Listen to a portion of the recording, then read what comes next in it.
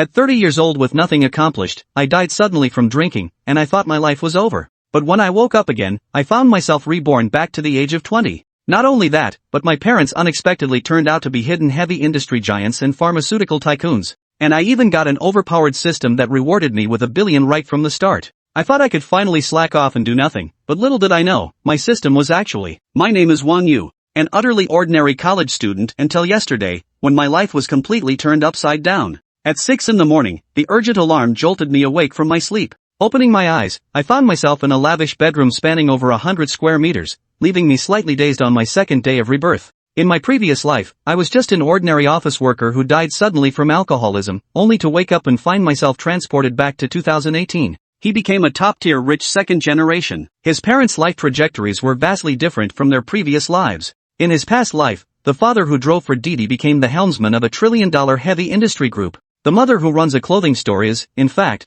the founder of a 100 billion yuan pharmaceutical conglomerate. Our family, once an ordinary working-class household, has transformed into one of the nation's, even the world's, most elite and affluent dynasties. Only I remain in my original identity, still a student at Shanghai University of Finance and Economics. This enormous gap made me abandon the ambition of becoming a wealthy first-generation entrepreneur by leveraging the advantage of rebirth, and instead choose to accept everything with equanimity. Just as I was accepting my new identity, a cold, mechanical voice rang out in my mind. Ding! Congratulations on successfully crossing into a parallel world and binding with the perfect life entry system. Ding! This system is dedicated to helping the host enjoy a perfect life. Please strive to savor life and embrace its pleasures. A pale blue virtual light screen appeared before my eyes. Host, Wang You, age, 20, charm, 89 physique, 85 endurance, 95 tags. I suddenly had an epiphany. It was all the system's doing. The failures of my past life haunted me throughout, and while studying in Shanghai, I was painfully aware of the chasm between people. After starting work, the empty promises from bosses, the crushing weight of life, and the 188,000 dowry payment left me gasping for air. In the end, I died suddenly from years of heavy drinking. But now, I started at the peak and with a system to boot. I shook my head and chuckled softly, letting those terrible memories fade away with the wind. I will fully savor the scenery atop this mountain, the extravagance, the nightly revelry, all of which were unattainable in my previous life. But in this life, I intend to indulge in it all. Ding! The beginner's reward has finished loading and is now being sent. Ding! Congratulations, host, on receiving 1 billion Chinese yuan. Ding! Congratulations, host, you have obtained the entry, double cashback. All reasonable expenses of the host will be doubled and refunded. The system's voice sounded again, my eyes sparkling with anticipation. Almost simultaneously, my phone popped up with a bank SMS notification. Industrial and Commercial Bank of China reminds you that your account 2846 received a deposit of 10 million on August 9th. 00, balance is 1,051,255,000.00 Huaxia currency. 10 billion. Even for the wealthy, this is no small sum. This amount of money is enough to keep me well fed and clothed, allowing me to indulge freely.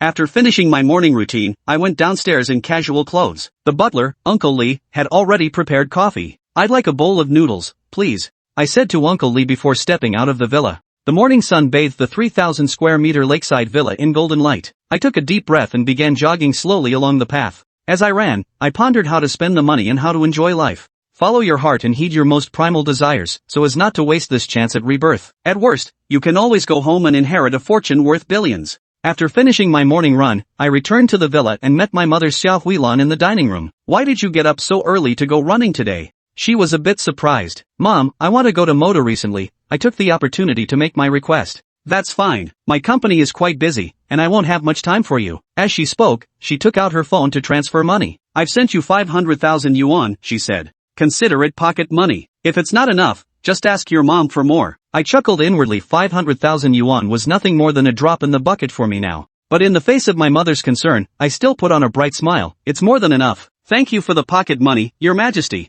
She pinched my cheek in mock annoyance. Don't cause too much trouble out there, and remember to call and check in with me wherever you go. After seeing my mother off, I took the chauffeur-driven car to the largest shopping mall in Jincheng, IFS. At the IFS shopping mall, I walked straight into the Louis Vuitton flagship store. In my previous life, I had no concept of luxury goods, but now I only follow my preferences and take whatever catches my eye. A few sets of clothes, pants, and shoes cost a total of 430,000. Ding! The host has been detected spending 430,000, receiving double cashback of 860,000, which has been transferred to the host's bank card. Ding! Congratulations to the host for earning 43 system points. I took out my phone and saw that my bank balance had reached over 1.05 billion. It really works. Then, I arrived at the Patek Philippe store. "Bring out the best watch in your store for me to see," I said straightforwardly. The sales assistant helped me put on a Patek Philippe Celestial 6104, and as I looked at myself in the mirror, I felt my aura had elevated to another level. "How much is this watch?" "4.8 million. Ring it up."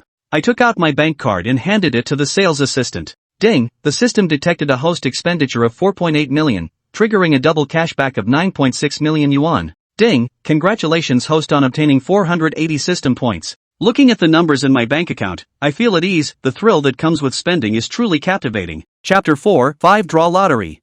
System, draw 5 times from the basic wheel. As the words fell, a bronze-hued roulette wheel appeared on the system interface before Wang You. Ancient mystical symbols were carved upon it, and with the command given, it began to spin. As the wheel gradually came to a halt, only one symbol remained, still shimmering with a bronze glow. Ding! Congratulations, host, you have obtained 100,000 Huaxia coins. Thank you for your patronage. Ding!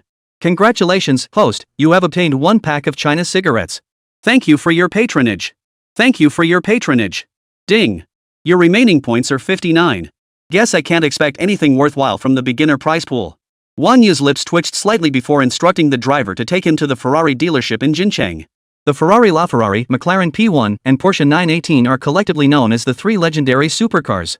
They were the dream of many men and certainly his as well. Unfortunately, the LaFerrari, the one he most desired, came with stringent purchase requirements he couldn't meet. The McLaren P1 was also temporarily unavailable in Jincheng. He couldn't even spend his money if he wanted to.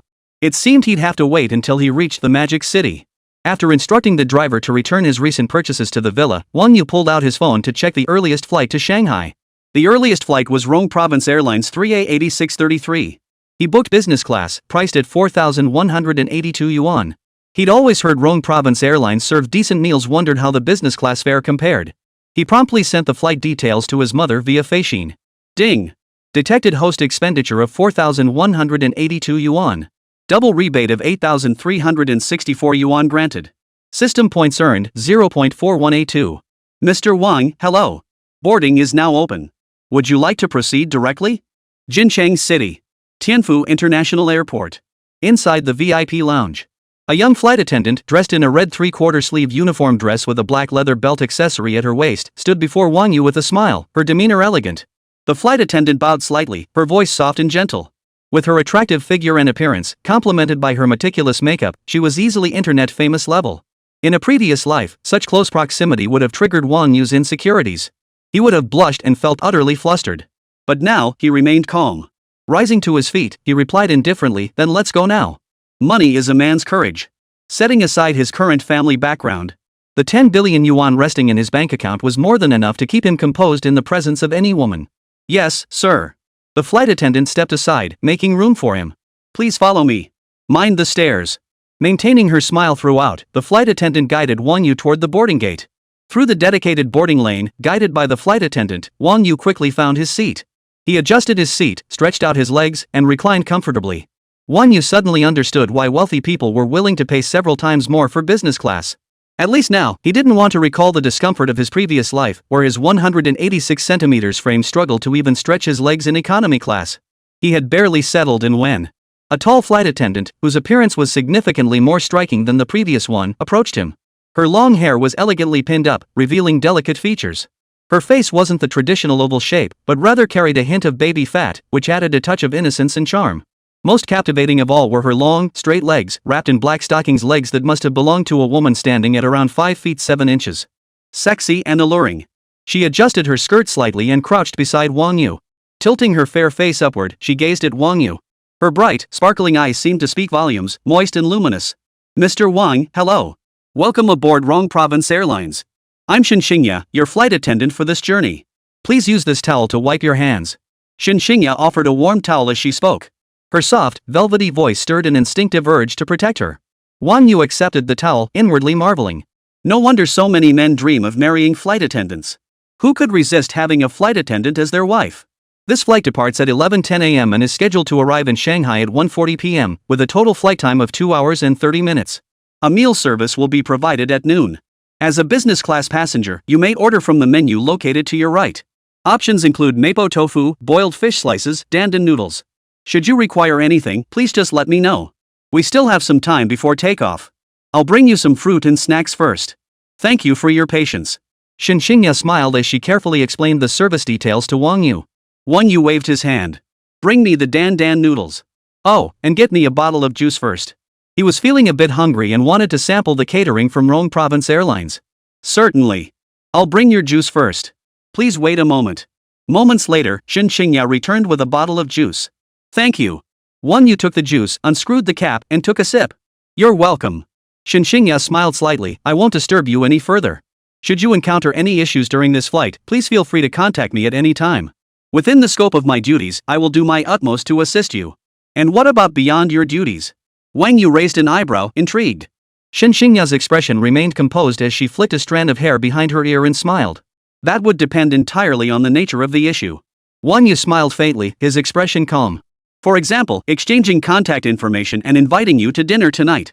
Xinxingya's expression faltered, and she unconsciously touched her hair. Flight attendants being asked for contact information on planes was a common occurrence. During their training at school, instructors taught them how to politely decline passengers' requests without causing offense. As one of the airline's most strikingly beautiful flight attendants, she wasn't particularly surprised by Wang Yu's request.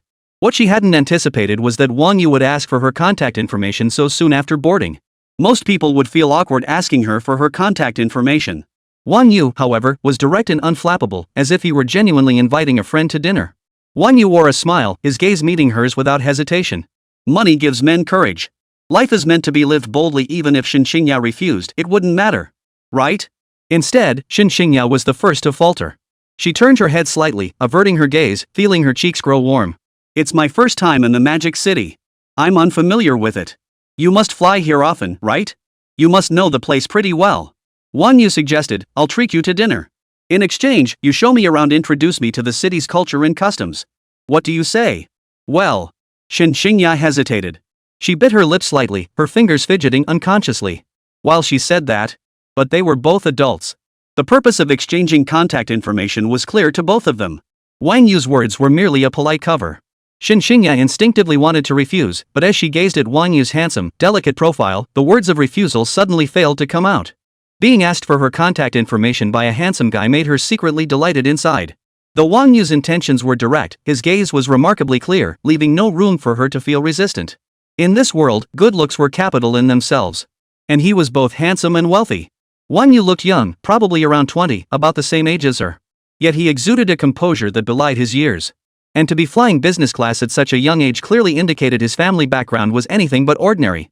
That someone from such a background would proactively ask for her contact information was yet another testament to her appeal. Yet she hesitated. Would giving him her contact information so readily make her seem too easy? If it's inconvenient, never mind. Wang Yu suddenly spoke up as Xinxingya wavered. His expression remained calm, as if he didn't care at all whether Xinxingya agreed to his request. Xinxingya was lost in her thoughts when Wang Yu's words snapped her back to reality. Then, as if remembering something, her cheeks flushed bright red. The fine, barely visible hairs on her face stood on end, making her complexion appear exceptionally rosy. Just wait a moment. Xinxingya finally seemed to make up her mind. She glanced at Wang Yu's handsome face and the Patek Philippe watch on his wrist. Then, nervously glancing around to make sure no one was paying attention, she pulled out a sticky note pen and scribbled a string of numbers onto the paper. She tore off a page and slipped it into Wang Yu's hand. This is my phone number. Contact me later. Xinxingya murmured softly, her head bowed. Without waiting to see if Wang Yu had heard her clearly, she turned and walked away, her face flushed with embarrassment. Wang Yu was left staring at the numbers on the sticky note. A faint smile touched his lips as he let out a soft chuckle. Heh, interesting. Chapter 5, The Dream Car. Ladies and gentlemen. The aircraft has landed at Shanghai Pudong International Airport. We are now taxiing. Please keep your seatbelts fastened, do not open overhead bins, and refrain from standing or moving about the cabin until the aircraft has come to a complete stop. Thank you for your cooperation. 2.5 hours passed in the blink of an eye. As the aircraft touched down smoothly, Wang Yu waited until the aircraft had come to a complete stop before rising and making his way toward the cabin exit. As a business class passenger, he could exit the cabin a little earlier. This was what he had paid double for. Traveling light to the metropolis, he had brought only 2 sets of clothes to change into. After picking up his car, Wang Yu planned to swing by his alma mater. It had been over a decade since his last visit. As for other necessities, he could purchase them as needed. Money was no object. The flight crew had already lined up at the door, waiting. Welcome aboard this flight. We wish you a pleasant journey and look forward to seeing you again soon. As the passengers approached, the flight attendants smiled and spoke in unison. Shen Qingya was among them. She acted as if nothing had happened, smiling and waving at Wang You, though her crystal-clear earlobes were slightly flushed. Wang You merely smiled at the sight, saying nothing more. There would be plenty of time later. Watching Wang Yu's departing figure, Shen Qingya felt a wave of relief wash over her. Her cheeks still felt warm. Truthfully, she'd begun to regret giving Wang Yu her contact information. She feared he might mistake her for an easy woman. Yet recalling Wang Yu's tall, handsome figure and his youthful yet composed demeanor, a flicker of anticipation stirred within her. After disembarking the plane, Wang Yu made his way to the airport ride-hailing lane. After placing an order and waiting briefly, a Mercedes-Benz S-Class pulled up. After getting in, Wang Yu said casually, license plate ending in 0987. Could you take me to the McLaren dealership in Huanpu district? Young man, what are you doing there? A McLaren is way out of most people's price range. Just browsing. If you ask me, LaFerrari is the real deal. If I had the money, I'd buy a LaFerrari. Wang Yu smiled wryly. I like the LaFerrari too, but even with money, you can't buy a LaFerrari.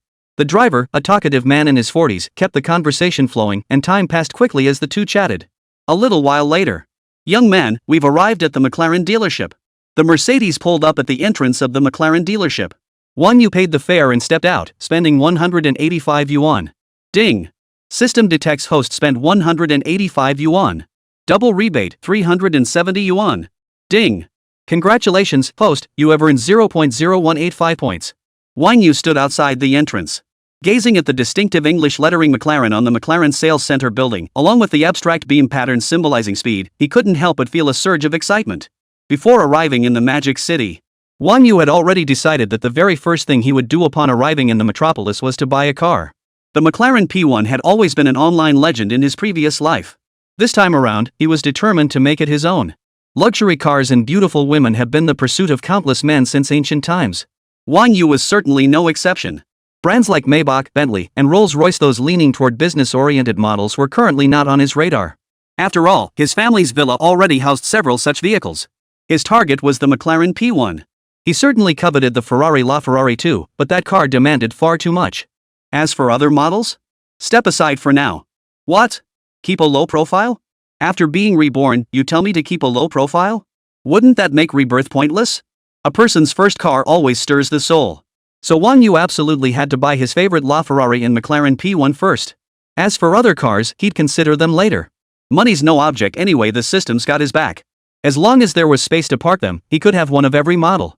The McLaren Sales Center was a two-story building spanning thousands of square meters, radiating a modern aesthetic throughout. Looking around, the entire space was enclosed by curtain walls constructed from large glass panels. The showroom displayed various McLaren models. It resembles a temple of supercar artistry. McLaren models of all types are displayed in an eye-catching arrangement. Their streamlined bodies sculpted unique silhouettes. The iconic orange-yellow paintwork radiates an innate aura of prestige under the spotlight. Once ignited, they unleash astonishing speed and power. Wang Yu approached the entrance, where the glass doors automatically slid open. The cool air that greeted him dispelled the stifling August heat of the metropolis. Inside the lobby, it felt somewhat deserted. Apart from the parked vehicles, only staff members were present. After all, it wasn't an event period, and ordinary people rarely visited McLaren Sales Center. Although Wang Yu had arrived by taxi, the sales staff at the McLaren Center maintained excellent service. Of course, his Patek Philippe watch on his wrist likely played a part in that. Good afternoon, sir. Welcome to the McLaren Sales Center. It's a pleasure to assist you. Do you have an appointment? As soon as Wang Yu stepped inside, a tall, young woman dressed in a professional suit approached him. He turned to look and saw her dressed in a black suit, a professional pencil skirt, black stockings, and high heels. Her figure was curvaceous and alluring. A common sales outfit, yet it perfectly accentuated her curves. Her figure was curvaceous, with just the right amount of fullness. She appeared young, with clear, pure eyes, yet exuded an aura of consummate maturity. Wang Yu replied calmly, I don't have an appointment. Understood. How may I assist you? Show me the cars in your showroom. Certainly, sir. Please follow me. Zhang Ro smiled slightly.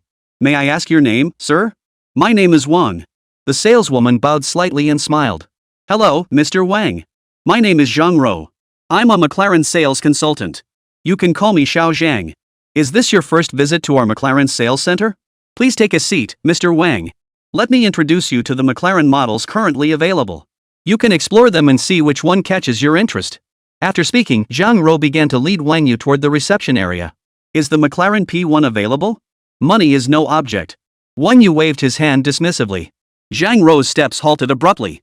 She turned back, covering her mouth in disbelief. She wondered if she'd misheard. It hadn't even been 3 minutes since Wang Yu entered the door, had it? And now he was ordering a car?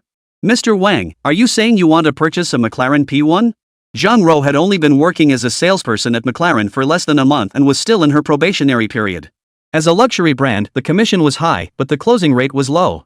It was the classic 3 years without a sale, but when you do close one, it feeds you for 3 years kind of business. Given how young Wang Yu was, she didn't hold out much hope. She couldn't tell if the Patek Philippe watch on his wrist was genuine or not. He'd arrived by taxi without an appointment. Typically, purchasing a luxury car requires an appointment. While ostensibly for one-on-one service to better serve customers, it's also a marketing tactic. Even for wealthy young men looking to buy a car, the entire process could take half a month or longer. The seasoned salespeople, drawing on years of experience, could usually tell at a glance whether someone was a serious buyer. None of them made a move, clearly believing Wang Yu had little chance of making a purchase. As a newcomer, Zhang Rou had no right to be picky about customers. As long as the volume was high, she could always close a deal. What if Wang Yu actually bought one? Wang Yu's direct words left her momentarily flustered. Less than 3 minutes had passed since he entered the store, and she hadn't even begun her pitch. For a moment, she didn't know what to say. What's the matter? Can't I just order the car directly? Wang Yu raised an eyebrow, his tone tinged with playful teasing. Of course you can, Mr. Wang. We actually have a vehicle in stock right now. Let me show you. Chapter 6, McLaren P1. Mr. Wang, you're incredibly lucky. A McLaren P1 just arrived at our dealership today. We've been waiting for this one for half a year, pre-ordered directly from headquarters. Let me show you. Led by Zhang Rou, the two stopped before a vehicle. The orange-yellow paintwork shimmered with a dazzling brilliance under the showroom lights. Zhang Rou gently raised her hand, her fingertips tracing the car's elegant curves as she introduced it to Wang Yu. Mr. Wang, this McLaren P1 before you is a legendary masterpiece in the supercar world. It's not just stunningly beautiful, its performance is truly extraordinary. Zhang Rou turned sideways, pointing to the distinctive aerodynamic kit at the front. This meticulously engineered front splitter and air intake grille precisely channel airflow at high speeds, generating immense downforce that anchors the wheels to the road. Even when you're tearing around the track, it stays rock solid. Paired with an 8-liter V8 twin-turbocharged engine and an electric motor working in tandem, the combined output exceeds 900 horsepower. It accelerates from 0 to 100 km/h in just 2.8 seconds. One push of the accelerator, and the sensation of being pushed back into your seat is undeniable. The current price for this model is 14.8 million yuan. Zhang Rou paused briefly, then smiled at Wang Yu and said, while the market offers many supercars, few achieve the seamless fusion of technology, performance, and design that the McLaren P1 delivers. Why not take a seat and experience it for yourself? As she spoke, Zhang Rou gently pulled open the McLaren's signature butterfly doors, gesturing invitingly. Wang Yu's eyes lit up at the sight of the McLaren P1 before him. Without hesitation, he accepted Zhang Rou's invitation and slid straight into the driver's seat. The racing seat hugged him tightly, its form-fitting design seemingly tailored just for him. The slight bulges on either side of the seat held him firmly in place, instantly igniting Wang Yu's excitement at the prospect of taming this beast. Wang Yu instinctively grasped the steering wheel. The moment his palms touched it, the smooth leather texture was palpable. The perfectly placed grooves and ridges on the wheel enhanced the driving experience. His gaze swept forward to the dashboard, sleek yet tech-forward, featuring a large touchscreen multimedia system with an intuitive interface. Zhang Rou slid into the passenger seat beside him and asked softly, Mr. Wang, what do you think? The roof. Wang Yu nodded slightly, glancing up at the roof. This is a panoramic roof crafted with special techniques. Not only does it provide excellent natural light, but it also excels in heat insulation and soundproofing. Whether the sun is blazing or rain is pouring down, the interior remains comfortably pleasant. Wang Yu couldn't help but look up through the roof toward the showroom ceiling. He imagined driving outdoors beneath a canopy of blue skies and white clouds, or beneath a dazzling starry night. His heart burned with an uncontrollable desire to own this car. After a moment's thought, Wang Yu turned to Zhang Rou and declared, I want a McLaren P1. I want to drive it away right now. Full payment, registration, and hand it over to me. Can you make it happen this afternoon? In 2018, Shanghai license plates weren't as hard to obtain as they would become in later years, but they weren't exactly easy either. But that was for ordinary people.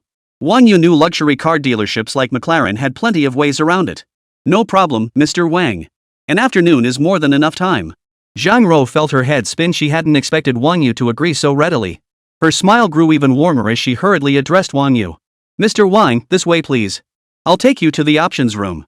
Wang Yu nodded and followed Zhang Rou's lead into the options room. In his previous life, he had only bought a car costing around 100,000 yuan. In this life, his family kept a tight rein on him. Beyond his driver's license, he didn't even own a car. At this moment, Wang You wasn't in a hurry to choose options. Instead, he carefully surveyed the configuration workshop. Aerodynamic kits, carbon fiber steering wheels, custom rims, all displayed on the countertops. Walls all around displayed various leather and fabric options. The sheer variety was dazzling, offering every conceivable option. Wang You asked curiously, "How much is this emblem?" Zhang Ro pulled out her tablet and checked. It's 186,880. Wang Yu was taken aback. Just for a car emblem? 18,000? Was it gold-plated? With 180,000 yuan, the average person could buy a family car. No wonder they say big brands only rip off the rich. Ordinary people can't afford them at all. Wang Yu wasn't afraid to show his weakness in front of Zhang Ro. Only those without money in their pockets fear being seen through by salespeople. When you have sufficient funds, even a fart feels noble. Just be yourself and show your true colors. Zhang Ro showed no hint of surprise on her face, simply waiting behind Wang Yu. After Wang Yu finished his careful inspection, Zhang Ro took out her tablet and tapped a few times on the screen. Boom! Boom! Boom! Amidst a roaring din, the speakers erupted with the thunderous roar of a McLaren P1 engine. On the large LCD screen behind, an orange McLaren P1 streaked into view like a bolt of lightning. Would you like the carbon fiber steering wheel? Yes. What about the wheels? Yes. Brakes? Yes. Check all the boxes, go for the best. Zhang Ro's cheeks felt numb. So this was the simple, unadorned life of the wealthy? With configurations costing hundreds of thousands or even millions, Wang Yu didn't even blink an eye before selecting them outright. There was no such thing as personalized customization. Just maxing out everything. She was more frugal than Wang Yu, even when buying discounted items at the supermarket. She even checked for coupons before ordering takeout. When the vehicle configuration list was finalized, Zhang Ro was startled by the figures displayed. Mr. Wang, the total comes to 23.05 million. Here's the specification sheet for your review. Zhang Ro handed the specification sheet to Wang Yu. A car with a base price exceeding 10 million yuan, plus the optional extras, had added nearly another 10 million to the total. With that extra money, he could have bought another McLaren P1. Wang Yu merely skimmed the spec sheet before declaring, "Prepare the contract." "Certainly, Mr. Wang. Rest assured, we'll offer you the most competitive price. I'll prepare the relevant contracts for you. Please wait here a moment." A short while later, Zhang Ro walked in carrying a thick stack of contracts. She also carried a POS machine. After adding up all the miscellaneous fees and applying the discount to round down the total, the final amount came to 22,600,000 yuan. Wang Yu took out his bank card and said indifferently, "Charge it." Zhang Ro took the card, then swiped it through the POS machine she had already prepared. "Please enter your PIN." Zhang Ro knelt slightly, holding the POS machine toward Wang Yu. Beep beep beep. A second later, the POS machine spat out the payment receipt. "Payment successful." Ding. System detected host spending 22,600,000 Huaxia coins, double cashback of 45,200,000. Ding. Congratulations, host, on earning 2,260 system points. Chapter 7, Delivery Ceremony. Inside McLaren's exclusive lounge. The decor radiated luxury and modernity. Plush sofas, elegant coffee tables, and brand history photographs adorning the walls all exuded high-end sophistication. Zhang Ro smiled, her eyes brimming with gratitude and delight, and softly said to Wang Yu, "Mr. Wang, the vehicle still requires some time to prepare. Would you like something to eat? I'll have a cup of tea." Wang Yu nodded. "Please wait a moment." Zhang Ro responded and turned to leave quickly. A moment later, Zhang Ro entered carrying an elegant tray laden with an assortment of fruits and nuts. Fresh fruits of various kinds were cut into tempting chunks and arranged neatly. Of course, the tea Wang Yu had requested was not missing. Zhang Ro sat down gently beside Wang Yu, her gaze sincere and filled with gratitude as she said, "Mr. Wang, thank you so much for securing this deal for me. Without you, I definitely wouldn't have passed my internship this month. As a new salesperson in McLaren's fiercely competitive sales team, had Wang Yu not stepped in to purchase this McLaren P1, she would have absolutely failed this month's performance evaluation, ending her internship. The commission from a single McLaren P1 sale was easily hundreds of thousands of yuan. For Zhang Ro, who was struggling financially, this was a substantial sum. Wang Yu lifted his teacup and took a sip, the tea's fragrance spreading across his palate. He looked up at Zhang Ro and asked with genuine interest, "What made you choose sales?" "Well, obviously to make money." Zhang Ro lowered her head slightly, her voice tinged with embarrassment. "I just graduated from university and don't have any special skills. The only thing I have is... well, sales will at least let me support myself for now." Wang Yu chuckled softly, his gaze lingering on Zhang Ro. Seems she's aware of her own good looks after all. In sales, good looks are an asset. Most top salespeople are women. A lovely face and elegant demeanor often capture a client's attention the moment they meet. This was an innate advantage unique to women. I really have to thank you. With this bonus, I can keep living in Shanghai. Otherwise, I'd have to pack up and head back to my hometown next month. Zhang Ro stuck out her tongue, looking adorably innocent. The sky-high housing prices in the metropolis had significantly increased her living costs. Most of her hard-earned monthly salary went to the landlord, leaving her with barely anything left.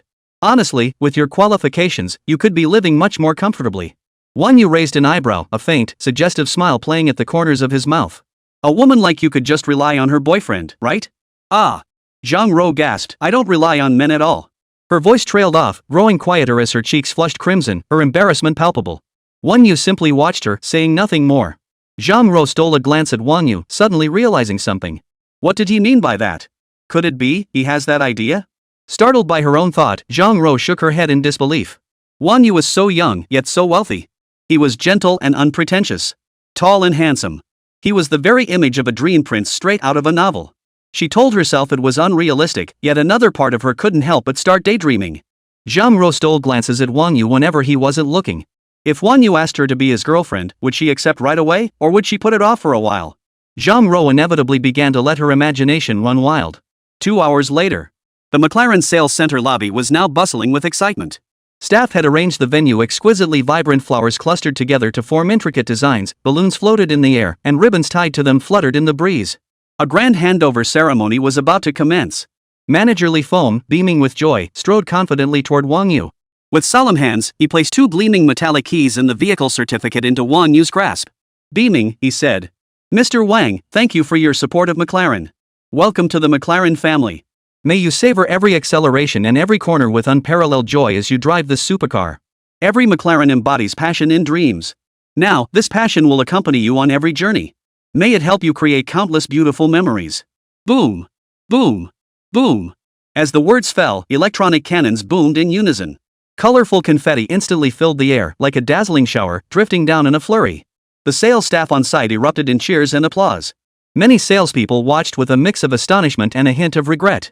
Had they known Wang Yu was this wealthy, they wouldn't have assigned Zhang Ro to handle the sale.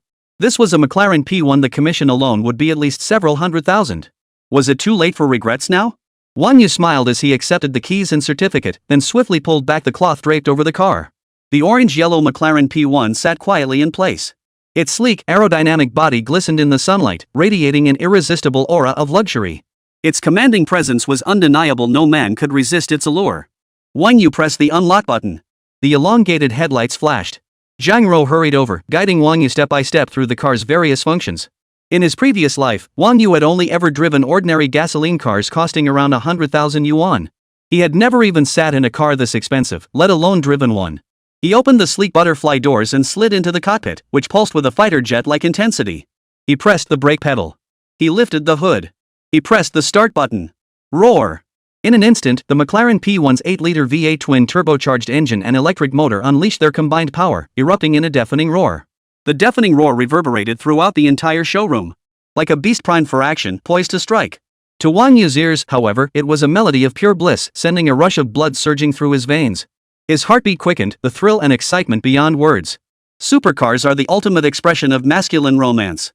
Though it hadn't yet reached Wang Yu's ultimate goal, driving a LaFerrari, this McLaren P1 still met his psychological expectations. Wang Yu suddenly turned to Zhang Ro. Do you have plans this afternoon? Ha! Zhang Ro was still immersed in the excitement of the handover. Startled by Wang Yu's question, she snapped back to reality and hurriedly replied, I still have to work this afternoon. You just closed such a big deal, surely you deserve a few days off? Though Wang Yu was looking at Zhang Ro, his words were directed at manager Li Feng, his tone carrying an air of finality. Of course it's no problem. If Shang agrees, I can give her a day and a half off. She can come back to work the day after tomorrow. Having navigated the corporate world for over a decade, Li Feng was no fool. He understood Wang Yu's intentions perfectly and readily agreed, careful not to offend the wealthy young master. The personalities of the wealthy were as varied as the stars, and one wrong word could easily offend Wang Yu. What are you standing there for? Wang Yu addressed Zhang Ro, who was still standing there. Get in the car. Where are we going? Zhang Ro looked utterly bewildered, asking instinctively, though her heart felt like a little rabbit, fluttering wildly inside her chest. Chapter 8, Michelin Don Leju. Come for a drive with me. Experience the performance of the McLaren P1. Hearing Wang Yu's invitation, Zhang Rou hesitated slightly, a hint of nervousness in her expression. Still, she reached out and opened the door. She slid into the passenger seat and fastened her seatbelt. Wang Yu gently pressed the accelerator. Roar! In an instant, the car roared to life like a beast awakened, its surging power erupting as the McLaren P1 smoothly glided out of the dealership's gates.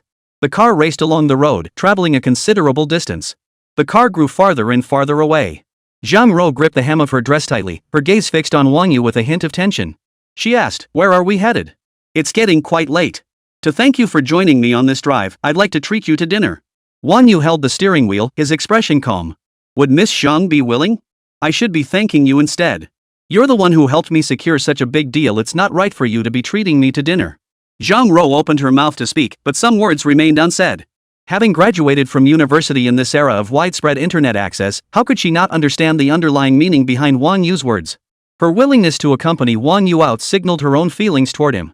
She lowered her head slightly, saying nothing more. She had clearly accepted Wang Yu's decision. The car soon arrived at Hangzhou Road. Don Leju, the only Michelin-starred hotpot restaurant in the entire metropolis.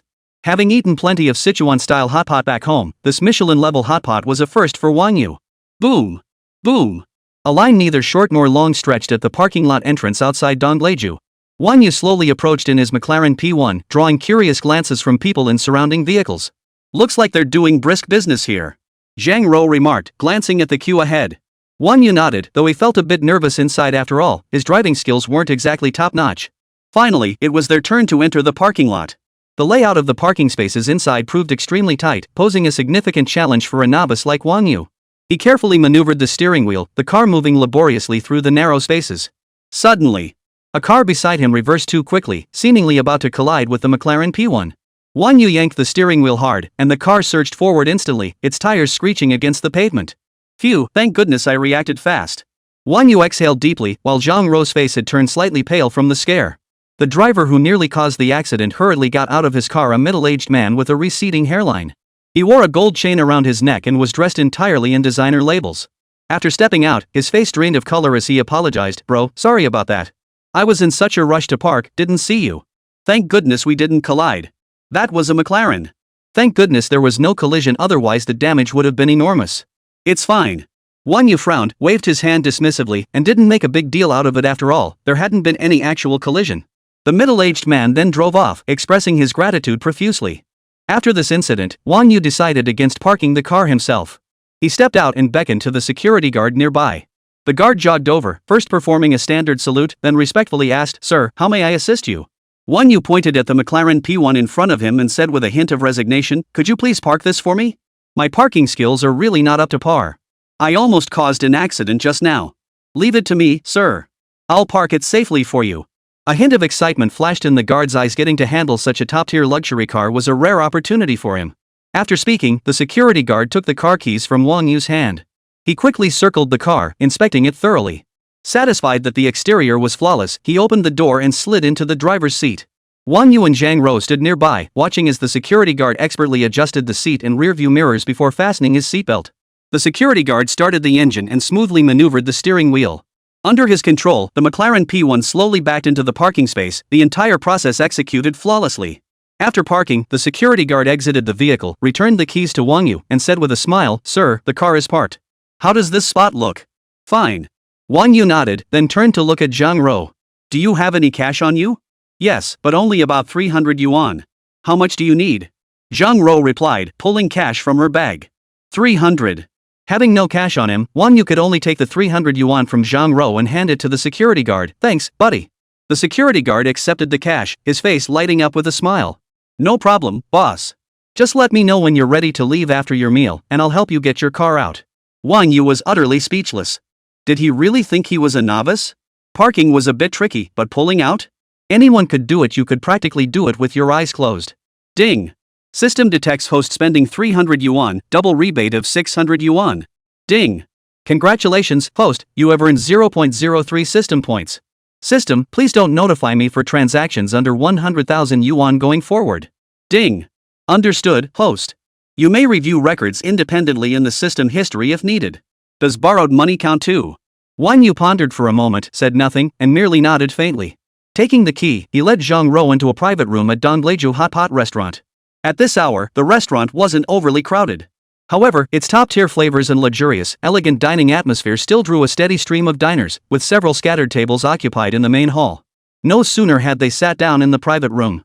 Zhang Rou finally couldn't hold back her laughter and burst out laughing. I never would have guessed someone as rich as you would have such mediocre driving skills. Don't you rich kids grow up around luxury cars? Does being a rich kid automatically mean you have to be a great driver? Wang Yu stared at her expressionless, feeling a flush of embarrassment on his face. He'd just taken a girl out to dinner and already lost face. How was he supposed to proceed with the rest of the plan? True. Zhang Rou wasn't fazed by Wang Yu's expression, replying with a cheerful smile. After spending the entire afternoon with him, Zhang Rou felt she had already figured out Wang Yu's personality. Though wealthy, Wang Yu carried no airs and was quite gentle. He rarely lost his temper or turned hostile.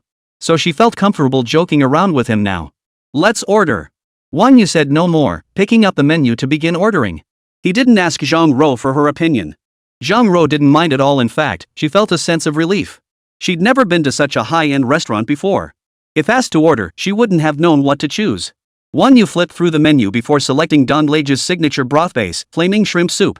He casually added a few other signature dishes. As the dishes arrived one after another, a tantalizing aroma filled the private room. Typhoon shelter golden bullfrog. Chilled fortune shrimp. Foie gras fried rice. Zhang Rou savored the frog legs, feeling a bit sentimental. This is amazing. Today really feels like treating ourselves to a high-end restaurant. Do you rich folks eat like this every day? That's just too luxurious. Just half a day with Wang Yu had completely reshaped Zhang Rou's worldview. Her horizons had broadened immensely, exposing her to countless things she'd never encountered before. Wang Yu picked up a piece of trike from the hot pot, popped it into his mouth, chewed a few times, swallowed, and said with a smile, "It's really not that big of a deal. I'm not that picky about food. Have you ever imagined living like this? No more money worries, buying whatever you want whenever you want." Of course I have. Zhang Rou felt a pang of disappointment, pouting as she replied, "Who wouldn't want to live like the wealthy?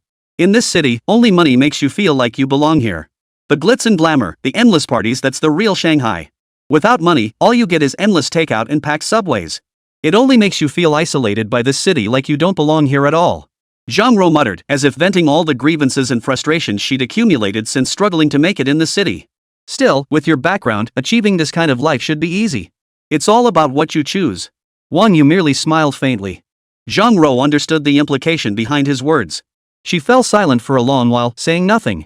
She simply bowed her head, silently taking small bites of her food. Wang Yu didn't press the matter further. Instead, he focused on filling his own stomach first. To be fair, this Michelin-starred fare tasted truly exquisite, though the portions were far too small. The hot pot meal lasted nearly 2 hours. Finally, the two approached the cashier to settle the bill, which totaled 3,827 yuan. Zhang Rou gasped, covering her mouth in shock. Over 3,000 yuan for a single meal that was half her monthly salary. It was simply extravagant. Wang Yu, however, remained completely unfazed. In his view, the taste alone made it worth every penny. By the time Wang Yu and Zhang Rou stepped out of the hot pot restaurant, it was already around 9 o'clock at night. The streets of the Magic City remained brightly lit. Inside Don Leju hot pot restaurant, the bustle and clamor only grew louder. Wang Yu pulled out his car keys. He unlocked the car and got in. Zhang Rou followed suit and climbed in. A sleek car paired with a beautiful woman. The scene was particularly eye-catching. V-room. Under the envious stares of passers-by, Wang Yu pressed the accelerator, smoothly driving the McLaren P1 away. This left the security guard, who had been waiting at the entrance for quite some time, feeling disappointed. He had been hoping for a little tip. The yellow McLaren P1 unleashed its power on the streets of Shanghai. Like a streak of yellow lightning slicing through the sky. Chapter 9, Hermes Birkin 35. Where are we going now? Zhang Rou watched as the car drew closer to the Bund and asked Wang Yu. The IFC Mall. Wang Yu replied casually as he drove. The IFC Mall, a landmark shopping center in Shanghai. Adjacent to landmarks like the Oriental Pearl Tower, it's surrounded by several urban parks. 40 minutes later, Wang Yu drove into the mall's underground parking garage. Though he didn't spot any luxury sports cars like McLarens, Ferraris, or Lamborghinis, the lot was filled with plenty of BMWs, Mercedes-Benzes, and Audis.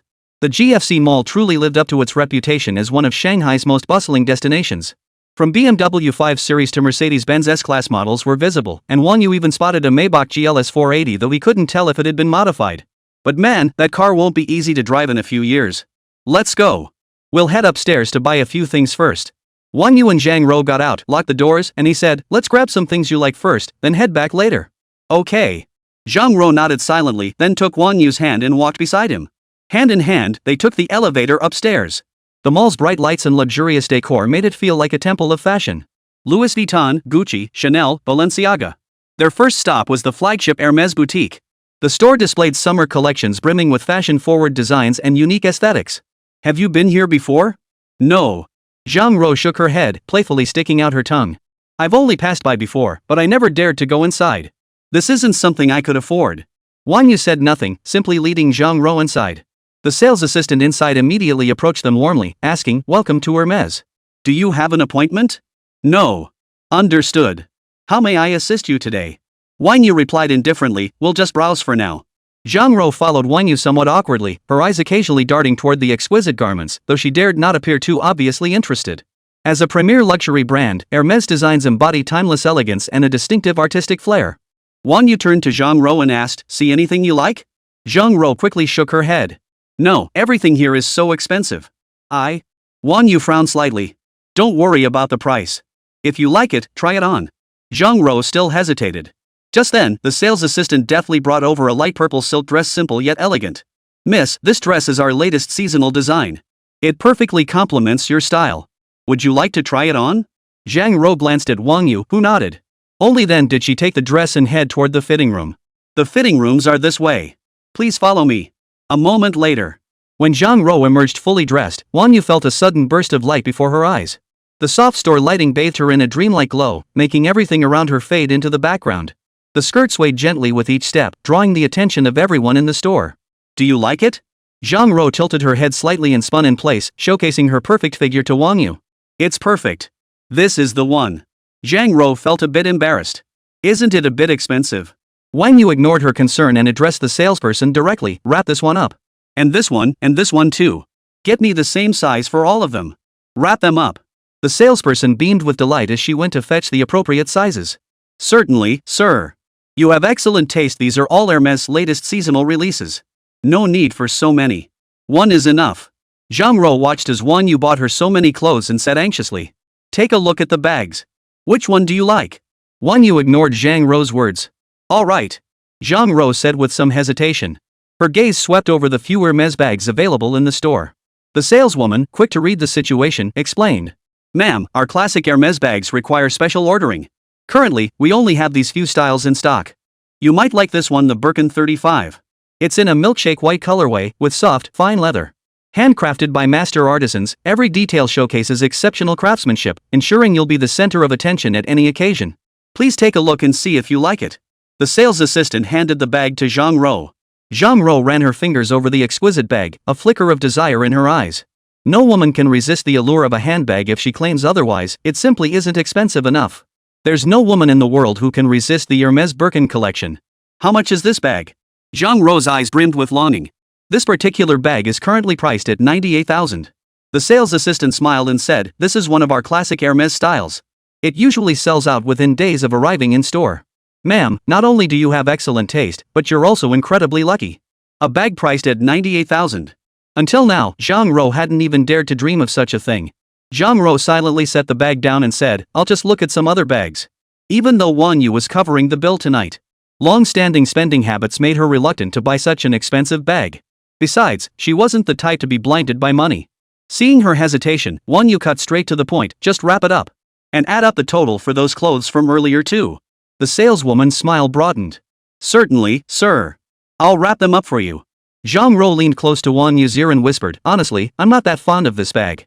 Maybe I should look at some others." Wang Yu knew she was just being modest, afraid to buy something too expensive. He wrapped an arm around her. "It's fine. If we see something you like later, we'll buy it then." "Hello, sir. This handbag is priced at 98,000 yuan. With these outfits, the total comes to 154,888 yuan. How would you like to pay?" The saleswoman efficiently and swiftly packed the clothes and handbag. "Card payment," Wang Yu said, handing over his bank card. "Payment successful. Ding. System verifies host's expenditure, 154,888 yuan. Double cashback, 309,776 yuan. Ding. Congratulations, host, you have earned 15 system points. Good day, sir. You may consider joining our Hermès membership program. Should you wish to purchase one of our classic Hermès handbags in the future, we can secure it for you in advance." The sales assistant presented the bank card and receipt with both hands, smiling as she spoke. Sign her up. I think you'll need it later. Wang You said to Zhang Rou. Oh, really? For me? Zhang Rou stared blankly at the sales associate and provided her phone number. Certainly, ma'am. I'll register your information now. I'll add you on Feishin later. Whenever new products launch, I'll notify you first.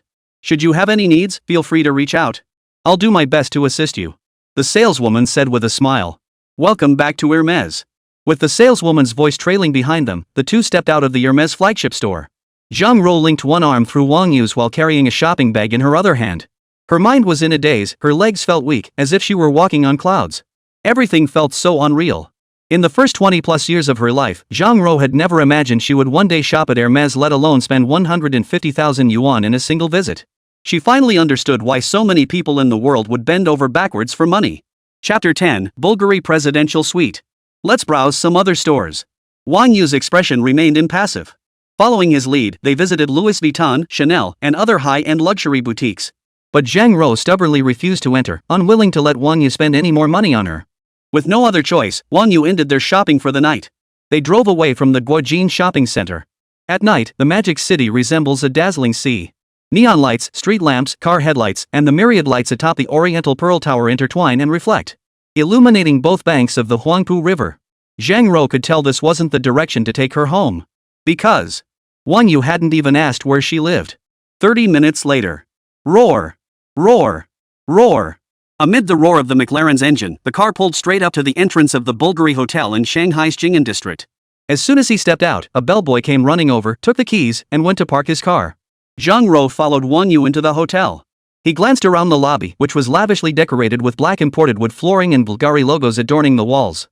Wang Yu stood at the front desk and addressed the sweet-faced receptionist. Please book me the best room Bulgari has to offer. The receptionist glanced at Wang Yu's youthful, handsome face and inquired, Good evening, sir. Our finest room is the Bulgari Presidential Suite, featuring a private terrace where you can enjoy the Bund scenery at night while savoring fine wines.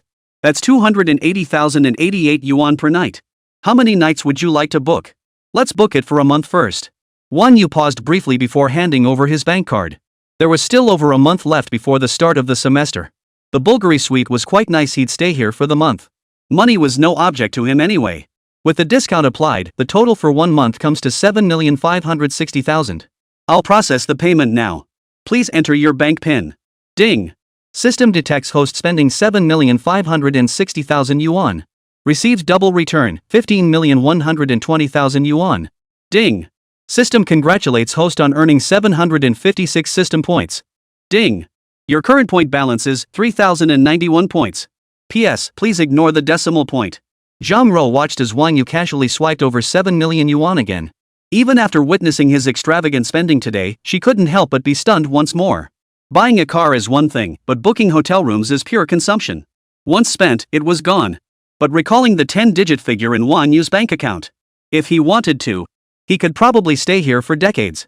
Not just Zhang Rou, but even the front desk staff working here felt profoundly shaken by this situation. It was extremely rare for someone to choose to stay in a Bulgari hotel suite for an entire month. That's over 7 million yuan. Enough to buy a sleek sports car. So young, handsome, tall, he was the perfect man she'd always dreamed of. Her heart skipped a beat. But when she saw Zhang Rou standing beside Wang Yu, her eyes dimmed instantly. A high-caliber guy like Wang Yu would never lack for beautiful women by his side. The upper echelons never lack for beautiful women. What they often lack are the lowly beasts of burden. Zhang Rou's figure and looks were far superior to hers. Good day, sir. Your room has been prepared. A dedicated attendant will escort you upstairs. The Bulgari suite includes 24-hour private butler service, providing personalized one-on-one assistance. The suite also features a private, secluded spa room, allowing you to enjoy a full-body relaxation spa service without leaving your room. Welcome to the Bulgari Hotel. We hope you have a pleasant stay and an unforgettable, exquisite experience. The front desk attendant suppressed her disappointment, smiling as she handed the room key to Wang Yu. Wang Yu took the key card and turned to head toward the elevator. But behind him, Zhang Rou's voice drifted, Maybe I should head home first. It's so late, you should get some rest. Zhang Rou hesitated slightly, her words barely out before Wang Yu seized her hand. Zhang Rou looked flustered, You don't need to walk me. I'll just take a taxi back. But Wang Yu only stared at her, then said indifferently, Aren't you going to take a look? After all, this is a room that costs 300,000 a night. I doubt you've ever stayed in one either. Wang Yu's voice was calm and detached. Zhang Rou lowered her head, silent, no longer mentioning going home. She simply let Wang You hold her hand as they walked toward the hotel elevator. At some point, his grip had transformed into a gentle hold. A hotel attendant was already waiting by the elevator doors. They held the elevator open for them. The Bulgari suite was on the 48th floor of the building. The elevator moved swiftly. It took less than 30 seconds to reach the 48th floor. Ding! The elevator doors opened. Standing at the doorway was an elderly man in his 60s with graying temples. He looked like a meticulously dressed butler from a novel. He wore a full butler's uniform, white gloves, and a pair of black-rimmed glasses. His hair was slicked back, combed into perfect, distinct strands. His entire being radiated immaculate neatness and meticulousness. Upon seeing Wang You and Zhang Rou emerge, he bowed slightly and said, "Good day, Mr. Wang. I am your personal butler. You may call me Butler Lin. Welcome to the Bulgari Hotel. Should you require anything during your stay, please do not hesitate to contact me. I will do my utmost to serve you and ensure your experience here is nothing short of perfect. Here are your car keys." Butler Lin handed Wang Yu the keys to the McLaren. Wang Yu took them and slipped them into his pocket. "I'll escort you to your room." Mr. Lin stepped aside, gesturing to lead the way. Wang Yu nodded and led Zhang Rou toward the room.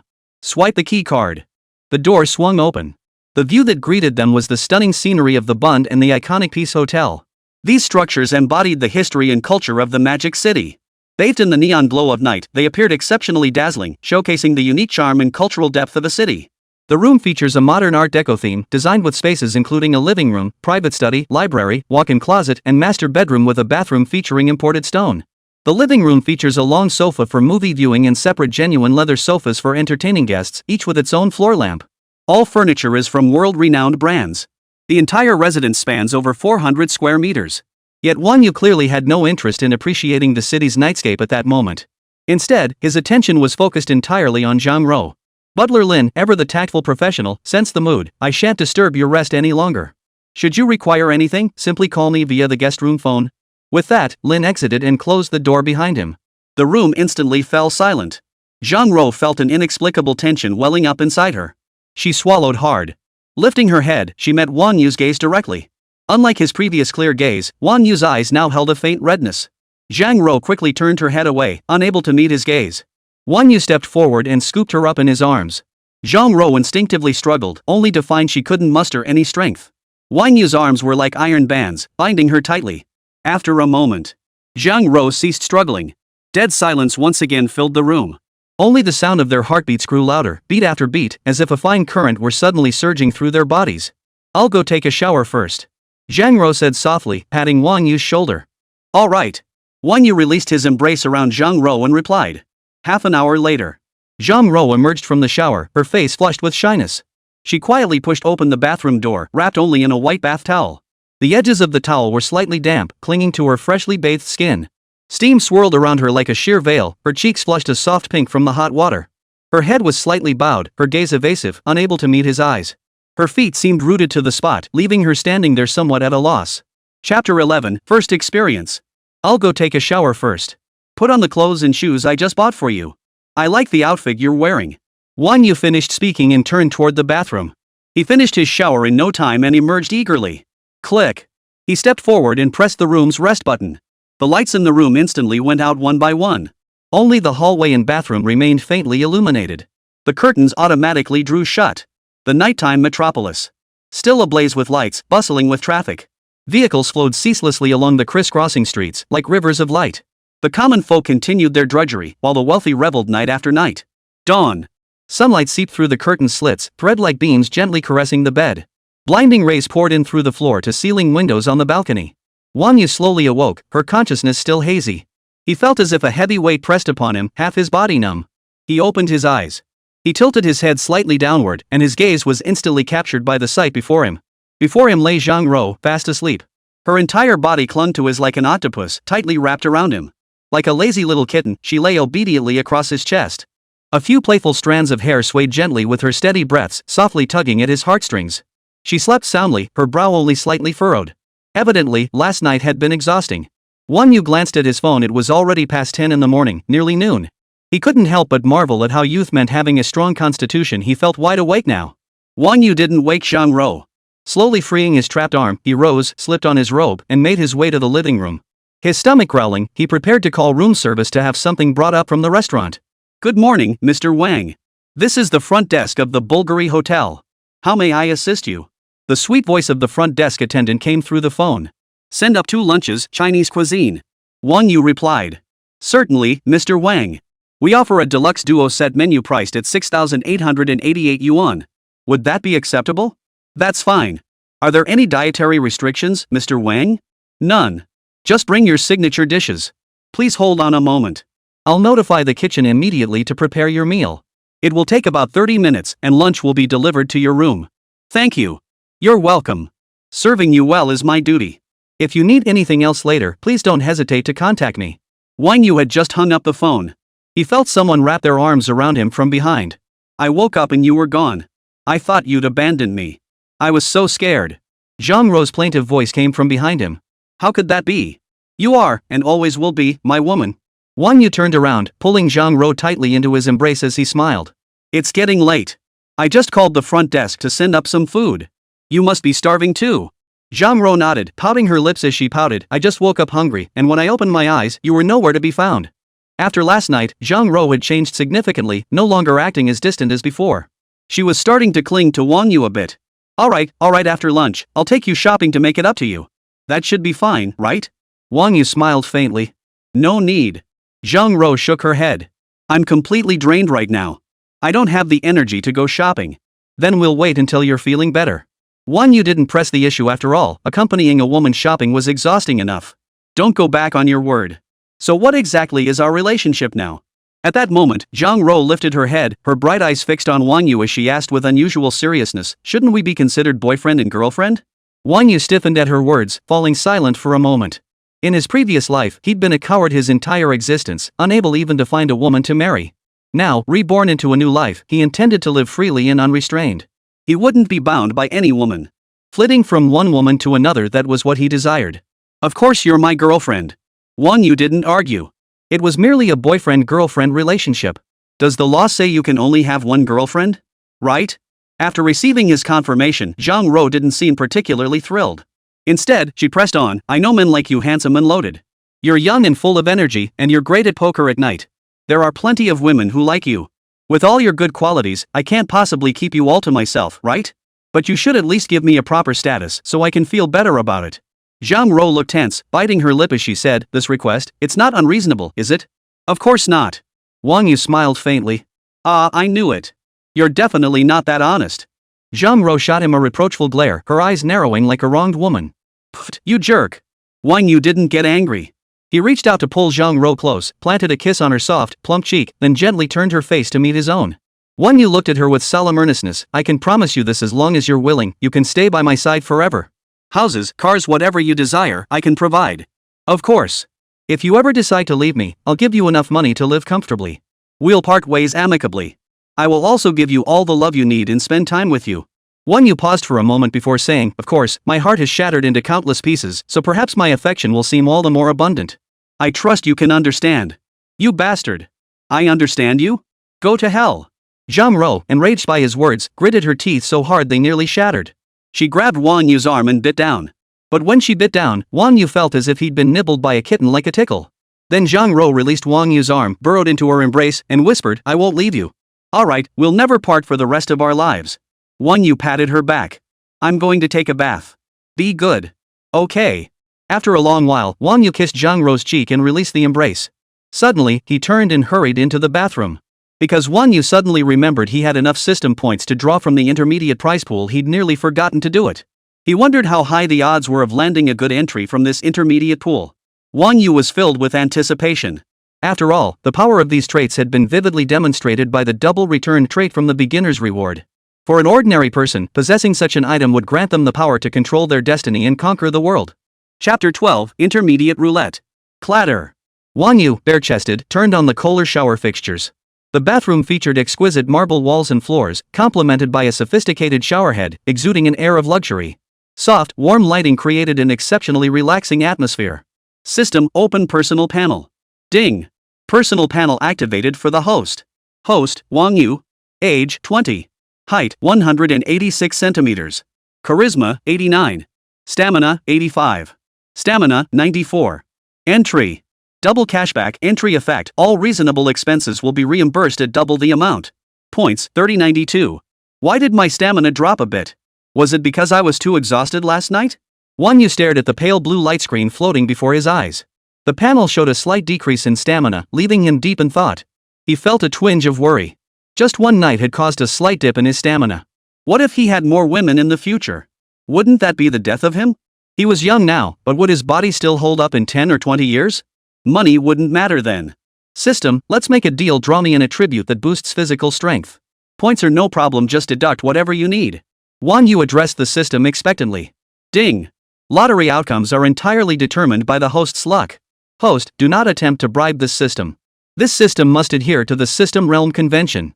Our system realm upholds 3 principles: non-interference, no abandonment, no responsibility. Hearing the system's reply, Wang Yu secretly flipped it off, unable to suppress a bitter chuckle. He'd only meant it as a joke, but the system took it dead seriously. Still, it only made him more curious and eager. Fine, if that's the case, I'll just rely on my luck to try. Open the intermediate roulette. Begin the draw. As Wang Yu spoke, a silver-white wheel appeared before his eyes. It glowed with a silvery radiance, its surface swirling with mysterious patterns that radiated an air of enigma. In his mind, he silently repeated, "Enhance physique. Enhance physique. Superhuman physique would work too." Then he clicked the lottery button. The silver-white wheel began to spin, emitting an even more dazzling glow. As the wheel gradually came to a stop, only one symbol remained, still shimmering with a silvery white glow. Ding. Consuming 1,000 points to initiate intermediate prize pool draw. Ding. Congratulations, host, on winning 500 million Huaxia coins. Huaxia Industrial and Commercial Bank reminds you, account 2846 has received 500 million Huaxia coins. Current balance, 1,587,675,270 Huaxia coins. Wang Yu was stunned. While winning 500 million Huaxia coins was cause for celebration, it lacked the physical attribute he desired most. He still felt a bit disappointed. System, spin the intermediate wheel again. Ding. Consuming 1,000 points to initiate intermediate roulette draw. As Wang Yu's voice faded, the pale blue light screen displayed a silver-white roulette wheel spinning once more. Thank you for your patronage and participation. Wang Yu's face darkened as he snapped, keep going. Ding. Congratulations, host. You have obtained the trait Extreme Constitution. Yes, I knew you could do it, system. Wang Yu immediately checked the effects of the ultimate physique entry. Ultimate physique, from this moment onward, you possess the pinnacle of human physical potential. Ding. With this system's assistance, your physical changes will not attract others' attention. Host, feel free to use it with confidence. Wang Yu was beyond thrilled. Judging by the entry's effects, ultimate physique was incredibly powerful. As he equipped the ultimate physique trait, Wang Yu felt his body undergo a profound transformation. His frame grew more robust, seemingly even taller, while the slight belly fat vanished to reveal a defined 8-pack. His previously slightly nearsighted eyes became crystal clear, as if the world before him had been wiped clean with a towel. System, open personal panel. Host, Wang Yu. Age, 20. Height, 188 centimeters. Charm, 92. Stamina, 120 normal human limit, 100. Stamina, 120 normal human limit, 100. Entry. Double cashback entry effect. All reasonable expenditures will be reimbursed at double the amount. Ultimate constitution entry effect. From this moment onward, you possess the pinnacle of human physical constitution. Points, 92. Wang Yu finished reading the system panel information, his face beaming with a smile. He closed the system panel. After showering, he dried off, grabbed a bathrobe, and walked out. Hey, how come you seem taller and even more handsome? Zhang Ro, who had been idly playing with her phone in the living room. Seeing Wang Yu emerge from the shower looking completely transformed, she couldn't help but feel puzzled. But under the system's influence, she inexplicably found it quite reasonable and soon stopped thinking about it. Ding dong! Suddenly, the doorbell rang. Hearing the sound, Zhang Ro got up, threw on a robe, and went to open the door. Butler Lin stood respectfully at the doorway. Behind him were 2 female waitresses pushing a food cart. Good afternoon, ma'am. Your lunch is ready. Upon seeing Zhang Ro open the door, Butler Lin greeted her with a smile. Is lunch here already? Wang Yu's voice came from inside the room. If it's here, just bring it in. Butler Lin took the meal cart from behind and pushed it straight into the reception room. Wang Yu sat on the sofa, idly playing with his phone. Good afternoon, Mr. Wang. This is the lunch you ordered, personally prepared by our restaurant's head chef. We hope you enjoy it. Butler Lin bowed slightly as he spoke, then proceeded to lift the lids of each dish, describing them one by one. This is the appetizer. Rose soy sauce chicken. Golden threads of yellow chrysanthemum with jellyfish and conch slices. Main course. Steamed chicken pot with lobster and 3 onions. Steamed eastern grouper. Pork knuckle and abalone sauce. Crispy skinned fresh shrimp sausage. Dim sum. Lychee and mango cotton candy. And finally, almond tofu and handmade durian pastries. Exquisite dishes were presented one after another before Wang You and Zhang Rou. An array of delights. The aroma of the food instantly filled the entire restaurant. Though the portions appeared modest, each dish was perfectly sized for the two of them. A look of astonishment flashed in Zhang Rou's eyes. The Chinese cuisine at Bulgari Hotel was truly extravagant. Gazing at the visually appealing, aromatic dishes before her, Zhang Rou couldn't help but swallow hard. Gurgle. Zhang Rou could feel her stomach growling in protest. Butler Lin smiled and said, "Since we weren't quite sure about Mr. Wang and this lady's preferences, we've served our hotel's signature dishes. If anything doesn't suit your taste, please feel free to let me know, and I'll have the chef make adjustments." "No problem, let's stick with this." Wang Yu remarked casually, "Oh, and bring us another bottle of red wine." "Certainly." Butler Lin inquired, "Do you have any preferences regarding the brand or vintage?" "Just pick something. Nothing too fancy, a regular red wine costing a few thousand yuan will do." Wang Yu replied indifferently. It wasn't that he couldn't afford wines costing tens or even hundreds of thousands of yuan, it was just that such wines tasted no different to him than those costing thousands or tens of thousands. He couldn't tell the difference anyway. Besides, pairing $1 million wine with an ordinary lunch felt somewhat out of place. Such wines typically graced only significant occasions. The restaurant happens to have a 2010 Grand Cru red wine from Domaine de la Romanie Conti in France, priced at 68,888. Would that be acceptable? Fine. Wang Yu replied indifferently. Understood. We'll prepare it immediately. Butler Lin murmured a few words into his earpiece. A moment later, a waiter arrived carrying a bottle of Romani Conti red wine. Butler Lin accepted the bottle, briefly showing Wang Yu the label and brand before confirming it was correct. He then uncorked the bottle. He poured it into a decanter. As the deep purple liquid flowed in, a fragrant aroma mingled with the scent of elmwood began to diffuse. It was intoxicating. Butler Lin poured wine for both men, placing the stemmed glasses before them. He then quietly withdrew, leaving them undisturbed to enjoy their meal. Chapter 13, The Considerate Zhang Rou. Let's eat. Wang Yu picked up his chopsticks first, ready to eat.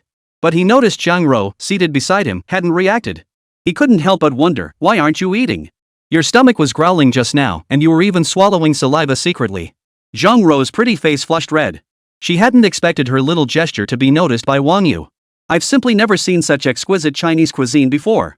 It's so beautiful, I almost can't bear to touch it. Zhang Rou explained, and that bottle of wine alone cost 68,000 yuan. That's such extravagance. I really couldn't bring myself to eat it. What's there to be afraid of? Wang Yu raised an eyebrow. Aren't you a McLaren salesperson? You deal with wealthy clients daily, you must have seen plenty of such occasions. Even if they're wealthy, it's their money. What does it have to do with me? Zhang Rou pouted, her voice sweet and coy. Just because I work at the McLaren dealership doesn't mean I can afford to buy one or join the ranks of the wealthy. Is that so? Wang Yu was genuinely surprised by Zhang Rou's clear-headedness. After all, many salespeople working in luxury stores or high-end establishments, after working there for a while, tend to develop a sense of superiority. They see themselves as above others, looking down on those below them. They believed their jobs elevated them beyond their original social standing. This often leads them to look down on the customers who come to spend their money. Don't overthink things. Wang Yu gently ruffled Zhang Rou's hair, his gaze filled with affection. This is just an ordinary lunch. Nothing to get worked up about. Besides, now that you're with me, you'll have to get used to this kind of life. Money sitting in an account is just a string of numbers. It only truly belongs to you when you enjoy it.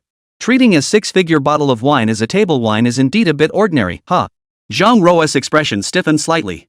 Though she forced a smile, it couldn't hide the unnatural twitch at the corner of her mouth. Wang Yu couldn't help but chuckle, but he didn't say anything more. He just nodded. Let's eat first. It'll get cold. Wait, let me take a photo first. Zhang Rou quickly pulled out her phone, snapping over a dozen photos.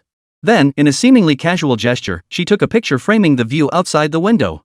She also casually displayed the location of the Bulgari Hotel. Beauty filter, edit. Then she hit send. Only then did Zhang Rou put her phone away, satisfied. Women are inherently creatures of contradiction. Everyone craves validation. When people go out or eat, they'll post on Feishin moments, so Wang Yu didn't think anything was amiss. After eating their fill, Zhang Rou lay contentedly on the sofa, her small belly protruding. Beneath her nightgown, her perfect figure was faintly visible, utterly alluring. Wang Yu, seeing this scene, instantly felt aroused and pressed close to her. You should be rested now, right? You're still a bit rusty at that little game we played last night. I'm just helping you get back into the swing of things. No, if we play again, I'll fall apart.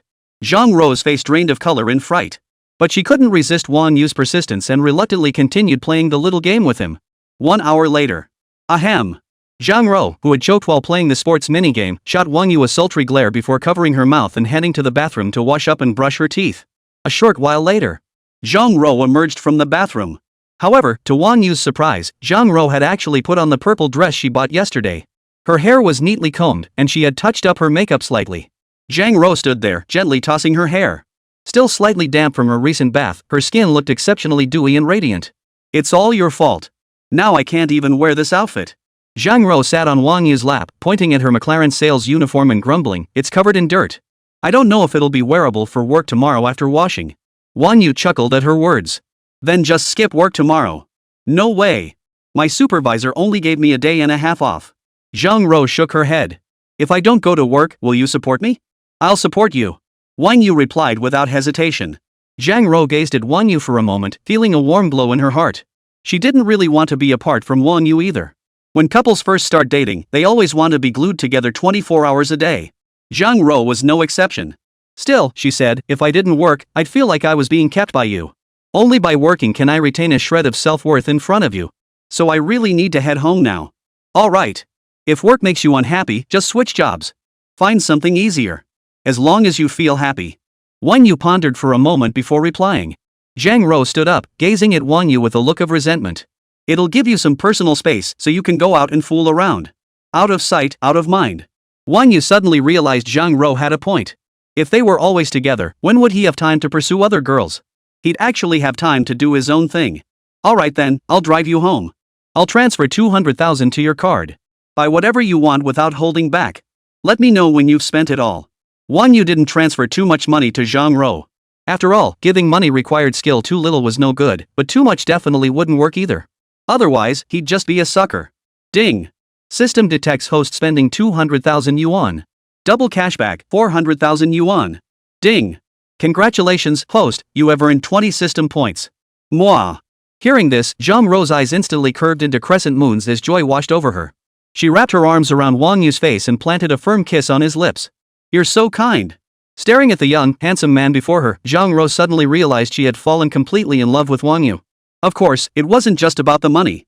Wang Yu merely smiled at this, then naturally wrapped his arms around Zhang Ruo's waist, pulling her body close with gentle pressure. He slowly lowered his head, gently covering Zhang Ruo's soft lips with his own.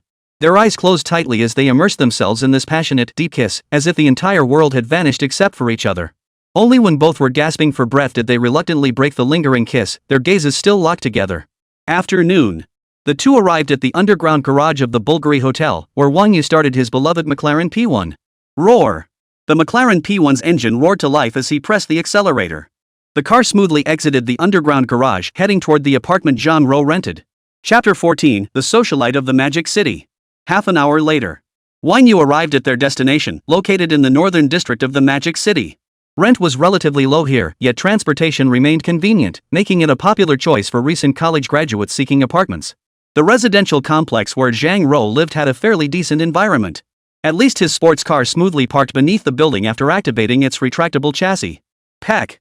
Honey, wanna come up for a visit? I share the place with a friend. She should be at work right now, so the apartment should be empty. Zhang Ruo got out of the car carrying her shopping bags, suddenly leaned in and kissed Wang Yu on the cheek, then asked. Sure, let's go check out your place. Wang Yu replied indifferently. He was quite intrigued by the idea of visiting the women's dormitory after all, it was his first time. Let's go.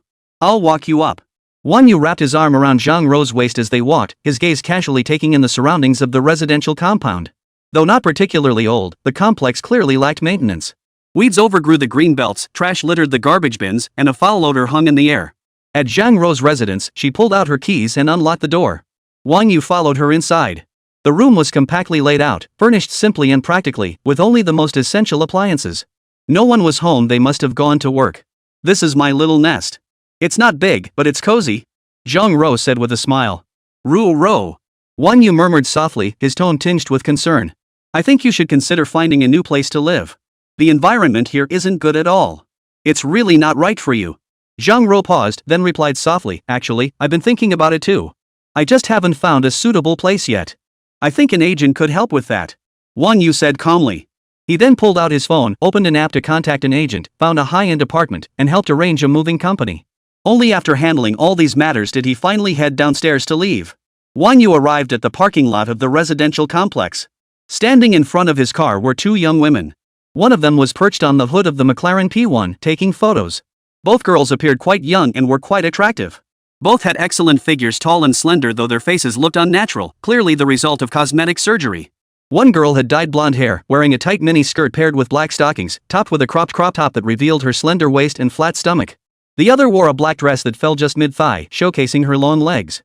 She sported sunglasses and carried a black Chanel handbag, authenticity unknown, over her shoulder. She was the one taking the photos, dressed like a socialite. Wang Yu raised an eyebrow but didn't rush over to urge them on. Instead, he stood to the side, watching the two take photos with keen interest. Despite the gathering crowd, the two girls remained unfazed, continuing their routine without a flicker of concern. He didn't linger any longer. He walked straight toward his car. At this hour, it was peak rush hour in the metropolis. He had no intention of getting stuck in traffic for hours. That would be a loss rather than a gain. Unexpectedly, as Wang Yu approached his car, the socialite in the black dress, who had been posing on the hood, gave him a cool glance. "No contact info. And you're really creepy, staring at me like that." Another woman chimed in, "Exactly. Creepy guy. Looks like a small-time hustler from out of town." Wang Yu was stunned.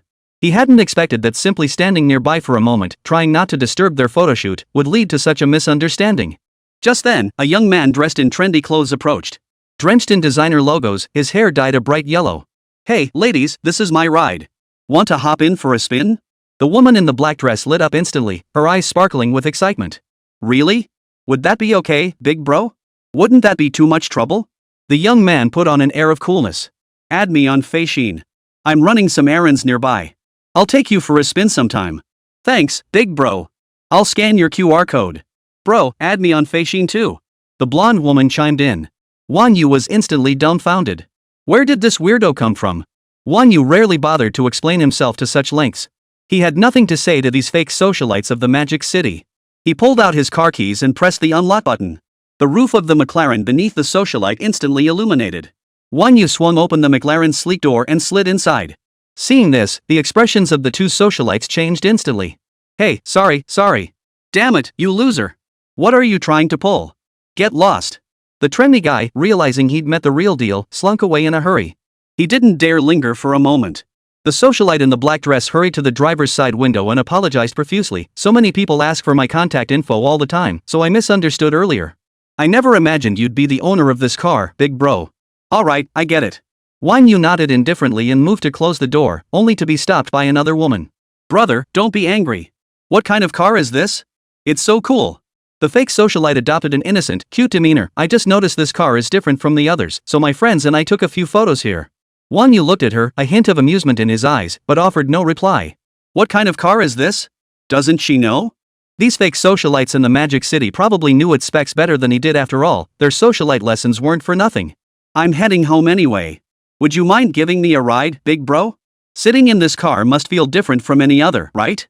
The blonde-haired fake socialite chattered on, her eyes gleaming with longing. "Give me a ride, handsome. I can accompany you to dinner." The other fake socialite in the black dress chimed in. "Not to be outdone, to make it up to you, I'll treat you to dinner. We can go to my place, my cooking is pretty good." "No, thank you." Wang Yu declined bluntly. "I have things to do. I'll be going now." While these fake socialites made him feel uneasy, he wasn't about to make a scene. Ignoring them was sufficient. Of course, even if Wang Yu offended them, it wouldn't affect him in the slightest. "Then would you like to exchange WeChat contacts?" The socialite in the black dress quickly pulled out her phone, smiling sweetly. "When you have time, come to my place. I'm always free. Next time." Wang Yu waved his hand, cutting off any chance for the two to speak further, and closed the car door. He started the car. Roar! With a stomp on the gas pedal. The car shot forward like a bullet, leaving only a trail of smoke and dust in its wake. The two fake socialites stood rooted to the spot, stomping their feet in frustration. Their lifelong dream was to marry into wealth, snag a rich husband, and become a wealthy lady. Little did they know that now, with opportunity staring them in the face, they'd manage to blow it. "It's all your fault. What's so sleazy about that guy? Stop talking nonsense.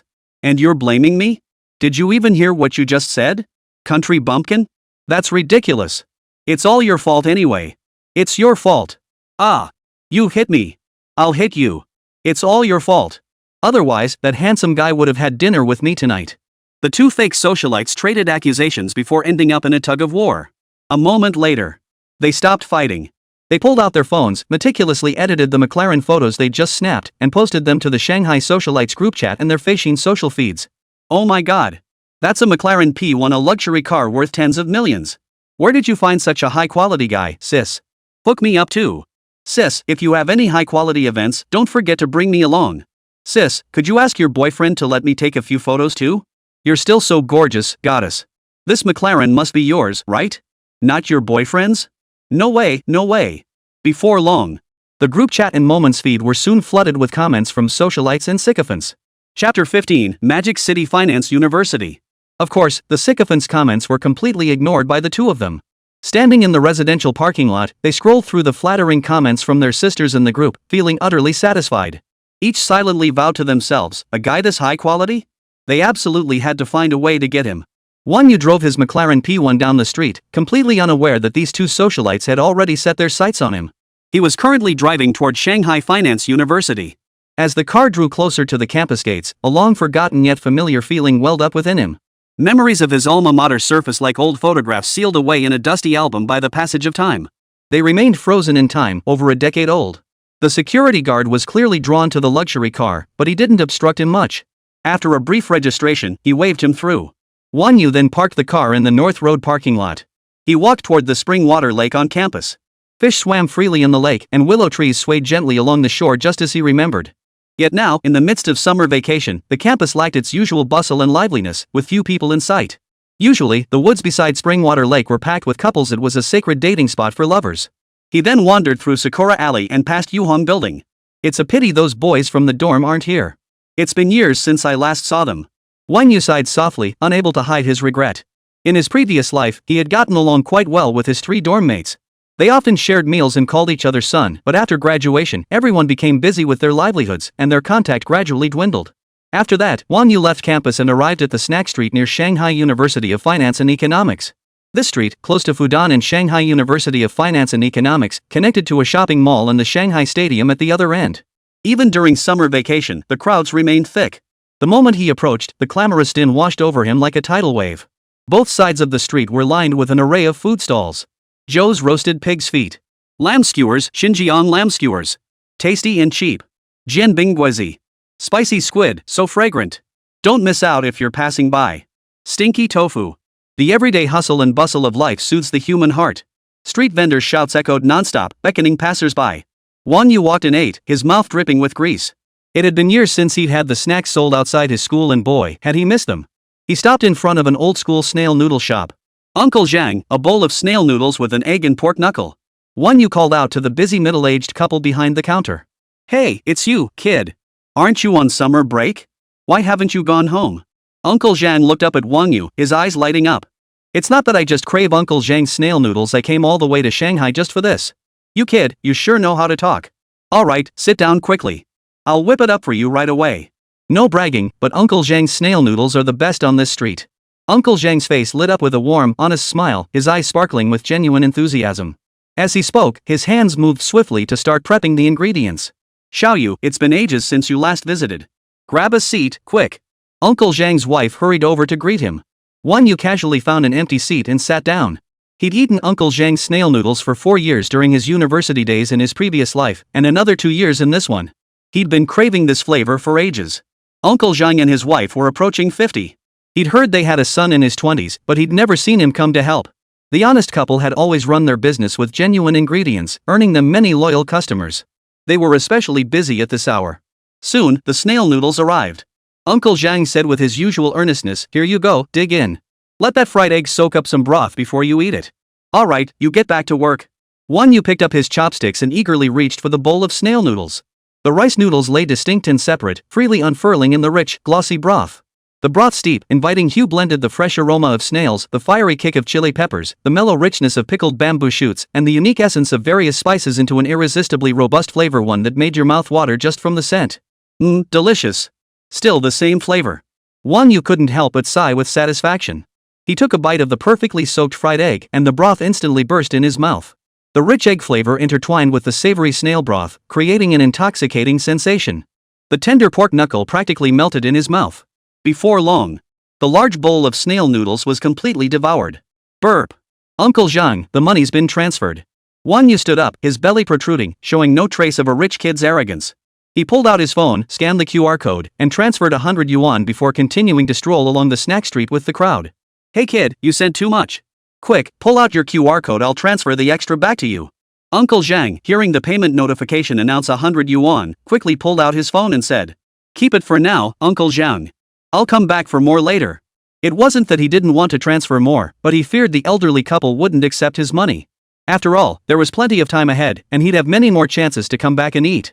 By the time he returned to the university parking lot, it was already past 10 o'clock. The campus was now shrouded in night, quiet and serene. Only the streetlights cast a dim, yellow glow, lending the area a touch of hazy poetry. Wang Yu strolled leisurely over, pressed the unlock button, and got into the car. With his belly protruding, he leaned back comfortably in the driver's seat for a brief rest, adjusting his posture to get more comfortable. Roar! Moments later, he gently placed his foot on the accelerator. With a light press, the car roared to life like a beast awakened, its deep, powerful engine rumbling as it smoothly glided out of the university gates. The car grew smaller and smaller, leaving only the fading glow of its taillights blurring into the night. Half an hour later, Wang Yu parked the car at the entrance of the Bulgari Hotel. As soon as he stepped out, a bellhop hurried over, took the keys, and went to park his car. Back in his room, the lighting and bedding had already been adjusted. A pot of hot tea was waiting on the tea table. I must say, the service at the Bulgari Hotel is truly excellent. Though a bit pricey, the stay was undeniably comfortable. A good night's sleep. The hour of the snake approached noon. Golden sunlight streamed through the soft curtains, quietly spilling across the spacious, luxurious bed of the Bulgari Hotel. Wang Yu slowly awoke from his slumber, caressed by this gentle light. He stretched lazily, savoring the pleasant sensation of his body gradually awakening from deep slumber. The bedding felt as smooth as silk, and the ceiling mattress was incredibly soft. He couldn't help but linger greedily in this softness for a few more moments. That was a good sleep. It's almost noon. Wang Yu rose and walked to the window, pulling back the curtains. Instantly, a flood of sunlight poured into the room like a tide, bathing everything in a bright golden glow. Outside the window lay the beautiful streetscape of this bustling metropolis. Boats crisscrossed the river, and the streets, already bustling with traffic and activity, were beginning their morning rush. Wang Yu sat on the balcony, enjoying the hotel breakfast delivered to his room, quietly taking it all in. His heart was filled with contentment and relaxation.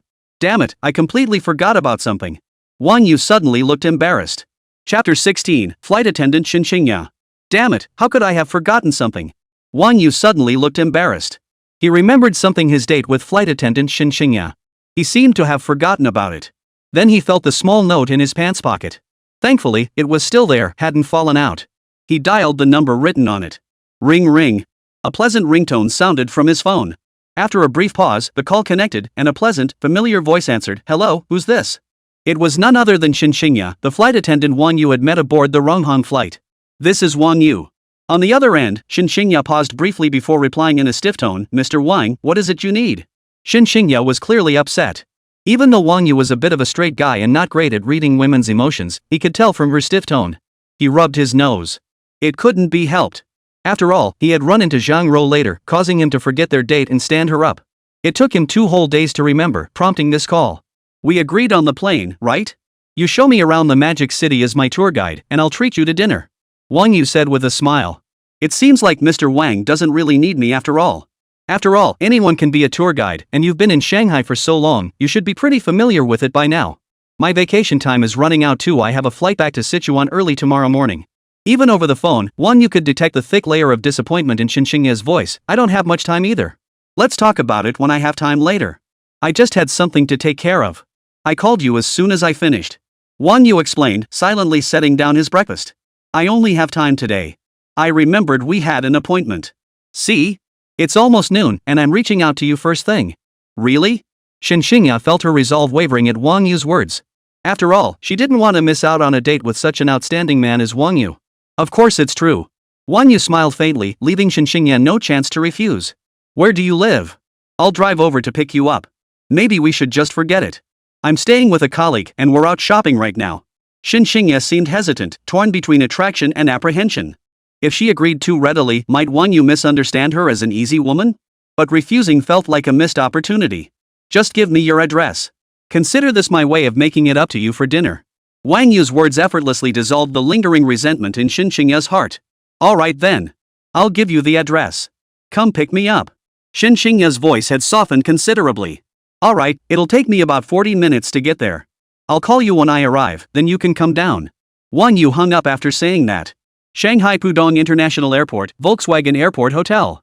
Located close to the airport, it's a decent airline hotel specifically arranged by the airline for flight attendants.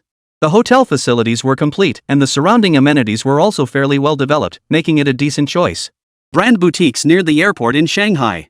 Xinxingya and her colleague Nana were out shopping. She put down her phone, bit her lips lightly, and rubbed her hair in frustration. Her companion, witnessing this, couldn't help but ask curiously, "Xingya, what's wrong? Why the long face?" Xinxingya's expression froze. She stammered for a long while, unable to utter a word, while her ears flushed crimson. "You're not dating someone, are you?" Nana's eyes lit up as if she'd discovered a new continent. "Your ears are all red. Don't try to deny it."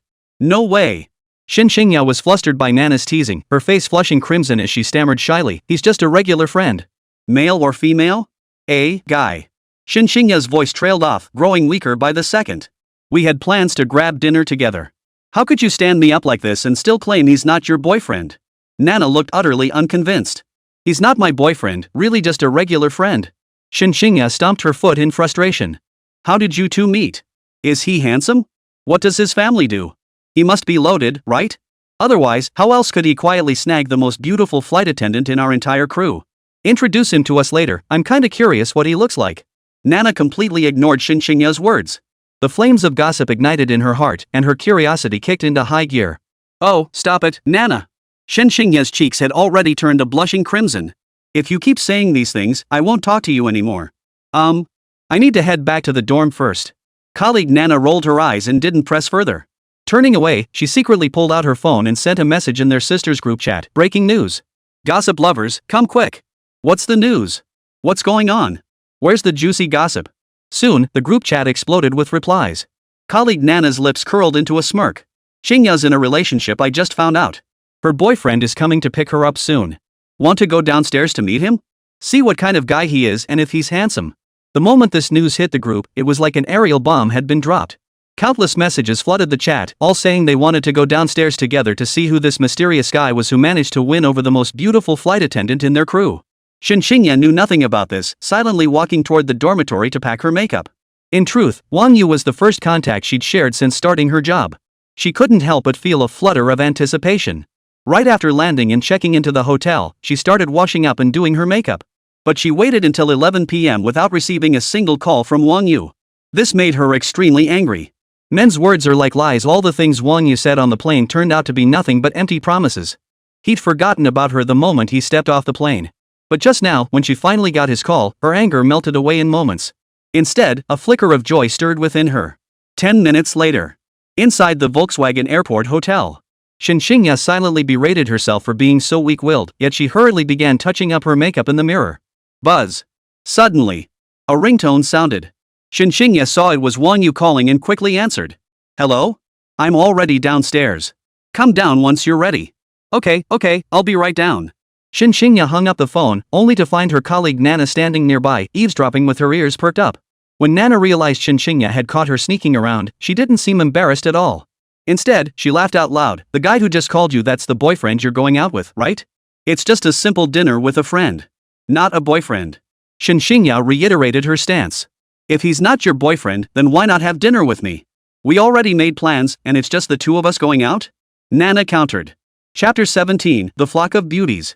Xinxingya was at a loss for words. She didn't know how to respond. She couldn't possibly tell them what happened on the plane. They'd tease her about it forever. The thought made her face flush red again. "Hurry up, get downstairs quickly. Don't keep them waiting." Nana didn't give Xinxingya a chance to make excuses. After speaking, she pushed her toward the stairs. "Wait, aren't you sisters? Aren't you coming down too?" Xinxingya asked in surprise. "Oh, I'm just going down to take a look and keep an eye on things for you. Hurry up, stop dithering." Nana's gossip-loving spirit burned fiercely. Her eyes were sparkling with excitement.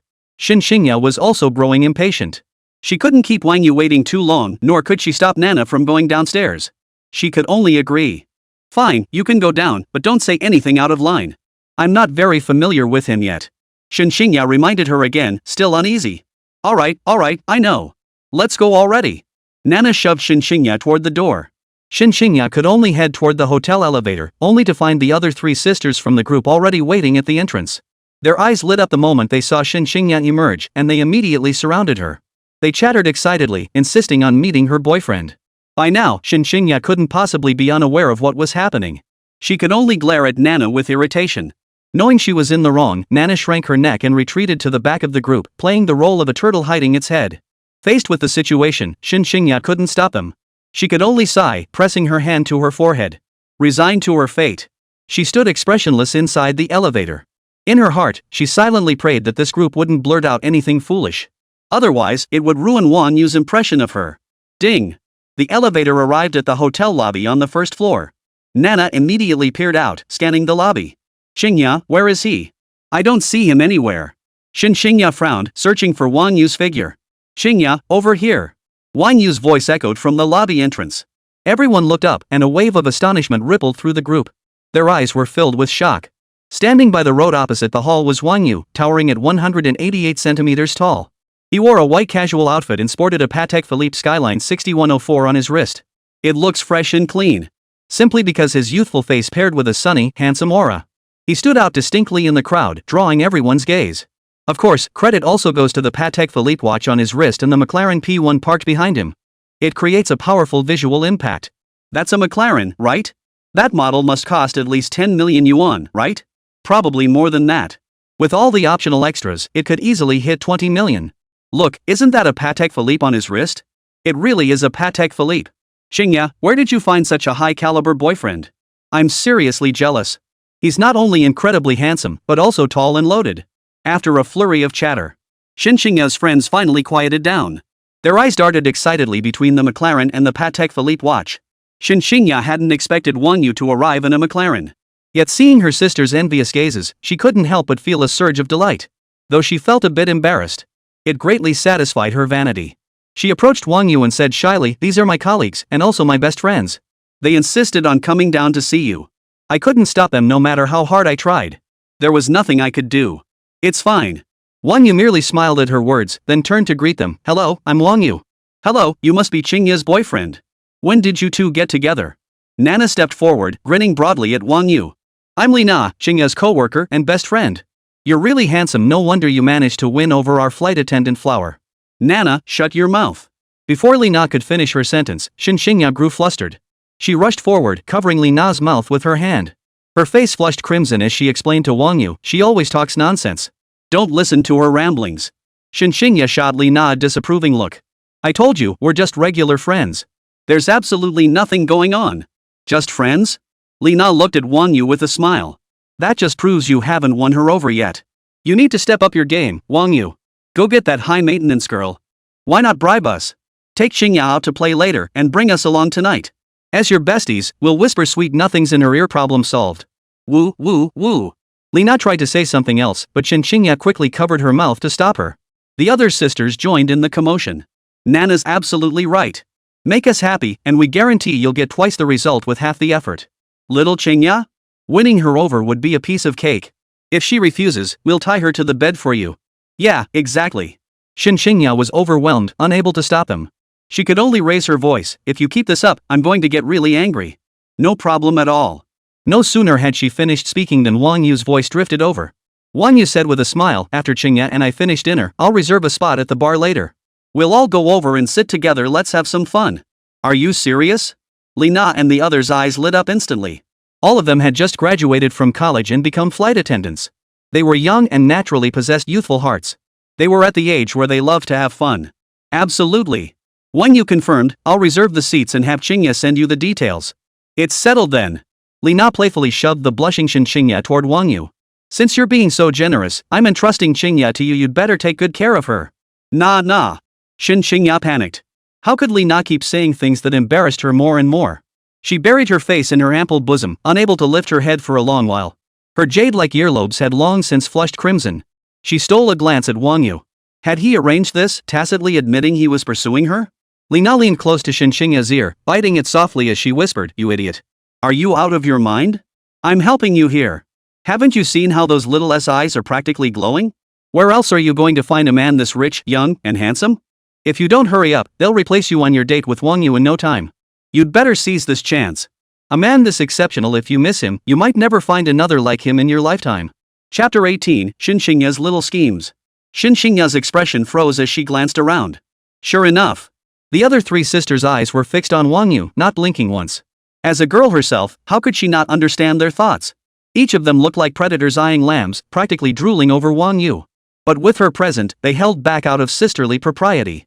If she showed the slightest hesitation, they'd surely pounce. Handsome and wealthy men were a rare find.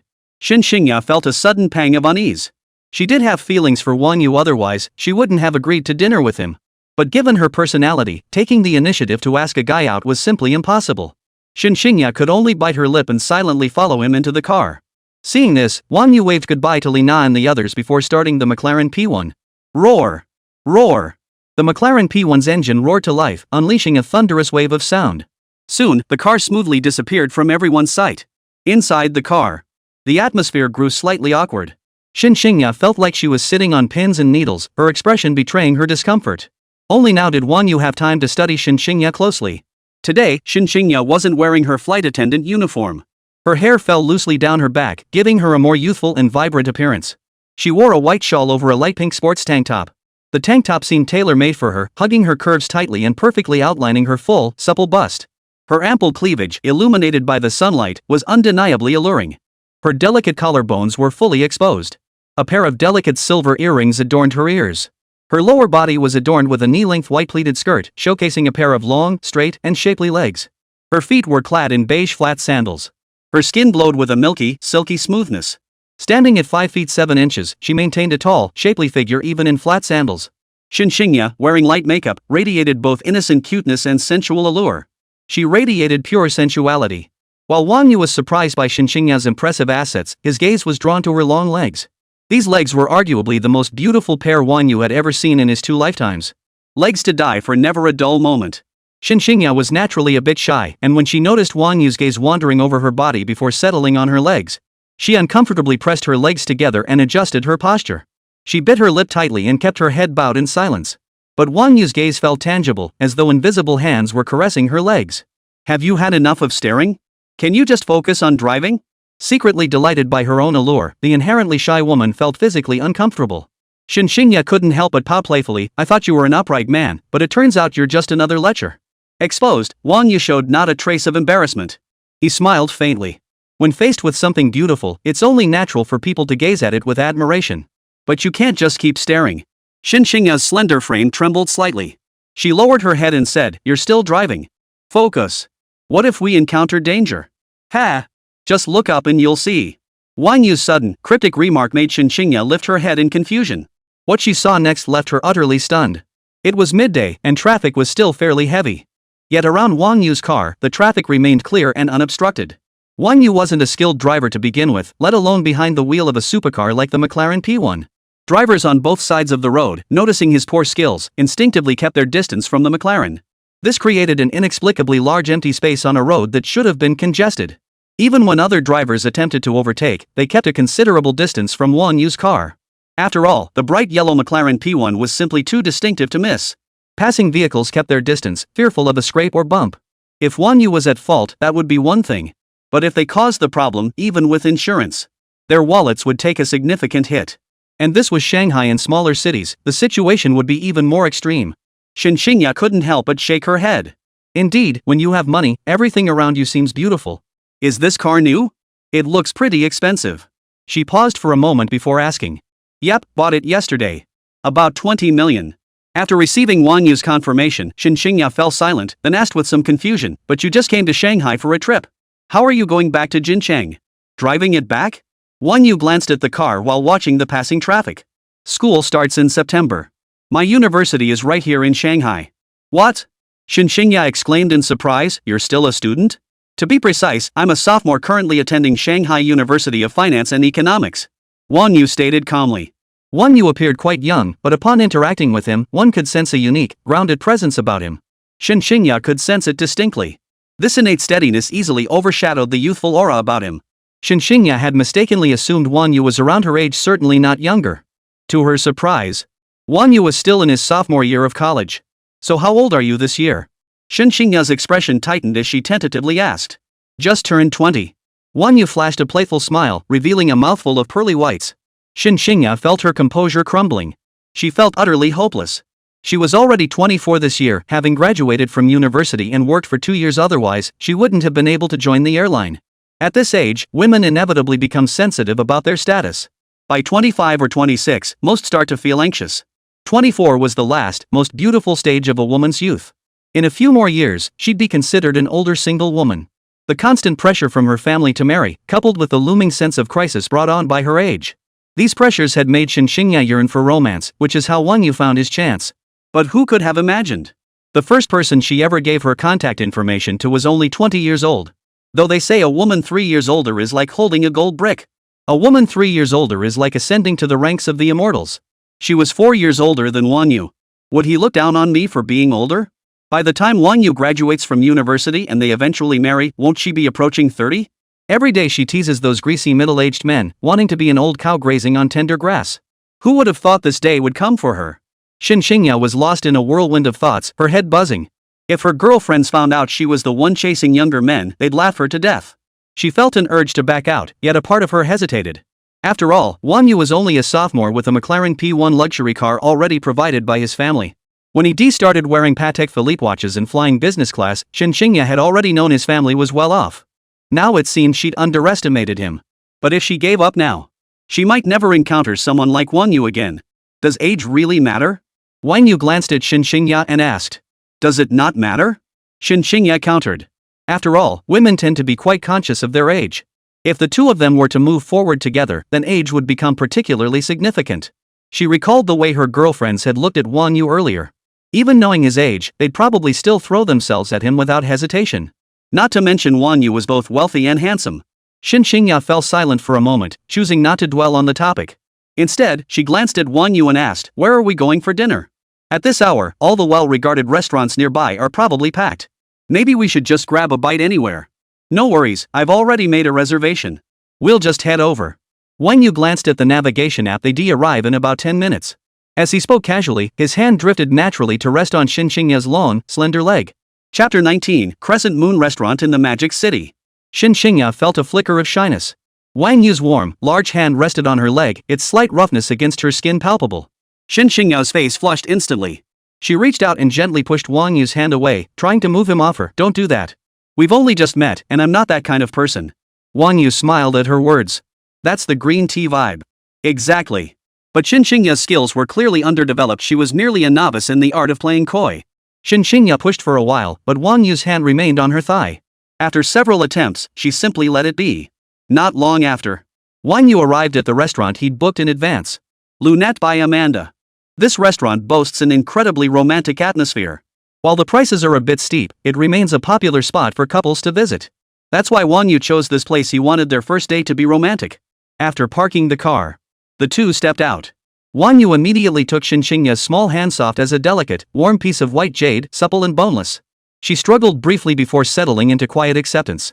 Only then did he lead her toward the restaurant. The Crescent Moon restaurant was located along the Bund. Its exterior was a dignified, classical historical building complex on the pushy side, while the interior boasted sophisticated, refined decor. Floor-to-ceiling windows framed the Bund's riverfront scenery like a painting. At the entrance stood a waitress in uniform. Spotting Wang Yu leading Xinxingya toward the entrance, her eyes lit up as she approached warmly. "Good evening, may I ask if you have a reservation? My name is Wang." The attendant immediately checked the records. "Good evening, Mr. Wang. You have a reservation for a window seat with a scenic view at our Crescent Moon restaurant.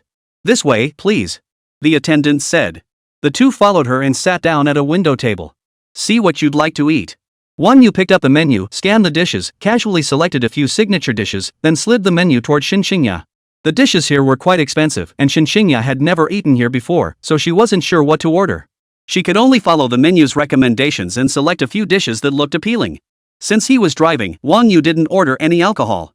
As the dishes arrived one by one, the waitress introduced them. "Good evening, Mr. Wang. These are the dishes you ordered. Please enjoy your meal. We hope you like them." As each exquisitely prepared dish was presented like a work of art, the restaurant's atmosphere seemed infused with a tantalizing, heart-stirring essence. Soft boiled egg with ham slices and black truffle. 7-day aged squab. Wellington steak with foie gras and caviar. Charcoal grilled aged sea bass. The main course was deep-sea Alaskan king crab risotto. Exquisite dishes were presented before Wang You and Xinxingya. The presentation was meticulous, with every detail showcasing the restaurant's dedication to excellence. This restaurant's flavors are quite good. Wang Yu cleared his throat lightly, breaking the slightly awkward silence. Xinxingya nodded slightly in response. Yes, the ambience is elegant. The view outside the window is lovely, and the music is very soothing. I saw many people recommending this place online, so I thought I'd bring you here to try it. Wang Yu looked at Xinxingya and continued. It really is excellent. You have great taste. Xinxingya smiled. Try this black truffle, the aroma is incredibly rich. By the way, do you have a flight tomorrow? Wang Yu asked with a smile. Yes, back to work tomorrow. At those words, a flicker of disappointment crossed Xinxingya's previously bright eyes, and she paused with her cutlery mid-air. Do you always fly with Rome Province Airlines? Yes, I only fly the Rome Province to Magic City route. Wang Yu said, using the communal spoon to scoop a portion of black truffle onto Xinxingya's plate. Judging by your accent, you're from Jincheng too, right? Meichem, my family is from Jincheng, though not in the city center. Xinxingya chatted while eating, her cheeks puffing out with delight at the delicious food. Her greedy expression made Wang Yu smile slightly. Well, it seems we'll be seeing each other quite often from now on. Wang Yu didn't pursue the conversation further, choosing instead to focus on filling his stomach. The food at this place was truly excellent. The meal lasted over an hour. Sir, your total comes to 5,888 yuan. How would you like to pay? Card. Wang Yu pulled out his bank card and said. Xinxingya was shocked by the price, but Wang Yu didn't seem to mind. After all, with the restaurant's prime location, the prices were bound to be high. After settling the bill, the two rose and left the restaurant. Afternoon sunlight gently spilled across the streets of the Bund. Wang Yu suggested taking a stroll along the Bund to aid digestion, and Xinxingya readily agreed. The river shimmered with ripples as boats crisscrossed its surface. Across the river, the most bustling part of the Magic City stood tall with skyscrapers, forming a magnificent modern panorama. Handsome brother, buy a pretty sister a bouquet of flowers. A little girl tugged at Wang Yu's pants. The girl looked about 6 or 7 years old, with big, wide eyes and an exceptionally adorable face. What a cute little girl. What's your name, and how old are you? Xinxingya bent down and said with a smile. My name is Meng Meng. I'm 7 years old this year. Can you buy a bouquet of flowers, big sister? My mommy is sick, and I need to earn money for her medicine. Meng Meng said earnestly. Wang Yu was taken aback. The little girl was dressed neatly and cleanly, her clothes delicate and adorable. She didn't look like a child from a poor family. Where's your father? Why isn't he with you? Daddy's over there being a little bear. Daddy, I'm here. Meng Meng called out happily, bouncing up and down as she shouted for her dad. Meng Meng, wait for me. Don't wander too far. Just then, a young man dressed as a teddy bear, holding flowers and balloons, ran over. Sorry for the trouble. She's always been so lively. She insisted on coming along when I took this part-time job. The young man removed his bear mask, scratched his head, and apologized. It's fine. The little one is adorable. Wang Yu smiled. If I may ask, is there something wrong with the little one's mother? There's nothing I can't say. Her mom and I started dating young and got married early. Her family's from Shanghai, and they look down on me, just some poor kid from the countryside. They never approved of us being together. After we finally got married and had a child, Yanzi developed heart disease and needed an artificial valve replacement. The young man gazed fondly at Meng Meng as he spoke to Wang Yu. You two don't look like you're short on money. Why are you selling flowers on the street? It's embarrassing to admit, but my name is Li Kai. I used to work at a financial firm nearby, and my income was decent enough. However, my father-in-law fell seriously ill before the new year, and now money is tight. We're still short 300,000 yuan for Yanzi's surgery. Chapter 20, Seeing One's True Nature. Yanzi's condition can't wait any longer. The doctor issued an urgent notice. I've exhausted all options. I take every spare moment to work extra jobs, even selling flowers during my lunch break. Every penny earned means one more chance for Yanzi. Li Kai finished speaking, his face contorted with anguish. Then give me a flower. How much? After hearing this, Wang Yu paused for a moment before asking Li Kai, where's the QR code? Where do I scan it? Thanks. 10 yuan each. Li Kai's face lit up with gratitude as he pulled out the QR code he carried on him. Ding. 300,000 yuan received via Feishin. Wang Yu took out his phone and transferred 300,000 yuan to the QR code. P.S. Don't ask why QR codes can handle large transfers, just say it's a parallel universe. Ha?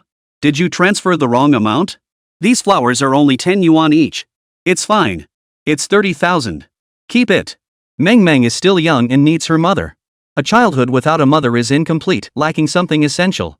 Such an adorable Meng Meng deserves nothing but happiness from now on.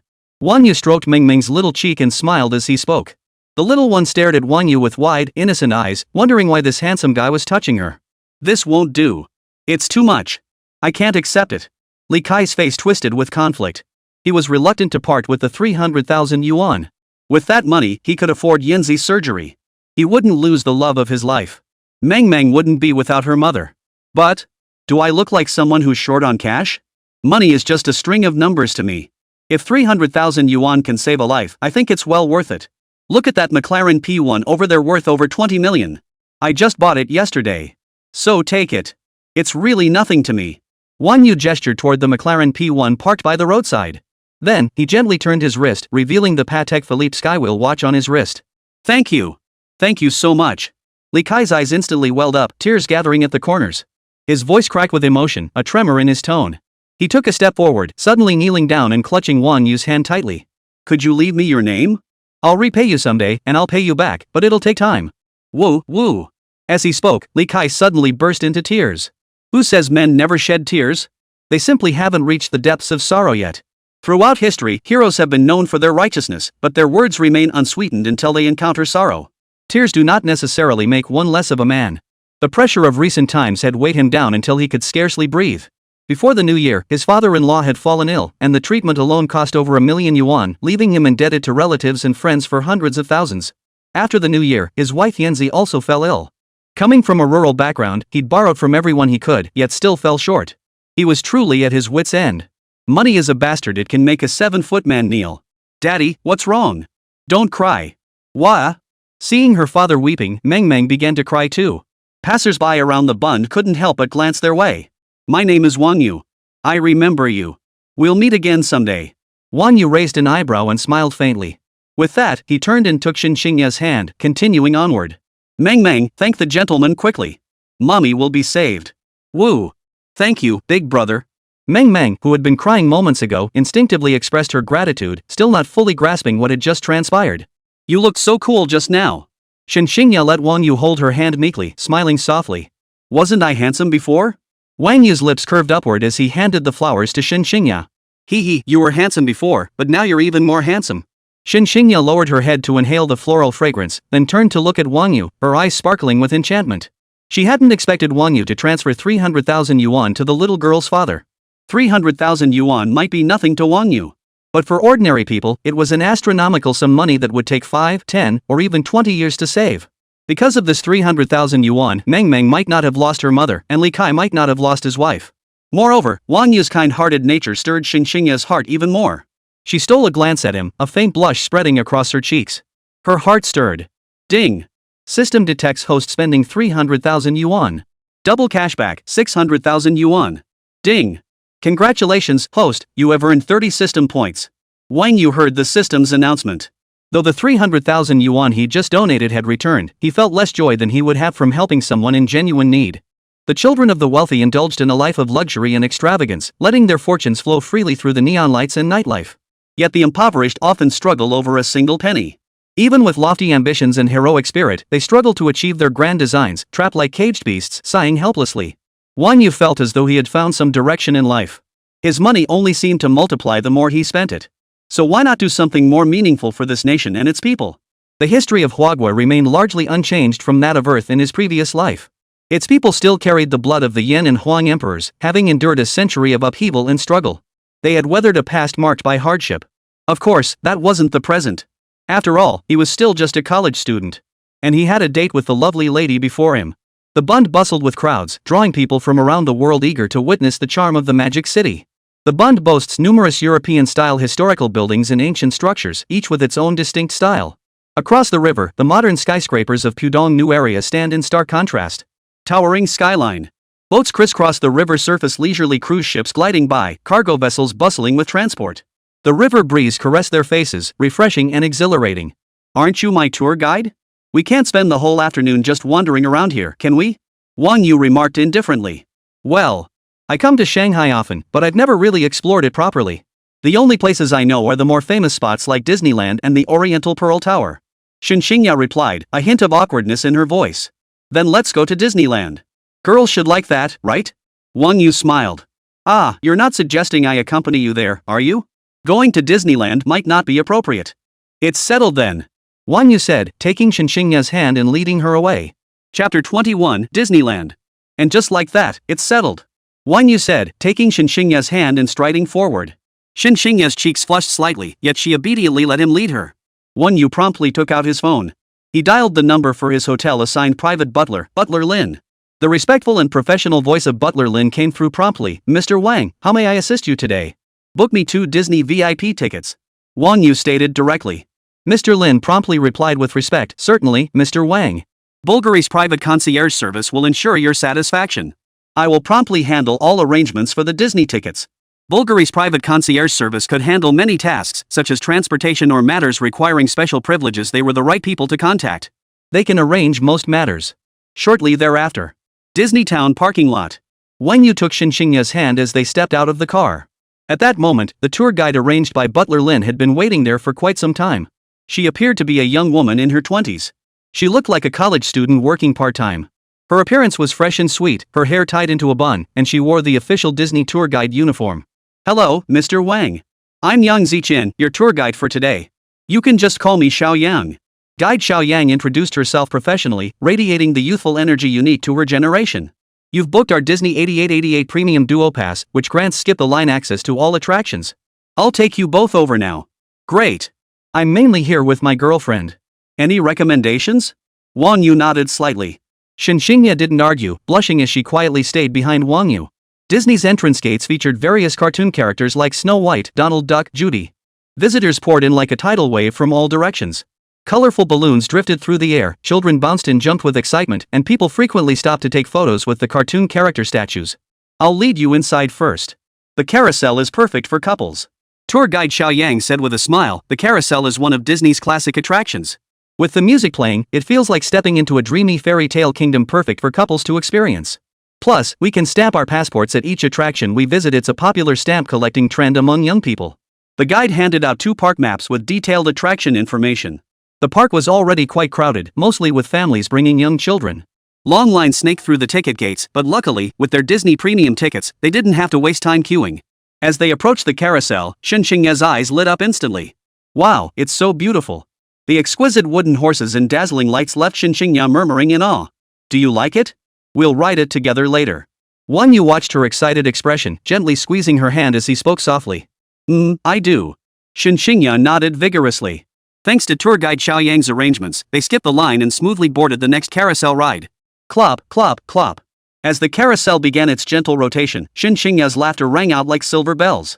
To the rhythm of the music, colorful horses rose and fell in a continuous circle. Wang Yu sat behind Shinxingya, his arms wrapped around her waist as he quietly observed the surroundings. Besides young children, most of the people riding the carousel were young adults. Of course, this was the kind of ride suited for college students. Things like extreme roller coasters or spinning motorcycles were far too childish. Next, I'll take you to experience Frozen. The scenery there is absolutely breathtaking. It's like they've transported the Ice Kingdom from the movie straight into reality. You'll be deeply moved. Guide Xiao Yang said enthusiastically as soon as they stepped off the carousel. I've always loved Frozen so much. I can't wait to experience it. Shinxingya's eyes sparkled with anticipation as she replied. Alright, let's get moving then. Go go go. Wang Yu smiled. Guided by the tour leader, they boarded a dedicated shuttle bus and soon arrived at the Frozen-themed venue. The lifelike ice and snow scenery instantly captured Wang Yu and Shinxingya's attention. Wang Yu, look! It's just like in the movie, so amazing. Shinxingya clutched Wang Yu's hand tightly, her expression filled with excitement. Every girl has a princess dream. She was no exception. It is breathtaking, but in my heart, you're even more beautiful than Elsa. Wang Yu gazed directly at Shinxingya as he spoke. Shinxingya averted her gaze, unable to meet his eyes, her cheeks flushing deeper. The entire Frozen performance lasted about 18 minutes, with artificial snow falling throughout to enhance the atmosphere. Shinxingya watched with evident excitement, snapping photos constantly and occasionally bursting into delighted laughter. Wang Yu, however, found himself dozing off, showing little interest. They toured the attractions, snapping photos along the way. They experienced various attractions. After spending most of the day exploring, their enthusiastic tour guide, Xiao Yang, began recommending Disney's signature snacks. Fish and chips. Barbassa's barbecue pork ribs rice bowl. Seafood barbecue platter. Mickey Mouse-shaped ice cream. Corn cheese sticks. Fish balls. Whatever Shinxingya wanted to eat, they bought it all. The final bill came to 2,865 yuan, yet Wang Yu was only about 3/4 full. Ever since acquiring the extreme constitution trait, his appetite had skyrocketed. This was merely an appetizer. Evening fell. The horizon was dyed a brilliant orange red, like a breathtaking painting.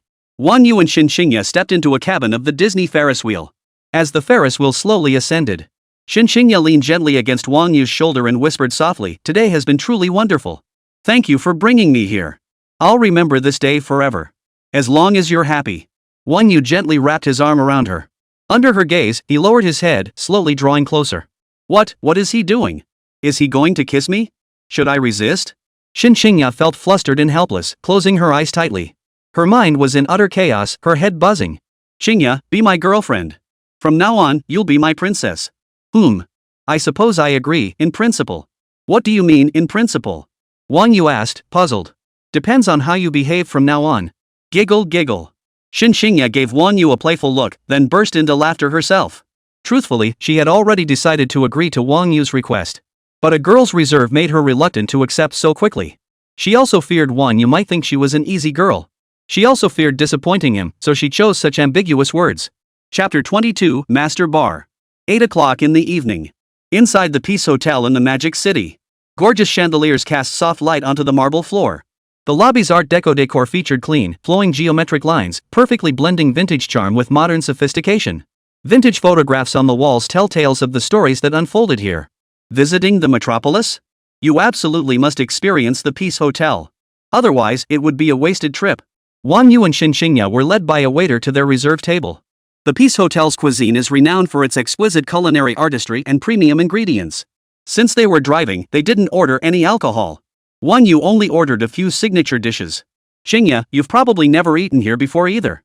Try the braised pork belly, I hear it's absolutely exceptional." Wang Yu placed a piece of braised pork into her bowl. Each piece of this braised pork was meticulously selected and prepared, boasting a glossy red sheen. Rich yet not greasy, it melted in the mouth. Of course, the price was steep. "I've never been here before. This isn't the kind of place a lowly flight attendant like me should be coming to." It is quite delicious, rich yet not greasy." Xinxingya smiled contentedly. If it's this good, we should come more often." "No way. Occasionally is fine, but my Jincheng stomach couldn't handle it regularly." "True. Oh, by the way, send your sisters a message later. We'll meet up at Master Bar." Xinxingya froze, momentarily lost in thought. "What are you spacing out for? Send the message. Didn't you promise your sisters you'd treat them tonight? They can get ready and head out. We'll join them after dinner, timing should work out." Wang Yu said indifferently. Bribing Xinxingya's girlfriends to go out to the bar? That was peanuts to him. With their help, tonight might just bring a surprise. And Master Bar in Shanghai, reputed to be Asia's only top-tier nightclub boasting over 3,000 spotlights. Rumor had it the electricity bill alone ran into the hundreds of thousands per night. Its extreme light show attracted social celebrities and internet stars to check in. Shanghai's wealthy socialites and elite ladies also adore frequenting this venue. Rumors even swirl that Principal Wang Sicong has invested in this venue. Wang Yu was looking forward to it. He'd never experienced anything like this in his past life. They're just hyping it up, they might not actually go. Why don't we pick a different bar? Something more affordable. Xinxingya hesitated. After all, Master Bar was notorious for its high prices. "No problem. Just send them the address. When they arrive, have them mention my name." "Hello? Butler Lin, could you please reserve a booth at Master Bar for me?" Wang Yu pulled out his phone and dialed Lin's number. "Certainly, Mr. Wang. Do you have any preferences regarding the booth location?" Butler Lin's respectful voice came through the phone. "The best spot available, preferably a slightly larger one." "Understood. I'll arrange it immediately." Wang Yu hung up and continued eating. Shortly after, he received a message from Lin confirming everything was taken care of. Xinxingya felt a bit embarrassed. After all, it was just a sisterly joke that had led Wang Yu to arrange a night out at Master Bar. She shared the bar's location in their sisters' group chat. It immediately sparked a flurry of gasps. "Master Bar? I heard the minimum spend there is thousands. Wang Yu is so generous. Xingya's boyfriend is so generous. Thanks to Xingya, otherwise I'd never dare step foot in there. What's Mr. Wang's net worth? Can it even be called a minimum spend? Tonight won't come cheap, probably over 100 grand. Wonder if we'll spot Wang Sicon. He's often spotted here and supposedly invested in the place. Maybe we'll even spot a celebrity. I'm so jealous. Xingya found a boyfriend who's both rich and handsome. I want one too." A flurry of messages instantly flooded the group chat. Xinxingya couldn't keep up with it all. This time, she didn't bother to correct the boyfriend part. Glancing up at Wang Yu, who was eating, her vanity was immensely satisfied. Today's date with Wang Yu had revealed both his kind and gentle nature, as well as his formidable capabilities. What occupied her thoughts most now was no longer becoming his girlfriend, but how to become a wealthy family's wife. After the meal, Wang Yu came to the cashier to settle the bill. The total came to 4,920 yuan. At the convenience store by the entrance, Wang Yu bought some cigarettes and alcohol, spending 100,000 yuan. He then withdrew another 50,000 yuan in cash from the bank. Better safe than sorry in a place like the bar, where anything could happen. Ding! System detects host spending 100,000 yuan. Double cashback 200,000 yuan. Ding! Congratulations, host, you have earned 10 system points. Huawei Industrial and Commercial Bank reminds you, account 2846 has received 4,920 yuan, with a current balance of 1,588,266,819 Huaxia currency. Huawei Industrial and Commercial Bank reminds you, account 2846 has received 100,000 yuan. Your balance is now 1,588,366,819 Huaxia currency. Wang Yu glanced at the balance, then turned to take Xinxingya's hand. Interlocking their fingers, they walked toward the parking lot. A bright moon hung high in the sky, surrounded by a dazzling array of stars. The entire metropolis was bathed in multicolored neon lights. The night view of the Bund was truly unforgettable.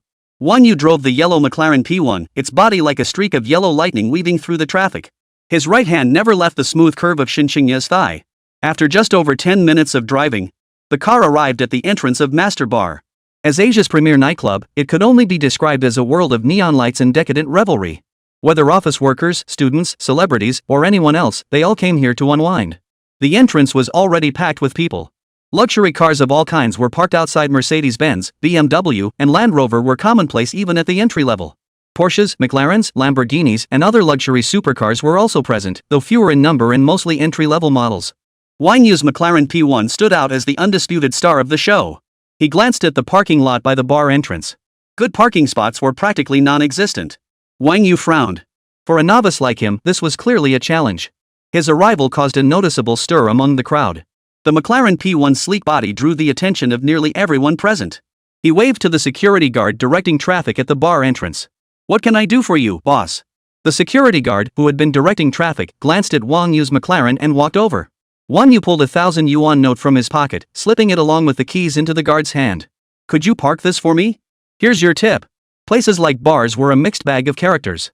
To make things easier and avoid trouble, he'd specifically withdrawn some cash before coming. After all, cigarettes build bridges and alcohol paves the way. This was traditional Chinese hospitality. The security guard's face lit up with a broad smile at the sight of the stack of bright red Chinese banknotes. He nodded respectfully, saying, "Enjoy your night, boss. Leave your car right here, I guarantee no one will scratch it." With that, he promptly fetched several plastic barriers and placed them around the vehicle. Chapter 23, Center of the Dance Floor. "Haha, great. You know your stuff.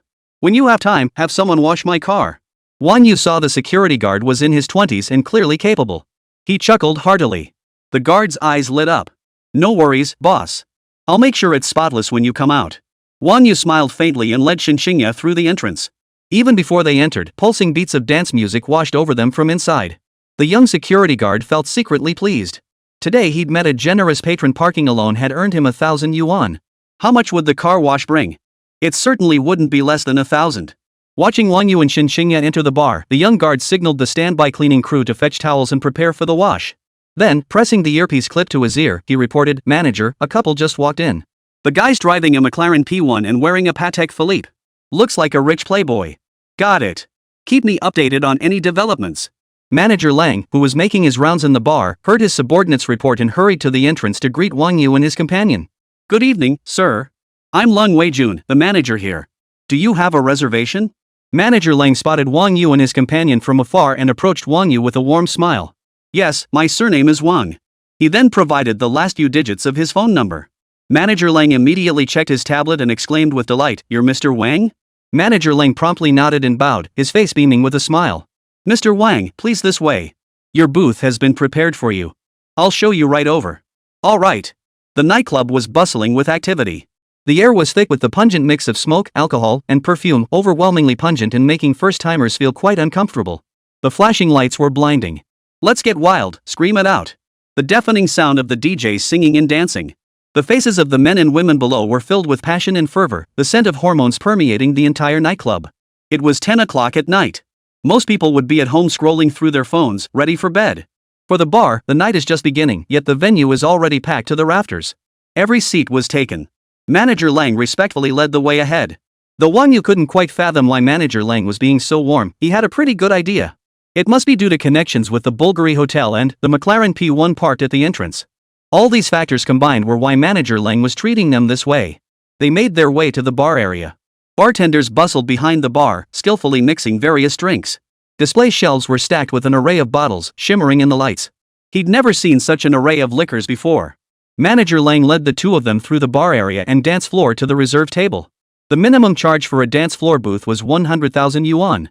He smiled at Wang You and said, "Mr. Wang, this is your reserved booth, number 01. It's the best dance floor booth in the entire venue, offering an unobstructed view directly facing the stage." Wang Yu surveyed the spacious booth, marked with the number 01, easily accommodating a dozen people. Envious glances drifted up from the dance floor below. Several women who frequented nightclubs year-round stared intently at Wang Yu. Had Xinxingya not been standing beside him, they would have approached him long ago. As seasoned nightclub regulars, they had sharp eyes. Beyond the VIP booth with its minimum spend of 100,000 yuan, they immediately recognized the Patek Philippe watch on Wang Yu's wrist. They instantly recognized it as the Patek Philippe Sky Moon Tourbillon 6104 series, a timepiece priced at over 4 million yuan. And Wang Yu was young and handsome, exactly their type. Wang Yu glanced up to find himself facing the DJ stage, occupying one of the best vantage points in the venue. On stage, a dancer in traditional attire performed a fiery routine, drawing screams of excitement from the crowd below. As it happens, we've invited the million-follower influencer Little Dragon Cat to DJ live here today. Feel free to contact me anytime if you need anything. Manager Lang winked, flashing a knowing look that only men would understand, as he handed over the drinks menu. "Mr. Wang, here's the drinks menu. Please take a look and let me know what you'd like." Wang Yu glanced at the menu. It listed the Ace of Spades Dragon set at 188,888, along with even pricier champagne packages and more. Having only heard of the Ace of Spades, Wang Yu couldn't judge the quality of the other wines, but given its immense fame, it should be quite good. Wang Yu immediately addressed Manager Lang. "Start with 3 sets of the Dragon's Tail." "Certainly, Mr. Wang. I'll arrange that immediately." Manager Lang's face lit up with delight as he hurried off to make the arrangements. She then directed several waitstaff to stand by at the booth. "Isn't that too much? We won't finish all that liquor. My friends can't drink much. Plus, it's a bit pricey." Xinxingya, seeing Wang Yu order so much, grew anxious and said to him, "My friends rarely go to bars. This is my first time here too. We really won't be able to drink much." "No worries, it's my first time here too. Let's just have fun. If we can't finish it, we'll just store it here." Wang Yu knew these bars allowed storing leftover drinks, so he wasn't worried about ordering too much. Besides, if they couldn't finish hundreds of dollars worth of drinks, so be it. He, Wang, wasn't short on cash. Xinxingya was a bit surprised. Someone of Wang Yu's stature was actually visiting a bar for the first time? Judging by his demeanor, he didn't seem to be lying, and she couldn't help but wonder about Wang Yu's family background. Do wealthy families really discipline their children this strictly? Just then, Manager Lang approached Wang Yu again, leaning close to whisper in his ear, "A few girls are waiting outside, they're here to see you." Wang Yu nodded. "They're all my friends. Have someone bring them in." "Understood." After saying that, Manager Lang spoke into his earpiece. Moments later, Wang Yu saw Li Na leading 2 other flight attendants inside. Their arrival drew the attention of many in the bar. After all, as flight attendants, even if they weren't as beautiful as Xinxingya, they were still above average. Online, they would be considered goddess-level figures.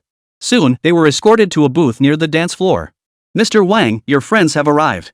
I'll leave you to it now. Call me if you need anything." Manager Lang exchanged a knowing glance with the waitstaff beside the booth before departing. Li Na stepped forward and smiled at Wang Yu. "Haha, Wang Yu, it's good to see you again. You actually invited us out to have fun. It's no trouble at all. You're Qingya's friends, it's only right." Wang Yu gestured to them. "Please, sit down. No need to stand." Li Na sat down first upon hearing this, and the others quickly followed suit. "I don't know the names of these 3 yet?" Wang Yu asked the other 3 flight attendants. "My name is Zhou Jing. You can just call me Jingjing. My name is Xiao Xiao. You can also call me Xiao Xiao. My name is Chun Mengyao." Wang Yu couldn't help but glance at Xiao Xiao a bit longer. "She's quite tall, where's the little in that?" Jingjing asked Wang Yu, "Do you come here often?" "I noticed the marketing manager who brought us here keeps calling him manager. Xiao Xiao also asked curiously, "Yeah, that manager was really nice to you just now." Chen Mengyao remained silent, but her gaze toward Xinxingya held a hint of envy. Suddenly, all the lights in the bar dimmed, and the music grew quieter. The crowd below, who had been dancing wildly, froze in confusion. "What the hell? We were having a blast." Someone shouted loudly. Chapter 24, A Life of Luxury and Excess. Bang! Bang bang! Bang bang bang! After a mere moment's pause, explosive sound waves erupted from the crowd. As the rhythm quickened, in the pitch-black nightclub, a streak of light slowly emerged from the bar's backstage area. Regulars who frequented nightclubs and bars instantly understood another big shot had ordered expensive liquor. Boom! As the lights flashed back on, an explosive sound erupted above the dance floor, sending a shower of colorful confetti cascading through the air. At that moment, the host in the center of the dance floor appeared before the crowd. The bar's massive LED screen displayed a video feed from VIP booth 01 showing Wang You and his group. The numbers 566 and 666 stood out prominently on the screen. Amidst the undulating lights, the drink delivery team wound their way across the dance floor, finally lining up before Wang You.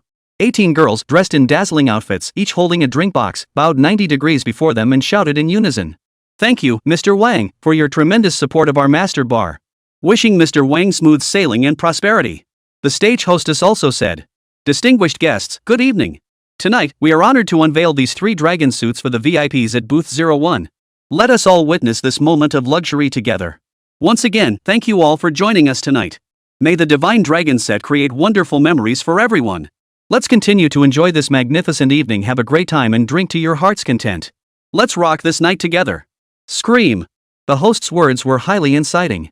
His booming voice reached every ear. Everyone on the dance floor now knew about the extravagant spending at booth 01. Whoa! A collective gasp rippled through the venue. The flight attendant seated beside Wang Yu's gaze shifted. The look she cast at Shinshingya again held not just envy, but something else entirely. 3 sets of the Divine Dragon collection? How much money would it take to pull off something like this? For the flight attendants present, they encountered plenty of rich kids in their daily work, but these heirs were largely controlled by their families. They didn't have much money of their own. Some couldn't even afford to pay for gas when they went out. Yet Wang You not only drives a McLaren P1 but also spends with such generosity. This proved that Wang Yu's family background was exceptionally privileged. Several people had already set their sights on Wang Yu, but with Shinshingya present, they refrained from engaging him further. Just then, Manager Lang approached them, signaling with a glance. 18 young ladies neatly placed the wine boxes they held onto the table. "Mr. Wang, shall we open all these bottles?" Manager Lang asked with a broad smile plastered across his face. As the manager, he knew the value of a major client all too well. Ensuring guests enjoyed themselves and felt comfortable was his job. The bar's top priority was retaining customers, especially high-value ones. Wang Yu glanced at Manager Lang. He had to admit the man was quite meticulous. "Open them all," he said indifferently. "Then I won't disturb you any longer, Mr. Wang." With that, he withdrew, leaving the waitstaff to open bottle after bottle. Lina stared at the array of bottles before her and inwardly gasped. "So much alcohol, opening it all will be such a waste if we can't finish it." Wang Yu chuckled, "We're here to enjoy ourselves. Don't fret over the cost of the liquor." Lina picked up a glass, raised it to Wang Yu, and declared loudly, "Well then, I won't hold back.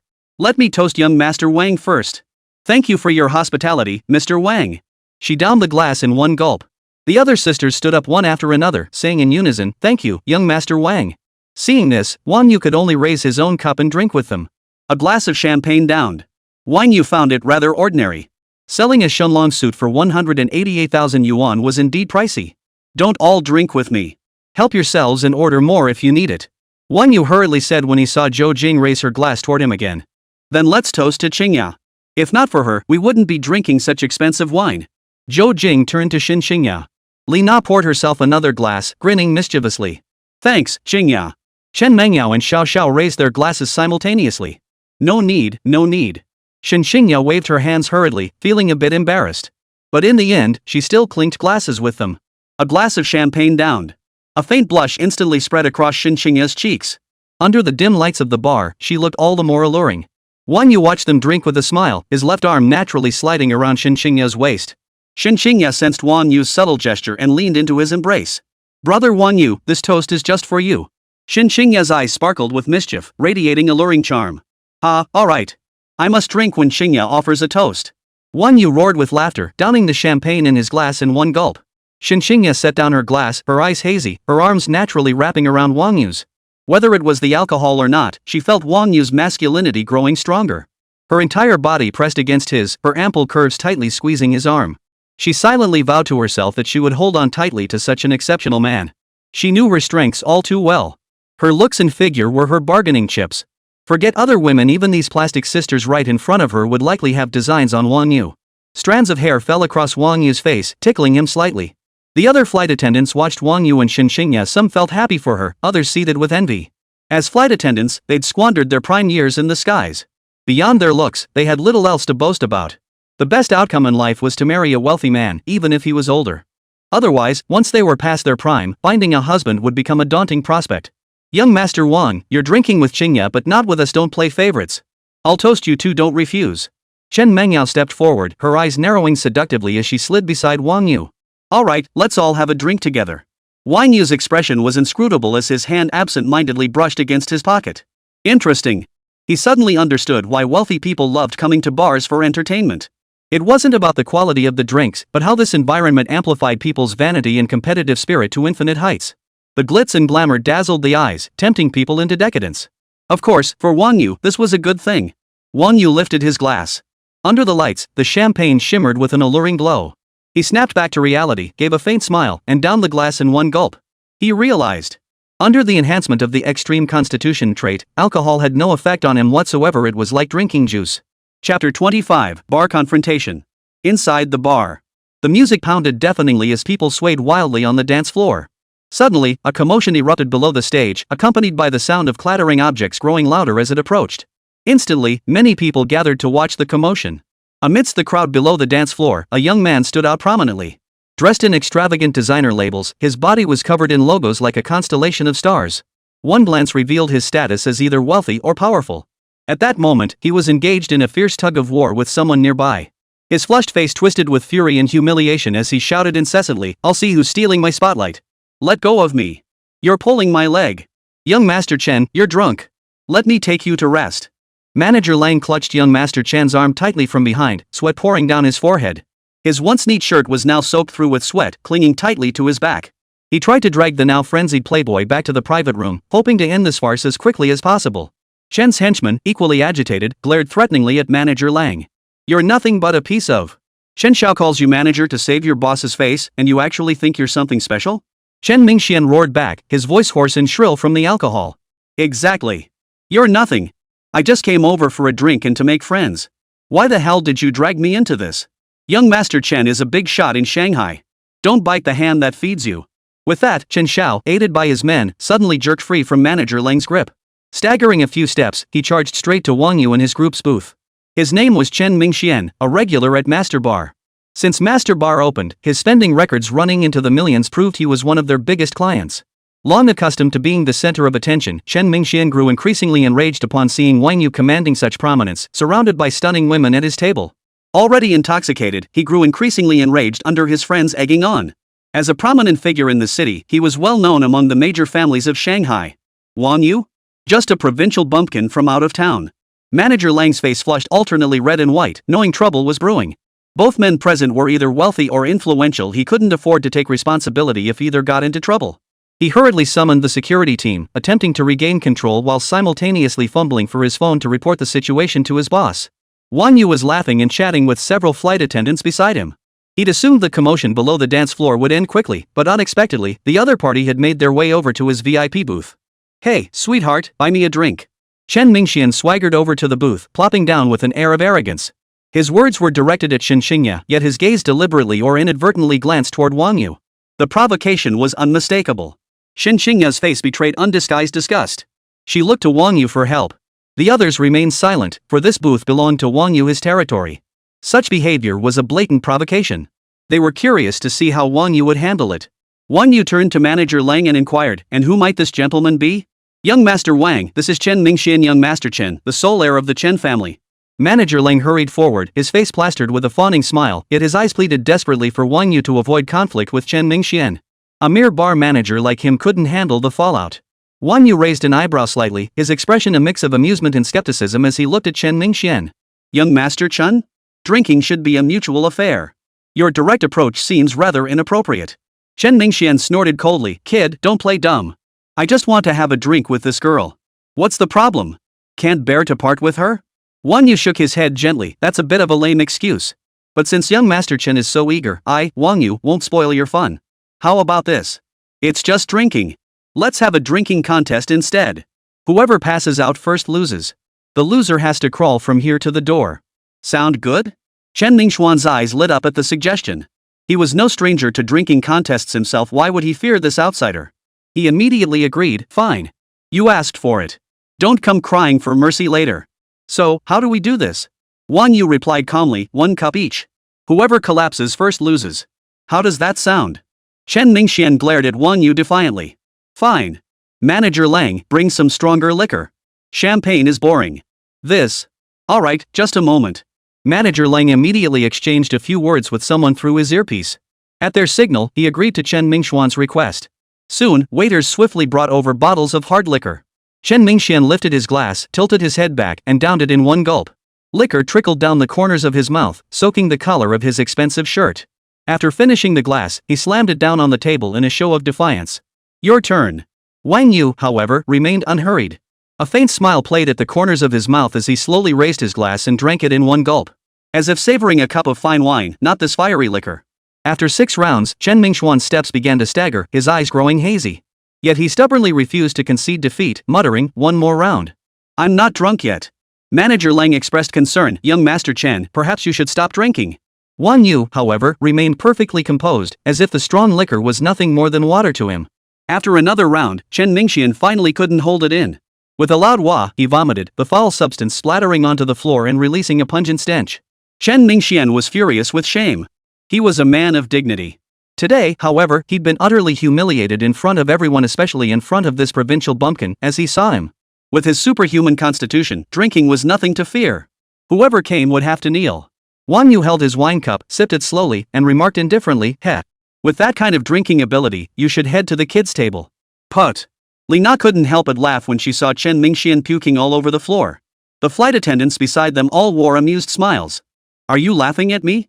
Chen Mingxian took a step closer, his expression darkening as he fixed Li Na with a piercing stare. His status was exalted. Any girl in the bar who encountered him would fawn over him and show utmost respect. Wang Yu had mocked him, saying that even if he came, this would dare to laugh at him. Already feeling humiliated in front of everyone. Now his rage boiled over. Li Na waved her hand and shook her head. I was just thinking of something happy. You. Chen Mingxuan's rage boiled over. He scanned the room, his gaze finally settling on Wang Yu. I'll remember you. You dare to humiliate me, you country bumpkin from out of town. Mark my words, this isn't over. Wang Yu, is it? I'll make sure you can't stay in this city. Seeing Chen Mingxuan's furious expression, Li Na moved closer to Wang Yu, a hint of fear in her eyes. Threatening me? Wang Yu laughed heartily, sitting back in his booth and watching him as if he were a clown. Wang Yu had a mild temperament. But that didn't mean he had no temper. Chapter 26, The Defensive Clown. Who the hell do you think you are? You think you're so cool, spending a little money and expecting everyone to coddle you and give you special treatment? With that kind of drinking tolerance, you dare challenge me to a drinking contest? Who gave you the guts? Wang Yu stood up, pointing his finger right in Chen Mingxuan's face as he yelled, Who do you think you are? You're nothing. You're a cheapskate. Wang Yu's words stabbed deep into Chen Mingxuan's heart. Chen Mingxuan's eyes instantly turned bloodshot. Though the Chen family counted among the wealthy, they were ultimately nouveau riche. In the tightly stratified circle of Shanghai's elite, lacking heritage meant perpetual contempt from the established families. Chen Mingxian couldn't stand being called poor. He couldn't possibly swallow this insult. You. Chen Mingxuan's eyes blazed as he grabbed the liquor bottle on the table, poised to smash it over Wang Yu's head. But the security team lurking nearby wouldn't give him a chance to hurt anyone. This left Wang Yu feeling a pang of regret. He'd been eager to test his enhanced physical abilities after undergoing extreme conditioning. Thud. Ah. The wine bottle smashed against the floor, shattering as the liquor spilled out, leaving the scene in utter disarray. Chen Mingxian was pinned down on the sofa by security guards, held firmly in place. Let me go. Do you know who I am? Amidst Chen Mingxuan's struggles, chaos erupted throughout the venue. Let go of young Master Chen. If anything happens to him, you'll regret it. Let's talk this out calmly. Release young Master Chen first. Several underlings blocked by security below the dance floor paced anxiously, like ants on a hot pan. Their faces were etched with panic and helplessness as they stared fixedly at Chen Mingxian pinned to the sofa, powerless to intervene. Wang Yu remained calm, picking up a tissue from the table to wipe the alcohol off his phone. Then he stood up, looking down at Chen Mingxian from above. Why bother? I couldn't be bothered with a nobody like you, but you insisted on dancing in front of me. I'll kill you. Ah. Let me go. Chen Mingxuan's eyes widened in fury as he struggled to rise from the sofa.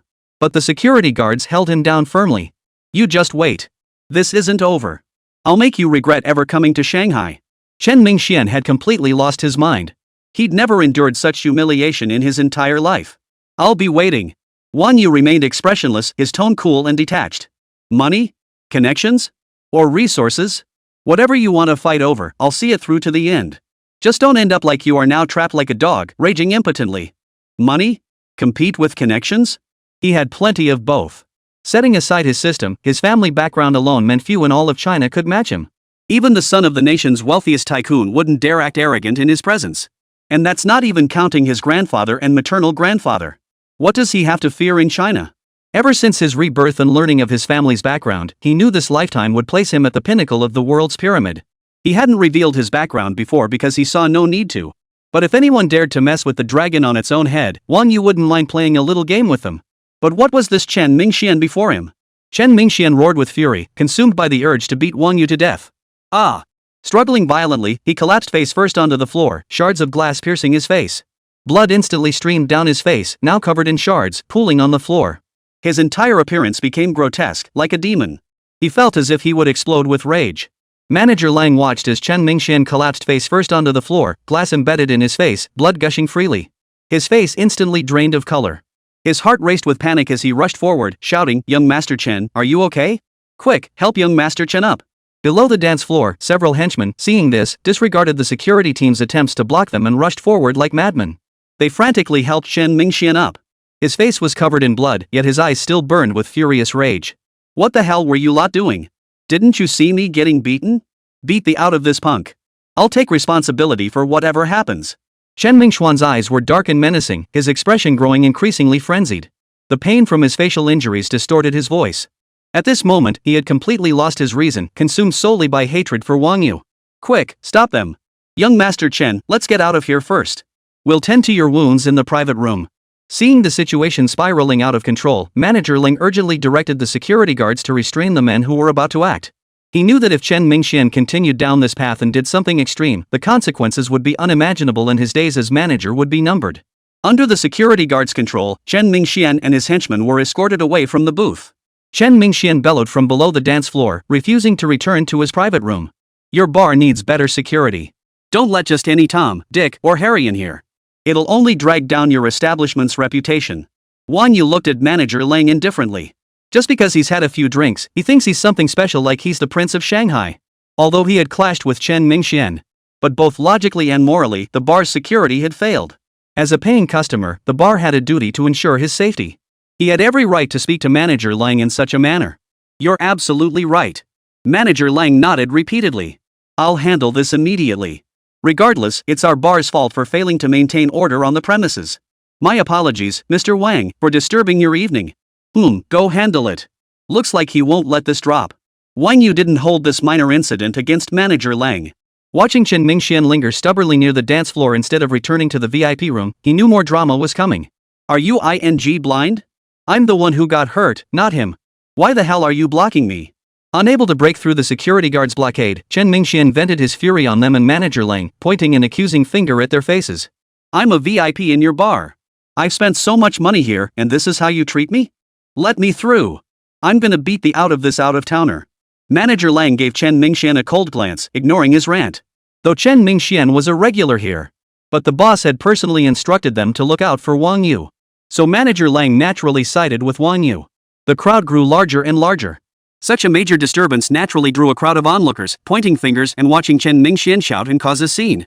"Young Master Wang, with so many people around, why don't we move to a private room? I'll handle things here." Manager Lang observed the growing crowd and suggested to Wang Yu. "No need." Wang Yu waved his hand dismissively, pointing down at Chen Mingxian. "I'm staying right here. He wants me to regret coming to Shanghai? Let's see what else he's got." Manager Lang's headache intensified at those words, unsure how to handle the situation. "Get your ass down here. I'll make you pay. And you, Mr. Lang, come over here too. If I don't take you down today, I'll change my surname. And don't even think about keeping this bar open. Anyone who crosses the Chen family won't get off easy." Chen Mingxian continued ranting below, then barked at his henchmen, "Smash it.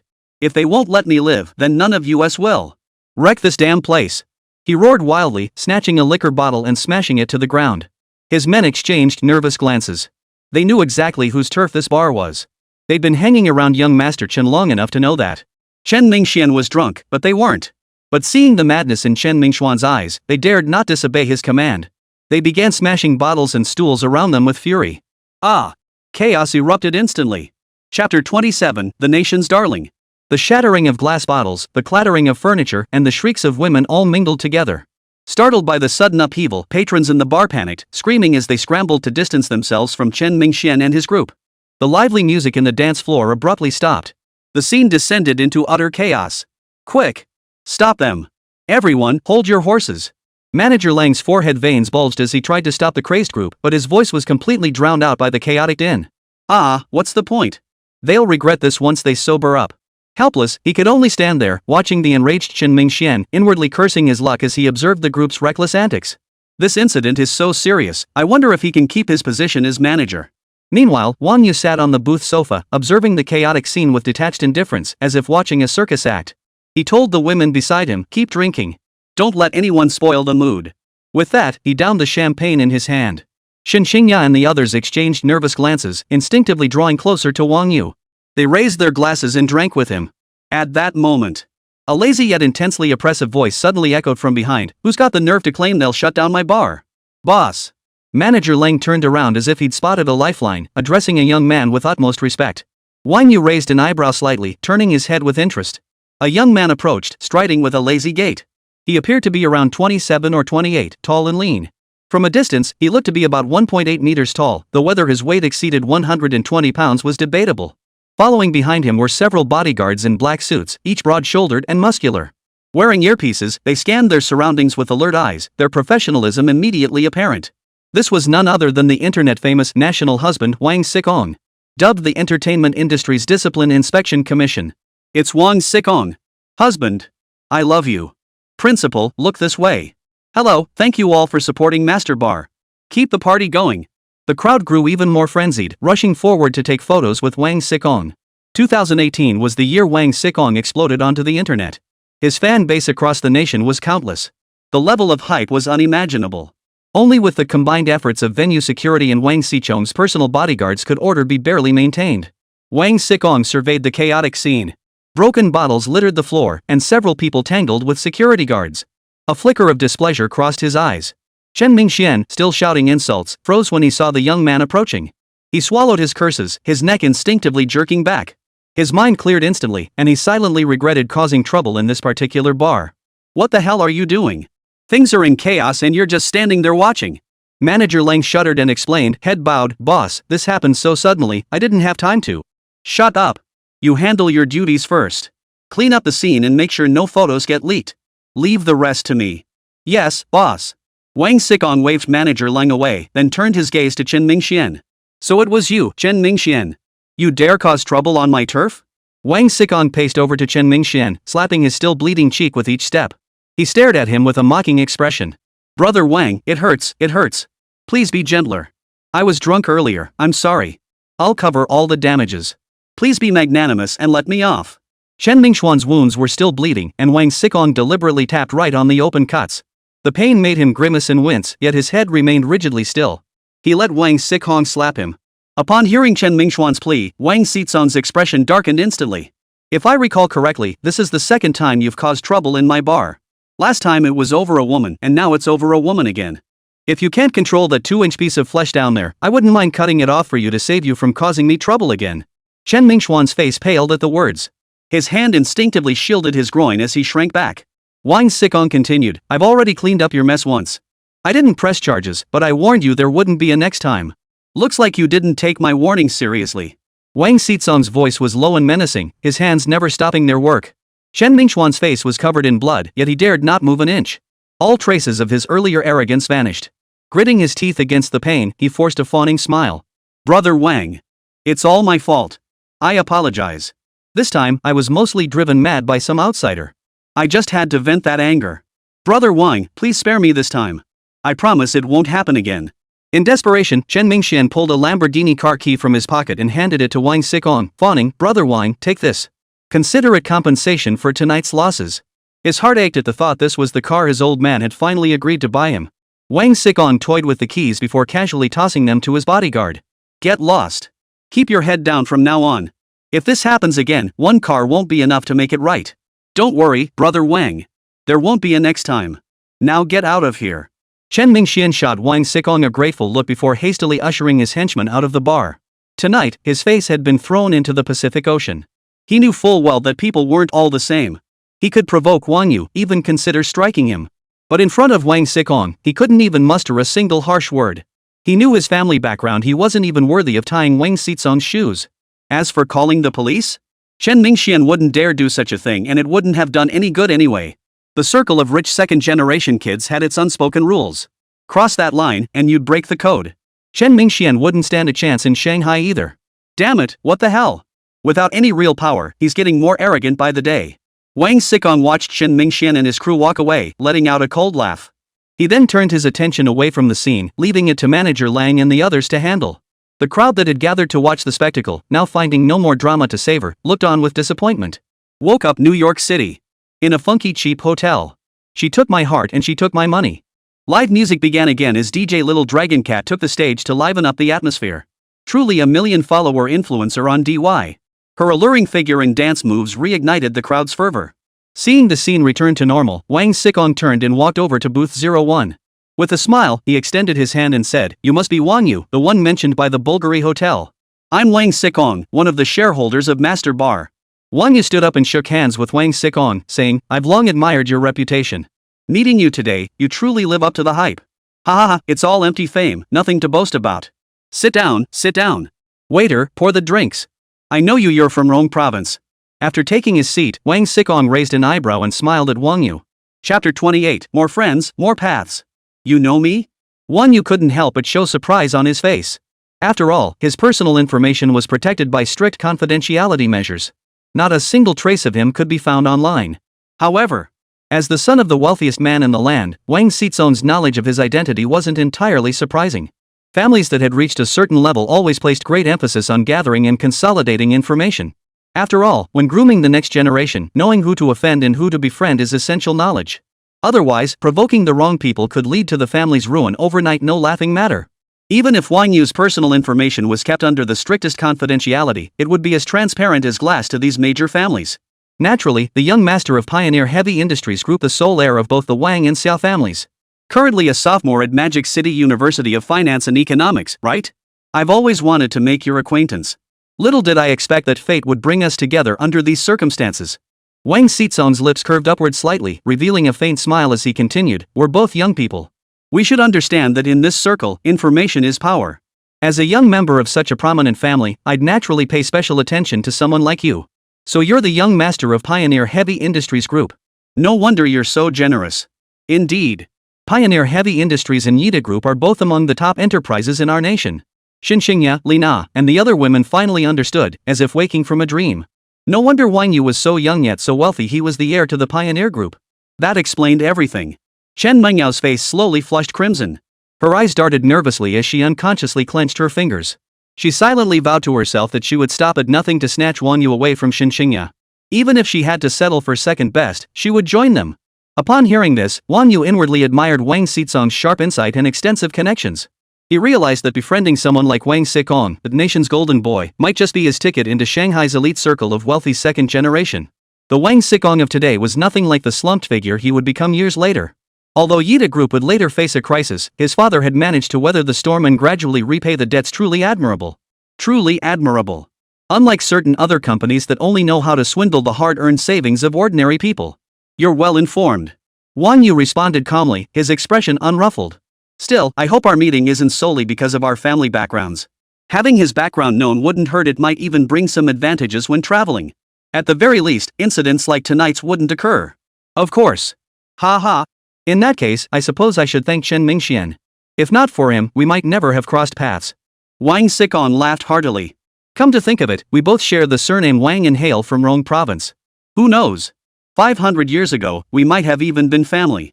I'm determined to make you my friend today. My pleasure.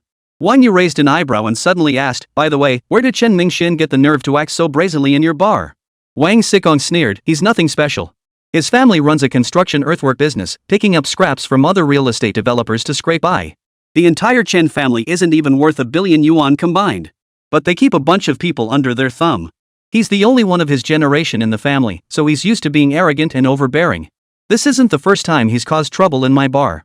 Since he usually spends generously, I never dealt with him before.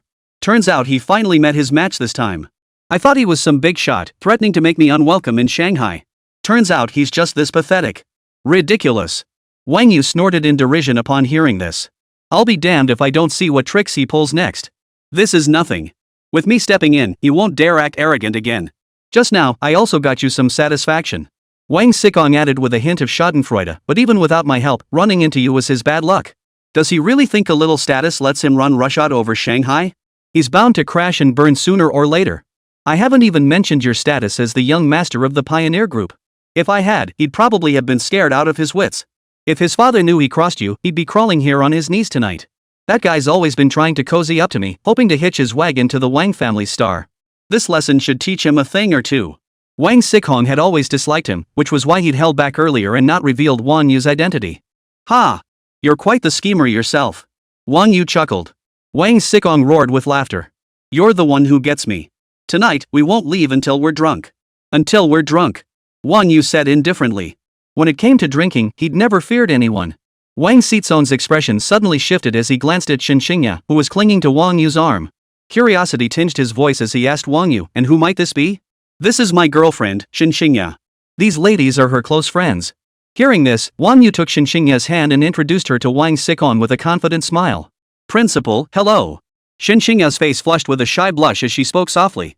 Her heart was filled with joy. Wang Yu had taken the initiative to introduce her to his friends. This was undoubtedly his affirmation of her. Hello? Wang Xikong gave a slight nod, his gaze sweeping over the four uniquely charming beauties beside Wang Yu. He then teased Wang Yu, your sister-in-law is quite the looker.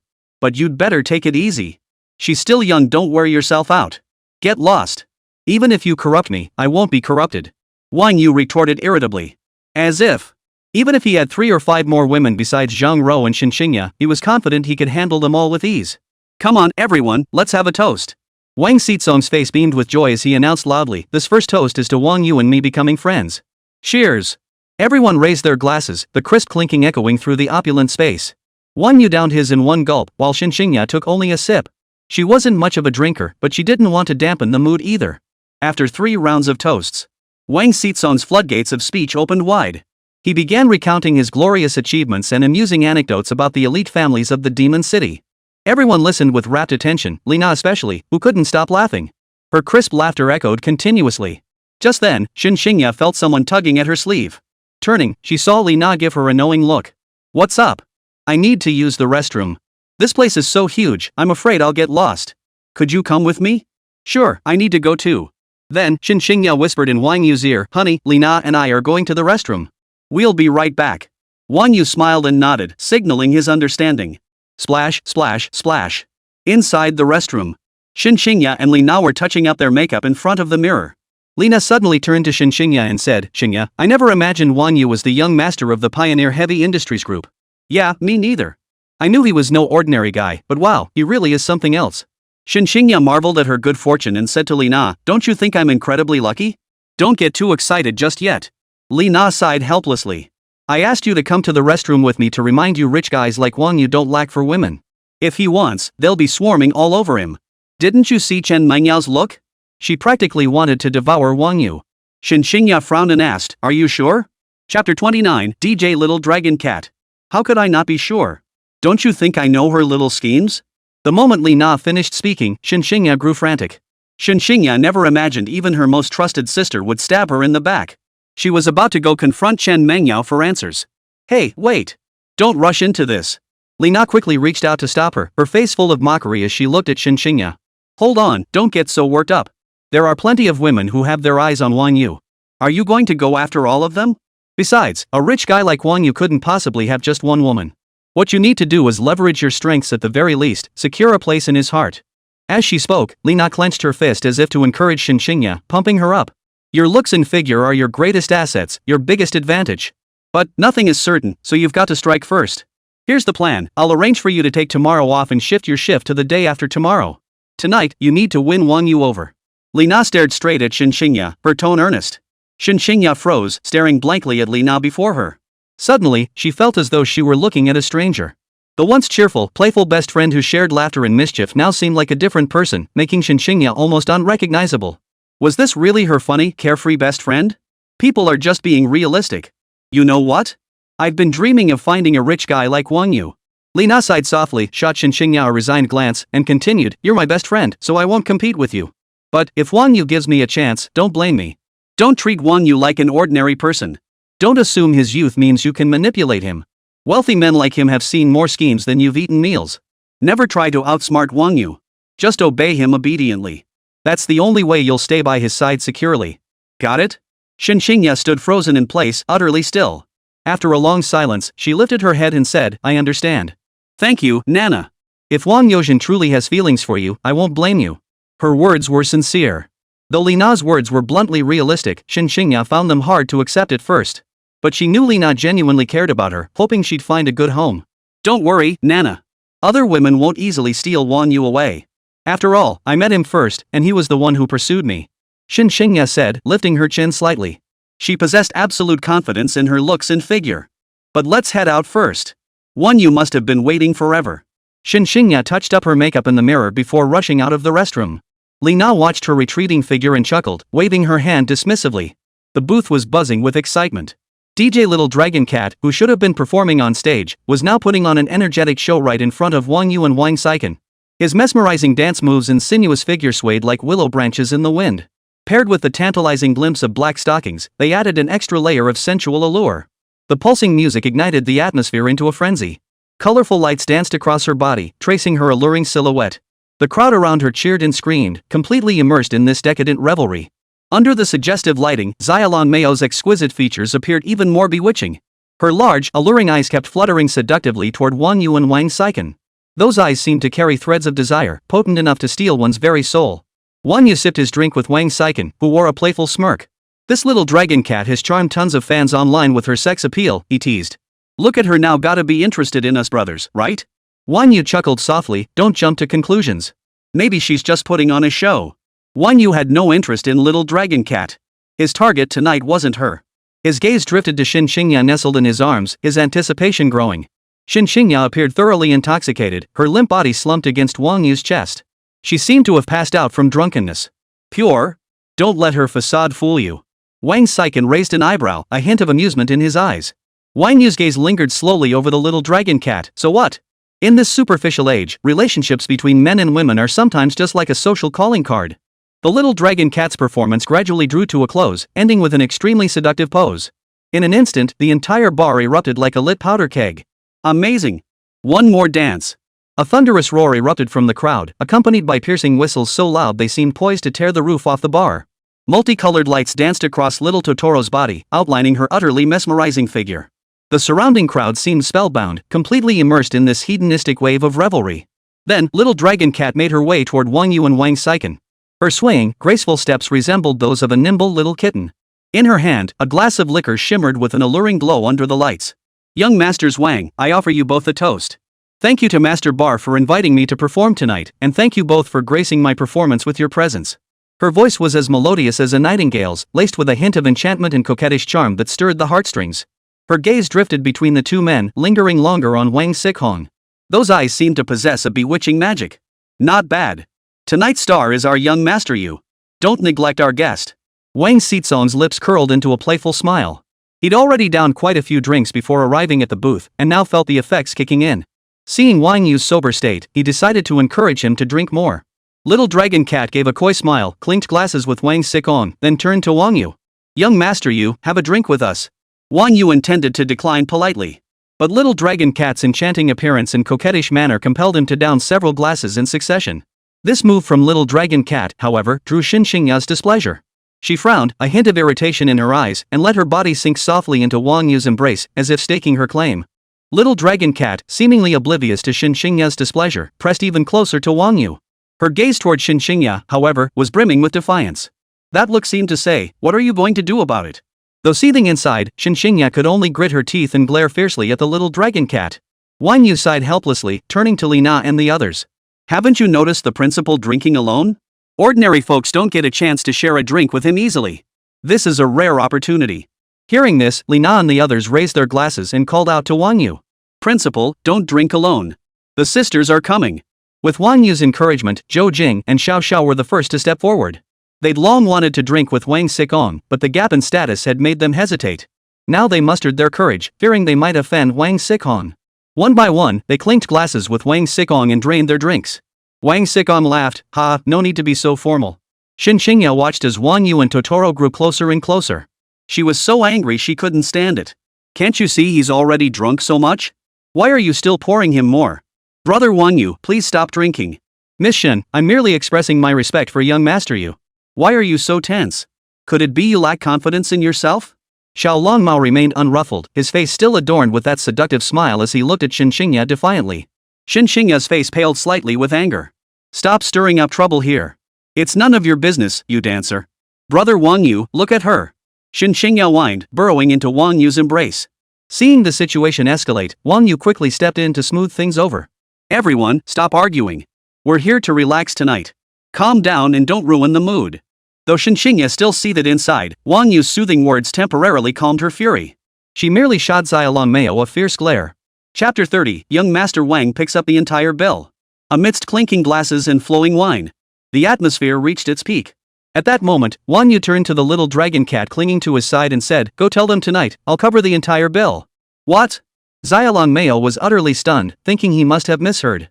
After all, Master Bar was one of Shanghai's top nightclubs, with nightly revenue easily reaching tens of millions.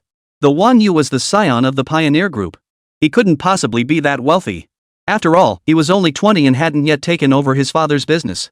In her eyes, spending hundreds of thousands tonight already placed him among the wealthier second-generation rich kids. After all, many rich kids looked glamorous on the surface, taking girls out to play, but in reality, the girls had to pay for the hotel rooms.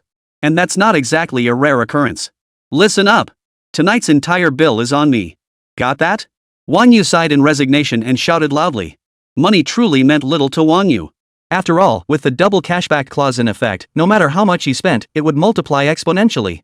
Before reaching a certain threshold, a little more or less made little difference. What truly mattered was accumulating system points through spending. That was the real priority. His ability to live this extravagant lifestyle without restraint stemmed from two key factors, the double cashback clause and his extreme constitution. The former provided financial backing, while the latter ensured his health remained intact. Thus, spending is the bottom line. But the points he earned were still too few. With no other choice, Wang Yu could only adopt a more high-profile approach. Wang Sikong and the others drinking nearby were stunned. "Wait, dude." Wang Sikong froze. He'd been splurging for years, but never with the same extravagance as Wang Yu. After all, no one's money grows on trees. As a shareholder of Master Bar, he knew full well that the bar's nightly revenue easily reached tens of millions. Asking him to spend that kind of money? He'd never part with it. Shin Qingya also covered her mouth in surprise, staring blankly at Wang Yu. "Is there a problem?" Wang Yu looked at Wang Sikong and said, "No. You're still the man, bro." Wang Sikong shook his head repeatedly and waved to Manager Lang standing in the distance. Manager Lang immediately jogged over. Standing before Wang Sikong, he bowed and said, "Boss, what are your instructions?" "Arrange for everything tonight to be on young Master Yu's tab. Make sure it looks impressive, don't lose face." "The entire venue's expenses?" Manager Lang wondered if his ears were playing tricks on him. This news truly stunned him. Having worked in bars for years, he'd seen his share of wealthy patrons, but never anyone as extravagant as Wang Yu. In fact, his generosity bordered on foolishness. "Is there a problem? Serve the Shenlong set to every booth and counter seat in the place. Make sure everyone gets a drink. If it's not enough, let them order more themselves, just don't waste it," Wang Yu said indifferently. Manager Lang shook his head repeatedly. He then turned and walked down the booths, making the necessary arrangements. Moments later, as the bar music faded, all the lights in the venue converged on the booth area where Wang Yu and his group were seated. Intense lights and dazzling beams encircled them, creating a unique visual focal point. "What's going on now?" A murmur of confused whispers instantly filled the air. Thud. Boom. Boom. Boom. Amidst the drumbeats of the music and the booms of celebratory fireworks, on the massive naked eye 3D display screen on stage, several lines of large text appeared, accompanied by lights and music. "Thanks to Mr. Wang, the young master. Tonight's entire bill is on him. May young Master Wang enjoy smooth sailing, prosperity, and wealth flowing in like a river. May fortune pour in daily, and may his success stretch as far as the horizon. Everyone, tonight's entire bill is covered by young Master Wang. Let us all thank young Master Yu and wish young Master Wang endless nights of revelry." The stage host, visibly moved, bellowed at the top of his lungs, screams. Cheers! Ah! The already bustling bar erupted into complete pandemonium. Pulled by Wang Sikong, Wang Yu stood up beside him, waving to the crowd below. Ribbons of light snaked out from backstage as over 100 girls, dressed in cool, sexy outfits and carrying drink boxes, glided gracefully toward every corner of the venue. A sky full of colorful paper strips danced through the air. Golden ribbons cascaded down as if they were free. The stage screen cut to images of Wang You and Wang Xikong. Ah, it's the ace of spades. I haven't tried that one yet. Young Master Wang is awesome. The guests' dancing bodies grew increasingly frenzied. One by one, bunny girls wearing rabbit ears, boasting sultry figures, and glowing with porcelain skin took their places around Wang Yu and his group's VIP booth. Moving to the beat, they danced with abandon. The host's roaring voice echoed throughout the venue, and everyone in the bar began chanting Young Master Yu. The atmosphere threatened to burst through the venue and soar skyward. Wang Yu's handsome face and calm demeanor sent the female crowd into a frenzy of screams and wild excitement. Handsome and youthful, he was the very embodiment of a dream man. Had Manager Lang not anticipated this and arranged for security to surround the VIP booths in advance, Wang Yu and Wang Xikong would likely have been swallowed by the surging tide of female fans. Even so, some girls acted like crazed fans, desperately trying to break through the security line while shouting, "Mr. Wang, add me on Feishin. I can do anything you want, I won't disappoint you. Principal, I love you. Principal, let me in. Tonight, I'll do anything." The girls' remarks were undeniably bold, catching Wang Yu completely off guard. Ha ha ha. Wang Xikong saw the awkward look on Wang Yu's face and burst into laughter. Wang Yu turned to the flight attendants and said indifferently, "Drink freely. If you can't finish it, just open it and pour it on the floor.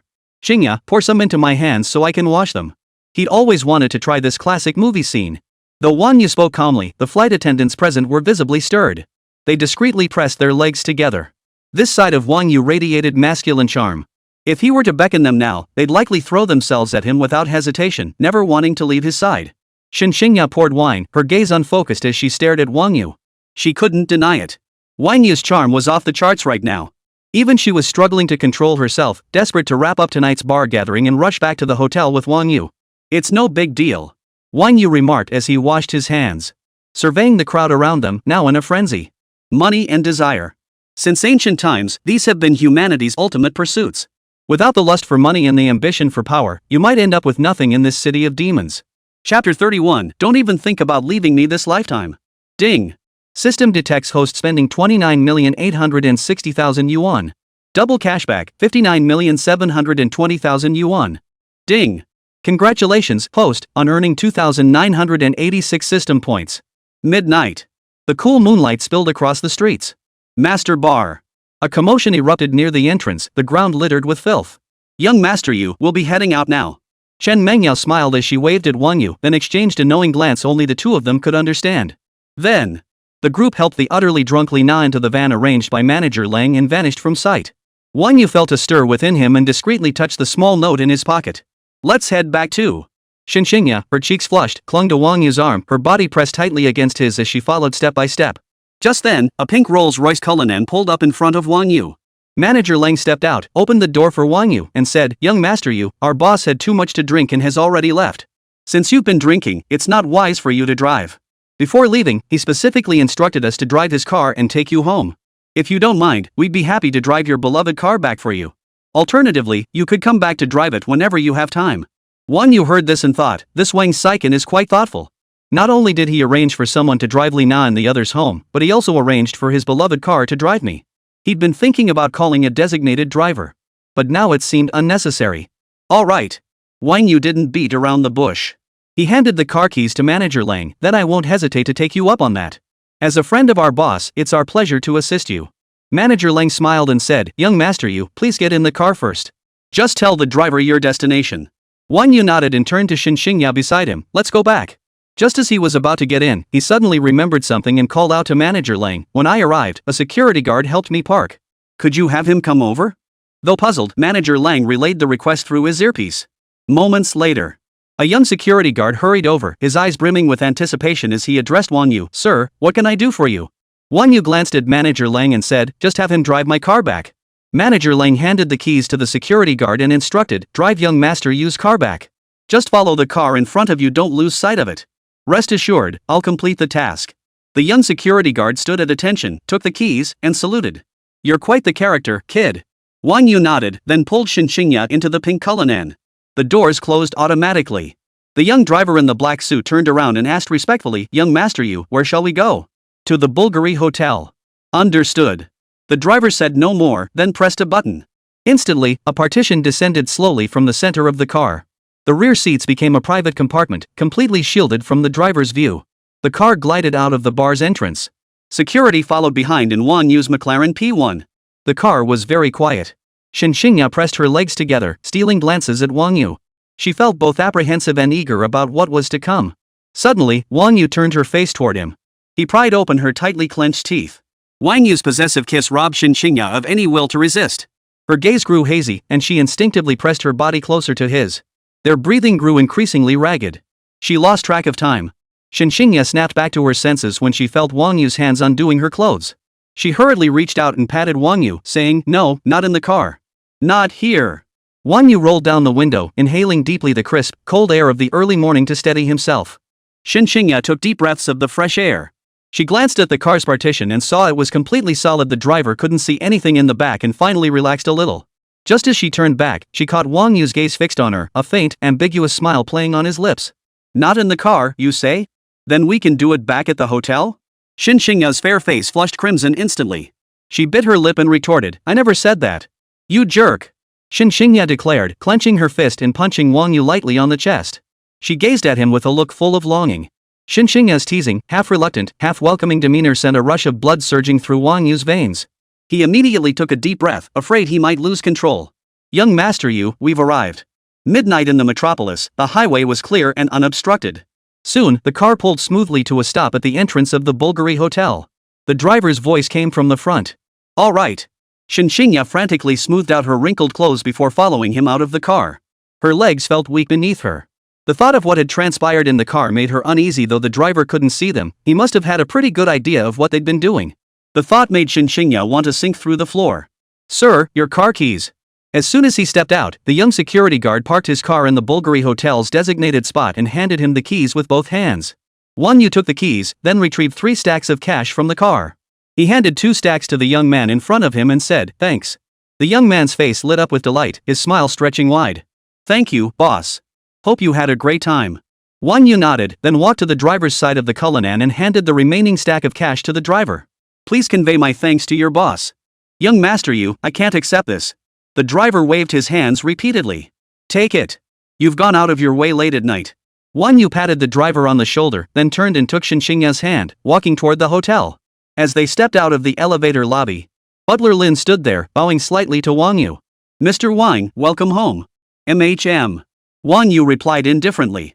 Inside the Bulgari suite, dim, soft lighting cast a gentle glow over their eager figures. Wang Yu drew closer step by step, gently drawing Xinxingya into his embrace.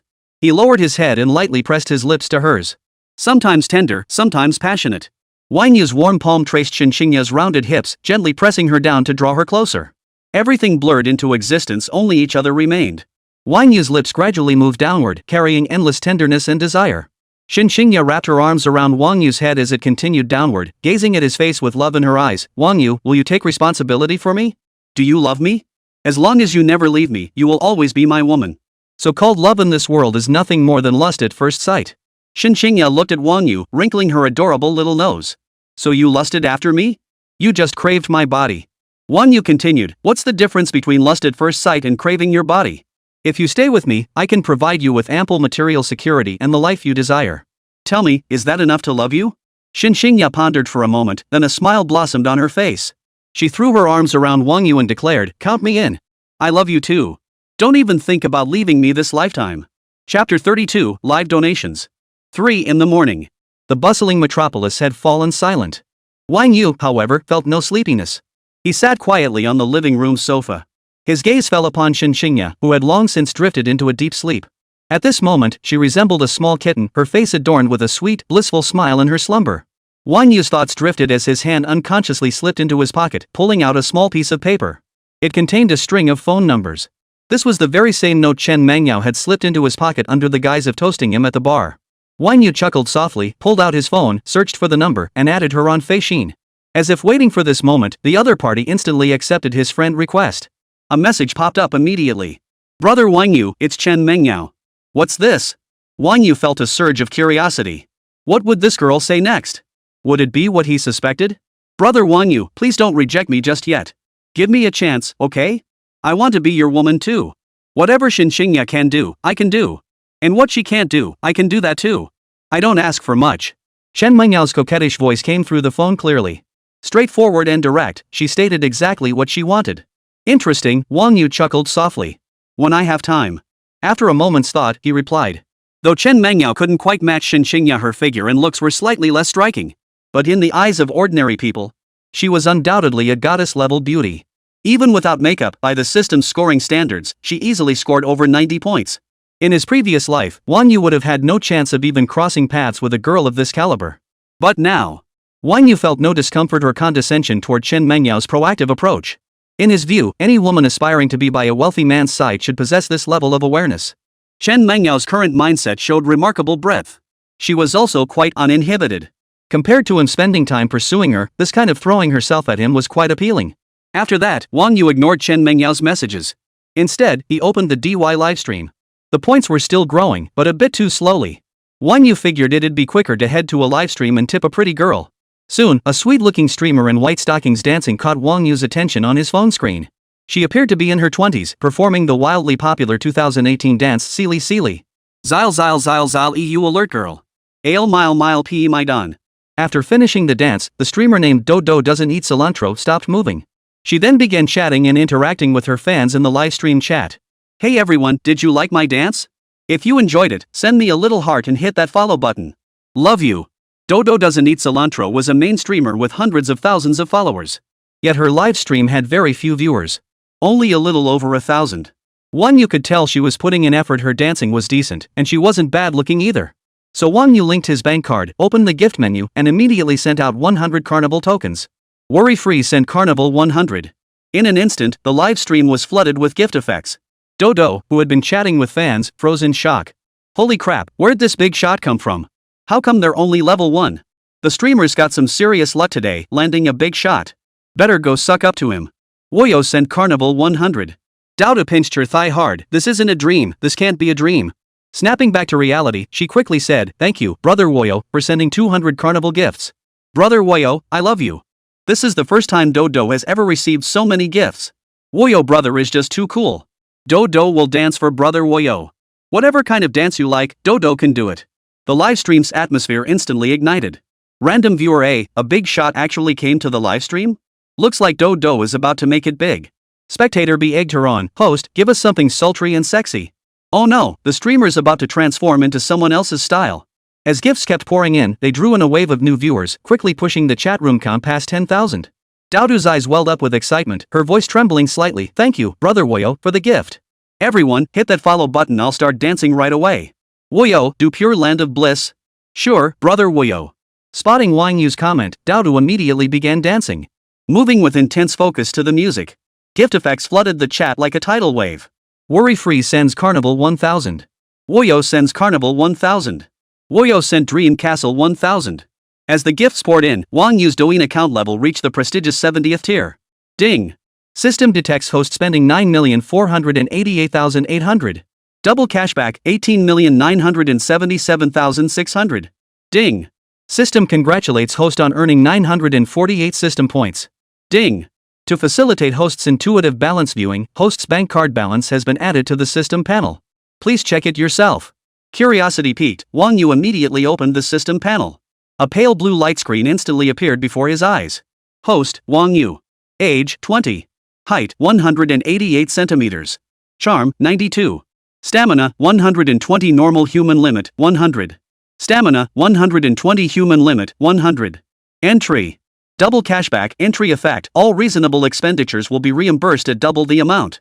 Ultimate constitution entry effect. From this moment onward, you possess the pinnacle of human physical constitution. Points 4,099. Huaxia coins 1,627,746,619. Well, that's a lot clearer. Wang Yu shook his hand, which felt a bit numb from clicking on the gifts. Thank you so much for the gift, Brother Woyo. Truly grateful. After the Pure Land of Ultimate Bliss finished playing, Daoda beamed with a smile. Woyo, I'll head out now. See you next time. Ah, Brother Woyo is leaving already? I still have so many performances to show you. Brother Woyo, remember to check your private messages, Dodo will be waiting for you. Seeing Wang Yu about to leave, Daoda didn't press him to stay. After all, this big spender had showered her stream with so many gifts on his very first visit. She couldn't be too greedy and risk leaving a bad impression on Wang Yu. To secure Wang Yu as a loyal big spender, She set aside her usual reserve and directly asked him to check his private messages in the livestream. She could only silently pray that Wang You would grace her stream again. After all, this single wave of gifts alone would net her at least $1 million. That was more than she'd ever made since starting her stream. Wang You casually hit the follow button, then exited the stream and moved on to the next one. Chapter 33, Dreaming Back to 2018. Wang You shifted into a comfortable position on the Flexarm sofa. She continued browsing live streams, searching for the next lucky recipient of generous gifts. Wolf Smoke Sand Mouth. General, please drink less. The road ahead is treacherous. I'll wait for you at home. A hoarse female voice echoed through the video, causing Wang Yu's constantly swiping fingers to pause. The livestream channel was named Brother S. On the screen, a girl dressed in an innocent style sang "My General" into the microphone before her. The livestream attracted hundreds of thousands of viewers, with gifts flooding the screen and the atmosphere buzzing with excitement. She wore a form-fitting black dress, paired with black stockings and high heels, showcasing her graceful figure. Her innocent, sweet appearance, especially her beautiful, bright eyes, combined with her unique smoky voice, created a striking contrast. Bro? Did I just stumble upon a legendary figure from the ancient days? In 2 more years, she won't be seen online anymore. Wang Yu clicked into the livestream, instantly greeted by a dazzling sky of twinkling stars and swirling petals. The room erupted with dazzling effects celebrating Wang Yu's arrival. Welcome, Brother Woyo. Bro was slightly surprised 70-level players weren't common. A charming smile spread across his face as he addressed the mic. Brother Woyo, is there a song you'd like to hear? One more General. 98k, heart like still water. Before Wang Yu could speak, the chat stream flooded with messages. Worry free, just sing whatever you like. Then I'll sing My General, oh my General again. Seeing this, Brother S pulled out his signature song, My General, oh my General. Wang Yu opened the gift list and began brushing through them one by one. The screen instantly filled with various gift effects, completely overflowing the display. Worry Free sends Carnival 1000. Woyo sent Volcanic Eruption 1000. Woyo sent Romantic Carriage 1000. Woyo sent TikTok number 1000. With each gift sent, a different special effect lit up the screen, romantic, dazzling, and all kinds of explosive. Accompanied by background music, the phone screen vibrated intensely. The entire live stream room began to lag. Ding! System detects host spending 8,202,900, double cashback 16,405,800. Ding! System congratulates host on earning 820 system points. Fans in the live stream were stunned by this wave of gifts. Big shot, need any more accessories for your legs? Usually it's just hearts being showered, but today we finally see some expensive gifts. Please sponsor me. Holy cow, how much did that cost? Seeing the screen flooded with fawning comments, Wang Yu felt a rush of satisfaction. No wonder so many rich folks love splashing cash in live streams. In his past life, he can only watch others show off with their gifts. His motto was simple: if you don't tip, you're just tagging along. Sometimes when watching streams, he just couldn't resist and would send a few little hearts. Faced with this massive wave of gifts, Brother S clearly couldn't handle it. Thank you, Brother Woyo, for sending Carnival, Volcanic Eruption, Romantic Carriage, and Doing number 1. Brother S was overcome with excitement, his voice trembling. What's the biggest draw for streamers? It's definitely the big spenders. With their support, even newcomers can skyrocket to fame. Especially for her, who already had high viewership but lacked the backing of a big spending patron. Bro's eyes sparkled, a smile curling his lips as he said in his smooth voice. Big Brother Woyo, what songs would you like to hear? Just name them, tonight is all yours. Woyo, anything works.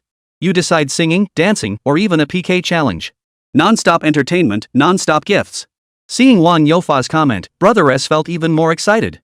She knew this was a once-in-a-lifetime opportunity she absolutely had to seize. So she composed her excitement, then smiled at the camera and said, alright, Brother Woyo, let's start with Heart Like Still Water. As the music began, SGE launched into her performance. Praise flooded the comment stream as viewers flooded the chat with hearts and other gifts in rhythm with the music. You opened the gift list and started scrolling through the gifts. Woyo sends Carnival 2000. Woyo sends Dream Castle 2000. Woyo sent Romantic Carriage 2000. Wang Yu's fingers grew sore from tapping, and his Douyin account finally reached the maximum level of 75. Ding! System detected host spending 175,552,000. Double cashback 35,110,400. Ding! System congratulates host on earning 1,755 system points. System open personal panel. Age 20. Height 188 centimeters. Charm 92. Stamina 120, normal human limit 100. Stamina 120, human limit 100. Entry.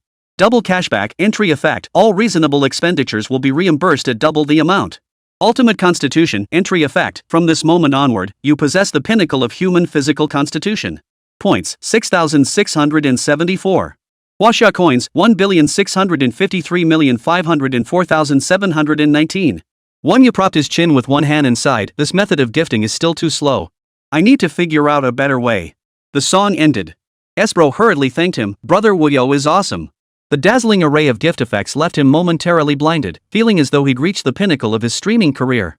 Just then, another streamer suddenly requested a live duet challenge. She hesitated. After all, the challenger was also a major streamer. She feared that even if she won this battle, Wang Yu might defect to the other side. She'd regret it too late if that happened.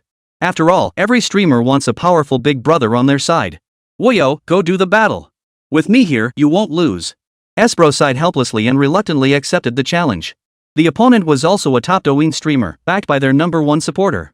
The two sides traded blows relentlessly, with the gift effects in the livestream never fading. In the end, Wang Yu's deep pockets proved decisive and the opponent conceded defeat. Esbro emerged victorious in this PK battle. There might have been some tricks involved, but for Wang Yu, his goal was achieved. His opponent might have made a killing, but Wang Yu never loses. As the final 1,000 carnival tickets were distributed, the system announcement sounded precisely on time. Ding! System detects host spending 38,566,000, double cashback 77,132,000. Ding! System congratulates host on earning 3,856 system points.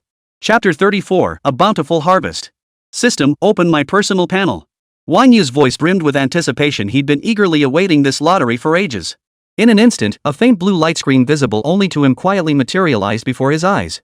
It clearly displayed his personal information. Age, 20. Height, 188 centimeters. Charisma, 92. Stamina, 120 normal human limit, 100. Stamina, 120 normal human limit, 100. Entry.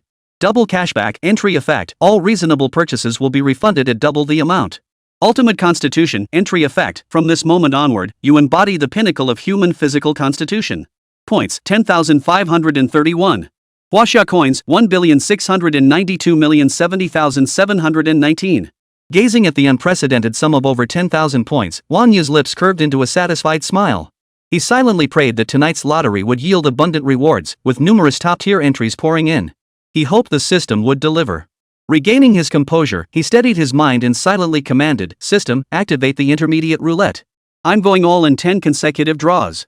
The pale blue personal interface vanished like a bubble, replaced by an ancient-looking silver roulette wheel. It hovered silently mid-air, enveloped in a silvery white halo that radiated an ethereal, profound aura. Mysterious patterns danced across its surface, emanating an air of enigma. As the wheel spun, the strange light flickering along the patterns grew increasingly dazzling. The enigmatic design seemed to come alive, each line pulsing with an otherworldly glow. Wang Yu's expression was tense to the extreme, his eyes fixed intently on the ceaselessly spinning wheel. It felt as though the entire world had frozen in that moment, with only the wheel's rotation tugging at every nerve in his body. Ding! Detected host consuming 10,000 points. Initiating intermediate wheel 10 draw. Ding! Congratulations, host, on obtaining 133,333,333 Huaxia coins. Ding! Congratulations, host, you have obtained 66,666,666 Huaxia coins. Ding! Congratulations! Host has obtained 1 pack of toilet paper. Thank you for your patronage. Ding! Congratulations, host, on acquiring the entry solidification. Ding! Congratulations, host, on obtaining 2 billion Huaxia coins. Ding! Congratulations, host, you have obtained 1 pair of black stockings. Ding! Congratulations, host, you have obtained 1 copy of Far Ahead. Ding! Congratulations, host, on acquiring the entry Eye of Truth. Wang Yu, seeing this, casually tossed the jarring black stockings aside and eagerly checked the effects of his newly acquired entry. Solidify, your physical condition will remain perpetually at peak performance. Eye of Truth, a mystical power that unlocks the gate of truth. All concealed disguises shall be laid bare under its gaze. Note, observing different objects will reveal distinct information. Ding! Industrial and Commercial Bank of China reminds you, your account has received 2,199,999,999. Your current balance is 3,892,070,718 Huaxia coins. Yes. The system rocks. Wang Yu couldn't contain his excitement, cheering loudly. He swiftly opened his personal panel and examined the details. Age, 20. Height, 188 centimeters. Charm, 92. Stamina, 120 normal human limit, 100. Stamina, 120 human limit, 100. Entry. Double cashback entry effect. All reasonable expenditures will be reimbursed at double the amount. Ultimate constitution entry effect. From this moment onward, you embody the pinnacle of human physical potential. Permanent peak condition entry effect. Your physical state will remain perpetually at its zenith. Eye of truth entry effect unlocks the mystical power to open the gate of truth. All concealed disguises shall be laid bare under its gaze. Points 531. Huaxia coins 3,892,070,718. 38 billion Huaxia coins. He couldn't help but gasp in astonishment. This was undoubtedly a staggering fortune. Back in the day, when Leju was supposedly broke, he had a mere 40 billion left in his wallet. Now he had nearly 40 billion himself. How incredibly warm it felt. After a long moment, Wang You slowly tore his gaze away from the tempting balance figure. Solidification and eye of truth. From the panel descriptions alone, it was clear these were rare and practical skills. Solidify would prevent his physical stats from declining. After all, as men age past 30, men typically begin to feel physical weakness after 30, their bodily functions gradually declining. But with the solidification trait, he could maintain peak condition indefinitely. With solidification in place, he'll never face such concerns. The eye of truth proved even more valuable. Lies and disguises in the world would be laid bare before it, and he would never again need to worry about being deceived. Wang Yu's expression relaxed unconsciously. He stood up and returned to the master bedroom. A faint golden light flickered in his eyes, and Xinxingya's information instantly appeared clearly on the system panel. Name, Xinxingya. Age, 24. Height, 170 centimeters. Charm, 95. Physical strength, 82. Affection level, 99. Skills, basic singing, advanced etiquette, intermediate yoga. A flicker of surprise crossed Wang Yu's eyes. He truly hadn't anticipated Xinxingya's affection for him to be this high. Through the system's explanation, Wang Yu understood that higher affinity points equated to greater loyalty, and once affinity reached 100 points, it would no longer decrease. Conversely, the lower the affection points, the greater the ill will harbored toward him and vice versa. Xinxingya's staggering 99-point affection left him both astonished and delighted. Wang Yu stood motionless, his thoughts surging like a tidal wave. He knew that possessing the eye of truth would make his world clearer and more transparent. Back to bed. Wang Yu's heart overflowed with love as he tenderly kissed Xinxingya's soft lips. Xinxingya, seemingly moved by this sudden display of affection, instantly wrapped herself around him like an octopus. Their bodies clung to each other, as if striving to merge the other into the depths of their very souls. The sun was high in the sky. Sunlight filtered through the curtains, spilling onto Wang Yu and Xinxingya's bed. Wang Yu awoke first. He glanced at the time. It was already 12:30. Gazing at Xinxingya, still fast asleep in his arms, his heart filled with tenderness. He gently brushed a strand of hair from her forehead and kissed her forehead. This small gesture still managed to wake Xinxingya. She opened her eyes groggily and mumbled, "What are you doing? Waking me up so early? The sun's already high in the sky, you lazy little cat." Wang Yu murmured with a smile. Xinxingya snorted in displeasure, burrowing deeper into Wang Yu's embrace as she whined, "Just let me sleep a little longer. You wore me out last night." Ahem. Wang Yu's face flushed slightly. He picked up the guest room phone and said to Xinxingya, You can order whatever you want for breakfast." Chapter 35, Hanlong Shopping Plaza. Magic City. Hanglong Plaza. Renowned as the premier shopping destination in the Magic City, its name is known far and wide. It houses the most comprehensive collection of luxury brands in all of China. As the premier shopping destination in the Magic City, Hanglong Plaza gathers over 100 renowned luxury brands from around the world, including Louis Vuitton, Hermes, Chanel, and many more across various categories. Wealthy people love to shop here. The scorching summer heat was dispelled by the cool air inside the mall. Xinxingya was dressed in light summer attire. Only her legs felt slightly unnatural as she walked. Clinging to Wang Yu's arm like a little bird, a hint of confusion flickered in her beautiful eyes. "Brother Wang Yu, what are we doing at the mall? You did quite well last night. If you like anything in the mall, you can buy it," Wang Yu said indifferently. A blush instantly spread across Xinxingya's cheeks. She shook her head slightly and said in a sweet voice, "I don't want anything. Just spending time with you is enough." "You silly thing. I was actually planning to buy some new clothes anyway, help me pick them out." Wang Yu sighed, slightly exasperated. Xinxingya's eyes lit up at his request, her heart brimming with delight. Being needed by Wang Yu, being involved in his daily affairs, even something as ordinary as picking out clothes held special meaning for her. Her mind was already racing, picturing Wang Yu in various styles of clothing. The two naturally made their way to a men's clothing boutique. With Xinxingya's help, Wang Yu casually selected a few changes of clothes. After spending 88,000 yuan, he then took Xinxingya to a women's clothing boutique. "Welcome to the Dior flagship store. The moment they stepped through the doors, a Dior sales associate approached them with a warm smile, politely inquiring, "May I assist you today?" "We'll just browse for now." It was Xinxingya's first time in such a place, and she couldn't help but feel a bit stiff and reserved. At Wang Yu's insistence, Xinxingya finally settled on a dress. Moments later, Xinxingya emerged from the fitting room, gracefully swaying in a white strapless maxi dress. The moment she emerged, both Wang Yu and the shop staff were utterly stunned. The white spaghetti strap dress transformed her entire aura, as if she had undergone a magnificent metamorphosis. Her former image as a sharp-suited flight attendant was instantly replaced by the graceful elegance of a wealthy heiress, as if she had been reborn. No wonder these luxury items command such high prices. "Brother Wang Yu, what do you think?" Xinxingya spun gracefully on the spot, radiating charm like an ethereal fairy descended from a fairy tale realm. The sales assistant wore a professional, sweet smile as she praised, "Madam, you have such excellent taste. This dress looks as if it were custom made for you." Wang Yu stroked his chin, scrutinizing her carefully before remarking indifferently, "It is quite lovely. But this one's too plain. Let's pick a few more. That sensual style one over there is quite nice." Xinxingya, hearing Wang Yu's praise, felt a sweet warmth in her heart as she replied, "Alright, I'll try this one too. I'll be waiting." Wang Yu smiled faintly. A short while later, Xinxingya stepped out of the fitting room once more. Now she wore an elegant, cool black pencil skirt that perfectly accentuated her tall, flawless figure. Her S-shaped figure was on full display, sweetness and sensuality intertwining to radiate a breathtaking, mesmerizing charm. This version of Xinxingya left Wang Yu staring in awe. Wang Yu nodded approvingly. "It's beautiful. It suits you perfectly. How much is this dress?" Xinxingya inquired. "Ma'am, this is our new Dior summer collection, so the price is higher. This dress retails for 59,998 yuan. The sales assistant smiled. Xinxingya was startled. She gave an awkward smile and said, "I think I'll just keep looking." 59,000. For just a dress. The price truly made her heart ache. "Ma'am, I truly believe this piece suits you perfectly. Wearing this bodycon dress elevates your aura to something extraordinary, both elegant and understated. Many have purchased this piece, but it's rare to see it look as stunning on someone as it does on you." The saleswoman lavished praise, determined to close the sale. But she meant every word. Xinxingya truly looked stunning in it. Xinxingya examined herself carefully in the mirror. It was undeniably beautiful, yet the price still made her hesitate. She could only look to Wang Yu, leaving the decision to him. Wang Yu nodded and told the saleswoman, "Wrap this one up with the white one from earlier." "Certainly, sir." The salesperson's smile broadened upon hearing this. "I'll wrap them up for you right away. Good afternoon, sir.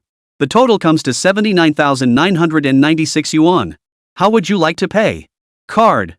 Saying this, Wang Yu handed over his bank card. The two stepped out of the Dior flagship store and turned toward the Chanel boutique. "Let's take a look at this bag." "Certainly, sir."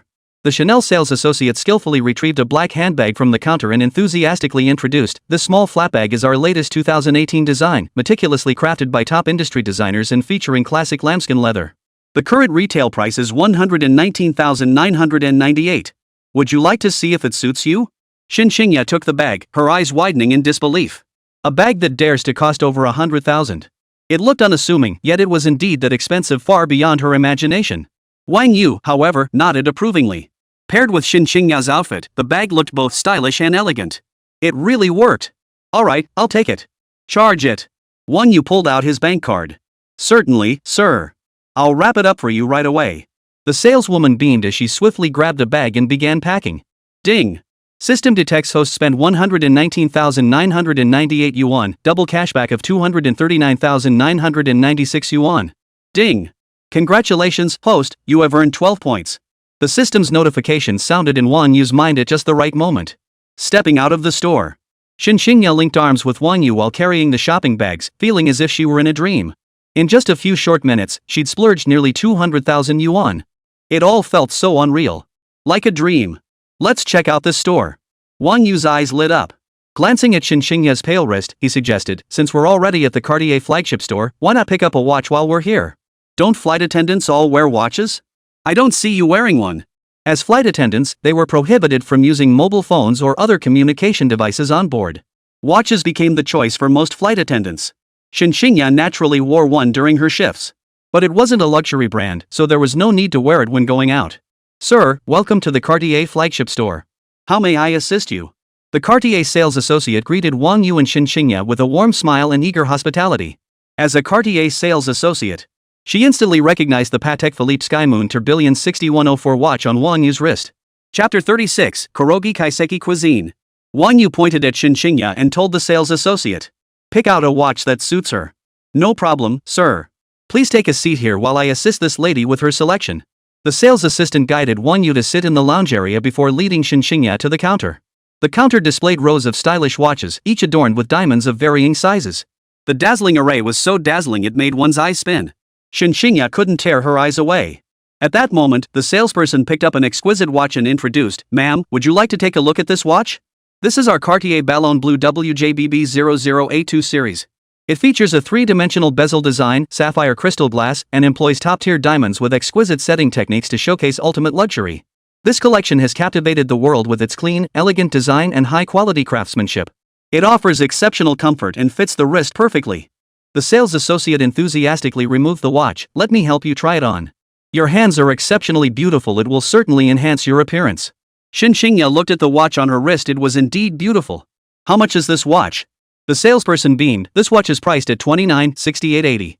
Xinxingya's hand trembled, instinctively reaching to remove the watch. "Do you like this watch?" Wang Yu had appeared beside her without her noticing.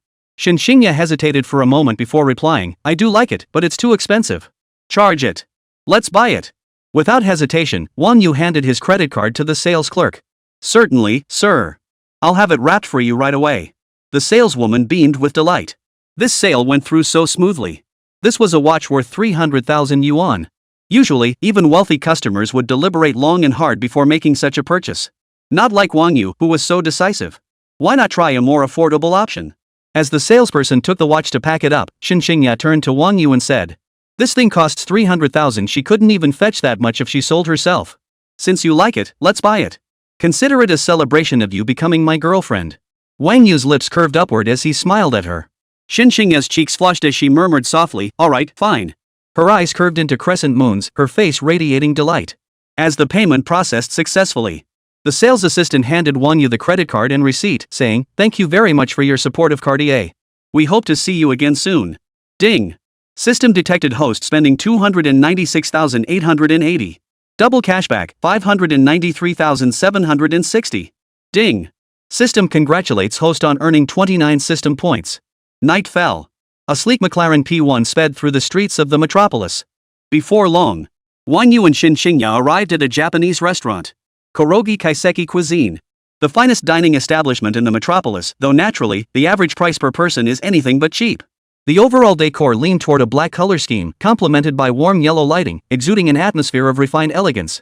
The interior was meticulously designed, with tatami mat private rooms arranged in a pleasingly staggered pattern. The walls were adorned with Japanese ukiyo-e prints that were a feast for the eyes. A server dressed in traditional Japanese kimono approached them, bowed slightly, and guided them to a private room. The two settled casually onto the tatami mats. Just as the attendant reached for the menu, Wang Yu waved her off. "What are your signature dishes?" The attendant smiled and replied, "Today we offer tuna sashimi platter, grilled eel, salmon belly rice pot, white truffle with Wagyu beef. Bring us one of each." Wang Yu nodded. The portion sizes at Japanese restaurants were notoriously small. Ever since acquiring the extreme constitution trait, Wang Yu's appetite had grown significantly. He genuinely feared ordering too little and not being satisfied. The server smiled and nodded, quickly bringing over tea and appetizers. Before long, one exquisite dish after another was brought to the table. Exquisite and small portions. Beef with sea urchin and caviar. Foie gras with sesame tofu. Salmon belly rice casserole. Grilled eel. The sashimi platter was particularly eye-catching. The tuna was firm with a faint pink hue, the salmon slices were orange-red with distinct marbling, and the sweet shrimp glistened like crystals, radiating an alluring sheen. The flour stuck on top, though, was a bit tacky. Meanwhile, a chef in traditional attire carried unprocessed ingredients, wearing gloves, preparing them live. "Sea urchin sushi, enjoy." "Thank you." The chef handed it to Wang Yu with a serious expression. Moments later, he prepared another piece on the spot, "Salmon roast sushi, enjoy." Xinxingya hesitated slightly before taking the sushi. She opened her mouth slightly, took a small bite, chewed a few times, and her eyes lit up instantly. "Wow, this is so delicious. The texture is amazing. If you like it, have some more." Wang Yu, however, remained unimpressed. Chinese cuisine still suited his palate better. He could still enjoy it now, but once Japan started discharging nuclear wastewater into the ocean in a few years, he certainly wouldn't want to eat seafood from Japanese waters. After finishing the sushi, the chef proceeded to prepare white truffle-topped Wagyu beef right there. He took out a blowtorch and seared a piece of beef until both sides were lightly charred. Placing it on a plate, he drizzled a special sauce over it and sprinkled thin slices of white truffle on top. The distinctive aroma of truffles immediately wafted toward the guests. White truffle with Wagyu beef, please enjoy. Shinshingya didn't miss this rare opportunity, snapping numerous photos from the side. With a tender piece of beef in her mouth, she murmured dreamily, "Do you wealthy folks eat this kind of thing all the time?" "Of course not. What are you thinking?" Wang Yu chuckled. "I'm just an ordinary person too. How could I eat this every day? I chose this place specifically because I wanted to treat you. After all, I figured you might not have tried this place before." "Well, I hadn't either, so I thought I'd bring you along to try it." Though he had become wealthy in this life, free to splurge and eat whatever he desired. But Wang Yu always felt that cuisine detached from the working people carried a certain air of superficiality. This meal was merely a novelty. In his heart, it couldn't compare to the satisfaction of a bowl of spicy hot pot from an old alleyway stall. After finishing the meal, the bill came to 35,860 huaxia currency. The next day, 1 a.m., Wang Yu drove Shinshingya to Magic City Airport. Shinshingya had resumed her usual flight attendant attire. She appeared aloof and dignified. "Wang Yu, I'm leaving." Shinshingya initiated the embrace, her heart aching with reluctance. But her flight had already been rescheduled, and taking more time off wasn't feasible. She still needed this job. Wang Yu looked at her with a serious expression. "Shingya, if you don't want to work, I can buy you an apartment nearby. You can do whatever you want and stop wasting your time on a job." Maybe not. Let's talk about it later." After much consideration, Shinshingya declined. Wang Yu was still in school. He wouldn't have much time to spend with her. She'd rather stick with her job for now. Having close friends like Lina around is better than being alone at home. So she felt it was better to keep working. Besides, who knows what the future holds? "All right." Wang Yu leaned close to Shinshingya's ear and whispered, "Call me if you miss me." "Got it." Shinshingya shot him a reproachful look. "You're all alone in the Magic City. Be good. You can have fun however you want, just don't let me find out. Or I'll get mad." She knew Wang Yu couldn't possibly have only her as his woman. Out of sight, out of mind. Wang Yu chuckled. As if he'd been reborn, why would he listen to her now? That would be a waste of his rebirth.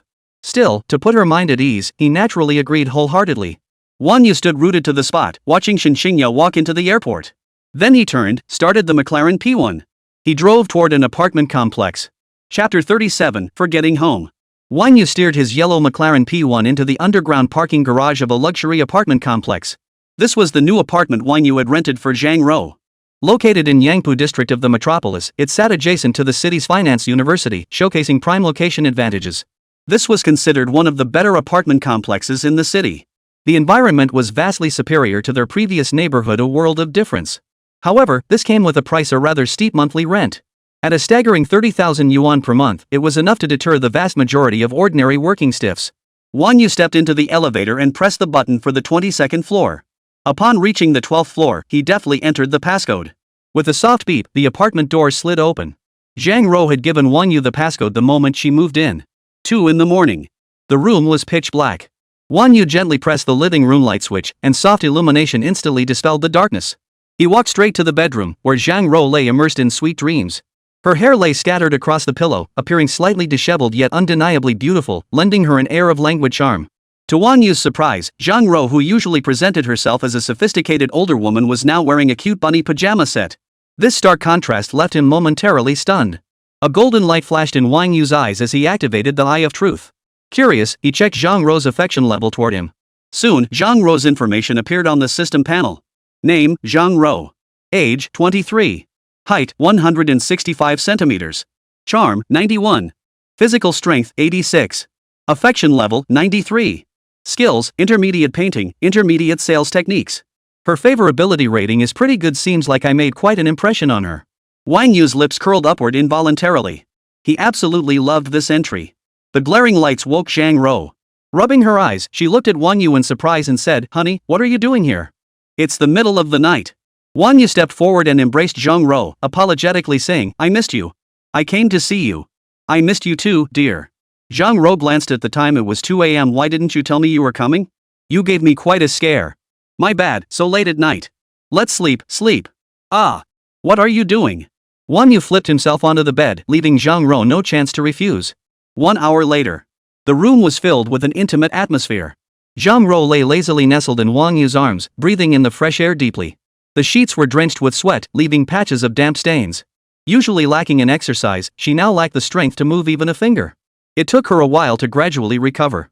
She raised her hand slightly, tracing gentle circles on Wang Yu's chest. With a hint of petulance in her voice, she murmured, "Darling, give me a break for now. I'll take tomorrow off. Let's work out together." Wang Yu held her fragrant, soft body tightly, burying his nose in her hair to inhale its enchanting scent. He murmured softly, "All right, I won't bother you anymore. But your technique is terribly rusty. Wait till tomorrow when I teach you properly." The next day at noon. Sunlight streamed through the window, bathing the living room sofa. Ah! Wang Yu sat on the sofa, his brow furrowed, watching the thick smoke billowing from the kitchen and listening to Zhang Rou's shrieks. He couldn't help but wonder, could stir-frying really be that difficult? Zhang Rou had gone out early that morning to buy a bunch of ingredients, saying she wanted to make him a special breakfast. She'd been fussing about it all morning.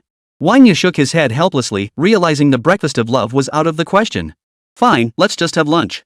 He pulled out his phone and selected a nearby restaurant with high ratings. He placed the order and paid 688 yuan. Meanwhile, in the kitchen, Zhang Rou stared at the scene before her, utterly devastated. She hadn't expected cooking to be this difficult. It looked so simple in those online videos. Had she messed up somewhere? She dumped the charred, unrecognizable mess into the trash can. Dejected, she emerged from the kitchen and told Wang Yu, "Honey, I'm sorry I messed up. Why don't we just order takeout?" "I knew it. I already ordered takeout. It should be here soon." Wang Yu raised an eyebrow, lounging leisurely on the sofa. "Oomph. I refuse to believe I can't make it. Wait until next time you come over, I'll prove it." Zhang Rou felt a surge of determination welling up inside her as she spoke, silently cheering herself on. She remembered her mother telling her, "To win a man's heart, you must first win his stomach." "Well then, I'll stay a few more days and see if your cooking skills have improved." Zhang Rou's expression stiffened momentarily before she flashed a mischievous wink. "No problem. Tomorrow you'll get to enjoy my homemade breakfast made with love." Then she hurried into the bathroom for a quick wash. To Wang Yu's surprise, Zhang Rou's cooking skills seemed to have been enchanted, growing more exquisite with each passing day. At the same time, her gaming skills grew increasingly polished through constant practice. This made Wang Yu so content he forgot his homesickness. His life in this apartment grew increasingly pleasant. Wang Yu decided to extend his stay at Zhang Rou's place for a few more days. The Bulgari Hotel was certainly convenient to stay at. But nothing felt quite like home. Sitting on the living room sofa, Wang Yu pressed one hand against Zhang Rou as he pondered. A golden light flashed in his eyes. He looked down at the busy Zhang Rou. A pale blue light screen instantly materialized before Wang Yu's eyes. Name, Zhang Rou. Age, 23. Height, 165 centimeters. Charm, 91. Physical fitness, 86. Affection level, 96. Skills, intermediate painting, intermediate sales techniques, intermediate gaming. All that hard work these past few days hasn't been in vain. Wang Yu thought to himself. Staying in hotels all the time wasn't sustainable. It seemed he needed to buy himself a place. Staying at Zhang Rou's place these past few days had been so comfortable that it sparked Wang Yu's desire to buy a home. He still had 2 years left in college, and he'd be spending plenty of time in the Magic City afterward. Besides, he couldn't possibly stay in student dorms forever, could he? But when the time comes, he'll need to buy one for both Zhang Rou and Xinxingya. But that could wait for now. As for Wang Yu, it won't matter with the system, his money will only keep growing. Besides, with Shanghai's property market, buying a few extra units to hold for appreciation is a smart move. After all, even in the future, property prices in the Magic City remain remarkably resilient. That's how it is. Over half a month slipped by in the blink of an eye. Wang Yu stayed at Zhang Rou's place for over half a month. During this time, he occasionally returned to the Bulgari Hotel to accompany Xinxingya, who had flown into the metropolis. Yet their time together was always fleeting. Xinxingya would soon fly back to Sichuan, leaving Wang Yu filled with regret and reluctance. During this time, Xinxingya's close friend, Chen Mengyao, also kept in constant contact with Wang Yu via Feixin. Every day, she'd send messages like "Good morning, my husband," or "Good night, my brother." This was a stark contrast to her initial aloof and reserved demeanor. The contrast was striking. Thanks to Chen Mengyao's efforts, their relationship had gradually warmed up. Today, she had even taken a special day off to come to Shanghai. Seeing how hard she was trying to win him over, Wang Yu decided to give her a chance. It all depends on whether she can seize it. Chapter 38, Flight Attendant Chen Mengyao. The next day. 9 o'clock in the morning. The stifling summer heat weighed heavily on the mood. Inside Shanghai Pudong International Airport, crowds bustled about, most hurrying with purpose. "Honey, I'm over here." Chen Mengyao waved at Wang Yu the moment she stepped out. Her delicate oval face and almond-shaped eyes sparkled with charm. Standing at 171 centimeters tall, she wore a form-fitting purple dress. The silk-like fabric clung smoothly to her body, accentuating her curvaceous figure to perfection. Black stiletto heels adorned her long, straight legs, lending her an elegant, graceful poise. Carrying a small black case, She charged straight into Wang Yu's arms. Wang Yu felt a wave of fragrance wash over him as her soft body wrapped tightly around him. He reached out to catch her supple waist. Chen Mengyao, utterly unconcerned with the stares of those around them, clung to Wang Yu's arm, chatting and laughing as they walked out. Without her close friends like Shen Xingyao around, Chen Mengyao seemed remarkably different. Though she knew Wang Yu had more than one woman in his life, she still hoped to enjoy a pleasant date with him. To outsiders, this scene looked no different from any ordinary couple. They got into the car. Ignition on, pedal to the metal. Roar! Under Wang Yu's driving, the car smoothly pulled out. Wang Yu activated his true sight to look at Chen Mengyao. A light screen instantly appeared before his eyes. Name, Chen Mengyao. Age, 24. Height, 171 centimeters. Charm, 93. Physical strength, 82. Affection level, 78. Skills, advanced etiquette, advanced styling, advanced makeup. To achieve a 78 favorability rating through self-improvement, she truly is a remarkable sister. Wang Yu felt a surge of quiet delight. Honey, what are we doing later? This is my first time riding in such a luxury car. Chen Mengyao exclaimed. Seated in the passenger seat of the McLaren P1, she curiously scanned the interior decor. You'll have plenty more chances like this in the future. Wang Yu shot Chen Mengyao a glance. You haven't had breakfast yet, have you? Let's grab breakfast first, then I'll take you to experience what you've been wanting. He drove the McLaren P1, taking Chen Mengyao to their usual spot, the International Finance Center Mall. After breakfast, they soon arrived at an extravagantly designed glass-structured building. Inside, luxury goods were abundant, with countless major brands lining the halls. Chen Mengyao stood before the mall, gazing upward, her eyes brimming with longing and anticipation. Been here before? Wang Yu asked, noticing her expression. No. Chen Mengyao shook her head. I've only passed by before and browsed outside the stores. The prices here are too expensive, I never dared to go inside. This isn't something I can afford. Wang Yu said nothing more, instead steering the car into the mall's underground parking garage. After turning off the engine, the two took the elevator to the mall's first floor. At this hour, the vast mall felt somewhat deserted. Louis Vuitton, Chanel, Cartier, Dior, Versace. Chen Mengyao's gaze was firmly drawn to the row of opulent luxury boutiques before her, her eyes betraying an unmistakable thrill. Her heartbeat quickened. It felt like she was living a dream come true. How many times had she come here to window shop, only to gaze longingly from afar? Never did she imagine this long-held dream would come true today. This was reality. Few women could resist this place. What do you want most? Wang Yu asked casually. Chen Mengyao gazed at the opulent brand boutiques. She wanted everything, but could only dream about it. I don't know. Chen Mengyao shook her head. Then how about this? Within a million, you can choose anything you want. Really? Honey? Chen Mengyao looked visibly thrilled. Wang Yu spread his arms wide, as if to embrace the entire mall. You can choose any brand here, but the limit is 1 million. How about it? Satisfied? $1 million is no small sum. Though Wang Yu was wealthy, he couldn't spend recklessly on women, otherwise he'd be a sucker. Honey, I absolutely adore you. Mwah. Chen Mengyao was thoroughly pleased with Wang Yu's arrangements. She stood on tiptoe and planted a kiss on his cheek. That he could afford such an expensive gift on their first date. She was already perfectly content. Well then, let's head to your favorite store and start shopping. Wang Yu's lips curved upward slightly as he smiled. Which brand store are we hitting up first? Chanel. Chen Mengyao glanced around the mall and pointed straight to the Chanel boutique without hesitation. After all, no woman could resist the allure of Chanel. Alright, let's go. Chen Mengyao wrapped her arm around Wang Yu's and headed toward the Chanel boutique. Welcome to the Chanel flagship store. The moment they stepped inside, a young Chanel sales associate approached them with a smile, saying, Good morning, sir and madam. How may I assist you today? The sales assistant greeted them politely. Wang Yu waved his hand and said to Chen Mengyao, You pick something out yourself. Chen Mengyao looked around the store with a touch of nervousness. Ma'am, this dress is our new summer collection from Chanel. I'm sure it would look absolutely stunning on you, the sales associate approached, offering her recommendation.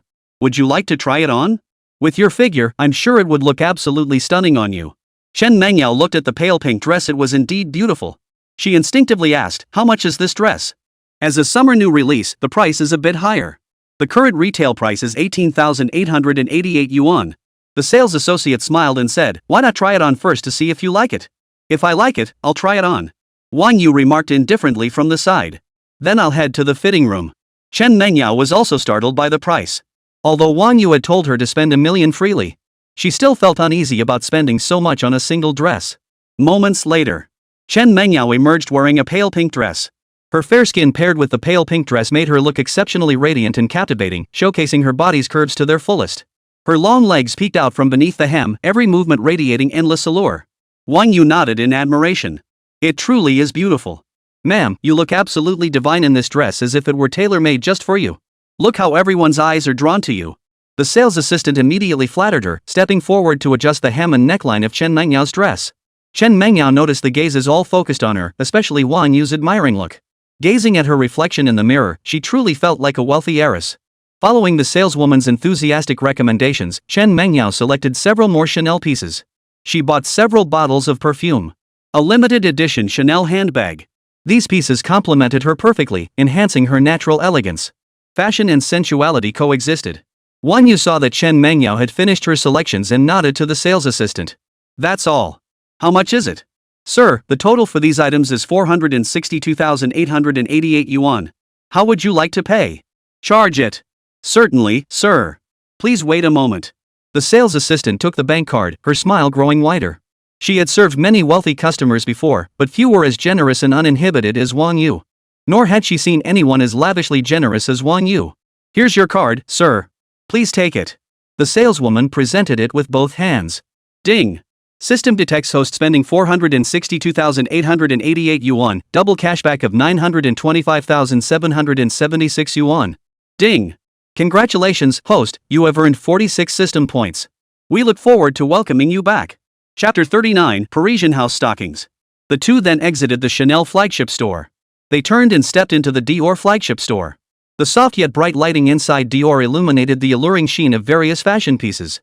With the sales assistant's warm and attentive service and recommendations, Chen Mengyao proceeded to purchase 3 items. Total expenditure, 128,500 yuan. Ding. System detects host spending 128,500 yuan. Double cashback, 25,700 yuan. Ding. Congratulations, host, you have earned 12 system points. Let's go. We'll browse elsewhere. Chen Mengyao carefully carried her purchases, her expression dreamlike as if lost in a fantasy. A slight hesitation flickered within her heart. Though she valued material things, she wasn't the type of woman who was insatiably greedy. Today's spending had already far exceeded her usual shopping habits. She was already perfectly satisfied. Balenciaga? Chen Mengyao gazed at the distinctive Balenciaga storefront sign before her, a flicker of interest stirring within. She turned to Wang Yu and said, "Let's go browse Balenciaga." "Sure. Welcome to Balenciaga. How may we assist you?" The moment they stepped inside, a distinctive fashionable atmosphere enveloped them. The store's interior design was ingeniously crafted, with a predominantly cool-toned color scheme creating a shopping environment that was both fashion-forward and subtly aloof. A sales associate immediately approached them with a professional smile. "We'd like to look at your stockings." Chen Mengyau's cheeks flushed slightly as she spoke with a hint of shyness and awkwardness. Wang Yu's previously calm eyes lit up instantly upon hearing this. He finally understood. Parisian house stockings were legendary in the stocking world. Stockings with letters no man could resist such temptation. Green Tea's sister really is the best, so understanding. So consider it. Yes, ma'am. The sales assistant pulled out various exquisitely packaged stockings from the counter. Black, white, gray, nude, lace, every style imaginable. Wang Yu waved her hand casually and said, "I'll take them all. Give me a few pairs of each. And that one too." Chen Mengyao couldn't help but feel both amused and exasperated at the sight, silently wondering when he'd ever wear through so many pairs. Men often lose their rationality when faced with certain specific items. Most men are like that, their eyes light up at the sight of stockings. Enough, enough. Just grab a pair of high heels. Chen Mengyao shook her head helplessly, picked up a pair of red-soled black high heels, and handed them to the sales assistant. With this many pairs of stockings, she'd be wearing them into next year. These are consumables. Buy extra to keep on hand, so you won't run out when you need them. Wang Yu still felt unsatisfied and continued to the salesperson, "Add these polka dot ones to the bag too." Chen Mengyau's face suddenly turned deathly pale as an inexplicable unease welled up inside her. She suddenly worried if she had walked into a trap. Was it still possible to escape now? Finally, Wang Yu selected over 20 pairs of stockings before stopping. "Sir, the total for these stockings and high heels is 86,500 yuan. How would you like to pay?" "Charge it." Wang Yu replied in a matter-of-fact tone. "Payment completed." The saleswoman smiled as she handed back the card, saying, "Sir, please keep your card safe. We welcome you back to Balenciaga." After stepping out of the Balenciaga flagship store, the two strolled along the mall's corridors, flanked by renowned brand boutiques. Their figures soon reappeared inside the Louis Vuitton boutique. "Good day, ma'am. This necklace is Louis Vuitton's latest design for this year. Crafted entirely from 18K gold, it features a pendant set with 144 diamonds totaling approximately 2.3 carats. The design draws inspiration from the classic monogram floral motif, exuding both luxury and artistic flair. The sales associate explained in detail and with professionalism, the current retail price for this necklace is 266,600 yuan. As she spoke, she slowly rotated the necklace, allowing Chen Mengyao to fully appreciate its beauty from every angle. Wang You remained composed as he quietly said, "Charge it." Chen Mengyao slipped the necklace on, gazing at her own reflection sparkling in the mirror. She truly felt like a princess. The two continued browsing the mall, shopping as if they were buying groceries. Anything they liked, they bought. Under Chen Mengyao's careful selection, she also put together several outfits for Wang You from top to bottom. The total cost came to 599,800 yuan. Ding! System detects host spending 599,800 yuan. Double cashback, 1,199,600 yuan. Ding! Congratulations, host, you have earned 60 system points. System, open the personal panel. As you wish, host. Host, Wang You. Age, 20. Height, 188 centimeters. Charm, 92. Stamina, 120. Normal human limit, 100. Stamina, 120. Human limit, 100. Entry. Double cashback, entry effect. All reasonable expenditures will be reimbursed at double the amount. Ultimate constitution, entry effect. From this moment onward, you possess the pinnacle of human physical constitution. Points, 712. Huaxia coins, 3,893,881,828. Wang Yu thought to himself, looks like buying a house needs to be put on the agenda. With so many purchases, Wang Yu's McLaren P1 was already overflowing. He could only leave his phone number and address, instructing the mall to deliver the items to the Bulgari Hotel. It was nearing noon. The two exited the IFC mall. Wang Yu took Chen Mengyao to a high-end Western restaurant for lunch. The total bill came to 12,800 yuan. After the meal, Wang Yu took out his phone and dialed Lin's housekeeper. The call was answered promptly. "Good afternoon, Mr. Wang. How may I assist you?" Lin's respectful voice came through the phone. "Arrange for an intermediary to contact me." "Certainly. I'll send the details to your phone shortly." Wang Yu listened, then hung up. Some premium properties are beyond the reach of ordinary agents. High-end agencies offer comprehensive, customized services for the affluent. They also assist with complex financial and legal matters during transactions. To avoid the hassle, he had no choice but to reach out to the Bulgari team again for assistance. The information arrived on his phone shortly after, revealing an address conveniently located near the GFC mall. Wang Yu pulled Chen Mengyao back to the car. She asked in confusion, "What are we going to do now?" "To buy a house," Wang Yu said, starting the car and driving into the bustling traffic of the metropolis. Chapter 40, Kafko Seaview Number 1. 3 minutes later. Lujiazui, Shanghai. Along the Riverside Boulevard, Kafko Seaview 1 Sales Center. This area was entirely composed of luxurious commercial districts, where every inch of land was worth its weight in gold. Wang Yu parked his car by the roadside. Staff members, already on high alert, immediately approached. At the forefront stood a middle-aged man dressed in a black suit, his hair neatly combed. Behind him stood a neat row of uniformed men and women, all smiling at Wang Yu. As Wang Yu and Chen Mengyao stepped out of the car, the middle-aged man stepped forward briskly, extending both hands warmly toward Wang Yu. With a professional smile, he said, "You must be Mr. Wang, the distinguished guest referred by Bulgari. I never imagined Mr. Wang would be so young, truly a rising star." "I'm Xiao Yan, the sales manager introduced by Butler Lin. Thank you for choosing Kafko Seaview 1. I'll now guide you through the property to see if any of our layouts meet your preferences." Bulgari's private butler had already scheduled a viewing appointment for them. They were naturally aware of Wang Yu's background. This was a major client who had booked the Bulgari suite for an entire month. For a premium client like Wang Yu, Xiao Yan dared not be negligent. Upon receiving the news, he promptly gathered his sales team to greet Wang Yu at the entrance. Fortunately, they arrived just before Wang Yu did. "You flatter me," Wang Yu remarked indifferently. "Take me straight to your best available units." In the reception room, Xiao Yan retrieved his treasured Longjing tea, handed it to his secretary to brew.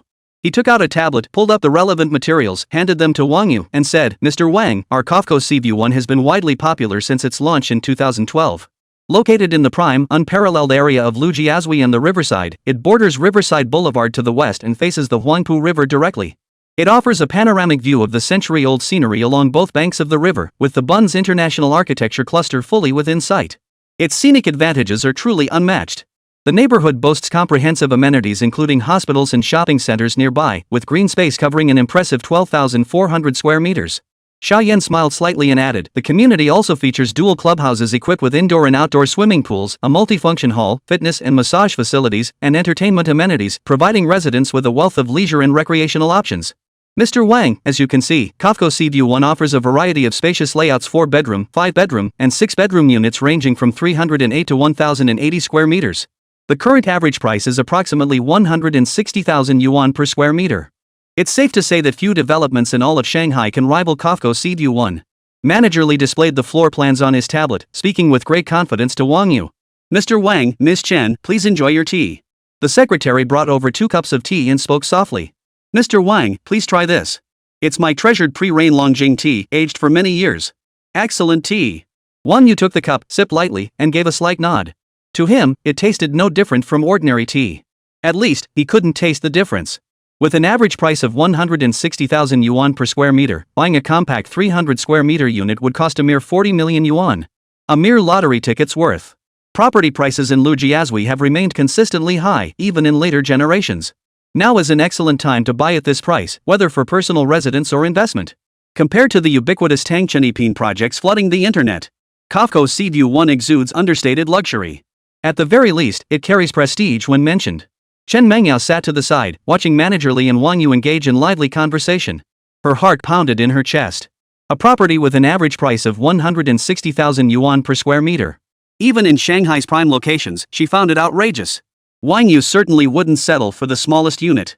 The final price tag would likely soar into the tens of millions. The most crucial thing was that Wang Yu seemed perfectly satisfied with this price. The world of the wealthy was beyond her comprehension, a level of extravagance she couldn't even fathom. Mr. Wang, is there a unit you're interested in? Perhaps I could take you to see it in person. After all, videos don't quite capture the full experience. Manager Xiao said with a smile. Normally, as a sales manager, tasks like showing properties were handled by junior sales staff. But Wang Yu had been referred by Bulgari, a rare, high-value client with an extremely high likelihood of closing. Who knows? Maybe even their flagship unit at Kafko Seaview 1 could be sold today. If that happened, the commission would be substantial. No wonder Manager Xiao was so proactive. Take me straight to see that 6-bedroom penthouse. Wang Yu pointed to a unit in the video, his expression calm. For Wang Yu, if the best is available, why settle for anything less? He, Wang, wasn't short on cash.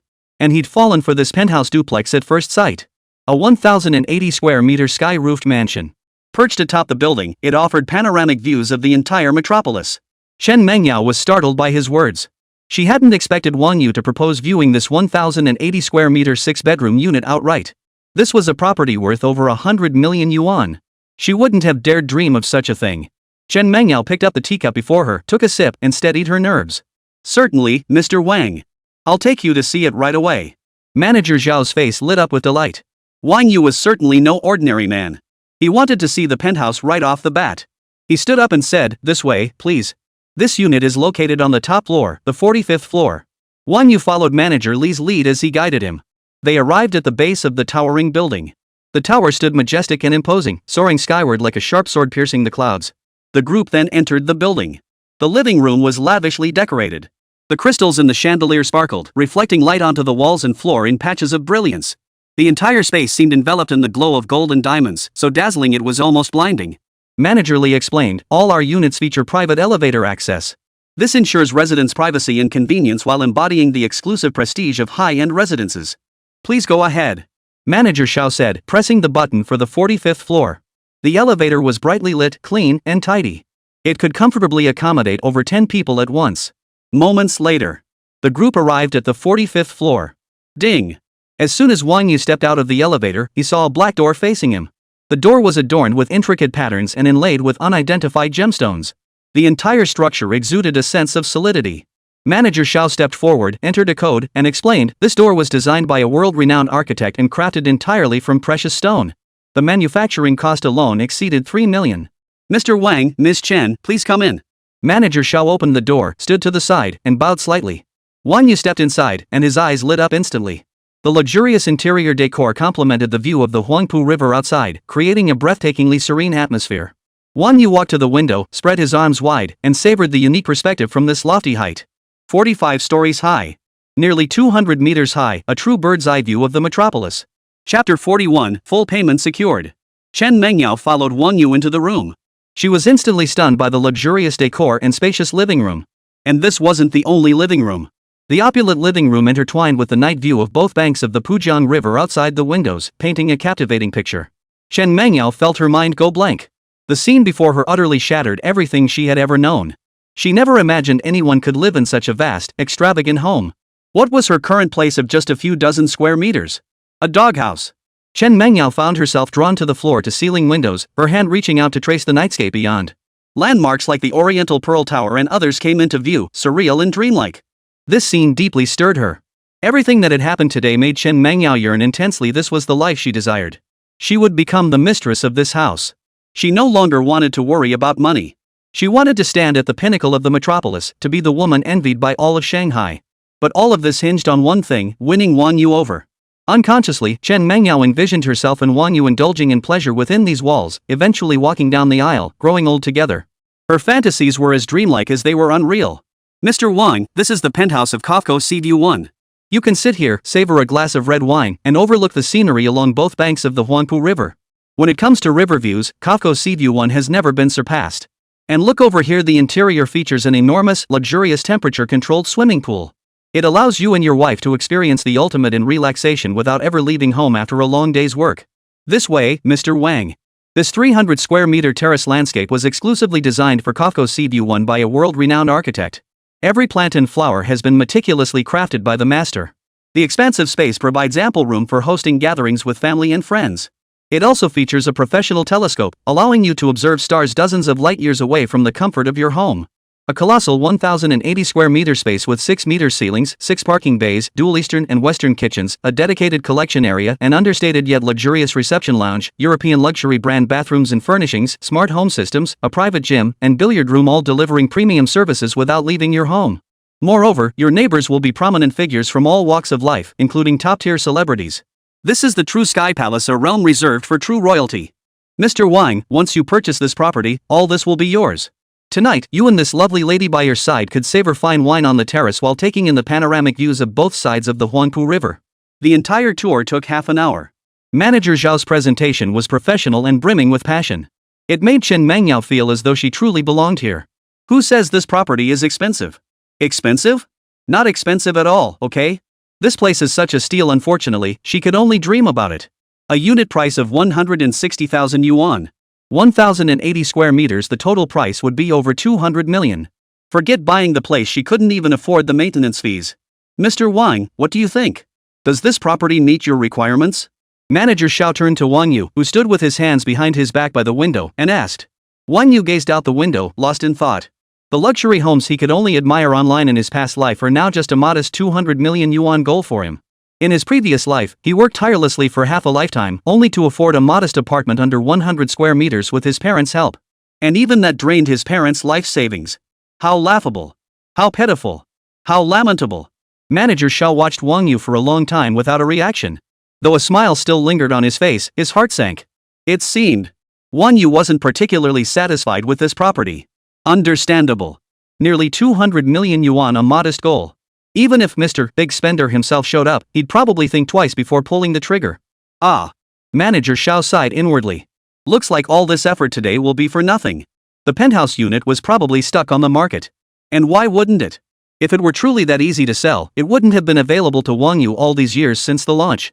It would have been snapped up by other wealthy buyers long ago. Mr. Wang, if this unit doesn't meet your requirements, I can show you other layouts. What do you think?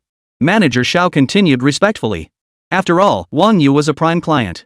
Buying a few hundred square meters of property shouldn't be a problem. All his efforts wouldn't have been in vain. How about I first introduce the units that better meet your requirements? No need for introductions. Wang Yu snapped back to reality and waved his hand. Manager Zhao's heart sank. Was he backing out? Then again, Wang Yu was still so young. Though his family background was impressive, he looked barely 20. Most other rich kids his age couldn't even afford to fill up their gas tanks by month's end, let alone buy a mansion like this. No problem, Mr. Wang. I'll be happy to show you around again when you have time. Manager Zhao suppressed his disappointment, his smile growing even more enthusiastic. He dared not give a wealthy client the cold shoulder he wouldn't even know how he'd end up getting dealt with. The open sea wasn't far from here. I'll take this one.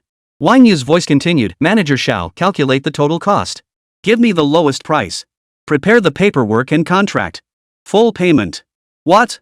Manager Xiao jolted awake, momentarily stunned. I said I'll take this one. Full payment. Wang You frowned as he spoke. Manager Zhao's eyes filled with delight as he hurriedly replied, "Rest assured, Mr. Wang. I'll prepare the contract immediately and guarantee you the best possible discount. You'll be completely satisfied. Please rest here. I'll have someone prepare the paperwork immediately.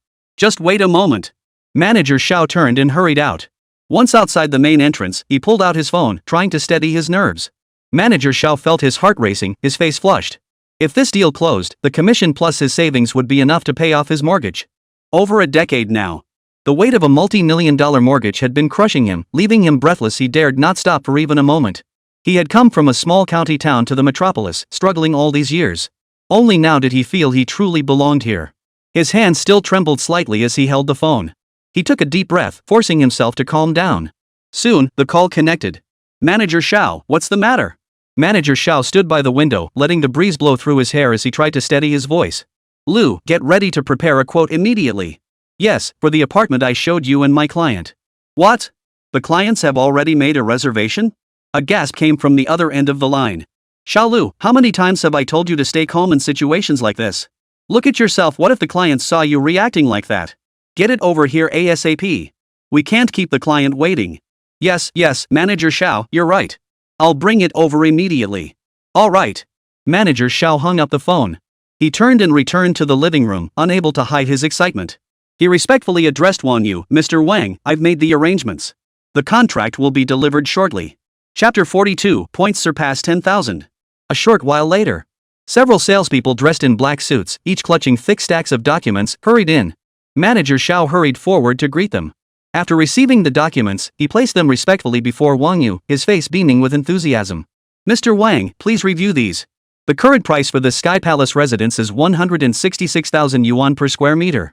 For 1,080.6 square meters, the total comes to 179,379,600 yuan. Manager Xiao paused briefly before continuing. As a valued guest of Kafko Seaview No. 1, I've taken the liberty of waiving the over 300,000 yuan in rounding fees. On top of that, I'm offering you a 5% discount. This brings the total down to 170,050,000 yuan. And I'll go ahead and waive that 50,000 yuan as well. All told, you'll only need 170 million yuan to secure this Skyview Palace. Mr. Wang, considering your full payment, I've specially arranged our company's highest level benefits for you. With the purchase of this Sky Dome Palace, in addition to the original 6 parking spaces included, we will gift you 2 extra parking spaces and waive your property management fees for 5 years. Not only that, but we will also provide you with private butler services and exclusive regular housekeeping, ensuring your stay is as comfortable as possible. As if concerned Mr. Wang might still be unsatisfied, he hastily added. This represents the ultimate offer available at Kafko Seaview No. 1. You can secure this Sky Palace residence for just 170 million yuan. What are your thoughts, Mr. Wang? Manager Xiao leaned forward slightly, his eyes brimming with anticipation as he looked at Wang You. He dared not relax until the final payment was secured. After all, 170 million yuan was no small sum. This was a massive cash sum, not something just any boss could easily produce. Especially considering how young Wang Yu was. Charge it. Full payment. Wang Yu nodded calmly, producing his bank card. For Wang Yu, spending 170 million to purchase this Sky Palace was an absolute no-lose deal. Not to mention the 170 million cashback from the system. Just the property itself would easily surpass 200 million in value within a couple of years. This deal was a no-brainer. Moreover, Wang Yu was thoroughly satisfied with the Sky Dome Palace. It was located in the most bustling area of the Magic City and was only 10 kilometers away from Shanghai University of Finance and Economics. Mr. Wang, I'll handle the paperwork immediately. It may take a moment, so please have some tea. I assure you I'll process this as quickly as possible. Manager Xiao took the bank card and assured him. MHM. Wang Yu nodded, his tone calm. Manager Xiao promptly led his staff to handle the formalities. For such a major client, time was money. He dared not delay. Chen Mengyao still found it hard to believe. Though Wang Yu was the son of the Pioneer Heavy Industries Group, this was 170 million yuan. Paid in full just like that? Sales center. After signing the contract, Wang Yu entered his bank card PIN under the expectant gaze of Manager Xiao and the other sales staff. Transfer processed. Ring. Just then, Wang Yu's phone rang. He answered the call, and a sweet female voice came through. Hello, is this Mr. Wang? This is Industrial and Commercial Bank of China. There has been a transaction of 170 million yuan from your bank account, designated for real estate purchase. We'd like to verify, was this transaction initiated by you? Yes, it was. Wang Yu replied. Thank you for your time, Mr. Wang. Ding. System detected host spending 170 million yuan. Double cashback, 340 million yuan. Ding. Congratulations, host, you have earned 17,000 system points. With the transfer successfully completed, manager shall finally let out a sigh of relief. Immediately afterward, a wave of excitement surged through him like a tidal flood. He couldn't help but calculate silently, how much commission would he earn from this deal? Bang! Just then, sales staff cheerfully brought out confetti cannons and champagne. With a loud bang, colorful streamers danced wildly through the air. The deafening crack of the poppers echoed, and champagne foam sprayed everywhere. The sales staff cheered and jumped for joy, their faces radiating uncontrollable excitement and delight. Thank you, Mr. Wang, for your support of Kafko's CDU number 1. Manager Xiao called out, his voice trembling slightly with the lingering excitement and tension. He strode toward Wang Yu, respectfully presenting the room key and purchase contract with both hands. Mr. Wang, here are all your documents. Please take good care of them. From this moment on, this magnificent Skyview Palace is exclusively yours. Wang Yu gave a slight nod and reached out to take the documents. Mr. Wang, you truly have discerning taste and bold vision. This residence is practically tailor-made for you. Young Master Wang, you're so handsome. Several young saleswomen present gazed at Wang Yu with admiring eyes, their expressions filled with admiration. Handsome, young, and wealthy. He was like a fairy tale prince come to life. System, open personal panel. Wang Yu silently commanded in his mind. Instantly, a pale blue light screen appeared before his eyes. Host, Wang Yu. Age, 20. Height, 188 centimeters. Charm, 92. Stamina, 120. Normal human limit, 100. Stamina, 120. Human limit, 100. Entry. Double cashback, entry effect, all reasonable expenditures will be reimbursed at double the amount. Ultimate constitution, entry effect, from this moment onward, you possess the pinnacle of human physical constitution. Solidification, entry effect. Eye of truth, entry effect. Points, 17,713. Huaxia coins, 4,063,894,628. Finally broke 10,000 points. But that's only enough for one spin on the advanced wheel. Wang Yu's heart stirred. He reached out and grabbed Shen Mengyao, who was still oblivious beside him, then turned and headed toward the exit. Soon after, he drove his sleek McLaren P1 out of Kafko's CDU number 1. Wang Yu pondered inwardly that he needed to buy more items to reach 20,000 points. After all, he'd drawn the lowest prize last time, another try might yield something worthwhile. Chapter 43, Vacheron Constantin.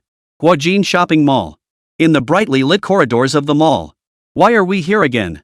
We just bought the Sky Palace, shouldn't we be enjoying it? Shen Mengyao linked arms with Wang Yu, looking puzzled. To buy a watch. Wang Yu replied indifferently. Chen Mengyao couldn't fathom Wang Yu's thought process.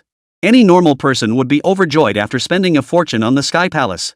Yet here he was, dragging her shopping while maintaining this utterly nonchalant demeanor. Was this the mindset of the wealthy? Good day, sir. Welcome to the Vacheron Constantin flagship store. As soon as they stepped inside, a uniformed saleswoman bowed slightly in greeting. Bright lights illuminated the space, while a subtle incense scent permeated the air, radiating an atmosphere of refined elegance. The classic Maltese cross emblem and the slogan, "You can easily own time, but you cannot easily own Vacheron Constantin," left a deep impression on Wang Yu. Hello, sir. I'm Cici, a sales associate at the Vacheron Constantin flagship store. Do you have an appointment? The saleswoman inquired with a smile. No appointment. Wang Yu replied indifferently. Just then, a young woman entered arm in arm with a man of Mediterranean descent. The middle-aged man immediately spoke up. My name is Chun. I have an appointment for 5 o'clock. Mr. Chen, we've been waiting for you. Cici apologized to Wang Yu. I'm sorry, sir. I need to attend to this guest who made an earlier appointment. Originally assigned to assist Wang Yu, she now left him to attend to this couple. Cici knew this Mediterranean man had considerable spending power. He worked in real estate and often brought young women to shop. Moreover, Wang Yu looked so young. Even if he was a rich kid, he could only afford to spend a few $100,000 at most. She naturally prioritized maintaining her regular customers, as they offered higher commission rates. Wang Yu saw the appointment and didn't think much of it. He simply continued browsing the store with Chen Mengyao. Hello, sir. I'm sales associate Zhao Xian. You can call me Xiao Zhao. Is there a particular watch you're interested in? Zhao Xian was a new part-time sales associate at Vacheron Constantin. As a new salesperson, she could only take on customers left by senior staff to secure sales. Regardless of the commission rate, she just wanted to make a sale. Wang Yu looked up at the saleswoman before him, his gaze sweeping over her. She wore the Vacheron Constantin employee uniform, yet she looked anything but ordinary. Her ample bust was accentuated, and the form-fitting uniform hugged her long legs, outlining an alluring silhouette. Her fair skin and delicate, sculpted features were complemented by large, sparkling eyes that betrayed a hint of college student naivety. A sudden urge welled up inside Wang You, the urge to bully her. Open the eye of truth. Name, Zhao Xian. Age, 21. Height, 175 centimeters. Charm, 96. Physical strength, 90. Affection level, 25. Skills, Advanced Sanda, Intermediate Wing Chun, Advanced Accounting. A charm stat of 96?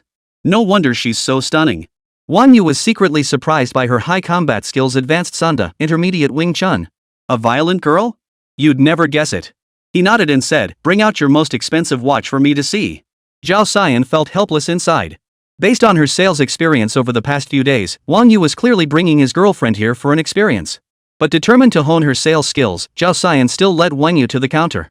Sir, these models have been our top sellers this year. This Vacheron Constantin Traditionnel 4020T000 features an automatic mechanical movement, a full calendar with openwork design, and an alligator leather strap. The current retail price is 255,880. This Vacheron Constantin Overseas 47450000W9511 combines fashion-forward style with versatility for leisure, sports, luxury, and business. The current retail price is 88,888. This Vacheron Constantin KDLL 8505000D is priced at 128,000. Do any of these watches catch your eye? Zhao Xian said with a professional smile. It wasn't that Zhao Xian wasn't introducing more expensive watches, she simply felt that Wang Yu was so young that even if he wanted to buy one, he probably couldn't afford anything too pricey. She didn't want such a handsome young man to lose face because he couldn't afford it. Wang Yu frowned. These watches were all too cheap. How many would he have to buy to reach 20,000 points? Noticing his reaction, Zhao Xian spoke softly, Sir, are these watches not to your liking? These aren't suitable for me. Don't show me these low-end items. Bring out the most expensive watches in your store. Wang Yu nodded, his tone cool. Cici, who had already completed the transaction, stood nearby, watching Wang Yu insist on seeing Vacheron Constantin's most expensive watch. She couldn't help but feel amused. The most expensive watch in their store was priced at over 10 million. There was no way a greenhorn like Wang Yu could afford it. She was curious to see how he would handle this situation. Zhao Xian sighed helplessly and led Wang Yu to a private display counter. Sir, this is our most expensive timepiece, the Vacheron Constantin Métiers d'Art Collection 6620C000 or B656. Its current price is 18,888,888 yuan. The case is crafted from 18K5N pink gold, the dial features a blue hue, and the strap is made from Mississippi alligator leather. This is the Vacheron Constantin Multa Collection 30682S21G9477, a classic tourbillon model featuring the Cal 1795 or movement. It has a diameter of 27.37 mm and a thickness of 6.1 mm. The case is crafted from 18K white gold set with diamonds, currently priced at 9,998,000. This is the Vacheron Constantin Traditionnel 3002000P7596, with a 37 mm case diameter. Crafted from 950 platinum, it is currently priced at 6.888 million yuan. Zhao Xian listed 3 expensive watches in one breath, then smiled at Wang Yu. So expensive. Chen Mengyao covered her mouth with her delicate white hand, unable to suppress her gasp. A watch selling for over 10 million yuan left her completely dumbfounded. How outrageous. This watch was even more expensive than Wang Yu's McLaren P1. She simply couldn't comprehend it. How could this watch possibly be worth 18.888 million? Even if it were encrusted with gold and diamonds, it wouldn't be worth that much. The poor play with cars, the rich play with watches. Watches carry such high added value, any price is possible. Can I try on this 18.88 million watch? Wang Yu pointed to the most expensive watch and asked. Certainly. For security reasons, I'll need to put it on for you myself. Zhao Xian hesitated slightly before replying. She then carefully retrieved the watch from behind the counter, daring not to be the slightest bit careless. If anything went wrong, she couldn't afford to pay for it. Wang Yu understood. With his left hand occupied by the Patek Philippe, he extended his right hand, signaling Zhao Xian to proceed. Zhao Xian cradled the watch in both hands and gently slipped it onto Wang Yu's wrist. Only after confirming it was secure did she release her grip. Wang Yu raised his right hand to examine it closely. It truly looked splendid. It perfectly matched his aesthetic. Wang Yu nodded in satisfaction, pulled out his bank card, and said to Zhao Xian, calculate the total. I'll take all 3 watches. Charge it. Huh? Zhao Xian froze, not even taking the bank card Wang Yu offered. He was buying them all? And the 3 most expensive watches in the store? Worried he hadn't heard the price correctly, she confirmed again, "Sir, this watch is currently priced at 18.888 million. Are you sure you want all three? You heard me correctly. I'll take all three watches." Wang You said indifferently. Boom. Zhao Xian felt her head explode. She could hardly believe it. Wang You was actually buying all three watches. As a newcomer, closing a deal worth tens of millions would mean her commission alone would be hundreds of thousands. Cici also eyed Wang You skeptically. It wasn't just Cici, every salesperson in the store, and even the customers, couldn't believe Wang Yu could come up with over 30 million. The total is 35,774,888. After the discount, it comes to 35,500,000. I'll process it right away. Zhao Xian's hands trembled slightly as she took the bank card, pulled out the POS machine, and swiped it. Then, kneeling before Wang Yu, she said, "Please enter your PIN." Wang Yu raised his hand to enter the PIN. Payment successful. Zhao Xian breathed a sigh of relief. Chapter 44, The Machine Soul Rejoices. Whoa! The onlookers gathered nearby gasped in unison, collectively adding to global warming. They never imagined Wang Yu wasn't just showing off. He was genuinely loaded. Especially sales assistant Cici, she was now filled with regret. But was it too late for regrets now? After all, Wang Yu was the first customer she had greeted. By rights, the commission should have been hers. If only she hadn't looked down on Wang Yu, convinced his spending power couldn't match that Mediterranean man's, and given up on him. Now look at her, she'd let a sure thing slip right through her fingers. She stood frozen in place, her expression dazed and vacant, as if her soul had been stolen. Ding! System detects host spending 35,500,000. Double cashback, 71 million. Ding! Congratulations, host, on earning 3,350 system points. Thank you for your generous support of Vacheron Constantine. May I add you on Physique? Should you have any questions in the future, feel free to contact me anytime. Zhao Xian carefully packed the three watches into an elegant shopping bag and handed it to Wang Yu with both hands. Her head still felt light and her reactions were sluggish. This was a 35 million yuan deal. The commission alone would be hundreds of thousands. For a third-year university student like her, this was an astronomical sum. And she'd earned it all herself. It felt almost unbelievable. Wang Yu couldn't help but chuckle to herself, finding it rather amusing that Zhao Xian had practically walked right into her arms. She pulled out her phone and added her on Physique. Wang Yu smiled and said, "You did a great job. We'll be in touch if there's another opportunity." The two exited the International Finance Center. Glancing up, they saw the sky had grown dark, so they found a well-reviewed restaurant nearby for dinner. The meal cost 2,688 yuan. After dinner, Wang Yu escorted Chen Mengyao back to the Sky Palace. In the spacious living room, deep blue and light purple ambient lights intertwined, weaving a dreamlike web of light and shadow. The shifting patterns danced like elfin spirits. Standing before the panoramic glass wall, Chen Mengyao was utterly captivated by the dazzling, enchanting nightscape of the metropolis outside, gazing at it in a trance. "Do you like it here?" Wang Yu asked from behind her, offering a glass of red wine. Chen Mengyao took the glass, her eyes slightly hazy as she murmured softly, "I do. It's so beautiful. It all feels like a dream, so unreal." Wang Yu gently wrapped his arms around her waist, his nose brushing against her hair as he inhaled its enchanting scent. "If you wish, you can stay here forever." Hearing this, Chen Mengyao felt a tinge of absurdity. Could Wang Yu truly belong to her? Clearly not. As the third wheel who had intruded on her best friend's relationship, what right did she have to stay here permanently? She knew all too well that a man like Wang Yu could never belong to just one woman, nor could he be monopolized by any single woman. Yet deep down, a wave of disappointment still washed over her. After all, who wouldn't want a man as exceptional as Wang Yu all to themselves? Still, she was content to be one of Wang Yu's women. "I'll go take a shower first. Wait here for me, I have a surprise for you." Chen Mengyao forced herself to compose her emotions, lowered her head, and downed the red wine in her glass in one gulp, as if making some kind of resolution. What kind of surprise? Wang Yu couldn't help but feel curious. Chen Mengyao blushed slightly, then turned to Wang Yu with a playful pout. "You'll find out soon enough, I promise you won't be disappointed." Wang Yu gazed at the enchantingly beautiful Chen Mengyao in his arms, his heart racing with excitement. He was eager to see what this surprise was that would satisfy him. "Go on, don't keep me waiting too long. Wait for me." 3. Chen Mengyao left only a sweet kiss behind before turning toward the bathroom. Wang Yu gazed at the dazzling night view of Huangpu outside the window and murmured softly, "Interesting. I'm actually starting to look forward to this." System, open personal panel. Ding. Personal panel activated for host. Host, Wang Yu. Age, 20. Height, 188 centimeters. Charm, 92. Stamina, 120. Normal human limit, 100. Stamina, 120. Human limit, 100. Entry.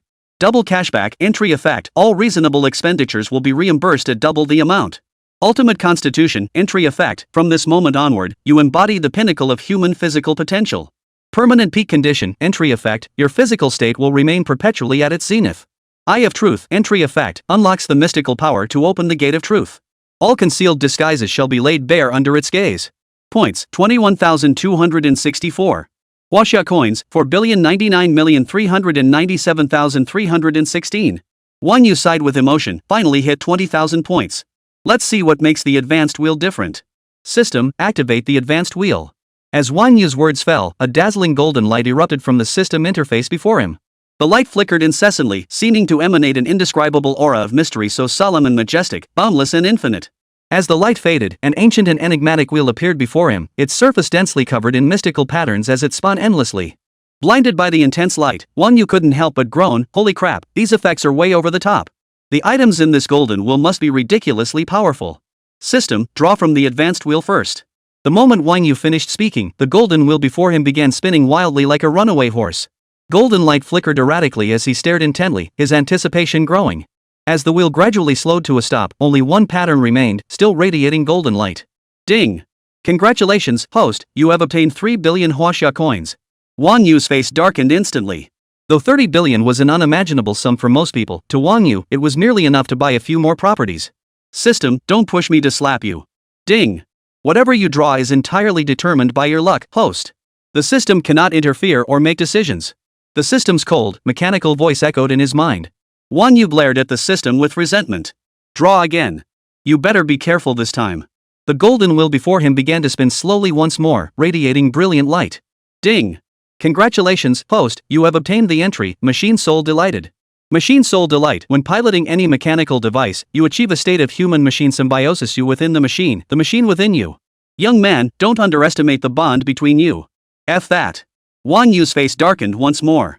What the hell was this nonsense? You within the machine within you? Is this even a legitimate entry? Whose entry is described like this? But this entry seems pretty decent. At least he wouldn't have to crawl along at a snail's pace when driving his beloved McLaren P1 anymore. Huawei Industrial and Commercial Bank reminds you, your account has received a deposit of 3 billion. Your current balance is 7,099,397,316 Huaxia currency. Chapter 45, Parisian House Black Stockings. 1 hour later. Wang Yu had nearly finished a bottle of red wine, yet Chen Mangyao still hadn't emerged from the bathroom. This made Wang Yu frown. What the hell was Chen Mangyao up to in there? Suddenly, all the lights in the room suddenly came on. There stood Chen Mangyao, dressed in a Ronghong flight attendant uniform. A red silk scarf was tied around her neck, and she wore the distinctive flight attendant cap, which accentuated her delicate, feminine facial features. She emerged from the room wearing Balenciaga black stockings with the brand's lettering and red-soled high heels. Her cheeks flushed, her eyes narrowed seductively. Whoa! Wang Yu instantly sucked in a sharp breath, his composure shattered. She slowly approached Wang Yu, wrapped her arms around him with a smile, and whispered softly, "Honey, are you satisfied with this surprise?" Satisfied? More than satisfied. Wang Yu smiled, his hands unconsciously beginning to roam up and down. Chen Mangyao, dressed in her flight attendant uniform, looked utterly captivating, even more alluring than usual. What a thoughtful little sister, she knew exactly what Wang Yu liked. Chen Mangyao shifted her body slightly. Not to evade Wang Yu's wandering hands, but to make it easier for him. Her long legs, clad in Balenciaga black stockings, brushed against Wang Yu's thigh. Leaning close to Wang Yu's ear, she murmured, "Mr. Wang, welcome aboard our flight from Jincheng to the Magic City. I'm Chen Mangyao, your flight attendant. It's my pleasure to serve you. Throughout this flight, I will do my utmost to ensure your safety and comfort. Please feel free to let me know if there's anything you need." Ah! Chen Mangyao let out a soft gasp. Wang Yu suddenly embraced Chen Mangyao and said, "Flight attendant, the plane is about to take off. Why haven't you taken your seat and fastened your seatbelt?" "It's perfectly fine, Mr. Wang. Serving our passengers is our mission. Relax, let me guide you to your seat now." Chen Mangyao tugged at Wang Yu's collar as she led him toward the cabin. "I just wonder how Mr. Wang is feeling. Will he be able to handle the long flight? After all, it's a 2.5-hour journey." Wang Yu smiled. "I'm perfectly fine. I often take international flights lasting over 10 hours. I just wonder if the flight attendant can handle it. This passenger sure talks a big game. Hope he doesn't get airsick the moment we take off." Chen Mengyao's face lit up with a playful smile, making her even more charming and alluring. Once inside the cabin, Chen Mengyao slowly pushed Wang Yu onto the bed. Wang Yu stopped talking and pulled Chen Mengyao onto him, wrapping his arms tightly around her slender waist, his eyes burning with desire. Chen Mengyao offered no resistance, resting her head lightly against his chest. Her fingers traced circles on his skin as her warm breath tickled his neck. Now, please relax and enjoy the flight. Flight attendant, you'll have to take extra good care of me on this long flight, I'm afraid I'll get bored. Wang Yu teased. One hand slid slowly up Chen Mengyao's black silk-clad thigh. Omitted 10,000 words. The sun was high in the sky. Good morning, honey. Wang Yu felt an itch in his nose and abruptly opened his eyes, waking up. After a moment, he looked at Chen Mengyao with a complex expression and said, "You still?" He had assumed a woman as proactive as Chen Mengyao, who was so open-minded, would have lost her virginity long ago. Yet here she was, a pure white lotus. Pure and untouched. He, didn't expect that, did you? Chen Mengyao nestled into Wang Yu's embrace, pouting playfully. Did you think I was easy? That a woman like me would have lost her virginity ages ago? It is a bit unexpected. Do you have any regrets? Wang Yu paused for a moment before speaking. He never imagined he'd secure Chen Mengyao's first blood. This woman was far too clever. A fleeting, barely perceptible golden light flashed before Wang Yu's eyes, and instantly Chen Mengyao's information appeared before him. Name, Chen Mengyao. Age, 24. Height, 171 centimeters. Charm, 93. Physical, 82. Affection level, 95. Skills, advanced etiquette, advanced styling, advanced makeup. Wang Yu nodded with satisfaction. A 95 affection rating his hard work all night hadn't been in vain. Seems he'd completely won over this little green tea. I have no regrets. A girl must eventually become a woman. Chen Mengyao smiled and said, I don't regret a thing. At least I've achieved my goal. Wang Yu asked curiously, what goal? Ever since I started college and saw how truly wealthy people live, I've been determined to find a rich man this lifetime and live the life of a wealthy socialite. Of course, preferably someone handsome and young. I couldn't stand those greasy middle-aged men. Wang Yu looked at Chen Mengyao without speaking, but she giggled happily. Actually, just meeting you makes me feel incredibly lucky. Honey, you're so handsome. I really like you. Before Wang Yu could respond, Chen Mengyao suddenly grew somber. Do you look down on women like me? Do you think I'm too materialistic, only caring about money? But I'm already 24 this year, and I've been working for 2 years. The flight attendant profession looks glamorous and enviable from the outside, but only I know the hardships behind it. The best years of my life are spent flying. Every day, I greet and see off all kinds of passengers, forced to keep a smile no matter how unreasonable they get. I can't show the slightest hint of frustration. During holidays, when others gather with family for lively reunion dinners, I'm usually on a plane with strangers. Most flight attendants live like this year after year, eventually marrying an ordinary man, settling down to raise children, and living a mundane life of daily chores. I'm sick of this predictable existence. I don't want that kind of life. Chen Mengyao's eyes glistened with tears as her voice choked with emotion. But in this line of work, we mostly meet wealthy people. Seeing it all so often changes your perspective. Most flight attendants dream of finding a rich man and living that life of luxury. I know full well, my body is my most valuable asset, so I guard it carefully.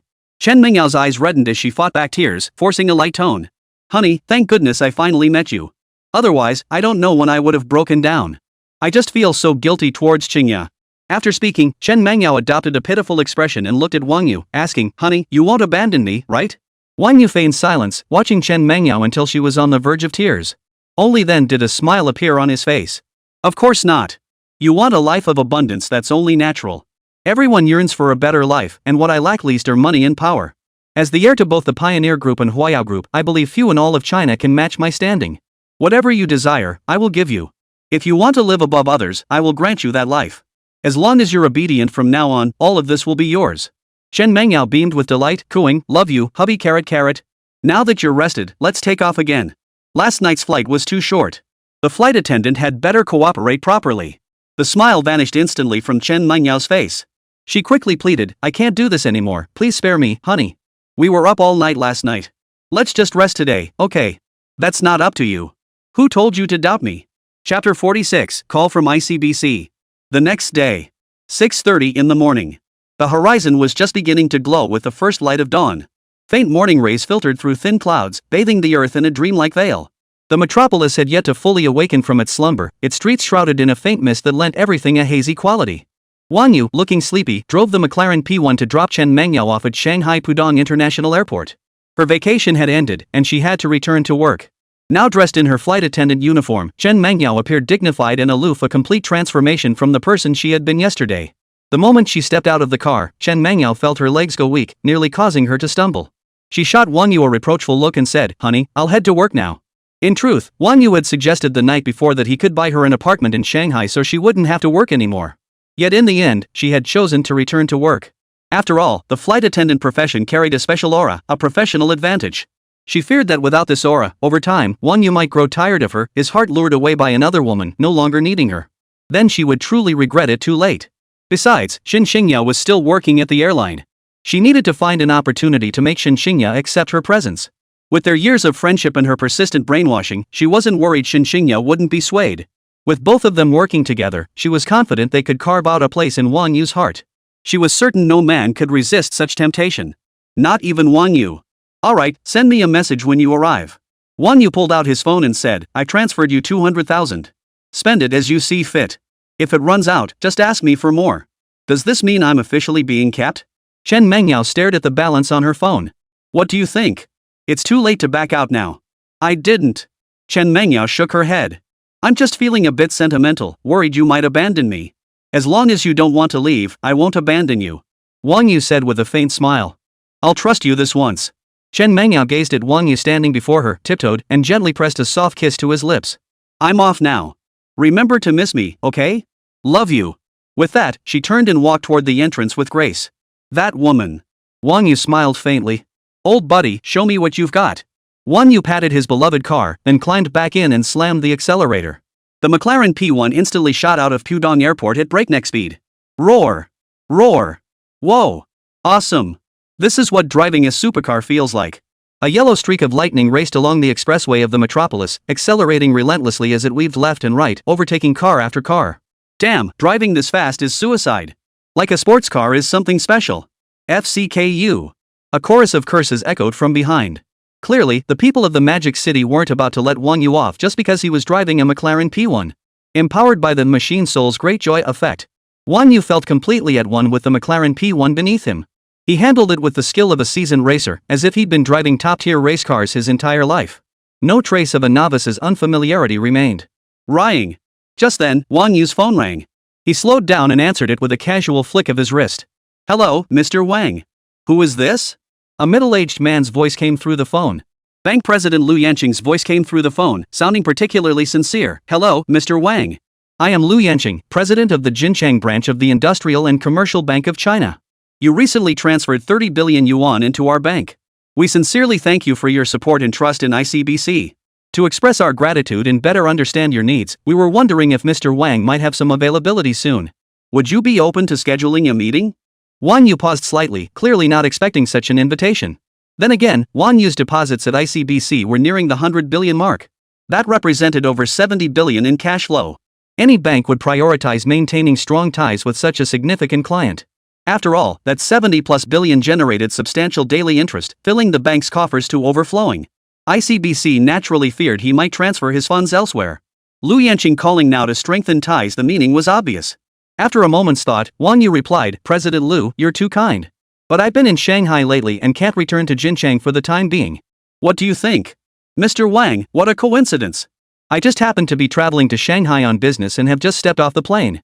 Wang Yu smiled helplessly. Alright then. Pick a place. I'm free all day today. That's wonderful. Lu Yanqing's voice carried a hint of delight. How about lunch today? I know a restaurant with excellent cuisine, I'm sure you'll enjoy it. Alright, I'll see you at noon. I won't keep you any longer. I'll send the restaurant's address to your phone shortly. Alright. Wang Yu hung up the phone and focused on savoring the thrill of the supercar. He was genuinely looking forward to President Lu's invitation. He'd heard about the bank's private VIP services in his previous life. Matters requiring special privileges or connections could all be handled by the bank as long as one had the money. Perhaps the LaFerrari he'd always wanted to buy. The ICBC branch could make it happen. Shortly after, the restaurant address was sent to Wang Yu's phone. Huangpu District, Jingxihui, the Bund branch. He sped all the way there. 2 hours later, having had his fill of fun, Wang Yu returned to the Sky Palace to catch up on his sleep. Approaching 12 o'clock, the McLaren P1 pulled into the entrance of the Magic City Financial Center. Wang Yu pulled the car to a stop. Neat and tidy. He then stepped out and walked toward the entrance. Jingxihui is located on the 4th floor of the financial center. It has earned the prestigious Michelin 1-star award for 7 consecutive years. From the lobby to the private dining rooms, it commands iconic views of the Bund, with the dazzling scenery along the Huangpu River stretching out before you. Some seats even offer unobstructed riverfront vistas. At the entrance of the financial center stood a young woman in a bank uniform. She glanced at her watch from time to time, looking around. As Wang Yu approached, her eyes lit up. She hurried forward and said cheerfully, "Hello, you must be Mr. Wang." "That's me." Wang Yu nodded in acknowledgement. "Mr. Wang, I'm Long Lily, your personal concierge from ICBC. "You can just call me Lily." Long Lily introduced herself with a smile. "President Liu specifically instructed me to wait for you downstairs." Wang Yu glanced up and down at the woman before him. She appeared to be about 5 feet 6 inches tall, with a delicate, snow-white face as smooth as porcelain. Her almond-shaped eyes sparkled with a captivating allure. Her form-fitting bank uniform hugged her curvaceous figure. Beneath it, black stockings clung to her straight, slender legs like a second skin, giving off a tantalizing sheen. Each step in her high heels carried a sensual rhythm, every gesture radiating an irresistible allure. Wang Yu thought to himself, she's a real vixen. He lifted his head, a flash of gold darting through his eyes. Instantly, Long Lily's personal information appeared before him. Chapter 47, Personal Butler Long Lily. Name, Long Lily. Age, 26. Height, 168 centimeters. Charm, 93. Physical strength, 81. Affection level, 65. Skills, advanced accounting, advanced housekeeping, advanced etiquette. President Liu is waiting for you in the private room. I'll take you up right away. Long Lily suggested with a smile. All right. Wang Yu followed Long Lily into the elevator, ascending to the 4th floor of the financial center. As the elevator doors opened, 2 elegantly poised ladies in exquisite cheongsams bowed gracefully. "Welcome to Jingxi Club. Please come in." Stepping through the entrance, bathed in the glow of Italian handcrafted crystal chandeliers, the space radiated an atmosphere of refined luxury. Chinese refinement blended with Western elegance, a perfect fusion of East and West. A floor-to-ceiling wine cellar over 6 meters tall. An 8-meter tea table crafted from blue jadeite crystal. Guided by Long Lily, they entered the private room. A middle-aged man in a black suit sat at the dining table. "President, Mr. Wang has arrived," Long Lily reported to President Liu. Liu Yanqing rose to his feet, extending both hands warmly with a smile. "Mr. Wang, it's a pleasure. I'm Liu Yanqing, president of the Jincheng branch of the Industrial and Commercial Bank of China." "Hello, President Liu." Wang Yu responded with a handshake, offering an apology. "I was delayed on the way and kept you waiting, President Liu." Though his words conveyed regret, his expression remained remarkably calm. After all, President Liu hadn't merely invited him to deposit funds at ICBC. His family background gave him the confidence to remain composed. After all, Pioneer Heavy Industries Group held assets worth trillions. "Not at all. I just arrived myself. Traffic in the Magic City is notorious. Delays are commonplace. Please, have a seat." President Liu beamed, then instructed Long Lily, "You may sit next to Mr. Wang." "Certainly." Long Lily responded and took her seat beside Wang Yu. No sooner had they settled than waitresses in cheongsams began entering, carrying dishes one after another. 3-headed butterfly jelly. Chaozhou puning tofu. Fish maw and crab roe braised sunflower chicken. Signature old goose head. As each dish was placed on the table, it glistened enticingly under the lights. The aroma filled the air. Bank manager Liu explained, "Not knowing your preferences, Mr. Wang, I simply ordered some of our signature dishes." "Mr. Liu, you've been very thoughtful." Wang Yu nodded in acknowledgement. In his previous life, Wang Yu had never experienced such service. A bank president was someone ordinary people could only look up to from afar, yet now he was here to curry favor with Wang Yu. Truly, fate works in mysterious ways. Truly, the new generation surpasses the old. Mr. Wang is so young, yet his deposits already reach hundreds of billions. I wonder what his family does? President Liu asked tentatively. I imagine you've already studied my background thoroughly before coming to see me today, Director Liu. Wang Yu remarked indifferently. "Ah, Mr. Wang, you're mistaken. I haven't been able to find a single piece of information about you. My apologies." "Oh?" A flicker of interest crossed Liu's eyes as he pressed on. "May I ask which family in Rome province you represent, Mr. Wang?" "Small business owner. My surname is Wang." After Wang Yu's reply, he said no more. Ahem. Long Lily, seated beside them, began coughing. The two men turned their attention to her, and she immediately apologized repeatedly. "My apologies, Mr. Wang." A small business with over 70 billion in deposits? Long Lily rolled her eyes inwardly.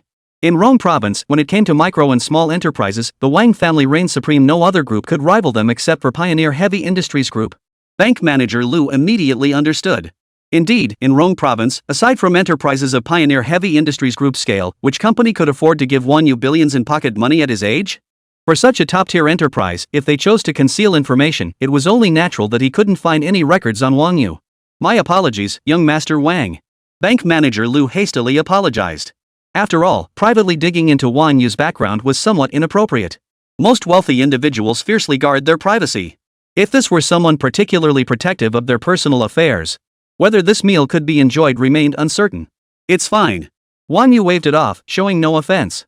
After 3 rounds of wine and 5 courses of food, the atmosphere in the private room grew lively amid the clinking of glasses. President Liu raised his wine glass to toast Wang You once more, smiling as he said, "Young Master Wang, I trust you've already guessed the purpose of inviting you here." With a broad smile, he continued, "First, to express our gratitude for your support and trust in ICBC. Second, we'd like to get to know the rising talents of our Sichuan province. And of course, the most important reason is to invite you to join our ICBC private banking VIP program." Wang Yu nodded at Liu, signaling him to continue. President Liu explained, "Our VIP tiers range from provisional star-level clients, through 3-star clients, all the way up to 7-star clients. With your deposits, Mr. Wang, you have far exceeded the criteria for a 7-star client and qualify as a private banking VIP client." President Liu stated proudly, "As private banking clients, each one is indispensable to ICBC. We tailor asset allocation plans exclusively for you based on your risk tolerance, investment objectives, and financial situation, helping clients preserve and grow their wealth. Should you join our ICBC private banking client program, we pledge our full commitment to safeguarding your interests." Wang Yu remarked indifferently, "Is that all? I doubt it's enough. To the average person, these benefits would seem sufficient. But to Wang Yu, they were like chicken ribs. Of course, these fall short of matching your stature, young Master Wang." President Liu remained unflappable, his gaze fixed intently on Wang Yu as he continued, "Such basic services are naturally beyond your needs and your expectations. For this reason, ICBC has tailored a one-on-one private banking concierge service exclusively for you, providing personalized and professional financial solutions. Additionally, we offer exclusive services such as private club memberships, bespoke luxury travel arrangements, art appraisal and investment, private jet charter, and premium medical care, all designed to elevate your lifestyle and social aspirations. Whatever you require, ICBC will spare no effort to integrate resources, assist with global asset allocation, and solidify your distinguished status. This is rather interesting." Wang Yu smiled faintly, picked up his wine glass, and took a sip. Beside him, Long Lily, ever observant, promptly rose to refill his glass. This was the boss for the next few years, maybe even decades, so she had better pay attention. Wang Yu pondered for a moment. There was no doubt that President Liu's words had struck a chord with Wang Yu. Resources and connections were the scarcest commodities in this society. Even with his background and status, Wang Yu would never complain about having too many connections or resources. He didn't want to burden his family with every little thing. Reborn with the most elite background and a system at his disposal, he had to make something of himself. Only then would his rebirth be worthwhile. "Director Liu, I'll likely be spending little time in Rong Province these coming years." This private arrangement. Bank President Liu's eyes lit up as he smiled. "Rest assured, I brought Lily along precisely to address your concerns. She will serve as your personal ICBC concierge, staying by your side to resolve any issues. Whenever you need anything, just contact Lily directly. She will coordinate all ICBC resources for you." Chapter 48, ICBC's Terrifying Resources. "Young Master Wang, if it's convenient, let's connect on Feishin. Should any issues arise, I'll be available 24/7 to assist you." Upon hearing this, Long Lily immediately stood up and respectfully presented her Feishin QR code. Wang Yu took out his phone, opened Feishin, and scanned the QR code. As expected, he would be dealing with Long Lily quite frequently for the foreseeable future. "Young Master Wang, having a personal butler is a privilege reserved for the most valued clients across the entire industrial and commercial bank of China. Whatever you require, just tell Lily, she'll make it happen." President Liu reiterated. His gaze fixed directly on Wang Yu, their eyes met, and then they shared a knowing smile. It was a knowing smile only men could understand. Wang Yu tilted his chin slightly, a hint of amusement in his eyes. "President Liu, I must say, I've truly experienced the full extent of your hospitality today. You've been quite generous." As he spoke, his phone emitted a soft notification sound, indicating that Long Lily had been successfully added as a contact. Long Lily gave a slight bow, her face adorned with a perfectly measured professional smile. Lifting her wine glass, she murmured softly, "Young Master Wang, I raise this glass to you. Should you ever need anything in the future, just give the word. You're welcome. But I have high standards. Things must be done to my satisfaction. If you do well, you'll be rewarded handsomely." Wang Yu also raised his glass, clinking it lightly against Long Lily's with a crisp sound before tipping it back and drinking it in one gulp. Long Lily gave a slight nod, a flicker of delight in her eyes. "Rest assured, Mr. Wang. Lily will spare no effort. Your satisfaction is my greatest pursuit." Seeing this, bank manager Liu hastily raised his cup. Come, Mr. Wang. Let's first toast to our successful collaboration. May ICBC accompany you on your path to prosperity, advancing with you in triumph." The meal lasted over an hour. Cups clinked and toasts flowed as host and guests reveled in mutual delight. Wang Yu glanced at his Vacheron Constantine wristwatch. The hour hand had quietly moved to 1 o'clock. He rose lazily from his seat. "President Liu, this meal has been thoroughly enjoyable. Thank you for your thoughtfulness." Wang Yu's gaze swept over President Liu before settling on Long Lily, who stood quietly nearby. He remarked casually, "Miss Long, I'll be counting on your hard work going forward." President Liu immediately rose, his face breaking into a flattering smile. "Young Master Wang, you're too kind." "There's no need for such formality." Long Lily also stepped forward quickly, hands folded in front of her, bowing slightly as she said, "Mr. Wang, allow me to see you out." They descended to the lobby of the financial center, where a pre-arranged designated driver had been waiting for some time. Bank manager Liu clasped Wang Yu's hand, his face beaming. "Young Master Wang, your time in the Magic City was so brief this visit. I hope it met your expectations. When you return to Jincheng, I'll make sure to host you properly. I promise you won't be disappointed." "Mr. Liu, you're too kind. We're fellow townsfolk, so let's skip the formalities. When I return to Jincheng, I'll be sure to trouble you." Wang Yu smiled back. Life holds three great joys. Meeting an old friend in a foreign land is one such joy. Dining with a fellow townsman who had traveled thousands of miles to meet him in the metropolis of Shanghai brought Wang Yu considerable joy. After a brief exchange of pleasantries, Wang Yu slid into the passenger seat of the McLaren P1. The car slowly started moving, weaving through the bustling streets of the metropolis. Bank manager Liu and Long Lily stood at the entrance of the financial center, watching the McLaren P1 fade into the distance. Manager Liu exhaled a long breath. He turned to Long Lily and said, "Lily, young Master Wang is a key client for our bank. You must take good care of him. This is crucial for a significant portion of ICBC's performance. Rest assured, President. I'm on top of it." Long Lily watched the McLaren P1 recede into the distance, her gaze unwavering as she spoke. She knew that handling a major client like Wang Yu was both an opportunity and a challenge. If she managed it well, her standing at the bank and her entire career would take a quantum leap. She could even rise to the top and become a phoenix. Was not beyond the realm of possibility. Young, handsome, and with a formidable family background, Wang Yu was, in her eyes, a rare gem, a man few could rival anywhere in the world. It was only natural that she felt drawn to him. The two stood rooted to the spot, watching the car gradually recede until it vanished from sight. Moments later, each carrying their own thoughts, they turned and walked back to the hotel. 3 days later. 10 a.m. Gingan District, Shanghai. Ferrari Sales Center. Wang Yu drove Long Lily to the Ferrari dealership, pulling up at the main entrance. Ever since the banquet ended that day, Wang Yu had asked Long Lily to help him secure a ready-to-deliver Ferrari LaFerrari. To his surprise, news arrived today. The connections at ICBC truly astonished Wang Yu. No wonder it's called the world's #1 bank. The value of ICBC connections was no exaggeration. At that moment, outside the Ferrari dealership, 2 neat rows of sales staff stood at attention. Leading them was a woman in her 30s. She wore a perfectly tailored gray suit, its slim-fitting cut accentuating her curvaceous figure to perfection.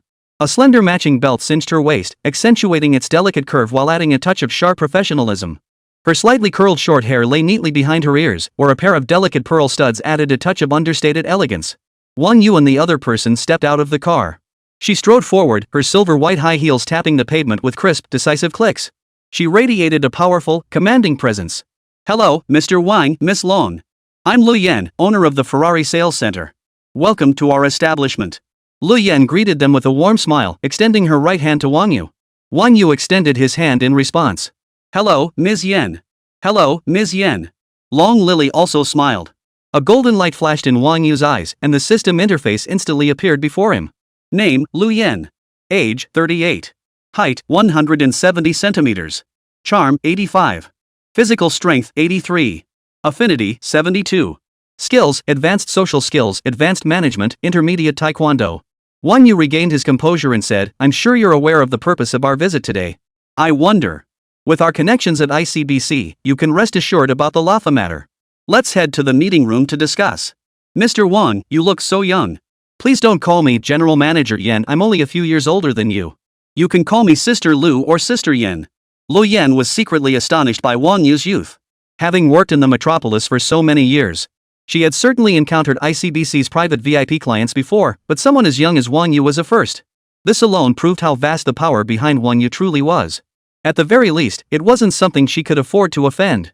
Ever since ICBC contacted her the day before yesterday, Lu Yan dared not take any chances. She urgently coordinated a LaFerrari from headquarters. Rules and regulations that seemed unbreakable to ordinary people were mere paper tigers in the eyes of the wealthy. "My rules are the rules." Even if Wang Yu demanded a ready-to-deliver vehicle, it could be arranged within 3 days. Through normal channels, from order placement to delivery, it would take at least half a year. Let's go, let's go." Wang Yu's face lit up with delight as he eagerly declared. "Then I'll call you Sister Yan. And don't call me Mr. Wang, just Wang Yu." inside the luxurious reception area of the Ferrari sales center. The entire space was open and bright. A massive chandelier, crafted from Swarovski crystals, cascaded down, bathing every corner of the room in brilliant light. Beneath foot, a thick, hand-woven wool carpet offered a soft touch. The exquisitely woven Ferrari prancing horse emblem on the carpet was bold and striking, showcasing the brand's prestige. In the corner, a small indoor fountain adds a touch of liveliness and elegance with its gentle trickling sound. Our reception room is quite well decorated, isn't it? Seeing the two captivated by the opulent decor, Loyen remarked confidently, I commissioned a renowned French designer for this.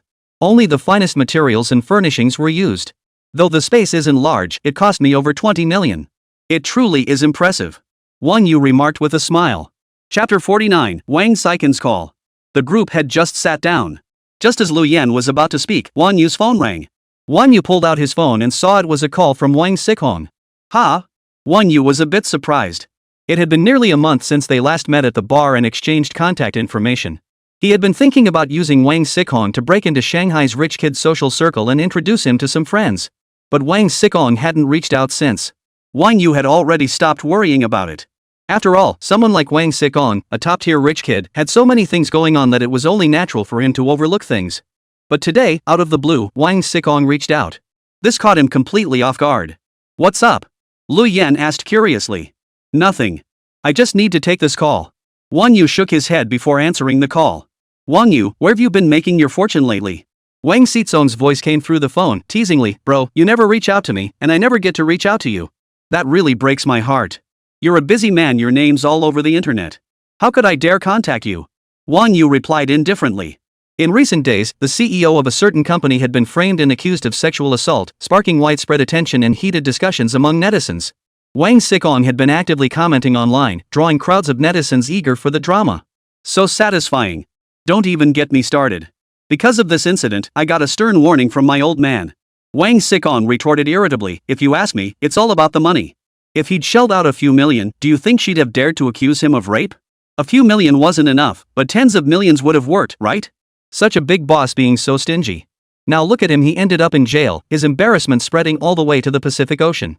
Wang Sikong burst out laughing, reveling in his schadenfreude. He suddenly asked, how's your back been lately? It's fine. 7 times a night is no problem. Wang Yu replied indifferently. Damn it. Think you can do whatever you want just because you're young? Wang Sikong sighed, you'll understand when you're my age. Youngsters should exercise restraint, overindulgence will come back to haunt you. Don't worry about me. I'll still be going strong at 80. What?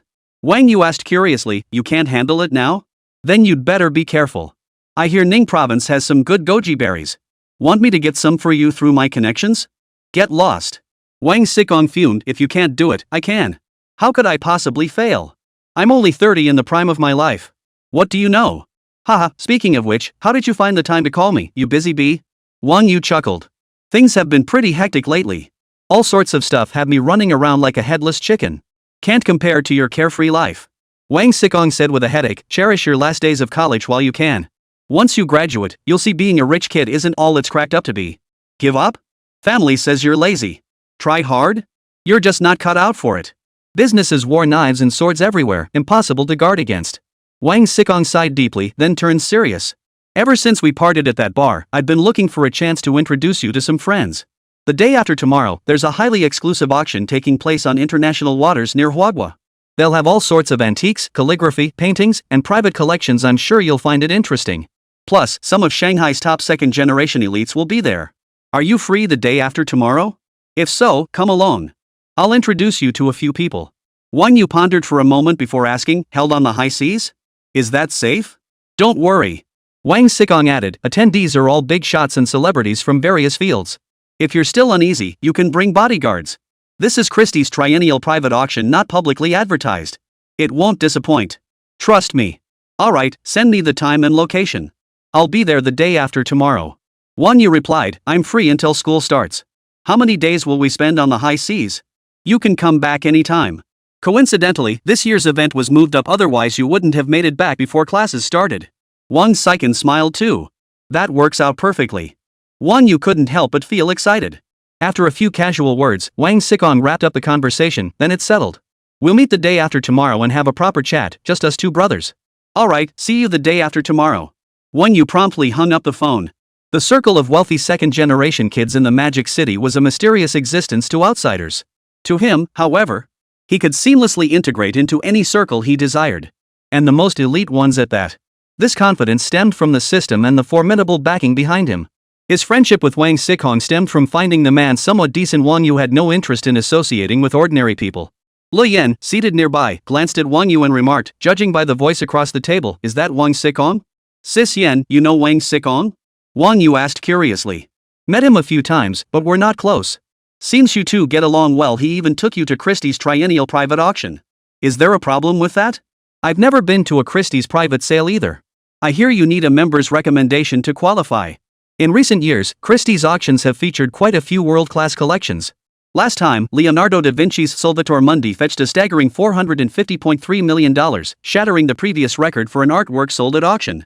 Lu Yan remarked with admiration. "So it seems there are plenty of good pieces then." After pondering for a moment, Wang Yu grew even more eager. His grand plan to burn through his fortune might just come to fruition at this auction. Paying $450 million for a single painting? That's truly throwing money away. The markup was obvious. But for Wang Yu, money was no issue. He could buy as many pieces as he desired, and it was a sound investment. World-class auction houses like Christie's valued their reputation above all else. They employ professional authentication teams to verify the authenticity of every lot, and Wang Yu trusted their judgment. Wang Yu snapped back to reality and asked Li Yan, "Sis Yan, has Raphael arrived in Shanghai yet?" "He's currently processing customs formalities. He should be at the store within the hour." Li Yan smiled. "As per your request, crimson red colorway, fully loaded specs. The Ferrari LaFerrari. Alongside the McLaren P1 and Porsche 918, it's hailed as one of the 3 legendary supercars. Limited to just 499 units worldwide, with a starting price exceeding 20 million yuan. Add in custom options, import taxes, and other associated fees. The final price could easily exceed 50 million. Half a small goal." The legendary supercar he could only admire online in his past life is now within Wang Yu's grasp. This lifetime, Wang Yu possessed both the capital and the confidence. Although the LaFerrari is practically ubiquitous online, in reality, the number sold across China remains pitifully low. To date, fewer than 20 have been sold. It was rare to spot one even in Shanghai over the course of a year, let alone in other cities. Chapter 50, finally securing the Ferrari LaFerrari. In the realm of supercars, the Ferrari LaFerrari undoubtedly stands as the most dazzling superstar. It embodies the pinnacle of speed, dreams, and luxurious craftsmanship, captivating the hearts of countless car enthusiasts. Wang Yu, now possessing immense wealth in this lifetime, was determined to make it his. You may not be aware, but under normal circumstances, the threshold for ordering a LaFerrari is exceptionally high. Generally, you must own at least 2 limited edition Ferrari supercars or 5 flagship models to qualify for a LaFerrari order. Li Yan explained patiently to Wang Yu, her face beaming with a warm smile. Her eyes shone with reverence and pride for this pinnacle of luxury automotive engineering. Moreover, the ordering process is extremely intricate and time-consuming. Starting from placing the order with us, the specifications are sent to Ferrari headquarters, where production is then arranged. The entire process takes at least half a year before you can even get the car. Li Yan paused briefly before sighing, but during this lengthy wait, some orders inevitably face complications due to prolonged delays. Some clients might run into cash flow issues and, with no other choice, have to abandon their orders. As a result, those LaFerraris already halfway through production or even completed end up in an awkward limbo, unclaimed. When such orders become available, buyers still flock to them, often leading to price hikes and fierce bidding wars. Even then, they're hard to come by, a case of high demand but limited supply. Fortunately, with ICBC facilitating direct contact with Ferrari headquarters, they transferred the vacated order to you. They even worked through the night to add your requested configurations before airlifting it to you. Ah, I see. Wang Yu finally understood, his lingering doubts instantly dissipating. Ordering a Ferrari was inherently a complicated process. Especially when it comes to the LaFerrari. As a world-class luxury car icon, every LaFerrari embodies the pinnacle of craftsmanship from Ferrari's master artisans, meticulously hand-built. From the sculpting of the body lines to the meticulous selection of interior materials. Every detail is tailored to the owner's unique preferences and individual needs, each element bearing an exclusive signature. But precisely because of this, the time investment is immense. 6 months or even a year of production is commonplace. These modern marvels of technology, embodying both speed and luxury, command prices in the tens of millions, no small sum. Customers who ordered the LaFerrari may have faced a business downturn, a broken capital chain, and an urgent need for large sums of money to keep things running. Under the crushing weight of reality, even with a heavy heart, they must grit their teeth and abandon the final payment, canceling the order. Leaving only regret. Money isn't an issue. Whatever it costs, I'll put it on my card right now. Wang You waved his hand dismissively. Since this is a resale order, the price naturally includes a premium. Adding various taxes and miscellaneous fees, your total payment comes to 68,880,000 yuan. Li Yan handed Wang Yu a tablet and said, "Here's the detailed invoice. Please take a look. Charge it." Wang Yu took the tablet, gave it only a cursory glance, then promptly pulled out his bank card and said decisively, "Certainly." Li Yan took the card and pulled out the pre-prepared POS machine, swiping it through. "Please enter your PIN."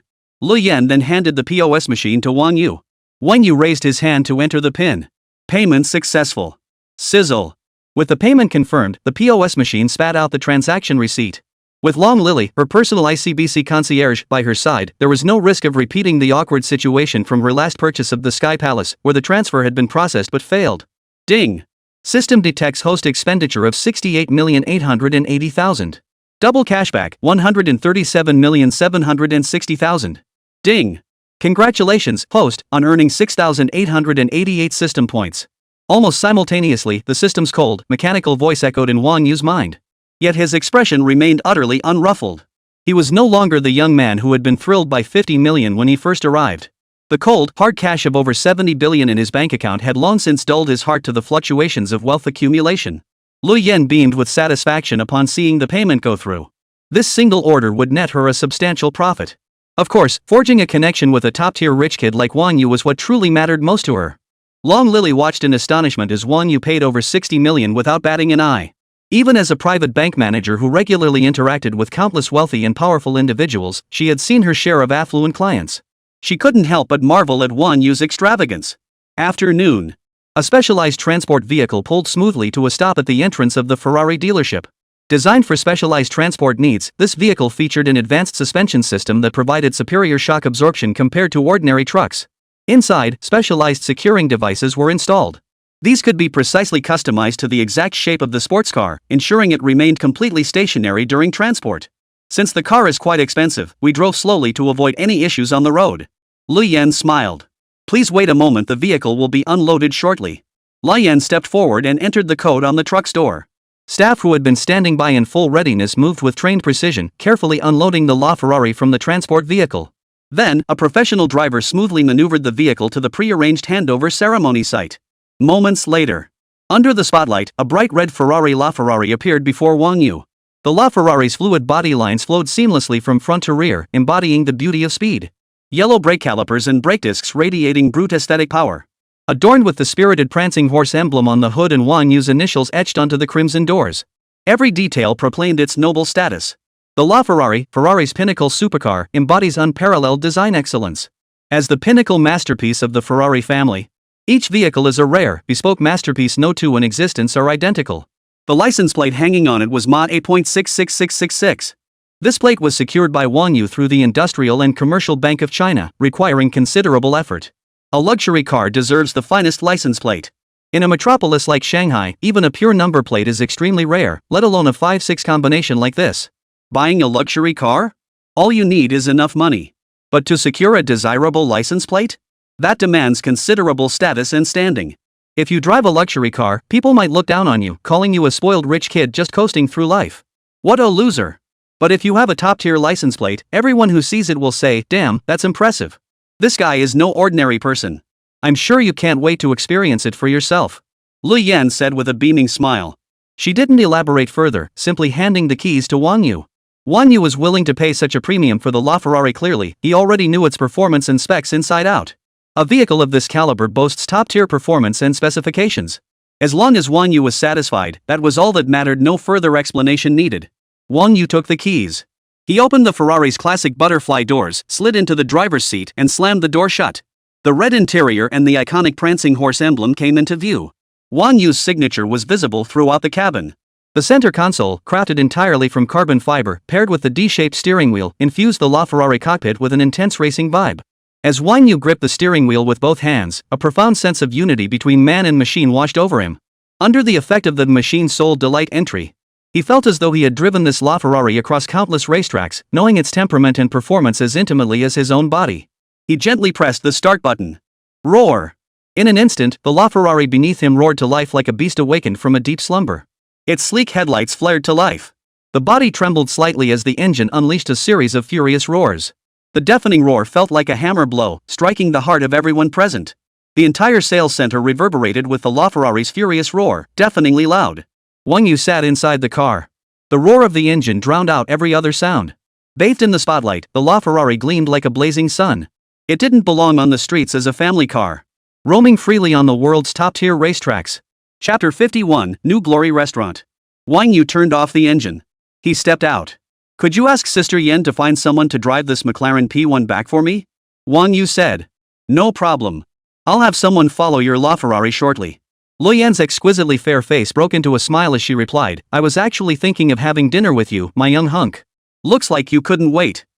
If Sister Yen has plans, how could I refuse? You've done me a huge favor, I should be the one treating you. Wang Yu chuckled lightly.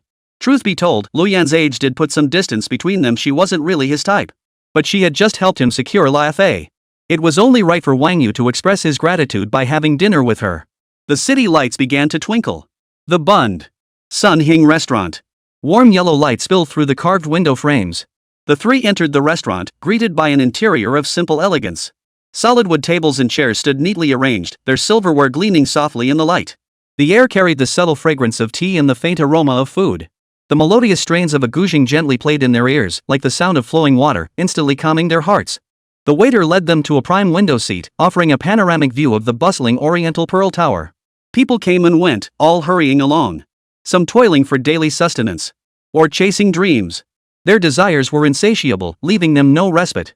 No sooner had they sat down than a waiter in traditional attire presented the menu. Wang Yu bowed slightly, gesturing for the waiter to hand the menu to Lu Yan with both hands, displaying gentlemanly grace. Sister Yen, you order first. Lu Yan accepted without hesitation, flipping through the menu with her delicate fingers. They have quite a few signature dishes here. This sand garlic bean noodle dish is a must-try, and that tender, flavorful home-style braised pomfret. Just thinking about it makes my mouth water. After saying that, she confidently ordered a few dishes, then turned to Wang Yu and said, Little Yu, see if there's anything else you'd like to eat. Don't be shy with your sister. Lily, you decide. I'm fine with anything. Wang Yu smiled as he took the menu and handed it directly back to Lon Lily. He casually added a few of the restaurant's signature dishes before the waiter quietly withdrew. Xiaoyu, are you settling in okay in the Magic City? Lu Yan asked with a smile. It's okay. Wang Yu replied with a light chuckle. I heard you're from Rong Province. What does your family do? Lu Yan turned her head to look at Wang Yu, a seemingly casual smile on her face as she asked. It seemed like ordinary small talk, but a fleeting, almost imperceptible look of inquiry flashed in her eyes. Wang Yu was so young, yet he had already become a VIP client at the private banking level of ICBC. She couldn't help but wonder about his family background. Nothing much, just a small business. Wang Yu maintained his gentle smile, replying without a hint of emotion. Lu Yan's lips curved slightly upward. She gently swirled the wine glass in her hand and said half-jokingly, small business? Don't try to fool me, sis. To be so carefree at your age, always surrounded by luxury cars and beautiful women, this small business can't be that simple. Wang Yu remained unruffled, lifting his teacup for a light sip. His expression remained calm as he replied, Sister Yen, it's really not as exaggerated as you imagine. My family just runs some traditional small businesses in Rong Province. Lu Yan listened, still harboring doubts, but she couldn't press him further. She just silently cursed under her breath. What the hell kind of small business? What kind of small business grows to the scale of a private VIP account at ICBC? Before long, course after course of exquisite dishes was methodically served by the waitstaff. First came the steamed sand garlic with bean noodles, steaming hot. The freshness of the sand garlic blended perfectly with the rich, mellow flavor of the noodles, filling the air with an enticing aroma. Lu Yan smiled warmly at Wang Yu and said, Little Yu, try some. This is their signature dish. The flavor is so good, you'll want more after just one bite. Wang Yu smiled back, picked up a forkful, and savored it before praising, it really is delicious. The flavor is so fresh, it's almost unbelievable. Next, the home-style braised pomfret arrived at the table. The fish glowed a deep, glossy red, its skin crisp and fragrant while the flesh remained tender and melt in your mouth tender. Lu Yan skillfully picked out a piece of belly meat and placed it in Long Lily's bowl, saying, Lily, the belly is the softest and most tender. You should have some more. Long Lily quickly thanked her. As the three ate and chatted, the atmosphere grew increasingly warm and harmonious. Just then, the restaurant's guzheng music transitioned into Fisherman's Evening Song. The melodious tune perfectly complemented the bustling yet serene night scene outside the window. A young woman in traditional attire danced gracefully by the window. As she spun lightly, her skirt swirled like blooming flowers, drawing the attention of many diners in the restaurant. Just as they spoke, the other signature dishes they had ordered began arriving at the table. Golden crispy pufferfish. Crispy skinned squab. Steamed tofu hot pot. Honey-glazed sweet potatoes. After a hearty meal, the three of them gazed out the window while nibbling on honey-glazed sweet potatoes. The Bund now shimmered with neon lights against the night sky, while the surrounding streets remained bustling with people and traffic. Sister Yen, it's getting late. Thank you for everything today. I'll treat you another time. After chatting for a while, Wang You glanced at the time and stood up. Lu Yen waved her hand dismissively. Don't mention it. We'll just have to get together more often. Long Lily also stood up, and the three of them walked out of the restaurant together. The night breeze outside carried a slight chill, yet it felt refreshingly invigorating. The driver Lu Yen had arranged was already waiting at the entrance. After bidding farewell to Lu Yen, Wang Yu and Long Lily got into the car. Wang Yu took out his keys and unlocked the LaFerrari. The door swung open, the Ferrari's red panel unfolding upward like a butterfly's wing. Wearing high heels, Long Lily slid sideways into the LaFerrari's passenger seat. She fastened her seatbelt, but it felt a bit tight across her chest, so she slid it down a notch. The door closed. Wang Yu pressed the brake pedal and pressed the ignition button. Roar! Instantly, the entire LaFerrari roared to life like a beast awakening from slumber, its deafening growl. Adrenaline surged through her veins. Wang Yu's eyebrows arched upward. Even though he'd driven luxury cars like the McLaren P1, the Ferrari LaFerrari still felt extraordinary to him. He felt as exhilarated as if he were driving for the very first time. Wang Yu shifted gears with practiced ease as the LaFerrari shot out of the street, racing toward the Sky Palace. Under the glow of Shanghai's streetlights, the LaFerrari streaked through the night sky like a crimson bolt of lightning. Wang Yu steadily maintained his speed, always staying within the speed limit. Under the effect of the machine's sole delight skill, the LaFerrari felt like a tamed écoultique horse in his hands. It obeyed his every command. The McLaren P1 driver tailing closely behind dared not relax for a moment, his focus intense, fearing he might lose sight of the lead car at any instant. 10 minutes later, Wang Yu returned to the Sky Palace, directing the driver to park the McLaren P1 in his designated spot. He opened the McLaren P1's hood, retrieved a stack of cash from the storage compartment, and handed it to the driver. Thanks for your help, buddy. Please pass my thanks to Sister Yen. The driver accepted the cash, his face lighting up with a smile. Thanks, boss. I'll make sure to pass that along. Wang Yu then returned to his LaFerrari. Tomorrow, help me contact a reliable security firm. They need to be professionals, preferably veterans with over a decade of experience. He said casually to Long Lily. Bodyguards? Long Lily was a bit puzzled, but she replied, no problem. I'll get on it as soon as I get back. Wang Yu was filled with anticipation for the upcoming voyage on the high seas the day after tomorrow. Though invited by Wang Sihong, security concerns couldn't be ignored. Though Wang Yu possessed exceptional physical prowess, he lacked real combat experience. This was international waters. If someone were to die out there, no one would ever know. A wise man doesn't stand beneath a crumbling wall. Hiring bodyguards was imperative. As ICBC's private butler, Long Lily had access to considerable banking resources. Therefore, hiring bodyguards didn't require Wang Yu to run around himself. Once she had screened the options, he could make his decision. Where do you live? I'll take you back first. Wang Yu said flatly. No need to trouble yourself. I'll just take a taxi back. Long Lily looked tense, waving her hands repeatedly. Come on, it's still early. I'll drive you back. Wang Yu started the car and drove out of Kafko Seaview 1. Alright then. I live at Central Apartments, it's not far from here. Chapter 52, Maximum Affection. Returning alone to the Sky Palace, Wang Yu appeared calm and composed, showing no sign of urgency. As his personal bank manager, Long Lily was completely within his grasp. All he needed was a little more time. Wang Yu took out his phone, opened Feishin, and found Zhang Rou's profile picture. He initiated a video call. Midnight. Dim lights cast a hazy glow throughout the Sky Palace, creating an ambiguous atmosphere. The room was in disarray, clothes strewn everywhere, torn black stockings carelessly discarded in various spots. Zhang Rou lay panting in Wang Yu's arms, her eyes glazed over, her body drenched in sweat, the sheets beneath her soaked through. It took her a long time to regain her senses. Only after a long while did she seem to regain some strength.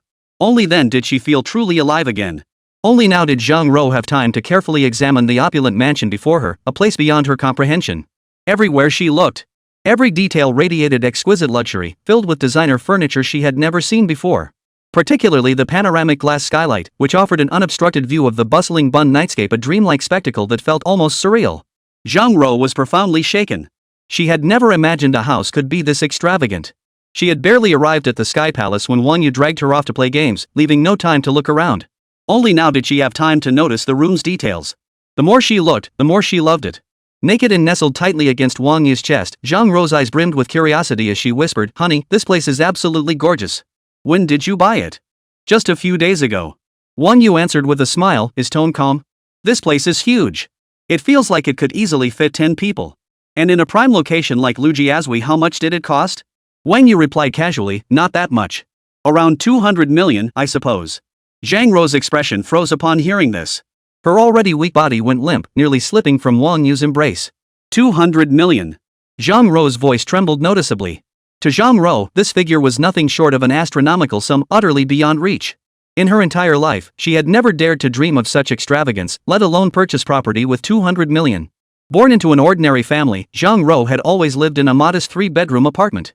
Compared to the nearly 200 million yuan mansion before her, the difference was like night and day.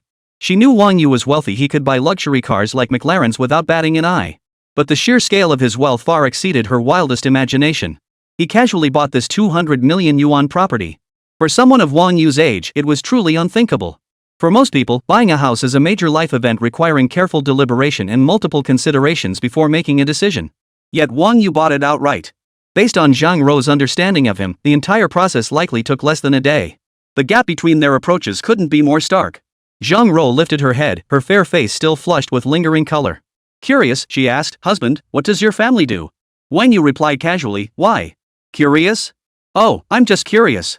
Zhang Rou pouted playfully. Have you heard of Rongxing Pioneer Heavy Industry Group? My surname is Wang. Ah. Zhang Rou covered her mouth in shock.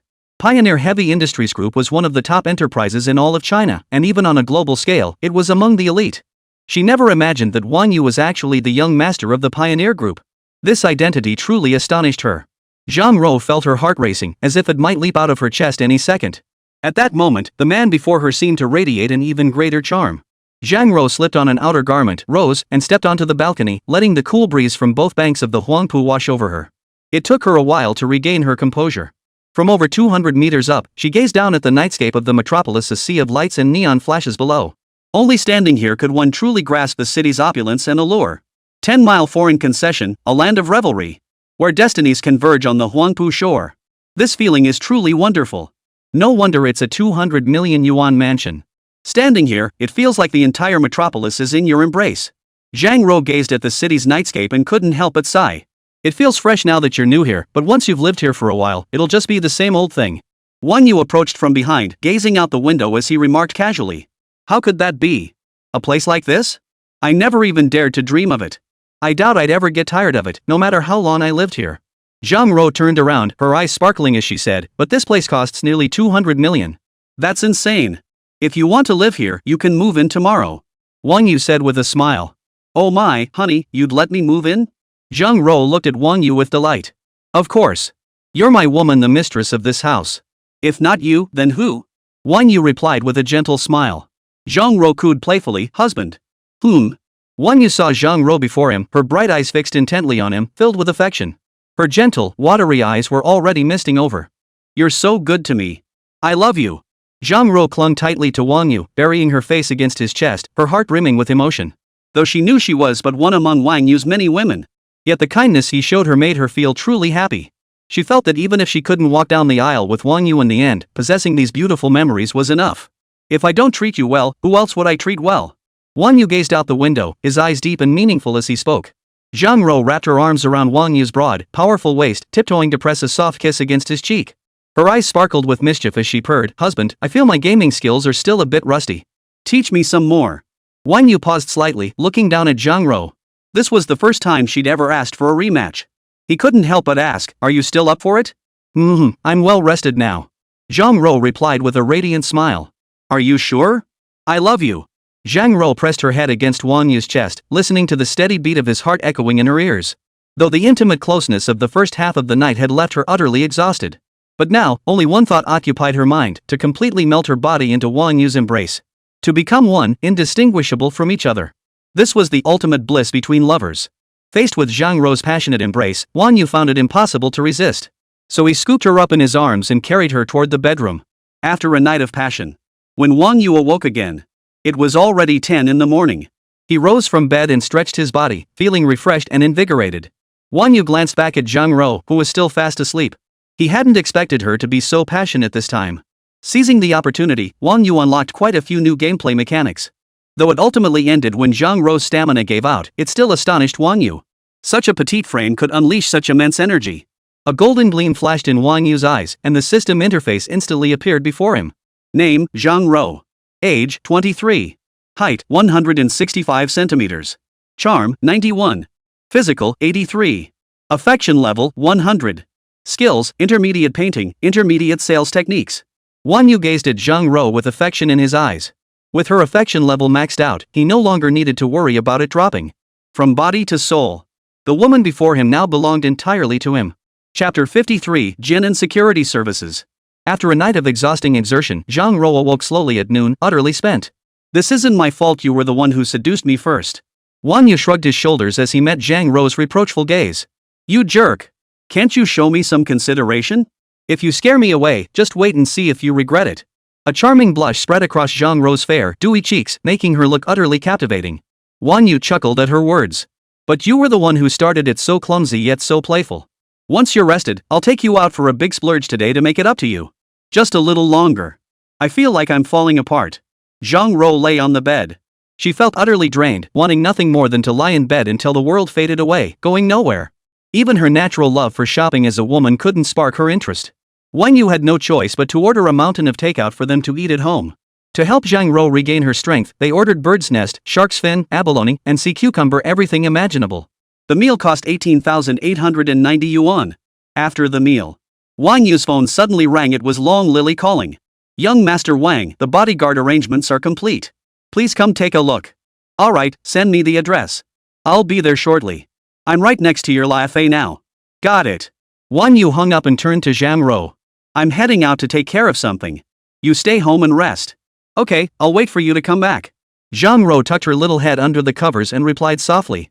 Sky Palace underground parking garage. Wang Yu stepped out of the elevator. Long Lily was standing beside the LaFerrari, holding a stack of documents. Wang Yu walked over, unlocking the car as he asked, "Since you're here, why not come up for a visit?" Long Lily smiled faintly. I just arrived myself. After all, Wang Yu was her boss, and she felt awkward about just getting in. She slid into the passenger seat of the LaFerrari and fastened her seatbelt. Wang Yu started the LaFerrari and smoothly drove out of the underground garage. Long Lily sorted through the documents in her hands and said, "Mr. Wang, I've compiled a list of 3 of the more professional security firms in Magic City. Let me read them to you." Golden Shield Company employs exclusively retired Special Forces personnel from major military regions, along with elite Sanda fighters from martial arts and sports academies. They offer diverse types of bodyguard services. Jian Security Services Company, Limited is licensed by the Shanghai Public Security Bureau. It has grown by leveraging its social connections and police department resources within the city. Its security team comprises former Special Forces personnel and veterans from the Central Guard Bureau, offering VIP personal protection services for high-profile domestic and international figures, business executives, and entertainment celebrities. Spark Special Protection Company primarily employs recent Special Forces veterans meeting 27 international standards, operating under rigorous training, assessment, and elimination protocols. Its integrated training and support center conducts thorough background checks and implements multiple security safeguards to ensure service quality. Of these 3 companies, Jian Security has the strongest capabilities? Which one should we visit first?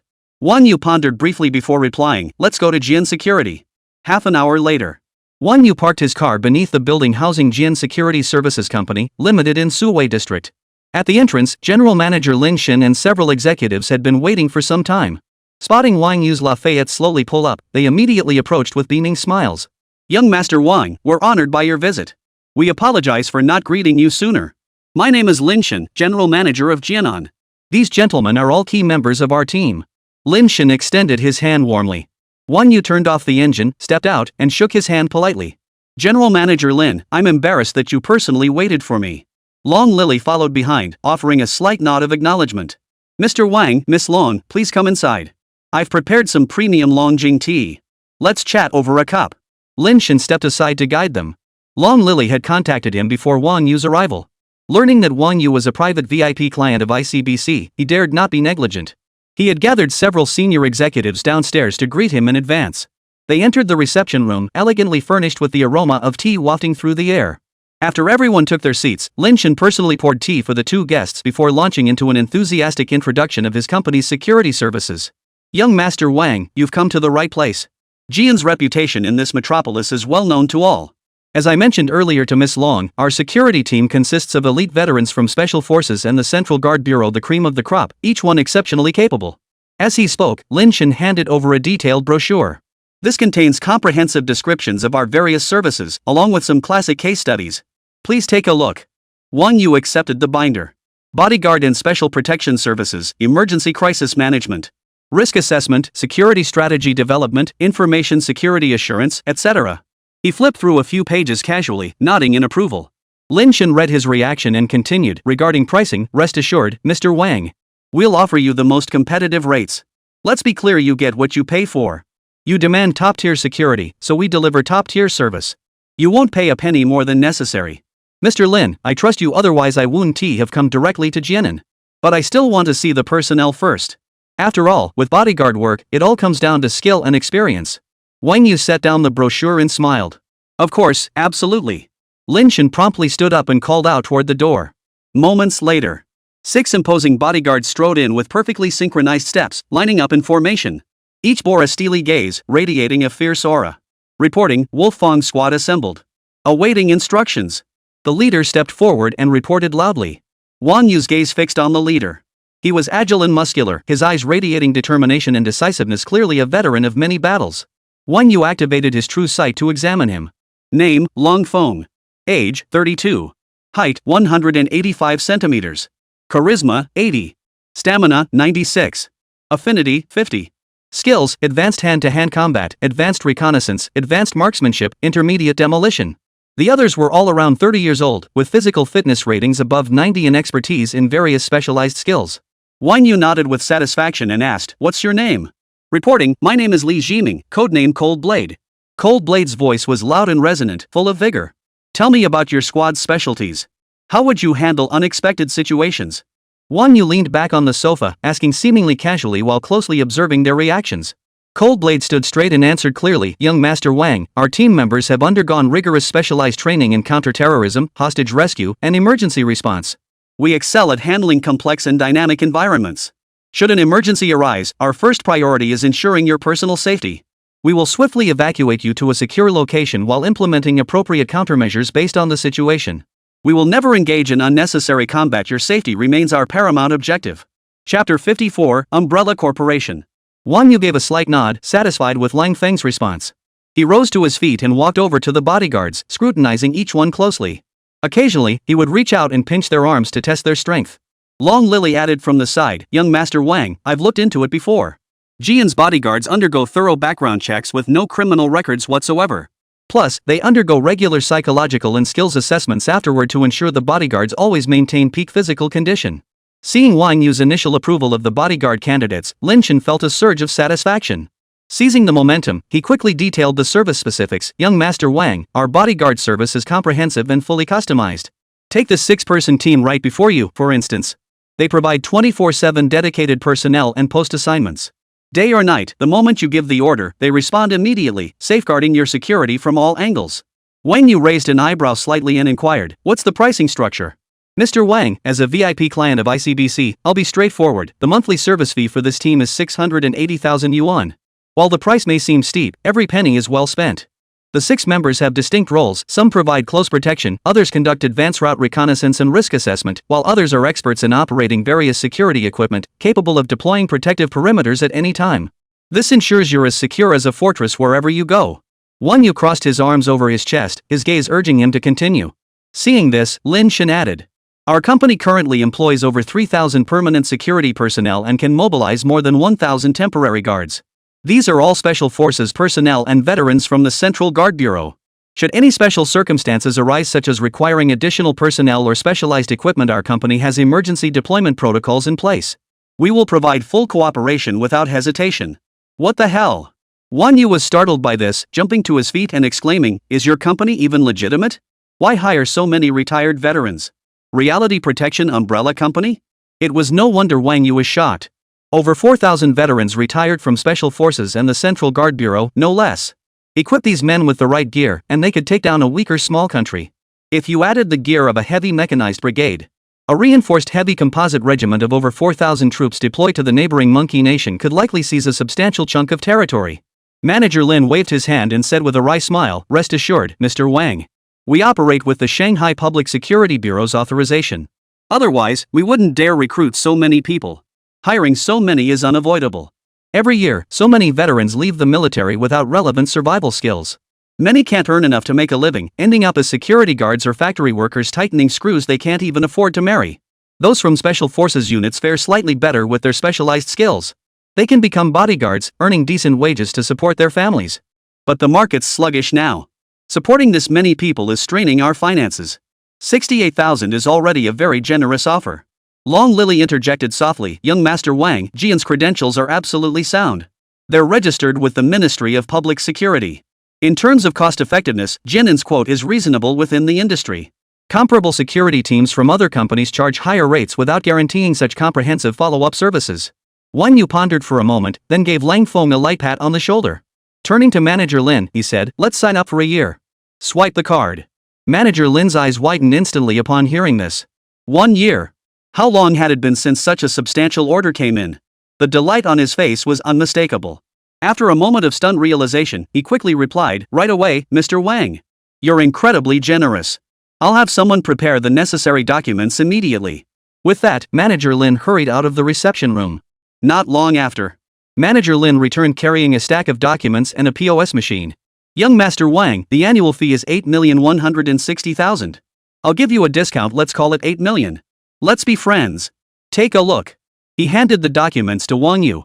Wang Yu took them, carefully reviewed the service terms, and nodded. Card payment. Manager Lin's heart leapt with joy. He hurriedly retrieved the POS machine, his hands trembling slightly as he presented it to Wang Yu. His eyes fixed intently on Wang Yu's card swiping motion, as if terrified the deal might fall through. Payment successful. Ding. System detects host spending 8 million. Double cashback, 16 million. Ding. Congratulations, host, you have earned 800 system points. Only when the crisp confirmation tone sounded did he exhale deeply, his face breaking into a broad smile as he repeated his thanks. Young Master Wang, thank you so much. Rest assured, from this moment on, the Wolfang squad stands at your beck and call around the clock. We will absolutely satisfy you. Lang Feng stepped forward, standing at attention. With a crisp snap, he rendered a military salute, his gaze unwavering as he addressed Wang Yu. Young Master Wang, we honor your trust. Wolfang squad swears to defend your safety with our lives. We'll brave fire and water, nothing is beyond our duty. Through fire and water, we will not hesitate. The other 5 members echoed the oath in unison. The sound echoed through the reception room, their momentum as powerful as a rainbow. After concluding their business, Wang Yu and Long Lily rose to depart. Manager Lin jogged ahead, leading the way to the company entrance. All the way, he chattered nonstop, expressing gratitude, promising impeccable follow-up service, and occasionally turning to Wang Yu to highlight other security installations, his attentiveness unmistakable. Upon reaching the Lafa vehicle, Manager Lin personally opened the door for Wang Yu. Young Master Wang, take your time. Should you need anything in the future, don't hesitate to contact me. Meanwhile, the Wolfang squad sprang into action with precise, synchronized movements. At Captain Lang Feng's command, 2 members dashed to the parking lot and drove a pre-prepared professional security vehicle to the entrance. The vehicle was equipped with state-of-the-art communication devices, protective gear, and emergency rescue tools. The other 3 returned to the company's internal equipment room, swiftly retrieving custom-made bulletproof vests, close-quarters combat weapons, and other personal gear, then donning them with practiced efficiency. Lang Feng himself remained at the entrance, double-checking his critical gear, walkie-talkies, body armor, and more to ensure nothing was overlooked. He then stopped Wang Yu, who was about to get into the car, saying, Young Master Wang, please wait a moment. I need to check something first. Wang Yu immediately halted, watching with curiosity as Lang Feng began inspecting the vehicle. After speaking, Lang Feng began a meticulous inspection around the Lafa vehicle, leaving no crevice unexamined as he searched for any potential hidden dangers. He then lifted the hood, leveraging his professional expertise and experience to systematically inspect critical components like the engine and wiring. Periodically, he felt the surface temperature with his hand and listened to the engine's operational sounds.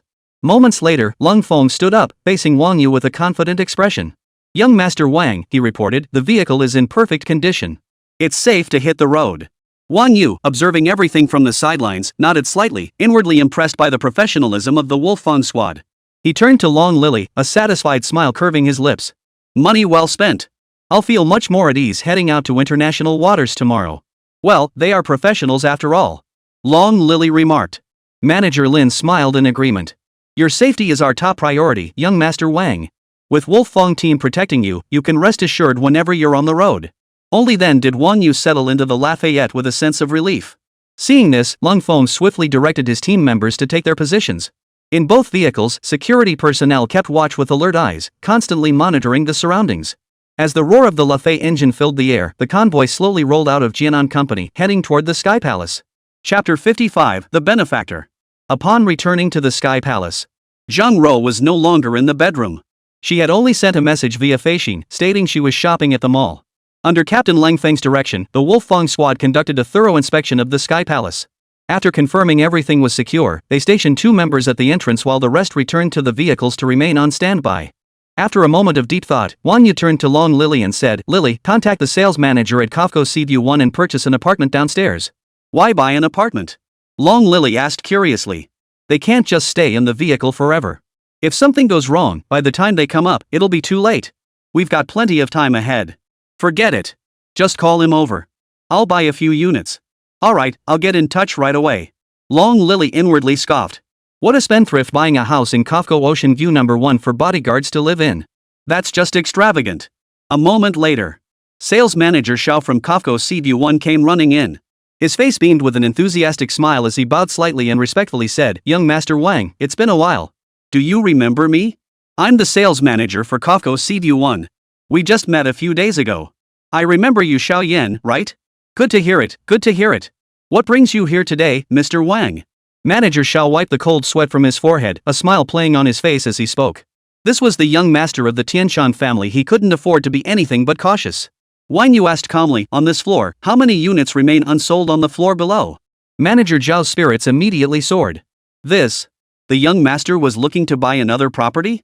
Snapping back to attention, he quickly detailed, "Young Master Wang, there's one 210 square meter 3-bedroom unit left on the floor below. North facing with south exposure, fully renovated and move-in ready. There are also 2 4-bedroom, 2 living room units around 300 square meters. Excellent natural light, with scenic views perfect for enjoying the nighttime panorama of the Magic City. On the 43rd floor below, there's another 3-bedroom unit around 300 square meters, also not yet listed for sale." Wang Yu listened, gave a slight nod, and waved his hand dismissively. Enough. No need for further details. I'll take every unit on these 2 floors. Give me a discounted price. Go prepare the paperwork. At this, Long Lily's eyes widened in utter disbelief.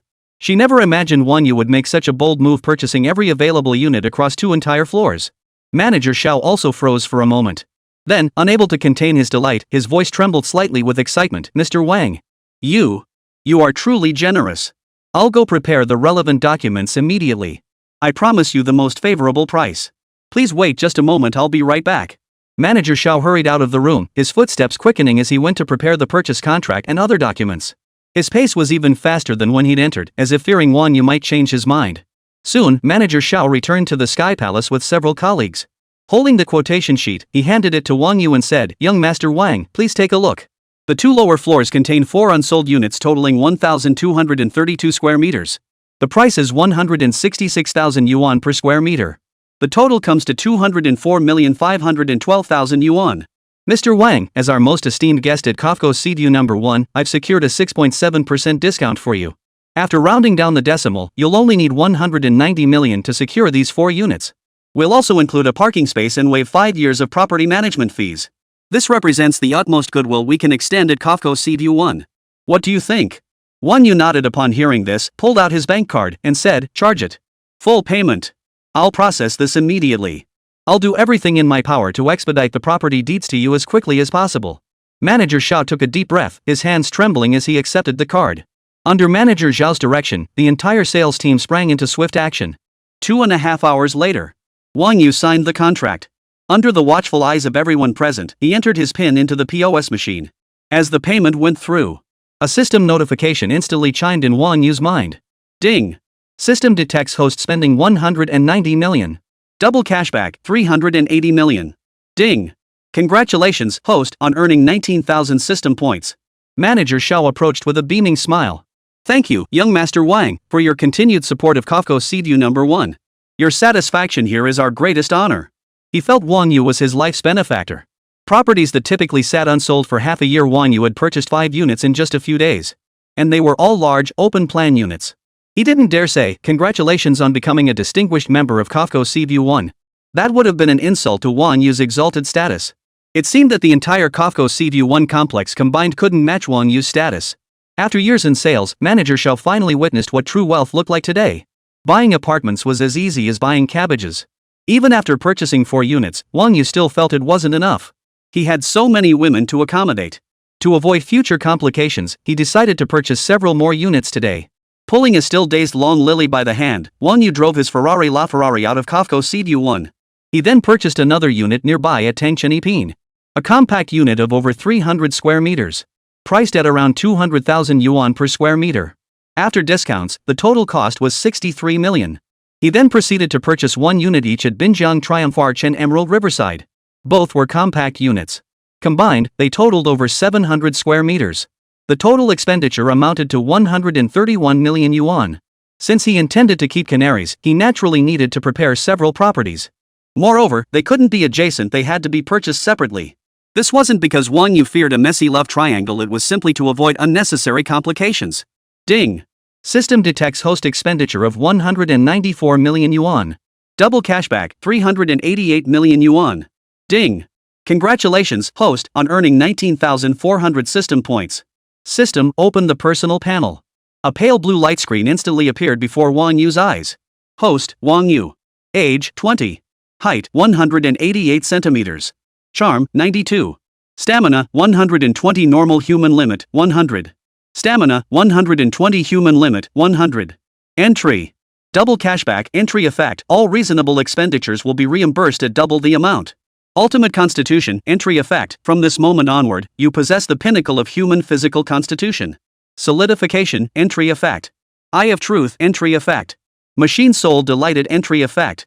Points, 47,357. Huaxia coins, 7,560,506,206. Wang Yu stared at the staggering sequence of numbers on the light screen, his heart filled with calm. 75 billion.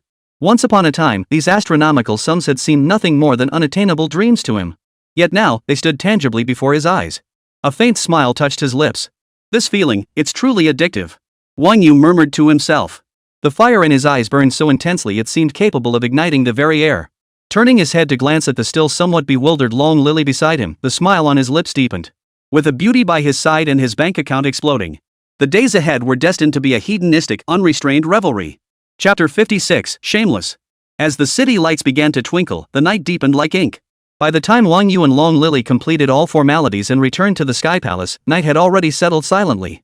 At the palace entrance, 2 imposing bodyguards stood like statues, their eyes cold and watchful, fulfilling their duty to guard. Noticing Wang Yu's arrival, the bodyguards bowed slightly. Young Master Wang. Wang Yu nodded and stepped inside the palace. The interior was quiet. Zhang Ro had gone shopping and hadn't returned yet. Wang Yu had already arranged for the Wolf Fong 6-man squad to reside in a 4-bedroom apartment on the 44th floor below his own. This ensured they could respond swiftly. Lily, why have you been standing by the window for so long? Wang Yu noticed Long Lily gazing out at the night view, her graceful figure captivating him, and he couldn't help but ask. It's just so beautiful. Long Lily's beautiful eyes flickered with a hint of dreaminess. The night view here is breathtaking. Only standing here did I truly grasp the charm of the magic city. If you like it here, then you should live here. Wang Yu's lips curved into a meaningful smile as he spoke with deliberate emphasis. Me? Stay here? Wang Yu, stop joking around. Long Lily stiffened, forcing an awkward smile. She understood perfectly well the deeper meaning behind Wang Yu's words. She was an adult, after all. A faint blush crept onto her cheeks as her heartbeat quickened involuntarily. I'm not joking. My door is always open to you. Wang Yu smiled faintly, his tone genuinely earnest. You have a girlfriend, right? Long Lily blurted out instinctively. After all, a wealthy man like Wang Yu certainly wouldn't lack for girlfriends. And Wang Yu was so young and handsome. After asking, she dared not meet his gaze and quickly lowered her head. Her heartbeat quickened. A surge of delight washed over her. Wang Yu saying such things proved her charm had won his approval. To be liked by a high-caliber guy like Wang Yu was something any girl would find cause for celebration. Women adorn themselves for those who appreciate them. Yeah, I have a lot of girlfriends, more than one. Wang Yu shrugged his shoulders, speaking with a calm expression. Upon hearing Wang Yu's words, Long Lily forgot all about her shyness. She lifted her head, staring at him in utter astonishment. She'd never encountered someone so brazenly shameless. Wang Yu actually stated he had multiple girlfriends with such nonchalance, his expression utterly unchanged, as if it were perfectly natural. Long Lily had been daydreaming about life with Wang Yu. Now it seemed she couldn't even be the mistress. The 4th mistress? Or the 5th? The look in Long Lily's eyes as she gazed at Wang Yu was complex. She had aimed to perch on a high branch as a phoenix, but never imagined becoming the 4th or 5th mistress. Wang You walked to the panoramic wall, standing with his hands behind his back. His voice was deep and magnetic as he said, "You know, in this world, some people are born at the very top of the pyramid, looking down on the masses below." Long Lily nodded in agreement. "There's a saying online that hits the nail on the head: if you weren't born driving a Rolls Royce, chances are you never will. 10 years of grueling study can't match 3 generations of business acumen. Society's resources are destined to remain in the hands of a select few. Climbing upward always demands a price." A bitter expression crossed Long Lily's face. Wang Yu's words were harsh, but undeniably true. "You're right, but how can matters of the heart be compared to such things?" Long Lily countered softly. "Ha! Aren't high-caliber men and women also a kind of resource?" Wang Yu turned, his gaze fixed intently on her. Regardless of gender, quality resources never belong to the lower classes. Wang Yu's words struck at the heart of the matter, leaving Long Lily momentarily speechless. Wang Yu took a step forward, gently wrapping his arm around Long Lily's slender waist. Long Lily's delicate frame trembled slightly. She offered no resistance, merely lowering her head and murmuring weakly, "Wang Yu, please don't do this. I'm a bank employee, and you're my boss. We can't do this. I'll get fired. Do you think President Liu would dare? Besides, even if I were fired, it wouldn't matter. I'll just start my own company and hire you as my secretary. A professional like you is too valuable to let go." Long Lily lifted her gaze. Her large, watery eyes shimmered, reflecting Wang Yu's face. Wang Yu's head slowly drew closer. Long Lily's eyes fluttered shut. Her breathing grew heavy, her lashes quivering like butterfly wings. Unconsciously, her arms wrapped around Wang Yu. Time seemed to stand still. The clamor of the world was shut out, leaving only their chaotic heartbeats intertwining in harmony. Long Lily felt her mind go blank, her body growing limp. She could only respond instinctively, her lips and teeth filled with the other's scent. That scent was like sweet poison, causing her to sink completely. Several minutes later, Long Lily pushed Wang Yu away frantically, her cheeks flushed crimson, eyes darting away. "My mind is too muddled right now. Let me go home and think it through. You don't need to walk me." With that, she turned to leave. Wang Yu quickly interjected, "The 3-bedroom apartment downstairs is yours. You're my personal bank manager. Living closer will make it easier for you to serve me 24/7. "All right." Long Lily bit her lip but ultimately didn't refuse. With that, she hurriedly left the Sky Palace. Wang Yu watched her retreating figure with an expression of calm detachment. Deep down, Long Lily had already accepted him. His earlier words were merely a way to give her a face-saving exit. Girls are creatures who say one thing but mean another. The bait had been cast. All Wang Yu needed to do now was wait a little longer. He had patience to spare. Not long after, Zhang Ro returned from shopping. Spotting 2 tall, stern-faced bodyguards standing by the door, she paused, her eyes brimming with confusion. The bodyguards, aware of her status, stepped aside slightly, gesturing for her to pass. Zhang Ro paused briefly before stepping inside. Spotting Wang Yu, she immediately asked, "Honey, why are there 2 bodyguards at the door now?" Wang Yu lifted his gaze, his expression calm as he explained, "I arranged it this afternoon. They'll be stationed here from now on, working 24-hour shifts to handle any unexpected situations." Zhang Ro nodded slightly, still curious but choosing not to press further. Instead, she began organizing the large bags and packages of shopping spoils. Wang Yu approached, watching her busy figure, and asked softly, "Did you enjoy shopping today?" "Yeah, I got some things I like, but shopping really is exhausting." Zhang Ro replied with a smile, "I felt so bored after you left. I had no choice but to go shopping." "You never accompany me." A faint smile curved Wang Yu's lips. He pulled out his phone and tapped a few times in front of Zhang Ro. "To make it up to you, I've transferred 300,000 yuan to your account. Buy whatever you like, don't worry about the money. As long as you're happy." Ding. System detects host spending 300,000 yuan. Double cashback, 600,000 yuan. Ding. "Congratulations, host, you have earned 30 system points." Zhang Ro's phone chimed. Seeing the transfer notification, her eyes widened in shock and delight. "Husband, you're spoiling me rotten." Wang Yu gently wrapped his arm around her waist and whispered in her ear, "You deserve it." His warm breath tickled her neck, making her cheeks flush. That night, the moonlight flowed like water. Wang Yu and Zhang Ro lay entwined. For a time, the room was filled with passion, their bodies entwined. As passion faded, Zhang Ro nestled into Wang Yu's embrace, a contented smile lingering on her lips as she drifted into a deep sleep. Chapter 57, Just a Small Business. Rays of sunlight streamed in like golden threads. They slipped through the sheer curtains, silently entering the bedroom to fall upon Wang Yu's face. Wang Yu, bleary-eyed, opened his eyes to the sunlight. He lazily reached for his phone on the bedside table.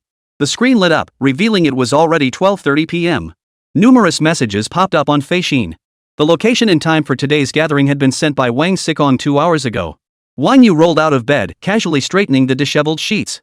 Slipping on his slippers, he shuffled to the bedroom door, found his pants, and pulled them on. He paced back to the bedside and gently nudged Zhang Ro, who was still fast asleep. But she showed no reaction. Her brow furrowed slightly, she mumbled a few indistinct words in her sleep, rolled over, and sank back into a deep slumber. Wang Yu chuckled softly, a faint smile of helpless indulgence playing on his lips. He decided not to disturb her further. After freshening up in the shower room, Wang Yu made his way alone to the popular Shibeyumian Village restaurant for a meal just down the street. Shibeyumian Village specializes in Northwest Chinese cuisine, featuring simple cooking methods that preserve the natural flavors and textures of the ingredients. Wang Yu ordered several signature dishes. These included grilled lamb ribs, Mongolian beef shank, skewered lamb, millet pudding, and Shibei gluten noodles. The tender, juicy grilled lamb ribs filled the air with an enticing aroma. The firm Mongolian beef bone offered satisfyingly meaty bites. Authentic Northwest cuisine had Wang Yu eating heartily, his mouth full of savory flavors. After eating and drinking his fill, he thoughtfully packed a meal for Zhang Ro, intending for her to eat it when she woke up. He was sure she'd love it. Total bill, 1,688 yuan. 2:30 p.m. Along the Huangpu River. Sunlight spilled across the shimmering river surface, casting a delicate golden glow that intertwined with the bustling prosperity along the shore. Roar! Wang Yu drove his red LaFerrari at breakneck speed, arriving at the private yacht marina. Behind him, Long Feng and two other bodyguards pulled up in a car. Wang Yu had just stepped out of the car. He was about to call Wang Sicong. Wang Sicong's instantly recognizable shout echoed from afar. Wang Yu, over here. Wang Yu looked up and saw a three-story luxury yacht docked at a pier not far away. Snow white and gleaming with opulent radiance under the sunlight, several smartly dressed individuals stood nearby. A group of bodyguards in black suits were stationed around the perimeter. Wang Sicong hurried over. Wang Yu, you finally made it. We've been waiting for you. It's still early, isn't it? It's only 2:30. Wang Yu glanced at his Vacheron Constantin watch and remarked indifferently. Damn, man, you're punctual as hell. Wang Sicong's gaze was instantly drawn to the LaFerrari, his eyes brimming with envy. LaFerrari? You changed cars again? Just bought it yesterday. Wang Sicong looked utterly envious. He wanted a car like Lafa's too. He punched Wang Yu's shoulder. Holy crap, that's rock hard. You must be made of steel, you bastard. He shook his arm, then glanced at the watch on his wrist and exclaimed in surprise, Vacheron Constantin's Maison d'Artisans? You know that? Wang Yu was taken aback. He hadn't heard that Wang Sicong was into watches. You think I'm some country bumpkin who's never seen the world? Wang Sicong shot Wang Yu a reproachful look. I've collected quite a few luxury watches. The Vacheron Constantin Manufacture Series, valued at 20 million, is certainly part of my collection. So you're a watch enthusiast too. Wang Sicong didn't find this surprising. Most rich kids only chase after these kinds of things. Beautiful women, luxury cars, prestigious watches. Nothing could be more normal. Poor people play with cars, rich people play with watches. The average Joe plays with computers, the nouveau riche play with yachts. Unlike cars, watches can reach absurdly high prices. It's okay, but I prefer supercars over watches. Of course, I do like limited edition watches too. Wang Yu remarked indifferently. Wang Sicong felt an instant kinship with Wang Yu. Excitedly, he threw an arm around Wang Yu's shoulder and declared, come on, come on. Let me introduce you to some friends. You've come at just the right time today. You're in for a real treat. Wang Sicong teased, winking at Wang Yu. The two linked arms and headed toward the dock. This is my good brother, Wang Yu. My old family friend from Jincheng, Rong Province. Everyone, meet him. Wang Sicong pointed at Wang Yu and introduced him to the group. Don't let his youth fool you, his family background is no less impressive than mine. The Pioneer Heavy Industries Group belongs to his family. Hearing this, every person present exchanged meaningful glances. Pioneer Heavy Industries Group. Who in Huagua hasn't heard of it? With an industrial empire spanning multiple sectors, it was an undisputed industry titan. Several people present hurried forward to greet him. Wang Sicong smiled as he introduced each person to Wang Yu. Pointing to a young man in a black short-sleeved shirt tall at 180 centimeters yet as skinny as a monkey, he said, this is Chen Su. He's from Luzhou. His family runs a logistics business, and like you, he's crazy about supercars. Hey, buddy. Chen Su clearly had a naturally outgoing personality. Without a trace of the arrogance often associated with rich kids, he smiled broadly and proactively greeted Wang Yu. Hello. Wang Yu smiled back and nodded. Holy crap, a Vacheron Constantin Maison d'Art. If I remember correctly, that watch is worth nearly 20 million, right? Chen Su's gaze was instantly drawn to the watch on Wang Yu's wrist. He raised an eyebrow and remarked, I've always wanted to buy this watch, but unfortunately, I don't have enough money. 18 million, not quite 20. Wang Yu added. Damn, that's still ridiculously expensive. Chen Su clicked his tongue, his face brimming with envy. No wonder it's Pioneer Heavy Industries Group, they've got cash to burn. When I was 20, I wanted to buy a Lamborghini. My family flat out refused. I had to nag them for ages before they finally agreed to buy it for me. Wang Xikong slung his arm around Wang Yu's shoulder and teased, "Big bull? That's nothing. Last time he drove a McLaren P1, and today it's a Ferrari LaFerrari." Chen Su's face instantly fell. "How can people be so different?" he lamented. "I'll compete with you rich folks. Just a small business, nothing to brag about." Wang Yu waved his hand dismissively. Chen Su's eyes widened in disbelief. "So you're saying cigarette manufacturers are micro-enterprises too?" "That's exactly what they are." At that moment, the chubby little guy beside him, round as a ball and with an exceptionally kind smile, chimed in, "You know what? Cigarette companies really are micro-enterprises. Only few people realize it." "Holy crap." Chen Su pulled out his phone and searched. After reading the results, he couldn't help but mutter, "It really is." The chubby guy turned to Wang Yu. "If I remember correctly, Huayao Group is also part of your family, right? Just a small company." Wang Yu shook his head repeatedly, being excessively low-key. "Dude, if you keep being this humble, you'll just come off as a show-off." Chen Su shot Wang Yu a look of feigned resentment. Everyone burst into laughter at Chen Su's comedic timing. Wang Yu joined in the laughter, waving his hands and saying, "Low-key, low-key." Chen Su was clearly the life of the party. With him around, the atmosphere instantly came alive. "This is Li Xiang, from Jinling. His family is in finance." Wang Saiken introduced the chubby young man they'd agreed upon earlier to Wang Yu. The young man wore a friendly smile, extending his hand to Wang Yu. "Mr. Wang, it's a pleasure to meet you." Wang Yu shook his hand and replied, "Hello."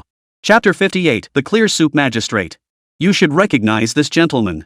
He's been dominating internet trending lists for years."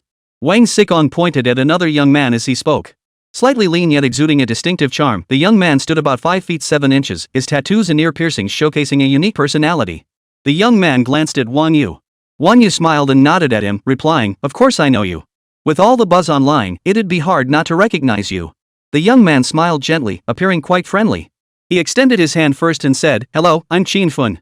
This heavily tattooed youth before him was none other than Qin Fun, nicknamed the Shanghai Emperor of the Magic City. In 2018, his fame was immense. Online, he was mostly known for his extravagant spending and scandals with internet celebrities. That particular photo, him calmly playing with his phone inside a wrecked Porsche 918 while rain poured down, etched his image into the minds of countless netizens, propelling him to overnight internet fame. His privileged upbringing and reasonably handsome looks. Qin Fun became the online Prince Charming in the eyes of many young women. However, rumors about his background abound. Rumors swirled everywhere. Some claimed Qin Fun's father was a shareholder in Macau's David Group. Others claimed his father operated casinos in Macau, alongside real estate and financial companies. The Qin family's annual cash flow reportedly exceeds tens of billions of yuan, reflecting immense wealth. Some online even compared him to Wang Saiken, the son of the wealthiest man in the country. But Wang Yu knew deep down that most of these were just rumors. Qin Fun's background wasn't nearly as mysterious as people made it out to be. Even before his rebirth, the truth about Qin Fun's family background had already been exposed. The previous generation of the Qin family had built their fortune through the business of bookmakers. Later, leveraging their accumulated connections, they gradually built a vast commercial empire spanning numerous industries. Heroes are judged by their deeds, not their origins. In this era, poverty is mocked, not prostitution. True skill lies in possessing wealth, connections, and resources. "Hello, Shanghai Emperor. I'm Wang Yu." Wang Yu smiled as he shook hands with Qin Fun, not forgetting to throw in a playful jab. Qin Fun waved his hands hastily. "Don't tease me. I wouldn't dare claim that title, it's just something netizens made up. There are plenty more capable than me in the Magic City. I'm just a bit better off than the average person. Forget about old Wang, take Chen Su and Li Xiang, for instance. Their families are far wealthier than mine." Qin Fun added, "I've noticed you rich folks, why so modest? Each one of you is more modest than the last." Chen Su couldn't help but quip from the side. First it's Wang Yu's small micro-enterprise, then along comes Qin Fun with his slightly more comfortable than the average person's finances. "Guess that leaves just me and Li Xiang as the rich ones. Can't you just be humble?" Qin Fun shot back irritably, "What do you mean we rich folks? Your family's always been wealthier than mine. My family's modest holdings? They're nothing compared to yours. Just hard-earned money." Chen Su chuckled and replied, "You're full of it. You're the biggest poser around." Qin Fun shot Chen Su a glance before turning to introduce him to Wang Yu. His family owns Luzhou's largest logistics company, they have over 1,000 trucks. Then, Wang Saiken introduced the other three to Wang Yu one by one. One was Su Yuza, whose family ran real estate businesses in the Magic City. There was also Lin Hao, who worked in retail, and Wei Jinglan, who dealt in foreign trade. "Let's board the ship first." Once the introductions were complete, Wang Xikong said to Wang Yu, "It's about time. There'll be activities on the boat shortly." "What kind of activities?" Wang Yu asked, gazing at the yacht docked before them. "You'll find out soon enough." Wang Xikong arched an eyebrow, speaking with feigned mystery. The auction is held in the evening. It's still early to go now. Hearing this, Wang Yu felt a surge of anticipation.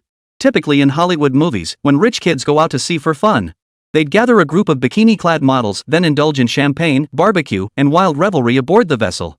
But what kind of event did Wang Xikong have in mind? Then it's up to you to arrange it. Wang Yu chuckled. Frankly, I can't muster much interest in going out to sea with just you guys. Seems we're kindred spirits. Let's discuss this properly once we're on the boat. Xin Fun's tone softened noticeably. In his previous life, online rumors claimed his love life was extremely chaotic, with relationships involving numerous internet celebrities and stars. Now it seemed those rumors might indeed hold some truth. Wang Yu, you're really hurting a brother's feelings with that remark. Wang Xikong wore a look of deep resentment. Women are just decorations. Hanging out with my brothers is where the real fun is. Damn it, old Wang, act normal. Xin Fun shot Wang Xikong a disgusted look before turning to Wang Yu. Wang Yu, you better watch out for old Wang. He's so handsome and young, who knows, he might just have a thing for you. Exactly. If that gets leaked online, you'll be the laughingstock of the entire internet. Chen Su chimed in from the side with a sinister smile. Hearing this, Wang Yu immediately took a few steps back, eyeing Wang Xikong warily. Old Wang, what's your deal? Sure, we're both from Jincheng, but I'm straight. Wang Xikong was utterly frustrated, feeling a lump in his throat. He was stuck, couldn't move forward or back. After a long moment, he finally shouted in exasperation, "Good heavens! In broad daylight, under the clear blue sky, you three actually dare to slander someone's reputation." The group continued chatting and jostling each other as they made their way toward the yacht.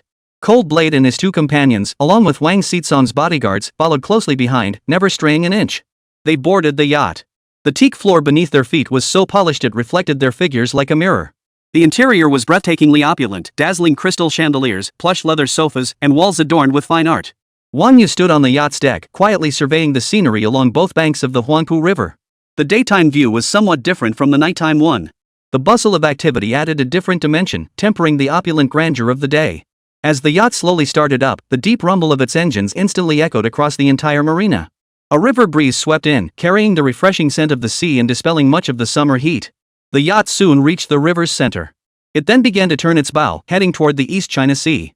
Only when no other vessels remained within sight did the yacht gradually pick up speed. Waves rhythmically lapped against the hull, churning up layers of white foam. Sunlight poured down unreservedly. Penetrating the sea, it illuminated the sand and stones on the seabed, the swaying seaweed, and the colorful little fish darting through it. All lay exposed before their eyes. A flock of seagulls soared overhead, their pure white wings glistening faintly in the sunlight. They spread their wings, gliding lightly, occasionally flapping briefly and emitting crisp cries. Some seagulls playfully skimmed close to the water's surface, their sharp beaks occasionally dipping to skim the waves, sending up strings of sparkling spray. Then they would soar high again, merging into the azure expanse of the sky. All this was truly awe-inspiring to Wang Yu, who came from the mountains. The boundless sea stretched to the horizon, forming a stark contrast to the limited view of the surrounding mountains. It is often said, only mountains and oceans can broaden a man's horizons. The more you see, the wider your perspective becomes, and naturally, your vision expands. How true those words are. Chapter 59, Yacht Revelry. When does the auction start? Wang Yu stood on the yacht's deck and asked Wang Xikong beside him. It doesn't start until 9 o'clock tonight. Don't be in such a hurry. Wang Xikong wore a mischievous grin on his face as he gave Chen Su a knowing look. Chen Shi nodded, chuckling slyly twice before rising from the deck chair and walking toward the staircase leading to the deck. He leaned over and called down toward the lower deck. The cabin immediately echoed with the click-clack of high heels. Immediately after, a group of over 10 women, each with looks and figures scoring at least 80 out of 100, emerged wearing bikinis. One after another, they paraded past Wang Yu and the others, making a full circle. Then, smiling, they lined up side by side on the deck before them. For a moment, the surrounding sea breeze seemed to carry the girls' perfume. Every single one possessed a figure that was incredibly hot. Their waists were slender enough to be grasped in one hand, appearing fragile yet perfectly accentuating their sensual curves. From their flat abdomens, the curves descended to perfectly rounded buttocks, made even more firm and alluring by the bikini bottoms. Their fair skin glowed with a delicate sheen under the sunlight. They stood side by side. One radiated allure, the other innocence, both exuding an irresistible charm. "You had this up your sleeve?" Su Yuza said to Wang Xikong with a hint of surprise. The eye-catching scene before him was something he hadn't anticipated. "Of course I did." Wang Xikong beamed with pride. "Good thing I planned this activity ahead of time. Otherwise, who knows what you guys would have said about me once we got off the ship. If word got out, how would I ever hold my head up again? How's my planning? Enough to shut you all up, right? If I hear any rumors later, I'll make you pay." Xinfun reclined lazily in his chair, stroking his chin as he turned to Wang Yu. Just these few people? Seems a bit insufficient. I agree. Not enough to go around for all us guys. If the foreigners next door saw this, they'd think we're cheapskates. Wang Yu nodded in agreement, playing along. Exactly. The richest people in all of Asia are coming tonight. Old Wang, you're being too stingy. Shan Su grinned mischievously. Since old Wang's so lacking in sincerity, don't blame us for being blunt. We'll spread the word online that old Wang is, warning all the girls to stay away from him. The chubby kid muttered quietly, what if that just plays right into old Wang's hands? The room fell silent. After a moment, the entire room erupted in laughter. You're all my best buddies, don't do this to me. Wang Xizong's composure shattered. His face twisted with grief and indignation as he retorted, Chubby, we've known each other for years. Is this how you treat me? Wang you just got here, and you guys are already teaming up with him? No. Chubby shook his head. We're blood brothers, dearest friends. You want more money, huh? Chen Shufu chimed in. Then the group exchanged glances and burst into laughter at Wang Xizong. Alright, enough of that. Xinfun said seriously, if we keep this up, old Wang might just demonstrate it for us right here. I'd rather not get a sty. Wang Xizong shot Xinfun a glare before turning to Wang Yu. You pick two first. They'll keep you company later. As top-tier second-generation elites, they were long accustomed to such scenes. There was no need to rush. Wang Yu didn't hesitate, scanning the line of girls before him. Then he casually selected two. One was tall with an innocent, pure look, her legs long and straight as jade. The other boasted a fiery figure, curvaceous from front to back, with particularly striking assets that drew immediate attention. These two will do. The two girls' eyes lit up instantly when Wang Yu pointed at them. Smiles spread across their faces, and without being told, they both stepped forward to stand before Wang Yu. The other girls on deck watched with a hint of envy. They knew exactly who these men were. These were the top young masters of Hua Nation. Good service meant generous rewards. Among them all, Wang Yu stood out remarkably. With his handsome face and towering 6'2" frame, no girl would refuse him. Accompanying such a handsome and wealthy second-generation heir was undoubtedly far more desirable than serving anyone else. You've got good taste. Wang Xizong remarked admiringly, eyeing the girl Wang Yu had chosen. He was quite satisfied with these two himself, but hadn't expected Wang Yu to snatch them up first. But he didn't mind at all. If anything, it proved their tastes aligned perfectly like-minded souls. Wang Xizong immediately introduced the girl in front of him. This is Wang Yu. You can call in young Master Yu. He's my brother. Serve him well if he's pleased, you'll be rewarded handsomely. The two girls obediently nodded, then swayed their hips seductively as they approached Wang Yu. They took his arms willingly. The girl with an innocent look said, Young Master Yu, you can just call me Lele. Young Master Yu, I'm Tang Tang. Daily, I said in a sweet voice. Wang Yu smiled, sweeping both girls into his embrace. Lulu appeared slightly shy but offered no resistance, allowing herself to be held obediently, appearing as delicate as a little bird clinging to a branch. Tang Tang, however, snuggled closer in perfect harmony, both girls pressing tightly against Wang Yu. They had come aboard the yacht of their own free will and knew exactly what was expected of them. Once Wang Yu had finished his selection, Wang Xizong and Xinfun began selecting their preferred girls, followed by Qinsu, Li Xiang, and the others. Though the group chatted and joked in a lively atmosphere, this particular detail revealed the stark hierarchy among them. Wang Yu was joining their circle for the first time, so letting him choose first was understandable. Wang Xizong and Xinfun held the highest status within this circle. They occupied the dominant positions. In society, the hierarchy between people is rigid. Among the wealthy second generation, class distinctions are even more pronounced. Otherwise, how could such minutiae reveal their true nature?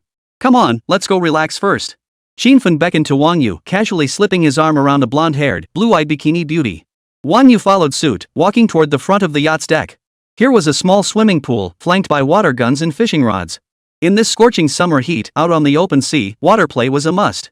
Xinfun and the others grabbed water guns and filled them to the brim. Then, exchanging knowing glances, they grinned mischievously and aimed their guns at the girls. Instantly, the girls' already skimpy swimwear became soaked, revealing hints of flesh beneath the fabric. Oh my! Xin Xiao, you're so mean. Ugh, Chen. The girls giggled coquettishly, occasionally sidestepping to avoid him. The yacht was suddenly filled with a spring-like atmosphere, a sight too beautiful for words. Seeing this scene, Wang Yu found himself tempted to buy a yacht of his own. He'd love to gather a few close friends and head out to sea sometime. Blue skies, white clouds, the ocean, beautiful women, champagne, barbecue. Hosting a grand party, this is undoubtedly one of life's greatest pleasures. Chapter 60, You Must Be Heaven's Bastard Son. Young Master Yu, why aren't you joining in the fun? Tang Tang glanced at Wang Yu standing off to the side and couldn't help but ask curiously. What, you want to join in? Wang Yu raised an eyebrow and said. Lulu glanced at the girl by the pool, who was smiling charmingly yet looked somewhat flustered. She shook her head repeatedly. I'd rather stay by your side. Wherever you go, I'll follow. Tantan's eyes sparkled as she chimed in. Whatever you say, young master you. I'll stay by your side. Wang Yu nodded, smiled, and said nothing more. The sea breeze carried the ocean's distinctive scent, intensifying the atmosphere of decadent luxury. At that moment, bodyguards were stationed around the perimeter, their eyes sharp and alert, ever vigilant for any potential disturbance. This formed a stark contrast to the revelry and laughter at the center of the deck.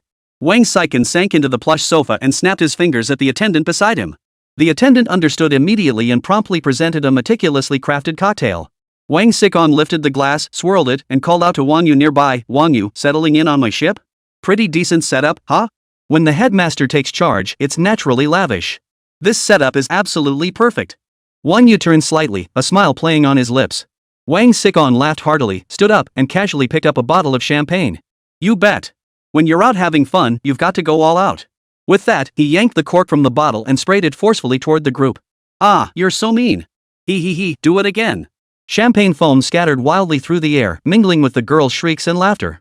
In an instant, the lively atmosphere reached a new peak. Wang Sicong sprayed and shouted, "Get hyped, everyone!" The DJ, already primed and ready, began spinning records, and instantly, upbeat music filled the air. The club isn't the best place to find a lover. So the bar is where I go. Me and my friends at the table doing. This scene is tricky to write. Imagine the vibe from movies like The Wolf of Wall Street and fill in the details yourself. Wang Yu watched the lively scene, a flicker of interest in his eyes. A smile spread across his lips as he casually picked up a bottle of champagne from the ice bucket beside him. Lulu and Tang Tang beside him froze at the sight. Then, their eyes filled with anticipation and excitement. Wang Yu walked toward Wang Sicong, raising his hand to pop the champagne cork as he approached. With a loud pop, the cork flew out. The spray of champagne drenched Wang Sicong, drawing stares from those around them. The two exchanged a glance and burst into laughter. Simultaneously raising their champagne bottles, they began spraying the liquid wildly into the air. The sparkling champagne fell like a fine rain, drenching the jubilant crowd below. Wang Yu swayed gently to the music's rhythm. His usually composed expression now radiated unrestrained joy and exhilaration. 25 minutes later, when Wang Sicong, Qinfun, and the others were thoroughly exhausted from partying, they finally decided to call it a night. Then, each took their respective female companions and headed toward the cabin rooms. Wang Sicong approached Wang Yu and said casually, "I'm heading to my room first. There are plenty of empty cabins here. If you want to go in later, just pick whichever one looks vacant and go right in. You know what I mean. See you later." Shensu, Qinfun, and the others exchanged knowing winks and a farewell to Wang Yu before filing into their cabins one after another. Soon, only Wang Yu and the two girls, Lulu and Tang Tang, remained on the deck, surrounded by bodyguards. Wang Yu walked to the bow, gazed at the scenery for a moment, and let the sea breeze blow through his hair. Then he decided it wasn't particularly interesting. He turned to Lele and Tang Tang and said, "Shall we go inside too?" Lulu flushed slightly and softly replied, "MHM. Young master you, I can't wait any longer. Let's go." Tang Tang stepped forward, hooking her arm through Wang Yu's, deliberately using a tone that was both coy and suggestive. As she spoke, she winked at Lulu, her eyes brimming with mischief. Her carefree demeanor suggested she wasn't taking the impending events too seriously, though a barely perceptible flicker of anticipation flickered deep in her eyes. She tugged Wang Yu toward the cabin, her high heels clicking sharply on the deck as she swayed with alluring grace. 2 hours later, when Wang Yu emerged from his room, he found Qinfun, Wang Sicong, and the others already chatting in the living room inside. A group of girls kept raising their glasses, offering drinks to the men. The moment Wang Yu appeared, all eyes instantly turned to him. "Wang Yu, you didn't fall asleep in there, did you?" Wang Sicong said with a teasing tone, "You're so young and already can't keep up? No need for that. We're all men here, just be yourself. No need to force it." "Yeah, Wang Yu, we're all buddies here, no need to pretend." Shen Su beamed at Wang Yu. Qinfun chuckled, "It's fine to fool your brothers, just don't fool yourself. We all see right through you, but we're not calling you out. So stop pretending. What's with all this?" Wang Yu, seeing this, said calmly, "I'm going to the restroom first." "Wait, I'll go with you." Shen Su immediately stood up and followed Wang Yu into the room's restroom. As befits a luxury yacht, the bathroom facilities were exceptionally luxurious, featuring world-class fixtures. The decor looked identical to a 5-star hotel, though the space was limited and not as spacious as a hotel. There were only 2 urinals. Wang Yu and Shen Su could only stand side by side. Just as Shen Su was about to relieve himself, his eyes inadvertently glanced toward Wang Yu. His eyes instantly widened in shock. Shen Su exclaimed in horror. "Holy, how the is that possible? Are you even human? Calm down." Wang Yu calmly pulled up his pants. Shen Su clutched his forehead, feeling a headache coming on as he followed Wang Yu back to the living room. His eyes burned with indignation. What the hell? That Wang You young, handsome, and from a good family. Fine, whatever. Why does he have to be so damn well endowed too? Wang You must be heaven's bastard son. How else could all the world's blessings be heaped upon him? What took you so long? As soon as Chen Su and Wang Yu sat down, Xinfen asked curiously, what about your two female companions? Why haven't they come out? His female companions probably need more time to recover. That guy is way too, well, you know. Who could handle that? Chen Su's hollow voice drifted over from the side. Ha! Wang Saiken and the others instantly turned their gaze toward Wang Yu. The girls around them surreptitiously eyed Wang Yu up and down, their expressions brimming with curiosity. Their hearts brimmed with envy. Lei and Tang Tang are so lucky. Damn, you're hiding your true colors, aren't you? How come all the good stuff always falls into your lap? Wang Sikong said with a laugh. Wang Yu remained impassive, offering only a faint smile without uttering a word. To continue would be discourteous. Chapter 61, Ocean Symphony. Is it about time? Wang Saiken raised his wrist slightly, glancing at the Patek Philippe watch there before looking up at Xinfen and asking. MHM. Xinfen gave a slight nod, though a hint of gloom lingered in his expression as he replied softly, it should be about time. Let's go. We'll head up together. Wang Sikong turned first, striding purposefully toward the upper deck of the yacht. Seeing this, Xinfen took a deep breath and followed closely behind. As the group ascended to the yacht's deck, night had already descended like a vasting black brocade, surging in from the horizon's edge to envelop the entire Miyako Strait. At this moment, this stretch of sea, which should have been tranquil, now bustled with activity, resembling a bustling city that never sleeps. Scattered points of light danced across the ocean's surface. Wang Yu looked closely and realized these were the lights emanating from the vessels anchored here. These vessels varied in design, yet each exuded opulence. As far as the eye could see, nothing but one luxury yacht after another. Wang Yu couldn't help but ask, what are these? Just like us rich playboys or socialites. Wang Xizong's eyes held an inexplicable look as he sighed softly. Across Asia, even the world, most of the wealthy who qualify have come. What about the people from the Christie's auction? Wang Sikong pointed toward the depths of the Miyako Strait. Look over there. Wang Yu followed his gesture and strained his eyes to the horizon. In that instant, he couldn't help but gasp in astonishment.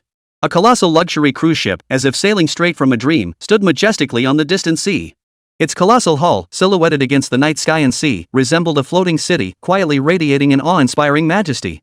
Like a giant suspended whale lying upon the sea. Soft, luminous lights encircled the entire hull, outlining every intricate detail of its form. The entire vessel shimmered brilliantly in the darkness, like a dazzling pearl emerging from the deep sea. Wang Sikong leaned forward, pointing at the colossal vessel. This is the world's largest and most luxurious cruise ship, he declared, the Ocean Symphony. This colossal vessel was crafted by the world's premier shipyard. Its hull stretches a full 362 meters in length, 66 meters in width, and stands 108 meters tall, with a gross tonnage of 228,081 tons. It's said to accommodate 8,880 passengers, with 4,200 professional crew members providing meticulous service. With such dimensions, it truly reigns as an undisputed colossus of the seas. Wang Yu listened in awe, unable to suppress a gasp of wonder. The facilities inside this colossal vessel are nothing short of extraordinary. Wang Sikong paused, a hint of unmistakable envy flickering in his eyes before he continued. The ship boasts 18 decks, each with its own distinct theme, from the entertainment and leisure zones on the lower levels to the panoramic suites on the upper decks. Dozens of restaurants, each with its own unique flavor and style. Escape rooms, a royal theater, and even the tallest water slide at sea, Ultimate Abyss, plus the perfect storm water park. 2-deck surfing areas, a mini golf course, a 9-story high zipline, and a seaside swimming pool. Everything you could possibly want. Wang Yu listened with wide eyes, his mouth slightly agape. After a long moment, he finally snapped back to reality and exclaimed, they practically moved an entire city onto this ship. It's unbelievable. How much did this cost to build? Wang Yu pressed curiously once he regained his composure. Xinfen, who had been staring at the Ocean Symphony in the distance, spoke softly. According to public records, the Ocean Symphony cost approximately $1.8 billion to build. $1.8 billion. Converted to Chinese yuan, that's a staggering 12.2 billion. Over 100 billion yuan spent solely to build a single ship. That's incredibly extravagant. Wang Yu's eyes sparkled with awe. It's practically a palace at sea beyond any imagination in terms of luxury. Wang Sikong chuckled, reaching out to give Wang Yu a hearty slap on the shoulder, his eyes sparkling with excitement. You bet. Christie's really went all out for this auction, pulling out all their prized treasures. Tonight we'll show you what a truly grand spectacle looks like. As the yacht slowly approached, the surrounding area grew increasingly lively and bustling. The Ocean Symphony slowly lowered its boarding ramp. Passengers from the earlier arrived yachts moored nearby eagerly boarded one after another. Each was impeccably dressed, exuding wealth and privilege. Every gesture sparkled with gold and silver jewelry, their very presence radiating an aura of wealth. The yacht carrying Wang Yu and his companions also approached the boarding ramp in an orderly fashion. As it neared the dock, boom! Suddenly, a yacht plowed straight into theirs, violently shoving Wang Yu's vessel aside. The yacht rocked violently. Qin stumbled, nearly falling, his face instantly flushing with rage. Wang Xizong's eyes widened in shock as fury shot up from his core. What the hell? Who the hell is this? Can't they even steer a boat? Qin roared angrily. Wang Xizong joined in the tirade, blind as a bat. Barreling through like this trying to get reincarnated or something? Damn it, that idiot. The little chubby guy rubbed his waist and cursed. No sooner had the words left his mouth. A figure slowly emerged from the yacht across the way. Short in stature, he darted his shifty eyes around, his gaze radiating sleaziness. Dressed in baggy, flashy casual clothes, he looked slovenly and careless. A cigar dangled between his fingers, smoke curling around him, adding to his obnoxiously arrogant demeanor. Damn it! He bellowed something in Japanese, though the exact words were incomprehensible. The tone, however, was unmistakably provocative. Wang Xizong frowned in confusion. What the hell did he say? A nearby waiter hurried over and whispered the translation. He said it's their turn first. You chinks can go to the back of the line. This little Japanese bastard is clearly looking for trouble. He means no good. Wang Xizong's forehead veins bulged with rage, his face twisted in fury. Damn it, this idiot. Let's see what tricks he's got up his sleeve. Wang Yu, equally furious, snorted coldly. Wang Xizong stepped forward, pointing his finger at the short man and bellowing in Chinese, "You little bastard. What the hell are you talking about? There's no place for you to run wild out here on the sea. Apologize to me right now and move out of the way." His face twisted with fury, his posture suggesting he was ready to charge forward and fight. The Japanese man, however, seemed oblivious. A mocking smile curled his lips as he took another drag from his cigar, exhaling a smoke ring. Then, in slow, broken Chinese, he retorted, "Baka. What can you do? These are the waters of our great Japanese empire. You outsiders would do well to obey." Wang Yu's rage turned to bitter laughter, his eyes flashing with icy fury. "You must be living in a dream," he bellowed. "Since when did the Miyako Strait belong to your wokaku? Open your dog eyes and look, you idiot." Wang Yu felt his blood boil, his hands itching to pluck the little runt's head off and kick it like a ball. Tension instantly thickened across the sea surface. Bodyguards on the deck went on high alert, watching the Japanese men across the deck with vigilance. Both sides stood locked in confrontation, the sea winds seemingly sensing the tension as it howled ever more fiercely. The Miyako Strait, also known as the Miyako Channel, lies between Miyako Island and Kyum Island, Okinawa Island in the Ryukyu archipelago. As an international waterway, it grants freedom of navigation and overflight to ships and aircraft. It serves as a vital passage for vessels and aircraft from various nations and is an ideal international waterway for China's training operations in the Western Pacific. Chapter 62, The Abstract Item. Captain, ram it head on. I'll take full responsibility for any damage. Wang Yu frowned, feeling a surge of blood rush to his head as an intense wave of rage welled up inside him. The captain hesitated, glancing back at Wang Xizong. Wang Xizong barked, "Can't you hear me? Damn it, open full throttle and ram into them. Those little Japanese bastards think they can push us around. Sink that yacht over there, and I'll reward you 10 million when we get back." "Got it, young Master Wang. I've been itching to take him down. Bring it on." The captain hesitated no longer, revving the engines to full throttle as he prepared to ram the yacht ahead. At that moment, ding dong beep beep beep. A series of urgent alarms sounded aboard the Ocean Symphony. A group of white men in naval uniforms strode swiftly onto the boarding deck, weapons drawn, facing the crowd before them. The leader, his face stern and eyes sharp as an eagle's, bellowed, "Everyone, stop right now. This area is under Royal Navy protection, not a place for you to cause trouble. I'm warning you, no disturbances." The sudden reprimand startled both sides, gradually calming them down. Though Wang Xizong and his companions seethed with anger, they understood that impulsive action was unwise at this moment and held their ground. After all, the principles were in someone else's hands. No rash moves. The short Japanese man flashed a look of reluctance across his face, yet he also seemed to harbor some apprehension. He glared fiercely at Wang Yu and the others before snorting coldly. He then muttered a few words in Japanese to his attendant. The attendant immediately flashed a fawning smile, stepped forward, and declared loudly, "Our young master says he is Shota Koizumi, heir to the renowned Koizumi family of Great Japan. He sees no need to quarrel with you Jina people today and will let you off for now." As he finished, he deliberately puffed out his chest, as if the name he uttered carried immense authority. Koizumi Shota tilted his head back. Striding with arrogant swagger, he strode toward the boarding deck of the Ocean Symphony. "That bastard. If I ever get my hands on him, I'll make him pay." Wang Xizong gritted his teeth in fury, muttering under his breath. Wang Yu narrowed his eyes slightly, his gaze fixed intently on Koizumi Shota's retreating back. With Koizumi Shota acting so arrogantly and tyrannically, there might be more trouble brewing on this ship today.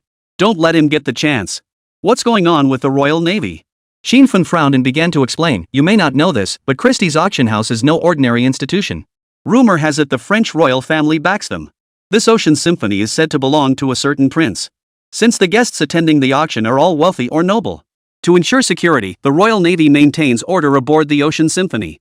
And out here in the adjacent international waters, a French royal fleet is stationed as well.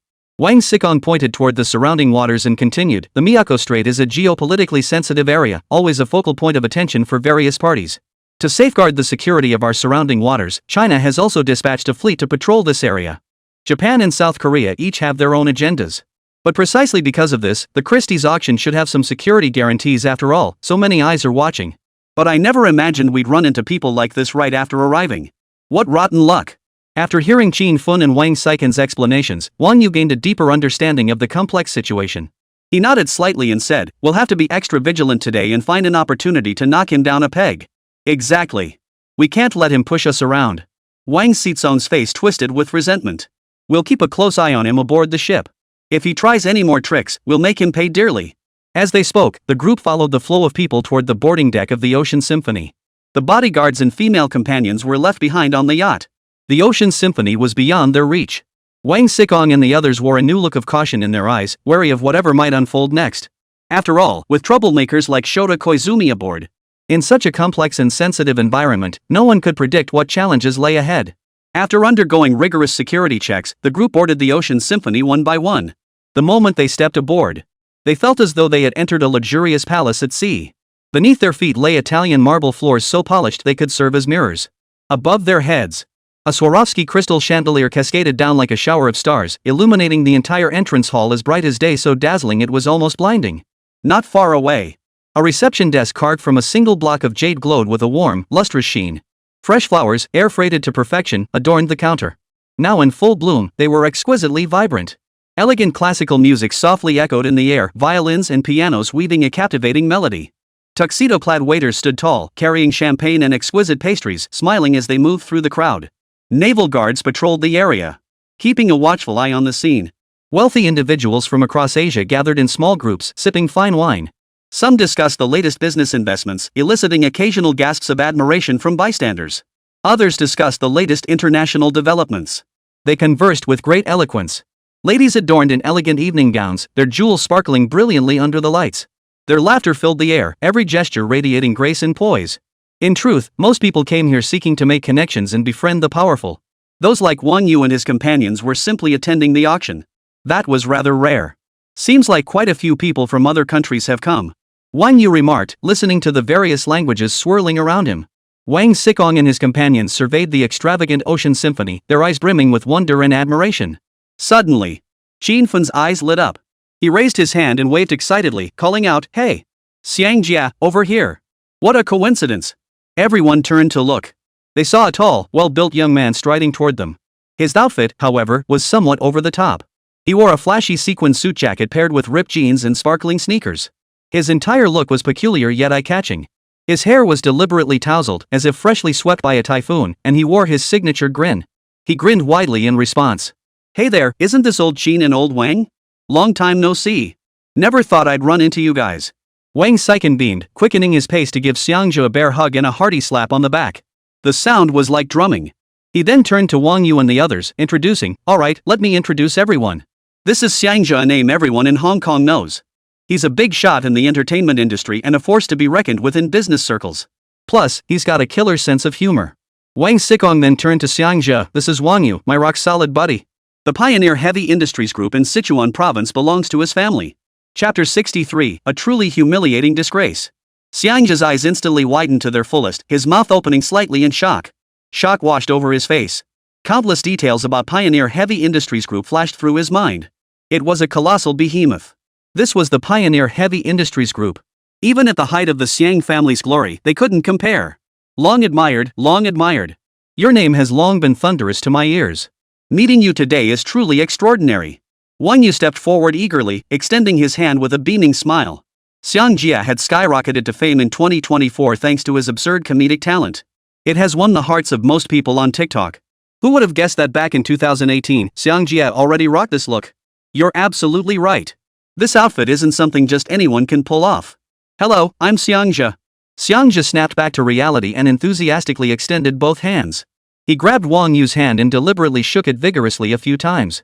Famous or not, it's all just friends being kind, just messing around. A hint of wildness flickered in his eyes as he added, forget all that nonsense. We met, so we're friends. Just let loose and have fun. You guys just arrived? Wang Xikong scowled, his face flushed with anger. You bet. We just arrived and ran into some short Japanese guy named Koizumi Shota. That guy was full of himself, picking fights from the get-go. If the Royal Navy hadn't shown up right away, we'd have left his corpse floating in the open sea today. Koizumi Shota? Xiangjia frowned angrily. That name sounds like a pile of. Probably just showing off because his family has a few stinking coins. Exactly. He's nothing but a pile of. Wang Yu stifled a laugh, his lips twitching slightly as he chimed in, by the way, Xiangjia, did you come here for the auction too? You bet. Heard this auction has quite a few national treasures that were lost from our country. Xiangjia nodded like a bobblehead, his expression dead serious. See if I can snag a few. At least it's doing my country some good. Wang Xizong's brows instantly furrowed upon hearing this. The anger faded from his face as he sighed heavily. Just talking about this makes my heart ache. Back then, our nation endured a century of humiliation. Foreign powers invaded, pillaging, and burning. Countless precious artifacts were stolen from us. Even though our motherland grows stronger each day, these treasures scattered abroad still drift aimlessly, unable to return home. Just thinking about it makes me furious. Wang Yu sighed as well, his eyes filled with melancholy. With a mix of sorrow and indignation, he added, yeah, every time I see those Chinese artifacts displayed in foreign museums, it leaves a bitter taste in my mouth. These are treasures left behind by our ancestors, now displayed in foreign lands for others to admire, some even traded casually. It's an utter disgrace. Xiangjia clenched his fists so tightly his knuckles turned white, his teeth grinding audibly. Gritting his teeth, he declared, our ancestors sacrificed their lives and shed their blood to forge this era of prosperity. I refuse to stand by and watch these national treasures continue to drift abroad. While I may not single-handedly change this situation overnight, I'll save whatever I can. I came here to do what little I can. If I can actually win a few pieces at auction, it'll be worth it. Wang Yu lifted his head, his eyes gleaming with resolve. Count me in. Whether we succeed or not, at least we tried. How could I possibly be left out of this? If we join forces, we might just bring these treasures home. Wang Xikong patted Xiangjia's shoulder as he spoke. With our resources, securing them shouldn't be too difficult. Xin Fen chimed in. Wang Yu silently vowed to himself, I must do something for these national treasures scattered abroad. With the system in hand, his wealth would only continue to grow. He would bid on every national treasure possible, bringing these artifacts exiled for over a century back into the embrace of their homeland. For a moment, the room fell quiet. Xiangjia reached for a glass of champagne on the table, tilted his head back, and downed it in one gulp before casually wiping his mouth. His face regained that carefree expression as he chuckled, all right, let's not dwell on these troublesome matters. Since we're here, we might as well make the best of it. Let's see how the auction goes first. His eyes flashed dangerously as he added fiercely, but if that little troublemaker Shota Koizumi shows up again, I'll make sure he gets carried out. I've trained for this, I won't hold back. Ada! With that, Xiangjia playfully pumped his fists a few times. Ha ha ha. Wang Xikong and Wang Yu exchanged glances, both amused by Xiangjia's playful antics. In an instant, the earlier heavy atmosphere dissipated. After dinner at the restaurant that evening, Xiangjia, Wang Yu, Wang Xikong, and the others were led by attendants into the auction venue. Upon entering the venue, they were immediately struck by its grand and opulent scale. The hall, capable of accommodating 1,800 people, was filled to capacity, with tiered seating arranged in multiple levels. Brilliant lights shone from enormous crystal chandeliers, illuminating rows of neatly arranged seats. And at the front stood the magnificent stage, specifically designed for displaying the auction items. Thousands had gathered here. Most were Asia's wealthiest tycoons. Dressed in opulent attire and adorned with precious jewels, their every gesture exuded wealth and privilege. Among them were a few white tycoons and Middle Eastern tycoons wearing turbans. If terrorists were to attack this place, it would surely set the global economy back decades, plunging it into a recession even worse than 2008. Xiang and his companions were led by attendants to take seats in the front row. Wang Yu casually glanced up and spotted Shota Koizumi in the distance. There he was, making all sorts of provocative gestures at them with an arrogant smirk on his face. Though the distance made his words inaudible, his ugly grimace and arrogant gestures made it clear his words were far from pleasant. Chapter 64, let's make a bet. That little runt dares to come provoke us? He really doesn't know when to quit. Xiangjia frowned, a flash of ferocity in his eyes as he muttered under his breath. Don't be fooled by Xiangjia's usual carefree demeanor. The Xiang family wasn't to be trifled with. In their early days of building their fortune, they were a force to be reckoned with in both legitimate and underworld circles. His grandfather's generation had founded the Yi'an Industrial and Commercial Association before the founding of the nation to protect Chinese laborers, boasting nearly 100,000 members at its peak. Later, in Hong Kong, he was revered as the Emperor of Kowloon. In recent years, under the leadership of Xiang Zhou's father, the Xiang family had gradually transitioned toward legitimate business operations. Xiang Zhao himself is passionate about filmmaking and charitable endeavors. But this doesn't mean just anyone can challenge the Xiang family. In certain specialized fields and among older generations, the Xiang family's former influence still lingered. That bastard, I wanted to beat him up earlier, and now he's provoking us again. Does he really think we're pushovers? Wang Xikong said with a face full of anger. Wang You, however, coldly stared at Shota and said in a deep voice, "Ignore him. We're here for the auction. Don't let him ruin your mood." However, seeing no response, Koizumi Shota only grew more brazen. He swaggered toward them, his entourage trailing behind, his demeanor brimming with arrogance. Damn it, aren't these the same chinks from earlier? Why aren't they coming over to say hello when they see me? Koizumi Shota sneered, his face brimming with smug satisfaction. Xiang Jia instantly boiled over with rage. He shot to his feet, glaring at Koizumi Shota. "You arrogant little runt, I've no time for you. You think you're hot stuff now, huh? Go ahead and hit me if you dare." Koizumi Shota showed no fear, instead bursting into laughter. "What's the matter? Can't take it? Back when our great Yamato Empire crushed you like chaff, now you're just putting on a show here. You!" Xiangjia trembled with rage. His clenched fists creaked, itching to pounce on this insolent brat. Shinsu cursed outright, You ing dog, who let you out to fart around? You ing idiot." The commotion drew frequent sideways glances from onlookers, who cast curious stares their way. Navy personnel maintaining order nearby noticed the commotion and immediately turned their attention to the scene. Wang Xikong grabbed Xiangjia's arm and pointed at Koizumi Shota, shouting, "You ing bastard! You dare come here to provoke us? Think we won't beat the out of you?" Wang Yu slowly rose to his feet, a chill in his eyes as he coldly retorted, "Koizumi Shota, is spewing all you've got? How about this? Let's make a bet." Shota Koizumi asked curiously, "What kind of bet? Tell me about it. I bet you won't secure a single item at tonight's auction." Wang Yu held up a finger, his tone laced with challenge. "What the hell?" The smile vanished instantly from Shota Koizumi's face, replaced by a menacing scowl. "You bastard. Do you even know what the Koizumi family does? My Koizumi family has been in the arms trade for over a century. The wealth we've accumulated is beyond your wildest imagination. Just wait and see at tonight's auction. Those treasures from China will all end up in my hands. None of you will snatch them away. You're dreaming." Xiang Jia roared, "Those national treasures belong to China. We won't let you succeed." Wang Yu merely replied calmly, "Then we'll see." At that moment, a squad of naval guards approached, weapons drawn. Seeing the situation turn sour, Shota Koizumi snorted coldly and led his entourage back to their positions. Don't get angry. It's not worth it with people like that." Wang Yu patted Xiangjia's shoulder reassuringly. Xiang Zhou took a deep breath, trying to calm himself. "I'm fine. It's just that when I heard him say those things, I couldn't help but want to punch him. You're right, that's just too hard to swallow. But let's hold back for now. Once the auction starts, we'll settle things properly." Wang Xikong nodded in agreement. The group sat back down, their eyes gleaming with determination. Wang Xikong, Qinfen, and Xiangzhou all pulled out their phones, beginning to raise funds in preparation for the upcoming auction. This was no longer a simple matter of personal rivalry. It had escalated into a contest over the ownership of a national treasure, a contest over the dignity of the nation and its people. Losing would mean never being able to hold their heads high again. They would have no face to show their hometown elders. 9 o'clock in the evening. The Christie's auction commenced punctually. The entire venue was solemn and dignified. Beneath the vast dome, thousands of crystal chandeliers cast a soft yet brilliant glow, illuminating the space as brightly as day. Yet the predominantly dark decor created an air of mystery and a slightly oppressive, somber atmosphere. All eyes converged on the stage. A middle-aged auctioneer, dressed in a crisp suit, stepped onto the stage with steady confidence. His hair was meticulously combed, his shoes polished to a mirror-like shine, and every gesture exuded professionalism. He first bowed slightly, paying his respects to the guests below the stage. Then, clearing his throat, he announced in a steady, authoritative voice, "Distinguished guests, welcome to this momentous auction. I am Lin Yicheng, senior auctioneer at Christie's, and it is my great honor to preside over this auction. Today, gathered here, we are about to witness a grand festive competition for these treasures. Each of these lots carries profound historical weight, traversing time and space to meet you all here. Before commencing the auction, I shall briefly outline the rules for today's proceedings. Tonight's currency unit is the Huaxia coin, with increments starting at 1 million. After 3 calls without further bids, the lot will be sold to the highest bidder. All transactions will be settled uniformly after the auction concludes.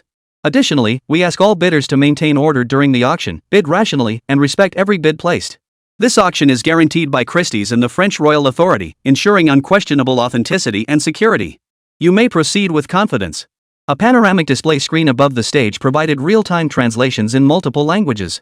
At that moment, a squadron of Royal Navy guards emerged from behind the stage, standing tall and imposing. Armed and with steely gazes, they formed a tight perimeter around the stage, ensuring the auction proceeded flawlessly.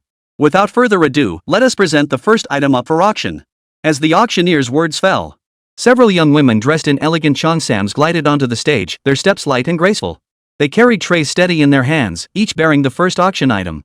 Carefully draped in red silk, the item only heightened the crowd's curiosity. Xiangzhou, Wang You, and Wang Xikong sat in the front row, their eyes fixed intently on the first item on stage. They were both tense and expectant. Xiangjia clenched his fists slightly, knuckles turning white, while Wang Xikong kept swiping his phone screen, scrambling to secure funds in the final moments. Wang Yu, meanwhile, lay lazily on the sofa, observing his surroundings with a calm, unreadable expression. For him, this auction was a sure thing. When it came to cash, he wasn't intimidated by anyone present. He was going to make sure Koizumi Shota left empty-handed tonight. Chapter 65, Abe Sakurako. Not far away, Shota Koizumi was huddled with several men clad in traditional Japanese attire, their hushed whispers punctuated by bursts of boisterous laughter. His gaze darted repeatedly toward the direction where Wang Yu and the others stood, his eyes brimming with contempt.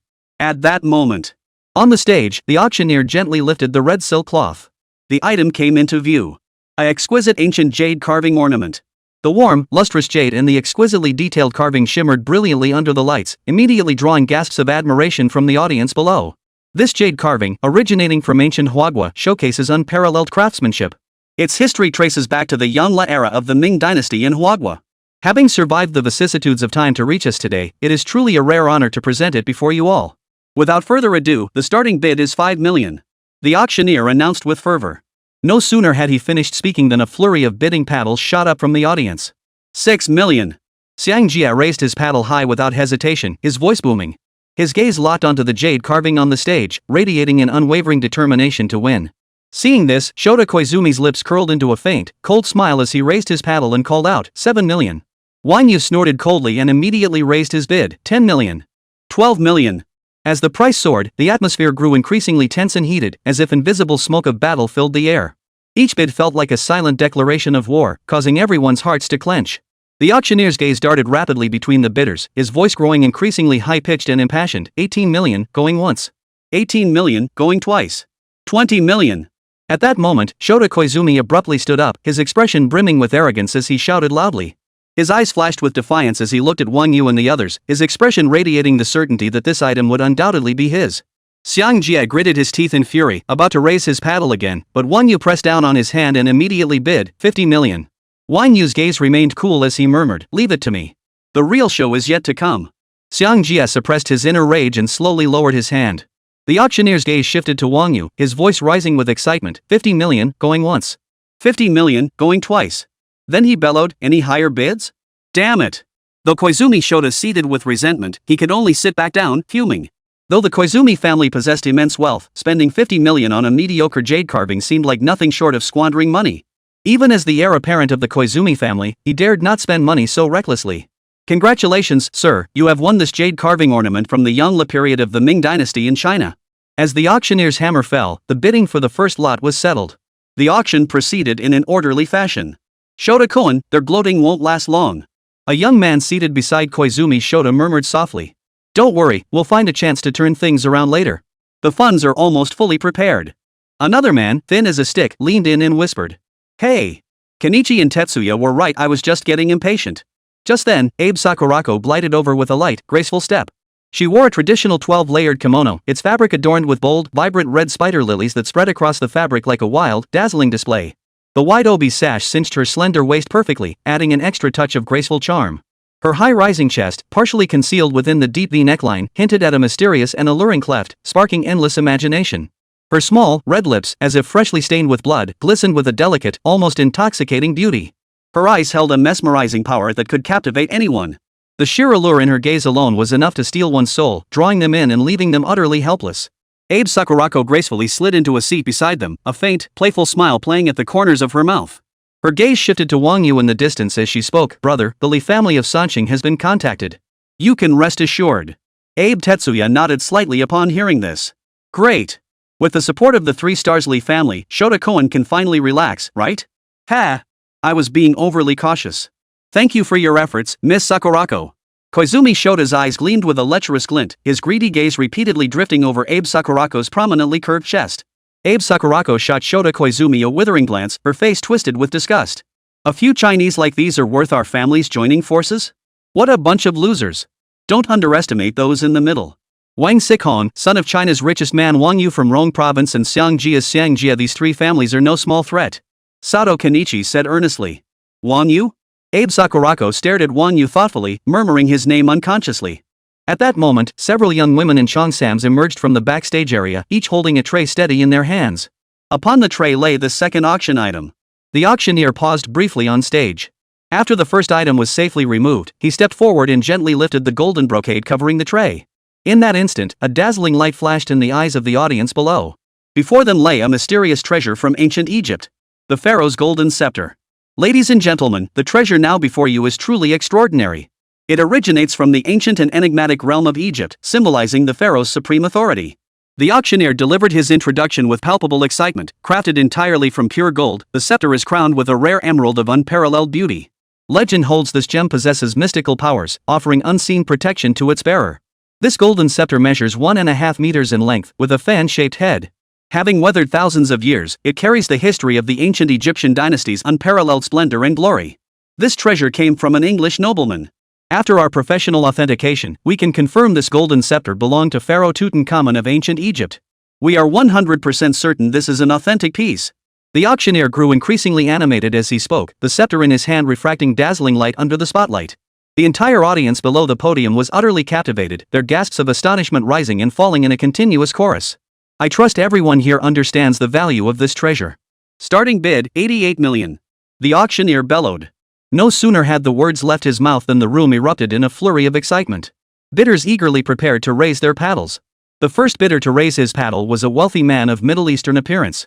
Dressed in a white robe and wearing a white checkered turban, his every gesture exuded grandeur. He shouted loudly, 100 million yuan. Koizumi Shota refused to be outdone. After his previous loss, he was determined to make a strong showing. Seeing someone make the first bid, he immediately raised his paddle and shouted, 120 million. He turned to glare defiantly at Wang Yu and the others, his eyes flashing with a hint of ferocity, as if victory were already his. Wang Yu gazed at the golden scepter on the stage, stroking his chin thoughtfully. After a moment of contemplation, a thought struck him. Could the eye of truth discern the authenticity of this golden scepter? A golden flicker danced in his eyes as he activated the eye of truth and fixed his gaze upon the stage. Chapter 66, The Proper Way to Use the Eye of Truth. Item, Pharaoh's Golden Scepter. Originating from Pharaoh Tutankhamun in 1331 BC. Crafted entirely from gold, it is inlaid with emeralds said to protect its bearer. Wang Yu felt a surge of delight within, yet his expression remained impassive. The Eye of Truth could actually reveal information about these treasures. He had previously treated the Eye of Truth as merely a tool for gauging favorability. Now it seemed he had been underutilizing its potential. If it could reveal details about these treasures, then what about scratch-off tickets, jade gambling? Could it even reveal the secrets of everyday objects? Wang Yu's eyes flickered as he glanced at the Vacheron Constantin watch on his wrist. Item, Vacheron Constantin Maison Artisanat Collection. A legendary icon in watchmaking, its design blends classic elegance with contemporary style, crafted by the world's finest artisans. Wang Yu nodded silently to himself. Just as he'd expected, this was the true way to activate the Eye of Truth.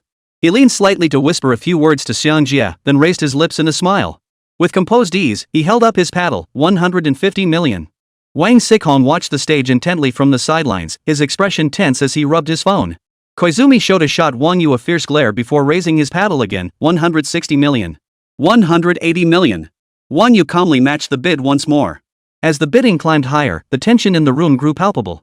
A European man joined the fray, his accent pure British English, 200 million. I will have this ancient Egyptian pharaoh's scepter. The wealthy European, dressed in a black tailcoat with an exquisite bow tie at his collar, wore gold-rimmed spectacles. Behind them, his eyes burned with fervent desire for the artifact. Wang Yu raised his paddle again and called out, 250 million. Seeing this, Jinfun tugged at Wang Yu's sleeve and said, Wang Yu, take it easy. While this golden scepter is precious, it's not worth exceeding 300 million. It's fine. Wang Yu replied nonchalantly. This ancient Egyptian golden scepter was truly a rarity in the world, and Wang Yu was quite fond of it himself.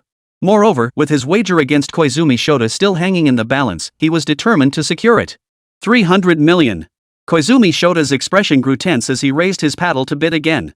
The auctioneer's gaze instantly shifted to Koizumi Shota as he announced excitedly, 300 million, going once. 300 million, going once. Any higher bids? Wang You raised his paddle and shouted, 350 million. You Japanese runt, show some guts and match it. Koizumi Shota shouted angrily, 355 million. 380 million. Wang You shot him a defiant glance before raising his paddle again. The auctioneer exclaimed excitedly, 380 million, going once. 38 million, going once. Any higher bids? Bam. Congratulations to this gentleman, who has secured the golden scepter of Pharaoh Tutankhamun. As the auctioneer's hammer fell, the golden scepter was secured by Wang You. Shensu and the chubby kid simultaneously flashed their middle fingers at Koizumi Shota. Damn it. This is outrageous. Koizumi Shota slammed his fist on the armrest in fury. Abe Tetsuya calmly lifted a cup of clear tea, took a sip, and remarked, that golden scepter is worth no more than 350 million.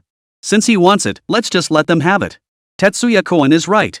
I hear the grand finale of this auction is a rare treasure from China. Kenichi Sato remarked, let them bloat for a while.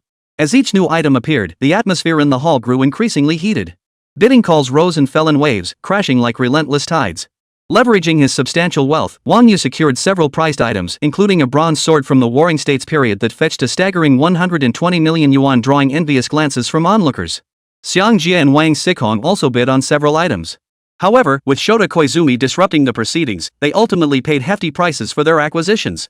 At that moment, the spotlight on the stage refocused as several attendants dressed in ornate attire slowly carried out a new item. Ladies and gentlemen, before you lies this gold and silver inlaid zither. Crafted during China's Tang dynasty, it later traveled to Japan only to be lost amid the turmoil of war. Measuring 114.5 centimeters in length, its surface is intricately adorned with inlaid patterns of gold and silver foil. The body, constructed from copper and wood, showcases masterful craftsmanship. Despite enduring the passage of time, it remains remarkably well preserved to this day, truly a rare treasure of inestimable value. The auctioneer delivered his passionate introduction as the panoramic display screen revealed the artifact's detailed specifications. I trust you all appreciate the value of this piece. Starting bid, 40 million. No sooner had the words left his mouth than restlessness began to stir among the crowd below the stage. Wang Yu activated his true sight and fixed his gaze upon it. Item, gold-silver penguin chain. Crafted in the 23rd year of the Kaiyuan era during the Tang dynasty. Body constructed of copper and wood with a black lacquer finish. Made from Lin Yuan Longwei rosewood, featuring ice pattern grain. The back of the chain displays silver inlaid twin dragon motifs flanking the dragon pool, while the phoenix pond is adorned with silver inlaid twin phoenix motifs. Floral and foliage motifs adorn the upper and lower sections. 50 million. Koizumi Shota made the first move, swiftly raising his bidding paddle and calling out loudly. After all, this was a treasure from his own country, he wasn't about to let it slip away easily. Wang Yu observed this, a faint smile curling his lips. Unhurriedly, he raised his paddle, 60 million. Although this gold and silver inlaid zither had been brought to Hua from the Tang dynasty and had remained there for over 1,000 years. But now it's time for it to return home. Koizumi Shota's expression darkened slightly before he gritted his teeth and raised his paddle again, 70 million. This is our Japanese treasure. You won't take it so easily. He turned to glare at Wang Sihong and Wang Yu, his expression dark. Beside him, Wang Sihong now caught the bidding fever. Staring at the chin on the stage while fiddling with his phone, he pondered briefly before joining the fray. He immediately raised his paddle and shouted 80 million. Wang Yu and Wang Sihong exchanged a knowing glance, sharing a knowing smile. At that moment, a white-haired elder slowly raised his bid card. Speaking in Japanese with an ancient-sounding accent, he declared, 90 million. All eyes turned to the figure, snow-white hair, clad in traditional Japanese attire, simple, elegant cotton linen fabric held securely by a dark sash, occasionally adorned with small wooden or bone accessories. The tension in the room thickened as bids came faster and faster, the price skyrocketing like a rocket. Beads of sweat began to form on Shota Koizumi's forehead. With a determined shout, he called out, 100 million. Wang Yu raised his paddle again, 130 million. It didn't matter who bought this instrument, it absolutely couldn't be Shota Koizumi. Otherwise, where would his face be? Koizumi Shota's face turned ashen as he raised his paddle and shouted, 200 million. Wang Yu raised his paddle again, 250 million. 300 million. 350 million. Damn it, how much money does this kid have? Koizumi Shota clenched his fists tightly, then reluctantly sat back down. The auctioneer's voice grew increasingly shrill as he scanned the crowd, calling out, 350 million, going once. 350 million, going twice. Congratulations, sir. Bam! As the auctioneer's hammer fell, Wang Yu once again successfully secured the item. Shen Su and the chubby kid were jumping up and down with excitement. The chubby kid even wiggled his butt at Shota Koizumi. His expression radiated pure, unadulterated smugness. Damn it! Thud! Koizumi Shota flew into a rage, kicking over the chair in front of him. This instrument is a treasure of our Japanese nation. Now they've actually won it at auction? I refuse to accept this. Abe Tetsuya remained as calm as ever. He gently set down his teacup, rose to his feet, and patted Shota Koizumi on the shoulder, offering comfort. Shota Koen, don't lose your temper. The grand finale is yet to come. Let's see how long they can keep gloating.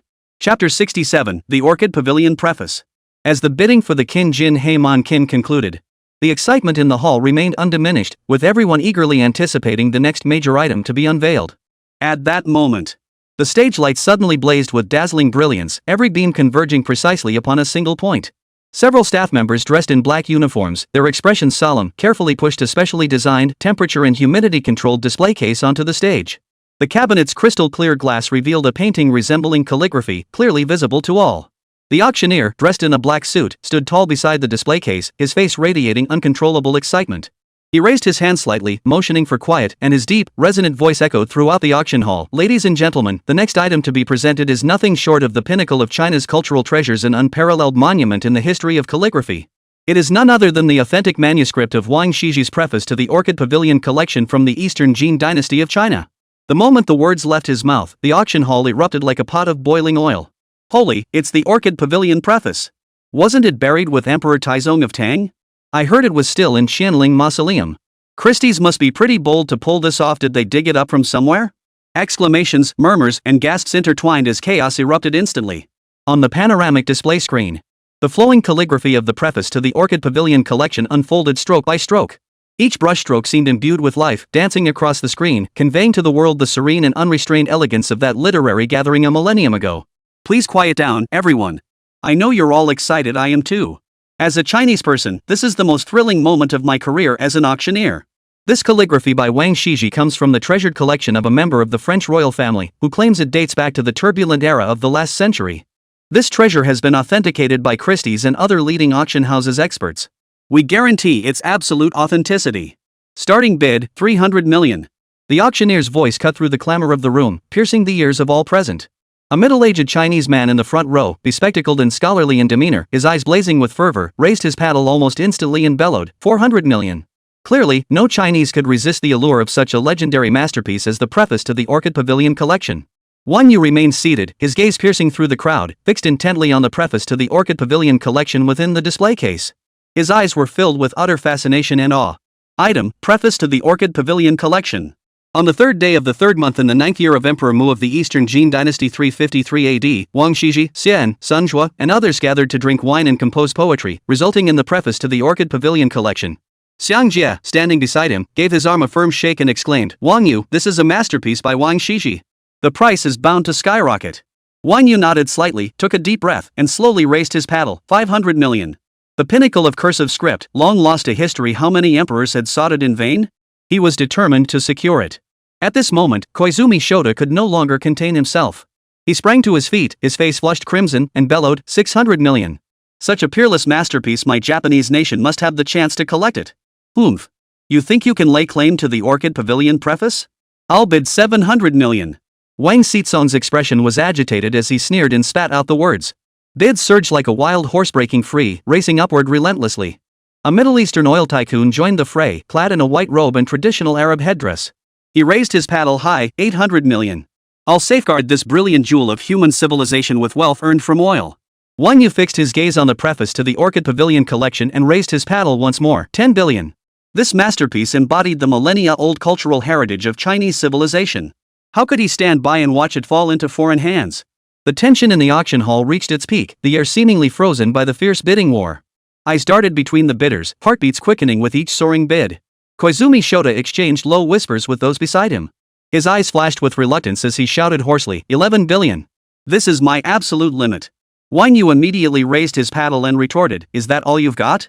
15 billion. The auctioneer's voice trembled slightly with excitement as he scanned the room. 15 billion once. Any higher bids? 15 billion, going once. 15 billion, going once more. Sold. Congratulations, sir. Thud. As the auctioneer's hammer fell with a heavy thud, the entire auction hall fell silent, so quiet you could hear a pin drop. Moments later, many sighed deeply, beating their chests in regret for not having prepared more funds. This was the preface to the Orchid Pavilion collection, a treasure coveted by countless emperors throughout history. Many present would surely carry this regret to their graves. Until the cycle of eternal rebirth. Chen Su and the little chubby boy were so moved they had tears in their eyes. They rushed forward and embraced Wang You tightly. Wang Shiji's preface to the Orchid Pavilion collection, after 1,000 years of wandering and displacement, was finally acquired by Wang You at the astronomical price of 15 billion. Back to China. A wave of applause erupted in the hall. This priceless treasure had nearly fallen into the hands of Shota Koizumi. Who knows how many years it would have taken to return to China otherwise. Xiao Wang Tier Onion, overcome with emotion, threw his arms around Wang Yu and exclaimed, "Damn, bro, you gotta let me borrow this to show off at home later. If my old man finds out I brought him the preface to the Orchid Pavilion collection, he'll be over the moon." Sure. As the auctioneer's gavel fell, Wang Yu breathed a sigh of relief before replying calmly. Koizumi showed his face twisted with bitter resentment.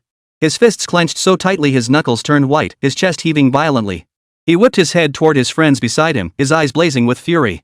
His voice, hoarse and sharp with rage and frustration, snapped. Damn it! That preface to the Orchid Pavilion collection should have been mine. I was so close. Do you understand what this means? It's one of China's most prized cultural treasures. If we could bring it back to our great Yamato nation, what glory it would bring. It would make us proud throughout the entire Yamato Empire. Shota, don't get too worked up. The price has skyrocketed beyond reason, and our budget isn't limitless. Abe Tetsuya patted his shoulder, trying to calm him down. Forget the next lot. No matter how high the bidding goes for the preface to the Orchid Pavilion collection, I'll sell everything I own even if it means going bankrupt to secure it. Koizumi Shota violently shook off his friend's hand, his eyes wide as he shouted. Sato-kan looked troubled and murmured softly, Shota-koan, that later auction item is also crucial. It's part of the mission our superiors assigned us. Chapter 68, The Pride of Human Civilization. Oomph. Koizumi Shota cut him off with a cold snort. What do the higher-ups know? Can they even grasp the true value of the preface to the Orchid Pavilion collection? If we miss this chance, who knows when the next one will come? It might never happen again.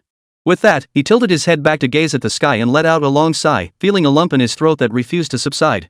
At that moment, the cheerful laughter of Xiang Jia, Wang Saiken, and the others drifted over from the distance. To Koizumi Shota, their voices sounded like nails on a chalkboard. Gritting his teeth, he ground out, "Wang Yu, I'll remember this." Don't think it ends so easily. The preface to the Orchid Pavilion collection will not escape my grasp. A dark fire burned within Koizumi Shota's chest, searing his heart with pain. With nowhere to vent his pent-up fury, he could only glare helplessly. Just then, the stage lights shifted once more. The bright white light gradually faded, replaced by a mysterious and sullen golden glow. Everyone held their breath, anticipating the final, grand auction item. Several staff members carefully carried out another temperature and humidity-controlled display case. Ladies and gentlemen, today's auction has been truly spectacular. But the final item about to be unveiled is the crown jewel, the most dazzling, most brilliant pearl. It represents the most awe-inspiring, most profound chapter in humanity's treasury of knowledge. The auctioneer spoke solemnly before stepping forward to present it. Within the case, resting quietly upon thick brocade, lay 68 volumes of ancient texts. Ladies and gentlemen, behold the original edition of the Yongle Encyclopedia, compiled during the Yongle era of the Ming Dynasty with the collective effort of the entire nation. This monumental work compiles 7,000 to 8,000 ancient and modern texts, spanning the Confucian classics, history, philosophy, literature, astronomy, geography, yin-yang medicine, divination, Buddhist scriptures, Taoist texts, drama, crafts, and agricultural techniques. It is truly an encyclopedic collection of documents. Though weathered by time and ravaged by war and fire, only 68 volumes remain today. Yet each page carries the boundless wisdom and dedication of human civilization. It stands as the crowning achievement of Chinese culture and a source of pride for all humanity. The auctioneer's impassioned introduction ignited the entire audience like a blazing inferno. On the stage display screen, high-definition images of the Yongle Encyclopedia's pages scrolled by. The meticulously crafted, exquisitely beautiful fly-head script and the stunningly exquisite illustrations transported viewers through time, placing them in the cultural heyday of the Ming Dynasty, a golden age when all nations paid homage. The work also contained numerous exquisite illustrations and paintings. Starting bid, 880 million. In the front row, a white-haired yet vigorous scholar-like elder tremblingly raised his bidding paddle first, his voice slightly quivering as he called out, 10 billion. Having devoted my life to ancient texts, bringing back even a portion of the original Yongle Encyclopedia would be my humble contribution to preserving China's cultural heritage. Koizumi Shota immediately raised his paddle and declared, 12 billion. He had waited all night for this final masterpiece. Item, the complete encyclopedia of the Yongle era. Compiled in the 6th year of the Yunle reign 1408 during the Ming dynasty, overseen by Yao Guangxiao, junior tutor to the crown prince, and Xie Jin, Hanlin scholar. Over 3,000 people participated in its compilation. Comprising 11,095 volumes and approximately 370 million characters, it collates nearly 8,000 ancient and modern texts. The largest encyclopedia ever compiled in human history, a treasure of civilization. Wang You gazed intently at the Yunle encyclopedia. He wasn't particularly fond of the Yunle encyclopedia, but he understood its immense importance to Chinese civilization. Wang Yu sneered coldly, "I'll offer 15 billion. Our Chinese treasures aren't for outsiders to covet." 16 billion. The Yunle encyclopedia belongs not only to China but to all of humanity. Placed in Europe's most prestigious museums, it would allow more people to appreciate the charm of Eastern civilization. Wang Yu turned his head at the words. Not far away, a white-haired gentleman in a crisp black suit spoke in fluent French. Wang Yu fixed his gaze on the Yunle encyclopedia on the podium and raised his paddle again. 20 billion. A voice with a Korean accent suddenly rang out from the crowd. "Oh my God, how could this treasure be without us, the Republic of Korea?" Everyone turned to see a young man rise. Dressed in a sharp suit, his slick-back hair parted neatly, his face radiated a distinctive blend of confidence and arrogance. He declared loudly, 21 billion. The Yunle encyclopedia belongs to the Li family of Samsung. It's someone from Samsung. This is trouble. Who knows how high the price will go now? Bidding surged like ocean waves, wave after wave, rising and falling in relentless succession. The price shot up like a rocket, climbing higher and higher. The tension in the auction hall was so thick it could almost ignite sparks, making it hard to breathe. Eyes darted like lightning between the bidders. Hearts raced in time with the climbing bids, pounding like drums, thump, thump, thump, as if they might leap out of their throats. Koizumi Shota and the few beside him fidgeted like ants on a hot pan, muttering anxiously before bellowing at the top of their lungs, 30 billion. Wang Yu didn't hesitate, immediately raising his paddle, 35 billion. Damn it, 36 billion. Li Jae-hoon wasn't about to be outdone. Frowning and gritting his teeth, he shouted the bid in Korean. The auctioneer's voice trembled slightly with excitement, beads of sweat forming on his forehead.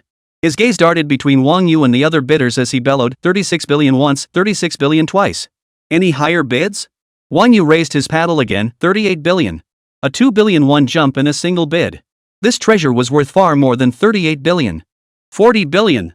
42 billion. 43 billion. Wang Yu sighed in resignation. Regardless of whether his bank account held enough funds, he could only raise his paddle once more and declare, 60 billion. After speaking, he glared at Koizumi Shota and challenged, "Go ahead and try to keep up." Koizumi Shota's face turned ashen. He glared at Wang Yu, grinding out through clenched teeth, "Wang Yu, you've repeatedly ruined my deals. I'll remember this. We'll see about that." The auctioneer's voice rose with excitement, 60 billion, going once. 60 billion, going once. Any higher bids? 60 billion, going once. Sold. Bam! As the auctioneer's hammer came down with a heavy thud, the auction hall fell into a deathly silence before erupting like a boiling pot, filling with thunderous applause. The 68 original volumes of the Yunle Encyclopedia, having weathered the vicissitudes of time and wandered through foreign lands, reappeared in the world. History would remember this day. Li Jae-hoon's face twisted with frustration. He shot Wang Yu a furious glare, muttered a few choice words in Korean, then flung his arm out in a dismissive gesture before turning and storming out. After the auction concluded, the crowd gradually dispersed. At that moment, the white-haired scholar approached him slowly. Young talent is truly formidable. His voice brimmed with excitement, his eyes filled with admiration and satisfaction. Extending his hand to Wang Yu, he declared, "I am Professor Wei Qiming from Huaqing University. Thank you for your contribution to the nation. This is truly a monumental achievement." "Professor Wei, you flatter me." Wang Yu hastily rose to his feet, extending his hand with a respectful bow. "My name is Wang Yu, you may call me Xiao Wang. I merely did what I believed was right. The Yunle Encyclopedia belongs to China. I could never allow it to be lost to foreign lands." Professor Wei nodded slightly. "Do you understand the significance of the Yunle Encyclopedia to our nation and to Chinese culture?" Wang Yu scratched his head awkwardly. "Not entirely." Chapter 69, Returning with a Full Load. The Yunle Encyclopedia was painstakingly compiled during the Yunle era of the Ming dynasty, gathering countless scholars, literati, and master craftsmen to pour their hearts and souls into its creation. During its compilation, it gathered 7,000 to 8,000 ancient and modern texts encompassing astronomy, geography, the 4 books and 5 classics, medicine, and crafts. It stands as the definitive compendium of Chinese culture. Professor Wei paused, a hint of melancholy flickering in his eyes. Alas, the trials of time, wars, fires, plunder have caused it to vanish from history. Only these 68 volumes remain today. Yet even so, every page, every line, every character remains a crucial key to unlocking ancient Chinese culture. Professor Wei turned to Wang Yu, his eyes brimming with expectation. I have devoted my entire life to studying ancient texts. If these volumes could be entrusted to a professional academic institution, their potential value would be immeasurable. I implore you, would you consider lending this Yongle encyclopedia to relevant national departments for a period of study? This would allow more scholars and experts the opportunity to touch history and unearth its hidden cultural treasures. Hearing the scholar's heartfelt words, a wave of warmth surged through Wang Yu's heart. After a moment of deep thought, he replied solemnly, "Professor Wei, rest assured. I never intended to keep it for private collection when I acquired it. Since you've asked, I will cooperate fully." Tears glistened in Professor Wei's eyes as he clasped Wang Yu's hand tightly. Good. Good. With your assurance, I can finally rest easy. Only after his emotions had somewhat settled did Professor Wei belatedly take in the young man before him. So young, yet so extraordinary in his actions. Just whose son could he be? Overcome by curiosity, Professor Wei asked softly, "Young Wang, if I may be so bold, your demeanor suggests you're no ordinary person. I imagine you come from a distinguished family background?" Wang Yu wore his usual gentle, modest smile, replying without a trace of arrogance, "Professor Wei, my family just runs a small business. Nothing to write home about." Professor Wei raised an eyebrow slightly, a knowing smile playing on his lips. "This small business of yours is anything but simple. To clinch the deal with a single hammer blow at the auction for the Yongle encyclopedia, that's not something an ordinary family could achieve. Pure luck. Ah, you sly fox." Afterward, Wang Yu and Xiang Jia proceeded to the auction house's backstage area to complete the necessary formalities. A staff member, wearing a professional smile, politely addressed Wang Yu, "Mr. Wang, congratulations on securing these rare treasures. The total comes to 84 billion yuan. As per procedure, we now need to complete the payment settlement. Please provide your preferred payment method." Card payment. Wang Yu nodded slightly, took out his bank card, and first paid 60 billion yuan for the Yongle encyclopedia. He then paid the remaining 24 billion. Ding. System detects host spending 8.4 billion. Double cashback, 16.8 billion. Ding. Congratulations, host, on earning 840,000 system points. Wang Yu's expression brimmed with excitement. 840,000 points, unprecedented. He'd never been this wealthy since his rebirth. System, open personal panel. Age, 20. Height, 188 centimeters. Charm, 92. Stamina, 120. Normal human limit, 100. Stamina, 120. Normal human limit, 100. Entry. Double cashback, entry effect, all reasonable expenditures will be reimbursed at double the amount. Ultimate constitution, entry effect, from this moment onward, you embody the pinnacle of human physical potential. Solidification, entry effect. Points, 887,387. Huaxia coins, 15,960,807,894. Yes. Wang Yu pumped his fist fiercely, his inner joy nearly overflowing. 159 billion Huaxia coins, 880,000 system points. He'd never fought such a lucrative battle. Once the payment process was smoothly completed, Christie's auction house demonstrated exceptional professionalism and efficiency.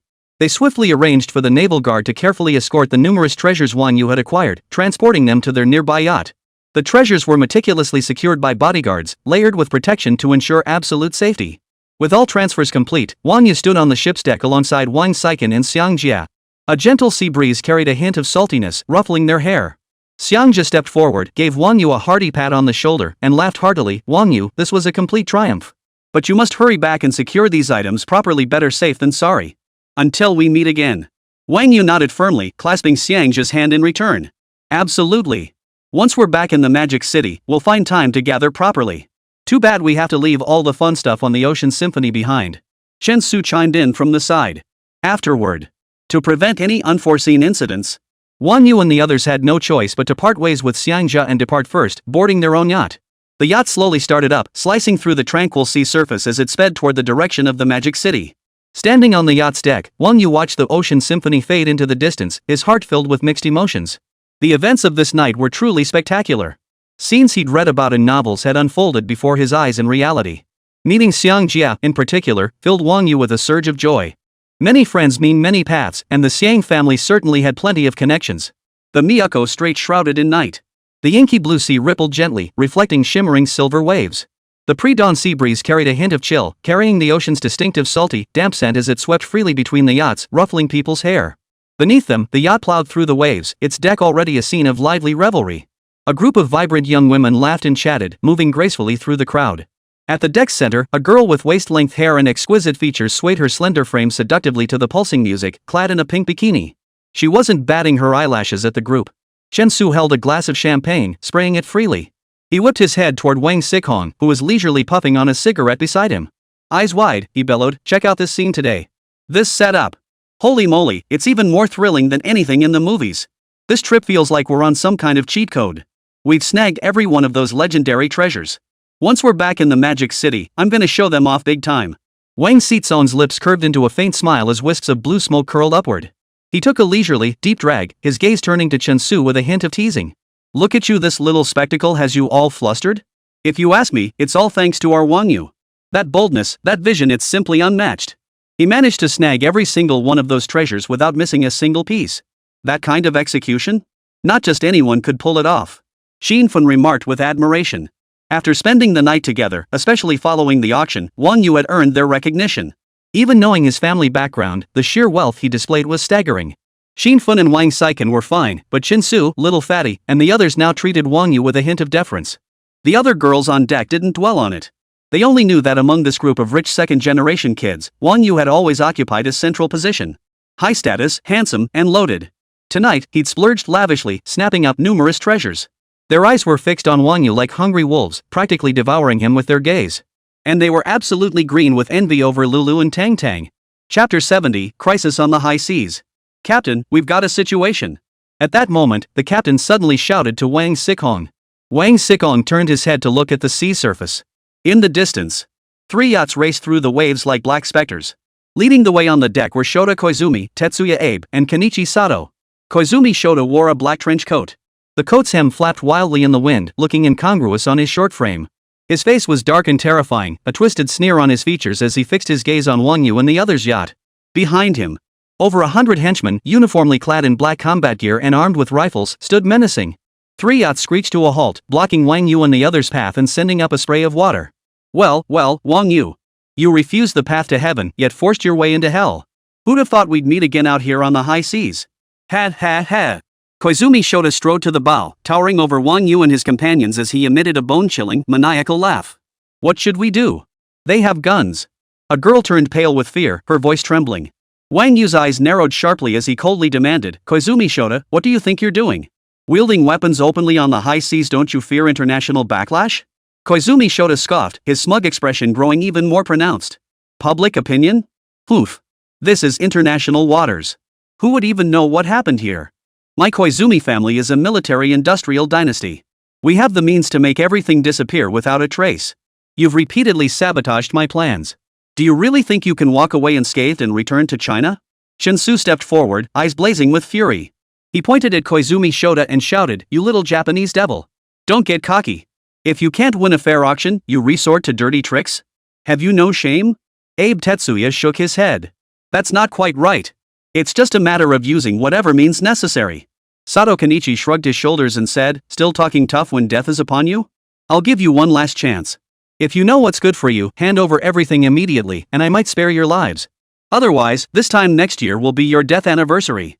Try it. Wang Xikong retorted, his eyes blazing with defiance. Naval vessels from various nations are patrolling nearby. The moment you fire a shot, Chinese warships will be here within minutes. By then, it'll be too late for you to escape. Wang Xikong glared defiantly, his voice unwavering. His hands, hidden behind his back, signaled to the captain. The captain understood, gave a slight nod, and quietly pressed a button. You ing bastard, you little Japanese devil. You dare to brazenly rob our Chinese property? Do you think we're pushovers? The chubby kid suppressed his fear and cursed furiously. Bastard. Still talking tough when death is upon you. Infuriated by the words, Koizumi Shota's face flushed crimson, veins bulging on his forehead as he bellowed, open fire. I'll see just how tough your bones really are. I want you kneeling and kowtowing before me. In an instant. On the ship, over 100 henchmen in combat fatigues raised their rifles. Scattered across the deck, they opened fire from every angle, unleashing a hail of bullets. Immediately, a deafening barrage of gunfire erupted. Bullets whistled like a torrential rain, shattering tables, chairs, and railings on the deck into splinters. Ah! The girls turned pale with terror, their shrieks rising in waves as they huddled on the ground, cowering and trembling. Lung Feng reacted swiftly, diving forward to shield Wang Yu beneath him. His gaze remained steely as he scanned the surroundings vigilantly, showing no sign of retreat despite bullets whizzing overhead. He murmured reassuringly to Wang Yu, it's safe for now. Watch out for bullets. In an instant, gunfire erupted, smoke filled the air, and the tranquil sea churned into a turbulent maelstrom. Under the cover of their bodyguards, the group crouched low, using the yacht's fixtures as makeshift cover. The bodyguards fought back with composite bows and other equipment, but their efforts proved largely ineffective. Xinfen crouched behind a stone pillar, beads of sweat rolling down his forehead. He shouted anxiously to Wang Saiken, "Old Wang, this can't go on. We need a plan. Captain, speed up and head in the opposite direction." Wang Sicong yelled. "Got it, boss." The captain crouched low, drenched in sweat, carefully dodging bullets fired from the opposite direction as he turned the boat around and accelerated away. Bang! Damn it, they're getting away. What are you waiting for? Chase them down. Koizumi Shota delivered a sharp slap across the captain's face. Yes, sir. A stinging pain shot through the captain's face, and a surge of anger flared up inside him, but he forced himself to endure it. After all, Japan's workplace hierarchy was rigid. He dared not offend his superiors lightly. He could only vent his rage on Wang You and the others. He immediately pushed the yacht to full speed. Seeing they couldn't shake off the pursuers, Wang Saiken scanned the surroundings and shouted decisively, "Bodyguards! Go to my room and get the weapons. They're under my bed. Hurry!" Several bodyguards near the staircase exchanged glances, then swiftly crawled along the floor. One rolled under the stairwell cabin. Moments later, they returned strapped with submachine guns and other gear, struggling under the weight of several heavy boxes. The boxes hit the floor with a dull thud. The bodyguards swiftly opened the cases, revealing the weapons inside. Pistols, rifles, submachine guns, grenades. Even a menacing-looking rocket launcher was among them. Everyone was left speechless. "Holy, old Wang, you've got all this stuff? Where'd you get it? And a rocket launcher? That's no joke." Xinfen's eyes widened instantly as he exclaimed excitedly. Wang Sicong scratched his head, a hint of embarrassment flitting across his face as he explained, "Well, we are heading into international waters. Better safe than sorry. I figured it'd be wise to stock up on weapons just in case. Who could have predicted we'd actually run into this kind of trouble? Turns out it was the perfect move." At that moment, gunfire from across the way grew increasingly intense, bullets striking the cover and sending sparks flying. The bodyguards who had advanced first fired rapidly at the enemy with their submachine guns. Under their cover, the yacht's guards gradually retreated, grabbing weapons to fight back. Wang Sicong gritted his teeth, grabbed a submachine gun, and expertly checked the magazine and cycled the bolt. Excitedly, he shouted, "Guys, it's do or die. Kill one to break even, kill two to make a profit." Wang Yu also stood up, took a rifle, narrowed his eyes slightly, aimed at the enemy on the opposite yacht, and said calmly, "Everyone be careful. Think of it as playing live-action paintball." With that, he pulled the trigger. The bullet flew out, striking an enemy's head with precision, sending a spray of blood flying. Despite killing for the first time, Wang Yu felt surprisingly calm. He felt none of the nausea or revulsion typical of protagonists in movies or TV shows when they kill for the first time. Instead, he felt a surge of adrenaline coursing through his veins. The intense firefight between the two sides grew increasingly deadlocked. Hidden behind a pillar on the deck of the yacht across the way, Koizumi Shota shouted defiantly, "Wang Yu, you won't escape today. Hand over the treasure willingly, and I might spare your bodies intact." Wang Yu snorted coldly and retorted, "Koizumi Shota, you're delusional. If you've got the guts, come get it with real skill. Resorting to these underhanded tricks, don't you feel ashamed?" Boom! Seizing the moment, Long Feng crouched low, swiftly hoisting his rocket launcher through a gap in the gunfire. He adjusted the angle with lightning speed and pulled the trigger decisively. With a deafening whoosh, a rocket-propelled grenade shot forth, trailing flames and a piercing whistle.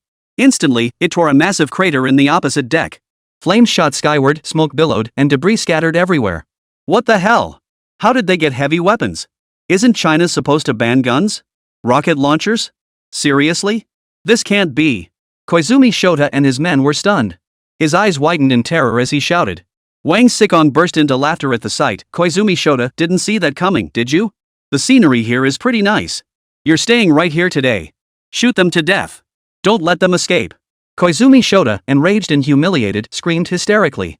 His men, hearing this, went berserk, unleashing a torrent of fire upon Wang Yu and his companions. Bullets rained down like a torrential downpour. After firing his rocket launcher, Lang Feng rolled back to cover, shouting as he reloaded, "Our firepower's insufficient. Everyone, be careful." Chapter 71, Fleet's Divine Might. The battle raged fiercely between the two sides. Gunfire wove into a deadly web, bullets whistling across the sea surface. The air was thick with the acrid smell of gunpowder mingled with the sea breeze, making one want to vomit. Wang Yu and his crew were initially at a disadvantage in firepower, but by suddenly deploying heavy weapons, they managed to turn the tide. Koizumi Shota's gang refused to give up. Relying on their overwhelming numbers, they pressed their attack relentlessly, showing no sign of retreat. At this critical moment, ding ding ding, Wang Sicong's satellite phone in his pocket suddenly rang with an urgent tone. He hurriedly pulled out the phone during a magazine change. The signal on the other end seemed unstable, crackling with static. The moment he answered, a commanding voice boomed through the line. Wang family boy, reinforcements are rushing to your position at full speed. We'll be there within 3 minutes. Hold your ground. Wang Xizong's eyes lit up as he shouted back, great. With you guys here, not a single one of those little devils will get away. We'll definitely hold out. His voice now brimmed with confidence. The tension that had been gripping him eased slightly. Hanging up, Wang Xizong excitedly shouted to his comrades, brothers, our naval fleet is almost here. Hold out these final 3 minutes. Koizumi Shota and his cruise time is up. Hearing this, the men's morale soared, and their counterfire grew fiercer. Koizumi Shota faintly heard the distant wail of an alarm. The shrill, urgent sound pierced the night sky, making his heart skip a beat. Koizumi Shota turned his head, scanning the distant sea. He turned to Abe Tetsuya beside him and asked, what's that sound? Could it be the Chinese Navy really is coming? Judging by the sound, it's probably real. We need to figure something out fast. Abe Tetsuya's usually composed face betrayed panic. Pale and trembling, he stammered. At that moment, the alarm grew louder as the massive silhouette of the Chinese naval fleet appeared on the horizon. 3 destroyers led the charge. Like armed guards, they plowed through the waves with overwhelming momentum.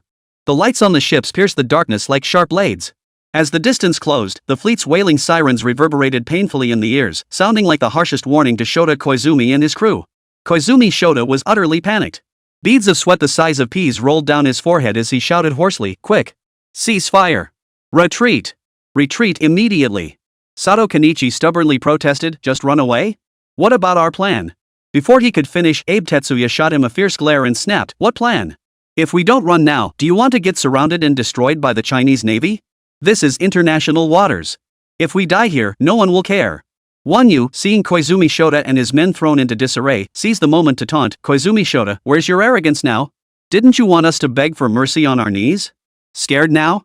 Koizumi Shota, enraged and humiliated yet powerless, gritted his teeth and retorted, don't gloat. We'll settle this score today. The Chinese naval fleet rapidly closed in. A stern voice boomed over the destroyer's loudspeaker, unidentified vessel ahead, cease hostilities immediately and submit to inspection. Failure to comply will result in forceful measures. Unidentified vessel ahead, cease hostilities immediately and submit to inspection. Unidentified vessel ahead. The stern voice echoed across the sea, thunderous and piercing. Koizumi Shota's yacht hastily turned around. His men frantically stowed their weapons. Engines roared as the 3 yachts fled desperately, like stray dogs. But the Huaguan Navy wouldn't let them off so easily. The fleet fanned out in formation, accelerating in pursuit. In an instant, splashes flew across the sea surface, the warship's wakes crisscrossing like silver ribbons. Wang Yu and the others stood on the yacht, watching Shota Koizumi's group recede into the distance while the naval fleet closed in rapidly. Only then did their hearts settle. Wang Saiken exhaled deeply, remarking with emotion, thank goodness our navy arrived in time. Our ammunition was running low otherwise, today's situation could have turned very troublesome. Indeed. This is our own backyard, how could we let these little devils bully us? Shinfun rubbed his trembling legs as he spoke. Moments later, a naval assault boat approached Wang Yu and the others' yacht. A soldier boarded the yacht. He looked quite young, wearing a smart military uniform. His posture was as straight as a pine tree, and his shoulder insignia glinted brightly in the sunlight. He saluted the group and asked with concern, is everyone all right? We rushed over as soon as we received the alert. Wang Xizong stepped forward, grasping the young soldier's hand gratefully. Thank you for arriving so quickly. We're all fine, just a bit shaken. He then gave a subtle nod to the bodyguards beside him. The bodyguard immediately understood, signaling to the others. Instantly, the surrounding bodyguards holstered their weapons. No one's injured, right? The group exchanged glances and checked each other over. Wang Xizong said, just some scrapes and bruises, nothing serious. The officer nodded, his expression stern. Glad to hear it. This area hasn't been peaceful lately. Stay vigilant for the rest of your journey. Contact us immediately if anything happens.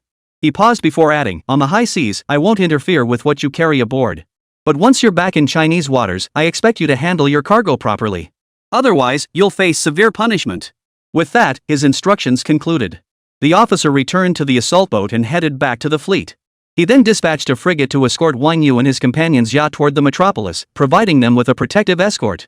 Under the protection of the naval fleet, the yacht glided smoothly, gradually approaching Chinese waters.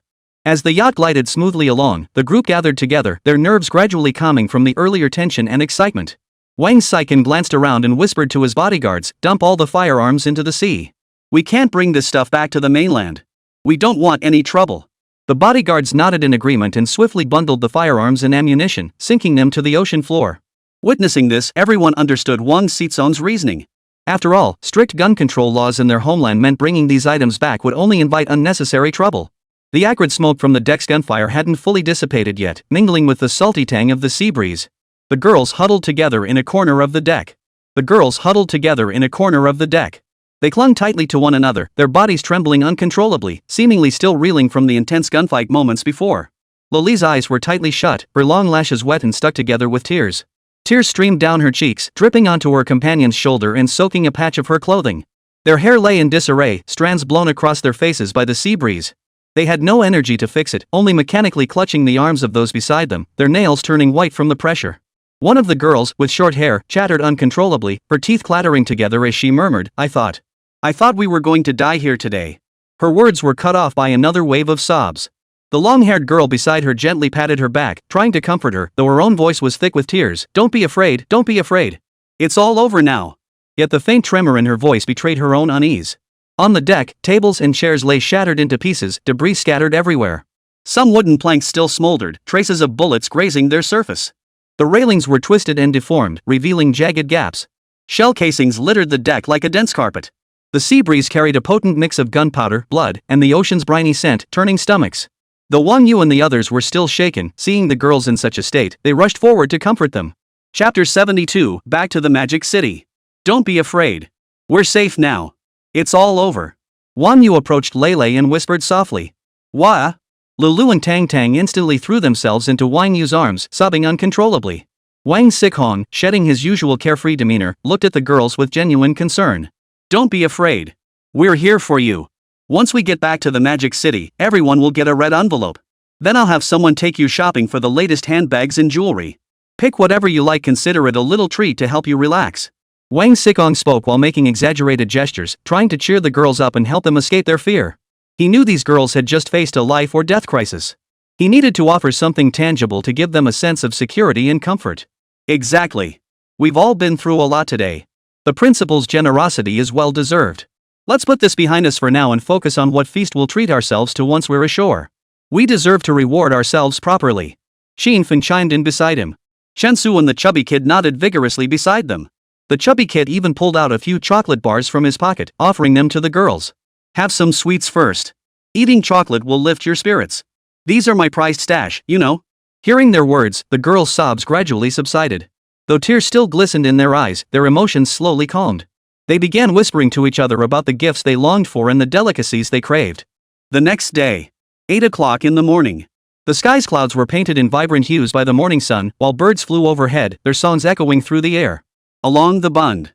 Inside the Yu Yuan Bund restaurant. Wang Sickhong and his group had reserved the largest banquet hall. The girls, bodyguards, and ship stewards sat casually at nearby tables. Wang Yu and his group gathered around a table. Fancy a little something to calm the nerves? Xin Fen asked Wang Yu. Let's do it. Wang Yu replied decisively. He wasn't normally one to drink excessively.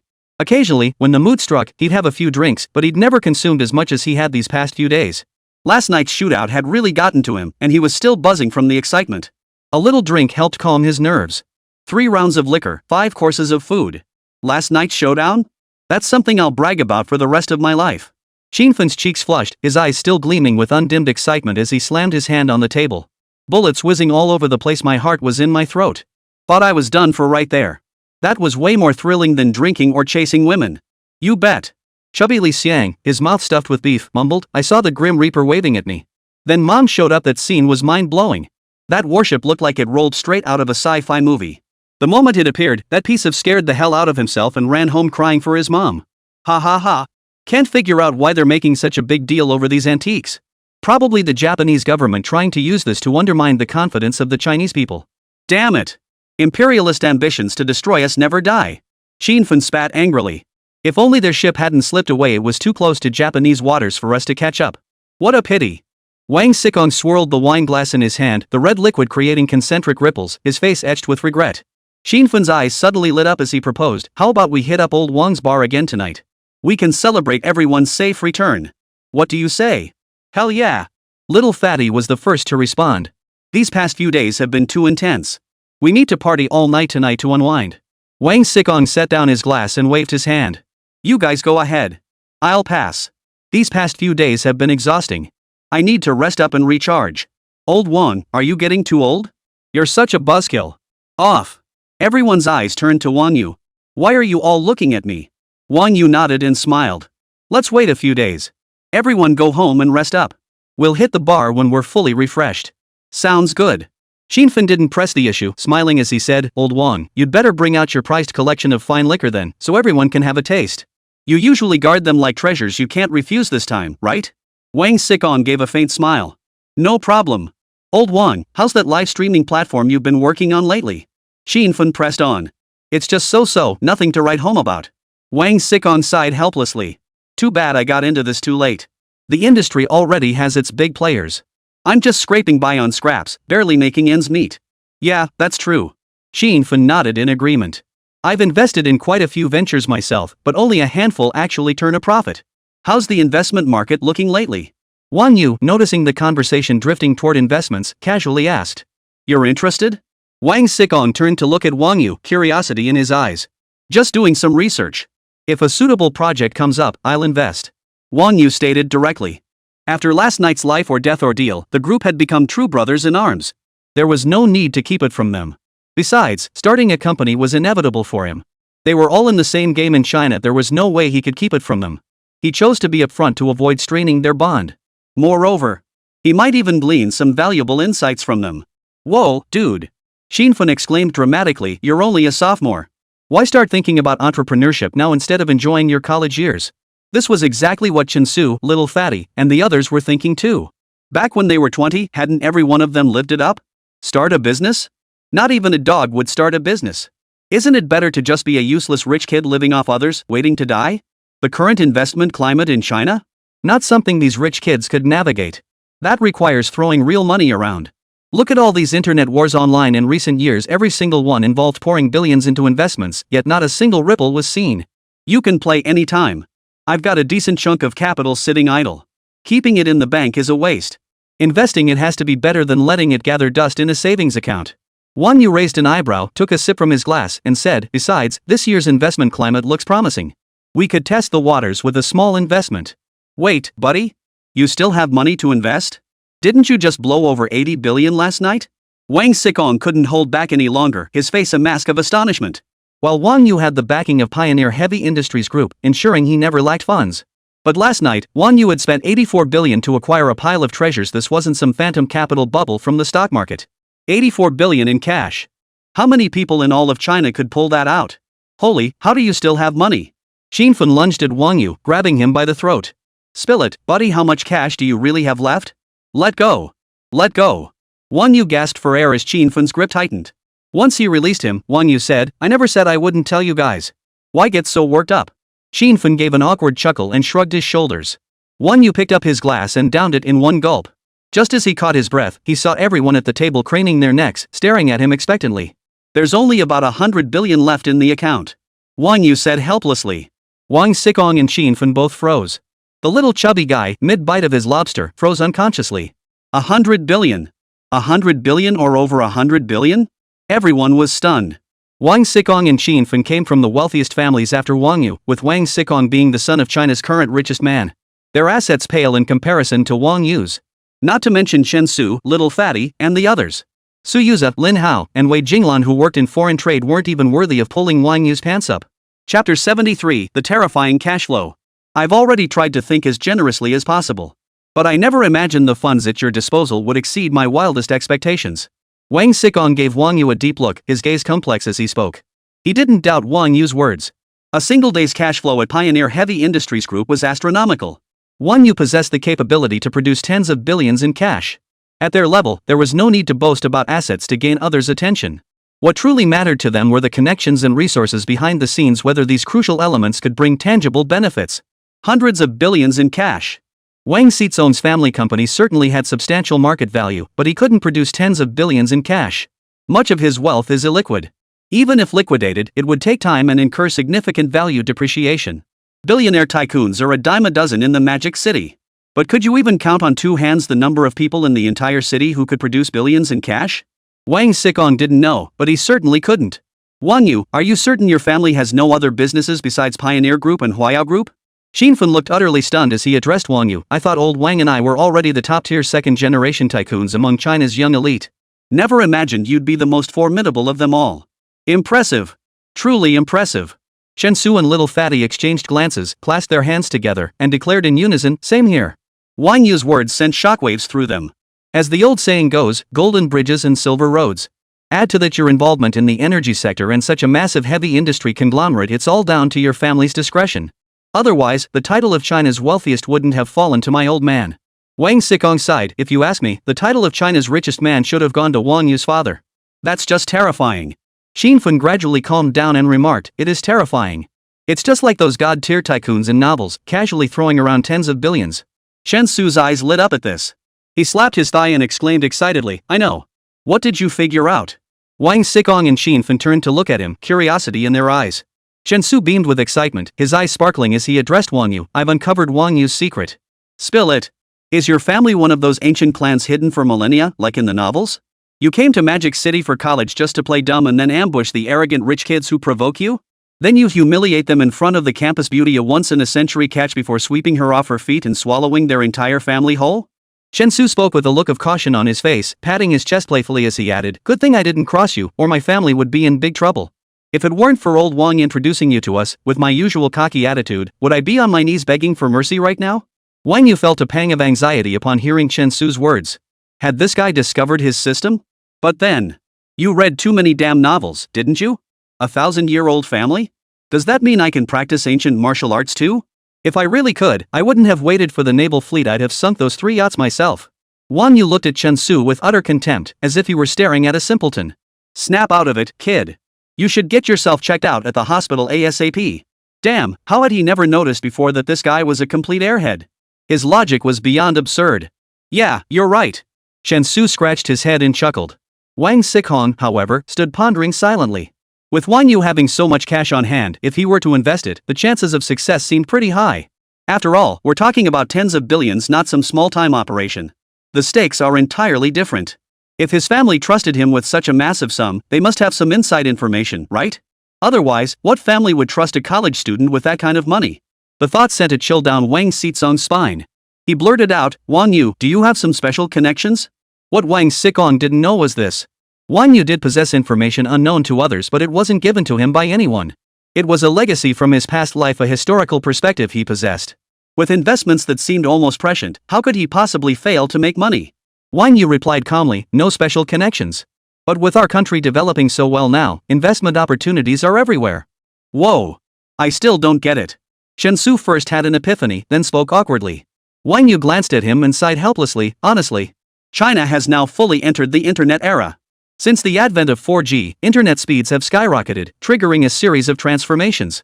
The first wave was the impact of e-commerce on brick-and-mortar retail. Look at the past few years: double 11, double 12.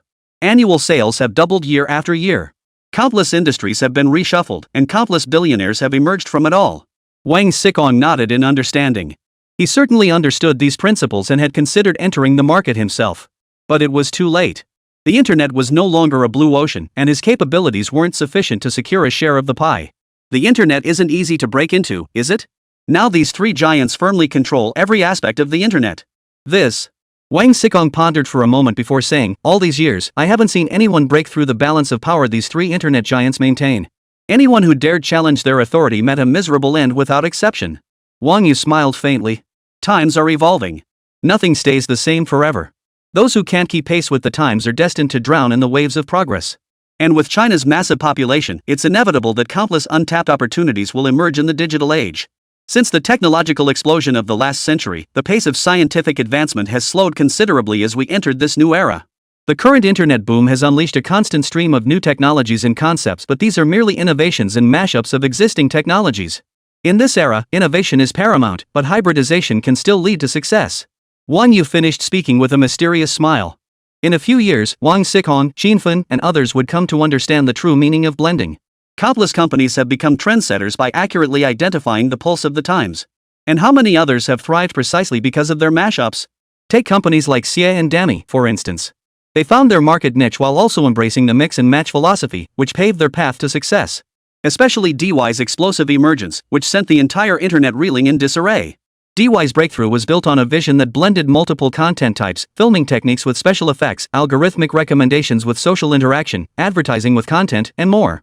In just a few short years, it has built a massive commercial empire. As for Huawei's innovation-driven development, we'll set that aside for now. Take shared bicycles and portable chargers, for instance, both sparked massive trends in the Chinese market. Chapter 74, Innovation and Hybridization. Meituan has captured the majority of China's market share. Even Tencent's dominance in the gaming sector was breached by Genshin Impact. In a few more years, the release of the AAA title Black Myth, Wukong will teach the entire world a lesson. It made those arrogant Westerners understand what true Eastern culture and Eastern aesthetics are. The blockbuster release of Ne Zha 2 has similarly shaken the global film and television market. It revealed the unique charm and profound depth of Eastern mythology to the world. What is national is universal. Innovation? Fusion? Wang Xikong was utterly baffled, his face blank with confusion. He asked, so which company are you planning to invest in? Which company could possibly take on these three giants? There are so many outstanding companies across all industries. But when it came to the kind of potential stock Wang Yu described, one capable of toppling the big three, Wang Xikong genuinely couldn't think of a single company that had what it took. At first, Wang Xikong had simply assumed Wang Yu was young and reckless, ignorant of the world's limits. But now it seemed Wang Yu clearly possessed profound market insight, otherwise, he wouldn't have delivered such incisive analysis. Didn't some internet tycoon once say that as long as you stand in the right place, even pigs can fly? Wang Yu raised his wine glass, took a sip, and continued, innovation and mashups are the theme of this era, the wind at our backs. As long as you find the right direction, even a pig can soar. Xin Fan scratched his head, growing impatient. Wang Yu, stop beating around the bush. What exactly do you mean? Wang Yu sighed helplessly. Based on current market analysis, the film and television industry, along with live streaming and e-commerce, show promising growth prospects. They're worth digging into. The film industry, it has indeed thrived these past years. With the rise of the internet era, celebrity influence keeps growing, and fan economies are getting more and more absurd. Wang Xikong chimed in, back in the day, female stars would beg investors for roles, sleeping with anyone for opportunities. Now, they act all high and mighty, pretending to be pure and virtuous. It's disgusting. But live streaming and e-commerce, I just don't get it. Aren't both industries already monopolized by the big players? 2018 was the wildest year for live streaming and e-commerce. Massive capital influx fueled the wild expansion of related industries. But this was followed by chaotic, disorderly operations. The government promptly introduced regulations to rectify these industry abuses. This dealt a severe blow to the affected industries. Amidst this turmoil, some companies seized the opportunity to rise like a spark that ignites a prairie fire. Xin Fan remarked, live streaming must be tough these days. Old Wang's Global Live platform poured in so much money, yet it's barely hanging on now. Yeah, the shareholders are only concerned with power struggles and profit, completely disregarding the survival of national treasure Live. I've been overwhelmed lately. Wang Xikong sighed helplessly. The chubby guy nodded, grinning slyly. What real value do these internet celebrities bring? If you ask me, with all that money, you'd be better off finding a few attractive stars and making some low-budget films that's more practical. Plenty of my friends have invested in the film and entertainment industry. They've made a killing these past few years. If you ask me, investing in movies is the safer bet. Wang Yu smiled faintly. He offered no further explanation. Now, these internet celebrities who were once considered beneath contempt in their eyes had achieved immense social status after Douyin emerged, even making appearances on CCTV. Live-streamed sales have created one sales miracle after another. Major agencies, backed by Douyin's massive platform, have been raking in huge profits. Moreover, Douyin's rise overseas has made Chinese culture wildly popular worldwide, with countless companies rushing to join in and raking in the dollars. But how many people could have spotted such an opportunity? He wouldn't look down on Wang Xikong, Xin Fan, or others for their short-sightedness. After all, the Wang Yu of his past life was no better than them. What right did he have to mock them? Wang Xikong pondered for a moment, still unable to grasp it. With a sigh, he said, brother, when you set up your investment firm, don't forget to bring your brother along. If you need anything, just give your brother a shout. In this part of the Magic City, I still have some influence. No problem. Just don't expect me anytime soon. School starts soon. Wang Yu smiled faintly as he replied. With the semester approaching, he simply didn't have the time to focus on setting up an investment firm. Investment was a cautious endeavor. Naturally, one must be fully prepared before beginning. As for why he agreed to let Wang Xikong and the others join, it was simply because, in this land of China where personal connections mattered, one inevitably risked offending certain people. Having capable partners on board could help avoid unnecessary trouble. Of course, he would firmly retain absolute controlling interest in the company. Alright, we'll discuss these matters later. Let's get together after you start school. Xin Fan turned to Wang Yu and said, if it's feasible, I'd like to get in on this too. I might not have much clout domestically, but I've got some connections in Hong Kong, Macau, and Taiwan. I'm just looking to get a piece of the pie. I'm not asking for much. Absolutely no problem. Money is never ending, and we're all in this together. Wang You laughed heartily. Who knows? Maybe our startup could even break out of Asia and conquer the world. Wang Xikong and Xin Fen burst into laughter. Going global was beyond their wildest dreams, but that didn't stop them from fantasizing about punching the two Ma's and kicking Wang Jinlin. Just as breakfast was drawing to a close, a dozen burly bodyguards in black suits approached, each carrying several heavy, custom-made bank bags. The bodyguards walked straight to Wang Yu and the others, respectfully setting the bags down with a soft thud. Then, in perfect unison, they stepped back to the side. Each stood perfectly straight, their gazes fixed straight ahead. Wang Xikong smiled as he rose, walked over, and patted one of the bags. Turning to Wang Yu, he said, "Since you're being so generous, we can't be stingy either. Adding the 10 million you gave, that makes a total of 25 million here."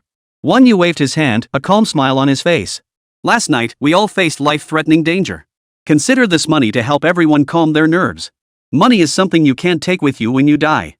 What matters is that it gives everyone peace of mind when it counts. Shota Koizumi had come to rob them last night precisely because he had purchased the Yongle Encyclopedia. It was only right that Wang Yu distributed 10 million among them. Wang Saiken instructed his bodyguard beside him, distribute it to everyone 300,000 each. Yes, boss. The bodyguards picked up the bags and moved aside to distribute the money. The others in the private room chattered away, expressing their gratitude. In an instant, the atmosphere in the banquet hall grew even more lively. Ding! System detects host spending 10 million. Double cashback, 20 million. Ding! Congratulations, host, you have earned 1,000 system points. After the meal, the group made their way to the parking lot. Wang Yu had become the focal point of the group, flanked by Wang Xikong and Xin Fen on either side. Unnoticed, Wang Yu had gradually become the core of this small group. Wang Yu glanced at his watch and said, "That's all for today. I'll head back first." Zhang Ro was still waiting for him at the hotel. As for Lei and Tang Tang, Chapter 75, The Way of Cultivating Scholars. It was merely a night of passion. At least Zhang Ro was someone he'd personally cultivated, someone he knew inside out. "All right," Wang Xikong said, "then next time we'll meet at my bar. Everyone should have a blast." Wang Yu nodded, then opened the Lafa storage box. He took out 400,000 yuan and placed it in Lulu and Tang Tang's arms, whispering softly, "I won't see you off. Here's 20,000 each. Go back first and get some rest." The two girls clutched the cash, feeling deeply disappointed inside, but could only obediently nod and say, "All right." They'd been overthinking it. A wealthy man like Wang Yu would never accept women like them. If possible, Lulu and Tang Tang would have wanted to leave with Wang Yu. After all, he was tall, handsome, a skilled gamer, and incredibly wealthy. If they could just latch onto his coattails, they wouldn't have to worry about the rest of their lives. The other girls present eyed the cash in their arms with a mix of envy and schadenfreude. Seeing Wang Yu let the two leave on their own, they all batted their eyelashes at him, hoping he'd take a liking to them. If not for fear of the bodyguards surrounding Wang Yu, they would have swarmed him right then and there. Wang Yu pretended not to notice. He opened the sleek butterfly doors of his Lafayette. He started the engine and drove toward the Sky Palace, leaving behind the lingering gazes of the girls. His bodyguards started their vehicles and followed closely behind. As for the treasures Wang Yu had purchased, they had already been delivered to the Sky Palace and securely stored when the yacht docked. Ding! System detects host spent 400,000. Double cashback, 800,000. Ding! Congratulations, host, you have earned 40 system points. Not long after, Wang Yu returned to the Sky Canopy Palace. The moment he arrived, he instructed the guards stationed at the entrance to summon Leng Feng. Leng Feng entered with an upright posture, snapped to attention with a sharp snap, performed a standard military salute, and said, "Boss, you requested me." Wang Yu stepped forward, his face radiating sincerity. He patted Leng Feng on the shoulder and said with emotion, "Leng Feng, everyone worked hard on this trip, facing life and death situations at sea. I'll keep all of this in mind." As he spoke, Wang Yu pulled out his phone and quickly tapped away. Leng Feng's phone immediately chimed with a notification. Wang Yu smiled. "I've transferred 2 million to you. Take it, treat the brothers. You decide how to handle it." Ding! System detects host spending 2 million yuan. Double cashback, 4 million yuan. Ding! Congratulations, host. You have earned 200 system points. Leng Feng's eyes reddened slightly as he replied in a slightly hoarse voice, "Boss, it's too much." The guys were just doing their jobs. Besides, they already got their share at the restaurant. Wang Yu waved him off. "Cut the chatter. That's for the restaurant. Just take it. You know I'm not short on cash." He understood the art of patronage.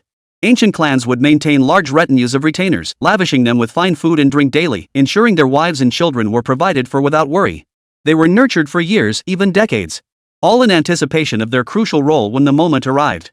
The Marquis of Xinling, a nobleman of the state of Wei during the Warring States period, exemplified this practice. Lord Xinling was renowned for his benevolence, generosity, and respect for talent. He treated his retainers with equal courtesy and respect, regardless of their social standing, thus attracting numerous talented individuals to join his cause. Among them were Hoing, Zhu Hai, Mao Gong, and Shui Gong. These retainers provided crucial counsel and selflessly served him in critical moments, while also bolstering the state of Wei's talent pool. At its peak, his retinue numbered over 3,000, and his reputation spread far and wide. For over a decade, neighboring states dared not easily wage war against Wei. Unlike some company bosses today who pay their employees a measly 3,000 yuan and expect them to risk their lives, Wang You certainly didn't want to face problems when he needed his bodyguards to risk their lives. Money? He had plenty. But life? You only get one. Lang Feng stood at attention, feet together, and snapped a crisp, standard military salute. Only his raised right arm trembled slightly. It revealed the turmoil within his heart. He met Wang Yu's gaze directly and said, "Boss, I thank you on behalf of my brothers. The Wolfang squad follows you whatever you command, will brave fire and water without hesitation. Lang Feng, there's no need for formalities between us. I've seen everything you've done along the way, and it's all etched in my mind." Wang Yu looked at Lang Feng, patting his shoulder lightly as he spoke. His gaze grew profound, his tone increasingly sincere. "Money is but a fleeting thing. To me, it pales in comparison to the precious bonds of brotherhood. I'm distributing this money to you all for one reason only, to show my brothers that following me, Wang Yu, means your efforts will be rewarded. I will never shortchange anyone who truly gives their all for me." With that, Wang Yu gave Lang Feng's shoulder another firm pat. "Yes, boss. I'll head down now."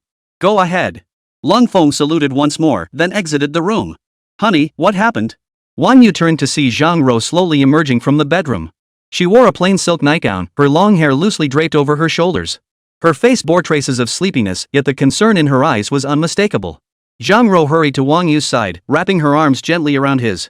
Looking up at him with eyes full of worry, she asked softly, "I just woke up and heard you'd returned from sea. Did anything happen along the way? I saw the bodyguards were injured." Seeing her like this, Wang Yu felt a warm surge in his heart. He reached out, gently caressing her cheek, and said softly, "It's nothing. Just a bit of rough weather. We handled it smoothly. Don't worry. Really just a little turbulence? Don't try to hide anything from me." Zhang Ro frowned slightly, clearly unconvinced, pressing further. Wang Yu smiled, pulling her into his embrace. Resting his chin on the top of her head, he murmured reassuringly, "Really? Would I lie to you?" Zhang Ro nodded softly in his embrace, finally relaxing a little. Wang Yu gently cupped her face and leaned down to kiss her. Zhang Ro let out a soft moan, her body trembling slightly as the longing in her eyes deepened. She rose onto her tiptoes, offering her lips to him. Wang Yu responded passionately, their tongues entwining as their breaths grew ragged. Wang Yu swept her up in his arms and strode purposefully toward the master bedroom. He gently laid her down, then leaned over to kiss her again, leaving a trail of fiery marks from her cheek to her neck. Zhang Ro's hands clenched the sheets as her back arched slightly. Her legs instinctively wrapped around Wang Yu as she murmured, "Husband." Wang Yu's hands roamed over her body, each touch drawing soft gasps from her. Lost in this passionate moment, they released the longing and affection pent up over days, the room thick with an air of sensuality. The bedhead swayed gently. Only after a long while did it gradually settle back into stillness. Chapter 76, The Succubus Emerges. Night fell. The pool at the Sky Palace glistened under the lights. The water temperature was perfectly comfortable. Wang Yu lay lazily soaking in the bath, blissfully savoring this rare moment of relaxation. At that moment, Zhang Ro swam over from the side of the pool. She wore a red swimsuit that perfectly accentuated her curvaceous figure. She swam up beside Wang Yu, surfaced gently, shook her hair, and flashed a playful smile. "Wang Yu, why don't you come down for a swim?" Zhang Ro giggled, her eyes filled with affection as she looked at him. Wang Yu smiled and shook his head, his gaze lingering over her before he replied, "I'll just soak for a bit." "You go ahead and swim. I wouldn't want to miss such a beautiful sight." Hearing this, Zhang Ro's cheeks flushed slightly, a hint of bashfulness in her eyes. She straightened up and spun gracefully in the water, showcasing her elegant figure. "Well then, you'd better enjoy the view." Wang Yu nodded, watching Zhang Ro glide freely through the water. Then he summoned the system. System opened the personal panel. Host, Wang Yu. Age, 20. Height, 188 centimeters. Charm, 92. Stamina, 120 normal human limit, 100. Stamina, 120 human limit, 100. Entry. Double cashback, entry effect, all reasonable expenditures will be reimbursed at double the amount. Ultimate constitution, entry effect, from this moment onward, you possess the pinnacle of human physical constitution. Solidification, entry effect.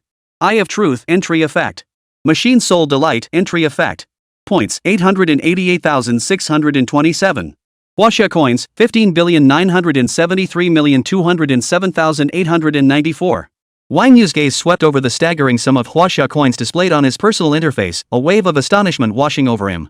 Nearly 16 billion in cash. In 2018, I could probably be called the cash king of the Magic City. Wang Yu murmured to himself. The double cashback he received after every purchase had caused his wealth to grow exponentially. He was confident that in the near future, his cash holdings would surpass those of the so-called Beijing Cash King online. Then, Wang Yu gazed at the staggering 880,000 points and summoned the advanced roulette. A dazzling golden light erupted across the system interface before his eyes, flickering incessantly as an indescribable aura of mystery spread out, radiating solemn grandeur and boundless immensity. As the light faded, an ancient and enigmatic roulette wheel appeared before him, spinning endlessly. Wang Yu's eyes stung painfully from the intense glare once more, prompting him to grumble, "Damn, these effects are still so over the top. Can't they tone it down a bit? System, go straight for 10 consecutive draws." The moment Wang Yu finished speaking, the golden wheel before him began spinning at breakneck speed.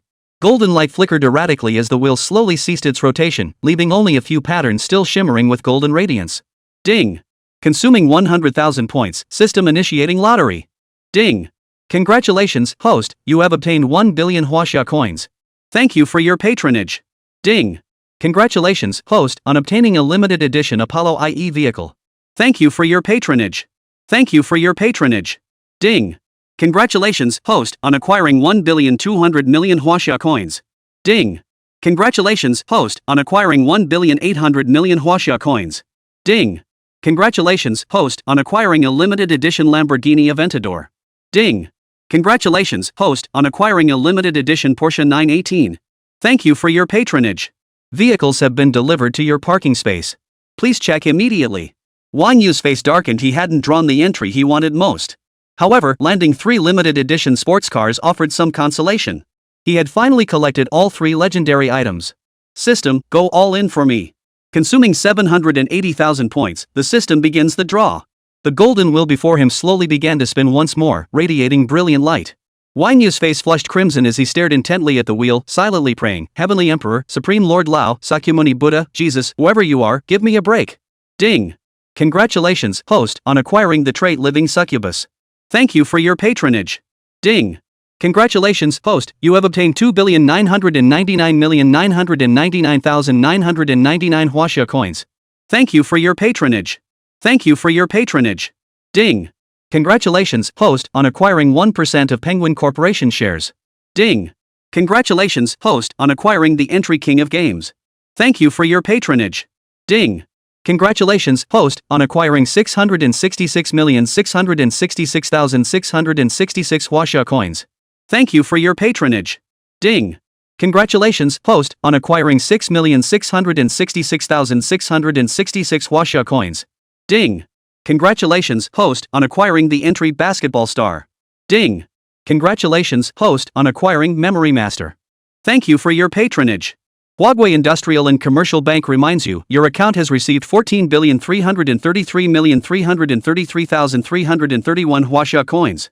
Your current balance is 30,306,541,225 Huaxia coins. Wang Yu hurriedly checked the skill effects, where the system panel displayed.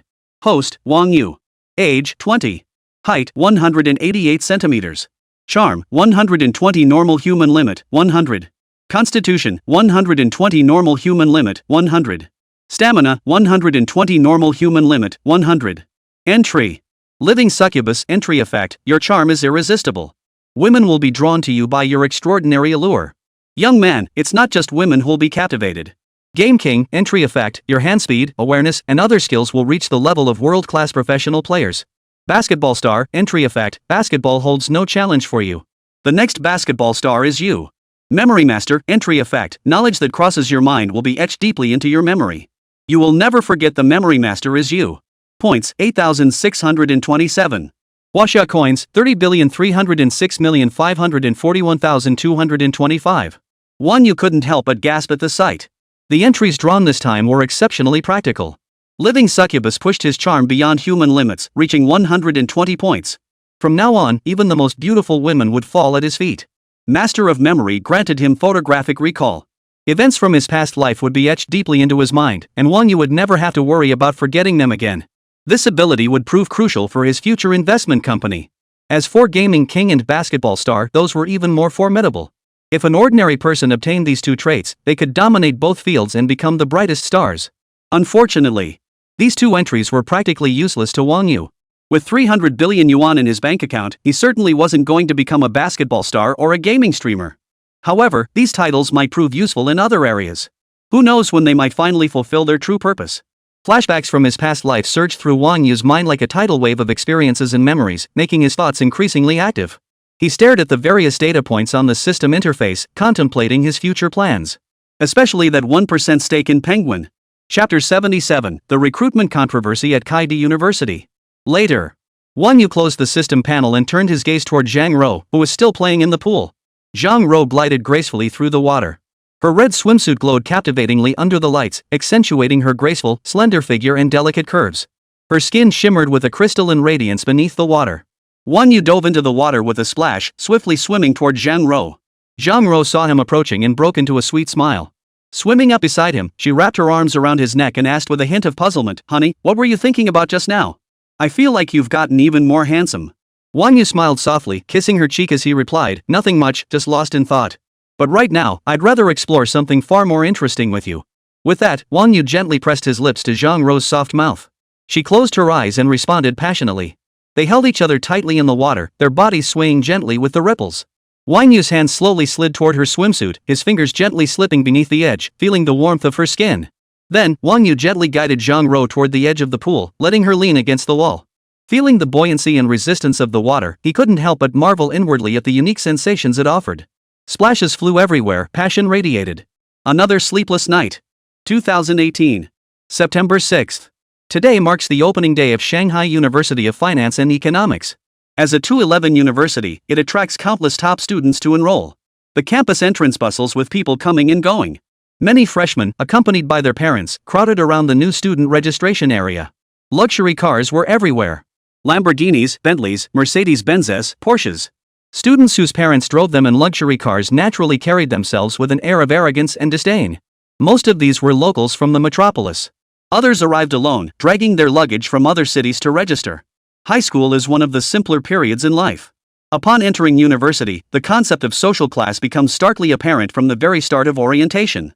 University is a complex microcosm of society, and very few manage to navigate every aspect perfectly. At this moment, Zhao Xian at the new student reception desk by the school gate was assisting incoming freshmen with registration. Her hair was pulled back into a high ponytail, and she wore a white casual outfit. She wore plain white canvas sneakers, dressed simply yet radiating youthful energy. "Xian, look over there, someone's driving a Ferrari, and it seems like they're a freshman too." Her friend Lu Meng, standing beside her, excitedly tugged at her arm. A Ferrari costs millions, no matter how you look at it. A freshman driving one clearly came from a well-off family. Seeing it was registered locally in Shanghai made Lu Meng even more intrigued. Lu Meng waited with bated breath. She waited for the freshmen to arrive for registration so she could greet them and seize the chance to add them on Feishin. Niu Ben, lugging a suitcase and a box of fruit and roast chicken, instinctively glanced at the Ferrari parked by the roadside. For no other reason. He was simply drawn to the allure of the supercar, such was its magnetic pull on men. Luxury cars were common at the university gates, but those who could drive a Ferrari were few and far between. Many girls at the scene were drawn to the Ferrari, eager to see what this student looked like. Several senior female students who considered themselves attractive even approached proactively, ready to introduce themselves to the Ferrari driver. Zhang Haoren stepped out of the car wearing sunglasses, his expression haughty. As a native of Shanghai, arriving at school in a Ferrari supercar, he exuded an inexplicable air of nobility. He surveyed the crowd, basking in the attention drawn to him, which made him feel rather related. Zhang Haoren stood by his car, observing the vibrant, attractive senior female students, waiting for them to approach and ask for his contact information. "Hey, old Niu, you're here so early." Niu Ben felt a heavy blow to his back, causing him to cough violently. Turning to see his buddy Guo Chuanqing, he snapped angrily, "Big guy, what the hell?" Guo Chuanqing scratched his head and said, "You were staring so intently, I just wanted to scare you." Thud. A loud crash echoed. Niu Ben's suitcase, fruit, and roast chicken all crashed onto the Ferrari. Startled by Guo Chuanqing's elbow jab, he instinctively let go of his load. Dozens of pounds of luggage tumbled down the sloping roadside. It slammed into the Ferrari's door. The tremendous impact left a dent in the door, while the roast chicken splattered across the car, leaving it covered in grease. Holy! Whose roast chicken is this? Step forward. Zhang Haoren watched his beloved car being ruined like this, his eyes bloodshot as he shouted angrily. This Ferrari Portofino was a special reward from his father after he got into Shanghai Finance University. Though it was only a used car, he treasured it beyond measure. He drove it everywhere, even to the grocery store. Thanks to this Ferrari Portofino, he'd successfully charmed quite a few girls over the summer, feeling like he'd reached the pinnacle of his life. Now his beloved car was wrecked, covered in oil stains enough to send Zhang Haoren into a rage. "You idiot, come out here. That's some serious damage. Guess I'll be paying a hefty repair bill. Too bad about that Hunan-style roast chicken, it smelled so good." "You're telling me that roast chicken was such a waste?" "Wait, is the roast chicken really that important?" Parents and new students gathered around, murmuring among themselves as they witnessed the scene unfold before them. Niu Ben had no time to mourn his roast chicken, he just knew he was screwed. This was a Ferrari. How much would he have to pay to cover the repair costs? Niu Ben was a student from a poor county in Hunan province. His family wasn't well off, and he had to work part-time jobs during his free time just to cover most of his annual university living expenses. Coming to his senses, Niu Ben walked dejectedly up to Zhang Haoren and said helplessly, "The luggage and roast chicken are mine. Just tell me how much the repairs cost. I'll pay you back." "Compensate? Can you even afford it?" Zhang Haoren grabbed Niu Ben by the collar and roared angrily, "This is a Ferrari Portofino. It cost millions to buy. You poor schmuck, can you even afford to pay for this? Better call your friends and parents now, you won't be able to cover this repair bill." Boom! Niu Ben felt a wave of dizziness wash over him. Oh heavens above, why did this have to happen to him? A luxury car worth millions, the repair costs would be astronomical. How could he possibly pay? "It's fine." The big guy stepped forward and said earnestly, "This is mostly my fault. I'll cover the damages." "You?" Niu Ben stood helplessly in place, feeling his head spin even more. Gu Chuanqing, standing at 1.9 meters tall and built like a tank, was known to everyone as Big Guy. Don't let his burly appearance fool you, he was the top scorer on the college entrance exam in their county back in the day, which is how he smoothly got into Shanghai Finance University. His family wasn't much better off than theirs. How could he possibly afford to pay for the damage? An auntie who couldn't stand by any longer spoke up for him. "Young man, you seem like an educated person. You can't extort money like this. It's just a minor scrape, it won't cost much." "Yeah, I think we should call the police first." "What's the big deal? Driving a Ferrari and can't handle a little scrape? That's not very magnanimous. I reckon a few $1,000 tops." Zhang Haoren grew even angrier as he overheard the aunt's murmurs. He snapped angrily, "You don't know. This is a Ferrari Portofino, you know? It costs millions to buy. You know nothing yet you spout nonsense." Someone knowledgeable in the crowd interjected, "That car's clearly second-hand." "Millions? More like $1 million or $2 at most. I don't care. You're paying me 300,000 yuan for repairs." Zhang Haoren snapped, fuming with rage. Niu Ben, who didn't know much about cars, felt like the sky was falling when he heard the demand for 300,000 yuan. 300,000. He couldn't even cover it by selling himself off. Niu Ben sighed helplessly. "Alright, let's get an official damage assessment first. Whatever the cost is, I'll sell everything I own to pay you back." He might not know cars, but he wasn't about to believe the figure Zhang Haoren just threw out. He needed a professional assessment. "I don't care. You're paying me 300,000 yuan for repairs, or I'm calling your parents." Zhang Haoren threw a tantrum. This was the supercar he'd worked so hard to acquire. He'd always driven it with extreme caution, and now he intended to take full advantage of this opportunity to squeeze every last penny out of him. Boom! Boom! Boom! Suddenly, the deafening roar of engines filled the air. Chapter 78, Regret. Amidst the roar of engines, a sleek, white and gold Apollo IE approached from the distance. Bathed in sunlight, it captured countless gazes. Its gradient white paint shimmered with golden hues from different angles. The sleek aerodynamic body and the racing spoiler at the rear radiated a sense of fluid beauty, like a graceful dancer. The engine's deep, resonant roar echoed like a beast's growl, firmly capturing everyone's attention. This was the world-class supercar Wang You had won in a lottery, the Apollo IE. Limited to just 10 units worldwide, each costing over 20 million, it held immense collectible value, a luxury car that even money couldn't buy. Even amidst countless luxury cars at the scene, they all paled in comparison to the Apollo IE. Zhang Haoren's Ferrari Portofino couldn't hold a candle to it. He watched the Apollo IE speeding toward him, his eyes brimming with deep admiration. Now that was a supercar, what was his Ferrari compared to this? A firefly's light pales in comparison to the moon's brilliance. Holy, what kind of car is that? And it's got a Shanghai 88888 license plate. An Apollo IE. Starting price alone is over 20 million. Over 20 million? That's insane. You could buy a whole apartment in Shanghai for that. Anyone driving an Apollo IE isn't just some ordinary person. If I remember correctly, there are only 10 of these made worldwide. This must be some mega big shot. Can't be a newbie, right? Who in their right mind would buy this car just to drive it? amidst the envious stares of the crowd. The platinum gold Apollo IE's doors slowly opened, resembling the wings of a soaring seagull. This was the signature seagull wing design. Wang You waited for the doors to fully rise before stepping out with an expression of calm detachment. He wore a black Da Vinci short-sleeved t-shirt paired with black straight-leg jeans from Acne Studios, accentuating his long, straight legs. His feet were shod in a pair of Vans checkerboard sneakers, the classic black and white pattern paired with black laces, simple yet stylish. On his wrist was a Vacheron Constantin Métier's DAR 6620C. The exquisite dial, adorned with dazzling diamonds, sparkled brilliantly under the sunlight. Her entire look radiates youthful vitality. More importantly, he was handsome and loaded.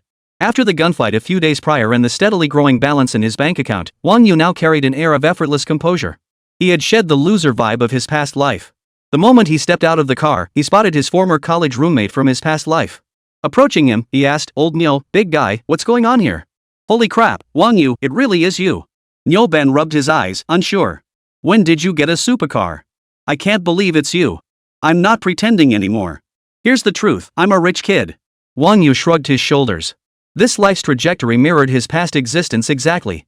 His roommates still believed him to be an ordinary guy. No wonder Nyo Ben couldn't believe his eyes. "Wait, dude," the big guy said incredulously, "if you're a rich kid now, can we still hang out like before?" "That won't happen. I'll just keep doing what I always did." "What's with you guys?" Wang Yu gave a helpless smile. Nyo Ben looked downcast. "My suitcase got left in his car and it got scratched. He's demanding 300,000 yuan for repairs. He's making a scene right now." Wang Yu glanced over. It was a 2017 Ferrari model. Just a small scratch near the door, with a bit of paint chipped off. He dares to ask for 300,000 for that? A brand new 2017 Ferrari Portofino had a list price of just 2.6 million yuan. Zhang Haoran was already jealous of Wang Yu's Apollo IE. Seeing that Wang Yu was also Nyo Ben's friend and so handsome, stealing all the spotlight, he couldn't help but feel even more annoyed. "You're his friend, right? Your car looks decent. You pay him the 300,000 yuan. You poor bastard, lucky you have friends like this. Otherwise, you wouldn't be leaving today." Zhang Haoran's frenzied rant drew murmurs of discontent from several people present. Many women frowned, clearly displeased with Zhang Haoran's filthy rant, and began to rebuke him. Watching from afar, Zhao Xian's face betrayed surprise. She murmured softly, "It's him?" After surveying the scene, Wang Yu turned his gaze to Zhang Haoran and asked slowly, "This car, is it yours?" Facing Wang Yu, who drove the Apollo IE, Zhang Haoran was completely overwhelmed by Wang Yu's imposing presence, feeling a tinge of fear. But with everyone watching, he couldn't back down. Otherwise, his entire 4 years of college would become a laughingstock, and he'd never be able to hold his head up again. "Yes, it's mine. What of it?" Zhang Haoran retorted, his neck stiff with defiance. Then he turned to Nyo Ben and Guochuanqing, bellowing, "What are you two playing innocent for? You wrecked my car and now you're trying to dodge responsibility? Pay up now." With that, he lunged forward to grab Nyo Ben's collar again. The big guy saw this and shoved his hand away. Zhang Haoran stumbled backward, unable to stop himself. Wang Yu said sternly, "You've got some nerve demanding 300,000 yuan for repairs on a measly Ferrari Portofino. You're really pushing your luck picking on my friend." Zhang Haoran flared up in anger. "What's wrong with my car? This is a brand new model I just picked up less than a month ago. 30,000 is more than fair. For your friend's sake, let's call it even. I'll settle for 200,000. Seeing Wang Yu's Apollo IE, Zhang Haoran realized this man was either wealthy or influential. His courage faltered, and he voluntarily dropped his demand by 100,000 yuan. Wang Yu, surprised he still dared to ask for so much, glanced around. He casually picked up a pebble from the ground and smashed it directly onto the Ferrari's front hood. The already grimy Ferrari now looked even more like a used car. Wang Yu clapped his hands, chuckling with satisfaction. "Now it's worth 200,000. You're pushing it too far." Hearing this, the smile slowly faded from Wang Yu's face. "I'm bullying you. So what? You wait. This isn't over. I'm calling the police." "The police? Ha, I'll be waiting." Wang Yu waved behind him. The bodyguards who had been standing guard in the shadows immediately rushed forward. Lun Feng spoke coldly, "Boss, what are your orders?" "Smash this car to pieces." "What the hell is this? So arrogant." Without hesitation, Lang Feng drew a baton from his waist and smashed it against the Ferrari. The other bodyguards followed suit, their batons relentlessly pounding the Ferrari. The shattering of glass and the screeching of twisted metal intertwined, echoing relentlessly through the air. Zhang Haoran watched the bodyguards in their black suits, his legs giving way. He collapsed to his knees with a thud, his hands trembling uncontrollably as tears streamed down his face. He pleaded, "Stop. Please, I'm sorry. I shouldn't have made such an outrageous demand. I'll never do it again." Moments later, The once sleek Ferrari Portofino was now unrecognizable, dented and mangled, its parts strewn across the ground, the entire vehicle resembling a heap of scrap metal. Wang Yu surveyed the wrecked Ferrari Portofino before him and smiled faintly. He turned back to his car, pulled out $500,000 in cash, tossed it onto the ground, and said coldly, "That's for the repairs. Take it. If you ever need anything else, come find me. My name is Wang Yu. But you'd better think carefully about the consequences of messing with me." Zhang Haoran trembled as he picked up the money, his eyes filled with fear and regret. He kept his head bowed, unable to meet Wang Yu's gaze, stammering, "I understand. I won't dare again." Even if Zhang Haoran had 100 guts, he wouldn't dare retaliate against Wang Yu. He knew all too well that a rich kid like Wang Yu had countless ways to deal with him. Pissing off Wang Yu could easily mean another corpse floating in the Huangpu River tomorrow. Right now, he regretted it so much he could have kicked himself. He shouldn't have let greed get the better of him and demanded that outrageous 30,000 yuan for the car repairs. He regretted it so much. Chapter 79, The Mysterious Rich Kid. Ding. System detects host spending 500,000 yuan. Double cashback, 1 million yuan. Ding. Congratulations, host, you have earned 50 system points. Money is the greatest confidence a person can have. The 300 billion sitting in his bank account generated millions in interest daily. Forget just one Ferrari Portofino, even 100 or 200 wouldn't faze Wang Yu. This is way too cool. So reassuring, total boyfriend material. Is he a freshman too? So CEOs from romance novels really exist? I'm in love. I can't even look at him, he's so handsome and rich, my knees are weak. The girls around him were completely smitten with Wang Yu, wishing he could be their boyfriend. What girl wouldn't want Wang Yu as her boyfriend? Handsome, wealthy, standing at 6 feet tall, he might even be a poker ace. Ben looked at Wang Yu with deep gratitude, his heart filled with emotion yet tinged with unease. He gripped Wang Yu's hand tightly and said, "Wang Yu, I can't thank you enough. I don't even know how to repay you. I'll find a way to pay back this 500,000. Wang Yu signaled his bodyguards to step back. Smiling, he patted Ben on the shoulder and said casually, "Old Nio, don't be so formal. We're brothers. What's a little money? Don't forget, I'm a rich kid." Ben shook his head, sighed, and said with unwavering resolve, "No, I must repay this. I can't accept your help for nothing. I know you're a rich kid and don't need this money, but it's my principle. Fine, if you insist on paying it back, no rush. We'll talk about it after you graduate." Wang Yu smiled helplessly. In his previous life, after graduating from university, Ben had stayed in the metropolis to develop his career, just like Wang Yu. He lived a life of drudgery, working like a horse or ox, chasing the pie in the sky his boss kept promising him. After wasting several years, the resigned Ben had no choice but to return to his hometown in the county. The current Ben was still full of innocent naivety. He believed that after graduation, as a top graduate from Shanghai Finance University, earning 500,000 yuan would be a piece of cake.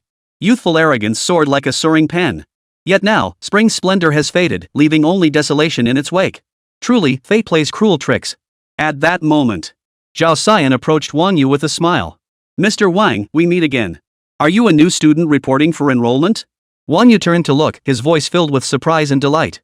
"What are you doing here? Are you a new student here too?" Zhao Xian beamed, "I'm a senior at the University of Finance and Economics, your senior." Wang Yu suddenly felt fate was truly wondrous. After parting ways at the Vacheron Constantin store last time, they hadn't kept in touch. He never imagined they'd meet again here today. Yet, why was there no trace of her in his memories from his previous life? Given Zhao Xian's beauty, she should be quite famous at the university. "I never imagined running into you here. What a coincidence." Wang Yu remarked, "I'm a junior, so I really should call you senior. And please don't call me Mr. Wang, just call me Wang Yu." Zhao Xian said regretfully, "So you're already a junior? I was thinking of helping you with your enrollment paperwork." After speaking, Zhao Xian playfully stuck out her tongue. Wang Yu looked at Zhao Xian before him. Her hair was pulled into a high ponytail, and she wore a white casual outfit. Her entire demeanor radiated a spirited charm. Name, Zhao Xian. Age, 21. Height, 175 centimeters. Charm, 96. Physical, 91. Affection level, 65. Skills, Advanced Sanda, Intermediate Wing Chun, Advanced Accounting. Wang Yu nodded as he saw his affinity level rise to 65 points. "After we parted last time, we agreed to stay in touch, but you never reached out." Zhao Xian gave Wang Yu a reproachful look. Wang Yu gave an awkward smile. Zhao Xian hadn't been this proactive last time, could it be the succubus reborn trait kicking in? Rubbing his nose awkwardly, Wang Yu said, "Things have been pretty hectic lately. Let me know when you're free, and I'll treat you to a meal." Zhao Xian's face lit up instantly. "It's a deal then. Don't go back on your word." Wang Yu replied earnestly, "No problem. I'll remember that." Zhao Xian cut in, "I'll head out now, I still need to welcome the new students." "All right. Wang You, Ben, and Big Guy returned to the dormitory they'd lived in for 2 years. Wang Yu glanced at the familiar dorm room before him, smiled faintly, and then stepped inside. Sunlight streamed through the windows, filling the room with brightness and spaciousness. The floor had been swept spotless, with 4 wooden beds arranged inside. Each bed was covered with light blue sheets and a quilt. Big Guy burst in, shouting, "Finally back! After a whole day on the train, nothing beats our dorm for comfort." Ben tossed his luggage onto the bed, plopped down, and chuckled, "Looks like the room's already cleaned. Old Zhang must have been here for ages." Just then, the door swung open, and a slender young man stepped inside. His eyes sparkled with energy, and beneath his high, straight nose hung a cheerful smile. He was the last roommate, Zhang Jin. As soon as he entered, he exclaimed, well, I just finished cleaning up, and you guys are back already." Wang Yu smiled, stood up, and patted Zhang Jin on the shoulder. "Old Zhang, you've worked hard. I'll treat you to a meal in the cafeteria later." Zhang Jin chuckled. "Damn, you're generous treating me to the cafeteria?" Big Guy suddenly stood up and said, "Let's go out for a proper meal tonight to celebrate the start of the new semester." Ben nodded eagerly, and Zhang Jin chimed in excitedly, "Sounds great. We'll just make do with the cafeteria lunch. I know a hot pot place near campus with amazing flavors, let's hit it up tonight." After settling the plans, they tidied up and prepared to head out. Ben suddenly remembered something and said, "Oh, right. Our dorm still needs some daily necessities. Let's stop by the supermarket on the way and pick them up." Wang Yu nodded. "I probably won't be staying in the dorm this semester." "What's up?" Zhang Jin asked, puzzled. Ben burst out laughing. "Old Zhang, you didn't know? Wang Yu's been hiding it from us for 2 years, turns out he's a rich kid. His info must be all over the campus network right now." Zhang Jin pulled out his phone in astonishment and opened the Shanghai University of Finance and Economics campus network. Sure enough, the campus hot topics section on the homepage prominently featured videos and photos of Wang Yu ordering his bodyguards to smash a car, accompanied by the eye-catching headline, "Shocking. Our university's mysterious rich kid splurges, turning luxury car into scrap metal." In the video, Wang Yu stood calmly surrounded by bodyguards as the Ferrari was smashed, while students screamed and cheered around him.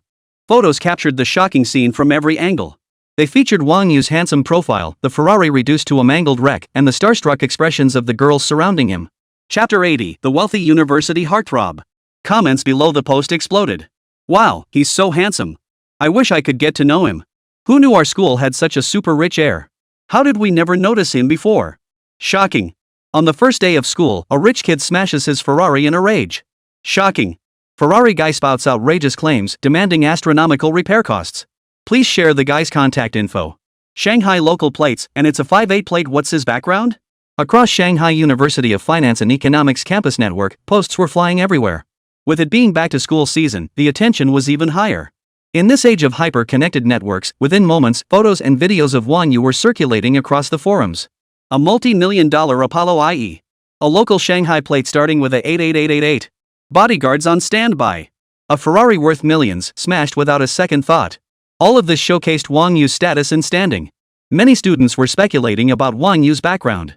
Online rumors claim he's the son of an internet company chairman who previously kept a low profile.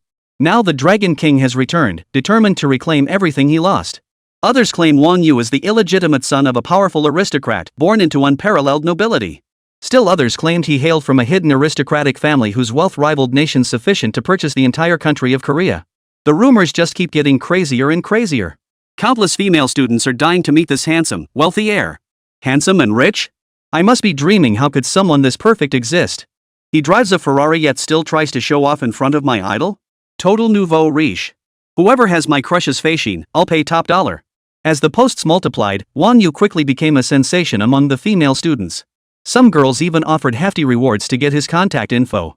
I declare, Wang Yu is the #1 heartthrob at Shanghai University of Finance and Economics. Who opposes? Who approves?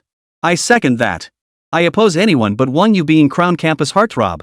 It was only the first day of school. Wang Yu had already become the undisputed heartthrob of Shanghai University of Finance and Economics.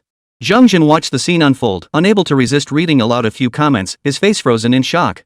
Holy crap, an Apollo IE? What kind of luxury car is that? Never heard of it. He turned to Wang Yu, his eyes sparkling with teasing admiration. Wang Yu, you're the campus sensation now. Check out these comments all praising you. Plus, tons of girls want to add you on Feishin. Big Guy leaned in too, peering at the phone screen and chuckling. If I could drive a sports car like that, picking up girls would be a piece of cake.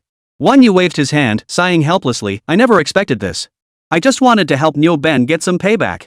Who knew someone would film it and post it on campus? Wow, Wang Yu. You always seemed so low-key. Who knew you were secretly a rich kid? Zheng closed his phone and smiled. But tonight's dinner is on you, right?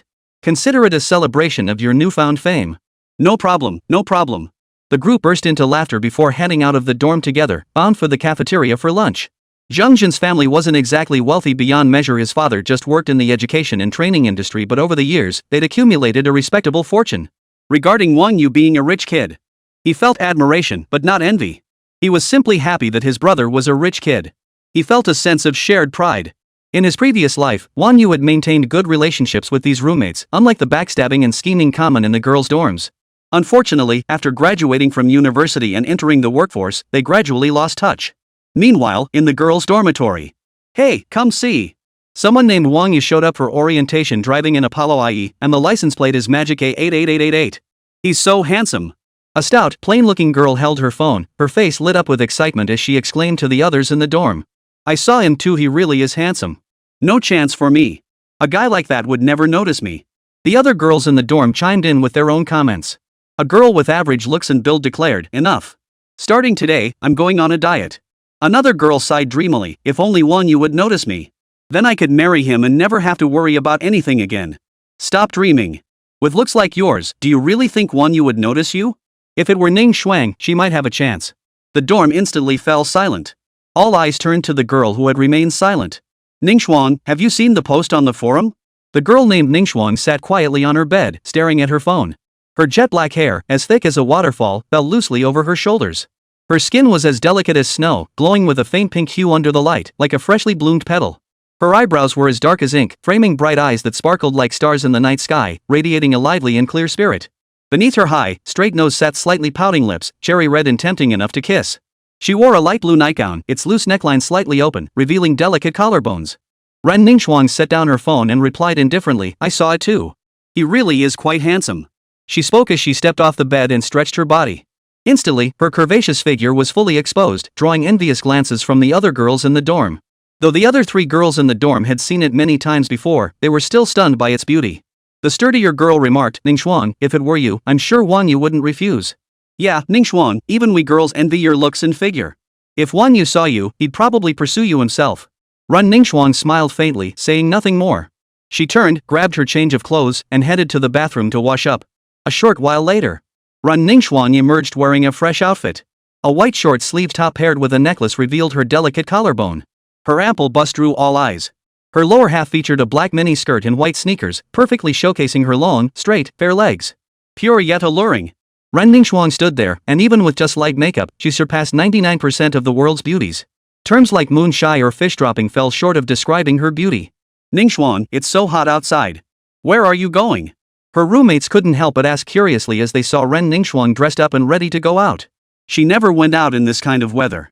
Hearing this, Ren Ningxuang replied indifferently, I've been cooped up in the dorm all day. I'm just going out for a walk. Isn't today orientation day? The cafeteria will probably be packed with freshmen later.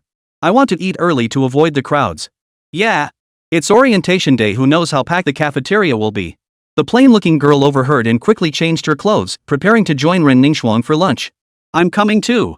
Maybe we'll even spot Wang Yu in the cafeteria. Not so sure about that. He's so rich, why would he eat in the cafeteria? He can't stay cooped up in the dorm forever. We'll bump into him out and about. If not in the cafeteria, then somewhere on campus. Then I'll pretend to trip and fall, and use that chance to add my crush on Fei Xin. Hee. Chapter 81, Ren Ningxuang takes the initiative. Hey, it's broad daylight, stop daydreaming over here. That hottie's got tons of girls eyeing him. What makes you think you'd stand a chance? Who knows? Maybe he's into someone like me? The other 2 roommates changed into their clothes, preparing to head out with Ren Ningxuang. Leaning sideways against the dorm door, Ren Ningxuang listened to their occasional flirtatious remarks, lost in thought. Before long, the corners of her rosy lips curved upward slightly, a mysterious smile spreading across her face. Wang Yu and the others walked through the campus of the University of Finance and Economics. Along the paths, groups of girls walked together, their fair, long legs visible everywhere. Paired with white sneakers, those pairs of legs appeared exceptionally slender, radiating youthful vitality. Their faces radiated bright smiles, punctuated by occasional bursts of silver bell laughter. Reborn into this life, returning once more to his alma mater, Wang Yu's mindset was entirely different now. College life was wonderful. This was the last joyful time of his life. Carefree, with no worries beyond studies. After graduating from 4 years of college and stepping into society, one would feel its cruelty. Bosses exploiting and squeezing employees without restraint. It's everywhere. No matter how many companies you switch to, it's always the same. The very nature of capitalists is to cut every possible cost and seize greater profits. Wang Yu from his past life knew this all too well. Though free from such troubles in this life, he still wanted to fully savor university life. College life is so wonderful it mustn't be wasted. Soon, several people arrived at the cafeteria. Wang Yu ordered a few familiar dishes at the window, preparing to relive the bitterness he hadn't tasted in over a decade. The total came to 35 yuan. Wang Yu and Nyoben collected their food and found an empty table to sit down and eat. The moment he took a bite of the braised pork, Wang Yu was instantly speechless. He couldn't help but mutter, "Damn, how come it's still so awful?" The familiar taste, the familiar recipe. It was exactly as he remembered. Having lived a lifetime over, Wang Yu couldn't fathom how anyone could make ingredients taste this awful. Is cooking really that hard? Everyone talks about how much food is wasted in school cafeterias every day, urging everyone to be thrifty. Wang Yu believed that turning these ingredients into such awful food was the greatest waste of all. Just hire a decent chef and see if these students would leave any leftovers. I think it's fine. Pretty tasty, actually. Nyoben shoveled his plate full of food into his mouth, indifferently remarking, "For kids from poor families, the taste of the food doesn't matter as long as they can fill their stomachs." Big guy beamed with pride. As long as there's fried chicken, my favorite, I'm happy. I just love fried chicken. Just eat a little something. We'll have something nice for dinner tonight. Zhang Jin said helplessly. Wang Yu took a few bites before reluctantly setting down his chopsticks. The food was simply too unappetizing. He planned to grab something outside later. Suddenly, a commotion erupted at the cafeteria entrance. Many people paused their eating and looked toward the entrance. A girl stood at the entrance, accompanied by 3 friends. A pair of long, slender legs immediately caught Wang Yu's eye. The 3 girls beside her seemed like green leaves beside a flower. She stood out as exceptionally beautiful. Both her demeanor and her outfit were the most beautiful Wang Yu had ever seen in a girl. Yet the expression on her face was cold and distant, making one hesitate to approach.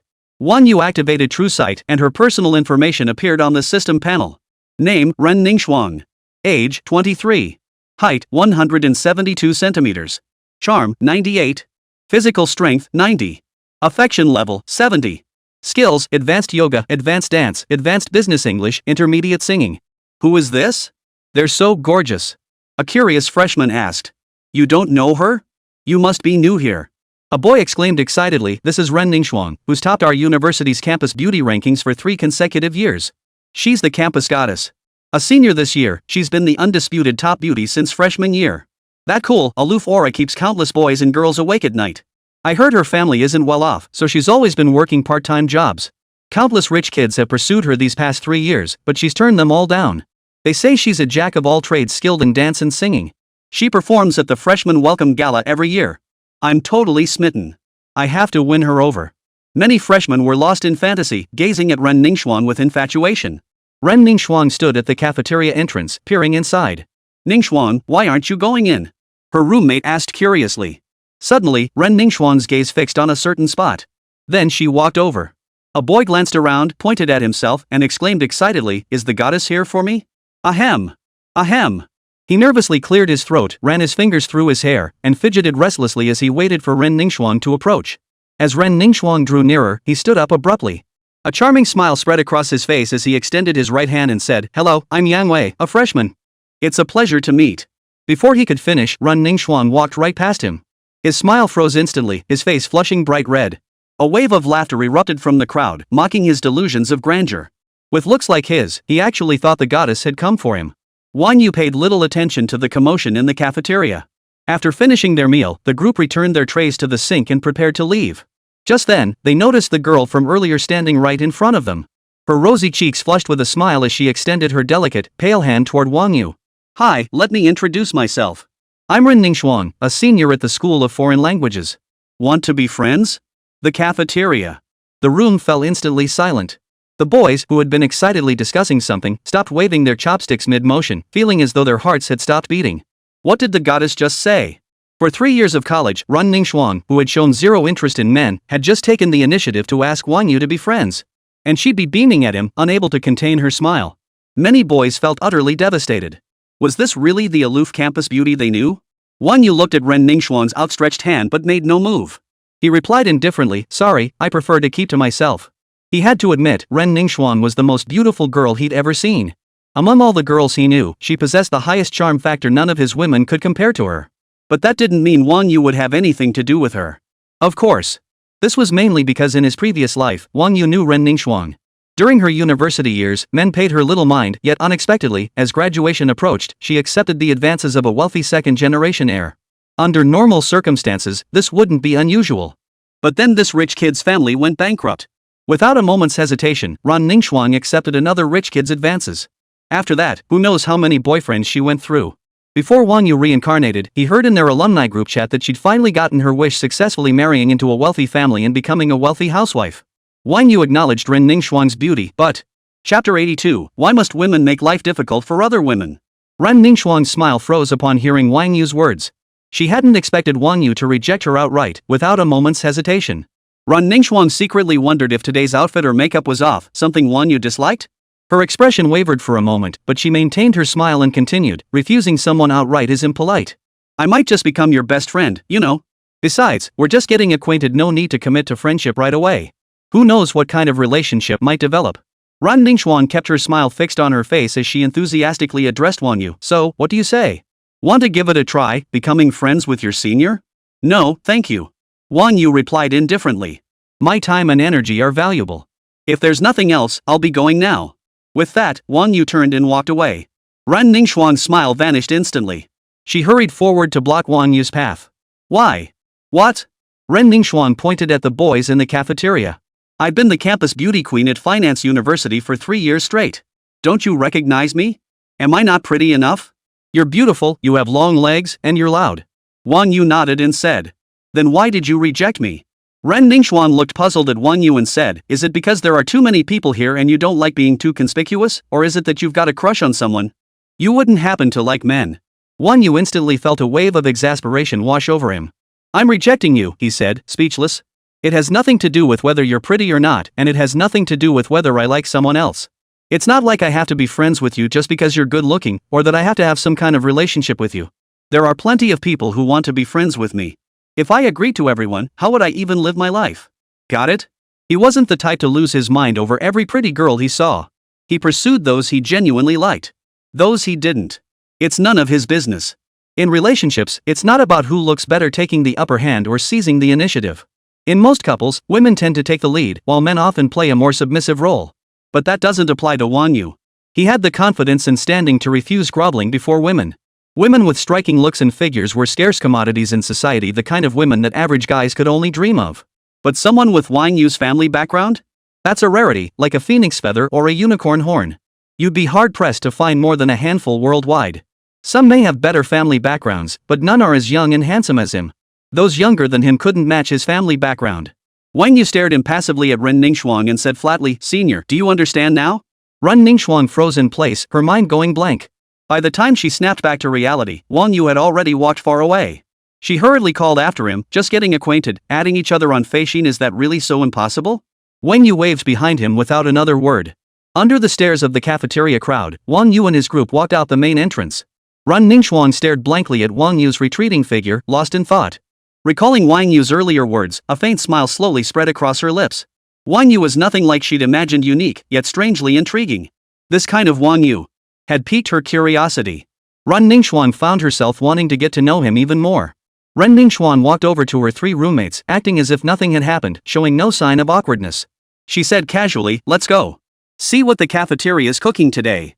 Her 3 roommates exchanged puzzled glances. Was this really their aloof roommate?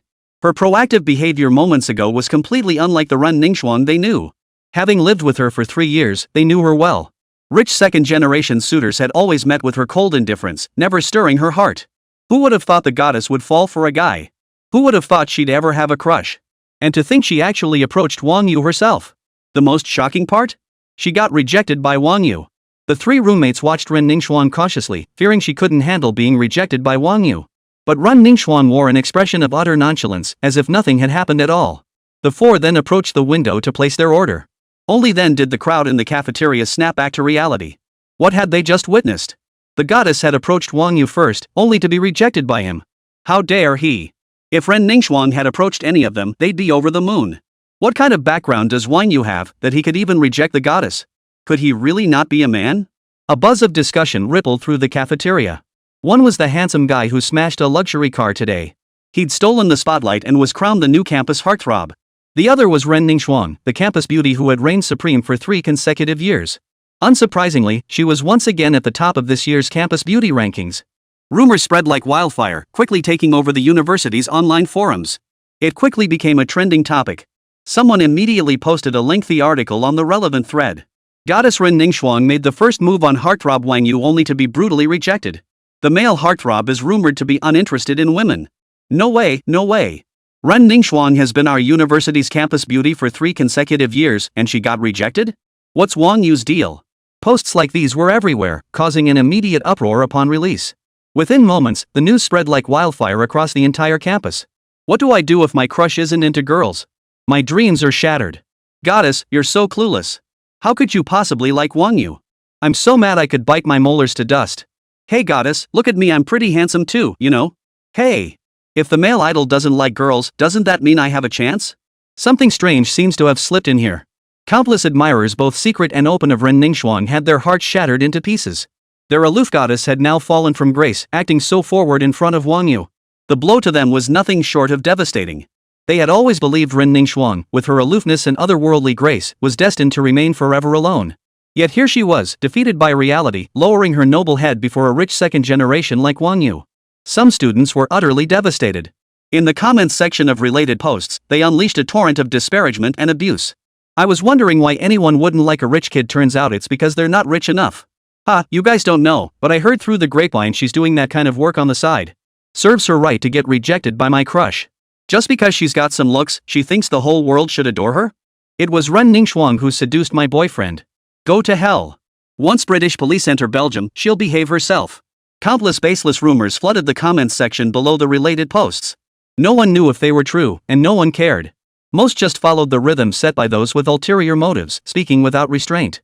While some stemmed from love turned to hate, the majority of the slander targeted the girl herself. They were already jealous of Ren Ningxuang's beauty. While they accused Ren Ningxuang of putting on airs, deep down they were envious that so many people liked her. Every time the school held a campus beauty contest, Ren Ningxuang always took first place. Meanwhile, most of them weren't even worth a glance from the boys. How could they pass up this golden opportunity? They joined the mob, hurling insults and slander at Ren Ningxuang without restraint. Some of the comments were so vile that many people couldn't bear to read them and quietly left the campus forum. Why must women torment other women? When an avalanche strikes, no single snowflake is innocent. Chapter 83, I can fail countless times. Inside the girls' dormitory. The sturdy-looking girl exclaimed, "Check the campus network, it's flooded with negative posts about Ningxuang. Yeah, these people don't know anything, just spouting nonsense. It's infuriating. Ningxuang, have you seen it? Aren't you going to respond?" Ren Ningxuang lay lazily on her bed, staring at her phone with an expression of utter indifference, seemingly unconcerned by the malicious attacks. Her roommate couldn't help but ask curiously, "Ningxuang, aren't you upset? They're saying all that about you. What's there to be angry about?" Ren Ningxuang replied coolly, "If you're not envied, you're mediocre. The fiercer and more vicious their insults, the more it proves they're jealous and envious of me. Let them talk. Their mouths are their own, I can't exactly stop them from speaking. But we can't just ignore it, can we?"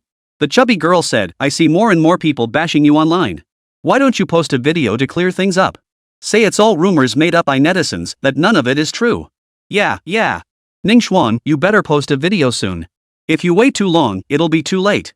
Ren Ningxuang glanced at them with a hint of resignation before replying, "Wouldn't that just trap me into proving my innocence?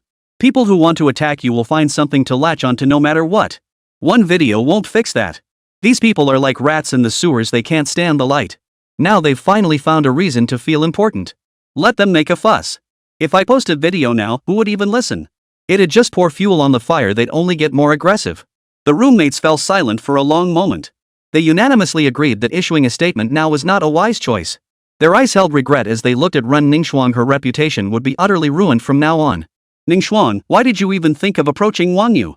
You shouldn't have been so proactive. Yeah, Ningxuang, you shouldn't have been so reckless."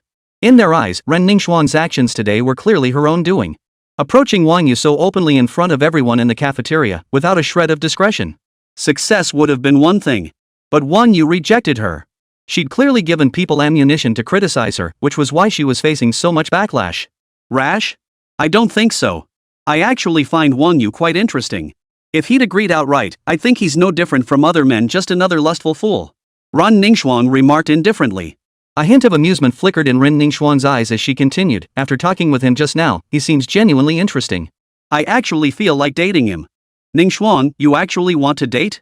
Well, it makes sense. 4 years of college without romance leaves life feeling incomplete. Then why choose Wang You? A roommate asked in confusion. Didn't he already reject you? There are so many rich kids on campus. I'm sure if you just waved your hand, they'd all rush to you like dogs. Why bother with a clueless guy like Wang You? Other rich kids?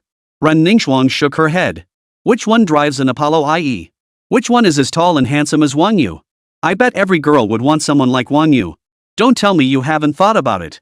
Wang You rejected me once, but I don't believe he can reject me a second time. I won't give up.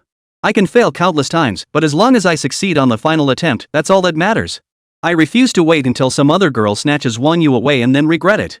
Ren Ningxuang appeared completely unguarded in front of her roommates, making no effort to hide her feelings for Wang Yu. Her words plunged the dorm room into silence once more. Her words made them realize that despite spending 3 years together day and night, they knew nothing about each other. Was this really the same roommate who used to look down on men? She felt utterly unfamiliar. This version of Ren Ningxuang seemed like a completely different person. At that moment, Ren Ningxuang glanced at the time, stood up, changed into different clothes, and walked out the dormitory door. Her roommate glanced at her and asked in confusion, Ningxuang, are you heading out to tutor students again? Haven't you been going around 3 p.m. lately? Why so early today? Yeah, Ningxuang, why not take a break? You're working part-time during the day and at night. That's way too hard on yourself. It makes us look useless. Her roommate expressed concern. Ningxuang, just take a day off. Your body can't handle working every single day. Plus, everyone's talking about you now. Why not go tomorrow instead? Ren Ningxuang turned to face the room, flashing a beautiful smile. I'm leaving early so I can finish sooner and meet up with Wang Yu later. If that girl takes advantage of my absence, I'll regret it too late. I'm off. See you tonight. With that, Ren Ningxuang turned and walked out with a flourish. The remaining roommates exchanged bewildered glances. Afternoon sunlight spilled across the basketball court. Wang Yu and the big guy were sweating it out on the court. Wang Yu dribbled with practiced ease, effortlessly breaking through the defense before slamming the ball home with a thunderous dunk. Under the effect of the basketball star's skill, Wang Yu played like Kobe himself possessed him, unstoppable on the court. A fierce basketball game had just ended, and everyone gathered around the sidelines to rest. Nyoben was panting heavily from exhaustion, while big guy wiped sweat from his brow with a towel. Zhengjin leaned over to Wang Yu and asked, when did you get so good at basketball? Did you secretly practice by yourself over summer break? I was just letting you guys win before. Wang Yu replied nonchalantly. Yeah, right. Zhengjin sighed. Seriously, that was Ren Ningxuang, the undisputed goddess of the finance department. And you just turned down her approach? Don't you regret it? I definitely wouldn't have turned her down. Wang Yu chuckled, took a sip from his mineral water bottle, and replied, what's there to regret? I don't even like her. She's the goddess countless people dream of and you just let her slip away? Nyoben chimed in from the side. Big guy glanced at his own muscular arms and remarked, well, Wang Yu doesn't like her. There's nothing wrong with turning her down. She's the goddess of the finance department. So many people want to get close to her but never get the chance. Zhengjin said, clearly puzzled. Clearly, he couldn't fathom Wang Yu's reasoning. There are plenty of women in the world. He doesn't have to go for her, right? Wang Yu shook his head. Zhengjin pursed his lips and retorted, if I ever got the chance to talk to her, I wouldn't let it slip away. Wang Yu stood up, his gaze fixed on the court. Right now, I'm more focused on how to play the game. He dribbled swiftly toward the court, leaped high into the air, and smoothly sank the ball through the hoop. A beautiful three-pointer. Wow, he's so handsome. I saw his abs, I'm gonna faint. Wang Yu's dashing form drew shrieks from many girls in the crowd. Chapter 84, This woman is terrifying. At that moment, a cold, clear voice rang out. Wang Yu, over here. Wang Yu turned his head at the call. Under the shade of a tree not far from the court, a woman in a pale pink long dress stood waving at him. It was Ren Ningxuang, who had rushed back after finishing tutoring her students. Wang Yu frowned. Why was she here again? He had already rejected her so clearly, yet Ren Ningxuang still had the nerve to show up. Wang Yu couldn't help but secretly admire her thick skin. No wonder she had married into a wealthy family in her previous life. Ren Ningxuang waved persistently at Wang Yu, but he showed no intention of approaching her. Ren Ningxuang pouted, clutching a bottle of water. Feeling a bit deflated, she covered her skirt with her hand before breaking into a light jog toward Wang Yu. By the time she reached Wang Yu, she was already panting slightly. Her normally fair complexion had flushed bright red. A thin layer of sweat had even formed on her forehead. Wang Yu couldn't help but roll his eyes inwardly. This girl's acting was pretty convincing. With a constitution stat as high as 90, she was stronger than many men, yet she managed to pull off this act convincingly. It's Ren Ningxuan. Why is she here again? For years, people said Ren Ningxuan wasn't interested in men, but when she meets a rich guy, she still throws herself at him, doesn't she? Yeah, she's been torn apart in the forums, and she still has the nerve to come after my idol. The post says Ren Ningxuan is quite the party girl out there, anyone with money can keep her company. You've all got it all wrong. She and Wang You were childhood sweethearts. Later, she fell for someone else, and Wang Yu lost interest in her. By the time Ren Ningxuan regretted it, Wang Yu had already moved on. Now it's a total chasing the ex disaster. 6. Bro, your imagination is wild. You should write novels. The students watching Wang Yu and the others play basketball also noticed Ren Ningxuan's arrival. They couldn't help but start whispering among themselves. Their voices were loud, showing no intention of hiding their comments from Ren Ningxuan herself. Wang Yu and Ren Ningxuan both heard it clearly. Ren Ningxuan remained calm, as if she hadn't heard a thing. Her smile bloomed like a flower as she looked up at Wang Yu and said, I waved to you earlier. Why didn't you come over? This scorching sun made me run all the way over here. Wang Yu observed the faint blush on her cheeks, her eyes clear and bright like a pure spring, utterly untainted. Her jet-black, lustrous hair fell casually over her shoulders. Her cherry-red lips glistened with moisture, like a perfectly ripe cherry, tempting and alluring. Wang Yu gestured toward the surrounding crowd and remarked indifferently, what are they saying? Just some bored people spouting nonsense online. Don't pay them any mind. Ren Ningxuan replied with a beaming smile. Wang Yu listened to the voices drifting from nearby. The school forum. He hadn't paid attention, so naturally he didn't know what had happened. But from what these people were saying, Wang Yu could easily deduce that all the criticism was directed at Ren Ningxuan. Her reputation seemed utterly ruined. It seemed the whole incident started because he had refused Ren Ningxuan at lunchtime, which had brought her all this criticism. Ren Ningxuan seemed utterly unconcerned as she smiled and said, are you worried about me? You're overthinking it. Wang Yu replied, speechless. He. I'll take that as you caring about me. Ren Ningxuan lowered her head shyly, her delicate white hands twisting together as she spoke with a hint of coyness. Ugh, now I'm getting embarrassed. Before Wang Yu could react, Ren Ningxuan pulled a bottle of mijo from behind her back and handed it to Wang Yu. I know you're tired from playing ball, so I got you a cold drink. Drink up. Wang Yu gave her a cold stare. This woman was truly persistent. Take it already, or it'll lose its chill. Ren Ningxuan smiled softly. Wang Yu stared at the frosty drink before him, swallowing involuntarily. Though he desperately wanted a sip, his hand didn't reach out to take it. Facing Ren Ningxuan's expectant expression, he shot her a sharp look and demanded, what exactly are you trying to do? Wang Yu finally voiced the question that had been gnawing at him. In his previous life, hadn't Ren Ningxuan only started dating near the end of college? Why the sudden rush now? Could it be the effect of the entry? Was his charm really that powerful now? Ren Ningxuan's behavior was too unusual. She didn't seem like a pure gold digger, nor was she purely captivated by his charm. On the contrary, Ren Ningxuan radiated calculation from every pore. The more she acted this way, the more Wang Yu sensed something was off about her. So Wang Yu cut straight to the chase, determined to uncover her true intentions. I like you. Ren Ningxuan stated bluntly, just give me a chance. I've already checked you didn't have a girlfriend in college. Didn't I just reject you? You. I know.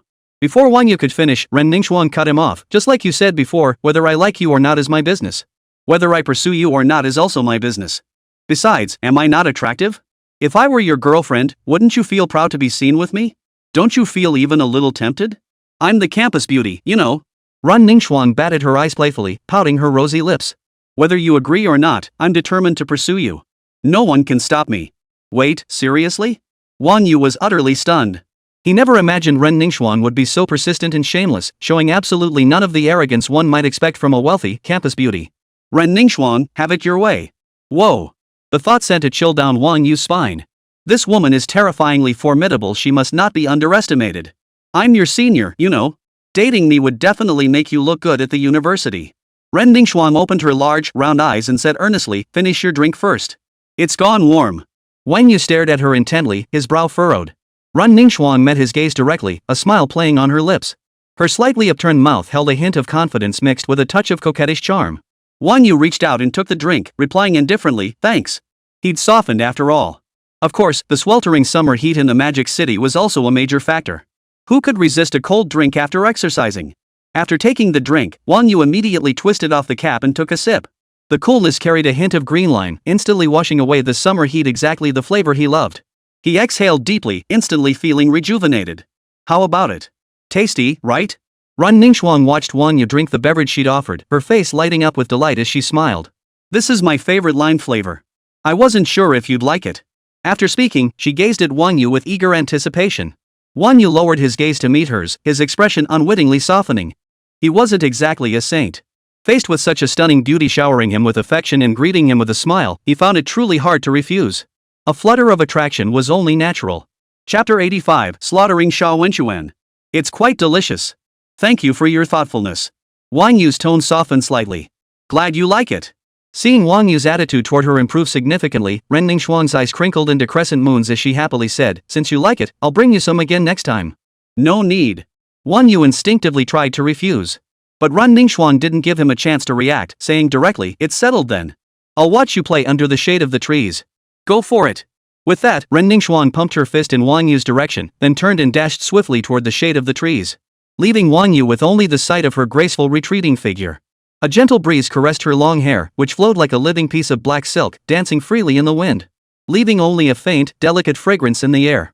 Wang Yu stared at the drink in his hand, his expression complex.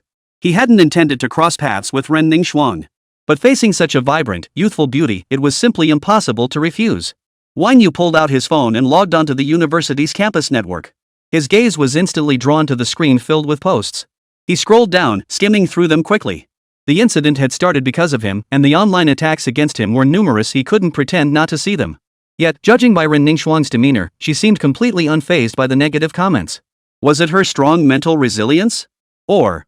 Wang Yu shook his head and turned back toward the basketball court. While Wang Yu, Niu Ben, and the others poured sweat on the court, Ren Ningxuang watched intently from the sidelines. Every time Wang Yu made a shot, Ren Ningxuang was like a starstruck fan, screaming nonstop as she cheered Wang Yu on. At that moment, a commotion erupted at the court entrance as a group of people in athletic gear walked in. Leading the group was a muscular man standing at nearly 6 feet tall, clad in loose-fitting athletic gear. His broad shoulders and thick frame drew attention as his gaze swept the area. Shan Wenchuan's gaze locked onto Ren Ningxuang. He stared intently, his face radiating infatuation. Then, withdrawing his gaze, he led his group straight up to Wang Yu. Crossing his arms, he said with a face twisted in anger, "Kid, I hear you're pursuing Ningxuang?" Wang Yu frowned but remained silent. "Who at Kai University doesn't know I've been pursuing Ningxuang all along? And you dare pursue her too? You're asking for trouble." Shan Wenchuan continued. Upon hearing this, Zhang Jin immediately stepped forward and shouted, "Who the hell are you to stick your nose in this?" Sha Wenchuan didn't even glance at Zhang Jin. "I'm Sha Wenchuan," he sneered. "You'd better know your place." "Who the hell is Sha Wenchuan? Never heard of him." Niu Ben scoffed upon hearing this. Sha Wenchuan's eyes turned cold as he fixed them on Wang Yu. "My father is a leader in the business school. If you know what's good for you, stay away from Ningxuang. I'm not someone you can afford to provoke." Wang Yu stared at him as if he were an idiot, then replied indifferently, "Who I choose to be friends with isn't up to you to decide." "Oomph." Sha Wenchuan snorted coldly. "You think Ningxuang would ever notice you? Dream on. I'm the one who truly deserves her. Whether I'm worthy or not isn't for you to decide." Wang Yu replied coolly. "Ufing." Sha Wenchuan clenched his fists and declared, "Fine then, let's settle this on the court. If you're a real man, face me in a match. You're in luck." Wang Yu nodded. "I was getting bored anyway. Let's play a few games." The group before him looked like a basketball team, each one bulging with muscle. He'd already felt unsatisfied playing against Zhang Jin and the others. He hadn't even fully unleashed the power of his basketball star skill. He hoped these guys had some skill, otherwise, it wouldn't be much fun. Then, Wang Yu and Sha Wenchuan each led their teams onto the court. Niu Ben slapped Wang Yu on the shoulder, his expression tense. "Don't worry, old Wang. We'll definitely win. Don't worry, we won't lose." Wang Yu nodded in agreement. The game began with Sha Wenchuan taking the opening serve. He dribbled the ball and charged toward the basket at full speed. He charged through the defense, every move brimming with defiance, his eyes occasionally darting with contempt toward Wang Yu and his teammates. Dribbling to the paint, he soared high into the air, slamming the ball home with a thunderous dunk. "See that? That's what real skill looks like," Sha Wenchuan shouted, his face beaming with smug satisfaction. Ever since the cafeteria rumors spread about Ren Ningxuang pursuing Wang Yu, he'd been seething inside. "How dare you treat the goddess I could never have like a worn-out shoe?" When he found out Wang Yu played here, he brought his friends from the Finance University basketball team straight to this court, all to vent his frustration. So what if he had money? He'd still lose to me. What did he have to compete with me? Let Ningxuang see that this guy is nothing but a rich kid. Ningxuang will be mine sooner or later. Seeing Sha Wenchuan score a basket, Ren Ningxuang's face twisted with anxiety as she shouted, "Wang Yu, come on. Come on." Her hands clenched tightly as she stared intently at the court. Hearing Ren Ningxuan's cheers, Sha Wenchuan's face darkened instantly. His hatred for Wang Yu deepened. Wang Yu observed Sha Wenchuan's arrogant demeanor, a faint smirk curling his lips. You're already gloating after just one ball lead?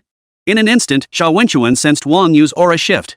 It suddenly grew sharp and fierce, like a sword drawn from its scabbard. After securing the ball, Wang Yu dribbled skillfully for a few steps, then stepped back, retreating beyond the three-point line.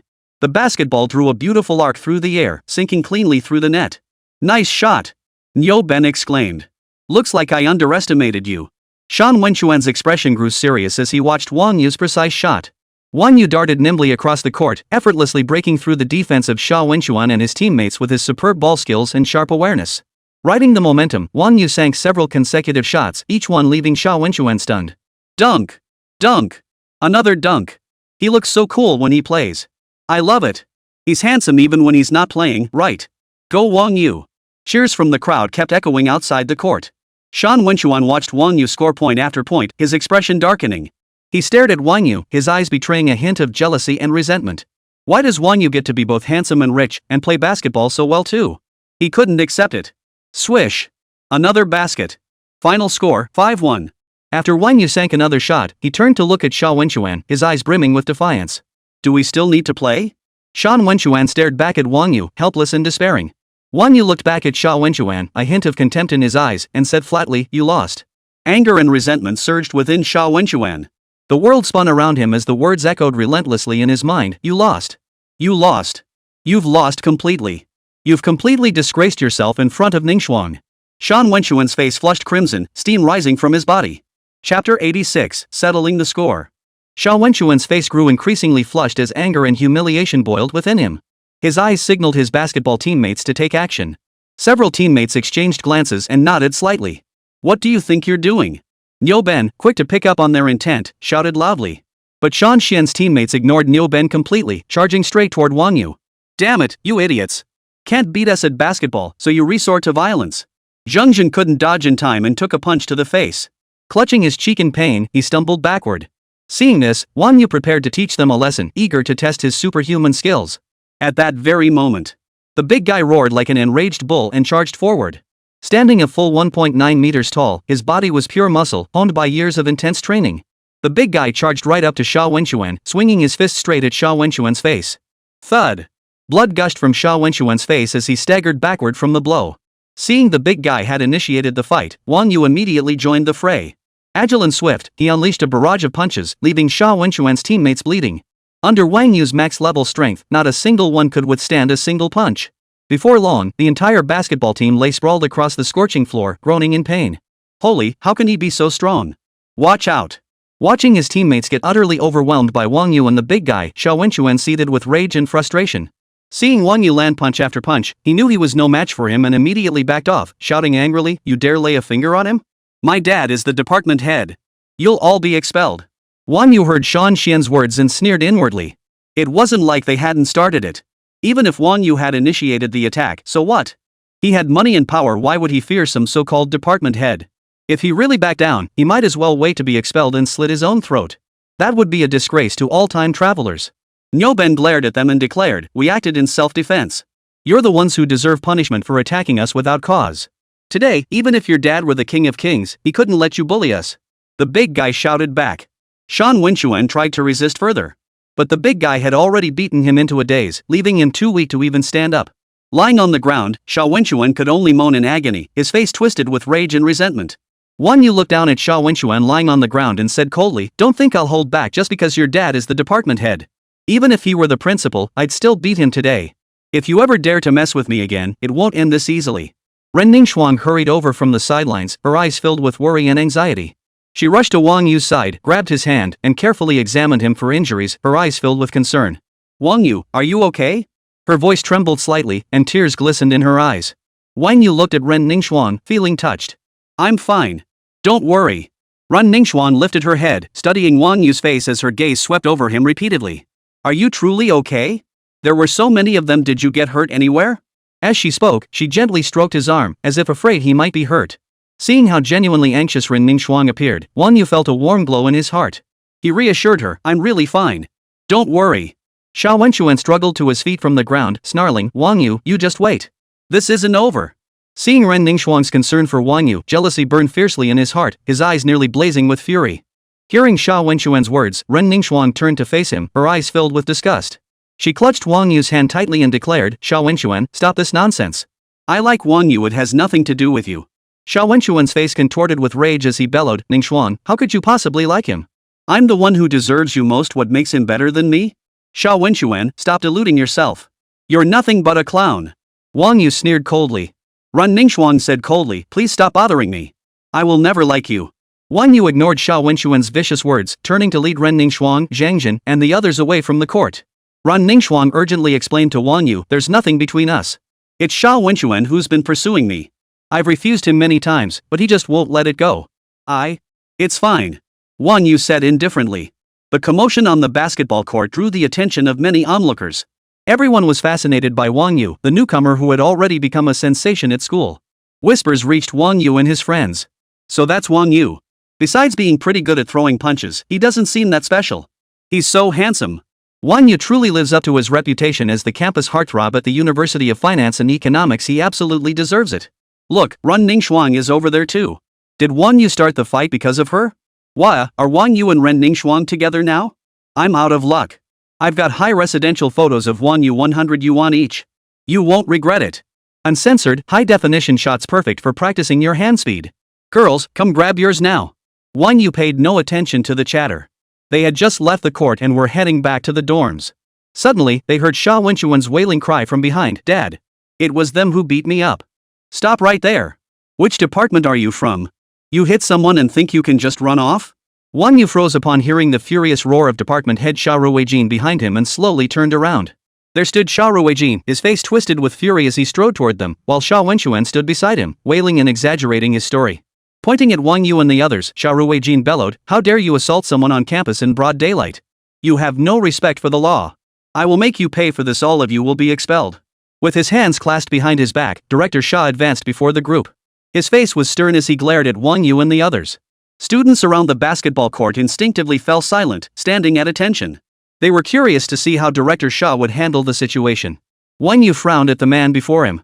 He hadn't realized Sha Wenxuan was Sha Ruijin's son. No wonder he was so arrogant. He knew today's incident demanded a clear resolution. In his previous life, Wang Yu had despised this Director Sha intensely. He routinely abused his authority to deliberately oppress and bully impoverished students, even withholding their financial aid. He verbally attacked the self-esteem of ordinary-looking female students from poor families. For those with even a hint of attractiveness, he'd use his position to create private opportunities for physical contact. Poor students were already emotionally vulnerable. Many girls, fearful for their financial aid, endured his advances as long as they weren't too extreme. Some female students, however, could not endure such treatment and fought back fiercely. Director Sha, however, leveraged his connections within the college to directly report the incident to the university administration. The students were accused of openly insulting their teachers, exhibiting extremely poor moral character. The perpetrators were ultimately disciplined or even expelled. Seeing Director Sha wielding absolute power, the remaining impoverished students had no choice but to swallow their anger and continue enduring. Chapter 87, the end is quietly approaching. After this incident, Sha Ruijin completely shed his usual mask of hypocrisy. He grew increasingly brazen on campus, routinely picking on the impoverished students. He dared not target others, only the impoverished students picking on the softest targets. He calculated that they would endure his abuse for the sake of money and their studies. These students from impoverished backgrounds entered the gates of the university with a thirst for knowledge and dreams of changing their destinies, never expecting to encounter such a nightmare. Later, a series of appalling scandals began circulating among the students. Rumors spread that Sha Ruijin had committed the heinous act of raping female students, and not just one. Most of these girls came from impoverished families and were isolated and helpless. After enduring such atrocities, some were silenced by threats to their financial aid or academic futures, while others were too terrified to know what to do. Yet the truth could not be concealed forever. Years of oppression and humiliation ignited a raging fire of anger within the impoverished students. No longer willing to be lambs led to the slaughter, they rallied together and jointly reported Sha Ruijin's numerous crimes to the school and the police. The police took the reports seriously and swiftly launched an investigation, unraveling the case layer by layer to expose the monstrous face hidden beneath Sha Ruijin's hypocritical facade. With irrefutable evidence, Sha Ruijin was finally apprehended.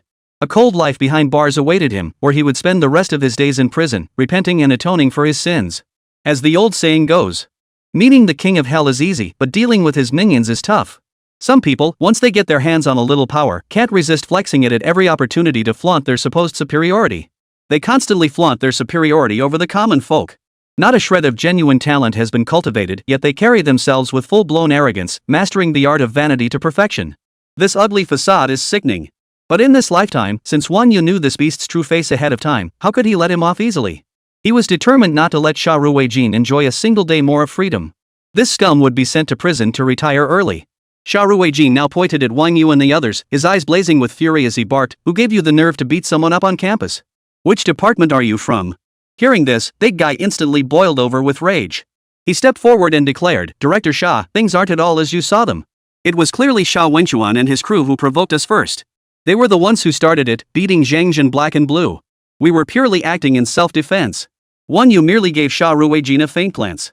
That gaze seemed to pierce through his very soul, serene as still water, yet seemingly imbued with boundless power, causing Sha Ruijin to shiver inexplicably. That utterly indifferent gaze felt like a sharp dagger, piercing straight into the depths of Sha Ruijin's fragile and sensitive pride. He had clawed his way up from a small county town to where he stood today. Coming from an ordinary family, he felt like an ugly duckling among swans at Shanghai Finance University, a place teeming with wealthy offspring. The sense of not belonging was like thorns in his back. The cold stares and contempt he had endured over the years had gradually eroded his inner self, ultimately distorting him into this detestable form. He vented all his pent-up resentment on the even weaker group of impoverished students. Watching them seethe in silence, his vanity was immensely satisfied. Their passive endurance only fueled his arrogance further. Wang Yu? He had noticed him long ago, but he had no desire to provoke someone wealthy. But now Wang Yu had made a mistake, and the leverage was firmly in his hands, a prospect that thrilled him. So what if he's rich? So what if he drives an Apollo IE? He was still going to get fired. So when he heard his son had been beaten by Wang Yu, he rushed over to confront him. But all he got in return was a flat, indifferent look from Wang Yu. No contempt, no hidden meaning. Only utter indifference, the gaze of a superior observing an ant. All the facades he'd built up over a lifetime seemed to be completely exposed by Wang Yu. In that instant, Sha Ruijin felt as if struck by lightning. He was transported back to his first days at Shanghai University of Finance and Economics, that same feeling of weakness, inferiority, and helplessness. Sha Ruijin erupted in fury. "You!" Sha Ruijin's lips trembled with fury. After a long pause, he ground out through clenched teeth, "Even if he initiated the attack, it's the university's responsibility to handle it. Under no circumstances should you have intervened. Director Sha, you can't favor your own son like this. Sha Wenchuan was in the wrong first. We haven't done anything wrong." Ren Ningxuang couldn't help but interject. Sha Ruijin glared at Ren Ningxuang and snapped, "Mind your own business. I see you're no better than the rest of them. You're expelled too. Director Sha, how can you be so unreasonable?" Ren Ningxuang exclaimed in anger. Hearing Sha Ruijin's unreasonable outburst, Nyoben's anger flared. He stepped forward and said, "Dean, aren't you afraid of people talking about you? I believe there are fair-minded people in this school who won't let you get away with this kind of nonsense." Sha Ruijin paid no heed to Wang Yu's words. He turned to the people beside him and ordered, "Take them all to my office. I need to handle this properly." Just then, an elderly man stepped steadily forward from the crowd, his voice booming like a bell. "Director Sha, I witnessed the entire incident. Sha Wenchuan and his group initiated the assault. Wang Yu and his companions acted in legitimate self-defense. As the department head, you can't show such favoritism toward your own son." Sha Ruijin froze upon recognizing the speaker. The man was none other than Professor Qin Qiming, a highly respected figure at the university. This venerable professor had devoted his entire life to academic pursuits, utterly single-minded and dismissive of fame and fortune. Having cultivated talent at the university for decades, he had students scattered far and wide and commanded immense prestige. Even Sha Ruijin, as department head, had to show him considerable deference in everyday interactions. "Dean Sha, this matter concerns the integrity and fairness of our students. You must handle it with utmost care. Do not let personal bias lead you to make decisions that violate professional ethics or disregard justice. Otherwise, it won't just be these few students whose hearts you break, it will be the trust of every student in this university." Professor Qin stared intently at Sha Ruijin as he spoke. Upon hearing Professor Qin's words, Sha Ruijin's face flushed, alternately pale and crimson, a spectacle as dramatic as a Jinyu opera face-changing performance. He opened his mouth to protest, but found himself at a loss for words. Under the watchful eyes of the crowd, he could only snort coldly, forcing a semblance of composure. "Very well, I shall investigate thoroughly before making any decisions. You may all leave now." Wang Yu watched Sha Ruijin, a cold smile curling his lips. "Director Sha," he said icily, "I hope you handle this matter fairly. Enjoy your last moments of freedom." Sha Ruijin felt inexplicably unsettled by the remark, though he couldn't quite grasp its meaning. He dismissed it as Wang Yu's empty bluster, mere nonsense. After speaking, Wang Yu turned to Professor Qin. The sternness on his face instantly melted into sincere gratitude. He strode quickly to Professor Qin, bowed slightly, and said earnestly, "Professor Qin, thank you for speaking up on my behalf." Professor Qin waved his hand, a gentle smile on his face. "You're most welcome. I can't stand seeing truth twisted into lies. Rest assured, since I've stepped forward, this matter will be handled fairly." Ren Ningxuan's eyes brimmed with respect as she said, "Professor Qin, we trust you." With Professor Qin's reassurance, Ren Ningxuan, Zheng Jin, and the others felt their hearts ease slightly. They prepared to leave this place of turmoil. Xia Ruijin remained rooted to the spot, his face dark and sullen enough to drip with water. He watched Wang Yu and the others walk away, 1,000 frustrations boiling within him. Yet under Professor Qin's imposing presence, he could only swallow his anger for now. His mind was already plotting how to restore his son's honor and salvage his own reputation. Little did he know, his doom was already drawing near. Chapter 88, Insatiable Greed. Business School. Dean's Office. Wang Yu stood at the door and knocked. "Enter." A deep voice came from inside. Hearing the command, Wang Yu pushed open the door and stepped inside with steady strides. The dean's office was furnished with simple elegance, devoid of excessive luxury. A dark brown solid wood desk stood by the window, its surface neatly arranged with a computer, documents, and several frequently used pens. Seated behind the desk was a middle-aged man who appeared to be in his early 40s. Slightly overweight, he sported a distinctive receding hairline, complemented by a prominent, protruding paunch that gave him the air of someone long accustomed to authority. He sat there, head bowed over the documents in his hands. Wang Yu, seeing this, showed no impatience. He sat down on the sofa and waited patiently. A moment later, Dean Chen finally looked up. Spotting Wang Yu seated on the sofa, a flicker of confusion crossed his eyes as he inquired, "Student? What brings you here?" "Hello, Dean Chen. I'm Wang Yu, a third-year student in the business school." Wang Yu stood up and introduced himself to Dean Chen. "Wang Yu?" Dean Chen furrowed his brow, pondering for a moment before saying, "I know you. You arrived at the start of the semester driving an Apollo IE, causing quite a stir here at our finance university." His gaze swept over Wang Yu once more. "What brings you here today?" "I do have a matter I'd like to trouble you with." Wang Yu's lips curved upward as he spoke calmly. "As a student of this university, I've been deeply influenced by its educational philosophy, the guidance of our professors, and the vibrant academic atmosphere. All of this has fostered a profound sense of belonging and identification with our school. I've been thinking I want to do something tangible for the university." At this point, Wang Yu paused briefly, his gaze fixed directly on Dean Chen. "I happen to have some spare funds, and I thought I could contribute my modest share to the university." Wang Yu stated bluntly, "I intend to donate 10 million yuan to the university as a token of my respect." "What are your thoughts, Dean?" 10 million? Dean Chen was taken aback, his expression slipping completely. He looked Wang Yu up and down. Then, he slowly nodded, a look of satisfaction spreading across his face. "As a student of this university, your generosity fills me, as dean of the business school, with profound gratification. It truly justifies the investment the university has made in you over the years." A sharp gleam flashed in Dean Chen's eyes as he spoke meaningfully, however. "I'd still like to understand, is this donation entirely your own initiative, or was it suggested by your elders?"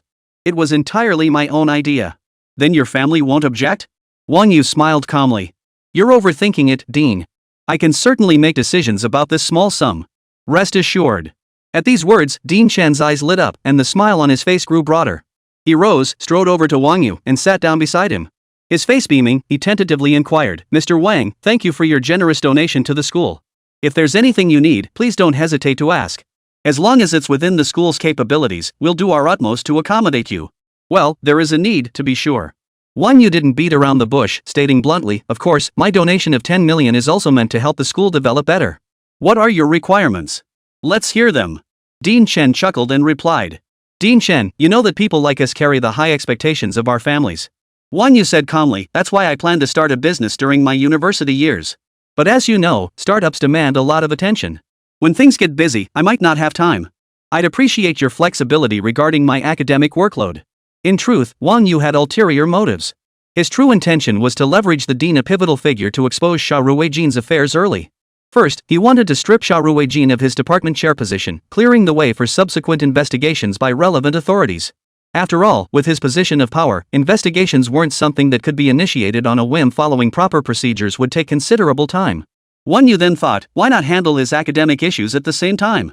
After all, with the company's future demands, he wouldn't be able to spend all his time studying at school. Dean Chen immediately understood. Wang Yu simply didn't want to waste time at the university. He wasn't surprised. Every year, plenty of rich kids came knocking on his door for the same reason. These spoiled heirs, accustomed to idleness, were incapable of focusing earnestly on their studies. But Wang Yu was offering 10 million yuan just to avoid the drudgery of studying. Dean Chen was still somewhat dumbfounded.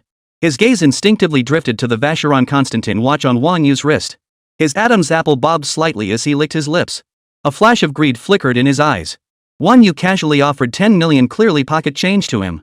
If only he could extract more donations from him. Such a large sum would never reach his hands directly, but as long as the money passed through his hands before being returned, it would be just like a bank. Countless people deposit money, not a penny less, yet the bank rakes in a fortune. The profit margin in this transaction was enormous.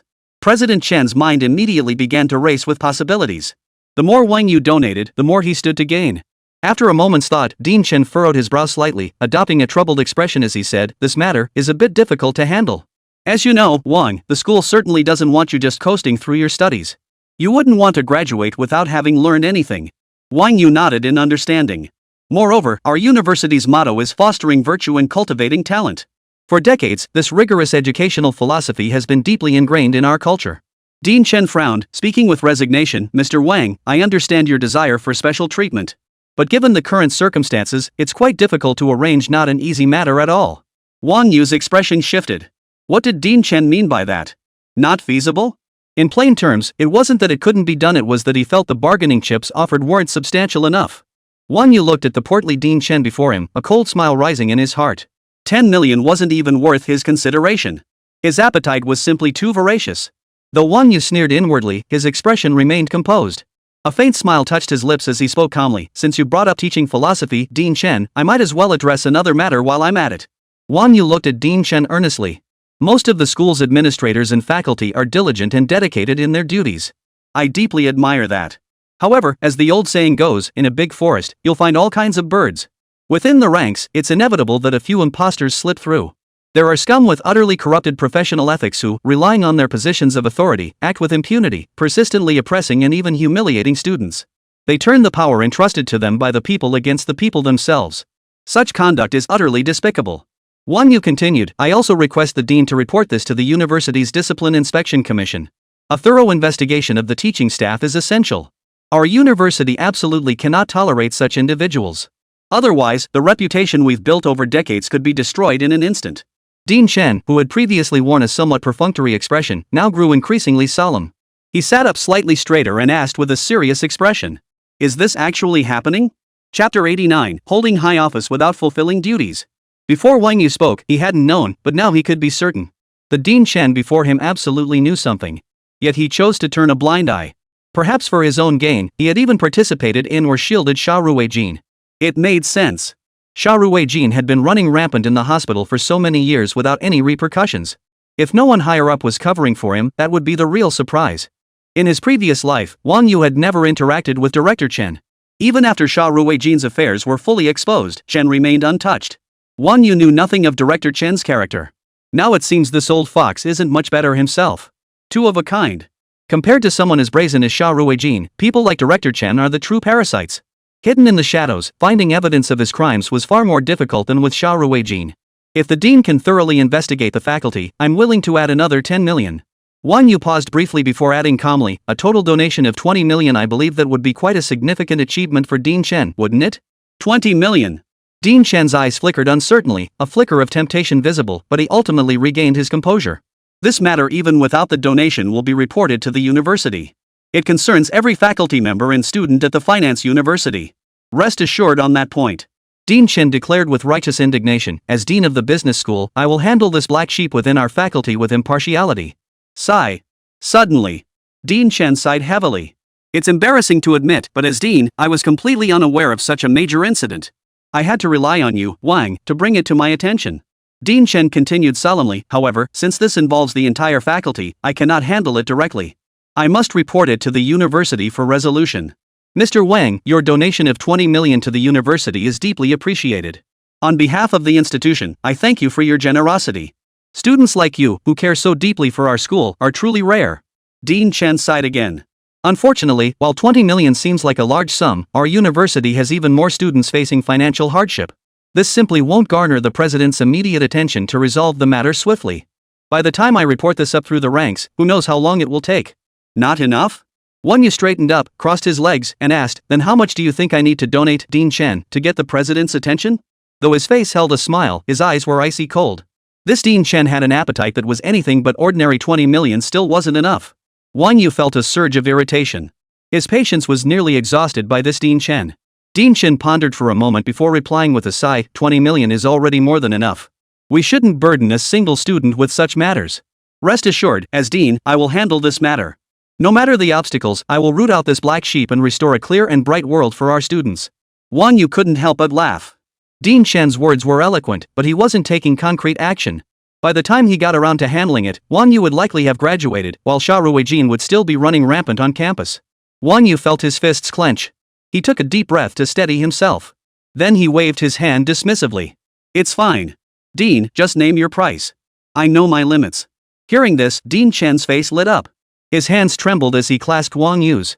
My dear boy, having a student like you is a blessing for the entire university. He paused briefly before continuing, I believe 1 or 200 million should suffice. Wang Yu's face darkened like storm clouds gathering. He flung away the dean's hands, stood up, and grabbed him by the collar. With his superhuman strength, Dean Chen hung in the air like a little chick. Wang Yu's eyes were filled with icy coldness. You idiot! Did I give you too much leeway? Now you're trying to extort me? 200 million? You greedy pig, you really think I'm a kid? Don't you know what you're playing at? He never intended to act this way. But Dean Chen's smug expression was utterly repulsive. With his greasy hair and flabby ears, his mind filled with nothing but greed, he presided over the entire business school, managing hundreds of faculty and tens of thousands of students. His every thought, word, and action influenced tens of thousands. He should have acted according to his position. Dean Chen was the exact opposite. He occupies the position but fails to fulfill its responsibilities. In this position, he doesn't think about how to better serve the students or create a better learning environment for them. His mind is filled only with schemes to line his pockets and exploit his authority for personal gain. Such individuals, occupying high positions within the school, are nothing but a cancerous growth. This corrupts the entire faculty, from top to bottom. Reality is this cruel. What should be an innocent campus is instead filled with countless forms of corruption. What impact does this have on students? Once they enter society, what impact will this have on China?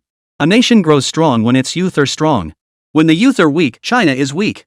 Dean Chen's face flushed crimson, but it did him no good. Though in his prime, he neglected exercise, indulged in frequent banquets, and was addicted to wine and women. How could he possibly be a match for Wang Yu? Even when he strained every muscle, Wang Yu's grip remained unyielding, as if forged from steel. Wang Yu flung the dean onto the sofa, leaving him sprawled in a sorry state. How dare you! Once he regained his composure, anger surged through Director Chen, his fury reaching the heavens.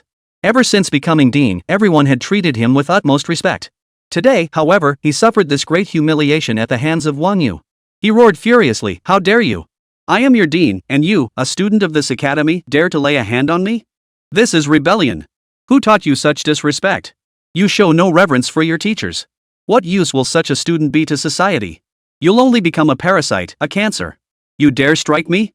I will report this to the school and have you expelled. You? Wang Yu shot him a look of utter contempt before retorting, you still remember you're the dean? Holding such a high position, you're supposed to be a role model. Instead of doing something real for the school or the students, all you think about is lining your own pockets. Wang Yu slapped Dean Chen's face and sneered, you really think I don't know what you're up to? And you actually have the nerve to ask for 200 million? Can you even handle that much? Then Wang Yu leaned close to Dean Chen's ear and whispered, you were involved in what Xia Ruijin did, weren't you? Ha! Dean Chen fell instantly silent, his expression shifting. Finally, he sighed and said, Mr. Wang, I think there might be some misunderstanding between us. Chapter 90, My dad is Wang Jiangwo. The 200 million I mentioned earlier was merely to help you resolve the issue quickly. That money has absolutely nothing to do with me. As the dean of this college, my duty is to resolve student issues. That is my responsibility. How could I possibly seek personal gain from you? It's not that I don't want to handle this matter, but reporting it to the university administration takes time. I'm just a dean, this isn't something I can resolve on my own. Besides, I merely offered a solution. Whether you donate or not is entirely your choice. I have no right to interfere. Dean Chen took a deep breath and said earnestly, of course, I may not have expressed myself clearly earlier, leading you to misunderstand my intentions. It was my fault for causing this confusion. It's only natural for young people to be a bit hot-headed. I understand. Let's sit down and talk through any misunderstandings. You said your busy academic matters can wait. Wang Yu watched President Chen's performance and let out a cold laugh. Truly, someone who'd navigated the bureaucratic world for decades knew how to speak without leaving a single loophole. He could smooth over anything. If Wang Yu hadn't been absolutely certain that Xia Ruijin was problematic, he might have actually been swayed by this performance. Misunderstanding? I'm not so sure. Wang Yu remarked coolly, you neglect your duties as dean, yet you're quite adept at the political game. Most people would likely be fooled by your words. Wang Yu. Seeing his words had no effect whatsoever, Dean Chen. He could only invoke his authority as dean, barking at Wang Yu, do you have any idea what you've done? Breaking into the president's office without permission and daring to lay hands on the president, these actions alone warrant a major disciplinary record. You could even face expulsion. Do you understand the consequences of this? Wouldn't your parents be disappointed in you? Wouldn't this have unnecessary repercussions for you? After speaking, Dean Chen lowered his voice. Let's leave it at that. I'll pretend nothing happened. Young people make mistakes, it's only natural. As your mentor, I share some responsibility. You don't want your parents to find out you were expelled from school or even have it on your record, do you? What? Wang Yu raised an eyebrow, amused. Soft tactics didn't work, so now you're playing hardball? Dean Chen's expression darkened once more. He snapped, Wang Yu, don't push your luck. This is your final chance. Thud. Crack. Ah. Before he could finish his sentence, Wang Yu delivered a swift kick. A sharp crack echoed as Director Chen let out a piercing scream. A searing pain shot through his thigh, as if it had been shattered. He couldn't help but let out a blood-curdling scream. Clutching his thigh with both hands, the excruciating pain robbed him of his senses. He never imagined Wang Yu would dare to strike him. The intense agony made his entire body tremble. He roared, how dare you hit me? A student like you, who disregards the law and shows no respect for teachers, has no place at the University of Finance and Economics. I will expel you and announce it to the entire school. Dean Chen raged, I'll also call the police to arrest you. You'll face legal judgment. If you kneel and beg for mercy now, I might reconsider. Smack. Before Dean Chen could finish his sentence, Wang Yu's hand struck his face. Dean Chen's face instantly swelled. Stunned and horrified, he stumbled backward, shouting, assault. Security. Security, come quickly. Wang Yu stared at the disheveled Dean Chen with a piercing gaze. Threatening me at this point? Ridiculous. Wang Yu delivered a sweeping kick, sending the dean crashing to the ground like a piece of trash. Struggling to rise, his body drenched in blood, his already repulsive face twisted into a grotesque grimace. Wang Yu brushed his trouser legs, adjusted his clothes, and upon confirming no blood had stained them, plopped down onto the sofa. Glancing at the moaning Dean Chen, he remarked indifferently, let me introduce myself. My name is Wang Yu. Of course, you might not know much about me. My father is Wang Jiangwo. Look him up online yourself. Better figure out what tricks and connections you have while you still can. Otherwise, I fear you won't have time to act before you're eating cafeteria food tonight. Enjoy your last moments of freedom.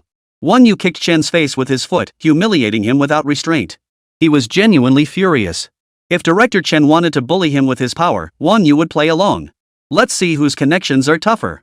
With Wang Yu's family connections, he could walk all over the place in Hua Nation as long as he didn't provoke someone of equal standing. Dealing with a mere college dean was child's play. With that, Wang Yu strode out of the dean's office, leaving behind only waves of agonized screams. Wang Yu pulled his phone from his pocket. He dialed his father's number. Beep, beep, beep. After a brief pause, the call connected. Xiaoyu, what brings you to call me? Wang Jiangwo's deep voice came through the line. He asked with concern, are you short on cash? I can transfer you whatever you need. Dad, I've got enough money for now. It's just that something happened. Wang Yu recounted everything that had just happened without holding back. He held nothing back, including his initial plan to donate 20 million yuan and his violent confrontation with President Chen. No detail was too small. After Wang Yu finished speaking, there was a moment of silence on the other end. Then Wang Jiangwo's steady voice came through. You're not hurt, are you? No. Wang Yu shook his head. Glad to hear it. Wang Jiangwo continued, I'll handle this matter. You just be careful. If you run out of money, let me know, understand? Got it. Wang Yu replied. Then he hung up. Father Wang said no more, simply continuing to hand over money. A faint smile touched the corners of Wang Yu's lips. Just like in his previous life, his father was always worried he didn't have enough money. Perhaps that was just the mindset of the older generation. Though his heart was filled with worry, the words that came out of his mouth always turned to whether he had enough money or if he'd eaten his fill. The rest of the matter no longer required Wang Yu's concern. Wang Jiangwo had made his intentions crystal clear. By taking charge of this matter, he was signaling that Dean Chen and Xia Ruijin were finished. Everything would settle into place. Father remained the same. Even knowing he was in the wrong assaulting a superior officer first, he still stood firmly by his side without hesitation. Through past lives and present ones, no matter how their paths changed, their affection for Wang Yu remained unchanged. He was still just as protective of his own. Inside the dean's office, Dean Chen stopped his blood-curdling screams. He touched the blood on his face and stood up. Finding only superficial wounds, he relaxed. He pulled out his phone, intending to call the school security office to have Wang You detained first. Dean Chen was furious beyond measure. How dare a student assault a teacher? It was utterly outrageous. Once Wang Yu was apprehended, he would deal with him properly. Chapter 91, It's over, everything is over. No, this can't be right. The moment the call connected, before the other party could even answer, Dean Chen hung up. He recalled the words Wang Yu had spoken just before leaving. Wang Yu seemed unusually calm, as if the assault hadn't fazed him at all. Most people wouldn't dare even verbally insult the school's dean, let alone physically assault him. Yet this man had dared to assault him, then remained utterly composed afterward, not a trace of panic in his expression. If this man wasn't mentally unstable, then he must be acting with impunity. Clearly, Wang Yu wasn't mentally unstable, he had something to fall back on. Dean Chen recalled Wang Yu arriving for the opening ceremony in his Apollo IE, his wrist adorned with a Vacheron Constantine, and his entire outfit composed of designer labels. All this proved Wang Yu was either rich or powerful. I must be overthinking this. Dean Chen felt his heart racing, blood rushing to his temples, leaving him flustered and unsettled. He had initially dismissed Wang Yu as just another wealthy playboy, but upon reflection, it seemed far more complex. Without bothering to clean the bloodstains on his clothes, Dean Chen hurried back to his desk and opened his browser. Wang Jiangwo? That must be the name? After a moment of deliberation, he typed the name into the browser with some uncertainty. Then he clicked the mouse. The internet connection, usually lightning fast, now felt agonizingly slow. He wanted to smash the computer right then and there. The minutes felt like hours to President Chen. A few seconds later, the computer displayed all individuals named Wang Jiangwo in China. At the top of the list was Wang Jiangwo. Male, born in 1971 in Jincheng City, Rong Province. Graduated from Huaqing University. Joined the organization in 1990, began working in 1992. July 1992 December 1992, Assistant Manager, Israel Department, Huawei Construction Engineering Corporation. April 1994 March 2005, General Manager of Jincheng City Investment Company, Rong Province Chairman of the Board of Jincheng City Investment Company, Ltd. June 2008 February 2009, Vice Mayor of Jincheng City, Yunnan Province. June 2010, entered the business sector and founded Pioneer Heavy Industry Group. Chairman of Xianfeng Heavy Industry Group Company, Ltd. Member of the National People's Congress. Vice Chairman of the Chinese People's Political Consultative Conference CPPCC. Chairman of the Federation of Industry and Commerce of Imperial Capital City. Chairman of the All China Federation of Industry and Commerce. Pioneer Heavy Industries Group encompasses multiple industries including bridge construction, road building, energy, aerospace, and more. It stands as one of the world's major equipment manufacturers, energy producers, and suppliers. According to relevant institutional assessments, the valuation of Pioneer Heavy Industry Group has surpassed $1 trillion. Chairman Wang Jiangwo's holdings alone are valued at no less than 1 trillion yuan. Beyond these publicly known facts, no further information exists. Dean Chen slumped in his chair, his entire body trembling uncontrollably, until he finally collapsed onto the floor. Chairman of Pioneer Heavy Industries Group. A net worth exceeding 10 trillion yuan. Member of the National People's Congress. Vice Chairman of the CPPCC. Chairman of the Capital City Federation of Industry and Commerce. Chairman of the All China Federation of Industry and Commerce. Each title felt like a heavy hammer blow, striking President Chen with brutal force. What these positions represented, President Chen understood all too well. It was far beyond what he could bear. Wealthy individuals. Dean Chen wasn't afraid. After all, he was the dean of the business school at Shanghai Finance University. A deputy director level position was no small feat in some places. It placed him on equal footing with a county magistrate. Ordinary wealthy individuals would bow and scrape before him. That was precisely why he dared to propose a 200 million yuan donation to Wang Yu. Even if Wang Yu, stung by humiliation, reported him to the authorities, it would hardly affect his standing. But all this was predicated on ordinary wealthy individuals. Wang Jiangwo clearly did not fall into this category. Setting aside his long list of titles, there wasn't a single one he could afford to provoke. Even his trillion-dollar fortune. That wasn't something Dean Chen could afford to provoke either. When wealth reaches a certain threshold, it undergoes a qualitative transformation. The saying that money can move mountains is no idle claim. Wang Yu's family background alone made him someone Dean Chen couldn't afford to offend. Most crucially, within a mere 8 years, Wang Jiangwo had built an immense commercial empire from nothing, the Pioneer Heavy Industries Group. Moreover, it involves critical sectors such as energy, equipment manufacturing, and aerospace. What this implies is self-evident. These aren't industries anyone can simply enter with capability alone, nor are they open to just anyone who wants to get involved. This proves the Wang family holds the most original shares. Their ancestors were among the select few who traversed the grasslands and snowy mountains. And to this day, the Wang family wields the most formidable connections and influence across all of China. Only thus can they ensure other factions cannot reach out to snatch the sweet slice of the pie. No wonder. No wonder Wang Yu is so confident, looking down on me. He's maintained that nonchalant demeanor from start to finish. This time, I haven't just hit a brick wall, I've kicked the Lord of Death himself. Death was imminent. Dean Chen froze in place at this thought. Sitting pale-faced on the floor, he muttered uncontrollably, "It's over. Everything is over. Dean, is something wrong?" The security guard who had received President Chen's call hurried over. The moment he entered, he gasped in shock, "Dean Chen, who beat you up like this?" But Director Chen didn't respond. He just stared blankly at the computer screen displaying Wang Jiangwo's profile. Seeing the director's dazed expression, the security guard hurriedly helped him sit on the sofa and said, "Director Chen, please wait. I'll go get a doctor right away." With that, he hurried out of the director's office. A long time passed. Director Chen snapped back to reality, suddenly feeling excruciating pain throughout his entire body. Yet he seemed oblivious to it, his mind consumed entirely by thoughts of how to navigate this crisis. He knew exactly what he had done. He no longer sought to retain his position as dean of the business school. His sole wish was to avoid spending the rest of his life confined to a sewing machine. He no longer harbored any desire for revenge against Wang Yu. All he wanted now was for Wang Yu to spare him. Dean Chen was truly terrified. This time, he had truly provoked a powerhouse of the highest order. Go to the president. A glimmer of hope flashed in Dean Chen's eyes before fading just as quickly. No. The president couldn't save me either. Regardless of whether the president could protect him, if the president learned of his own misdeeds, his position as dean would be lost. After much deliberation, Dean Chen realized he had no viable options. Before a figure like Wang Jiangwo, he felt like an ant easily crushed at a whim. After a moment's hesitation, Dean Chen could only grasp at straws. He pulled out his phone and dialed the number of the director of the Magic City Public Security Bureau. "Hello, old Zhao, are you busy right now?" The afternoon sun was warm yet gentle, filtering through dappled leaves to scatter fragments of gold across the ground. Finance University. Inside the president's office. Zhang Weigua, nearing 60, his head of white hair made even more striking by the sunlight. Seated behind his large desk, he gently massaged his temples while his gaze fixed on a stack of documents in his hands, lost in thought.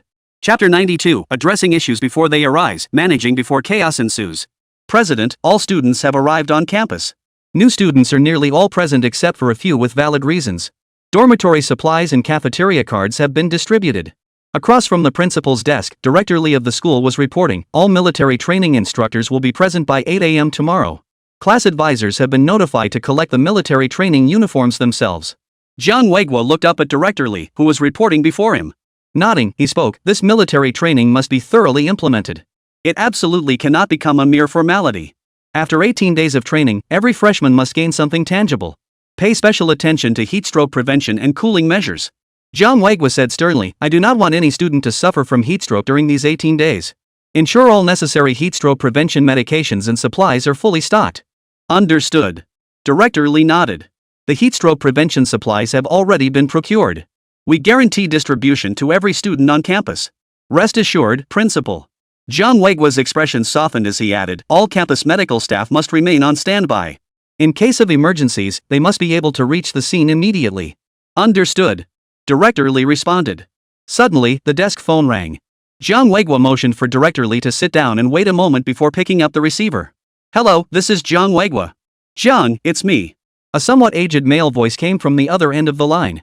"Old leader." Zhang Weigua instantly perked up, instinctively straightening his back. With a smile on his face, he said, "It's been ages since we last met, old boss. When would you be free? I'd like to pay you a visit." "So why did the old boss call today?" "Xiao Jiang, I'm calling to remind you of something." The voice paused briefly before continuing, "As the president of Magic City University of Finance and Economics, you must lead by example and fulfill your responsibilities. These students are the future of our nation.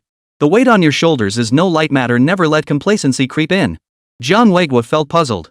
Why was the old leader saying these things?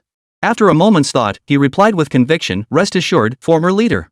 Throughout my tenure as president, I've always kept your teachings in mind. I've consistently taken a hands-on approach and never dared to slack off for a moment. To maintain that original commitment is no small feat."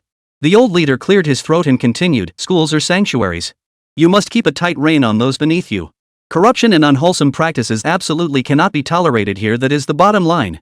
If such problems arise in schools, what becomes of the children? How will they fare in society later? Sir, have I fallen short in any way?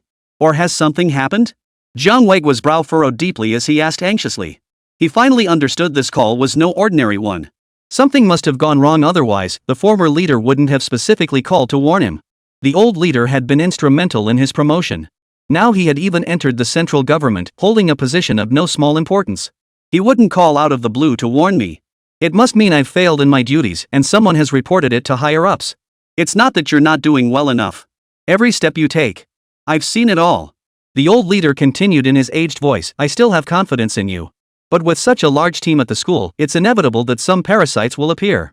As the principal, it's understandable that you might not have enough energy to manage everything. You bear no responsibility for this incident. Still, you failed to detect this corrupt influence early on. Moving forward, be more vigilant. The moment you spot any signs, nip it in the bud immediately. Prevent problems before they arise, address issues before they escalate. At your level, caution is the best policy. I will bear your words in mind, but what exactly is this about? Zhang Weigui relaxed upon hearing it wasn't his fault. You needn't ask further. I only caught wind of it myself, so I'm informing you in advance. You must immediately investigate those around you. Deal with any problematic individuals, dismiss those who need to be dismissed. The senior leader said sternly, don't delay. Act immediately. Supervision has already been dispatched from above. Once the inspection team arrives, it will be too late.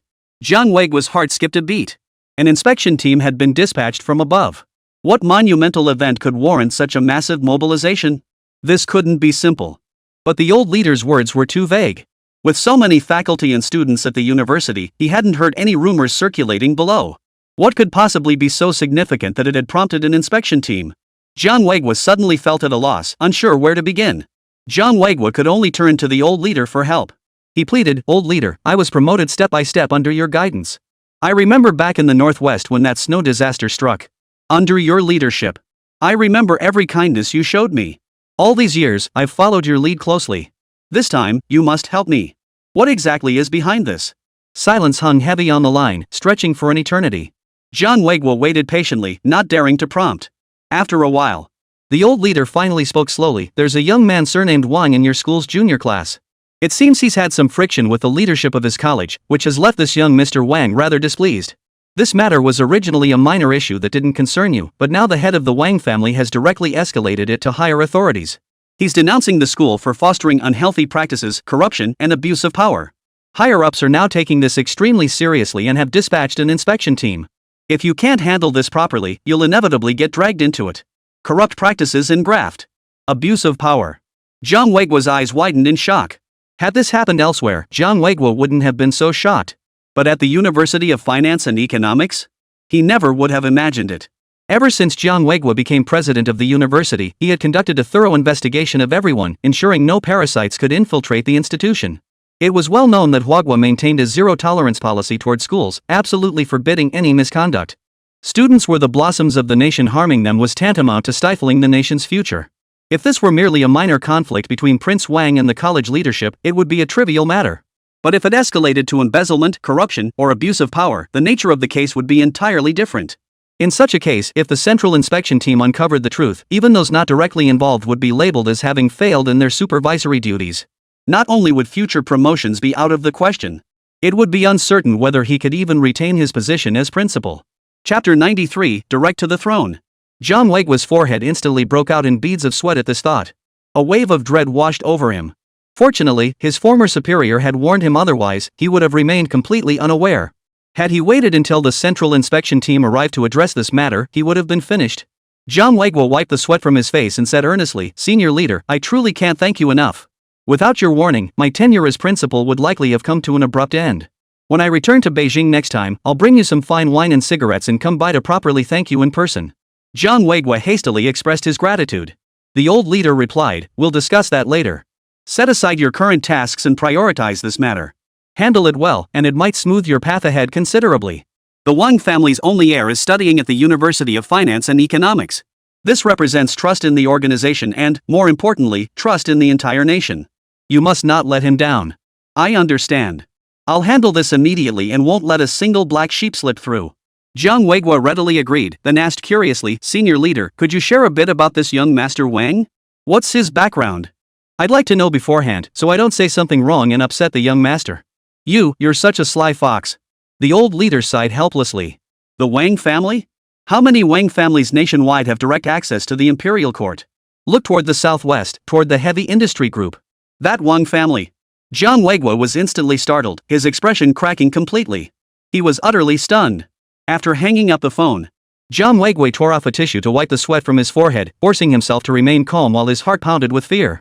The political arena was like a treacherous battlefield. One misstep meant being pierced by 1,000 arrows. The slightest misstep meant no place to bury your bones. Walking on thin ice. Fortunately, the old leader's timely warning had saved him, otherwise, his tenure as principal would have ended today. Southwest direction. The Wang family. Still the heavy industry sector. Apart from Wang Jiangwo's Wang family, Jiang Weiguo couldn't think of any other Wang family that could reach the highest levels of power.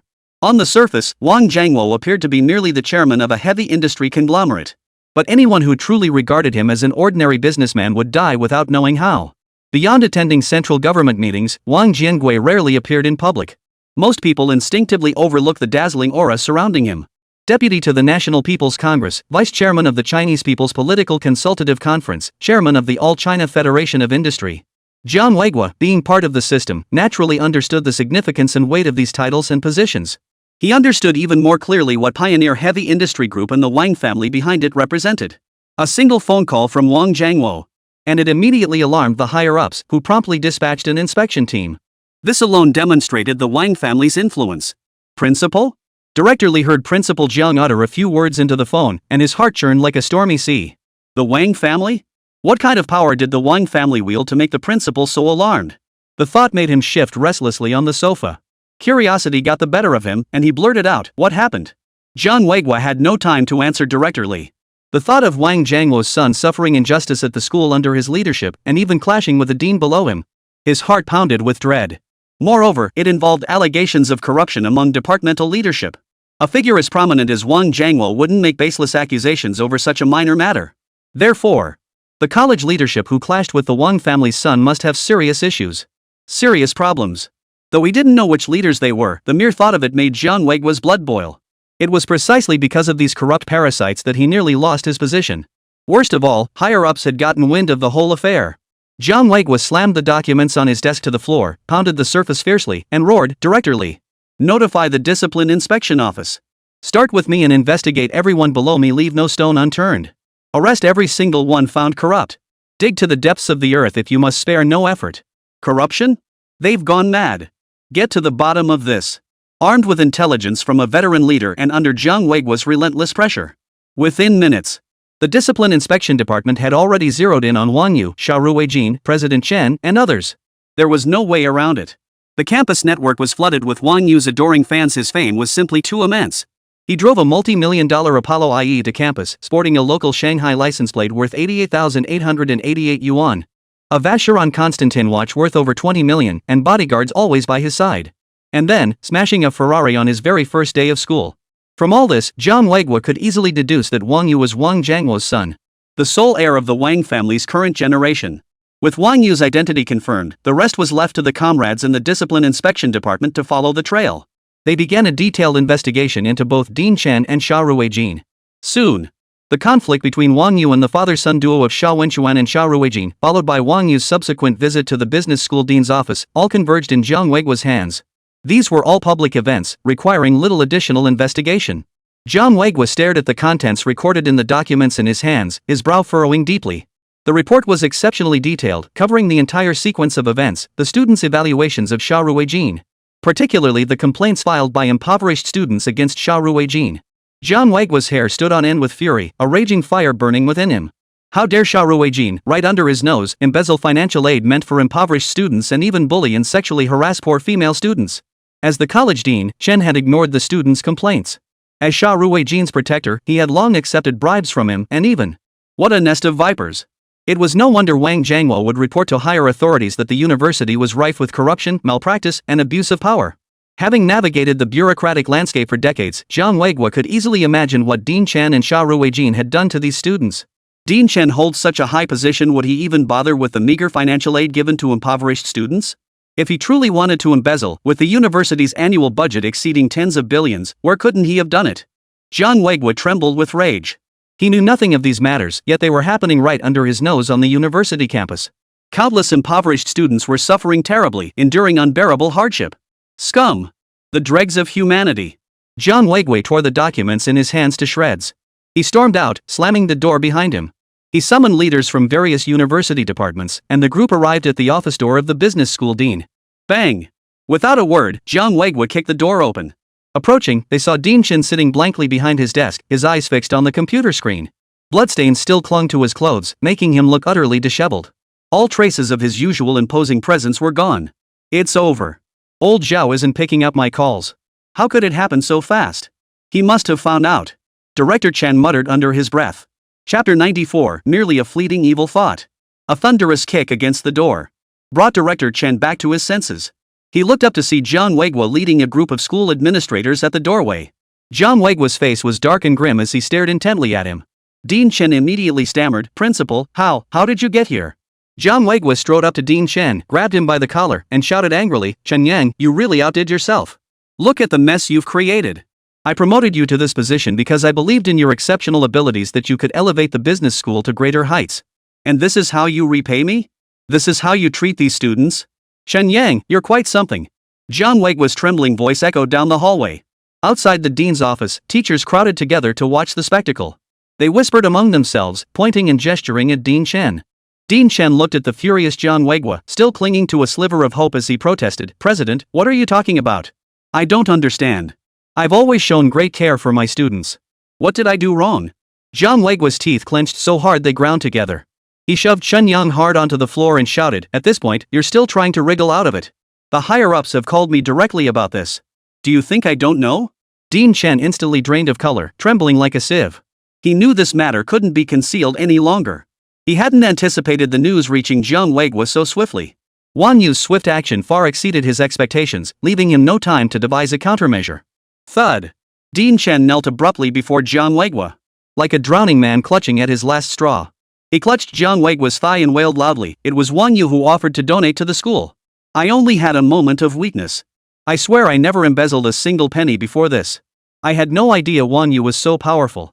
If I'd known, I never would have dared to cross him. Principal, please save me. I'll apologize to Wang You anything. Just spare me. I'm willing to give up this dean position." Even at this moment, Dean Chen was still desperately struggling, trying to wriggle out of it. As long as Wang You let him off the hook, his affair with Xia Ruijin wouldn't be exposed. Otherwise, if the matter was thoroughly investigated, his offense wouldn't be resolved with a simple suspension. He'd spend the rest of his life in prison, sewing on a sewing machine. A lifetime of reputation and hard work would be destroyed in an instant. That was why Chen Yang adopted such a posture. Oomph. Still fighting to the bitter end. Truly, you've been in the political arena for decades. It seems you won't repent until the very last moment. Jiang Weigui wrenched free from Director Chen's grip. He lowered his head to look at Chen Yang, his eyes brimming with icy coldness. "Since you refuse to speak, you'll tell the Discipline Inspection Commission comrades instead. Once the investigation is complete, whether you've been wronged or not will be crystal clear. Security. Restrain him immediately and hand him over to the Discipline Inspection Department.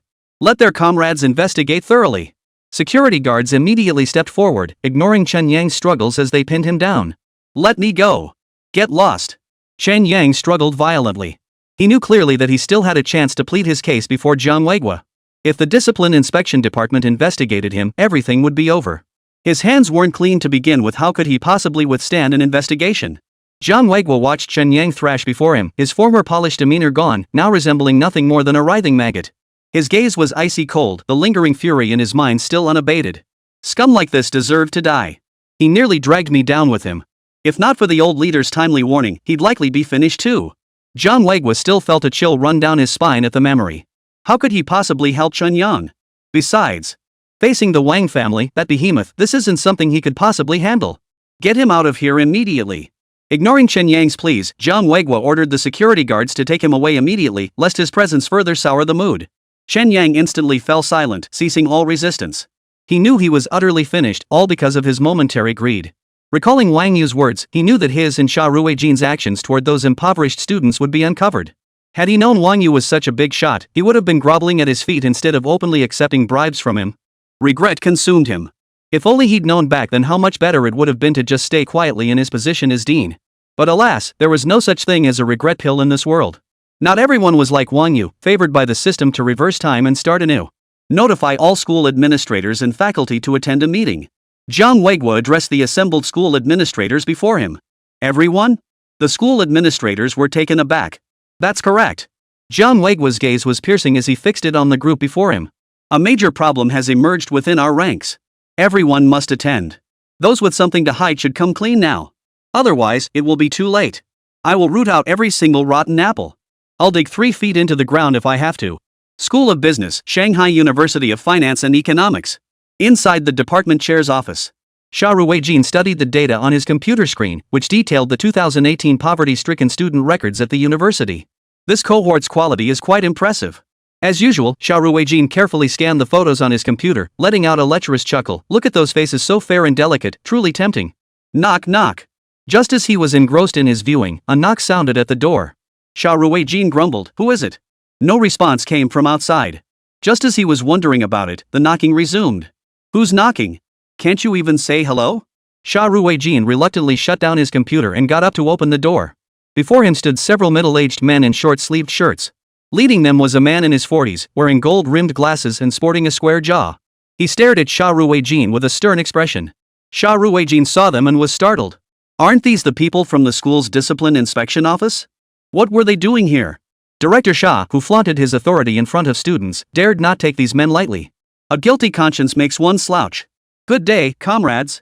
Xia Ruijin plastered on a fawning smile and hurriedly addressed them, "Please come in. Is there something I can help you with?" The man leading them merely stared at him without responding. His expression remained impassive as he stated, "You are Director Xia Ruijin of the business school, correct?" "Yes. I am Xia Ruijin," he answered cautiously. Xia Ruijin felt his heart racing. This procedure felt so familiar. Could it be? "Good." The square-faced man stated, "We're from the Discipline Inspection Department. We've received reports that you're suspected of corruption, bribery, indecent assault, rape of minors, and other illegal activities. You need to come with us." Chapter 95. You think you can hide the sky with one hand? No. I'm innocent. Xia Ruijin's eyes widened instantly, his forehead breaking out in a cold sweat. He couldn't fathom how the Discipline Inspection Department knew about his actions. Suddenly, Wang Yu's words flashed through his mind. "Cherish your freedom while you still can." Could it be him? He immediately dismissed the thought. It couldn't be. Wang Yu was just a student, how could he possibly know about his activities? Or even get the Discipline Inspection Office to investigate him? The lead man said, "Whether you're innocent or not, we'll find out once you're back. Take him away." With that, several men behind him stepped forward, grabbed Xia Ruijin's arms, and began pulling him toward the exit. This must be someone framing me. "Comrade, let go of me." Terror gripped Xia Ruijin's heart. He struggled desperately, but his trembling limbs held no strength. Dragged out of the department chair's office like a dead dog. His pitiful state prompted many students to whip out their phones, snap photos of him, and upload them to the campus network. Many students despised Xia Ruijin intensely. They wished he would die right then and there. The more miserable Xia Ruijin became, the more delighted they felt, like downing a bottle of ice-cold Pepsi on a sweltering summer day. It was utterly satisfying. The man in charge ignored Xia Ruijin. Turning to the students before him, he smiled and said, "Everyone, please step aside. We're from the Discipline Inspection Office. We've thoroughly investigated Xia Ruijin's offenses, and I guarantee he won't be leaving here for the rest of his life." These words already violated relevant disciplinary regulations. They weren't something he should have said. But Xia Ruijin's actions had filled him with such rage. That's why he spoke out. "Great! That scumbag's finally been caught. Long live the school. Go to hell, I'll smash you to pieces, you piece of trash." The students erupted into cheers upon hearing the news. Many students who had been bullied by Xia Ruijin pulled out whatever they had in their hands and hurled it at him. Their faces lit up with excitement, relieved that this piece of trash would finally face justice. Xia Ruijin was dragged along, pointed at by passing students, letting them hurl drinks and other items at him. He no longer cared about the humiliation. The terror gripping his heart made it hard to breathe. Recalling his past deeds, he knew they warranted nothing less than life imprisonment. Wang Yu's words flashed through Xia Ruijin's mind once more. He suddenly struggled violently, shouting, "I didn't do it. This isn't me. You must have the wrong person. Let me go." The square-jawed man watched Shuriken's hysterical outburst. Had they not already gathered all the evidence, it would have been unimaginable that the department head of a nationally renowned university could commit such a revolting act. A short while later, the group arrived at the Discipline Inspection Office. Pushing open the door, they found Jiang Weiguo and several others seated inside. Xia Ruijin, who had been struggling violently, suddenly fell silent. He fixed his gaze on one particular figure, his eyes burning with fury. Wang You. How could he be here? Wang Yu looked at him, the corners of his mouth curling upward slightly, revealing a meaningful smile. "What? Surprised to see me?" Wang Yu said indifferently. It was you. You orchestrated all of this. Xia Ruijin's legs gave way, and he slumped to the ground, staring at Wang Yu. It was Wang Yu after all. Jiang Weiguo glanced at Xia Ruijin before returning to the documents in his hands. These were evaluations and reports about Xia Ruijin collected by his people. Withholding financial aid and scholarships from impoverished students. Arbitrarily humiliating students. Molesting, deceiving, and raping female students. Tricking female students into accompanying Chen Yang and other school leaders for meals and sleep. Xia Ruijin and Director Xia truly exercised their limited authority to the fullest extent. After reading it, Jiang Weiguo felt only the blood, tears, and suffering of countless students seeping from every line. How many youthful dreams had been ruthlessly trampled. His hands trembled slightly as rage boiled within him. Not a single positive word about him appeared in the entire text. How had he become this department head? Jiang Weiguo couldn't fathom how such a person could have been hiding under his command. According to the investigation, individuals like Xia Ruijin were not isolated cases within the college. Certain university administrators and individual faculty members colluded with Xia Ruijin, conspiring in his schemes. Xia Ruijin was merely the most egregious example, acting with utter recklessness, resorting to any means to satisfy his twisted desires. How many innocent young women had he harmed? The chilling records before him sent a cold chill down Jiang Weiguo's spine, making him keenly aware of the immense weight on his shoulders. Fortunately, the veteran leader had warned him in time. If the inspection team had uncovered Xia Ruijin's actions, by the time the truth came out, he feared he would be buried alongside Chen Yang, Xia Ruijin, and the rest. Xia Ruijin. Jiang Weiguo flung the documents before Xia Ruijin and barked, "Do you realize the gravity of your actions?" Xia Ruijin trembled as he picked up the papers, his face as pale as paper. Sweat rolled down his forehead, and his mind went blank. He opened his mouth to protest, only to find his body utterly drained of strength, unable to utter a single sound. Those scandals he had buried deep within his heart, he thought would never see the light of day, were now laid bare, each one like a sharp blade stabbing him to pieces. Paralyzed by terror, he could not control his own body. Wang Yu slowly stepped forward, crouching down to meet Xia Ruijin's gaze. "Did you think you could hide the sky with one hand?" Wang Yu's gaze held cold contempt. "Wrong. Justice may be delayed, but it never fails to arrive. From the moment you first dipped your hand into the scholarship fund, from the first time you spoke disrespectfully to a student, your fate was sealed." At that moment, outside, a growing crowd of faculty and students had gathered upon hearing the news. They whispered among themselves, their voices filled with condemnation for Xia Ruijin's actions. "You're quite something, aren't you? Not only do you take bribes, but you also dare to lay a hand on female students? As department head, instead of thinking how to benefit students, you abuse your authority and act recklessly." Jiang Weiguo's rage boiled over at the sight of him, his fury intensifying with every word. "You think being a department head makes you something special? You don't respect your students. Do you even acknowledge me as your university president? Do you have any regard for the law? Thank goodness you're only a department head. If you were in my position, you'd turn the entire university upside down. Don't forget who granted you this authority. What oath did you swear before the national flag?" Xia Ruijin opened his mouth, but no sound came out. Jiang Weiguo had made up his mind this time. He was prepared to conduct a thorough purge among all university leaders and faculty. He absolutely could not allow such a thing to happen again. What will be done with him? Principal Li looked at Xia Ruijin lying on the ground and asked. Jiang Weiguo shot Xia Ruijin a look of disgust before averting his gaze. Since entering public service, he had remained incorruptible, steadfastly upholding his principles and never succumbing to the allure of power. As a member of the school leadership, Xia Ruijin not only lacked any sense of serving the people. Instead, he unleashed his personal desires upon the students. Had this been the 1970s or 1980s, he would have drawn his gun and shot him dead long ago. Suspend him from duty and investigate. Jiang Weiguo's voice was icy as he ordered, follow protocol and transfer him to judicial authorities. The law will deliver a just verdict for every crime he has committed.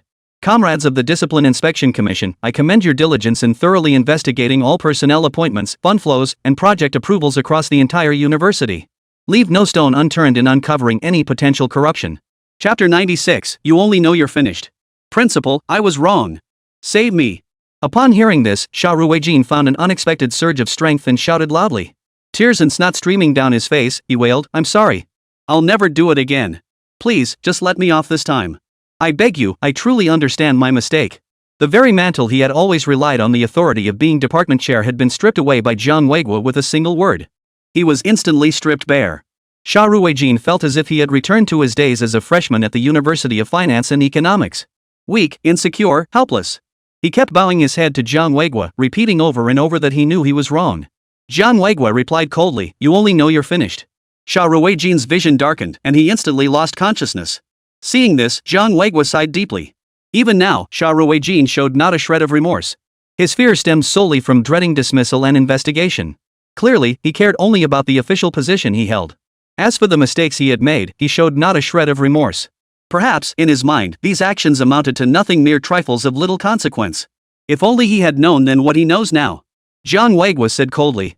Then, turning to the others present, he ordered, "Take him away." Jiang Weigua turned to look at Wang You, seated nearby. While today's actions had been driven by rage, but a significant portion of it was because of Wang You and the Wang family behind him. He had to make an example of Wang Yu to satisfy him. After all, whatever crimes Xia Ruijin and Chen Yang had committed, the law would punish them. There was no need for him to lose his temper over it. Clearly, Wang Yu's opinion mattered more to Jiang Weigua. "Mr. Wang, you can rest assured. Both Xia Ruijin and Chen Yang will face legal consequences." Wang Yu offered a faint smile. "Justice may be delayed, but it will never be denied." But is justice delayed still justice?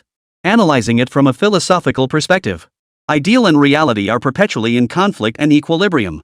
In an ideal state, justice takes effect immediately, wrongdoing is punished without delay, and social order is well maintained. Yet in reality, everything is interconnected and intricately complex. Human cognition and actions have limitations, so justice can only advance through twists and turns. Thus, it is human nature. This question has no solution. The fate of Xia Ruijin is plain for all to see. Pitiful? Wang Yu felt no pity. Whether in his past life or this one, Xia Ruijin brought it upon himself. As an adult, one must take responsibility for one's actions. If you're going to be punished, stand at attention. If you've made a mistake, accept the consequences. In the principal's office. "Wang, I must thank you once again for this," Jiang Weigua said to Wang Yu with a sigh. "If you hadn't promptly reported what these individuals were doing, I would have remained in the dark. Who knows how much longer those students would have had to endure the harm inflicted by these demons. Thankfully, your timely warning prevented further students from being affected. Otherwise, I would have lived in constant anguish for the rest of my life." Jiang Weigua's gratitude toward Wang Yu was heartfelt. Wang Jiangluo's phone call reached the highest authorities, prompting an investigation team to be dispatched. But at the same time, it served as a wake-up call for Jiang Weigua. Without this warning, had Xia Ruijin, Chen Yang, and their ilk grown increasingly brazen until they finally imploded. Any remedial actions taken then would have been too little, too late. Fortunately, it wasn't too late yet. Wang Yu had given him a timely chance to make amends. He could use this chance to clean out the parasites within the university, preventing future troubles. "Principal, you're overthinking it. As my alma mater, protecting the university is also protecting myself." Wang Yu smiled faintly. "It's truly commendable that you hold such dedication." Jiang Weigua sighed. "Since its founding over a century ago, CDFU has nurtured countless talents for our nation. If my oversight leads to, well, I would have failed both the country and its people. In my heart, students are like my own children. If the university were filled with outstanding students like you, I believe such incidents would never occur again." Jiang Weigua shook his head as he spoke. "But in truth, it all comes down to my own oversight. That's what gave these people their chance." Wang Yu glanced at Jiang Weigua. "Damn it! This old Biden is taking advantage of me, right?" Wang Yu regarded Jiang Weigua impassively, his tone unreadable. "Principal, your daily duties are so demanding, overseeing the daily needs of tens of thousands of faculty and students at this university. It's understandable that such an incident might slip through undetected. What matters is addressing it promptly. Rest assured, student Wang." Jiang Weigua's expression turned serious. "I will strengthen oversight moving forward. Such issues will absolutely never arise again, at least not during my tenure. Principal, regarding my intention to donate to the university, I trust you're aware of the circumstances." Wang Yu smiled. "It's just that my discussion with Dean Chen didn't go smoothly, there was a bit of a hiccup. Since he's already in the meeting, let's discuss it with you. Regarding this 100 million yuan donation, how would you like to proceed with the payment?" Wang Yu had raised the donation to 100 million precisely because the matter had been resolved to his satisfaction. Though Jiang Weigua treated him with such courtesy largely because of the Wang family, that colossal entity standing behind him. But he couldn't show no consideration. Besides, to Wang Yu, what difference did 20 million or 100 million make? With hundreds of billions in cash sitting in his bank accounts, 100 million was mere pocket change. All he cared about now were system points. However, Jiang Weigua personally invited him to the Commission for Discipline Inspection office, watching him deal with Xia Ruijin. Wang Yu had been given ample face, and naturally, he returned the favor. Words are empty promises, only money and interests are the most solid things. "Mr. Wang, please don't mention the donation again. After what's happened, how could I, as principal, possibly accept your contribution with any dignity left?" Jiang Weigua frowned and flatly refused. "Besides, 100 million is far too much. It's merely a token of my goodwill." Wang Yu paused slightly, yet the smile on his face remained unwavering. He waved his hand lightly and said, "Principal, you're being too formal. Regardless of what happened before, my intention to donate has never changed. This 100 million is but a drop in the bucket for me. But if invested in the University of Finance and Economics, used to benefit our younger students, its significance would be extraordinary. As a member of this institution, it's only right that I contribute what I can within my means." Zhang Weiguo's expression flickered with hesitation as his hands unconsciously clasped and unclasped. Finally, he sighed deeply and said, "Having students like you at the University of Finance and Economics is a tremendous honor for both the university and me. Since you insist so strongly, I'll put my pride aside and accept it. While the state allocates funds to the university annually, years of use have left many facilities in need of maintenance and repairs. This is precisely when funds are most needed. 100 million yuan is no small sum. I will have every detail of how these funds are used meticulously documented for your review. Rest assured, not a single penny will be misused. On behalf of every faculty member and student at the university, I express our deepest gratitude to you." Chapter 97, I'll call you Uncle Jiang. To show our appreciation, once this matter is settled, I will organize a grand donation ceremony for you at the university. Zhang Weiguo smiled as he addressed Wang You. It was just a small gesture. There's no need to make it known throughout the entire school. I prefer to keep a low profile. Wang Yu hastily waved his hands, smiling modestly. He hadn't donated to seek fame, nor did he need to gain notoriety this way. He was already trending enough on the campus network today. Everywhere he went, students pointed and whispered about him, making him utterly fed up. All he wanted now was to keep a low profile, low, and lower still. This donation ceremony is truly unnecessary. My original intention was simply to do something practical for my alma mater. I don't want all that pomp and circumstance attracting unnecessary attention. Zhang Weiguo gave Wang Yu a deep look and said, "Acting without pride, doing without arrogance, your humility and courtesy embody the spirit of a true gentleman. It is truly a blessing for the university and a fortune for our nation to have students like you. The youth of today truly surpass their predecessors." "Ah, I really am getting old." "Not at all. This is also thanks to the university's nurturing and the president's tireless efforts. Without you, how could CAU have so many outstanding students?" Wang Yu smiled shyly, his face unflushed and his breathing steady. A few more kind words won't hurt anyone. He still had 2 more years to study at the university, and he would inevitably have to deal with Zhang Weiguo in the future. Even if Zhang Weiguo was just a small fry to the Wang family, as the university president, his words still carried weight within this little corner of the world. It was wise to be courteous after all, helping others was helping oneself. Fine. Zhang Weiguo laughed heartily, clearly pleased. Wang Yu's words pleased Zhang Weiguo immensely, putting him in a splendid mood. "President, if there's nothing else, I'll take my leave." Wang Yu stood up and said, "Stay a little longer. Don't rush off." Zhang Weiguo quickly urged him to stay. "Whenever you have time, come by my office for a chat. Old folks like me just enjoy talking with you young people." "That might not be appropriate. After all, the school has so many matters to handle, and you can't possibly manage them all." Wang Yu paused slightly, a look of hesitation crossing his face. "What's the big deal? The position of principal isn't nearly as busy as you imagine. Besides, if all these other administrators aren't doing their jobs, am I supposed to do them for them? Whenever you have a moment, come chat with me. Don't worry about my schedule, I have plenty of time." "Alright then, just don't get annoyed with my chatter, principal." "Stop calling me principal, that's too formal. I'm about your father's age. If you don't mind, just call me Uncle Jiang." "Alright, I'll call you Uncle Jiang then." Good. Don't leave just yet," Zhang Weiguo said, pulling Wang Yu over to the tea table in his office. "Come, have a cup of tea with me. This is a rare tea I've treasured for years, I usually never bring it out. Try it." Ding. System detects host spending 100 million. Double cashback, 200 million. Ding. Congratulations, host, you have earned 10,000 system points. 3 days later. School-wide announcement broadcast. Attention all faculty and students, notice regarding Chen Yang, Xiaoru Weijin, and others serious violations of discipline and law. Chen Yang, dean of the School of Business, should have led the school's development in his capacity as dean. Instead, he betrayed the fundamental purpose of education. During his tenure, he seriously violated national laws and regulations, organizational discipline, integrity discipline, and conduct discipline. Chen Yang has lost all moral integrity, repeatedly engaging in embezzlement and bribery during his tenure. His actions have violated the criminal law of Huagua and other relevant laws, constituting extremely egregious offenses. The university has suspended him from his position and referred the case to relevant authorities for investigation. Xiaoru Weijin, as department chair, similarly betrayed the trust of faculty and students and the organization's expectations. He habitually humiliated impoverished students, trampled on their dignity, resorted to unscrupulous means for personal gain, and committed the grave crimes of deceiving and bullying female students. Such conduct runs counter to the principles of equality and care inherent in education. The university has suspended him from his duties and referred the case to relevant authorities for investigation. The occurrence of this incident stems from the administration's negligence. We hereby extend our sincere apologies to the entire student body and sincerely hope students will offer valuable feedback and constructive criticism. As soon as the school's announcement was released, the entire campus erupted in an uproar. Most students had no idea what had transpired. How could such a major scandal erupt so soon after the semester began? The campus felt like it had been hit by an earthquake, with deans, directors, and faculty members facing disciplinary actions one after another. Did I miss something? Great! That idiot Xia Ruijin finally got what he deserved. I've always disliked him, strutting around like he owns the place. I have evidence of Xia Ruijin insulting me.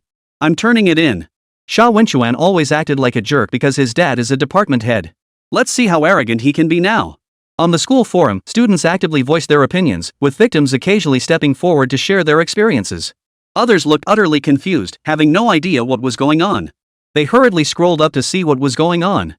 Seeing that most students were unaware of the situation, Zheng Jin let out a sly chuckle. He typed a line on his phone and sent it out. This whole thing actually has something to do with Wang You. If it weren't for him, who knows how long Xia Ruijin and Chen Yang would have gotten away with it. The forum erupted in chaos. Wang You again? They were all puzzled. It was bad enough that the campus network had been flooded with news about Wang Yu these past few days, but how could the corruption scandal involving Chen Yang and Xia Ruijin possibly be connected to Wang Yu? Could this really be connected? I shared a dorm with Wang Yu like I'd lie to you guys. Zheng Jin spoke up again. Wang Yu and I were roommates for 2 whole years. We were like brothers, I know him pretty well. He then detailed the entire sequence of events. Wang Yu and Xia Wenchuan got into a fight on the basketball court this afternoon. Xia Ruijin then threatened to expel Wang Yu. After that, someone saw Wang Yu head to the dean's office. And today, the official notice came out they got them all in one fell swoop? This Wang Yu is something else. Think about it, really think about it. Wang Yu's family is definitely not ordinary. They might even reach the highest levels. Yeah, even someone like Dean Chen got caught up in this. As these revelations surfaced, they instantly shot to the top of the trending charts. Meanwhile, Wang Yu's classmates all came forward to praise their close relationship with him. This further confirms that the other party was not lying. The campus forum at the University of Finance and Economics once again erupted with heated discussions. I thought Wang Yu was just rich, but I never imagined he was this awesome. If it weren't for him, who knows how many students would still be getting bullied by Xia Ruijin and his crew. This isn't just impressive, it's off the charts. I hereby declare Wang Yu my new idol. Help! I feel like I'm melting. How can he be this perfect? He is handsome, but it doesn't have to be this extreme, right? 10 days. Give me 10 days, and I'll win over my idol. The forum was flooded with praise for Wang Yu, with any few skeptical voices drowned out by the wave of enthusiasm. Especially the girls, they were practically swooning, as if they'd met their own idol. The downfall of Dean Chan and Xia Ruijin had made many female students warmly regard Wang Yu. College students are at the peak of their sense of justice in life. In this context, Wang Yu's championing of justice naturally made him their idol and hero. Add to that his Apollo IE and the local license plate 88888, and speculation about his background only intensified. Chapter 98, Northeast Xiao Jinglong. Is showing off this satisfying? After posting the thread, Zheng Jin felt invigorated and couldn't help but say that Wang Yu guy even forbade us from spreading the word. I'll see how he manages to stay low-key now. After enduring a few more classes, Wang Yu, unable to withstand the hypnotic effect any longer, made his way to the base of the academic building. He stared at the post about himself on the campus forum. His expression was complex. He'd only intended to check if anyone was still attacking Ren Ningxuan on the forum. Forget it. Now it was flooded with posts about himself. Online, the students shed their usual reserve, and the replies below were bold to the extreme, some were downright unsavory. Among them, the girls' comments were particularly eye-catching. Hiding behind their online identities, they found a protective shell for unrestrained expression, allowing them to freely reveal the side of themselves usually buried deep within. They laid bare their true Thai nature. When they get going, they leave no room for the guys. Even he, having lived through the era of the internet's great opening in later times, found it hard to handle. Watching others gain fame online usually felt pretty good. But when countless girls started hitting on him, it wasn't so pleasant anymore. Wang Yu shook his head, turned off his phone, and pushed the thoughts aside. Let it be. In the internet age, information cycles through so quickly. In a few days, these girls would likely lose interest on their own. Wang Yu pondered for a moment. It was almost noon, maybe he should grab lunch at the cafeteria before the freshman's military training ended? But the thought of the cafeteria cook's food made him cringe. A wave of nausea instantly washed over Wang Yu. Forget it. He wasn't particularly picky about taste, ordinary home-cooked flavors would do. But the food at the university cafeteria was barely fit for human consumption. In his previous life, after over a decade of struggling in the real world, he had never encountered food this awful. Few things left a lasting impression on him. The finance university cafeteria was one of them. Just thinking about it made his stomach churn. Wang You immediately turned and headed toward the parking lot, deciding it was better to find lunch elsewhere. A short while later, Wang You arrived at his beloved Apollo IE. He pulled out his keys, ready to unlock and get in. Wang You. At that moment, someone called his name from behind and tapped his shoulder. You must be Wang You. I just went to your classroom to look for you, but you weren't there. So you're here. Wang You turned around. Before him stood a youth with prominent cheekbones and a gaunt face. He appeared to be at least 6 feet tall, yet his frame was extremely thin. His weight probably didn't even exceed 120 pounds. A gust of wind seemed capable of blowing him away. A dark gray baseball cap was pulled low over his head, with a few strands of dry, yellowish hair peeking out from the brim. He wore a baggy black short-sleeved t-shirt emblazoned with an exaggerated graffiti skull on the chest. His lower body was clad in army green cargo pants, from which dangled a thin anklet that jingled with each step. His face lit up with excitement as he scratched his head and said to Wang You, I already checked your dorm room, but you weren't there. I thought I'd come to the parking lot to look, and I never expected you'd actually be here. And you are? He replied seriously, my name is Yao Jinglong. I'm a freshman. What do you want with me? Wang Yu was puzzled. He didn't recall ever interacting with this person. Well, you got rid of that scourge for the whole school. I've got nothing but respect for someone like you. Back in our part of northeast China, someone like that would get beaten to death with sticks. Yao Jinglong said with obvious satisfaction, but you beat me to it. If Sha Ruijin and Chen Yang had fallen into my hands, I'd have given them a good beating to vent my anger first. I figured you're right up my alley, so I thought I'd get to know you. You're a freshman, why aren't you in your military training uniform? Shouldn't you be at boot camp right now? Who participates in military training? It's just a matter of saying the word. Yao Jinglong said with unusual warmth, it's mealtime. Let me treat you to a meal. No need for dinner. Wang Yu looked at the young man before him, his expression shifting slightly. A simple matter? Seems like this guy's no pushover either. Wang Yu immediately activated his true sight to examine Yao Jinglong. Name, Yao Jinglong. Age, 19. Height, 182 centimeters. Charm, 72. Constitution, 65. Affection level, 75. Skills, advanced social, intermediate gaming. Let's get to it, we're buddies now, so let's hang out and get to know each other. Yao Jinglong's enthusiasm bordered on excessive, but the 75-point affinity rating put Wang Yu at ease. It was just a small matter.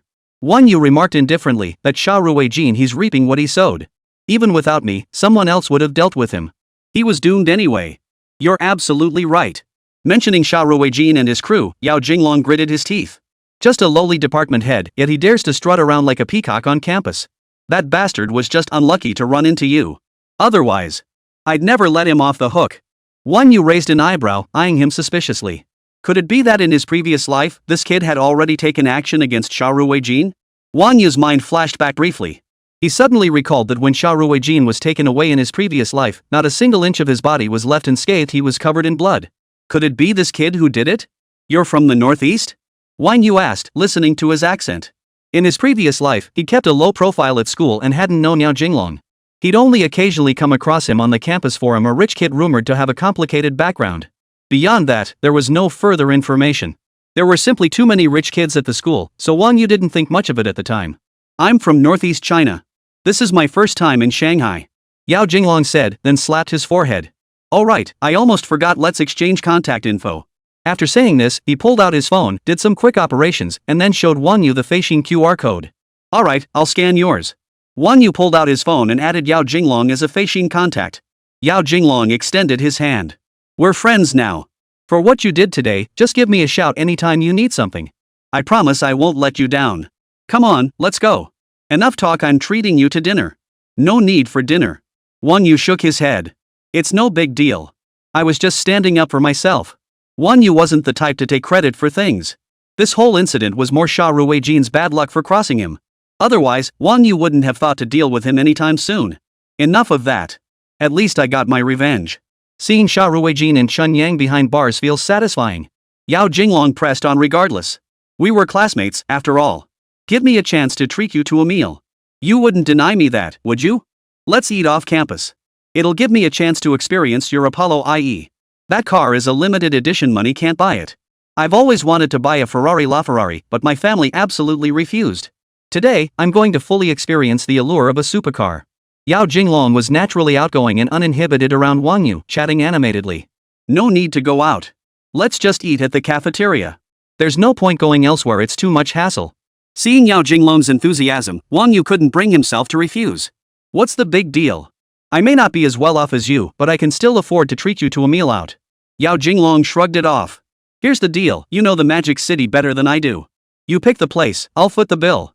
Sound good? The cafeteria food? That's not fit for human consumption.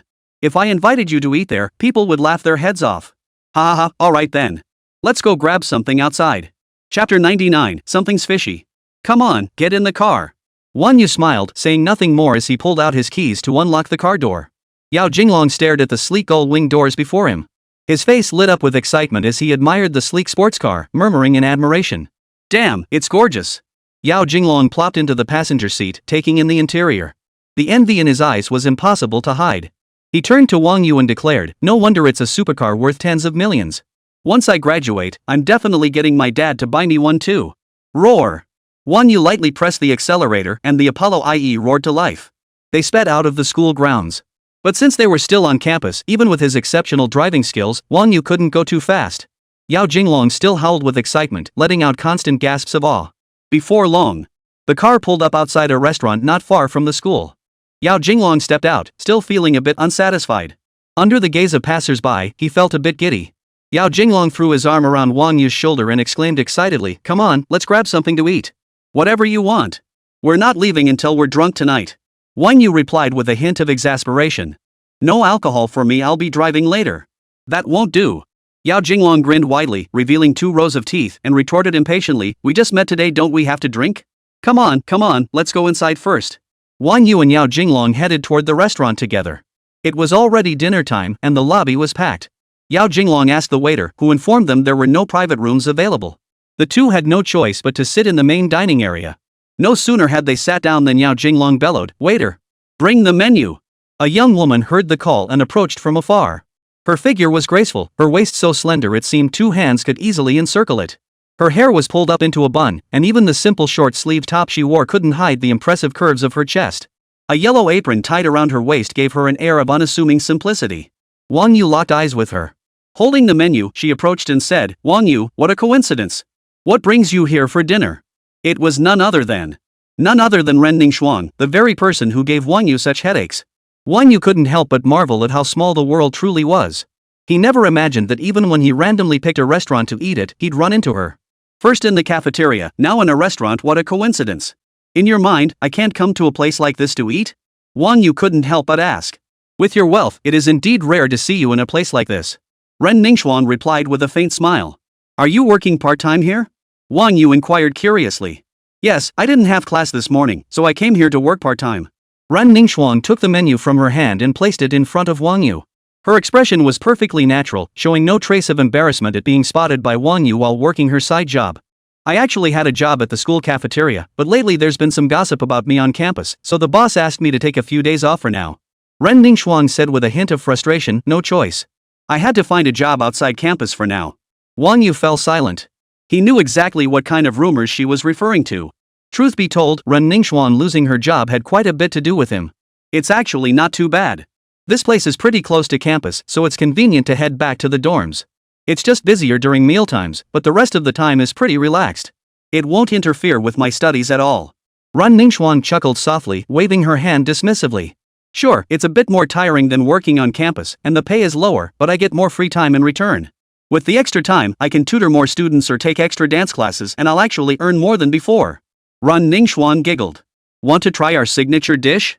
It's pretty tasty. I'll tell the kitchen to make it extra delicious for you. Ren Ningxuan said to Wang Yu. Sure, thanks for that. Wang Yu glanced at the menu, casually selecting a few signature dishes before handing it to Yao Jinglong, gesturing for him to order more. You're so tall and sturdy, you must have a big appetite. I'll bring you some rice first. Wang Yu watched Ren Ningxuan's retreating figure, his brow furrowing slightly. He suddenly realized. He couldn't quite figure out this girl in front of him. Ren Ningxuan didn't seem anything like the rumors from his past life. In his previous life, Wang Yu hadn't known Ren Ningxuan while he'd only come across her information on the campus network. After all, Ren Ningxuan was the campus beauty, while he had been just an ordinary guy in his previous life. The two had never had the chance to cross paths. Nor would they ever have. Wang Yu only remembered that Ren Ningxuang never dated anyone during her 4 years at university, nor was she ever involved in any scandals. Her aloof personality deterred countless male admirers. By the end, rumors even spread that Ren Ningxuang wasn't interested in men at all, only women. Ironically, this only made more male students at the university admire her. So when Ren Ningxuang greeted him in the cafeteria and proactively suggested they get to know each other, Wang Yu's first reaction was pure astonishment. This was vastly different from the Ren Ningxuang I remembered from my past life, making me worry she approached me with ulterior motives. Something's definitely off. Yet Ren Ningxuang's unusually high regard for him hardly suggested ulterior motives. Wang Yu could only attribute it to the effect of the entry succubus in the flesh.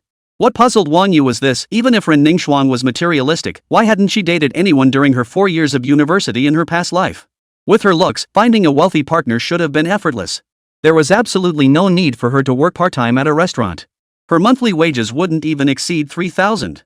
That was less than what other girls earned by casually having a few drinks at a bar. Yet in this life, she sought him out herself and clung to him relentlessly.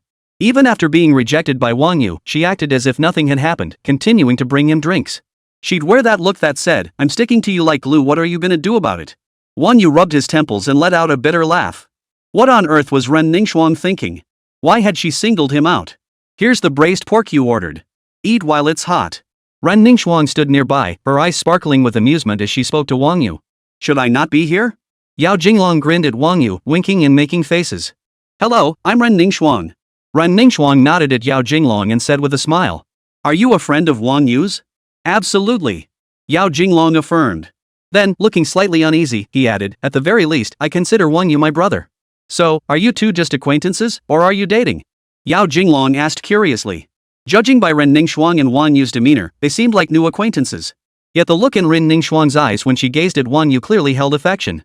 Chapter 100, You Really Deserve It. Not yet. A charming blush instantly spread across Ren Ningxuang's face as she replied, "But we will be soon. I'll do my best to win Wang Yu over." "What the hell?" Yao Jinglong's eyes nearly popped out of his head at the words. He couldn't help but wonder if he'd misheard. Hesitantly, he asked, "Did I hear that wrong? Shouldn't it be Wang Yu who's still pursuing you?" Ren Ningxuang slowly shook her head, her cheeks flushing even redder. Yao Jinglong stared at Ren Ningxuang's bare-faced beauty, grinding his back teeth until they nearly shattered. Damn Wang Yu, how could he always get all the good stuff? This was completely different from what he had imagined. Yao Jinglong had assumed Wang Yu was the one pursuing Ren Ningxuang, but it turned out she was the one pursuing him. This was a complete reversal of fortune. Wang Yu doesn't seem too keen on me. He hasn't accepted my advances yet. As his friend, could you help me out? If I succeed, I'll treat you to dinner. Ren Ningxuang stood with her hands behind her back, looking at Yao Jinglong expectantly. Yao Jinglong felt a sharp twinge in his chest. He stared at Ren Ningxuang in disbelief, then turned his gaze to Wang Yu. His eyes were filled with astonishment. A beauty of this caliber, and Wang Yu isn't moved? Are you even a man? And most crucially, she's the one pursuing him. Wang Yu, you deserve to die. I hate it. Why wasn't it me? It took Yao Jinglong a long while before he could finally force those words out. He couldn't fathom why Wang Yu was so popular with girls. He dressed so stylishly, looked so handsome, yet no girl gave him the time of day, let alone pursued him. Was that fair? So what if he's good looking? Yao Jinglong couldn't help but mutter as he stared at Wang Yu's face, a face so devastatingly handsome it was almost unbearable. The delight in Ren Ningxuang's eyes as she looked at Wang Yu was impossible to hide. It was plain for anyone to see. Yao Jinglong instantly wilted, his spirits sinking. Being handsome means you can do whatever you want, that's what makes you great. Don't listen to her nonsense. Wang Yu said with a hint of exasperation, go entertain the other guests first. Alright then, you two eat first. Call me if you need anything.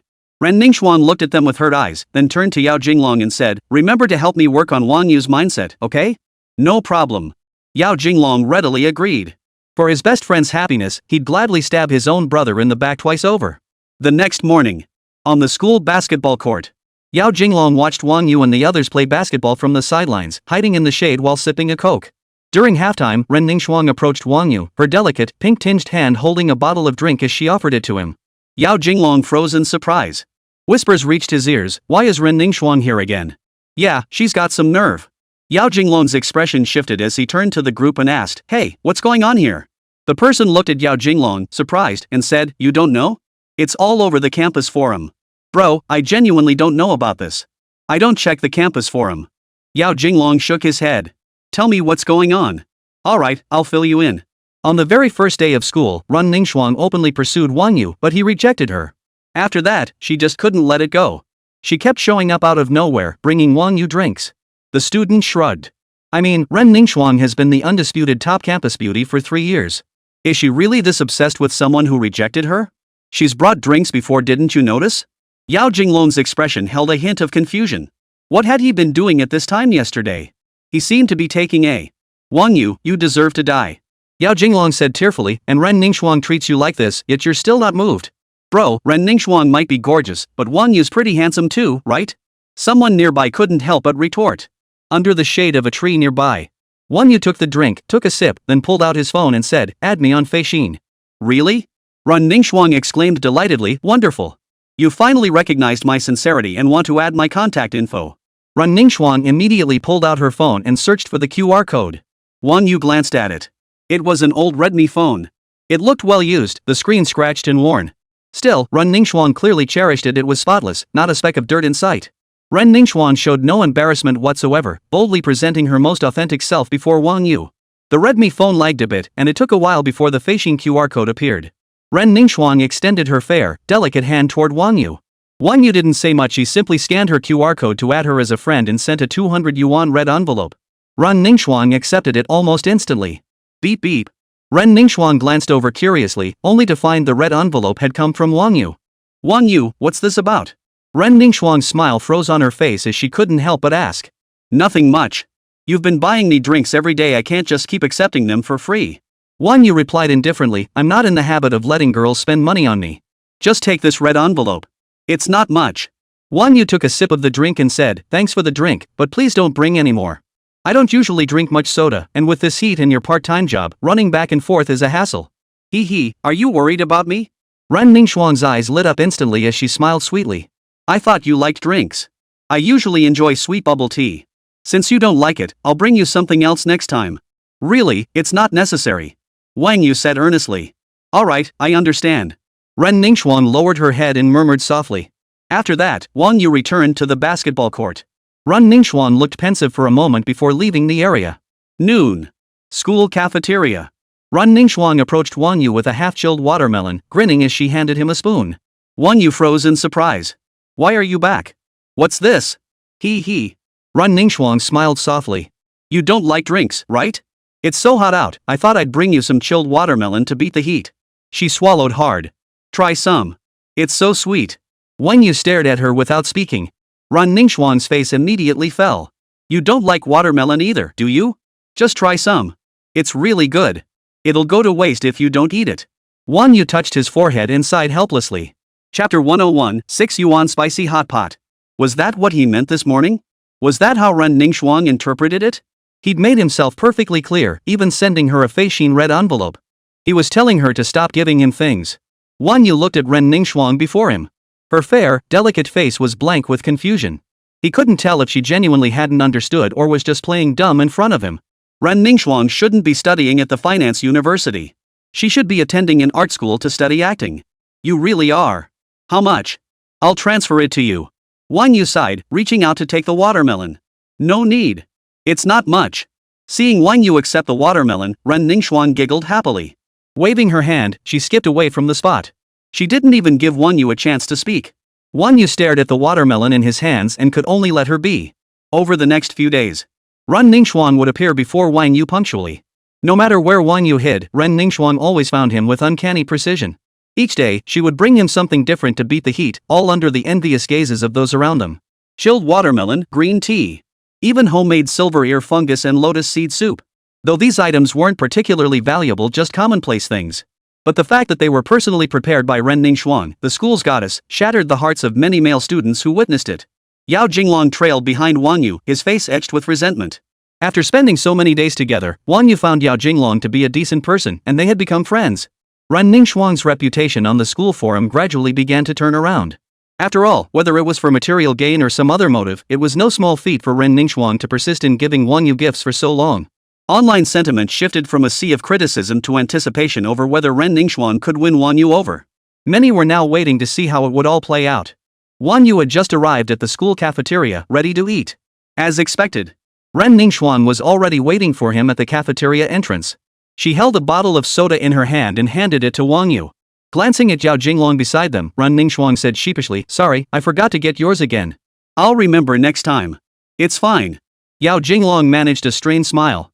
He had grown accustomed to it. These past days, Ren Ningxuang hadn't brought him any drinks at all, habitually overlooking him. Wang You took the soda, unscrewed the cap, and took a sip. Then he turned to Yao Jinglong and said, "You go ahead and eat. I've got to head out, got some things to take care of." "All right." Yao Jinglong nodded in response. "Come with me for a moment," Wang Yu said to Ren Ningxuang, who was grinning. With that, Wang Yu headed toward the parking lot. Arriving at the Apollo IE's parking spot, Wang Yu took out his keys and unlocked the car. He pulled open the Apollo IE's sleek gull-wing door, climbed inside, and closed the door. But he noticed Ren Ningxuang standing outside, staring blankly, not getting in for a long time. "What are you standing there for? Get in," Wang Yu said. "I can't open it." Ren Ningxuang pointed awkwardly at the door, her voice tinged with nervousness. Wang Yu couldn't help but smile. Even the usually poised Ren Ningxuang had her awkward moments. "There's a handle on that door, just pull it, or press the button above it, then lift it up," Wang Yu explained. The Apollo IE offered 3 door opening methods: sensor-activated, pulling the handle, or pressing the button. Ren Ningxuang tried the method Wang Yu suggested. She pressed the button and lifted upward. The door instantly lifted upward like a seagull spreading its wings. "Whoa!" Ren Ningxuang covered her mouth in surprise. This was truly novel to her. She hadn't imagined car doors could open like this, so cool and stylish. Ren Ningxuang carefully slipped into the car and closed the door. Surveying the luxurious interior, she couldn't help but exclaim, "It's so beautiful." "Where are we headed?" "Dinner." Wang Yu said only that before falling silent. "Press the start button, press the accelerator." The car roared to life, its engine's thunderous roar instantly filling the sky. The streamlined body glowed with a silvery white sheen under the evening streetlights. Like a shooting star streaking across the campus, it sped rapidly toward the school gates. Several minutes later, the car pulled into the Indigo Hotel on the Bund. Located at Chalupu on the Bund, the hotel boasts prime views of the Huangpu River. Within its walls lies a restaurant specializing in French-inspired Cantonese cuisine. Oriental Siyuan. Wang Yu parked the car, opened the door, and stepped out, approaching the building entrance. Ren Ningxuang mimicked Wang Yu's manner of opening the door, stepping out beside him and looking at him with a hint of bewilderment. "Let's go." Wang Yu began walking ahead, his voice soft. "You've given me so much these past few days. I can't let that go unacknowledged. Let me treat you to dinner here." "Here?" Ren Ningxuang pointed at the magnificent building before them, her voice tinged with surprise. "A place with such class, right on the Bund. Clearly, a restaurant here would be incredibly expensive. Actually, if you want to treat me to a meal, we could go somewhere else. I'm not picky." Ren Ningxuang hesitated before adding, "The snack street outside Shanghai University of Finance and Economics is great. We could eat there." "Dining here must be expensive, no need to eat here. The spicy hot pot at the cafeteria is delicious too, I go there often." "Yeah." Wang Yu glanced at Ren Ningxuang, raised an eyebrow, and said without batting an eyelid, "6 yuan spicy hot pot?" Ren Ningxuang looked confused. "What?" "Never mind. Let's go." Wang Yu just smiled and started walking toward the building. This restaurant wasn't overly expensive, but the food was genuinely quite good. Paired with its prime riverfront view, the sophisticated and elegant ambience was coveted by many wealthy residents of the metropolis. Seeing that Wang Yu had no intention of leaving, she had no choice but to follow his footsteps, trailing behind him. They entered the lobby. What met her eyes was a space with a highly distinctive design layout. The floor was polished to a mirror-like finish, laid with premium marble tiles that emitted a soft glow under the lighting. Unique chandeliers hung in an artfully staggered arrangement from the ceiling. Warm yellow light cascaded down, enveloping the entire hall in a soft, luminous glow. The surrounding walls were adorned with distinctive artworks or vintage photographs evoking the charm of old Shanghai. Floor-to-ceiling windows nearly covered one entire wall, offering glimpses of the street scene and the Pujiang River view through the clear glass. Stepping into the elevator, they ascended to the 3rd floor. As the elevator doors slowly opened, the first thing to catch the eye was a distinctive wooden sliding door, its intricate carvings exuding an air of rustic elegance. In the foyer area stands a minimalist yet imposing Paisho sculpture. The fully transparent open kitchen displayed gleaming cookware arranged in orderly rows. Chefs bustled about, creating a delightful fusion of lively energy and refined ambience. Chapter 102, Dining can be this exquisite. Welcome to Oriental Banquet Restaurant. Do you have a reservation? As Wang Yu and Ren Ningxuang approached the entrance, a server greeted them. "Yes, my surname is Wang." Wang Yu replied. He had already asked Long Lily to reserve a private room for him beforehand. This was a French-Cantonese fusion restaurant. The executive chef was the nationally renowned Lai Ronghui. He had held key positions at several renowned restaurants and received numerous honors, including the Gold Award at the Hong Kong Island Food Expo and the Gold Award at the Long Province Culinary Competition. "Certainly, Mr. Wang." I see you have a reservation for the Manhwa Xian private room this afternoon for 2 guests. Please follow me. After double-checking the details, the waitress guided Wang You and Ren Ningxuan toward the restaurant interior. Wang Yu maintained a composed expression as he followed the server's lead into the restaurant. Ren Ningxuan carefully surveyed the surroundings, her expression shifting to one of surprise. Underfoot, stone-paved brickwork extended deep into the restaurant. The space, meticulously crafted by a renowned foreign design firm, exuded the unique charm of modern Chinese style in every detail. Carved wooden screens artfully partitioned the dining area into distinct sections. Exquisite patterns of flowers, birds, fish, and insects were vividly rendered on the screens. On one side, a fully transparent open kitchen served as a culinary stage. Shiny kitchenware is neatly arranged, while chefs in crisp white uniforms and tall chefs' hats bustle about with orderly efficiency. Ingredients sizzle passionately in the flames, releasing tantalizing aromas that instantly awaken the appetite. Moving further ahead, one encounters floor-to-ceiling windows that unreservedly draw the stunning views of the Huangpu River into the interior. Ren Ningxuan followed Wang Yu and the server. As they approached the private room of Bright Moon Pavilion, the astonishment in Ren Ningxuan's eyes grew more pronounced. After Wang Yu and Ren Ningxuan took their seats in the private room, Chef Lai Ronghui entered, dressed in a crisp chef's uniform. With a smile, he said, "Good evening, sir and madam. Welcome to Oriental Banquet. I am Chef Lai Ronghui. I heard we had distinguished guests today, so I came to greet you personally." He bowed slightly, greeting them politely with a subtle Cantonese accent. "Our restaurant specializes in French Cantonese cuisine. We've just received a new shipment of top-quality French Genevois oysters today. You too should try them. May I ask if you have any particular preferences or dietary restrictions? I'd be happy to tailor the menu to your tastes." Wang Yu responded immediately, "Then please take charge and arrange the menu for us tonight." Lai Ronghui's eyes lit up. He gave Wang Yu a thumbs up and smiled, saying, "Thank you for your trust. Tonight's dishes will absolutely satisfy you." Finally, Chef Lai Ronghui bowed again. "I won't disturb you further. Enjoy your meal. Should you have any thoughts or questions during the tasting, simply ask the server to find me." "Alright, thank you."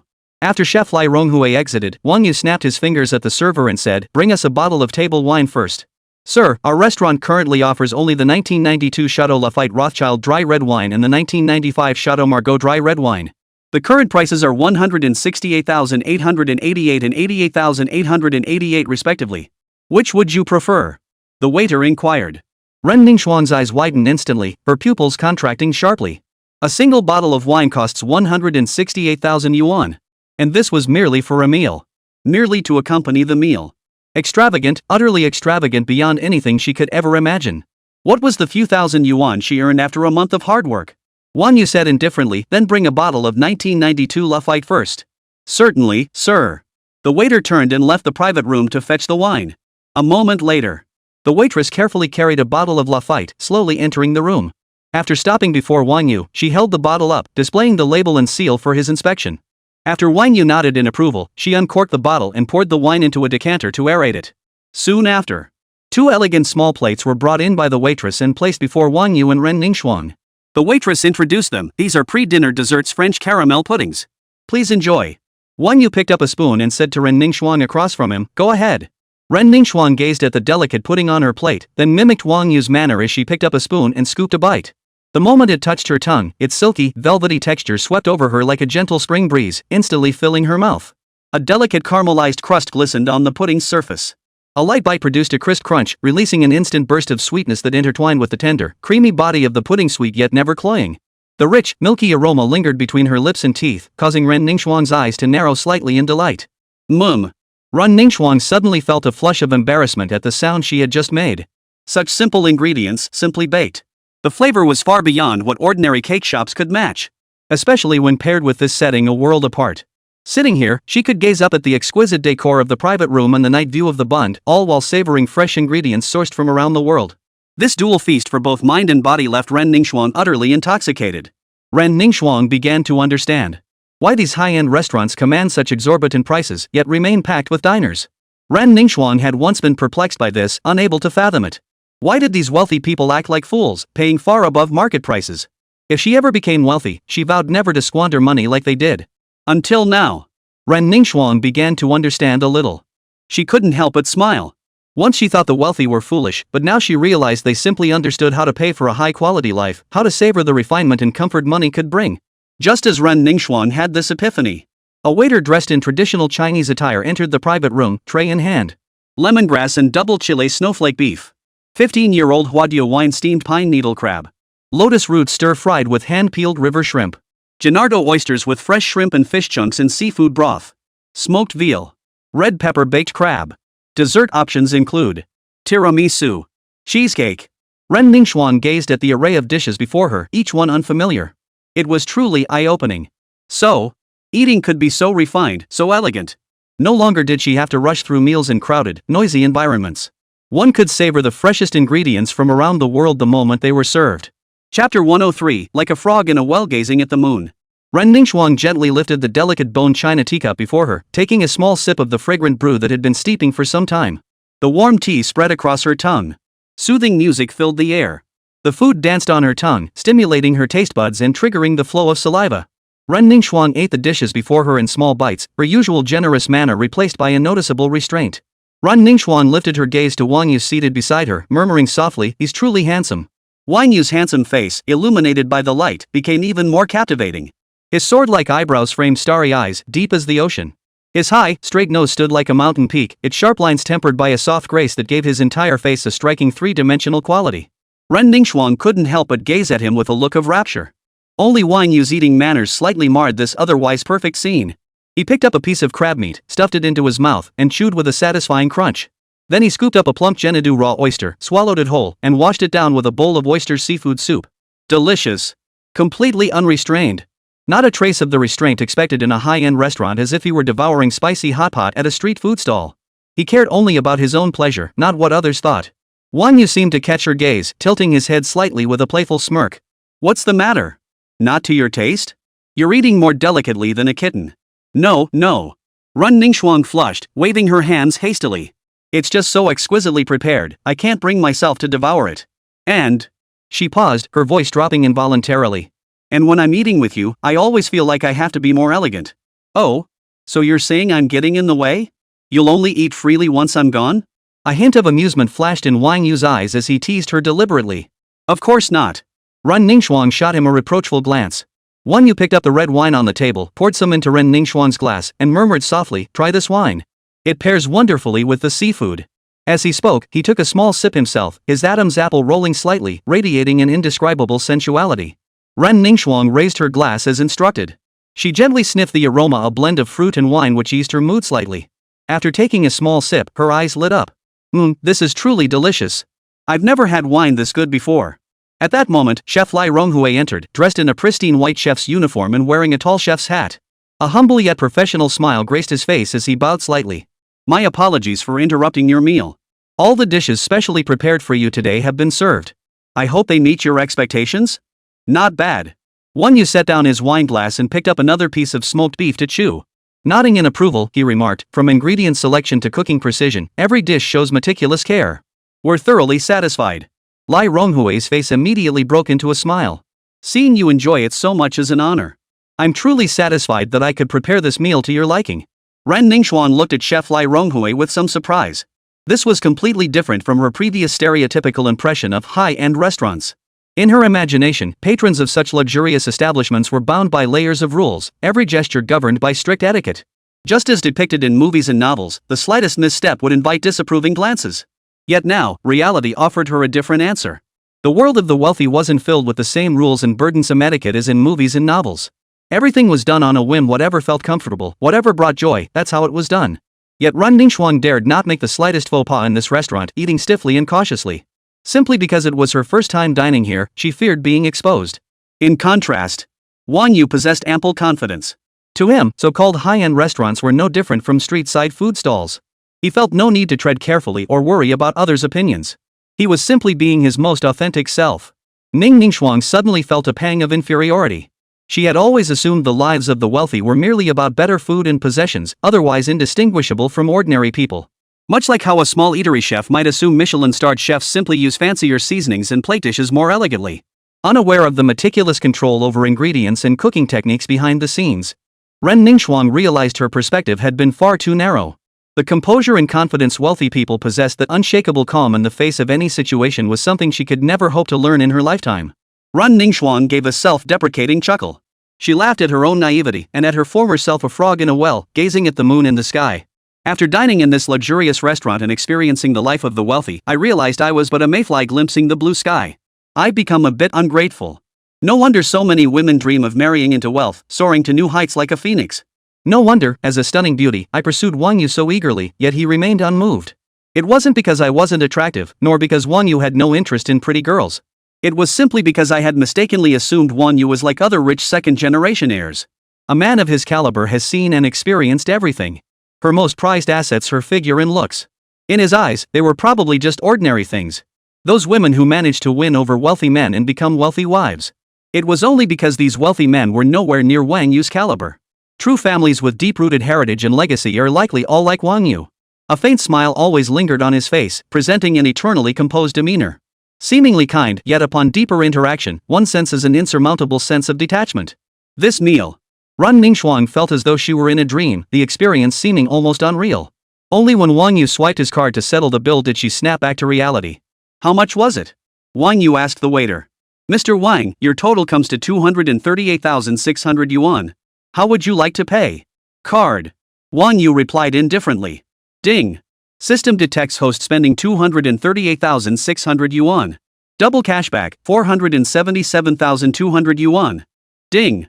Congratulations, host, you have earned 23 system points. Ren Ningxuang stared at the figures on the bill. The amount exceeding 200,000 yuan made her head spin. And then there was the 15% service charge. Good heavens, what kind of rip-off joint is this? Over 200,000 just for a meal, and they're charging a 15% service fee on top of that. This is outrageous. Ren Ningxuang screamed inwardly, yet her expression remained composed. Let's go. Wang Yu wiped his mouth and stood up. Back to school? Ren Ningxuang asked instinctively. What do you think? Wang Yu raised an eyebrow, grinning mischievously. Chapter 104, a paltry 800,000. What do you think? Wang Yu raised an eyebrow, grinning mischievously. Ren Ningxuang's face flushed crimson at his words. Let's go take a walk downstairs.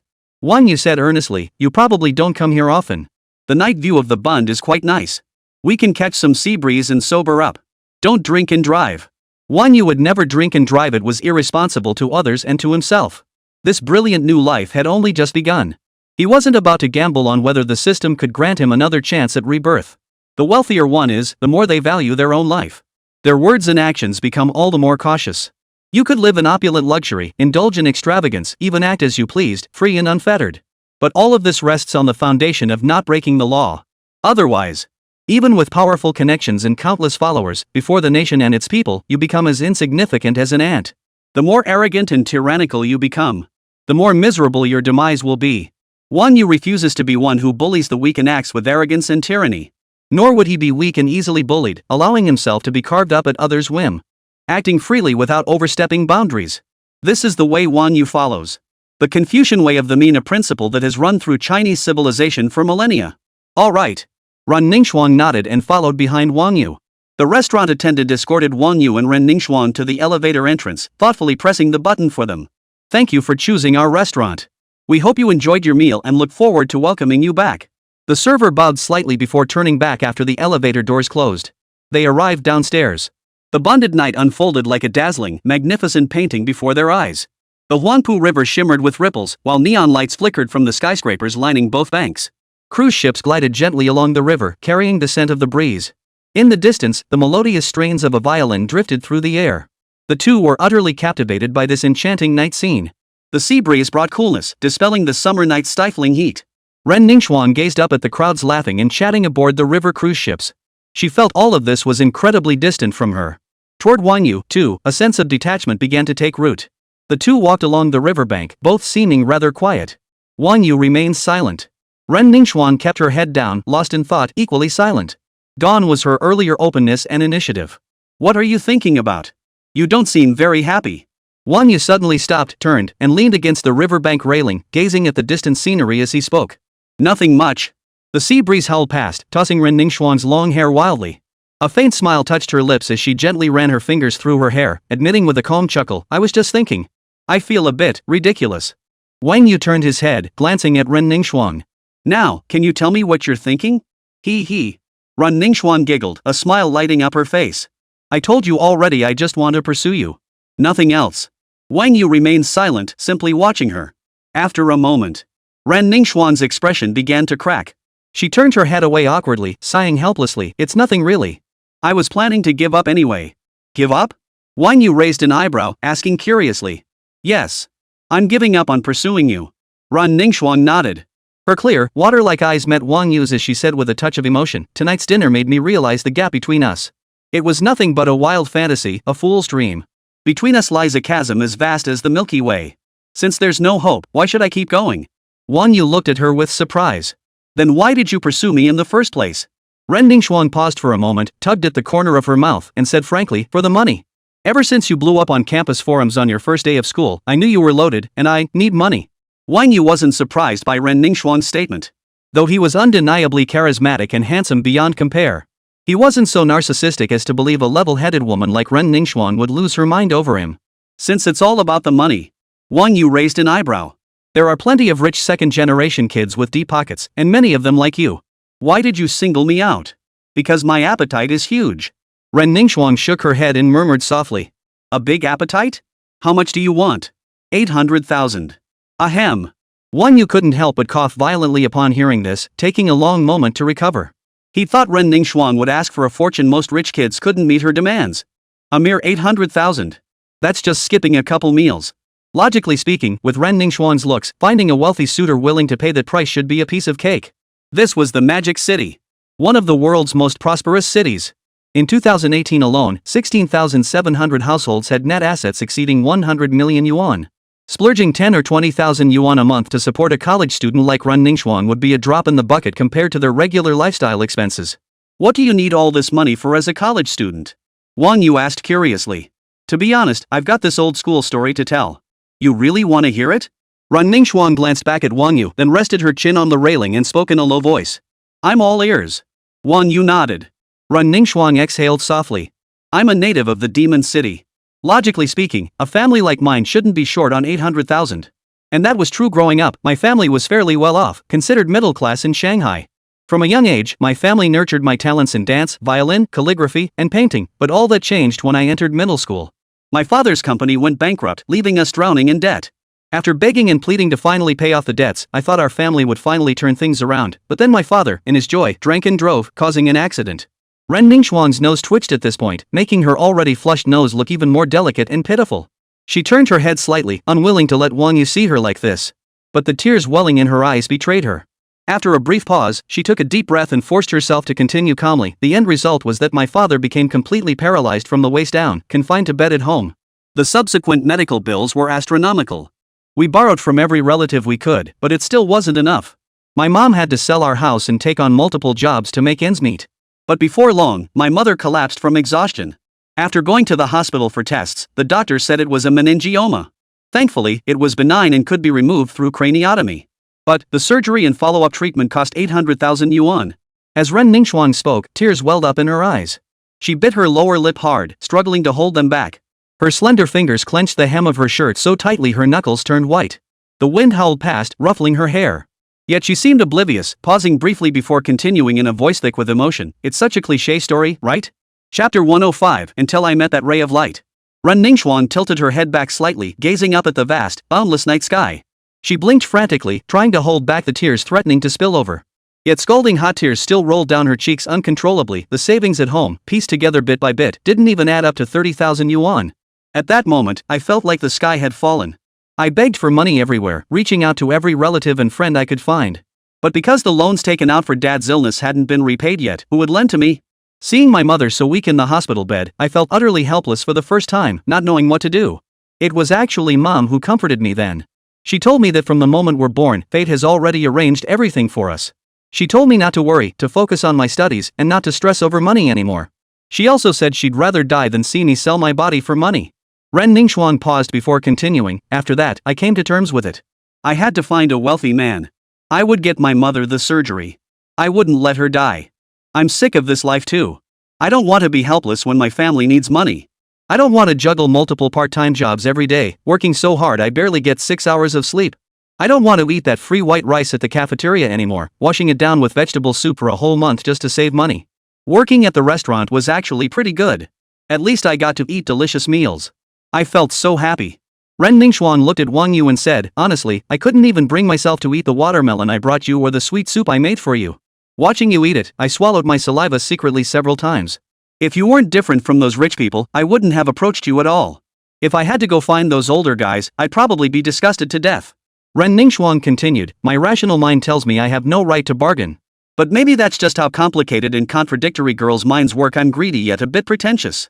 I've talked too much, heh. My story's over. Pretty boring, huh? Wang Yu fell silent. The rope snaps at its weakest point. Misfortune seeks out the wretched. A flicker of emotion crossed Wang Yu's eyes as he looked at Ren Ningxuang and asked softly, is this why you pursued me? Yes. Ren Ningxuang's eyes curved into crescent moons as she smiled. The first time I saw your photo on the school forum, I felt a flutter. You were so handsome, and you drove an Apollo, i.e. so rich. I figured someone so young would be easy to fool. And with my looks, manipulating you would be a piece of cake. At this point, Ren Ningxuang pursed her lips, a hint of frustration in her tone. But who knew you wouldn't play by the rules? You actually rejected my advances. Though I was a bit discouraged, a tiny spark of curiosity started to grow inside me. After I went back, I decided I had to win you over. You're different from other men. You weren't after my looks. That's pretty unique. So I kept showing up every day, bringing you food. After doing this for so many days straight, suddenly deciding to give up now, it feels a bit strange. After sticking with it this long, why suddenly give up now? Wang Yu raised an eyebrow, speaking calmly. Didn't you want that 800,000 yuan for surgery? Didn't you dream of living like the rich? Maybe if you'd held out a few more days, I might have relented. I could have paid you the 800,000. That's nothing to me. I do want the money, but you're just too rich. Ren Ningxuang shook her head, a bitter smile on her lips. Tonight's dinner made me realize how vast the gap between us is. Beyond this body, I have nothing. I doubt any wealthy person would want to accept me. After all, my family is a bottomless pit. Getting entangled with me would only bring them misery. There are so many beautiful girls out there. Why would anyone spend their money and time on me? Right? You're handsome, wealthy, and kind-hearted. To me, you shine like a beacon. Even if I tried my hardest, I could only look up to you. You deserve someone better. A smile returned to Ren Ningxuang's face, a smile tinged with longing and acceptance. Truthfully, even if it weren't about money, I think spending more time with you might have made me fall for you anyway. Then we could have a sweet romance. Wang Yu remained impassive, his tone flat. I have many girlfriends. I probably can't give you a sweet romance. Ren Ningxuang shot Wang Yu a disapproving look and retorted, I knew it. A rich guy like you must have plenty of women throwing themselves at you. You're surprisingly honest, just laying it out like that. Wang Yu gazed at the distant nightscape, remaining silent. Ren Ningxuang nodded to herself. Before I pursued you, I thought about all this and prepared myself mentally. For a wealthy man like you to be devoted to just one person, me? How could I ever dare to hope for such a good fortune? But now, I wouldn't even dare to hope for something as vulgar as being kept by you. Ren Ningxuang's head drooped slightly. Strands of hair slipped down beside her cheeks, perfectly concealing the flush at her temples. She bit down hard on her lower lip, its color turning slightly pale from the pressure, trying to suppress the faint tremor in her jaw. Ever since junior high, I've endured so much in my life. Even when working part-time at the restaurant, I carried myself with confidence, never once feeling inferior. When I ate free white rice in the school cafeteria for a month and got pointed at by my classmates, I never felt inferior. But now, in front of you, I feel inferior. You've shown me the gap between people, one that effort alone can't bridge. Ren Ningxuang said, but rest assured, I'll apologize for all those little tricks I played to get close to you before. From now on, I'll just live my life honestly, working hard to support my family. Ren Ningxuang paused after speaking, exhaling softly as if to blow away the tangled emotions and hopes of these past days. I thought I could endure the darkness. Until I encountered that ray of light. When you're in front of someone you like, it's easy to feel inferior. One can face any hardship without fear, yet in the presence of a beloved, one easily loses composure and sees their radiance dim. I hope that in the years to come, I won't encounter anyone too dazzling. Wishing my dear readers nothing but kind souls in all your future encounters. Chapter 106, It Hurts Me Too. Then how will you cover your mother's surgery costs? Wang Yu suddenly asked. The doctor said it's a benign tumor. I still have a few years left. I'll work hard to save money. Ren Ningxuang lifted her head slightly, her eyes gleaming with resolve, though a faint, bitter smile slipped onto her lips. I'll cover your mother's surgery costs. Wang Yu said calmly. Ha? Ren Ningxuang was momentarily stunned, blurting out in shock. Since you were already thinking about it anyway, this amount is nothing to me. Might as well let me cover it and support you. After all, I can't let all your hard work these past few days go to waste. Right? Wang Yu watched Ren Ningxuang's reaction with a hint of amusement. He'd been wary of her at first, mainly because he couldn't figure out what she was thinking. After all, this path diverged from the trajectory of his past life. Only now, as Ren Ningxuang bared her heart before him, only then did Wang Yu truly understand her perspective, and his mind was finally at ease. Wang Yu didn't wish to pass judgment on Ren Ningxuang's past experiences. From his perspective, she had handled things remarkably well. Most girls in her situation wouldn't have handled it better. They'd likely have given up in despair, resorting to selling their bodies. 800,000 yuan for surgery. For the average family, this was an astronomical sum of money that would take 10 or 20 years of living without eating or drinking to save up. Such pressure could shatter the psychological defenses of most people. Yet Ren Ningxuang had managed so well. She took care of her mother, kept up with her studies, and even got into the University of Finance and Economics. Though she juggled multiple part-time jobs daily, her life had begun to hold promise. That was truly remarkable. 800,000 yuan seemed like a paltry sum to Wang Yu, but if it could save a life, it was worth every penny. Besides, he'd also gained such a beautiful young woman. And she was his senior at school. This was just too good to be true. Forget 800,000, even 8 million would be worth it. These past few days, Ren Ningxuang had been dropping by regularly with food and checking in on him. When he felt hot, Ren Ningxuang would thoughtfully hand him tissues. When he was hungry, Ren Ningxuang would bring him fruit. Having such a charismatic, easygoing senior sister revolving around him day after day. To say Wang Yu wasn't moved would be a lie. Rather than watch Ren Ningxuang end up with nowhere to turn and having to bow to others later, it was better to make her submit to him first. Wang Yu had the means, and he certainly wasn't short on money. Why not? Are you pitying me? The smile vanished from Ren Ningxuang's face as she calmly fixed her gaze on Wang Yu. Not exactly. If you pity me, then forget it. I don't need it. Ren Ningxuang shook her head. All these years, no matter how tough it got, didn't I endure it? I'm doing just fine. I don't see myself as pitiful, nor do I need anyone's pity. The only thing of value I possess is my body. Beyond that, I truly can't think of any other way to earn such a large sum of money. Wang Yu, I've said so much to you tonight, both what should and shouldn't be said. Finally, please spare me my last shred of dignity. Ren Ningxuang was usually generous and lively, radiating youthful energy. But now, her tone carried a hint of pleading. Circumstances change, and affection grows over time. That old saying holds true. Over the days she'd spent with Wang Yu, Ren Ningxuang had come to know him as tall, handsome, kind-hearted, and easygoing. Most importantly, he was incredibly wealthy. No woman could resist his charm. Ren Ningxuang was no exception. Young love blossomed within her, stirring secret feelings. In Wang Yu's presence, she felt utterly vulnerable and already deeply insecure. She tried hard not to appear so sad. She feared Wang Yu would dislike her, despise her, so she refused to lose even the last shred of dignity in his presence. After dinner tonight, Ren Ningxuang realized the gap between herself and Wang Yu, which made her feel so inferior. That was why she resolved to give up. This 800,000 yuan, while part of it stems from my desire to help you. Wang Yu paused before continuing, but another part was for you. What do you mean? Ren Ningxuang asked, a hint of confusion in her voice. You're so beautiful, it's hard not to be drawn to you. Wang Yu gazed into Ren Ningxuang's eyes and spoke earnestly. You wouldn't be saying this just to spare my pride, would you?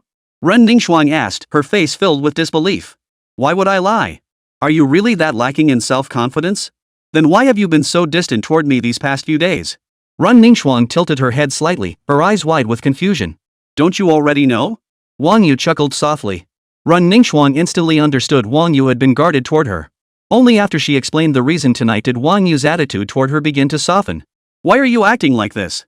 Are all rich people as wary as you? Ren Ningxuang's rosy lips pouted slightly as she murmured softly. Well, it's not my fault. You were the one who seemed so eager. Wang Yu smiled as he looked at Ren Ningxuang. Everyone knows that Ren Ningxuang, the campus goddess who's reigned supreme for 3 years straight, has never shown any interest in guys. But then you come along and take the initiative with me? If I didn't keep my guard up, that wouldn't make sense, right? Do you have some misconception about your looks? I think you're quite handsome and I really like. Ren Ningxuang covered her forehead, speechless. So many girls at Kai University like you. If they all pursued you, would you have to guard against every one of them? Wang Yu just smiled without responding. Ren Ningxuang lowered her head, feeling a bit guilty, and said softly, Oh, don't look at me like that. I admit I approached you for money at first. But later, I genuinely developed feelings for you. Even though you always kept me at arm's length, spending time with you felt so comfortable. And you're so handsome.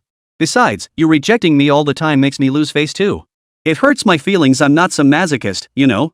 Wang Yu's lips, which had been curled in a faint, almost imperceptible smile, stiffened slightly. A flicker of surprise crossed his eyes. But that surprise vanished almost as quickly as it appeared, replaced by a complex expression in his eyes. This woman is adorably naive. Seeing Wang Yu remain silent, Ren Ningxuang spoke with a touch of shyness. So does that mean I'm being kept by you now? It feels a bit unreal. You can still back out if you regret it now. Wang Yu said, raising an eyebrow. Ren Ningxuang replied earnestly, I don't regret it. After a moment of contemplation, Wang You addressed Ren Ningxuang, who was leaning against the railing. Come with me. Chapter 107, Beyond My Wildest Dreams. Where to? Ren Ningxuang was puzzled, but she followed Wang Yu's footsteps along the streets of the Bund. The Bund was lined with dazzling shops. All were exquisitely decorated, trendy flagship stores of fashion brands. Wang Yu stopped in front of a Chanel boutique and led Ren Ningxuang inside. A sales associate promptly approached them, bowing slightly with polite warmth. Hello, welcome to the Chanel flagship store. How may I assist you today? Wang Yu pointed at Ren Ningxuang and instructed the attendant, pick out a few outfits for her. Hearing this, Ren Ningxuang's brows furrowed slightly, and she instinctively opened her mouth to refuse. But seeing the unwavering look in his eyes, she swallowed her words. The sales assistant's eyes lit up, her smile broadening as she replied promptly, you two couldn't have timed your visit better. We just received several pieces from this season's latest collection, all masterpieces crafted by the industry's top designers. This lady has such elegant poise and a figure to die for, she'll look absolutely stunning in them. Ren Ningxuang felt a bit helpless, her cheeks flushing slightly as her eyes betrayed a hint of unease. The salesperson, quick to notice her mood, skillfully changed the subject. Picking up a garment, she held it up in front of her and said, Ma'am, don't feel pressured.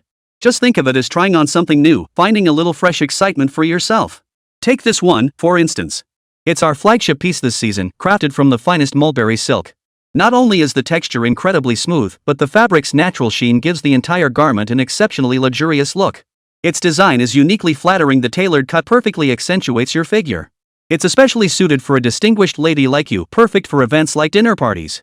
Ren Ningxuang gazed at the dress, a flicker of desire crossing her mind. She glanced hesitantly at Wang Yu before finally following the sales assistant into the fitting room. As soon as she entered the fitting room, Ren Ningxuang gently closed the door behind her, leaning against it and letting out a long sigh. Her fingers gently traced the smooth fabric of the exquisite garment in her hands, stirring a ripple of emotion within her. She rarely visited such high-end women's clothing stores, usually shopping at affordable malls or online. Facing such luxurious and expensive garments, she felt both intrigued and a bit nervous. Ren Ningxuang slowly slipped off her own clothes and carefully slipped into the white silk dress. Through the fitting room mirror, she saw a slightly unfamiliar yet stunningly beautiful reflection of herself. The form-fitting design perfectly accentuated her slender waist and long, graceful legs, while the lace trim at the neckline added just the right touch of allure. Unconsciously, she twirled several times before the mirror, the skirt's hem swaying gently with each turn. Just as she was lost in self-admiration, the sales assistant's gentle voice came from outside the door. Ma'am, are you ready? If you need any help, please call me anytime. Just a moment. Ren Ningxuang snapped back to reality and replied. She studied her reflection one last time, took a deep breath, and stepped out of the fitting room. Wang Yu was sitting on a sofa in the nearby lounge area, casually flipping through a magazine. Hearing the movement, he instinctively looked up. That glance left him momentarily speechless. The Ren Ningxuang before him looked like a fairy stepping out of a painting. The white dress accentuated her elegance to perfection. The tailored design hugged her figure, tracing her graceful curves. It seemed as though every inch of her form had been meticulously sculpted. The lace trim at the neckline was playful yet alluring, contrasting beautifully with her naturally cool features and adding a touch of earthly charm. Wang Yu slowly rose to his feet, his gaze sweeping upward inch by inch over Ren Ningxuang's figure, his eyes filled with astonishment and admiration.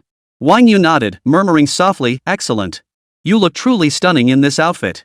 The sales assistant, watching nearby, beamed with a smile and chimed in at just the right moment. Sir, see? I told you. This lady is a natural clothes horse. Our latest seasonal designs are simply made for her. Ren Ningxuang blushed slightly at their compliments, lowering her head shyly as she murmured, you're exaggerating. Wang Yu pointed to several other seasonal new arrivals in the store and instructed the sales assistant, wrap up all these seasonal new arrivals in her size. And the one she's wearing now, take that too. Ren Ningxuang snapped her head up, her eyes wide with astonishment. She hurriedly waved her hands, protesting, no, Wang Yu, that's too extravagant. I really don't need this much. The one I'm wearing is enough. Wang Yu merely curved his lips slightly, gently clasping her hand as he murmured softly, consider it a small token of my appreciation. You're always so frugal, let's indulge a little today, shall we? The sales assistant, watching the scene unfold, eagerly chimed in, ma'am, please don't refuse. The gentleman means well, and you look absolutely stunning in these clothes. Take this one, for example. As she spoke, the saleswoman picked up another garment, gesturing as she described it, trying to persuade Ren Ningxuang on Wang Yu's behalf. Ren Ningxuang bit her lower lip slightly, her heart torn with conflict. In the end, she gave a soft nod, tacitly agreeing. Wang Yu turned to the sales assistant. Check out, please. Certainly, sir. That comes to 118,600 yuan. Please wait a moment while I pack your purchases. Her cheeks flushed with excitement, such decisive customers were rare indeed. She took the bank card Wang Yu handed her with both hands and swiftly headed to the front desk to pack the items. A moment later. The sales associate returned with the meticulously packed garments, beaming as she handed the shopping bags and credit card back to Wang Yu.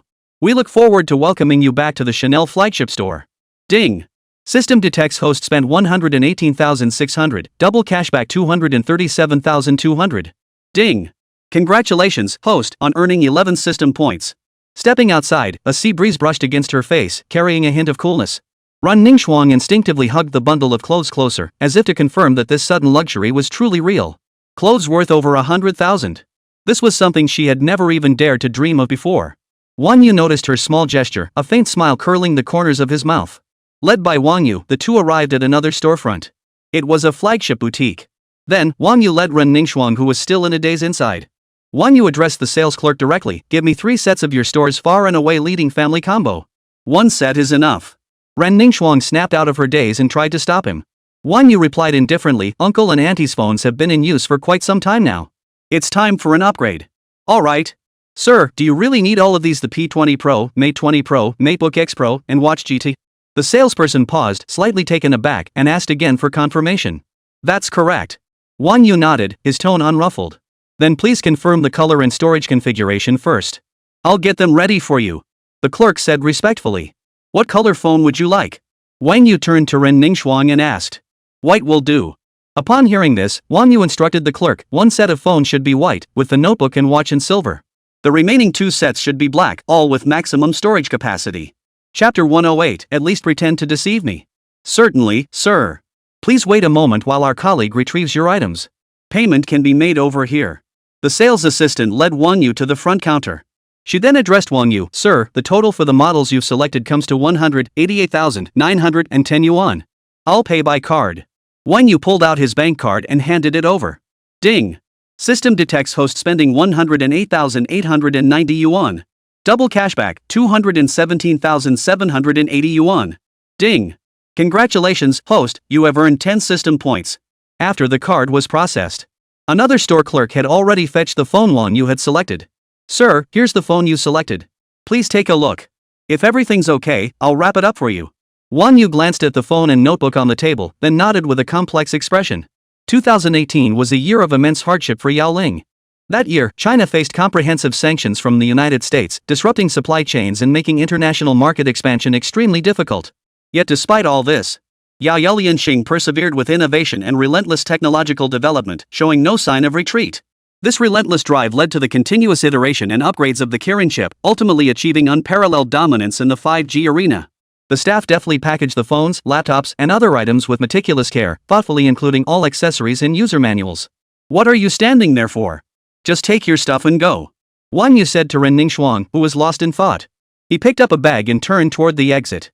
Ren Ningxuang glanced at Wang Yu, then at another bag the clerk had packed, before lifting it into her hand.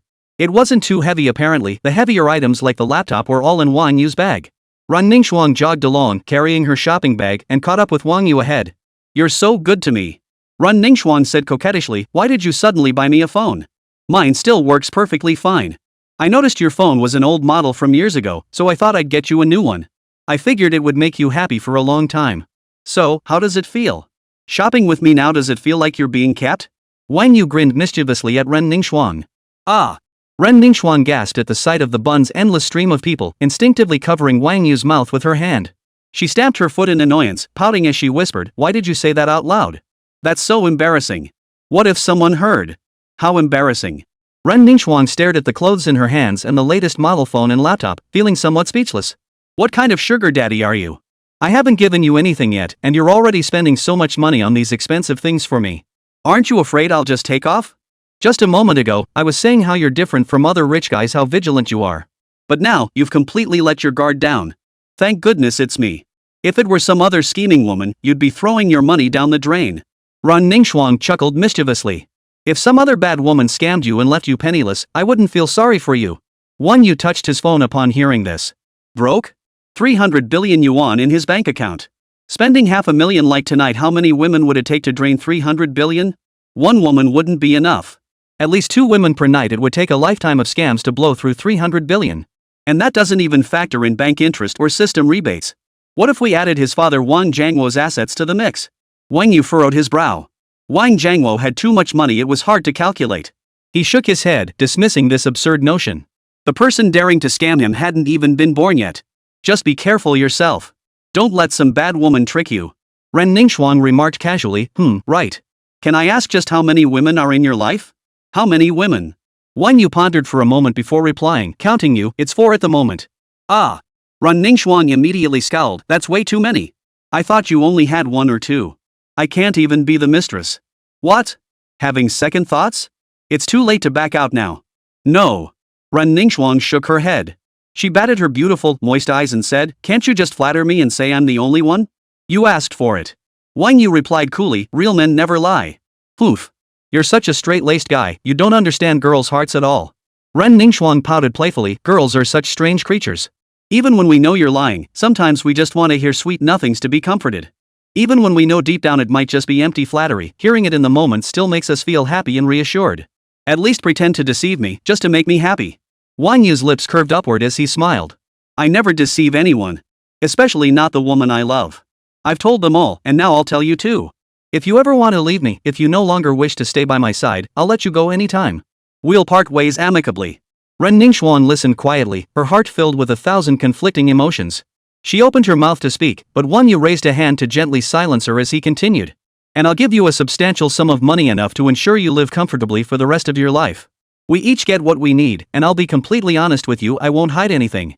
Ren Ningxuan pursed her moist, rosy lips, feeling a bit downcast, though she'd likely snap out of it soon enough. Ren Ningxuan suddenly asked expectantly, then tell me, are there any other women in the school besides me? Question mark.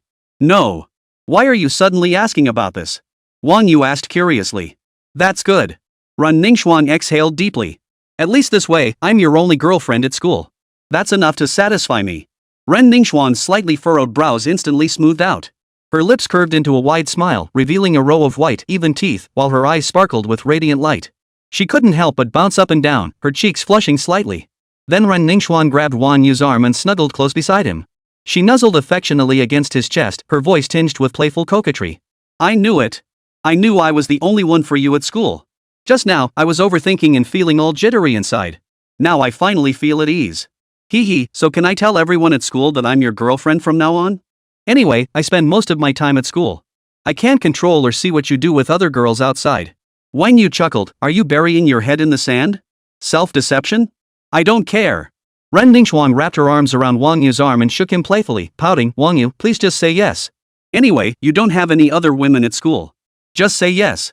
Otherwise, if word gets out that I'm your mistress, how embarrassing would that be? Chapter 109, you've disappointed me so much. I thought you didn't care about these things. Wang Yu remarked indifferently. Back when Ren Ningxuan was so viciously attacked on the campus forum, she just shrugged it off. Still caring about this now? Who truly doesn't care? I was just putting on a show. Ren Ningxuan gently flicked a strand of hair behind her ear, a faint, self-mocking curve touching her lips as a glint of mischief flashed in her eyes. Think about it, if I'd burst into tears right then, when everyone was tearing me apart on the campus forum, how pathetic would that have looked? Those people clearly just wanted to see me humiliated. I wasn't about to give them the satisfaction. She lifted her chin slightly, straightening her ample chest as she continued, just say yes to me. That way, I can get some satisfaction and show those skanky yes that even though I'm just your mistress, I'm your official girlfriend on campus. Ha, do whatever you want. Wang Yu couldn't help but laugh at Ren Ningxuan's cheerful attitude. He could only let her have her way. You agreed. Ren Ningxuan exclaimed, her voice tinged with surprise and delight. I never said no. Wang Yu didn't care much about the title of girlfriend. He always acted with integrity and wasn't the type to hide things. Besides, with so many girlfriends already, adding Ren Ningxuan to the list wouldn't make much difference. Some might worry that once he had a girlfriend, other women wouldn't come near him anymore. Such worries were utterly unnecessary. Even if Wang Yu were married, women eager to be his mistresses could line up from Shanghai all the way to the United States if he so desired. Giggle giggle giggle. Ren Ningxuan instantly brightened. Clinging to Wang Yu's arm, she declared, I couldn't care less what others think. As long as you're sincere with me now, that's all that matters. Tilting her head to rest against his shoulder, a playful smile touched her lips as a hint of smugness flashed in her eyes. You said being with you wasn't sweet romance, but isn't this exactly that? Wang Yu glanced at Ren Ningxuan. Her charming, adorable expression stirred a ripple in his heart. A faint smile touched his lips as he gently rubbed her head, his voice soft and gentle. You really are easy to please. Ren Ningxuan blinked her eyes, her gaze fixed intently on Wang Yu as she declared earnestly, of course. I don't ask for much, just your genuine care, sharing meals and shopping trips with me, and the occasional little surprise. All that business with mistresses? I couldn't care less. Ren Ningxuan patted her chest, radiating an air of placing her complete trust in Wang Yu. Wang Yu paused slightly, seemingly taken aback by her unexpected candor. The two strolled along the streets of the Bund. Ren Ningxuan, what are you doing? You've disappointed me. Suddenly, an angry voice rang out. A yellow SUV slammed on its brakes, coming to a halt right in front of Wang Yu and Ren Ningxuan.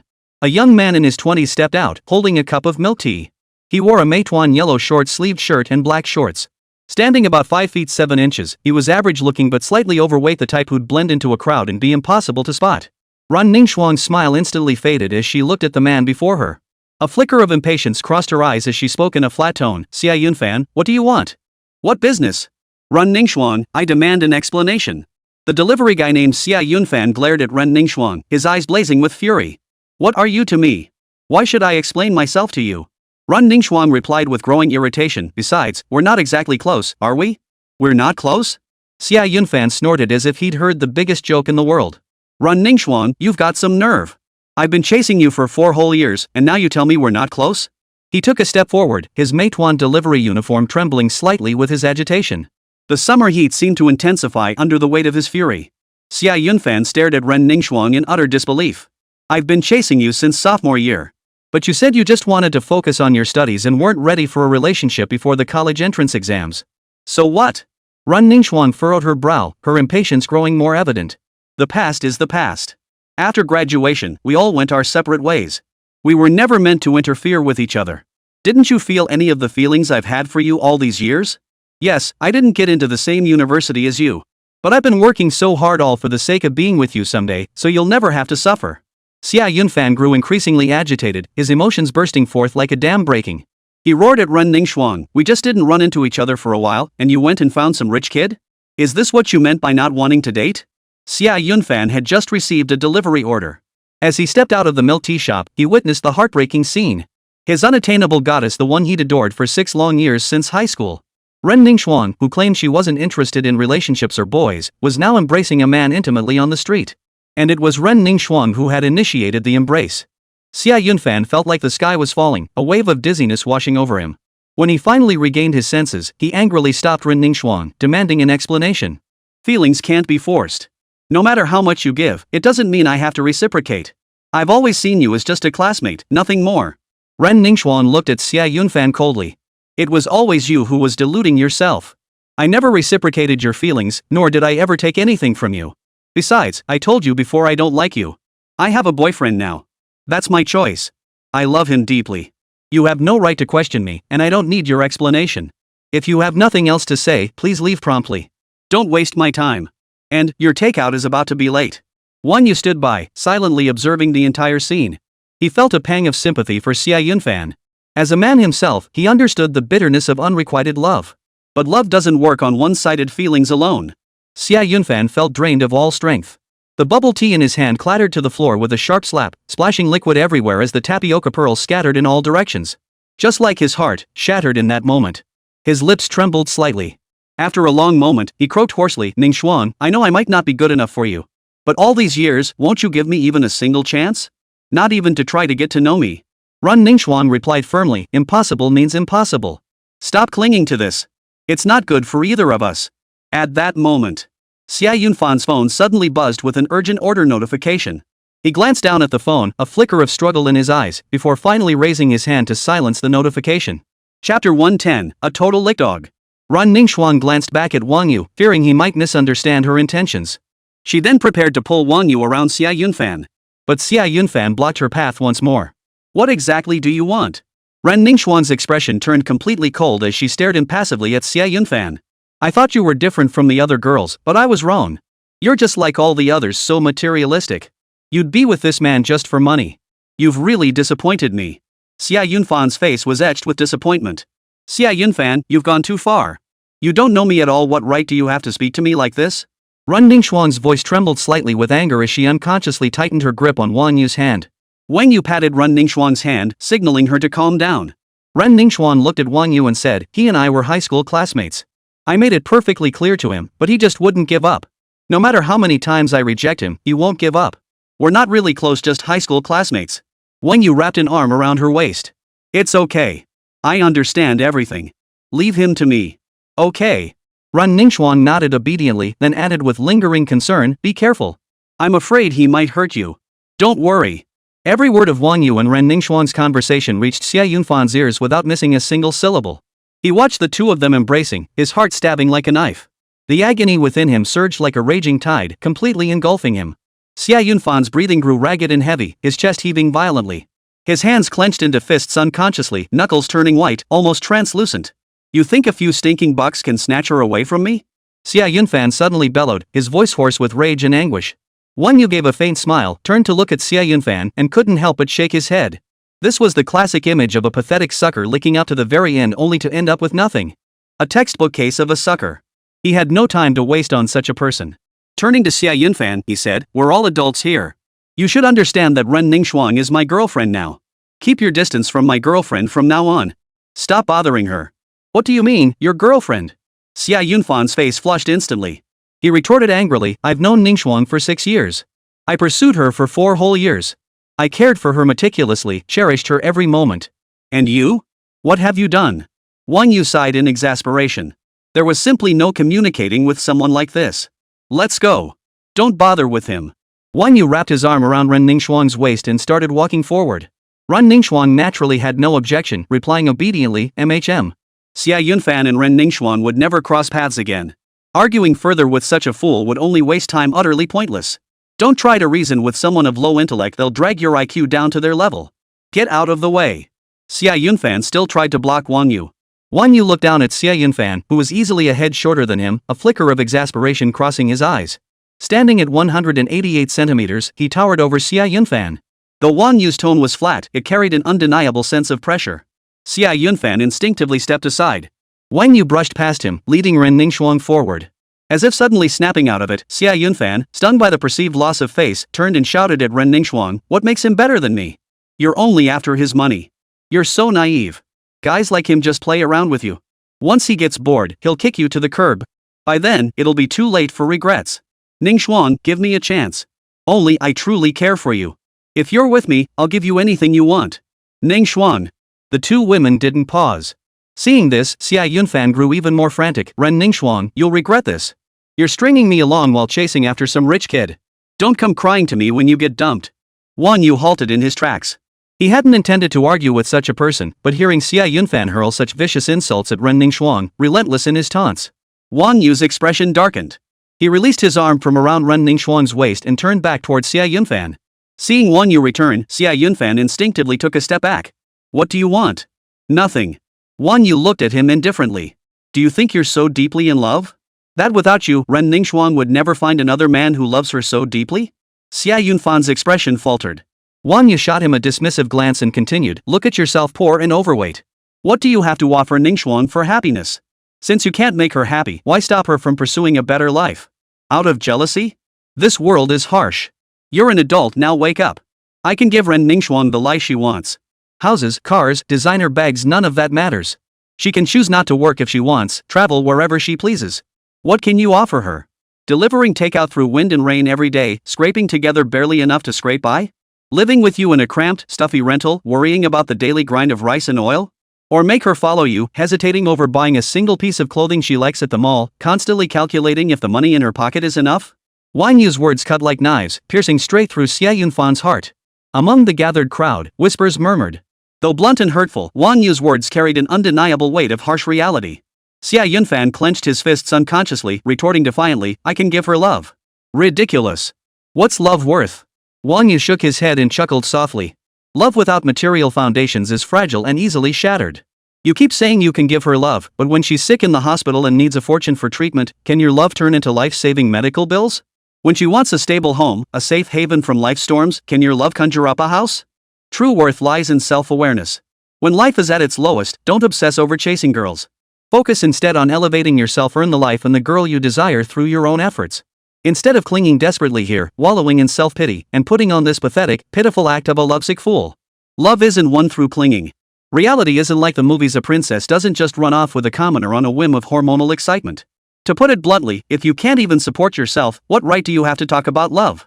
Wang Yu's words plunged Xia Yunfan into an icy dungeon, his entire body radiating bone-chilling cold. Xia Yunfan staggered, as if struck by a heavy blow, nearly losing his footing. The stares of those around him now felt like needles piercing his skin.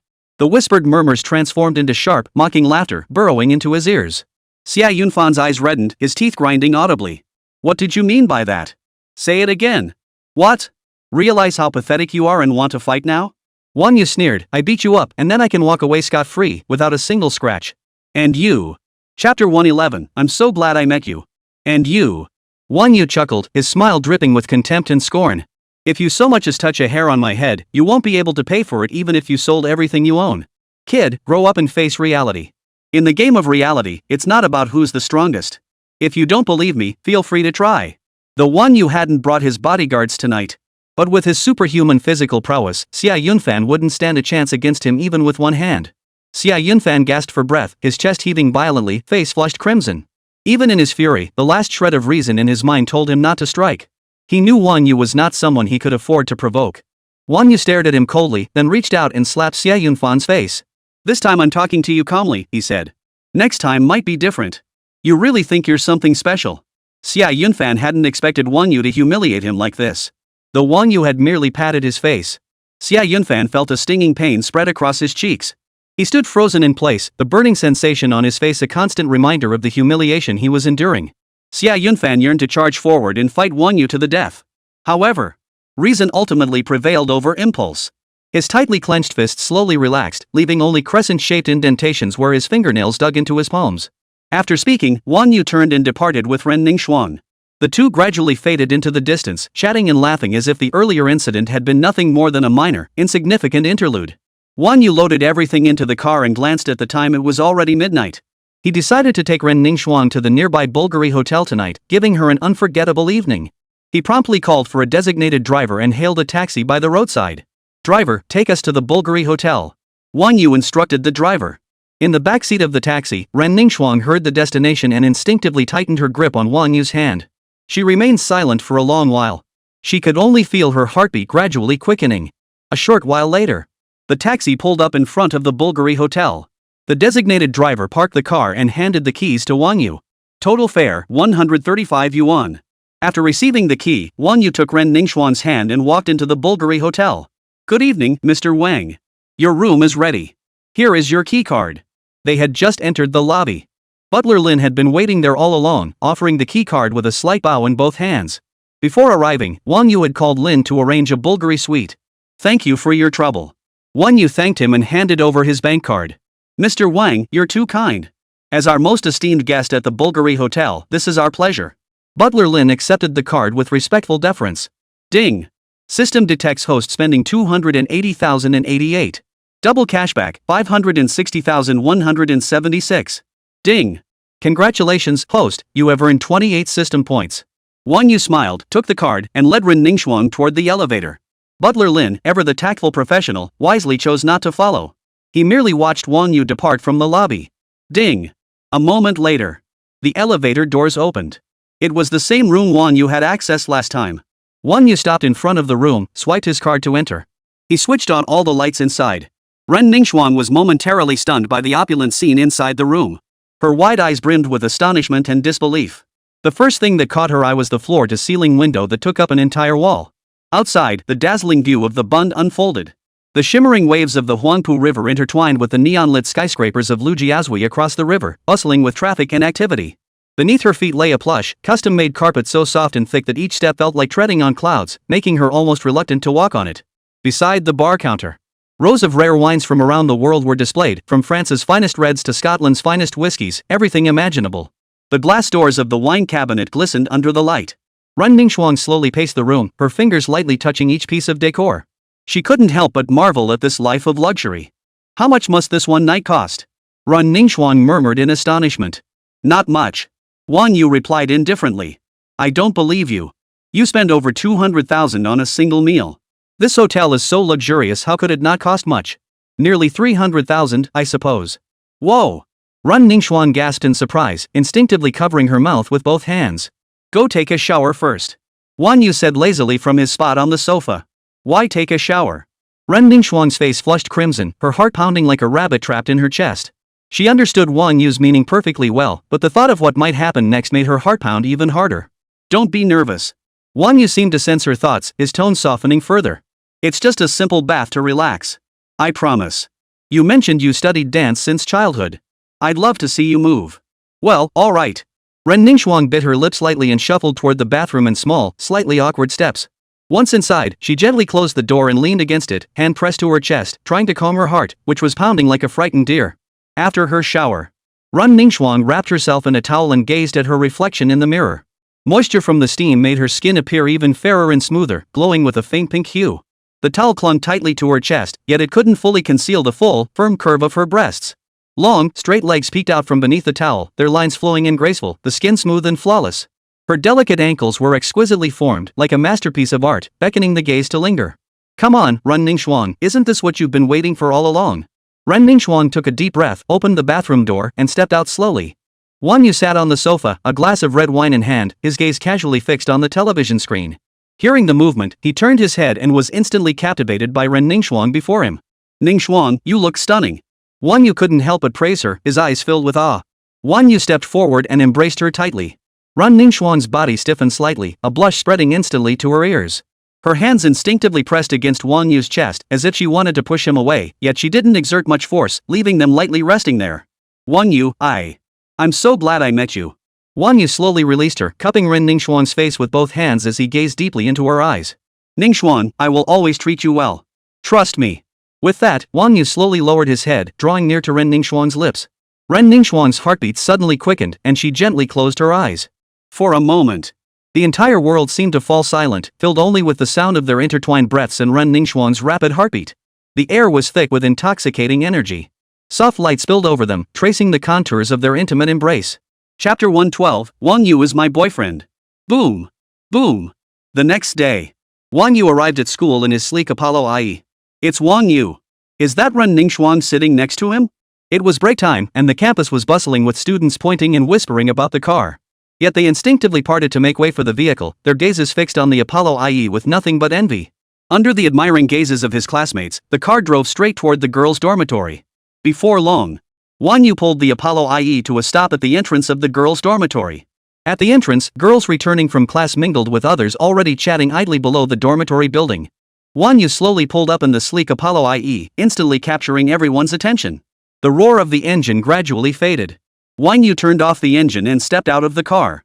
Many girls nearby became excited. Wow, it's Wang Yu. He's so cool. That's an Apollo IE, a globally limited edition supercar. I still think the car looks cooler. Can Wang Yu stop being so handsome? I just got my nails done.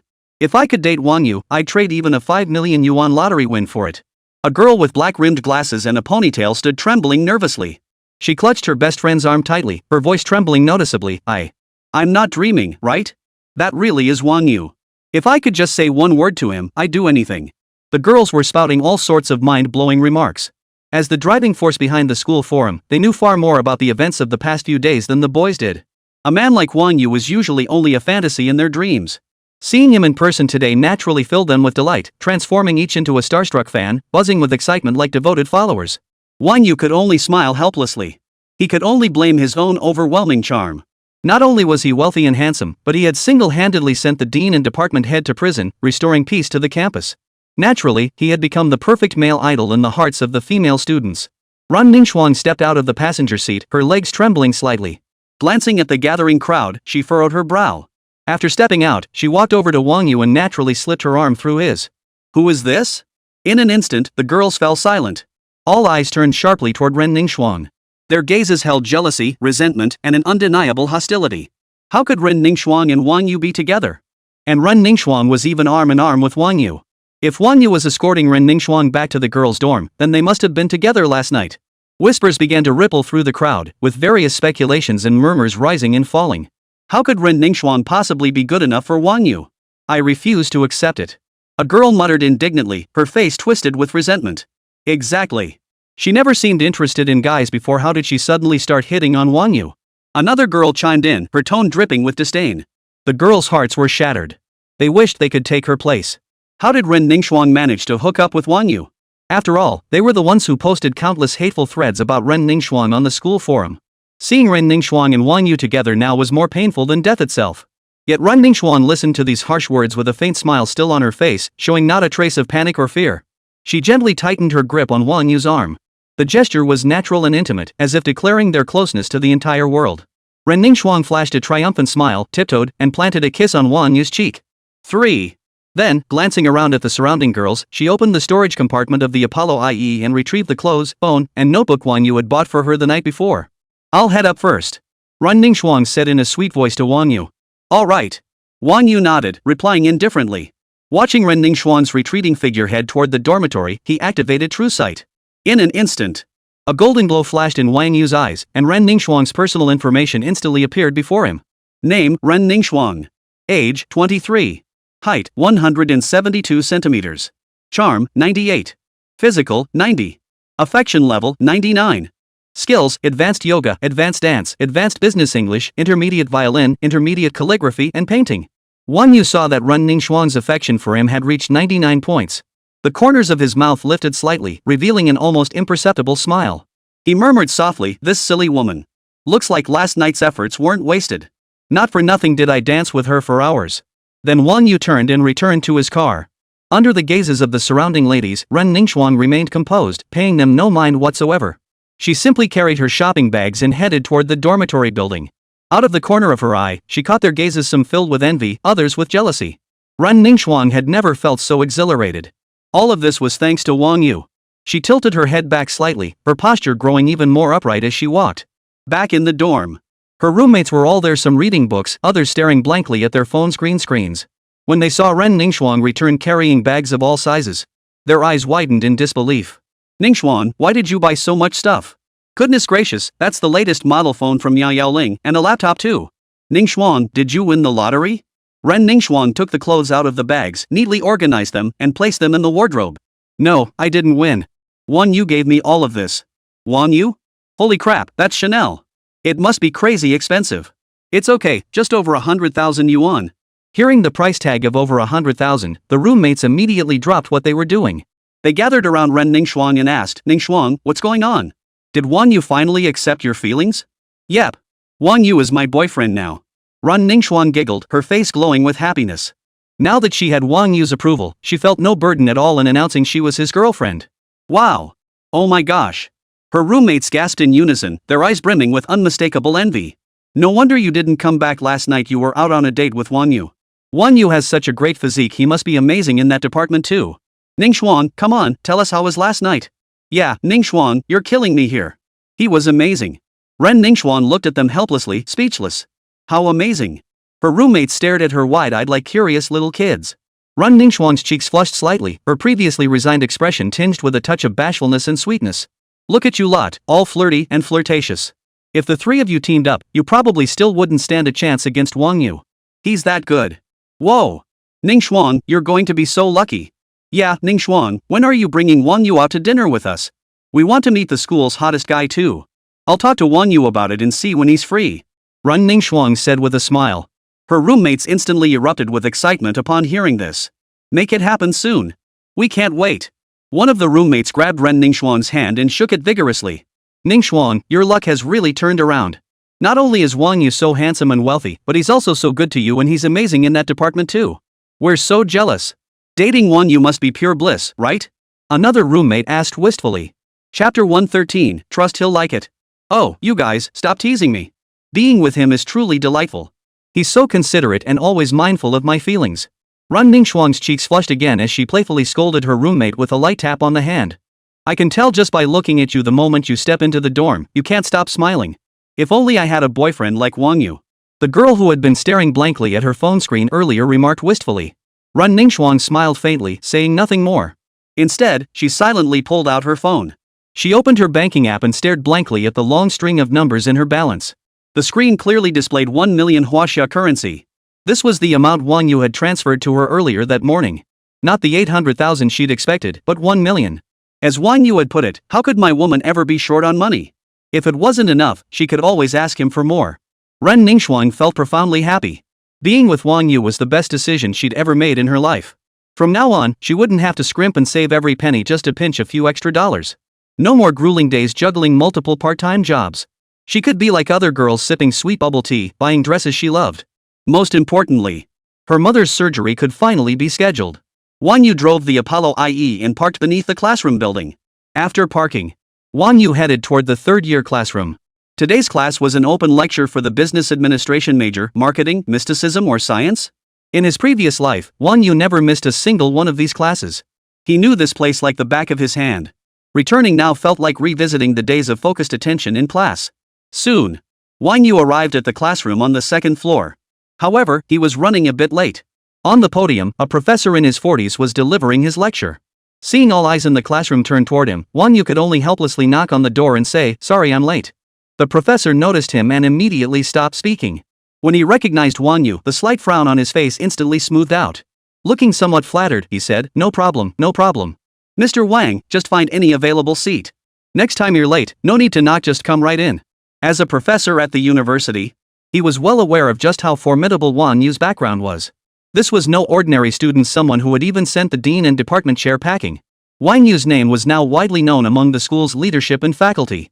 When he first learned he'd be teaching Wang Yu's class, he'd been quite troubled. He feared he might inadvertently provoke Wang Yu and bring trouble upon himself. But Wang Yu's behavior today wasn't nearly as intimidating as the rumors suggested. He seemed like a perfectly decent kid. This unexpectedly made him warm to the boy. Despite his status and position, Wang Yu remained so courteous. He showed such respect even to an ordinary professor like himself. This eased his worries about the days ahead. Wang Yu nodded to the professor. As he entered the classroom and was about to find a seat, he noticed someone waving at him from the back row. "Wang Yu, over here, there's still room beside me." Wang Yu looked closely and recognized Yao Jinglong. Wang Yu made his way to the back row and sat down beside Yao Jinglong. Curious, he asked, "Aren't you a freshman? Why are you here attending a junior-level open lecture? I've already self-studied everything. These courses are too easy. I just thought I'd come here on a whim, hoping I might run into you." "Well, what a coincidence you just happened to come to class." Yao Jinglong smiled, revealing a mouthful of pearly white teeth. "All right, everyone. Let me reintroduce myself. My name is Du Yuanqing, and I'll be your instructor for this course. I'm also a professor in the marketing department of our university's School of Business Administration. If you have any questions after class, feel free to come see me privately." Professor Du Yuanqing pushed his glasses up his nose, his gentle gaze sweeping across every student in the classroom as he continued, "I've dedicated years to the field of marketing, participating in numerous practical marketing projects for companies of all sizes. Marketing is far from an academic exercise confined to textbooks. It's a discipline that tightly integrates theory with practice, while also brimming with innovative vitality." Buzz, buzz. As Professor Du Yuanqing's lecture gained momentum, a sudden ringtone pierced the classroom. In the quiet classroom, it sounded particularly jarring. Professor Du's gaze immediately turned toward the source of the sound. He discovered it was coming from Wang Yu. Wang Yu felt the vibration in his pants pocket and felt a bit embarrassed. He quickly pulled it out and checked the screen. The screen displayed a call from Wang Xikong. Wang Yu's hand, poised to hang up, paused. He looked up and bowed respectfully toward Professor Du. Professor Du's face was beaming with a smile as he nodded reassuringly, signaling it was fine. His insincere smile was plain for all to see. Wang Yu rose and walked out of the classroom. Stepping into the hallway outside the classroom, he answered the call. "Hey, old Wang, what's up? I'm in the middle of class." "Wang Yu, just letting you know I've had the Yongle Encyclopedia and preface to the Orchid Pavilion collection I borrowed from you delivered to your home. Take a look tonight. If there's any issue, let me know immediately." Wang Xikong said on the other end of the line. "No problem, just glad they're back." Wang Yu replied indifferently.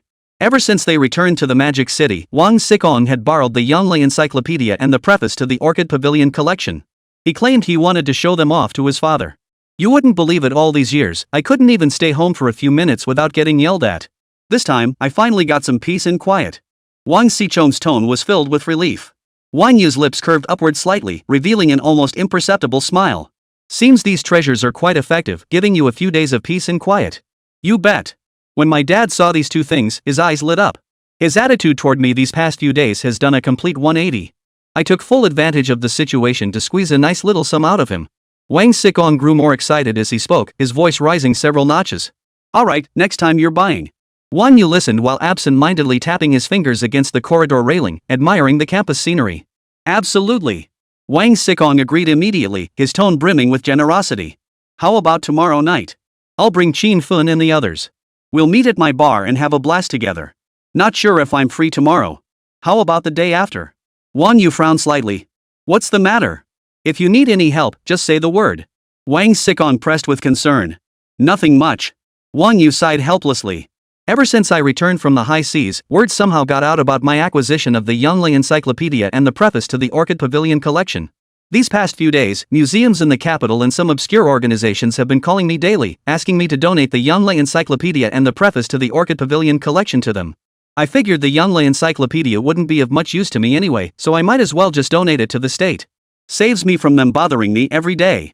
Wang You felt deep admiration for this group of academicians dedicated to historical research. At least their determination to get their hands on the Yongle Encyclopedia was something ordinary people couldn't match. The Yongle Encyclopedia was useless to him anyway, yet it kept drawing unwanted attention from all sides. While he wasn't afraid of their covetousness, too many flies buzzing around were still a nuisance. He decided to donate it to the National Museum. The preface to the Orchid Pavilion collection, however, he kept for his own collection. This was a treasure coveted by emperors throughout history, and Wang Yu himself cherished it greatly. Besides, aside from the envious glances of the Calligraphy Association crowd, it held little more than high collectible value. It held little value for historical research. When the opportunity arose, Wang Yu would present it to his elderly father at home. He was certain the old man would cherish this gift. Chapter 114, Low Profile is the Way to Go. This is the complete encyclopedia of the Yongle era. Are you really going to donate it? Wang Saiken's eyes widened on the other end of the phone, his face etched with disbelief. Do you even realize how precious the Yongle Encyclopedia is? People would kill to get their hands on it for private collection, and you're just giving it away? I wish I'd let my dad enjoy it for a few more days. It won't be easy to see it again. It's useless to me. Let those experts and scholars study it. Once they're done studying it, putting it in a museum will let more people see it and fulfill its true value. Wang Yu's tone was calm, yet his resolve was unwavering. You really are big-hearted. Wang Xikong was momentarily speechless. After a pause, he continued, any single page of the Yongle Encyclopedia is worth a fortune. It's the dream of countless collectors. And you just go and donate it to the state? If it were me, I'd never part with it. Wang Xikong couldn't help but gasp in astonishment, secretly admiring Wang Yu's magnanimity. These material possessions we bring nothing into this world and take nothing out.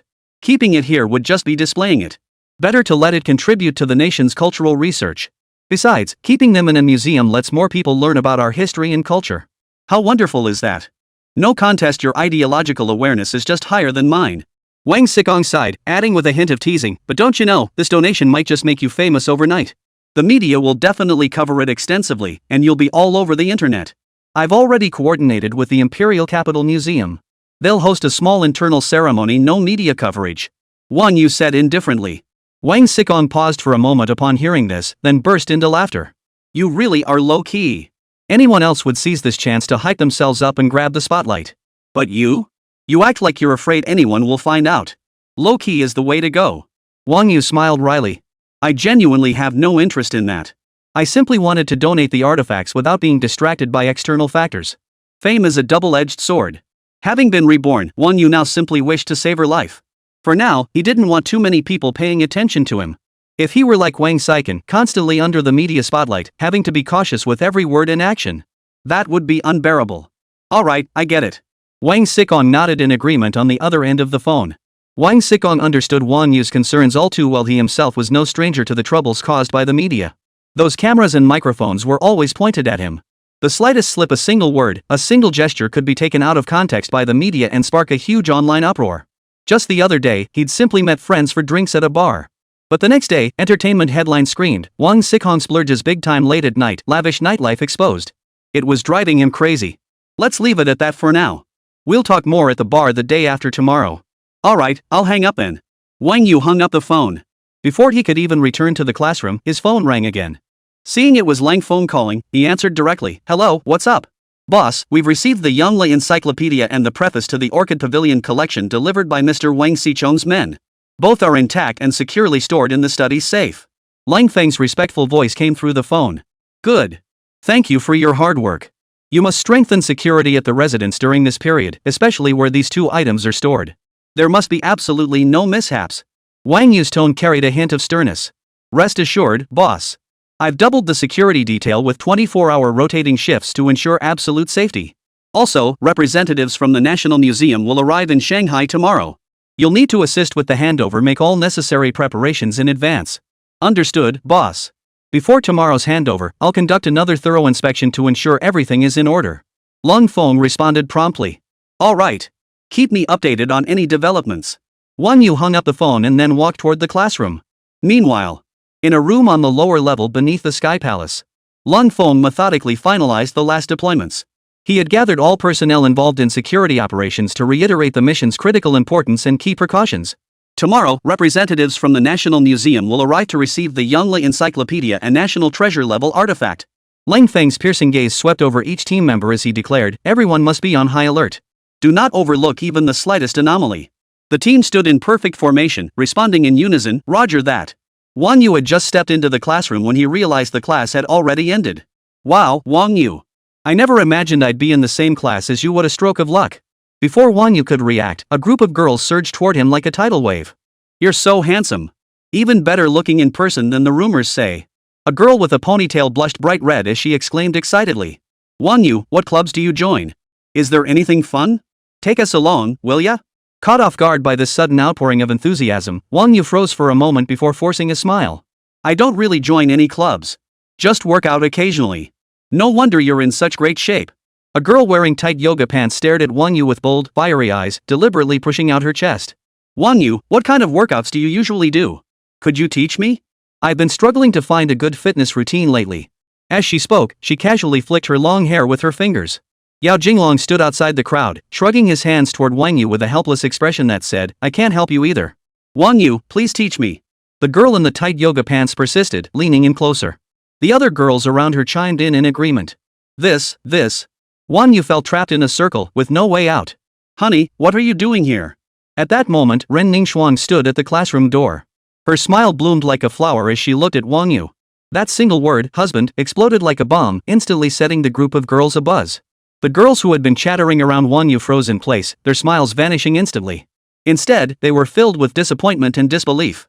The girl in the tight yoga pants, who had been boldly staring at Wang Yu, now looked utterly stunned. How could Wang Yu actually have a girlfriend? Yeah, how could it be Ren Ningxuan? Didn't Wang Yu reject her already? The surrounding girls erupted into a buzz of whispers. Seeing this, Wang Yu hurriedly ran out of the classroom. Ning Shuang, thank goodness you got here in time. That was terrifying. Wang Yu sighed in relief, patting his chest nervously before continuing, I had no idea how to handle those girls. If it had been any later, I swear they would have eaten me alive. Chapter 115, A Convenient Favor. Ha ha. Look how scared you got, was it really that dramatic? Ren Ningxuan couldn't help but burst out laughing. She chuckled as she playfully nudged Wang Yu's shoulder. You wouldn't believe it, those looks they gave me, like they were going to eat me alive. I'm seriously impressed. Wang Yu shook his head helplessly and poured out the entire ordeal. Ha! Looks like you've got quite the charm, with all these girls swarming around you. Ren Ningxuan teased with her words, yet a fleeting, barely perceptible hint of jealousy flashed in her eyes. She wrapped her arm around his waist, stood on tiptoe to plant a kiss on his cheek, and said, It's dinner time. Let's grab a bite together. Oh, Yao Jinglong, you're here too. Want to join us? Yao Jinglong crossed his arms, his gaze sweeping up and down Wang Yu and Ren Ningxuan. After a moment, he said with a mournful expression, When did you two start hooking up behind my back? Wang Yu, you deserve to die. This hurts worse than death. Sigh. Epsilon equals Omicron. You two go ahead. I won't be joining you. Yao Jinglong sighed, waving his hand with a somewhat downcast expression. Then he turned and walked alone out of the academic building. His retreating figure looked rather forlorn, and he muttered to himself, How did Wang Yu manage to find a girlfriend? Why don't any girls come chasing after me? I'm not bad either, so handsome and rich. What the hell is wrong with me? Under the gaze of Wang Yu and Ren Ningxuan, Yao Jinglong's figure vanished from sight. What's gotten into Yao Jinglong? Ren Ningxuan watched his retreating figure, her face filled with confusion. Wang Yu shrugged helplessly, smiled, and didn't respond. This guy was usually so carefree and impulsive, who knew what kind of crazy idea he'd come up with now. Let's go. Time to eat. Wang Yu turned to ask, What do you feel like eating? Anything is fine. Whatever you eat, I'll eat. Ren Ningxuan nestled sweetly beside Wang Yu, her voice soft and innocent. Then let's go home now, I'll eat you up. Wang Yu couldn't help but chuckle mischievously. Oh dear, maybe we should change plans. After dancing all night yesterday, my legs are still wobbly. Maybe I should rest a bit first. We can see if dancing is possible later. Alright then. Wang Yu looked a little disappointed. Hee hee, you're so sweet, honey. Here's a kiss as a reward. Epsilon 3. Oh, honey, my roommates are pestering me to meet you. They want to grab a meal together. Do you have time for a meal? Wang Yu pondered for a moment before replying, I won't have time these next few days. Let's talk about it later. Sure thing, I'll do whatever you say. Then let's go eat Mao Kai. Sure thing. The next day. Sunlight poured down unreservedly. The The sky was as sapphire blue as a gemstone's eye. Wang You steered his Ferrari LaFerrari to a smooth stop at the entrance of the Magic City Museum. He turned off the engine and stepped out. His simple yet refined casual attire exuded understated elegance. Cold Phone, the bodyguard in the passenger seat, followed suit, stepping out with a briefcase in hand. His gaze darted around alertly. As soon as they reached the museum entrance, a staff member approached them with a warm smile and respectfully inquired, "May I ask if you are Mr. Wang You? This way, please. Director Gao has been waiting for you inside for quite some time." Wang Yu nodded and, guided by the staff member, stepped inside the museum. Lung Phone, carrying the safe, followed closely behind Wang Yu, never straying more than a step away. Wang Yu stepped into a spacious exhibition hall. The entire hall soared nearly 10 meters high, creating an exceptionally open and airy space. The ceiling was smooth and pristine white, with concealed lighting strips cleverly embedded along the edges. The entire space was brightly illuminated, yet the light was soft and never harsh.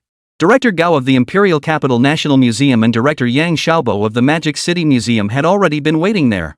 Director Gao, in his 50s, was slightly portly and wore black-rimmed glasses, his face radiating a warm smile. Yang Xiaobo appeared younger and more capable, dressed in a crisp suit, his eyes reflecting wisdom.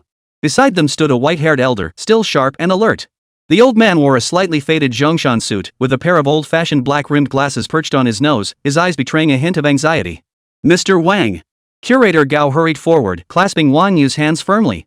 "We've been eagerly awaiting your arrival. On behalf of the Imperial Capital National Museum, I extend our deepest gratitude for your generous donation." "Director Gao, you're too kind." Wang Yu responded with a smile. "The Yangla Encyclopedia deserves to be seen by more people. The National Museum is its rightful home." At that moment, Yang Xiaobo stepped forward, extending his hand with a smile. "Mr. Wang, I've long admired your reputation. I'm Yang Xiaobo from the Magic City Museum. It's a profound honor to witness this historic moment today." After the pleasantries, Director Gao turned and gestured toward an elderly gentleman beside him. "Mr. Wang, this is Professor Wei Qiming, a leading authority in the field of history.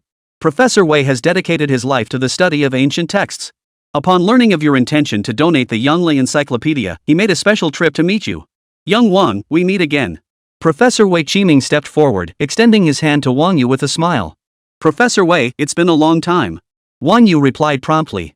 This was none other than Professor Wei Qiming from Tsinghua University, whom Wang Yu had met aboard the Ocean Symphony. "Throughout my years of historical research, I've always hoped for more materials from the Yangla Encyclopedia to surface. I never imagined you would donate it directly, allowing me to fulfill this wish in my lifetime." Professor Wei continued, his voice filled with emotion. Ever since their last parting, upon returning to Shanghai, he had wanted to borrow the Yangla Encyclopedia for in-depth study. Having just returned from international waters, Wei Qiming feared the timing was too rushed and hadn't yet contacted Wang Yu. Unexpectedly, Wang Yu had now donated the Yangla Encyclopedia to the nation. This truly filled him with admiration. The 68 volumes of the Yangla Encyclopedia donated by Mr. Wang this time are truly a godsend. Curator Gao nodded in agreement beside him. "As long as it helps your research." Wang Yu nodded with a smile. Wang Yu shifted his gaze to signal Lung Feng. Lung Feng understood the signal, gently placing the safe on the nearby solid wood table. He carefully turned the combination lock and slowly lifted the lid. In an instant, all eyes instantly focused on the 68 ancient, weighty volumes of the Yangla Encyclopedia. Director Gao, Yang Xiaobo, and Professor Wei immediately stepped forward to examine them closely. As he gazed upon the ancient, yellowed pages, Wei Qiming's eyes welled up with tears. "At last, I see them," he exclaimed, his voice trembling with emotion. "These are the crystallized wisdom of countless generations of our forebears." Wei Qiming's hand trembled slightly as he hesitated to touch them, finally only brushing gently over the top of the pages. His voice slightly choked with emotion as he said, "This is a testament to history, embodying the dedication of so many people. With this discovery, our understanding of ancient times has taken another significant leap forward." Yang Xiaobo also remarked with deep emotion, "Mr. Wang, your act of kindness today is truly immeasurable." "Mr. Wang, thank you so very much." Director Gao's eyes brimmed with reverence as he expressed his gratitude to Wang Yu. Previously, research on ancient culture was hindered by fragmented and incomplete materials. With these 68 volumes of the Yangla Encyclopedia, it's as if we've found the crucial missing piece of the puzzle. Many academic challenges may now be resolved effortlessly. Our Imperial Capital Museum has long planned a major exhibition tracing ancient cultural origins. This compendium will undoubtedly be the centerpiece, allowing the public to truly appreciate the wisdom of our ancestors. I also hope it will help more people understand our historical and cultural heritage. Wang Yu nodded with a smile. Chapter 116, I still have some influence in cultural circles. Mr. Wang, we had actually planned an extremely grand donation ceremony, inviting numerous cultural luminaries, media friends, and enthusiastic individuals from all walks of life to witness this momentous occasion together. Director Gao looked at Wang Yu with deep gratitude and continued, after all, this donation holds immense significance and deserves a proper celebration. Perhaps you could reconsider? Yes, Mr. Wang. Your generosity deserves wider recognition. Yang Xiaobo chimed in from the side. Wang Yu smiled and waved his hand. I appreciate the thought, both of you. Truly, thank you very much. You three are my elders. Please don't call me Mr. Wang, just call me Xiao Wang. I'm not one for big celebrations, so let's skip the ceremony. Director Gao and Yang Xiaobo exchanged a glance, their eyes brimming with admiration for Wang Yu. It was truly rare for someone of his age to possess such a detached attitude toward fame and fortune. Most young people today would jump at any chance to become famous, desperate for the spotlight. Yet Wang Yu was solely focused on keeping a low profile. Despite his youth, he could so calmly bid on antiques worth billions.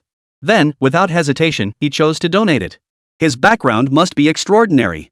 Observe his humble and courteous demeanor when speaking, addressing both Yang Xiaobo and himself as elders, without a trace of arrogance despite his wealth. This stood in stark contrast to those young people who, given any chance, would eagerly flaunt their wealth before the media. True aristocrats and wealthy families do not need to showcase their benevolence through donation ceremonies. They place greater emphasis on the intrinsic value of the act itself. Wang Yu's understated approach only serves to reinforce his extraordinary status. Then I'll take the liberty of calling you young Wang. Your vision and conduct at such a young age put us old hands who've been in this circle for years to shame. Truly humbling. Director Gao remarked with deep emotion. These days, many young people, given the slightest chance to shine, act as if the whole world revolves around them. Your composure and detachment are truly rare. Yang Xiaobo nodded in agreement, a gentle smile on his face. Such awareness at your age, your future is bright indeed. Professor Wei Qiming stepped forward, patting Wang Yu's shoulder gently. My boy, should you ever face difficulties, don't hesitate to seek me out. I can't promise much, but in cultural circles, I still carry some weight. You three seniors are too kind. Wang Yu replied modestly. These elders clearly had no idea about his background, but Wang Yu had no intention of revealing it to show off. Yet he felt their genuine concern deeply. Bowing slightly, Wang Yu said sincerely, I'm truly unworthy of such praise from all three of you. Director Gao waved his hand with a smile. Young Wang, no need for false modesty. At that moment, Professor Wei suddenly addressed Director Gao. Old Gao, I see signs of damage on some pages, significant insect damage and yellowing from moisture. We must return promptly to address this. Gao Zhang's expression immediately turned serious. Professor Wei, call the museum's ancient text restoration team and relevant experts immediately. Formulate a restoration and preservation plan without delay. Turning to Wang Yu, Gao Zhang added apologetically, I'm truly sorry. I had hoped to have dinner with you, but given the situation, I must return to the capital immediately to handle this. Director Gao, please don't say that. Protecting the Yongle Encyclopedia is the absolute priority. You must attend to your duties first. Wang Yu waved his hands hastily. Gao Zhang turned on his heel and called out to the staff outside, contact the museum's security chief immediately. Have him select the most elite security personnel to form a dedicated escort team to ensure safety. The staff members swiftly took the order and departed. Gao Zhang pulled out his phone and dialed a number quickly. Hello, it's me, Gao Zhang. We have an emergency. The Yongle Encyclopedia needs immediate escort back to the capital. Arrange a private jet immediately.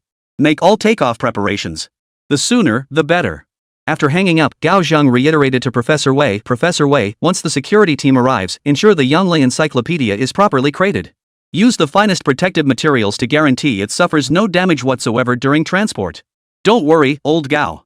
I'll personally oversee it. Professor Wei assured him. Moments later, the security chief hurried over with a team of fully armed guards. Gao Zhang looked at them sternly and said, this mission is of utmost importance. You must protect the Yongle Encyclopedia as if it were your own life.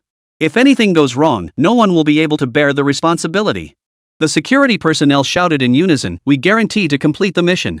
Then, Professor Li and the staff carefully placed the Yongle Encyclopedia back into the safe.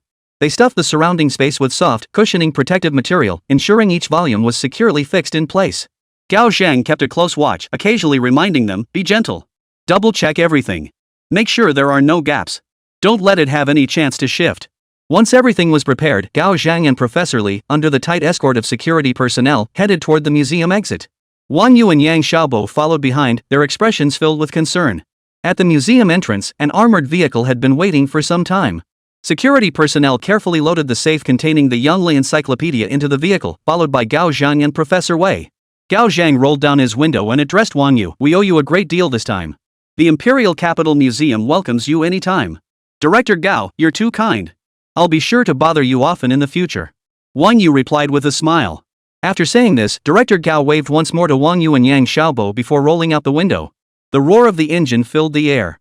The armored vehicle slowly pulled away, escorted by a convoy of security vehicles, gradually departing from the museum grounds. Wang Yu and Yang Xiaobo stood watching the convoy until it vanished at the end of the street. Phew! Yang Xiaobo exhaled deeply and said, "Hope everything goes smoothly." Wang Yu turned to Yang Xiaobo with a smile. "Director Yang, I'll head back now. If anything comes up later, feel free to contact me anytime." "All right. Drive safely on your way back." Yang Xiaobo nodded with a smile, patting Wang Yu's shoulder as he spoke. Wang Yu acknowledged the gesture before striding toward his LaFerrari with his bodyguard, Lung Feng. Lung Feng hurried forward, opened the door, and Wang Yu slid directly into the driver's seat, starting the car with practiced ease. Roar! Roar! Accompanied by a deep, powerful roar of the engine, the LaFerrari slowly rolled out of the museum parking lot. The moment it entered the streets of the Magic City, the LaFerrari unleashed its power like a cheetah set free, instantly demonstrating its formidable acceleration. Its body streaked across the road like a crimson bolt of lightning. Tires screeched against the asphalt, leaving fleeting trails of rubber marks. Scenery along the roadside seemed to be fast-forwarded, rushing backward at breakneck speed. Pedestrians turned their heads in surprise. Wind whistled through the window, ruffling Wang Yu's hair. While waiting for the traffic light, he opened his phone and scrolled through the news. A headline about a mysterious tycoon donating the Youngli Encyclopedia caught his eye. Chapter 117, Long Lily's Conflict and Struggle. This mysterious tycoon is incredible. We're talking about the Youngli Encyclopedia here. I heard it was bought back at an overseas auction. Yeah. They say this tycoon shelled out 60 billion just to snap up the Youngli Encyclopedia. Holy cow, 60 billion? I couldn't earn even a fraction of that in my entire lifetime. Just like that, $60 billion donated. That's some serious generosity. I always thought rich people just lived it up, but to find one with such a big heart totally blew me away. Spending 6 billion to acquire the Youngli Encyclopedia, then donating it. This whole series of moves is mind-blowing. No words needed. Love it, love it. When the museum exhibits the Youngli Encyclopedia, I absolutely have to go see it. At least I can bask in the glory of our national treasure. Finally, some wealthy folks are doing something meaningful, unlike Wang Saiken, who only knows how to chase women. The news report detailed the donation process. It also highlighted the encyclopedia's immense significance for cultural research, though Wang Yu's name was withheld, referred to only as a mysterious tycoon. In the comments section, netizens were buzzing with lively discussions, enthusiastically liking and sharing the post.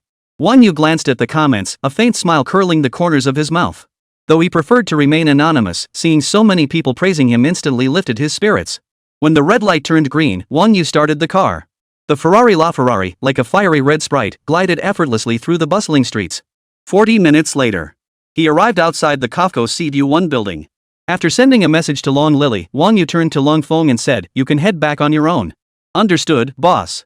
Upon hearing this, Lung Feng opened the car door and stepped out. A short while later, the entrance of Kafko CDU1 slowly swayed. Long Lily's tall, curvaceous figure appeared at the entrance. Standing at 5 feet 6 inches, her proportions were nearly perfect, and every movement radiated a unique charm. She wore a black business suit. The collar of her white shirt was slightly open, tied with an elegant thin tie, perfectly showcasing her professionalism and efficiency as a secretary. The tailored jacket accentuated her slender waist. The form-fitting skirt below revealed her straight, jade-like legs, encased in flesh-colored stockings.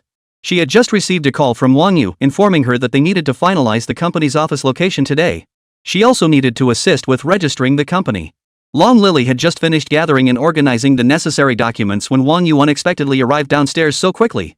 Long Lily walked gracefully toward the car, documents in hand. Wang Yu had already stepped out, smiling as he opened the door for her. "Thank you." Long Lily gave a slight nod of thanks before gracefully settling into the passenger seat. "Thanks for coming with me on this errand." Wang Yu slid back into the driver's seat, started the engine, and spoke to Long Lily as he drove. "It's no trouble at all.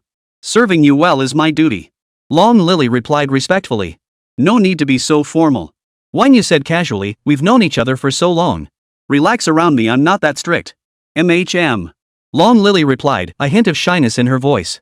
Ever since that intimate encounter at the Sky Palace, Long Lily had moved her belongings to live beneath Wang Yu's Sky Palace.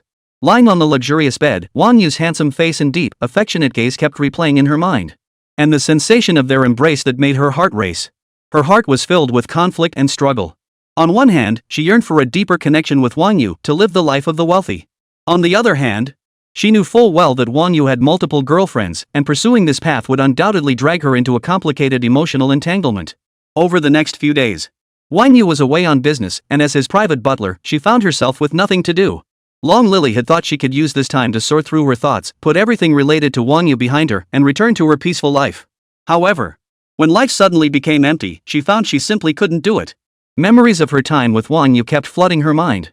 Wang Yu's tall, handsome figure, his upright posture, and the scent of masculine pheromones all played like a movie on repeat in her mind.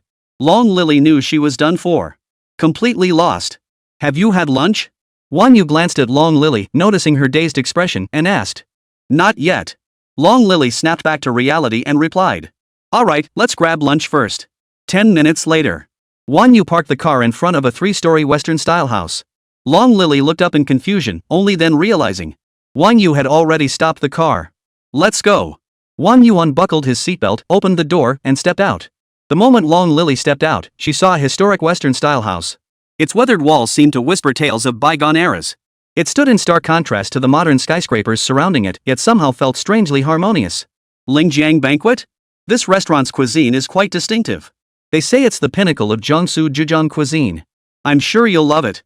Wang Yu naturally walked over to Long Lily's side and whispered softly. With that, he led her toward the mansion. Long Lily gave a slight nod and followed Wang Yu's footsteps into Riverside Banquet. Stepping inside, a rich, vintage ambience enveloped them. The wooden floorboards emitted a warm luster, emitting a soft creak with each step. The walls were adorned with paintings depicting the charm of old Shanghai. Women in cheongsam swayed gracefully within the scenes, rickshaw pullers weaving through alleys, silently narrating the city's former prosperity and tales. A faint scent of sandalwood mingled with the aroma of delicious food, filling the air with a pleasant fragrance that lifted the spirits. Long Lily couldn't help but be stunned by the luxurious yet elegant interior. At that moment, a waitress in a black uniform approached with a warm smile, her steps quick and purposeful. She bowed slightly and said politely, "Welcome to Linjiang Banquet. Do you have a reservation?" "No." Wang Yu replied indifferently. "I'm terribly sorry, sir. Our restaurant is quite busy at the moment, so you may need to wait a short while. I'll check immediately to see if we have any suitable available tables," the server said before hurrying toward the front desk. Long Lily glanced around nervously, then looked at Wang Yu and whispered, "Maybe we should try another place. Without a reservation, we might have to wait forever." Wang Yu remained calm, gently patting Long Lily's shoulder and reassuring her, "Don't worry. It won't be long." The reassuring confidence in Wang Yu's tone unconsciously eased Long Lily's tension. Chapter 118, The Unique Delightful Charm. A moment later.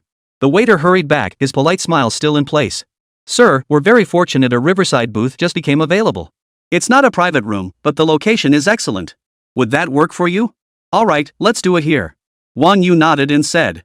The waiter led the way ahead, with Wang Yu and Long Lily following behind. As they walked, Long Lily continued to take in the restaurant's interior. She noticed that every detail here exuded extraordinary elegance. From the ornate crystal chandeliers hanging from the ceiling to the mirror like marble tiles on the floor, everything exuded an air of luxury. They arrived at the booth. As soon as Long Lily sat down, she could see the beautiful river view outside through the huge floor-to-ceiling windows. Ships came and went on the river, while the distant skyline looked especially magnificent under the sunlight. Surveying the restaurant's elegant decor, Long Lily knew the prices here would be steep. Last time the bank president hosted Wang Yu, all expenses were covered by the company account. No matter how much they spent, she hadn't felt a thing. But now, with Wang Yu inviting her to dine alone, it felt different. Long Lily opened her mouth to speak, but ultimately swallowed her words. "Here is our menu for your perusal." The waiter handed over the menu and explained, "Our restaurant specializes in Jiangsu and Zhejiang cuisine, featuring many signature dishes. Popular favorites include braised eel and soy sauce, steamed salmon green crab with fermented rice wine bones, and scallion and sesame beef tongue." Wang Yu took the menu, glanced through it briefly, and casually ordered several signature dishes. He also took care to ask Long Lily about her preferences, selecting a few lighter dishes she might enjoy.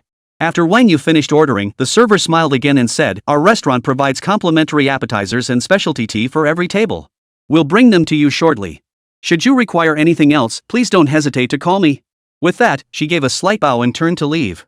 Long Lily looked at the menu in her hand and couldn't help but marvel at the high prices of the dishes. She looked up at Wang Yu and asked, "Isn't this a bit extravagant?" "It's nothing to me." Wang Yu shook his head lightly, his tone calm and assured. His tone was calm and assured, as if the cost of dining here was nothing more than a trifling matter. Long Lily listened to his words, a complex wave of emotion rippling through her heart. Before she could dwell further, the waiter approached carrying appetizers and tea. She placed the dishes and tea on the table one by one, introducing them. These are our appetizers: refreshing dried radish, sweet candied fruits, and our signature pickled cucumbers. And this is our signature Longjing tea. The leaves were freshly picked this year, offering a crisp, refreshing taste that pairs perfectly with our dishes. Long Lily gave the waitress a slight nod of thanks, her gaze settling on the exquisitely arranged appetizers. Long Lily gently picked up a piece of pickled cucumber with her chopsticks and placed it in her mouth. The crisp texture instantly burst between her teeth, and the perfectly balanced sweet and sour flavor stimulated her taste buds. She couldn't help but close her eyes in pleasure. Wang You lifted his teacup, sipped the Longjing lightly, and watched Long Lily through the swirling steam rising from the cup. Try this tea. It has a very unique flavor, Wang You remarked softly. Long Lily lifted the teacup and took a small sip. The fresh tea aroma instantly filled her mouth. The tip of her tongue touched the faintly sweet tea liquor, prompting her to take several more sips. It really is delicious. Long Lily's lips curved upward slightly, revealing a faint smile, her first truly relaxed smile of the day. Just then, soft music began to play in the restaurant. It was the resident band beginning their performance, Louis Armstrong.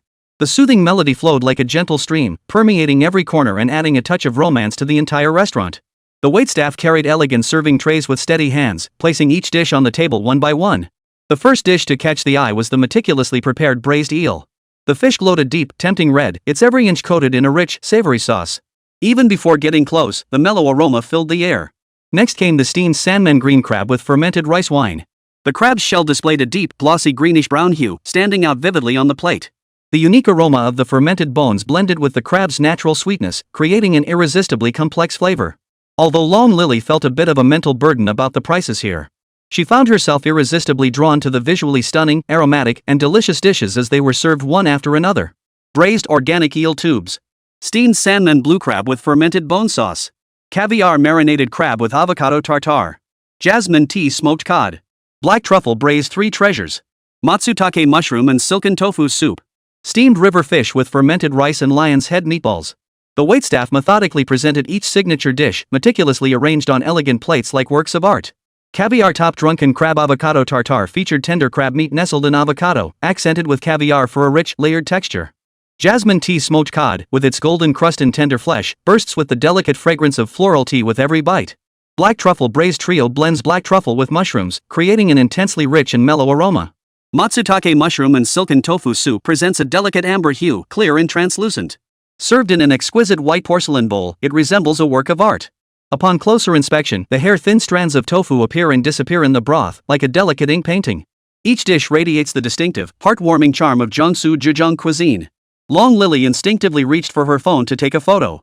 But she suddenly remembered that Wang You was still sitting across from her and immediately put her phone away. She was just a bank employee. Dealing with money daily, she occasionally booked services at high-end venues for clients, yet she herself had never truly been the protagonist in these luxurious settings. Even when she had the chance to enter such places, it was always to host VIP clients like Wang You. To avoid appearing rude or clueless in front of clients and risking their displeasure, she barely touched her chopsticks, let alone pull out her phone to take pictures.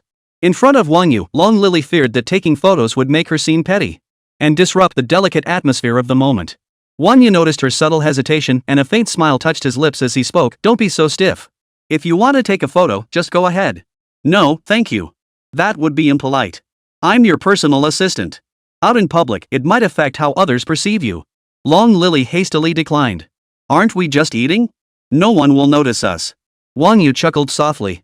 "This isn't work time. Taking photos is something you girls enjoy. I don't mind if you snap away." Chapter 119, A Man's Exclusive Romance. Hearing this, a faint blush spread across Long Lily's face. Feeling slightly awkward, she hesitated for a moment before slowly pulling out her phone. After snapping just a few casual shots, she quickly tucked her phone away. In Wang Yu's presence, it wasn't easy for her to completely let go of her inhibitions. She still couldn't be as relaxed as she was when dining with colleagues or friends. Wang Yu, observing this, said nothing more. He picked up his chopsticks, served Long Lily a piece of jasmine tea smoked cod, and said, "Try this, it's the house specialty." "Thank you." Long Lily gave a slight nod, murmured her thanks, then carefully picked up the piece of cod and placed it in her mouth. Her eyes lit up as she exclaimed sincerely, "This is absolutely delicious, such a unique flavor. Glad you like it." Wang Yu smiled.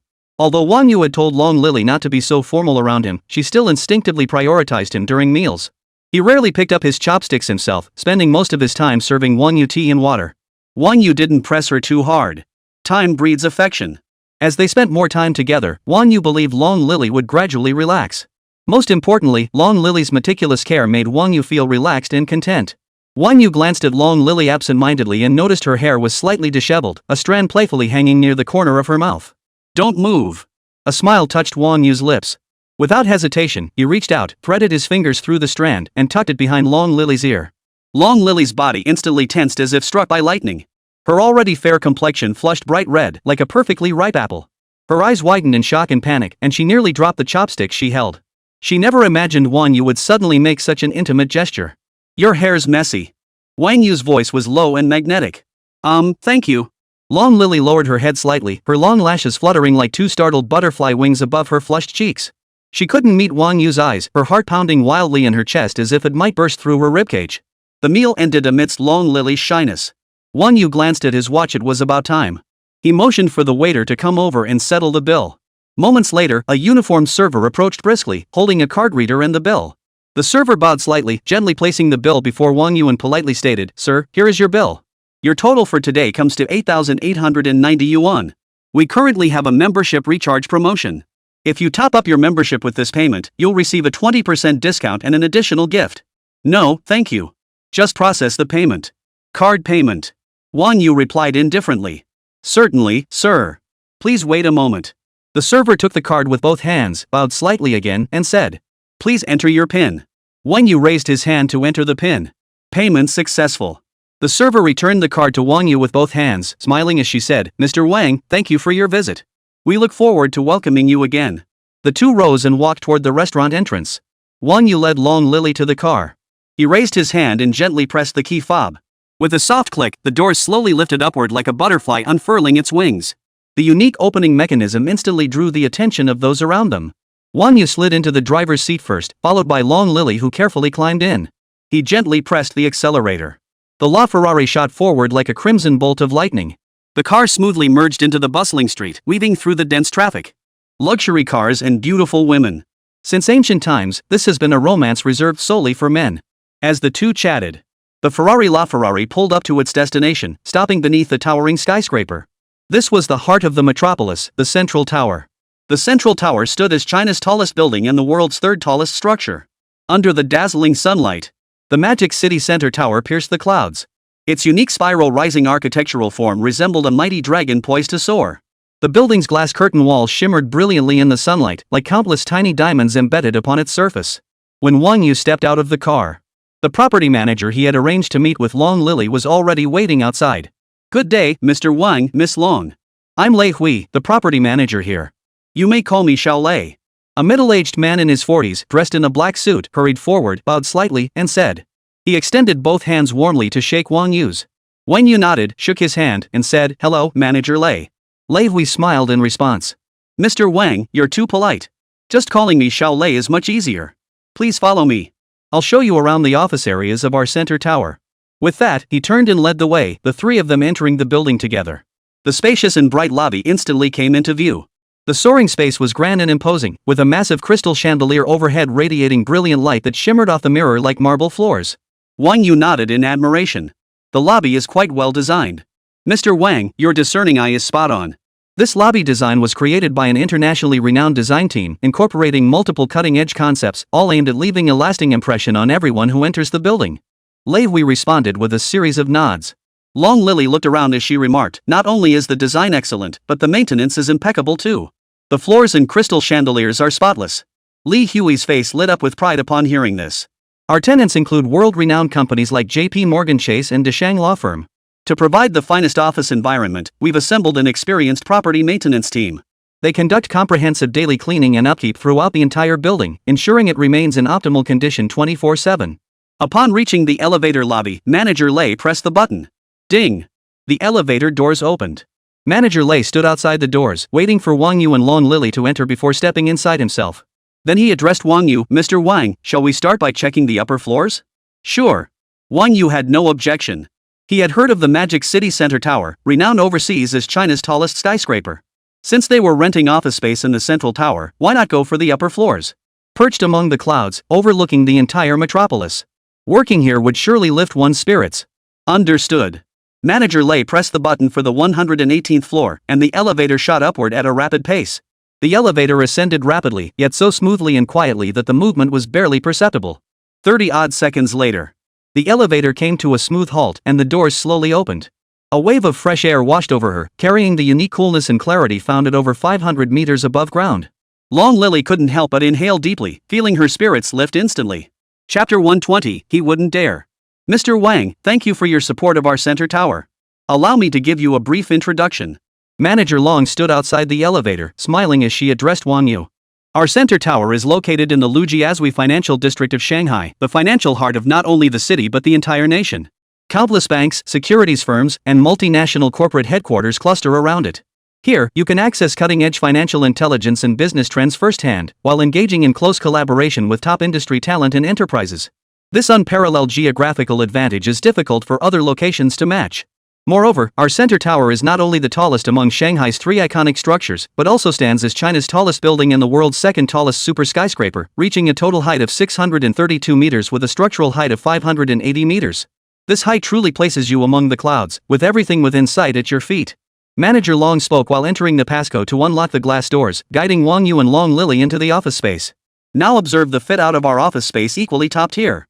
Fully equipped with all amenities, the front desk provides daily reception services, while premium facilities include multifunctional conference rooms, a tea lounge, recreation room, relaxation area, and smoking room.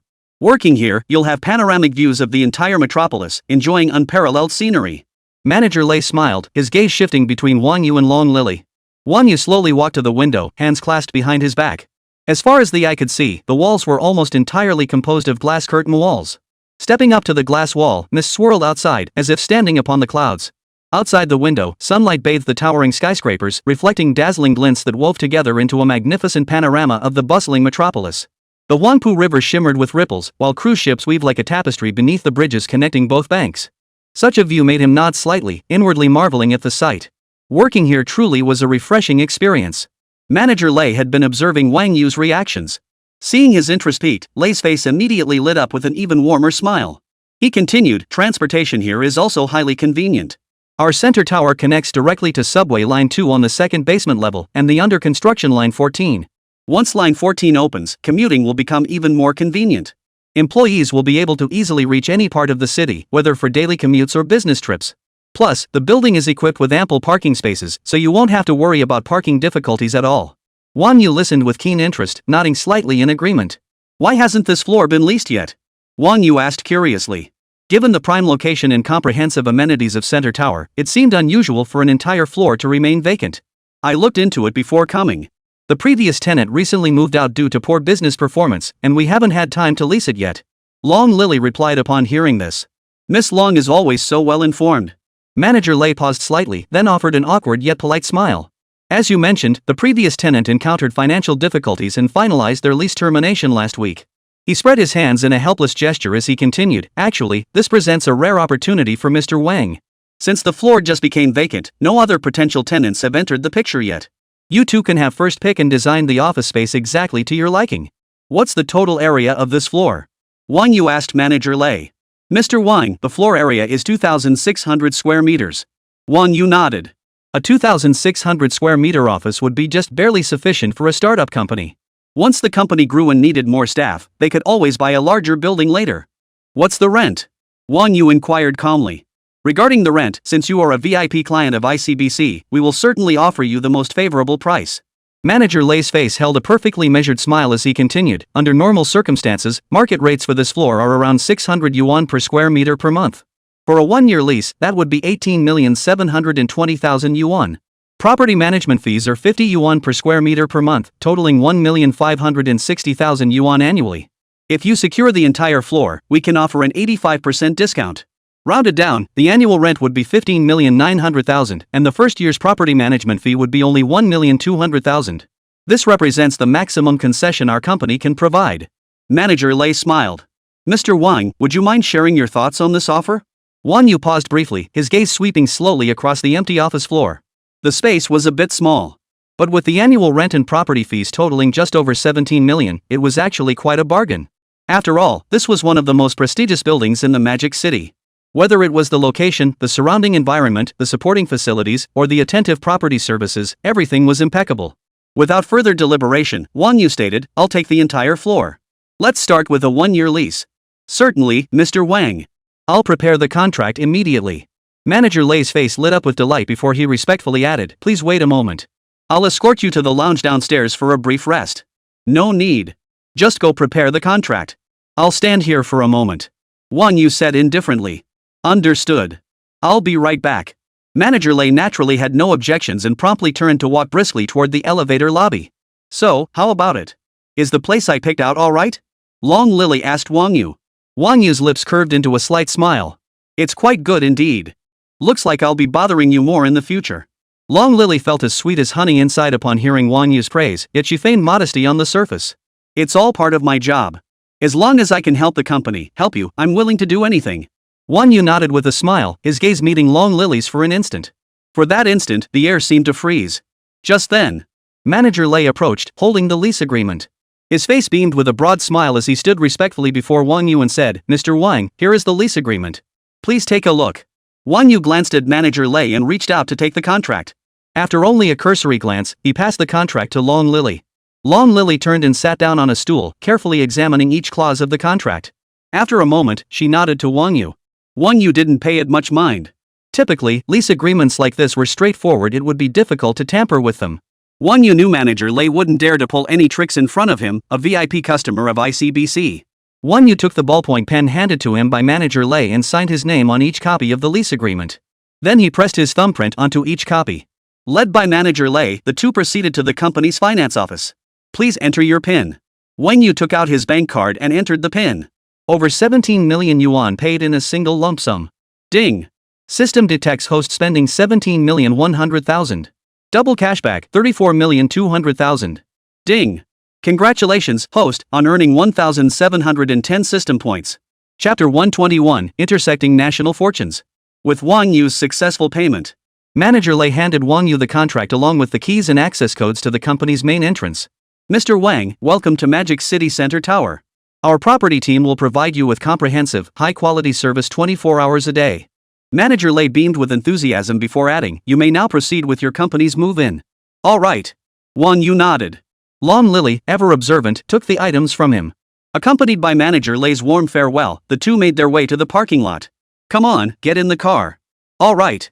Wang Yu opened the door of the LaFerrari and climbed inside. Long Lily, holding the contract, took the passenger seat and fastened her seatbelt. Wang Yu gently pressed the accelerator. LaFa smoothly pulled out of the Central Plaza building. Shortly after, Wang Yu parked at the Lujiazui Riverside Center's observation deck parking lot. He led Long Lily to a Starbucks and they sat down. After casually ordering 2 coffees, Wang Yu addressed Long Lily, "Now that the office space is secured, I'll need your help to register a company." "No trouble at all. I'll handle it for you right away." Long Lily replied earnestly, "I'll handle the company registration through my connections at ICBC. That should take about 3 days. Then we'll get the business license and tax registration. The entire process should be wrapped up in about a week." "No problem, I'm not in a rush. You handle it however you see fit." Wang Yu smiled. "So, what name do you have in mind for the company?" Long Lily looked at Wang Yu with eager anticipation. Wang Yu tilted her head back slightly, her gaze drifting through the glass curtain wall of Starbucks toward the distant, shimmering Huangpu River. She fell into a brief reverie. After a moment, he withdrew his gaze, a confident curve forming at the corners of his mouth. Slowly, he said, "Let's call it Whale Capital Investment Company, Limited." Whale Swallow Capital Investment Company, Limited? Long Lily was curious why such a name. The name Whale Swallow is quite imposing. But it carries a hint of ruthless predatory intent. This was a stark contrast to the refined, gentlemanly style of investment firms she was familiar with. Wang Yu nodded slightly, a faint smile playing at the corners of her mouth. Whales, though classified as fish, they are actually mammals. And as the largest animal currently existing on Earth, it reigns supreme in the oceans like an invincible ruler. As a venture capitalist, Wang Yu naturally refused to settle for mediocrity. The world of capital is a war without smoke, filled with bloodshed and cruelty. In this cutthroat capital market, one must possess the majestic presence of a whale. Be bold and fearless, devour the world. Traditional investment styles may yield modest success in stable market conditions. But in today's rapidly shifting world, amidst this once-in-a-century transformation, clinging to tradition will only lead to ruthless elimination. Wang Yu's gaze was piercing as he stared intently out the window. After 2018, the investment market became like a lake struck by a boulder never calm again. Global protectionism surged, with numerous nations calling for anti-globalization trade policies. This intensified trade friction and sharply increased uncertainty in global economic growth. Growth opportunities in traditional investment sectors were steadily shrinking. Investment firms reliant on traditional industries and conservative strategies struggled to survive amid the market's violent turbulence, many suffering severe setbacks. Yet destruction often heralds rebirth. For centuries, the established financial markets were dominated and manipulated by giants. Only when turmoil and chaos erupted. Only when turmoil and chaos erupt. On a larger scale. Only in a world of chaos and upheaval does Huagua have the chance to reclaim its place at the pinnacle of the world. This is both a challenge and an opportunity of our time. The United States has reigned supreme for far too long, so long that it has developed internal problems without realizing it. Politically, it's mired in endless partisan strife, with policies changing overnight. Economically, the wealth gap continues to widen, industrial hollowing out is severe, and financial bubbles pile up like mountains. Culturally, the values it once exported abroad are gradually revealing their hypocritical nature under the impact of multiculturalism. Partisan strife, ethnic tensions, militarism, wealth disparity. There is nothing new under the sun. Today's United States has gathered all the classic problems that led to the decline of numerous dynasties in Chinese history. However, these problems represent an intractable predicament for the United States, one that even Washington himself could not have saved it from. All that remains is to watch it plunge into the abyss. For China, however, this presents a once-in-a-century opportunity. Centuries ago, the Great Ming collapsed and disintegrated under the iron hoof of Li Zicheng's Daxing army. Yet ultimately, foreign tribes reaped the rewards. A nomadic tribe far less advanced than the Central Plains occupied the Chinese heartland. They did not build upon the millennia-old foundations of Chinese civilization. Nor did they undertake a thorough re-evaluation of China's millennia-old civilization to forge a new cultural system. Instead, their institutions became even more closed and backward than before. The torrent of time surged forward relentlessly, leaving us cruelly behind. We could only stagger forward in solitude. Yet a starving camel remains larger than a horse after all. We possess millennia of cultural heritage. A streak of colorful clouds appeared during the Kangxi and Qianlong eras of prosperity. Yet when that twilight faded, our nation plunged into endless darkness. The fate of China reached its lowest point in history under foreign rule. Meanwhile, the West was enduring the final darkness before dawn, its people gradually awakening to challenge the divine right that weighed upon them. Dante's Divine Comedy dared to reserve a place in hell for the Pope. Leonardo da Vinci dared to take an ordinary peasant woman as his subject. He pulled angels and the Virgin Mary from distant heaven down to earth, creating the Mona Lisa's smile. How astonishing! On this land, only angels and the Virgin Mary could be painted since ancient times, yet now Da Vinci bestowed this sacred status upon a peasant woman. Westerners began to break free from the shackles of divine authority, beginning to proclaim human dignity and freedom. The Renaissance, the Enlightenment, the Reformation. It was like two intersecting lines of national destiny. Thereafter, the West rapidly rose amid the waves of the Industrial Revolution, ushering in an era of global colonial expansion. Meanwhile, China struggled under the lingering shadow of feudal rule and the encroachment of foreign powers. In the 18th century, China was under Qing dynasty rule. Behind the seemingly prosperous Kangxi Qianlong era, dark currents swirled and challenges mounted. Politically, feudal autocracy reached its zenith, with imperial power highly centralized and a bureaucracy bloated and corrupt. By the 19th century, China's predicament intensified, plunging the nation into the abyss of a semi-colonial, semi-feudal society. Under the coercion of Western powers, China was forced to sign a series of unequal treaties. These treaties not only forced China to cede vast territories. Hong Kong, Macau, and other territories were successively occupied by the powers, while China was also forced to pay enormous indemnities, pushing the national finances to the brink of collapse and dealing a devastating blow to the economy. At the societal level, due to the devastation of war, the heavy burden of indemnities, and frequent natural disasters, the people's lives became unbearably difficult. In the cultural sphere, Western culture invaded forcefully, dealing a massive blow to traditional Confucian culture. Churches, schools, hospitals, and other institutions proliferated across China, gradually permeating the land with Western values and lifestyles. Many young people began blindly pursuing Western culture, developing doubts about and abandoning their own traditional heritage. National cultural confidence suffered a severe blow. Today, history seems to have reached another critical turning point. The tides of history ebb and flow. There is no eternal peak, nor is there an eternal trough. Especially for China's post-90s and post-aughts generations, their sense of belonging to the nation and the people comes from the heart. Standing at a major historical juncture, they bear a unique historical mission. They are the generation destined to uphold the nation's destiny. Today, most are in their teens and 20s, brimming with youthful vigor and hope. 10 or 20 years from now, when history converges and diverges once more, They will enter the prime of their lives, strong and vigorous, in the full bloom of youth. By then, they will have taken over from their parents' generation and begun to make their mark in their professional fields. We study ancient and modern times, integrate Eastern and Western wisdom, reject feudalism, and avoid arrogance or conceit. We draw wisdom and strength from China's millennia-long history as our mirror. We have learned from the West, yet we possess 5,000 years of cultural heritage and the creativity of our nation. We have learned all that is beneficial in the world and experienced all that is detrimental. We synthesize all strengths, grounded in the foundation of 5 millennia of civilization. Accumulate strength for a powerful breakthrough. Let the Chinese nation forge a new civilization far surpassing the current civilizational models represented by the West. History is created by our generation. This is our mission. I got a bit sidetracked, but on second thought, this is actually pretty good.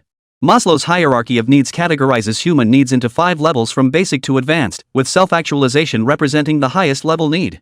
The pursuit of realizing one's abilities or potential, unleashing one's full capabilities, and becoming the person one aspires to be. I believe faith and purpose are the core driving forces that propel a person to continuously seek and realize their self-worth throughout their lifetime. To find one's faith and purpose is to live a life well spent. Chapter 122, 100 billion Huaxia yuan paid in full. Whale-sized. Long Lily nodded thoughtfully, then inquired, what is the company's registered capital? Wang You held up a single finger. 100 million? Long Lily nodded and remarked, 100 million in registered capital seems a bit excessive, doesn't it? Actually, a few tens of millions would suffice. Wang Yu shook his head and smiled faintly. 10 million? That would be more than enough. No. Wang Yu spread his hands. Not 10 million, not even 100 million, but 100 billion yuan. And it must be paid in full. 100 billion. Long Lily couldn't help but exclaim, and it's fully paid in. Company registered capital is generally divided into paid in capital and subscribed capital systems. Under the subscribed capital system, shareholders only commit to paying the corresponding amount within a specified period. They do not directly transfer the funds into the company's corporate account.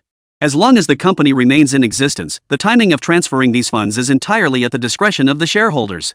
Many companies inflate their capital during registration to appear financially robust. A company with a registered capital of 10 million may not even have 1 million in its account. The paid-in capital system operates entirely differently. When registering a company, shareholders must transfer the full capital amount into the company's corporate account in a single payment. This means the enterprise must possess genuine financial strength to complete the registration process. While companies with lower paid-in capital cannot be dismissed as lacking capability. However, companies with substantial paid-in capital undoubtedly demonstrate robust financial strength. In large-scale project bidding, the amount of paid-in capital often becomes a key factor determining whether a company can compete. Having worked in banking for many years, Long Lily has encountered numerous wealthy individuals. She'd assisted numerous business owners in registering companies, and capital contributions in the hundreds of millions were generally considered substantial. Wang Yu's immediate injection of 10 billion yuan was utterly unprecedented. It went beyond being merely well capitalized. Long Lily stood frozen in place, taking a long moment to regain her voice. Her eyes brimmed with shock and confusion as she murmured, Wang You, are you joking? This is no small sum, 10 billion yuan in paid-in capital. You need to think this through. Wang Yu shook his head solemnly, offering no further explanation. He narrowed his eyes slightly, his gaze drifting into the distance. There were many ways to verify a company's registered capital, whether it was paid in or subscribed, and a simple check would reveal the truth. Whale Capital had just been established, and few knew of its existence. To compete for business with other companies, naturally no one would choose to trust a newly founded firm. But Wang Yu had directly paid in 10 billion yuan that changed everything. A newly established company able to deposit 10 billion yuan in paid-in capital into its corporate account. What immense strength that demonstrated! Even as a newcomer, no one would underestimate its capabilities. Since Wang Yu intended to battle in the capital markets, he naturally armed himself to the teeth, sparing no expense on funding. Moreover, with the system at his disposal, this money is virtually inexhaustible. Wang Yu felt utterly confident. Long Lily's heart pounded violently. It took her a long moment to finally exhale a deep breath, her face etched with shock and disbelief. 100 billion. It was an astronomical figure she'd never dared to imagine. Just thinking about it made her head spin. I understand. Long Lily replied. I'll proceed with the necessary procedures as soon as possible. You'll need to transfer the funds to the account in advance, and I'll report back to you once the company is registered. All right. Wang Yu said indifferently. He then turned to Long Lily and said, I'll be counting on you over the next few days. Over the next few days, please go the extra mile and have someone completely renovate and furnish the office. The computers, desks, chairs, and stools must be top of the line. Do it to the highest specifications. Also, find me a reliable headhunting firm to select several management and finance professionals. The more specialized, the better. The company wasn't even registered yet, and the office was completely empty. Wang You was essentially a one-man operation. Apart from his bank manager Long Lily, he had no one else to call upon, let alone launching any operations. Wang Yu couldn't possibly handle everything personally at the company, so naturally he needed to recruit several top-tier talents to help manage it. Moreover, as an investment firm, while he had confidence in selecting companies to invest in, he was a complete novice when it came to the specifics of execution, how to negotiate deals and handle day-to-day operations. As the company's owner, Wang Yu doesn't need to understand these details, he just needs to know how to recognize and utilize talent. A boss who refuses to delegate will work himself to death without achieving results. History serves as a mirror. Li Shimin excelled at discerning the strengths of his ministers. Fang Xianling was meticulous and skilled in strategy. Du Ruhui was decisive and adept at making critical decisions. Working together, they complemented each other perfectly. Together, they ushered in the golden age of the Jingguan era, creating a timeless legend. With the true eye in place, Wang Yu had no fear of anyone deceiving him under his watch. This is the true path of a king. No problem. Long Lily nodded in response. She was not surprised by Wang Yu's request. This was one of the privileges reserved for the bank's VIP clients. As Wang Yu's personal banking concierge, such matters fell squarely within her remit. Meeting every client need was her duty. Tasks like office renovations and recruiting talent were truly beneath Long Lily's capabilities. Long Lily continued, "Do you have any specific requirements for the talent you're hiring?" There are some requirements." After a moment's thought, Wang Yu replied, "First, gender isn't a factor as long as they're capable and relatively young. Ideally, we prefer candidates with experience at major corporations, especially in finance. They should have demonstrable achievements." Understood. I'll note down your requirements. I'll immediately reach out to the headhunting firms we've collaborated with at ICBC. I'll handle the initial screening and send you the list. You can then conduct detailed interviews and replace candidates if unsatisfied. Long Lily jotted down Wang Yu's notes before adding, "Additionally, considering the company's future development may involve legal and financial matters, do you think we should also recruit talent in those areas?" Wang Yu nodded slightly. "That sounds good. I'll leave that to you. You're too kind. This is all part of my job. Serving you is my pleasure." Long Lily smiled warmly. "All right, let's head out." Wang Yu stood up, glanced at his Patek Philippe watch, and said to Long Lily, "Yes." Long Lily stood up as well. Wang Yu walked to the cashier and scanned the QR code to pay via Feishin. 2 iced Americanos, totaling 60 yuan. The two walked out of Starbucks side by side. Wang Yu walked to the car, pressed the key fob to unlock it, opened the door, and slid into the driver's seat. Long Lily walked around to the other side and gracefully settled into the passenger seat. Wang Yu fastened his seatbelt, pressed the button to start the engine, and the LaFerrari immediately emitted a deep, powerful roar. Then, he slammed his foot on the gas pedal, and the car shot forward like an arrow released from its bow, weaving through the streets of the metropolis. Chapter 123, The Adorable Cousin from Mount Amay. Skyscrapers whizzed past in rapid succession. Wang Yu steered the LaFerrari with one hand, his grip on the wheel practiced and confident. He casually asked, "I never asked you before, but you're from Jincheng too, right?" "No, I'm from Leshan." Long Lily waved her hand and smiled. "Leshan's a lovely place. Speaking of which, it was because of me you got transferred to work in Shanghai. How's the adjustment been so far?" Long Lily waved her hand lightly with a smile. "The pace here in the Magic City is fast, but everything is convenient. I haven't had any trouble adjusting to life here. I actually quite like it. And since I'm only responsible for serving you now, most of my time is actually quite leisurely. It's just the food that doesn't quite suit my taste." As Long Lily spoke, her eyes betrayed a hint of nostalgia for her hometown cuisine, mixed with a touch of slight embarrassment. As if she felt slightly embarrassed for bringing up this minor inconvenience. Different lands nurture different people. Varying tastes are perfectly natural. Wang Yu tilted his head slightly to look at her, a gentle curve forming at the corners of his mouth. "I know a few excellent Sichuan restaurants, authentic as can be. Once this busy period is over, I'll treat you to a meal there. Let me satisfy your cravings." "Hee, thanks, boss." Long Lily giggled coquettishly. Wang Yu chuckled, his tone relaxed. "Don't be so formal. You've put in a lot of effort helping me with the company preparations. A meal is nothing. By the way, you mentioned the food didn't suit your taste earlier. Are there lots of snacks and delicacies in Leshan?" At the mention, Long Lily's eyes instantly lit up with excitement. "Oh, there's so much. Like my favorite dishes: chow chow beef, bobo chicken, kaka air, kabing. They're all so fragrant. Especially the ka-ka-er." Long Lily's eyes narrowed as she recalled the deliciousness, her face glowing with happiness. "It uses sweet and sour shredded radish stuffed inside crispy tofu puffs. When you take a bite, first you get the crispiness of the tofu puff, followed by the refreshing crunch and sweet sour tang of the radish. It's insanely delicious. I can never stop eating it once I start." Whenever Long Lily talked about snacks and delicacies, her face lit up with excitement, and her words poured out like a machine gun. And no wonder. Lesan, renowned as a culinary and tourist destination. Its unique culture has gained worldwide recognition to a certain extent.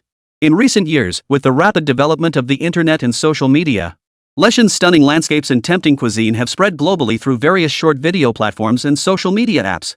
An increasing number of international visitors are drawn to Lesan to experience its distinctive culinary culture firsthand. Ame Mountain and the Lesan Giant Buddha, in particular, enjoy high international recognition and influence. As one of China's 4 sacred Buddhist mountains, renowned for its majestic, picturesque, extraordinary, perilous, and serene landscapes that surpass all others. The Lesan Giant Buddha, standing 71 meters tall, is the world's largest stone-carved seated Maitreya Buddha statue. Its magnificent and awe-inspiring presence draws countless visitors to pay homage. Sounds promising. I'll definitely need your help when I return to Sichuan next time. Wang Yu nodded and smiled. Don't say that. I'd be thrilled to show you around my hometown. Long Lily waved her hands hastily, her face beaming with warmth. Once you're in Lesan, I'll have your itinerary all planned out in advance. On the first day, we'll head straight to the Lesan Giant Buddha, then visit the nearby Lingyun Temple to burn incense and pray for peace and good fortune. Wang Yu nodded slightly, his eyes brimming with curiosity. And the second day? The next day, we'll head to Mount Ame. Long Lily said excitedly, we can hike up the mountain and slowly take in Ame Mountain's unique scenery and Taoist and Buddhist culture. Along the way, we'll see lush rainforests, encounter cute and mischievous little monkeys, and witness the breathtaking sunrise over the sea of clouds from the golden summit. The view is absolutely awe-inspiring. Those must be the adorable Ame Mountain monkeys. Wang Yu raised an eyebrow, half-jokingly. Long Lily froze for a moment before realizing what he meant. She couldn't help but burst out laughing, her face lighting up with a radiant smile. She playfully tapped Wang Yu's shoulder and teased, actually, those little monkeys are pretty adorable, aside from being a bit mischievous and stealing things. As long as you don't provoke them, they're mostly adorable fluffy little things with big round eyes. A faint smile lingered at the corners of Wang Yu's mouth. He nodded in agreement with Long Lily's words. Looks like I'll have to prepare myself for getting robbed in advance. I don't want to get caught off guard by these adorable little cousins. Long Lily covered her mouth and laughed again, waving her hand dismissively. It's not that dramatic. Just hide your food well, and they won't be able to get to you. Besides, outsmarting them is one of the unique charms of Mount Ame. Ha ha ha. Honestly, I'm a bit worried about you after your transfer to the Magic City. Leaving your hometown and familiar surroundings, won't you feel lonely here all by yourself? Not at all. Long Lily said, actually, coming to the Magic City hasn't been so bad. Compared to my colleagues back in Jincheng, I've gotten a promotion in both salary and position. I owe it all to you. Without your help, it would have taken me ages to get promoted. Especially coming to a big city like the Magic City, most people might never get here in their lifetime. It's because of you that I have this opportunity. So you have me to thank for this? Wang Yu smiled. Yes, you are. Long Lily nodded, her eyes brimming with gratitude. If it weren't for you, I wouldn't know when I'd get to come to Shanghai and see the world. Then may I make a request? What kind of request? Just keep being like this around me from now on. We've known each other for so long, you know I'm not the serious type. Let's just be friends. Wang Yu steered the wheel with one hand, smiling. Wouldn't that be a bit awkward? Long Lily hesitated slightly. After all, Wang Yu was her client. Her every word and action represented the image of ICBC and Wang Yu himself. If they truly treated each other like friends, Long Lily worried she might overstep her bounds and compromise her professional duties. Wang Yu turned to look at Long Lily and said, it's fine. I don't mind at all. Why should you? Besides, we'll be seeing each other more often. I wouldn't want you to tiptoe around me out of professional caution. That would be no fun at all. Wang Yu paused before adding, I trust your professional integrity. You know how to conduct yourself in different settings. Being friends doesn't mean you'll drop the ball at work. Alright then. As long as you don't mind. Long Lily listened to Wang Yu's words, her voice hesitant. Chapter 124, weren't we supposed to watch the stars? A faint smile touched Wang Yu's lips upon hearing Long Lily's agreement. Evening. The car returned to the Sky Palace, smoothly pulling into the underground garage of their mansion. He and Long Lily stepped out together and entered their private elevator. The elevator ascended slowly, the floor indicator steadily climbing until it reached the 44th floor. The elevator doors chimed open. Just as Long Lily was about to step out. Want to come up for a visit? Wang Yu suddenly spoke up, there are still some parts of the company registration process I don't quite understand. Could you explain it to me again? Long Lily's footsteps halted. After a moment's hesitation, she replied, her expression flitting with unease, well, I suppose I could explain it again. The moment the words left her mouth, Long Lily regretted them. She silently berated herself for agreeing. But the words were already out. Long Lily could only grit her teeth and follow Wang Yu. Upon reaching the top floor, Wang Yu stepped out of the elevator first, leading Long Lily to his apartment door. "Good evening, boss." The bodyguard bowed slightly. "MHM." Wang Yu nodded. The bodyguard then stepped forward, entered the code, and unlocked the heavy door. Wang Yu stepped aside and said to Long Lily, "Please come in." Stepping inside, Long Lily instinctively softened her footsteps, as if afraid of soiling the immaculate floor. Zhang Ro had already been arranged by Wang Yu to stay at Tangqing, otherwise, he wouldn't have invited Long Lily up with him. "Please, make yourself comfortable." "No need to stand on ceremony," Wang Yu said as he walked toward the liquor cabinet. "What would you like to drink? Red wine, beer, juice, or coffee?" Long Lily stood rooted to the spot, her hands clenched tightly together, her eyes brimming with unease and anxiety. "Ah." Wang Yu's question caught in her throat, and it took her a moment to find her voice. "Anything is fine. Don't trouble yourself." Wang Yu smiled at her nervousness. "Don't be so formal. When you're at my place, it's like you're at your own home." Saying this, he took out a bottle of red wine and poured 2 glasses. He handed one to Long Lily and sat down on the sofa with his own glass. Long Lily accepted the wine and sat cautiously on the edge of the sofa. Her fingers lightly traced the rim of the glass as her gaze wandered around the room, yet she dared not linger on anything for too long. After a moment, Long Lily said somewhat uncomfortably, "As a valued client of ICBC, I need to make sure you fully understand the company registration process. Actually, registering a company mainly involves several major steps. First, you need to determine the company name. This is crucial. It must comply with relevant regulations, avoid duplicating existing company names, and reflect the company's business direction or corporate culture. It's best to prepare several alternative names in case the initial choice doesn't pass verification." Long Lily tried to make her tone sound professional and composed, attempting to ease her inner tension with work-related talk. Yet her voice grew increasingly flustered as she spoke. Wang Yu nodded slightly, feigning attentive listening. He lifted his wine glass, took a small sip, and remarked, "I see. That sounds rather complicated."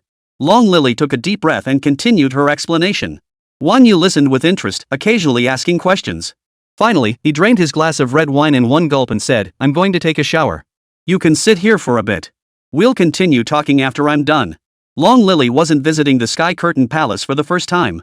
She was quite familiar with the place. Wang Yu wasn't worried she'd feel awkward alone. He'd even shared the palace gate's access code with her. This was proof enough of Wang Yu's trust in her. This was the same treatment he gave to his other women, like Zhang Ro. "Actually, I've covered most of the company registration process. I've explained all the key points to you. It's getting late, so I'll head back first. Get some rest early." At those words, Long Lily's heart clenched sharply. She knew deep down that staying any longer in this intimate space alone with him, a man and a woman in the same room, was extremely dangerous. After announcing her departure, Long Lily fixed her gaze intently on Wang Yu. Part of her hoped he would ask her to stay, yet another part desperately wished he would let her go. Her emotions were a tangled mess. She bit her lower lip slightly, her fingers fidgeting nervously with the hem of her dress as she tried to calm her racing heart. "Rest here tonight," he said. "I'll show you the telescope on the terrace. They say you can see stars dozens of light years away." Wang Yu glanced at Long Lily, knowing she merely wanted an excuse to leave. He continued, "Besides, as my bank's private steward, I trust your expertise in corporate finance. I'd like to consult you about something shortly." Wang Yu's words sent a flutter through Long Lily's heart. A faint blush spread across her cheeks, deepening her inner turmoil. She feared staying might lead to something she couldn't handle. Yet, his attempt to keep her made her feel a faint, secret delight. Ultimately, she nodded and sat back down on the sofa. Wang Yu, seeing this, went to the master bedroom to fetch a set of pajamas before stepping into the shower. The sound of trickling water filled the bathroom. Long Lily sat alone on the sofa, the air around her thickening into a sticky haze. She instinctively picked up the wine glass from the coffee table and downed it in one gulp, hoping the alcohol would steady her nerves. The icy liquid slid down her throat, yet failed to dispel the burning heat in her heart. To distract herself, she stood up, walked to the window, pulled back the curtains, and gazed out at the dazzling nightscape of the metropolis below. Just as her thoughts began to wander, the sound of water in the shower abruptly stopped. She turned nervously, her eyes fixed on the shower door. Wang Yu emerged wrapped in a towel, droplets of water glistening on his hair as they slid down his cheeks and landed on his solid chest. Wang Yu paused slightly upon seeing Long Lily standing by the window. Wiping his hair, he said to her, "I'm done. You should go take a shower too." "Ha!" Long Lily froze, her face flushing crimson instantly. She bit her lip, her hands twisting together as her heart pounded wildly. Her mind went blank.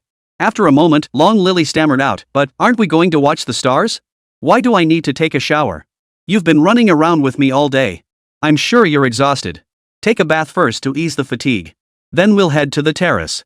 We'll sip wine, gaze at the stars, and discuss company matters." Wang Yu raised an eyebrow and smiled. "All right." Long Lily hesitated before heading toward the shower. She discreetly sniffed her own scent. Indeed, there was a hint of sweat. Though she'd spent most of the day in air-conditioned rooms or cars, sweating was inevitable in Shanghai's sweltering summer. Wearing her sheer uniform stockings and high heels all day had left her not only exhausted but also feeling rather uncomfortable. A hot bath right now would feel absolutely blissful. Long Lily thought silently to herself, her footsteps unconsciously quickening. Stepping into the shower stall, she gently closed the glass door, as if sealing off the ambiguous, unsettling atmosphere outside. Long Lily hung her bathrobe on a nearby hook, her gaze sweeping over the array of bath products before her. She finally picked a bottle of rose-scented shower gel. Warm water cascaded down from the overhead showerhead, fine droplets dancing across her skin with a tingling, blissful sensation. She tilted her head back slightly, closed her eyes, and let the water wash over her. Yet, images of Wang You wrapped in a towel, his chest solid and defined, involuntarily surfaced in her mind, causing her heartbeat to accelerate uncontrollably once more. "What's wrong with me?" Long Lily murmured softly, "He's my client, my boss." Chapter 125, Last night I messed with her, please vote. Wang Yu lay on the living room sofa, flipping on the TV and randomly tuning to CCTV1. The news broadcast announced, the State Taxation Administration has legally penalized celebrity Fan Bingbing for tax evasion. Fan Bingbing and the company she represents as legal representative have been ordered to pay 255 million yuan in back taxes, plus 33 million yuan in late fees. Fan Bingbing's agent, suspected of criminal activity for destroying accounting documents and ledgers, has been placed under criminal detention by public security authorities. Damn, such a pretty star, and this is how her life ends. A flicker of regret crossed Wang Yu's face. He lifted his wineglass, took a sip, shook his head slightly, and muttered to himself.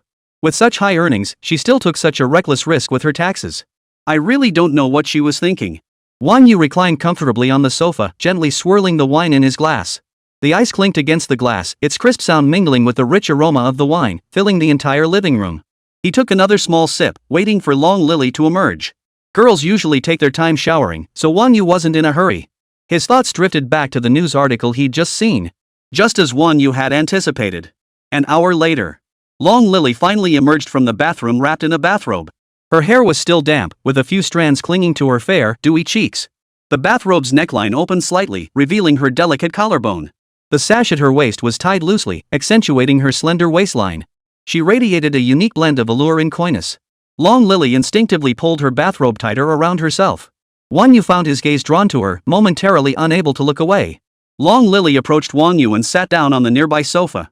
With a natural expression, she said to him, "Let's discuss the company's finances first, then we can look at the stars. I've roughly outlined the company's financial framework, but some details remain unclear. Though I work in banking, I'm not entirely familiar with corporate finance matters. If you need it, I can reach out to my university professor tomorrow." Wang Yu cast a faint glance at Long Lily. This woman was a master of pretense, feigning ignorance while fully aware. Her feigned ignorance was nothing short of masterful. She deserved an Oscar for her performance. Wang Yu said nothing. Some things lose their charm when stated too plainly. They lack a certain intrigue. Some things were better left unsaid. It's enough when both parties understand without needing to say it. A faint, meaningful smile touched the corners of Wang Yu's lips. He set down his cup and rose to his feet. He stepped forward and wrapped his arms around Long Lily's slender waist. Her body was light as a feather. Lifting her required no effort at all. The fragrance that lingered around her, now within arm's reach, instantly overwhelmed him. "Ah! What are you doing?" Long Lily gasped in surprise, her hands instinctively pushing against Wang Yu's chest. Before she could react, Wang Yu swept her up and strode purposefully toward the bedroom. Wang Yu. In Wang Yu's increasingly firm embrace, her pushing felt weak and futile. She tucked her head in and said weakly, "But we haven't looked at the stars yet. Why are we going to the bedroom?" "I forgot to tell you, the telescope is in my bedroom. You have to go there to see the stars," Wang Yu said with a raised eyebrow. "The stars are tens of light years away after all. Seeing them clearly from such a distance won't be easy. We might need to observe for a long time. Lying in bed might be more comfortable." With that, Wang Yu walked to the bedroom door and kicked it open with one swift motion. Holding Long Lily, he strode into the room and headed straight for the bed. Long Lily leaned against his shoulder, her eyes still holding a hint of nervousness and shyness. The curtains closed slowly. In the stillness of the night, the room echoed only with their rapid breaths and the deepening passion between them. The next day. Afternoon. Sunlight filtered through the curtains, gently spilling across the large bed. Wang Yu awoke first, feeling an unusual softness in his palm. He instinctively gave it a gentle squeeze. His gaze fell upon Long Lily, still fast asleep beside him. Her hair lay disheveled across the pillow, and a faint blush still lingered on her fair cheeks, making her look exceptionally charming. Wang Yu couldn't resist reaching out, gently brushing a strand of hair from her face. This subtle gesture finally roused Long Lily. She slowly opened her eyes, meeting Wang Yu's deep, affectionate gaze through sleepy lids. In that instant, memories of the previous night flooded her mind like a tidal wave. Her face flushed crimson, and she instinctively pulled the blanket over her face. Watching Long Lily's bashful expression, Wang Yu's lips curved into a faint smile. He then opened his true eyes to look at her. Name, Long Lily. Age, 26. Height, 168 centimeters. Charm, 93. Physical, 81. Affection level, 92. Skills, advanced accounting, advanced housekeeping, advanced etiquette. Seeing Long Lily's affection rating soar to 92 points. Wang Yu's smile grew wider, his eyes brimming with affection as he gazed at Long Lily, still hiding beneath the covers. Wang Yu gently patted the quilt and said softly, "Don't be shy. Looks like I did pretty well last night." Long Lily cooed from beneath the covers, "You're just teasing me." Despite her words, her heart was filled with sweetness. Everything from last night had completely immersed her in Wang Yu's tender embrace. A moment passed. She emerged from the covers, checked the time on her phone, and scrambled out of bed in a fluster, searching for her clothes. Why the rush? Wang Yu was puzzled. He lay in bed, watching Long Lily frantically pull on her clothes. This whole thing felt like they'd been caught in the act. Long Lily had also been a first-timer last night, and she hadn't mentioned having a boyfriend either. Oh no, oh no. It's already afternoon, I'm going to be late for work. Long Lily cried out anxiously as she fumbled with her buttons. Did I mess you up last night? Wang Yu chuckled, teasing her, "You're my personal bank manager. Serving me well is your job. How could you be late? Isn't this your work?" Hearing Wang Yu's teasing, Long Lily's hands paused mid-motion, her expression going blank. She tapped her forehead, regaining her senses before sighing with relief. "You're telling me? I'm just so used to it." Long Lily slipped off her clothes, climbed back into bed, and burrowed into Wang Yu's embrace, pouting, "It's all your fault. You said we'd watch the stars tonight, that's why I stayed, you big liar." Long Lily knew perfectly well why she'd stayed the night. It was simply a girl's modesty that prevented her from stating it plainly. Wang Yu played along, not calling her out. Most girls would blush shyly in such moments. What the guy needed to do now was find an excuse to keep her there. Never be foolish enough to state your intentions outright. You'd likely be disappointed to find her inventing excuses to leave. Besides inwardly fuming, there's nothing else you can do. Wang Yu watched Long Lily's pouting expression, his heart brimming with delight. He reached out and gently pinched her cheek, smiling as he said, "Alright, I won't tease you anymore. Since we're officially on the clock now, tell me, how should Boss Wang schedule your work for today?" Chapter 126, almost full of dog food. Mr. Wang has a mountain of work to handle daily. Since you have a rare moment of leisure today, why don't we just relax and take it easy? Long Lily's eyes twinkled as she feigned deep thought. After a moment, she declared, "But I noticed your performance last night wasn't quite up to par. Your professional skills still need improvement." Wang Yu smiled faintly. "As my personal butler, I need to properly train you. Since we have time now, let's review last night's duties." Last night, Wang Yu had observed that Long Lily's professional skills were clearly inadequate. She was obviously still a novice. As her employer, Wang Yu felt it was his responsibility to ensure she became more proficient. It was still early, so it was only natural to review thoroughly in preparation for the intense workload ahead. Time is money. Young people mustn't waste a moment. Wang Yu, why don't you get some proper rest today? Long Lily flushed crimson as she pleaded, "I really can't do it now. I absorbed more than enough knowledge last night. It'll take me a while to process it all. Plus, I still need to register the company. There are so many procedures left to handle, I just don't have the time." Hearing this, Wang Yu didn't press Long Lily further. He gently stroked her hair and said softly, "Alright, considering how hard you've been working, you can rest for now. But once you're done with this busy period, you'd better come back and continue studying diligently. You can't let your professional skills fall behind." Hearing this, Long Lily felt a wave of relief wash over her. She nodded eagerly. "Once I've sorted out the company matters, I'll dedicate myself fully to improving my professional skills. Next time, I'll definitely make you proud." Wang Yu didn't press the matter. They had already laid their hearts bare to each other. There would be plenty of opportunities later. There was no need to rush. I'll make you a special lunch. We'll see about that." After a short rest, Long Lily got up, slipped into her pajamas, touched up her makeup, and headed to the kitchen. She opened the refrigerator. Inside, it was packed with ingredients. All of these had been purchased by the butler Wang Yu had arranged through Kafko Seaview 1. Though he rarely cooked himself. But occasionally, when the mood struck, he would prepare a simple meal for himself. Eating out too often could get tiresome. Long Lily deftly tied on her apron, took the steak out of the fridge to thaw, and began washing and chopping vegetables with swift, fluid motions. Soon, the kitchen echoed with the rhythmic chopping of vegetables, accompanied by waves of enticing aromas wafting out. By the time Wang Yu emerged from the bedroom, the dining table in the living room was already laden with a sumptuous spread. Alongside the previously prepared pan-seared steak, There was a plate of glistening braised pork belly, a bowl of spicy and savory mapo tofu, and a dish of fresh, tender stir-fried seasonal vegetables. In the center sat a large bowl of steaming corn, carrot, and pork rib soup. The aroma was overwhelming. The scent alone was enough to make one's mouth water. Long Lily thoughtfully served rice for Wang You and placed chopsticks beside it. Ta-da! The final main course is here. At that moment, Long Lily emerged from the kitchen carrying a plate of cola chicken wings. I put a lot of effort into these cola chicken wings, she said. Try some. She carefully placed the wings on the dining table. The wings were coated in a thick, glossy sauce that shimmered temptingly under the lights. Their color was bright and red. They were irresistibly appetizing. Wang You picked up his chopsticks, took a piece of wing, and took a bite. The taste surprised him. It was actually pretty good. Wang Yu gave a thumbs up and mumbled, delicious. You should open a restaurant with cooking skills like that. You're the best at complimenting people. As long as you like it, that's all that matters. Long Lily was overjoyed by his praise, her face beaming with a smile. As she spoke, she added another chicken wing to his bowl. Eat more. You look so thin you need to fill out a bit. Wang Yu ate contentedly, saying happily, with you cooking for me, I'm bound to gain a few pounds. But for your cooking, I'll gladly put on the weight. Long Lily nestled close beside him, occasionally serving him more food and wiping the grease from the corners of his mouth. From the start of the meal to its end, Long Lily's attention was entirely focused on Wang Yu. She served him with meticulous care, acting like a personal assistant. Despite their recent intimate encounter, she didn't let it go to her head, maintaining her usual gentle and considerate demeanor. 8 o'clock in the evening. Wang Yu drove his LaFerrari onto the campus of the University of Finance and Economics. He slowly parked beneath the women's dormitory building, turned off the engine, and pulled out his phone to send Ren Ningxuang a message. Just as he was about to step out, a knock sounded on the window. Wang Yu turned to see Yao Jinglong. Yao Jinglong beamed with a smile, yanked open the passenger door, and plopped right in. He slung his arm around Wang Yu's shoulder and said, You're the real deal.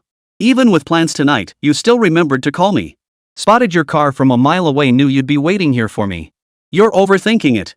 I'm not here just for you, I came to pick up Ningxuang. What? Not me, buddy?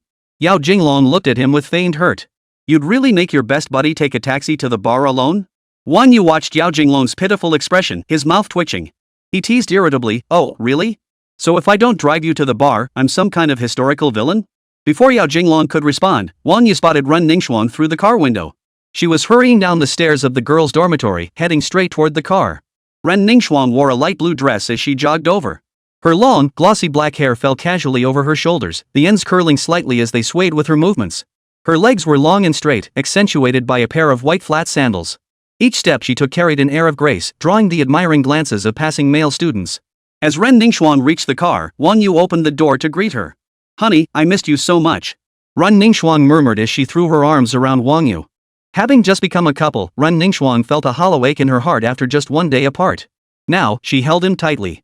As if she wanted to pour out all the longing she'd felt throughout the day. Wang Yu wrapped his arms around her slender waist and said gently, I missed you too. Why were you rushing over like that? Ren Ningxuang lifted her head, her cheeks flushed with a hint of blush, and she pouted playfully, Of course I was in a hurry. It's all your fault for taking so long to come find me. I've been waiting since this afternoon. Her fingers gently tapped Wang Yu's chest, her expression full of reproach. Just then, Yao Jinglong poked his head out of the car, deliberately clearing his throat a few times. Ahem, he teased. You too, give it a rest. Consider a single guy's feelings here, I'm practically choking on all this lovey-dovey stuff.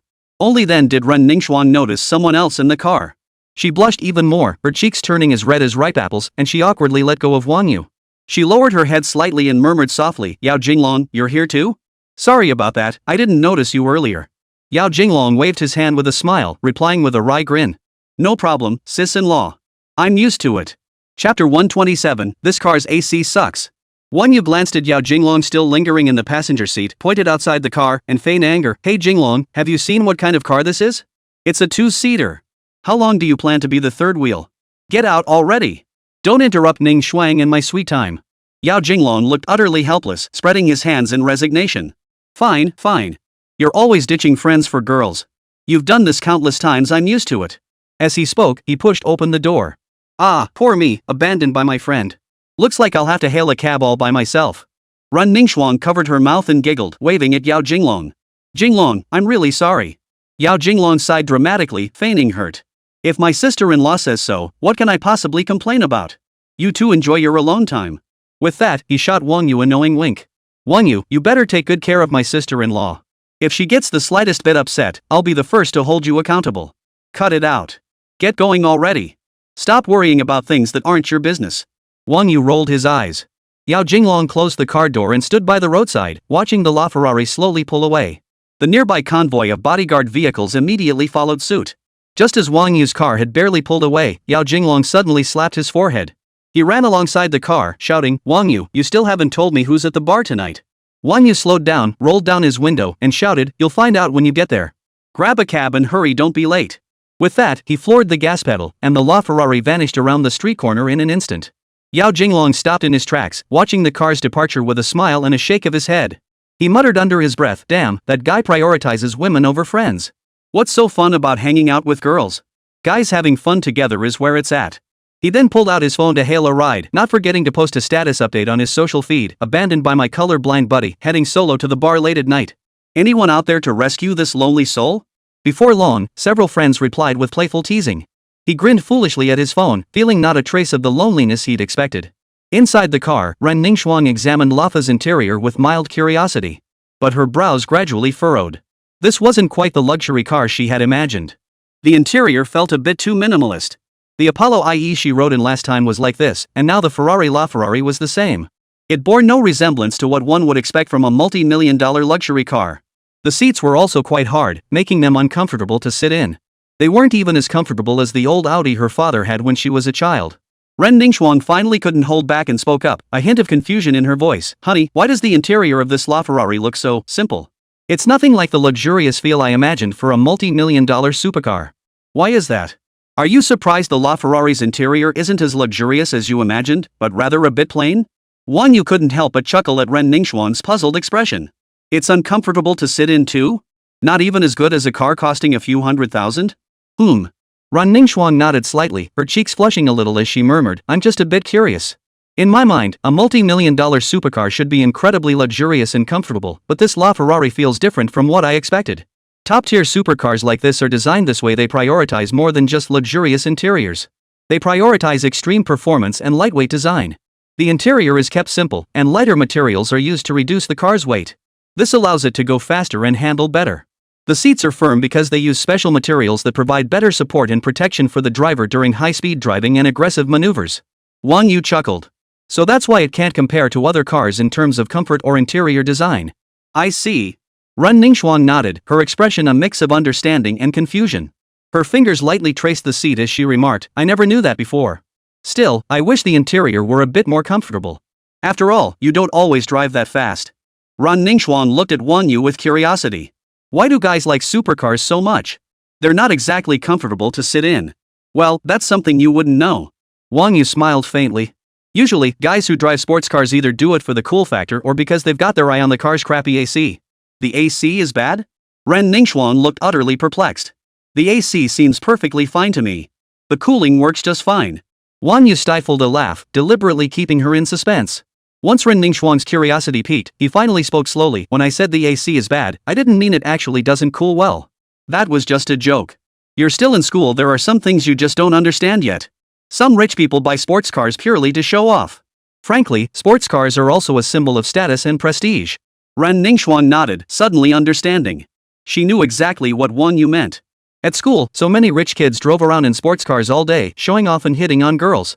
During her years at the finance university, she'd witnessed countless girls, lured by money, throwing themselves into the arms of wealthy men. Some even willingly became mistresses to middle-aged men. Rich people aren't fundamentally different from ordinary folks, they just have more money. Wang Yu continued, "But money is something you can't take with you when you die. Chasing superficial vanity too much can actually make you lose sight of true happiness. Take sports cars, for instance. Driving one certainly attracts attention. But if you only use it as a status symbol, how exhausting it must be to put on airs day after day. At the end of the day, it's human nature." Wang Yu curled his lips, a hint of playful amusement in his eyes. "The wealthy, aren't fundamentally different from ordinary people. Instead of wasting time on that, they'd be better off figuring out how to live more freely." "Ha ha." Ren Ningxuang couldn't help but laugh out loud, her eyes crinkling with a lively glow. "Now that you mention it, that's actually pretty funny. I used to think those sports car drivers had it made, but now I wonder if they're just as tired as everyone else." She tilted her head, curiosity sparkling in her eyes. "What about you? Why do you like sports cars? Surely it's not just to show off." "I'm no different. My reasons are actually the same as theirs." Wang Yu replied indifferently. Ren Ningxuan glanced at Wang You with a hint of surprise. She'd seen plenty of wealthy people at the finance university, and most were quite pretentious. But someone as candid as Wang You? This was a first. Chapter 128, Holy crap. Don't look so shocked. I liked sports cars at first because they looked cool and made me feel important when I drove them around. Satisfying a little vanity now and then, it's no different from those who flaunt their wealth. Wang Yu shrugged, looking perfectly at ease. Time slipped away as the two chatted. Before long, Wang Yu pulled up to the entrance of Master Bar. The bar entrance was bustling with activity. Colorful lights spilled through the glass walls onto the street outside. The pulsing music was deafening, mingling with the crowd's laughter and chatter to create a cacophony of noise. Young Master Wang, you're here. As soon as Wang Yu parked, a young security guard in uniform approached him. It's you. Young Master Wang, you remember me? Wang Yu nodded, handed him the keys, and patted his shoulder. Of course I remember. Just like last time, wash the car for me. The young security guard took the keys, his face lighting up with flattered surprise. He nodded eagerly, absolutely, absolutely.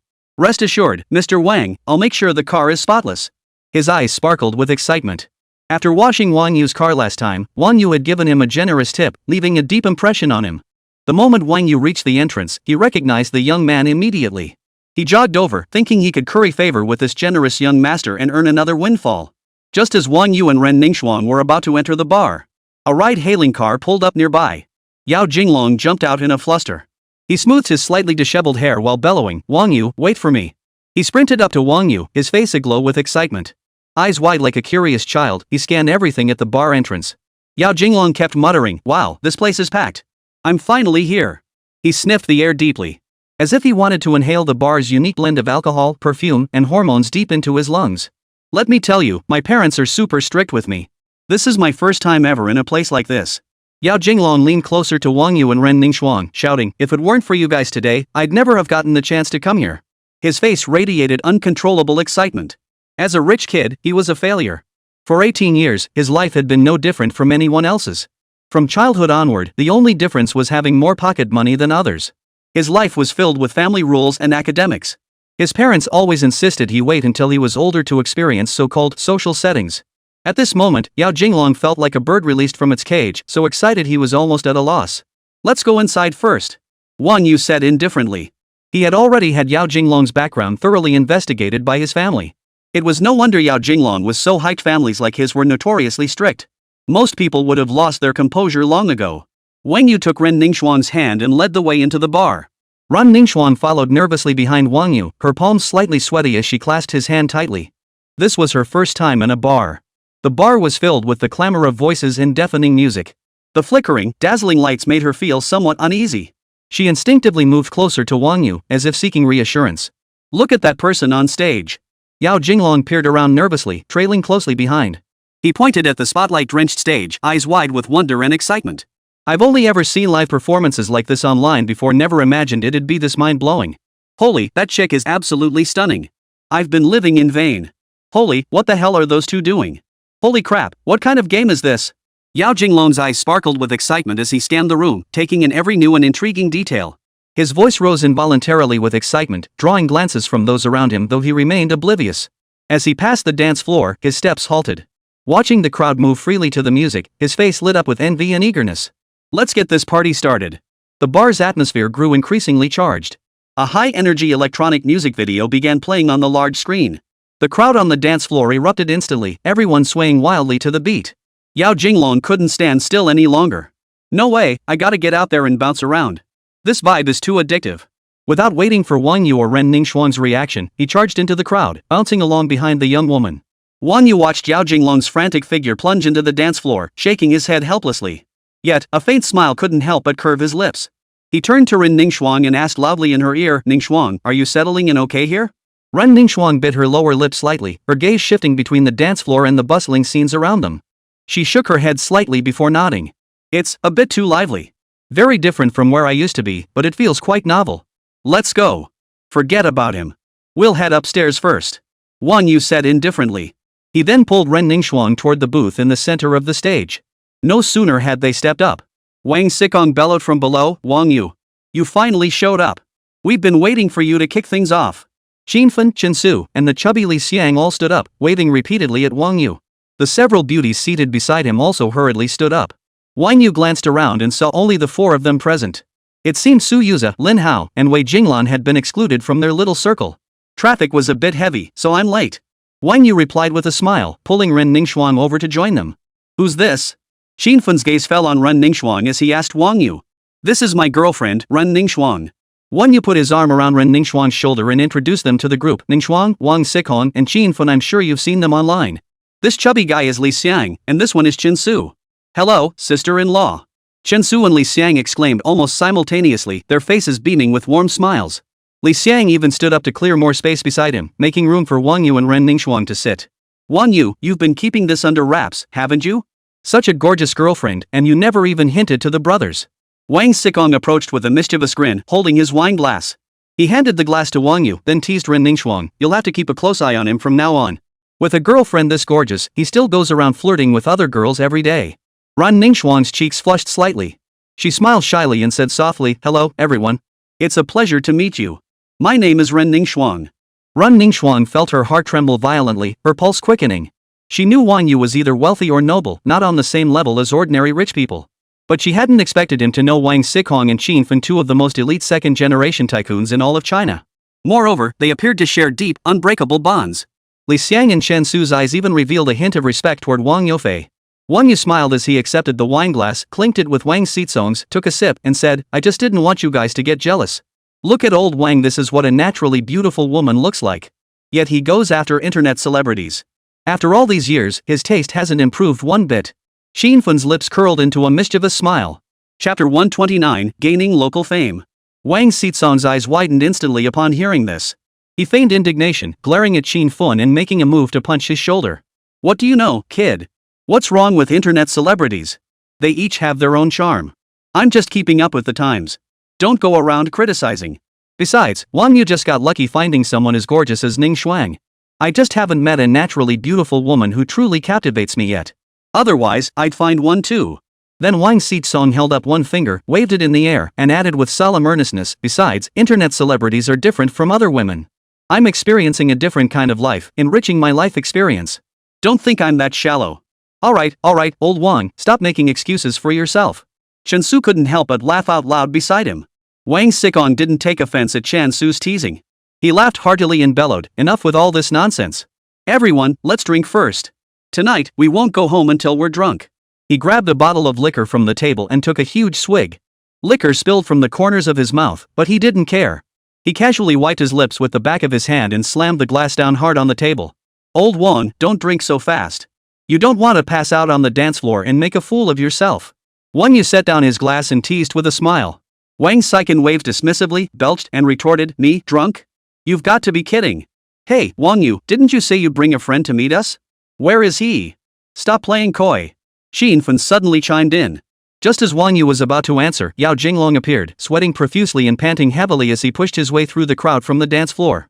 His hair was soaked with sweat, plastered haphazardly to his forehead, yet his face beamed with an ecstatic grin.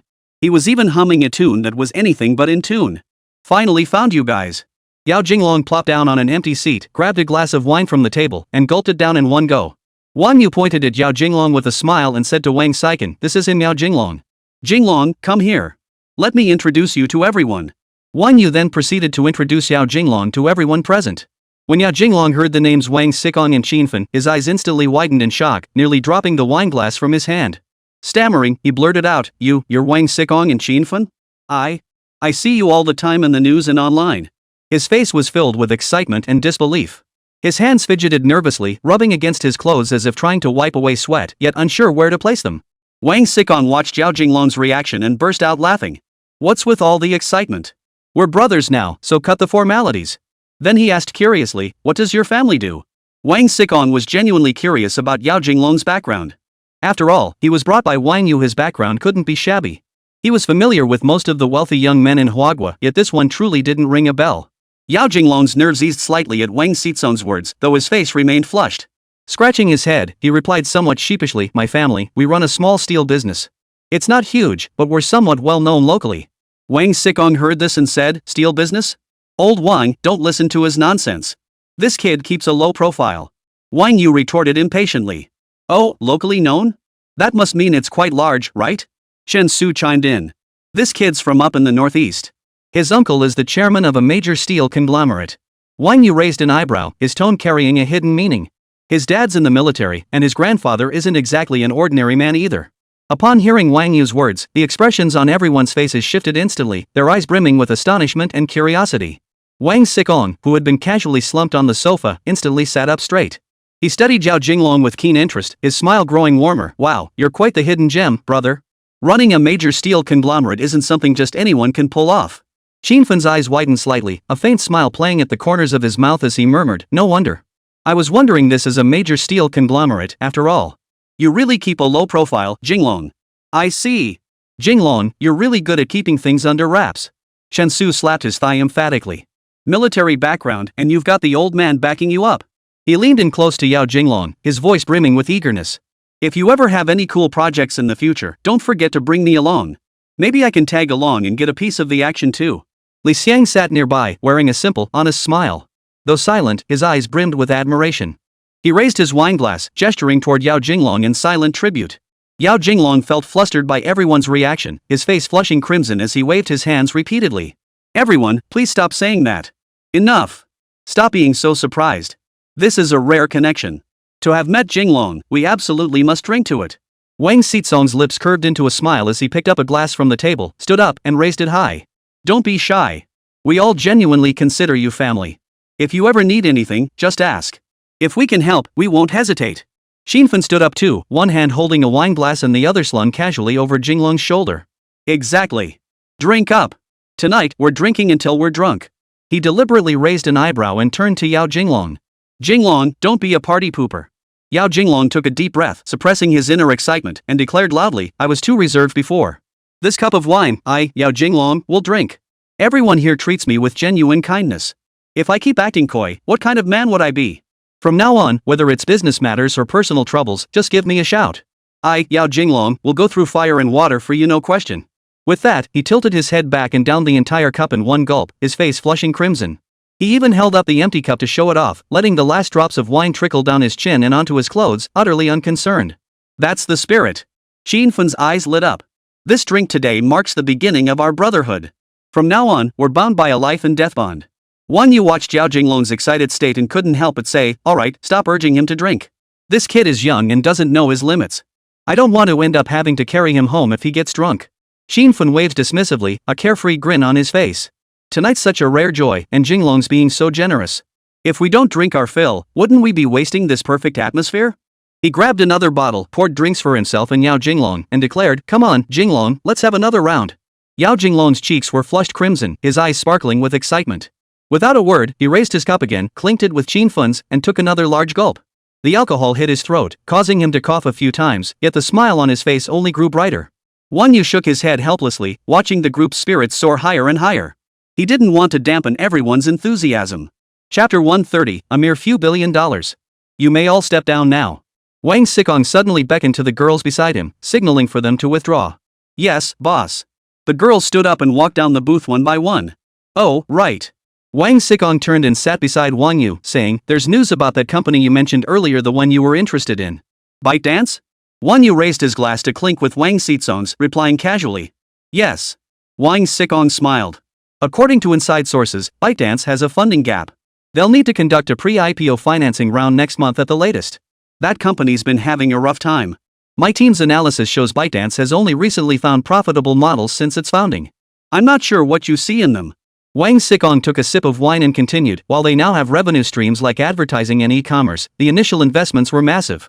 Closing that funding gap won't be easy. This pre-IPO funding round has certainly stirred up quite a buzz in the industry. You're in for a rough ride.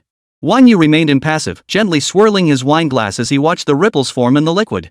Then he spoke slowly, precisely because the initial investment was so large and they're only now figuring out a profitable model, it has even more potential. Stop beating around the bush, get to the point. Don't listen to old Wang, what good ideas could he possibly come up with? Qinfen interjected. I've heard some rumors too. Apparently, ByteDance is offering a significant stake in this funding round, and quite a few investment firms are interested. Did you find out exactly how much? Wang Yu leaned forward slightly as he asked.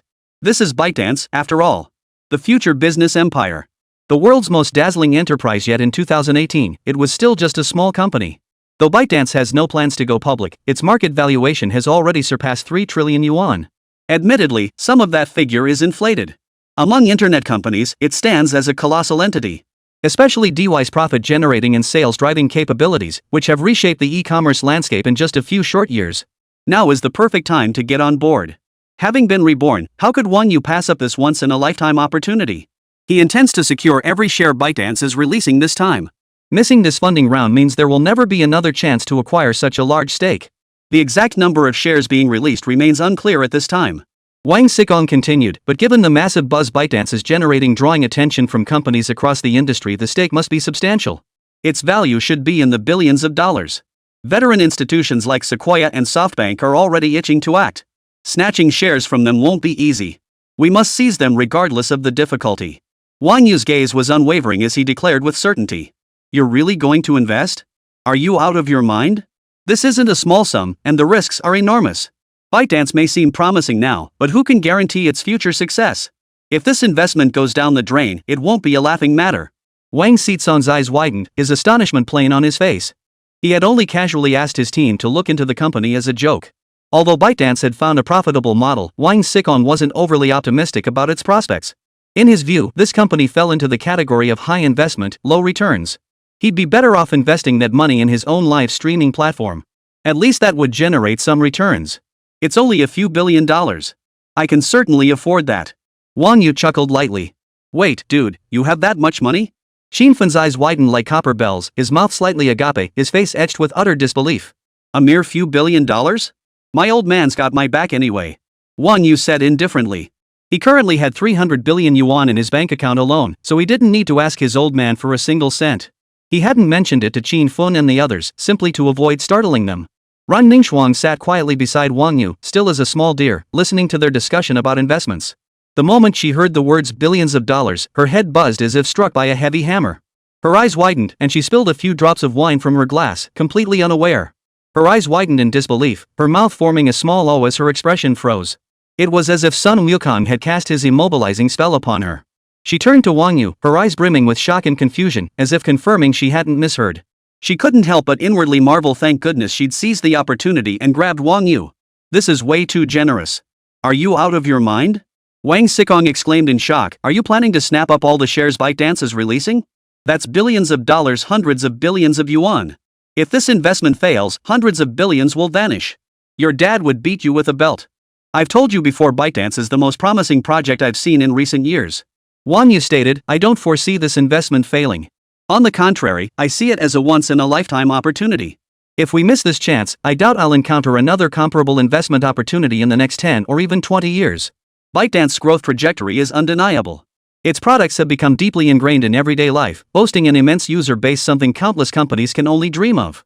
Wang Xikong remained deeply concerned, shaking his head repeatedly. That may be true, but the business landscape shifts in the blink of an eye. Established institutions like Sequoia and SoftBank have already entered the fray. Their professional teams and resources are not something we can easily compete with. Why would ByteDance accept our investment? Wang Yu chuckled lightly, his expression confident. They have their team, but we're not short on capital. They have resources, but we can integrate them too. Don't forget we hold advantages in the domestic market they lack: policy access, connections, resources. Can they truly compete with us? ByteDance needs our support to expand its operations domestically. Wang Yu smiled, offering no further explanation. At this stage, aside from a few true heavyweights, hardly anyone saw ByteDance as a company with limitless potential. It was only natural that Wang Xikong and the others were concerned. Wang Yu chuckled lightly and continued, my investment firm is already in the process of registration. Are any of you interested in taking a stake? I guarantee your assets will multiply several times over within the next 3 years. The returns will far exceed your wildest expectations. Wang Xizong's eyes flickered with hesitation upon hearing this. But recalling Wang Yu's formidable background, he gritted his teeth and affirmed, all right, count me in. I'll trust you this once. If it really turns out as you say, you'll be my personal god of wealth from now on. Xinfan slapped his thigh and shouted, I've been itching to join you on a big venture. I'm definitely in. At that moment, Shensu and Little Fatty also approached. Shensu's eyes sparkled with anticipation. Don't leave us out. We want to make a killing with you too. The chubby kid nodded vigorously beside him, his round face brimming with eagerness. Yeah. I'm putting in every last penny I've got. How much initial investment does the company need? What's the funding requirement? Wang Xikong asked curiously. Chapter 131, The Gears of Fate Begin to Turn. I'm planning to invest 100 billion yuan to start with. Wang Yu's lips curved upward as he spoke with a nonchalant air. 100 billion? The crowd gasped in unison, eyes wide with disbelief, their faces etched with shock. That's 100 billion yuan. Real, hard cash. How many people in China could actually come up with that kind of money? Even Wang Xizong's father probably couldn't produce that much cash on short notice. And this was back in 2018, when Yida Group was at its absolute peak. Wang Xikong nearly choked on his own spit. After coughing a few times, he said incredulously, "You're throwing money around like crazy." Just like that, you're investing 10 billion? You really don't think money is money? Chen Su swallowed hard, stammering, "Wang You, this is outrageous. I thought preparing a few 100 million would be more than enough. Compared to you, it's like comparing a minor wizard to a grand sorcerer." Xin Fen also looked astonished. 10 billion? That's no small sum. Are you absolutely certain about this investment? You're the real deal. The chubby kid gaped, finally managing to blurt out, "Compared to you, I feel like my rich kid status makes me no different from an ordinary person." Ren Ningxuang was numb with shock. The figure Wang You mentioned was astronomical to her. Was there any difference between billions of dollars and 10 billion yuan? None whatsoever. Wang You observed the astonished expressions around him, waving his hand with a smile. "No need to be so surprised. If we've decided to do this, we must have the courage to see it through. And I'm confident this investment will yield unimaginable returns." He paused briefly before continuing, "As for your investment amounts, contribute what you can afford. Your shareholding will be determined by the amount you invest." Wang Xikong took a deep breath, forcing himself to recover from the shock. His eyes flashed with eager anticipation as he declared, "All right, since you put it that way, I won't hold back. I'm putting in 300 million. For your boldness and vision alone, I'm willing to take this gamble." Xin Fen pondered for a moment, then gritted his teeth. "I'll put in 100 million. It's not as much as you two, but it's nearly all my savings." "I'm counting on you. My funds aren't as plentiful." "I'll start with 50 million. Hoping to get a taste of the profits with everyone else." Chen Su spoke with a hint of trepidation. "I'll put in 50 million too. As long as I get a taste of the profits, that's good enough." The chubby guy pounded his chest and declared loudly. "What about you?" Wang Yu turned to look at Yao Jinglong. "Me?" Yao Jinglong pointed at himself. "Can I invest too? What are you talking about? We're all brothers. If there's a money-making project, we wouldn't leave you out." Wang Yu frowned slightly as he spoke. Yao Jinglong came from a family with deep connections, making him an indispensable force. His investment was non-negotiable. With Yao Jinglong on board, the company gained an extra layer of solid protection. Combined with his own family connections and those of Wang Xikong, Xin Fen, and others, had woven an extensive and resilient network of connections. He was confident that in China, no one could snatch the sweet piece of the pie from his grasp. "In that case, I'll invest 20 million. Yao Jinglong said emotionally, "This is all my pocket money, don't look down on it." Xin Fen slapped him on the shoulder. "Don't be so formal." "Exactly. 20 million carries serious weight. Add in everyone's connections, and we'll be unstoppable in China." Wang Xikong remarked with a meaningful look. "All right then. Let's be clear about this, we're family, but business is business. I'll lay it out up front." Wang Yu paused briefly before stating directly, "Based on our investment shares, old Wang will get 3%, old Qin gets 1%, and Chen Su, Li Xiang, and Jinglong, the three of you will each get 0.5%. Any objections?" The others exchanged glances and replied in unison, "All right, no objections here." The bar's lights flickered, and the music blared deafeningly. Yet they remained oblivious, completely absorbed in their discussion of this business investment, growing more animated with every word. Often, what others perceive as reckless behavior can forge a great company. The gears of fate turn silently in such unassuming moments. Like a seed buried deep in the earth. Nourished by time, it takes root, sprouts, and grows strong. Who could have imagined? Years later, Whale Capital would become the undisputed titan of the investment world, expanding its reach externally while making aggressive investments internally. Western observers dubbed it the invincible beast from the eastern battlefield, reshaping industry landscapes wherever it went. Its investment empire continues to expand. From Asia to Europe, then to the Americas. Each move sent shockwaves through the market. Western investment institutions that once underestimated this capital-devouring giant now find themselves forced to take notice. Whenever Capital Whale announces an investment in a particular sector, Western capital giants nervously monitor its every move, fearing they might miss any potential shift in industry trends. Wang Xizong's life trajectory was forever altered by this 3 billion yuan investment. It prevented him from repeating the mistakes of his past life. He avoided repeating his past life of aimlessly wasting time mingling with internet celebrities, creating numerous online scandals. The hour crept toward dawn. The bar's clamor faded along with the night. The kaleidoscope of lights dimmed one by one, leaving only a few bright bulbs illuminating the slightly disheveled booths. Empty bottles and crumpled tissues littered the floor, while the air hung heavy with the mingled scent of alcohol and tobacco. The staff looked utterly exhausted. Mechanically, I began tidying up the tables and chairs, sweeping away the traces of last night's revelry. 3 in the morning. The streets of the Magic City were cloaked in night, carrying a hint of chill. A chilly night breeze swept across her face. Ren Ningxuang instinctively pulled her coat tighter around herself. Wang Yu stood nearby, his gaze clear and alert. Ren Ningxuang leaned against his shoulder, yawning intermittently. Though weary, at least she hadn't drunk too much. Wang Saiken massaged his temples, trying to stay alert. He walked over to Wang Yu, patted his shoulder, and grinned with a carefree air. It's been ages since we've had such a good chat. His signature wild eyes sparkled with excitement and satisfaction. You know, with our crew together, we're bound to shake up the whole country, right? Xin Fen sauntered over, still clutching a half-empty bottle of mineral water. He took a sip, cleared his throat, and said, "I bet everything I own on this. If we lose, you guys better take turns treating me to meals. I'll be counting on you to support me. This has to succeed. Once it does, we'll celebrate in style." Wang Sikong continued, his eyes sparkling with excitement. "I'll charter a luxury cruise ship. We'll take it over for a massive 3-day, 3-night party at sea, and bring along 100 or so models. Plus a few top-tier bands playing live, just us brothers, enjoying ourselves to the fullest." Xin Fen's eyes lit up instantly. He slapped his thigh and exclaimed excitedly, "You're the man, old Wang. You really know how to dream big. Alright, it's settled. Once we've made a killing, we'll head out to sea and live it up." Meanwhile, Yao Jinglong, Shen Su, and the chubby Li Xiang were staggering drunkenly, supported by security guards. Shen Su stood nearby, grinning like an idiot. "Ha ha. I'm rich. I'm going to be rich. That's 20 million. How many girls could I pick up with that?" Yao Jinglong slurred loudly. He even started counting on his fingers one by one. Chapter 132, Pure Devil. "Alright, we'll be on our way." Wang Yu shook his head at the group and smiled. "Leave Jinglong with me. You go ahead," Wang Sikong said. "Alright," Wang Yu said indifferently. At that moment, the young security guard approached Wang Yu, handed him the keys, and respectfully said, "Young Master Wang. Here are your car keys. I've already washed the car. Thanks for your trouble." Wang Yu nodded, opened the storage compartment of his Lafa, pulled out a stack of cash, and tossed it to the security guard. The young security guard caught the cash with both hands, hurriedly thanking him. "Thank you, young Master Wang." "Thank you, young Master Wang. You're too kind. This is all part of my job." Wang Yu merely patted him on the shoulder. He then got into a Bentley Mulsanne arranged by Wang Sikong alongside Ren Ningxuang. Lafa was driven back by Wang Yu's bodyguard. Sky Palace.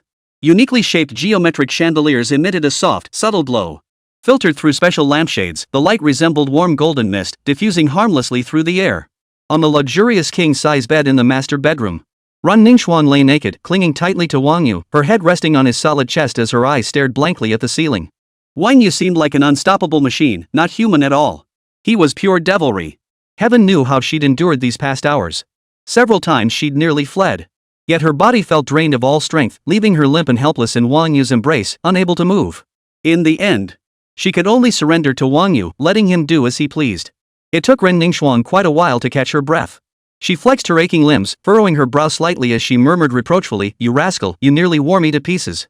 A satisfied, doting smile played at Wang Yu's lips as he gently tightened his arms, pulling her close. He nuzzled her crown with his chin and murmured, "Who can resist when you're this enchanting? Once I get close to you, I just can't hold back." Wang Yu's fingers traced lightly along her spine, finally resting on a soft, rounded curve. He played with it gently.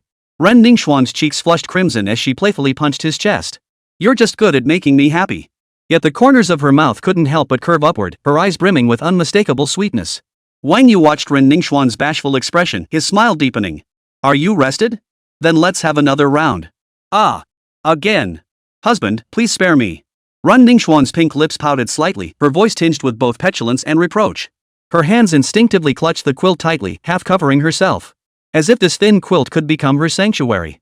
Ren Ningxuang buried her head deeper into Wang Yu's embrace, her soft voice trembling with a pitiful tone. "Husband, please spare me.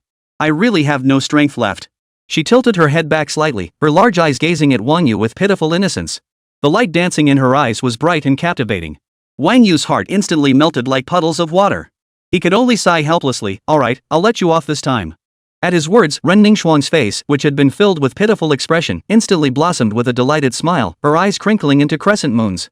"You're so kind, my love. I adore you." Her rosy lips curved upward as she pressed them against Wang Yu's. Caught off guard by her sudden warmth, Wang Yu froze, a faint smile playing on his lips. He gently cupped her head with his hand, returning her affection. Their breaths mingled together. For a long time. They slowly parted, Ren Ningxuan's eyes still holding a trace of haze. Only when she regained her senses. She finally had time to take in the luxurious penthouse before her. Italian imported genuine leather sofas. The coffee table before them was carved from a single block of natural crystal. The chandelier overhead resembled stars in the night sky, its crystal facets scattering light across every corner of the room.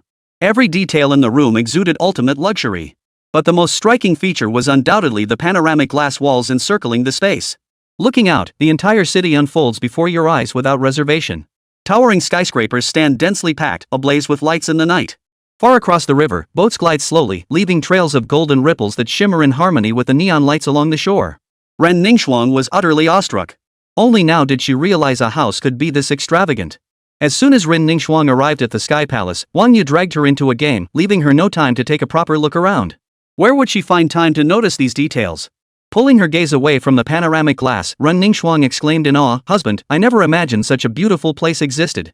It's like a palace straight out of a fairy tale." Wang Yu's lips curved upward in a smug smile. He gently stroked her hair and remarked, "Actually, it's just so after you've lived here for a while." Ren Ningxuan couldn't help but ask curiously, "How much did this place cost?" "In a prime location like this, it must be incredibly expensive." "Not much," Wang Yu replied casually. "Just under 200 million. Wang Yu replied casually. His casual tone made it sound less like discussing a fortune beyond most people's wildest dreams and more like mentioning the most ordinary of matters. Ren Ningxuan's eyes widened instantly, her face etched with utter disbelief. A wave of dizziness washed over her. Her already limp body felt as if the last shred of strength had been drained, growing even more limp and weak. She nearly slid straight off Wang Yu's body. After a long while, she stammered out, 200 million? That's just two. The astronomical figure echoed relentlessly in Ren Ningxuan's mind. Like a relentless tape recorder, it echoed and swirled endlessly. She marveled at Wang Yu's wealth and felt profoundly fortunate to be by his side. Before the upheaval that struck her family, Ren Ningxuan's family background was quite respectable in the metropolis, firmly placing them within the middle class. As locals, they owned their own home, and the family's assets amounted to tens of millions. Yet even so, a 200 million yuan property remained an utterly unattainable dream to her. Wang Yu's wealth far exceeded her wildest imagination. The last night at the bar, the men had boasted about investments worth hundreds of billions. At the time, she had assumed some of it was mere bragging. Now it was clear. Wang Yu's extravagance was far greater than anything she'd heard or imagined. "Honey, those investments worth hundreds of billions you guys mentioned last night at the bar, they were all real? I thought." Ren Ningxuan paused, then smiled sheepishly. "I thought you were just bragging to save face." "It's no wonder you thought that." Wang Yu arched an eyebrow. "After all, there are only a handful of people in all of China who can pull out hundreds of billions at once. It does sound like bragging when you say it out loud." Chapter 133, Doesn't Even Care About Me. Ren Ningxuan gazed at the extravagantly opulent house before her. Then she glanced out the window. The nightscape of the magic city unfolded before her eyes, towering skyscrapers and flickering neon lights. She took a deep breath and spoke slowly. "It truly lives up to its 200 million yuan price tag. Living here feels completely different from any ordinary home. Husband, I always thought I'd seen the world, but being here makes me realize how shallow my understanding truly was." Her voice carried a hint of emotion and bewilderment. Wang Yu gently wrapped his arm around her shoulder. "Don't say that. Stay with me, and you'll see even more amazing things in this world. If you'd like, you can move in here with me." Ren Ningxuan's eyes lit up at the suggestion. "Honey, you'd let me move in here?" "Of course. You're my girlfriend, who else would I let stay here?" Wang Yu watched the sparkle in her eyes and couldn't help but smile, gently tickling her nose with his finger. He'd said those exact words to several other women, though Ren Ningxuan remained blissfully unaware. Wang Yu admitted he was a scumbag. But what he said to Ren Ningxuan wasn't a lie. One woman stays, two women stay. It would be best if all his women were willing to live with him. Then he would surely be the happiest man alive. "Husband. What is it?" Wang Yu looked down at Ren Ningxuan, a hint of confusion in his eyes. Ren Ningxuan's eyes were slightly reddened, filled with emotion, as tears the size of beans slid down her cheeks. She gently bit her lower lip, her voice soft and sweet, tinged with a hint of playful reproach. "Nothing. I just feel so lucky to have met someone as wonderful as you, and to live in such a beautiful home." She wrapped her arms around Wang Yu's waist, burying her face against his chest, feeling his warm body heat and the steady beat of his heart. Tears streamed down, soaking Wang Yu's chest. Ren Ningxuan was deeply moved. Even though she was being kept by Wang Yu. And she didn't even know if she was the third or fourth mistress. But she genuinely felt his kindness toward her. What difference was there from a normal couple in love? She felt truly happy. Wang Yu wore a gentle smile as he softly stroked Ren Ningxuang's hair and said, I'm also very fortunate to have met someone as wonderful as you. Moi. 3. Ren Ningxuang lifted her head and planted a deep kiss on Wang Yu's lips. Her wet eyes sparkled with a unique light, radiating a captivating allure. She stared intently at Wang Yu, her gaze brimming with love and longing, as if she could pull him right in. Husband, I'm rested up. Let's go another 300 rounds. Wang Yu looked at Ren Ningxuang with surprise. Why was this little troublemaker so eager for battle now? Are you challenging me? Don't you fear you won't be able to get out of bed afterward? Go ahead and try. We'll see who can't get out of bed later. Ren Ningxuang tilted her head back slightly, gently nuzzling Wang Yu's chin with her nose. Then, she deliberately exhaled a warm breath into his ear and purred, What's the matter? Afraid to accept my challenge? You wouldn't be scared, would you? Although the earlier battle had drained Ren Ningxuang of her strength. But now, Ren Ningxuang had only one thought. To completely melt into Wang Yu, becoming one with him. Wang Yu felt a surge of warmth in his heart from her series of playful gestures. Gazing at her flushed cheeks and eyes brimming with defiance, he found himself both exasperated and amused. Faced with Ren Ningxuang's declaration of war, he naturally wouldn't back down. Fine. Since you're so eager, I won't hold back. Wang Yu declared, suddenly exerting force to pin Ren Ningxuang beneath him. Their breaths intertwined once more. The air thickened with an ambiguous, intense heat. Hormones were overflowing. The night passed in blissful abandon, time slipping away. When Wang Yu awoke again, it was already 3 o'clock in the afternoon. He shifted his arm, which ached slightly from being used as a pillow by Ren Ningxuang. Ren Ningxuang lay beside him, still fast asleep. Her cheeks were flushed and the corners of her mouth turned up in a faint smile, as if she were dreaming sweetly. He hadn't expected Ren Ningxuang to be so proactive afterward, naturally unlocking several positions.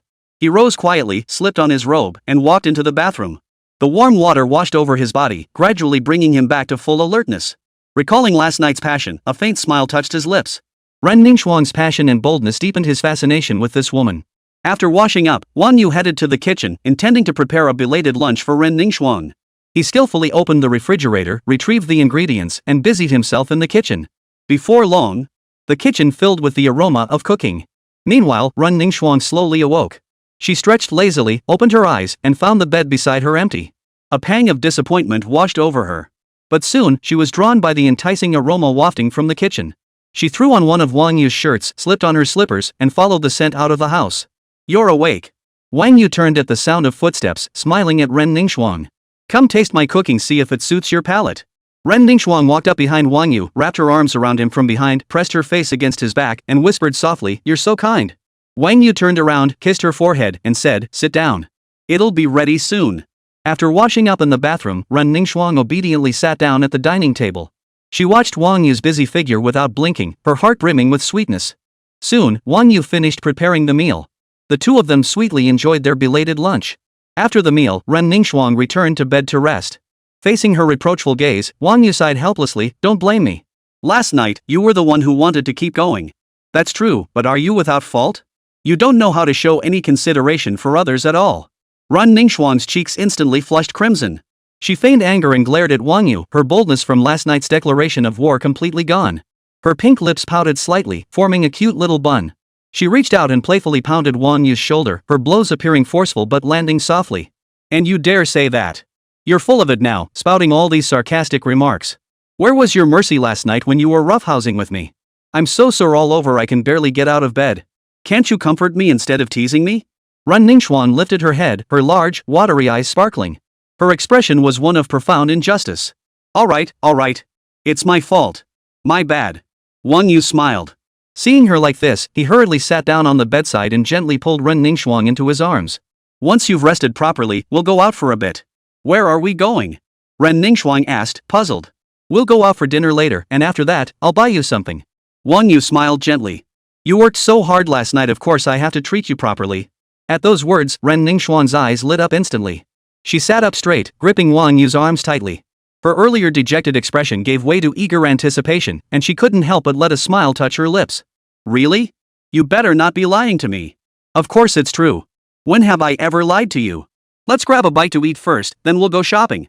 Whatever you want to eat or do, I'll indulge you. How does that sound? Ren Ningxuang's cheeks flushed with excitement. She threw herself into Wang Yu's arms, clinging tightly to him. Husband, you're so wonderful. Chapter 134, The Happiest Person in the World. Evening. Driven by Ren Ningxuan's formidable willpower, she commanded her weary body to recognize who truly held sway. It was a woman's nature. Shopping was her greatest passion. Ren Ningxuan, freshly dressed and primped, emerged from the bedroom with a graceful sway. She wore a simple yet elegant floral dress that perfectly accentuated her slender waist, its hem swaying gently with each step. She slipped her arm through Wang Yu's and said, "Honey, let's go." Wang Yu nodded. Then the two descended the stairs, got into their lafay, and headed to a restaurant for dinner. The bill came to 6,888 yuan. Afterward, Wang Yu brought Ren Ningxuan to Qiantan Taikuli. Qiantan Taikuli is located in Qiantan, Pudong New area.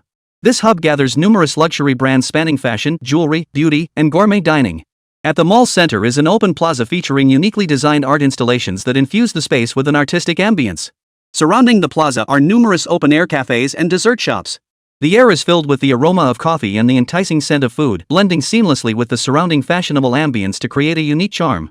Here, each store possesses its own distinct character. They are not merely shopping destinations but stages showcasing fashion and culture.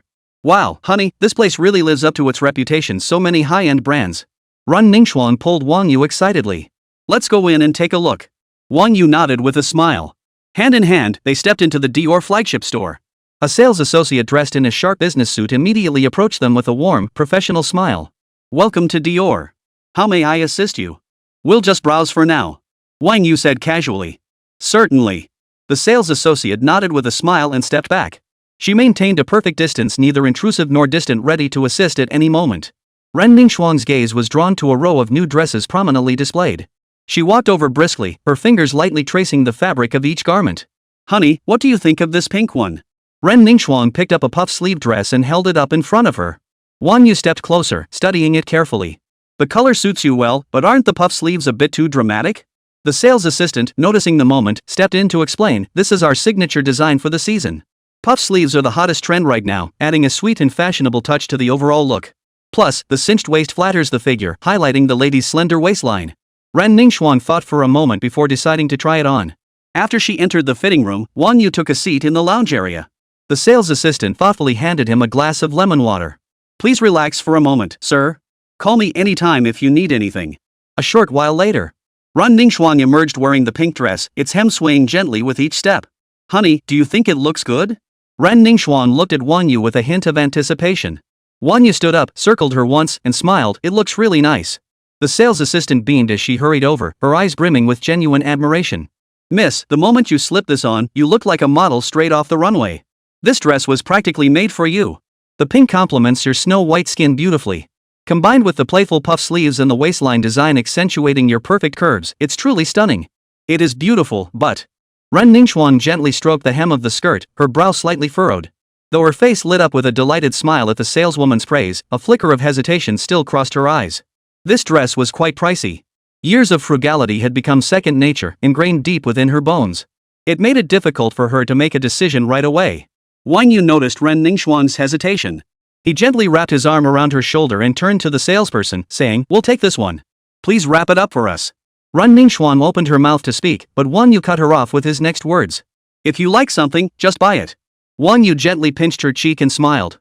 "Don't forget, you're my girlfriend. You deserve the best. Besides, I rarely get to accompany you shopping. Go pick out a few more pieces, we'll buy everything you like."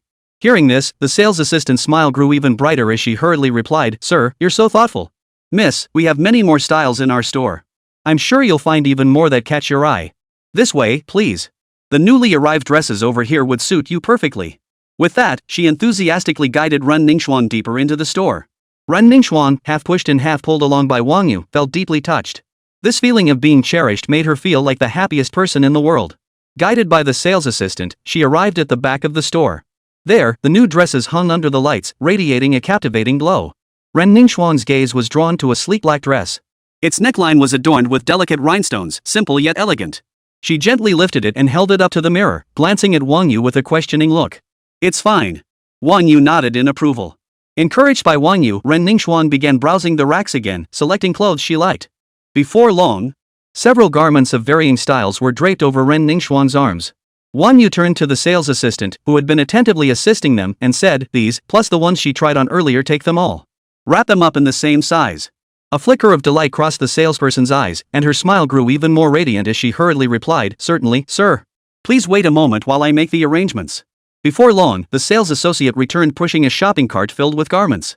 Inside, dresses meticulously packaged and neatly arranged lay tied with Dior's signature silk ribbons. Wang You approached the checkout counter. The sales associate skillfully scanned each item into the system. With each crisp beep, the total on the screen steadily climbed. Sir, the total comes to 128,890 yuan. How would you like to pay? Card. Wang Yu produced his bank card and said indifferently. The sales assistant took the card with both hands and began operating the card reader. Soon, she handed him the receipt and a pen. Sir, please sign here. Wang Yu took the pen and signed his name with a flourish. Payment successful. Ding. System detects host spending 128,890, double cashback 257,780. Ding. Congratulations, host, you have earned 12 system points. The sales associate returned Wang Yu's bank card and receipt with both hands, adding a delicate Dior gift bag. This is a small token of appreciation from our brand for our esteemed customers. We hope you enjoy it. Thank you very much for your visit and support. Should you encounter any issues with the garment such as needing alterations or cleaning advice, please feel free to contact us anytime. The sales associate carefully organized the shopping bags and handed over her business card. Such a generous customer was a rare find, and she was determined to do everything possible to retain Wang Yu as a client. Wang Yu took the card, glanced at it, and casually slipped it into his pocket. Then, together with Ren Ningxuan, he picked up the shopping bags and walked out of the Dior store. Chapter 135. Hold off on the modeling. In the brightly lit corridor of the mall, Ren Ningxuan linked arms with Wang Yu, her face glowing with happiness. The two strolled leisurely, passing by a dessert shop. The sweet aroma wafting from the shop instantly captured Ren Ningxuan's attention. She stopped abruptly, her eyes fixed longingly on the exquisite cakes inside. Come on, let's pick out your favorite. Wang Yu understood her wish and pulled her inside. The moment they entered, the dazzling array of desserts was overwhelming. Ren Ningxuan selected a signature semi-baked cheesecake and an O'Keeffe cape roll. The total came to 89 yuan. Afterward, Wang Yu took Ren Ningxuan to buy numerous cosmetics and clothes, along with a Cartier watch and some accessories, leaving her overjoyed. No woman could resist such temptations. If there were, it would only mean the items weren't expensive enough. Of course, perfect pairings like Balenciaga stockings and Valentino high heels were indispensable. The final total came to 786,800 yuan. Ding. System detects host expenditure of 786,800 yuan. Double cashback 1,573,600 yuan. Ding. Congratulations, host, you have earned 78 system points. Wang Yu remained utterly unmoved by the successive system notifications echoing in his mind. After experiencing countless such cashback rewards and point bonuses, the growth of his wealth was nothing more than numbers flickering on a screen, incapable of stirring even the slightest ripple of emotion within him. Ren Ningxuan, of course, couldn't help but be deeply moved once more, staying by Wang Yu's side for several days at the Sky Palace. Wang Yu immersed himself in this haven of comfort, utterly content. Shen Xingya and Shen Mengyao occasionally flew to the metropolis, spending a few days with Wang Yu whenever they could. Alas, their time together was always fleeting. As flight attendants, their lives constantly shuttled between the clouds and airports across the globe. 1 week later, Long Lily arrived at the Sky Palace. The company registration is complete. Long Lily organized the documents in her hands as she explained, the business license and company seal are here, and your personal seal has also been prepared. The full capital contribution of 10 billion yuan has been transferred into the company's corporate account per your instructions.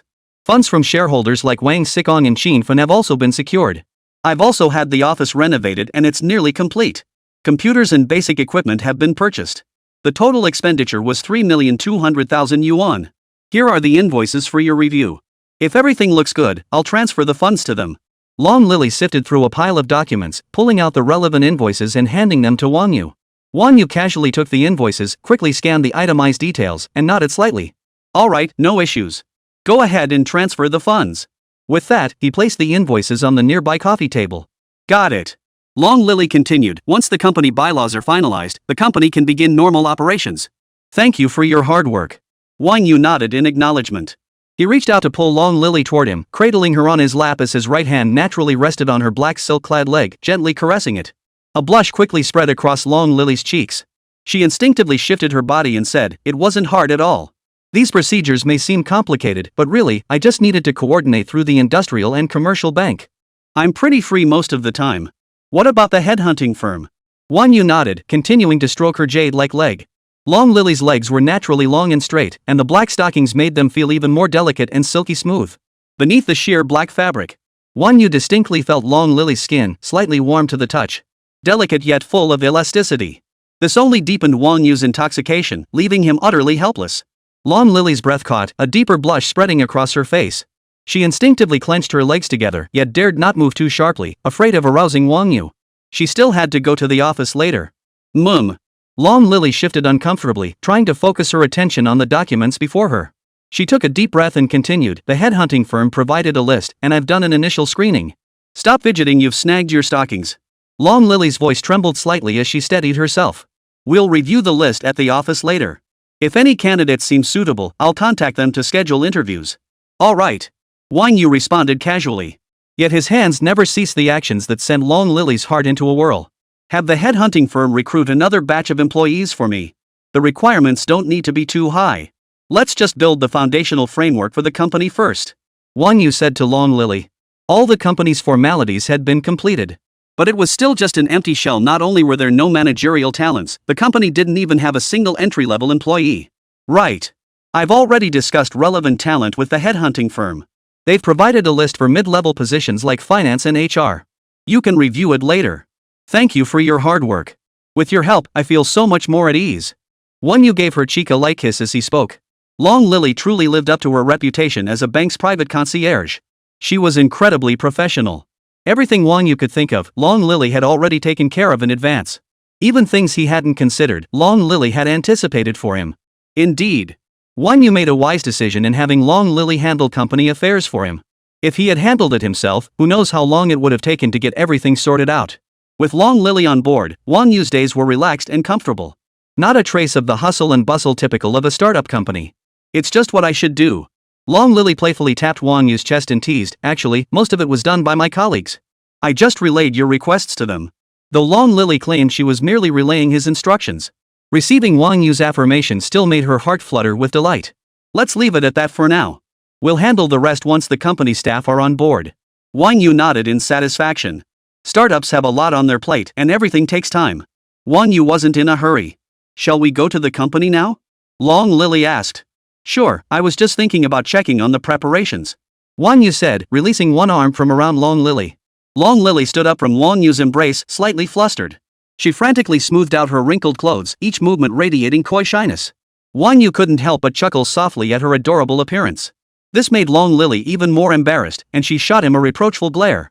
Wang Yu smiled and walked toward the key storage area by the entrance. It was an exquisite cabinet crafted from black walnut wood, holding a row of luxury car keys. His gaze wandered among them, settling on the key for the Porsche 918. He hadn't driven this car since winning it in a lottery. He picked up the key, weighed it in his hand, and slipped it into his pocket. Ding! System detects host spending $3,200,000. Double cashback, $6,400,000. Ding! Congratulations, host, you have earned 320 system points. Chapter 136, Free Labor. He arrived at the underground garage. A black Porsche 918 sat quietly parked there. Its streamlined body, the low-slung stance unique to supercars, and the high-tech interior all stirred his heart. Wang Yu walked up to the Porsche 918. He pressed the key fob, and the doors slowly lifted upward. Long Lily slid into the passenger seat and fastened her seatbelt. Wang Yu pressed the accelerator pedal to the floor, and the Porsche 918 shot forward like an arrow released from its bow. Soon, they arrived at the central tower. Wang Yu parked the car, then entered the elevator with Long Lily, ascending to the 118th floor. Pushing open the glass doors, a spacious and bright office area came into view. Brand new computers were neatly arranged, each desk adorned with a small potted plant. The tender green leaves shimmered with vitality under the soft lighting. Several abstract paintings hung on the walls, adding a touch of artistry and vitality to the workspace. The 2,600 square meter company space finally felt less empty. Long Lily had clearly chosen a competent interior design firm. Everything was arranged with meticulous order. Stepping into the lounge area, soft sofas adorned with vibrant throw pillows beckoned visitors to sink in and unwind. Opposite the sofas was an elegant coffee corner. An imported coffee machine, an array of coffee beans, and various elegant coffee cups were neatly displayed in a glass cabinet. Leaving the lounge area, I walked down a corridor carpeted in deep gray. At the end lies Wang Yu's office. The interior has been completely refreshed. A reception room, lounge, and restroom were all fully equipped. The desk surface was polished to a spotless shine, displaying a sleek, cutting-edge laptop. It was also furnished with a sofa and an exquisite tea set. In the corner stood several potted plants. Each leaf was meticulously wiped clean, their vibrant green foliage layered and thriving. Evidently, they were meticulously cared for, otherwise they wouldn't be so pristine. Beside the computer sat a small crystal ornament. With no other staff currently in the office, it was obvious this was all Long Lily's handiwork. Very thoughtful. Wang You surveyed the office and said to Long Lily. A faint smile touched Long Lily's lips as she waved her hand lightly. These are just small things. I had some free time, so I arranged the space a bit to make your work more comfortable. If you're not entirely satisfied, I can have someone rearrange it later. It's fine. Wang You nodded and smiled. It looks great already. No need to change anything. How about that thing I mentioned last time? Have you thought it over? Wang Yu wrapped his arms around Long Lily's slender waist and settled onto the sofa. I haven't decided yet. Long Lily replied, sounding a bit conflicted. What's there to think about? Quit your bank job and focus on being my secretary, wouldn't that be better? Wang Yu smiled faintly. You've raised my standards for secretaries considerably. If you don't come work for me, I don't know where I'd find someone who suits me as perfectly as you do. With your help, I'm confident my work will become much easier from now on. Hearing this, Long Lily couldn't help but roll her eyes. Ignoring Wang Yue still holding her, she pouted, Don't flatter me. You just want to trick me into working for you for free. I've already given you everything, and you're still not satisfied. Now you want to exploit me too. You rascal, your mind is full of mischief. I'm not falling for it. Her cheeks flushed slightly as she playfully punched Wang Yu's chest, her eyes brimming with affection.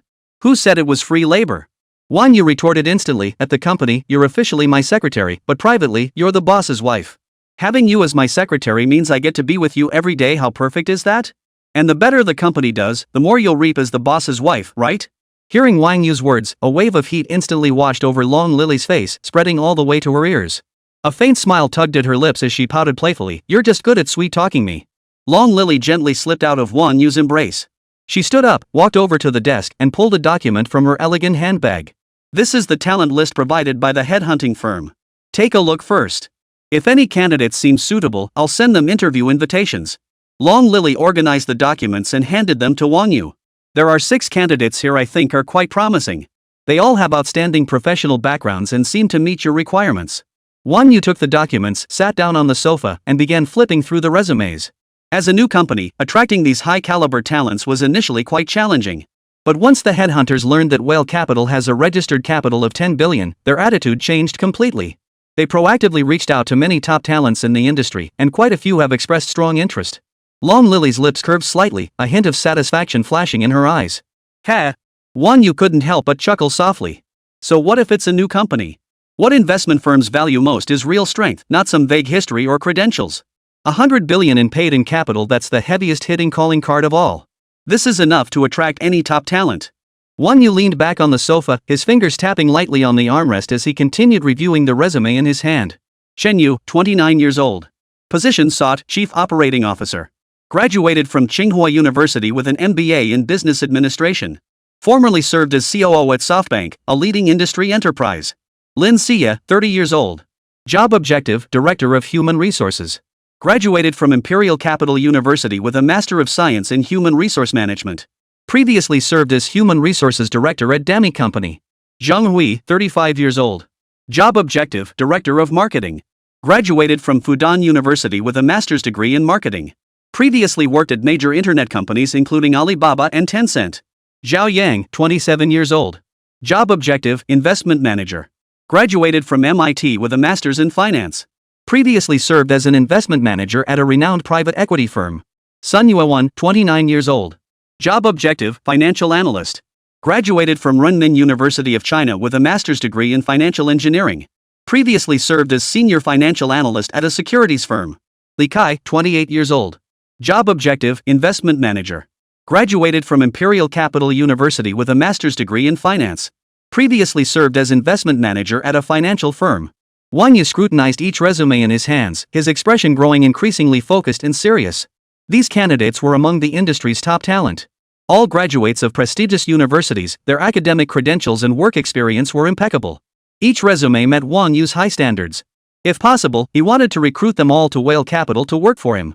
Chapter 137, Rulers choose ministers, ministers also choose rulers. Are these individuals currently employed?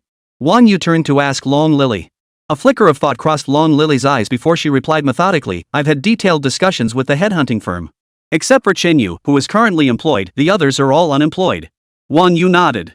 He wasn't surprised. People naturally seek better opportunities, just as water flows downhill.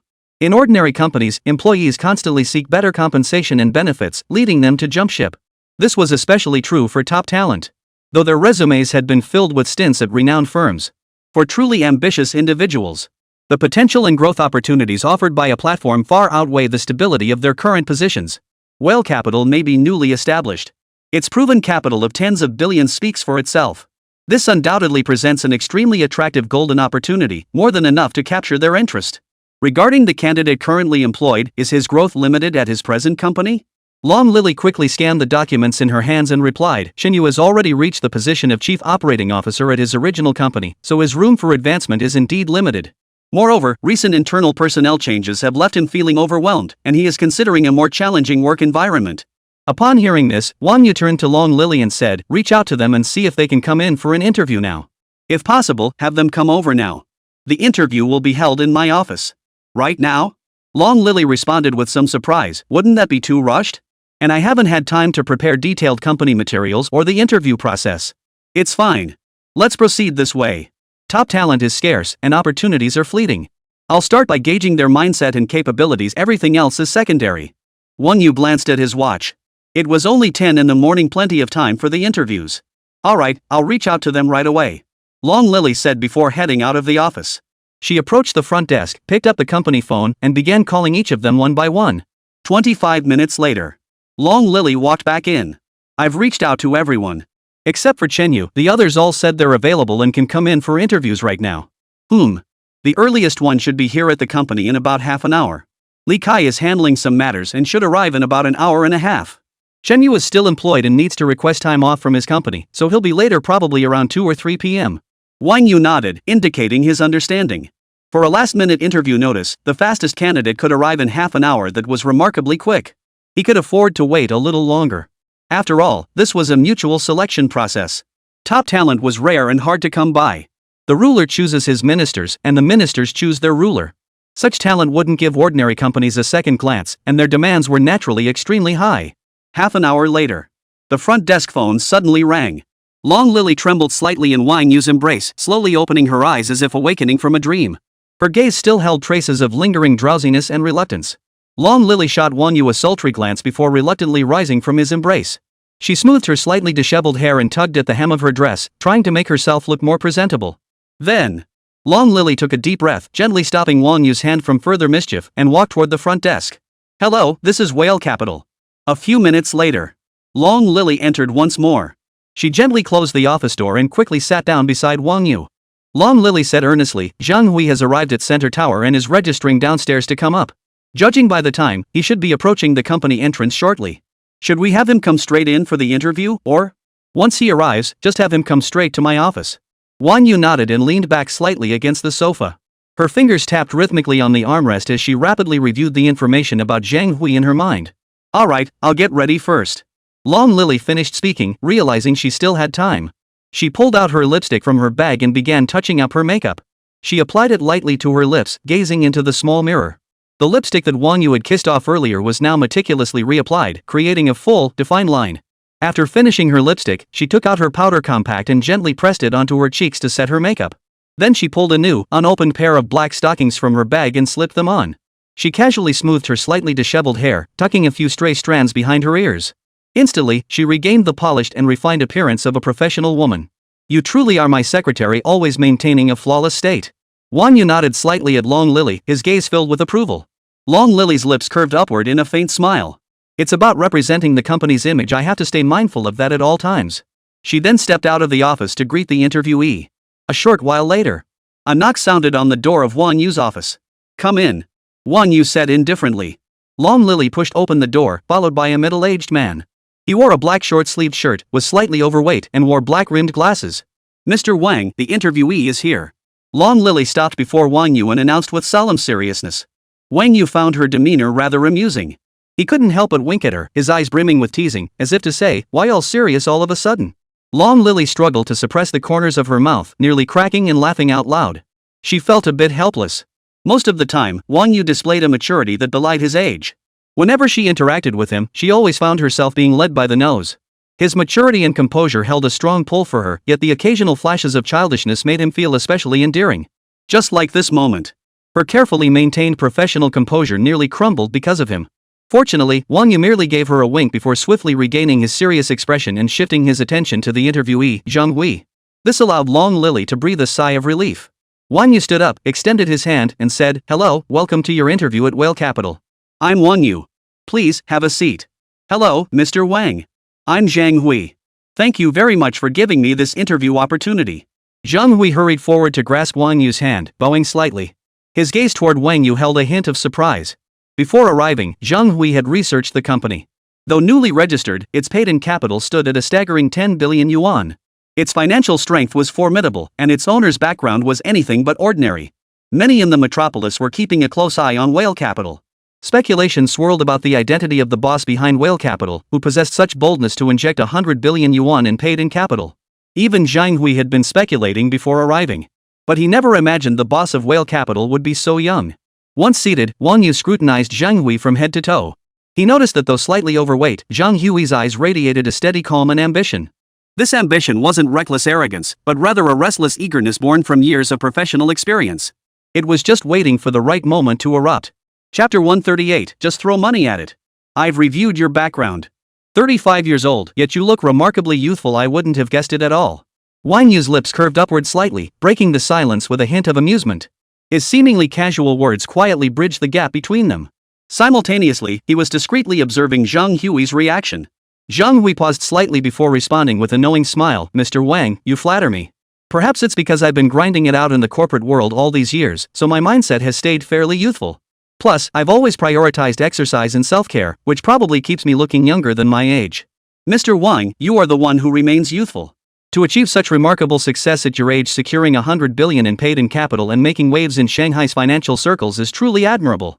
His response was neither humble nor arrogant. He skillfully diffused the awkwardness of the age mention while subtly showcasing his positive outlook on life. He also managed to flatter Wang Yu just the right amount. His words radiated genuine respect for Wang Yu's capability and drive, without coming across as obsequious. A broader smile touched Wang Yu's lips as his initial impression of Zhang Hui improved further. This Zhang Hui possessed considerable emotional intelligence and quick wit. If his abilities matched his demeanor, he could well become a capable asset to the team. Still, his expression remained composed. Long Lily served them the pre-prepared tea, then exited the office, closing the door softly behind her. Wang Yu lifted his teacup and took a sip. Then he addressed Zhang Hui. "Zhang Hui, let's get straight to the point. According to your resume, you graduated from Fudan University. You've held executive positions at major internet companies like Alibaba and Tencent, rising to the role of marketing director. You resigned from Alibaba this past August and have been unemployed since." "Yes," Zhang Hui confirmed. "The reason? Working at a tech giant like Alibaba must be far more rewarding than joining us at Whale Capital." After a moment of silence, Zhang Hui replied, "To be honest, I was optimized at my previous company. Alibaba's business restructuring and strategic retrenchment impacted my department. The entire business line was eliminated, leaving me no choice but to seek new opportunities." Wang Yu nodded slightly. Career changes are common, it's just the nature of industry development. However, having reached the position of marketing director at Alibaba, I'm confident your capabilities are exceptional. Wang Yu paused, his gaze fixed intently on Zhang Hui. Whale Capital is currently in a phase of rapid growth, and we're actively seeking top talent. Your extensive experience in internet marketing is precisely what we need. Therefore, we warmly welcome you to join Whale Capital. Mr. Wang, thank you for your recognition. Rest assured, I will dedicate my full energy and commitment to this role and will not let your trust in me down." Surprise and gratitude welled up in Zhang Hui's eyes as he bowed slightly and spoke sincerely. Wang Yu nodded slightly. "In that case, let's cut to the chase. The position of marketing director is yours." Zhang Hui straightened his back, overjoyed, and responded without hesitation, "Mr. Wang, thank you for your trust. I will certainly live up to your expectations. I will familiarize myself with the company's operations as soon as possible and begin formulating a comprehensive marketing plan." "Good. I hope you won't disappoint me." Wang Yu remarked coolly, "Otherwise, I doubt you'll hold that director position for long." Zhang Hui felt a chill run through him, and the joy on his face instantly vanished. He nodded solemnly, his tone unwavering. "Rest assured, Mr. Wang. I will hold myself to the highest standards. If I fail to deliver, I will step down from this position voluntarily. No need for you to ask." "Very well. You have my word." Wang Yu's expression softened slightly. "Then let's discuss your annual salary. Considering your extensive experience and outstanding track record in marketing, we're offering an annual salary of 2 million. This 2 million is divided into two parts, 80,000 as base salary, paid evenly over 12 months to cover your daily living expenses. The remaining 1,200,000 will be performance-based pay, distributed proportionally according to quarterly evaluation results. Zhang Hui's heart jolted upon hearing this. Though he struggled to maintain a composed expression, a flicker of delight couldn't help but flash across his eyes. This annual salary far exceeded his expectations. In the fiercely competitive job market of Shanghai, it was undoubtedly an exceptionally generous offer. Zhang Hui took a deep breath, striving to steady his excitement. He offered a modest, grateful smile. Mr. Wang, this compensation is truly unexpected. I can feel the company's sincere commitment. It's an immense honor to earn your recognition. Good. Satisfied is what matters. As long as you have real talent, money is never an issue. Wang Yu replied calmly, when can you start? I can start any time. Zhang Hui straightened his posture, his eyes gleaming with determination and eagerness. Mr. Wang, I can't wait to get started. Excellent. Go sign the contract now. Starting today should be fine, right? Wang Yu inquired. Absolutely no problem. Then go find my secretary outside. She'll take you to sign the contract. Yes, Mr. Wang. Zhang Hui stood up and walked steadily toward the office door. The moment he pulled open the door, he let out a long sigh. Months of work pressure vanished in an instant, replaced instead by a sense of relief and boundless anticipation for the future of capital. Mr. Wang, the interviewee is here. Long Lily knocked on the office door once more. Following behind her were Zhao Yan, Lin Xia, and Sun Yuan. Wang Yu had decided to bring all three of them on board. Their specific roles would be assigned once the company was running smoothly, along with corresponding positions and compensation. His immediate priority was to establish the company's framework, and more hands were always welcome. Lured by Wang Yu's promise of managerial positions and salaries exceeding industry standards, Lin Xia and Sun Yuan joined without hesitation. Only Zhao Yang, dissatisfied with the company's current state, chose to leave. Watching Zhao Yang's departing figure, Wang Yu felt a hint of regret but didn't press the matter. He was about to continue refining his recruitment strategy to attract more talent. Suddenly, the office door swung open as Wang Xikong and Qin Fen walked in. Wang Xikong plopped down on the sofa, crossed his legs, and said, Wang Yu, heard you're hiring now. Things seem pretty lively around here.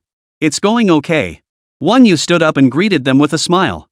With only a handful of people in the company right now, you shareholders should come lend a hand. Wang Xikong immediately sat up straight, patting his chest emphatically. Hey, what are you talking about? We're right here. Let me tell you, I've got experience with hiring. Just look at those big companies' executives. If they want someone, they just throw money at them. There's no one they can't poach. Wang Yu's face darkened instantly. What kind of experience is that? Chapter 139, even bad girls shouldn't be wasted. Wang Yu stroked his chin thoughtfully for a moment.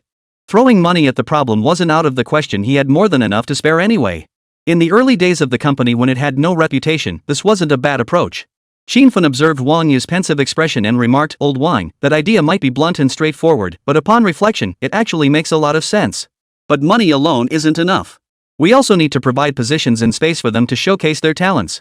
Wang Xikong perked up at this, his eyes sparkling as he declared, absolutely. Pick any position, lead any project as long as it benefits the company, we'll give them whatever they want. Wang Yu smiled and said, alright, since we've decided on this approach, we need a detailed target list. You've got the connections.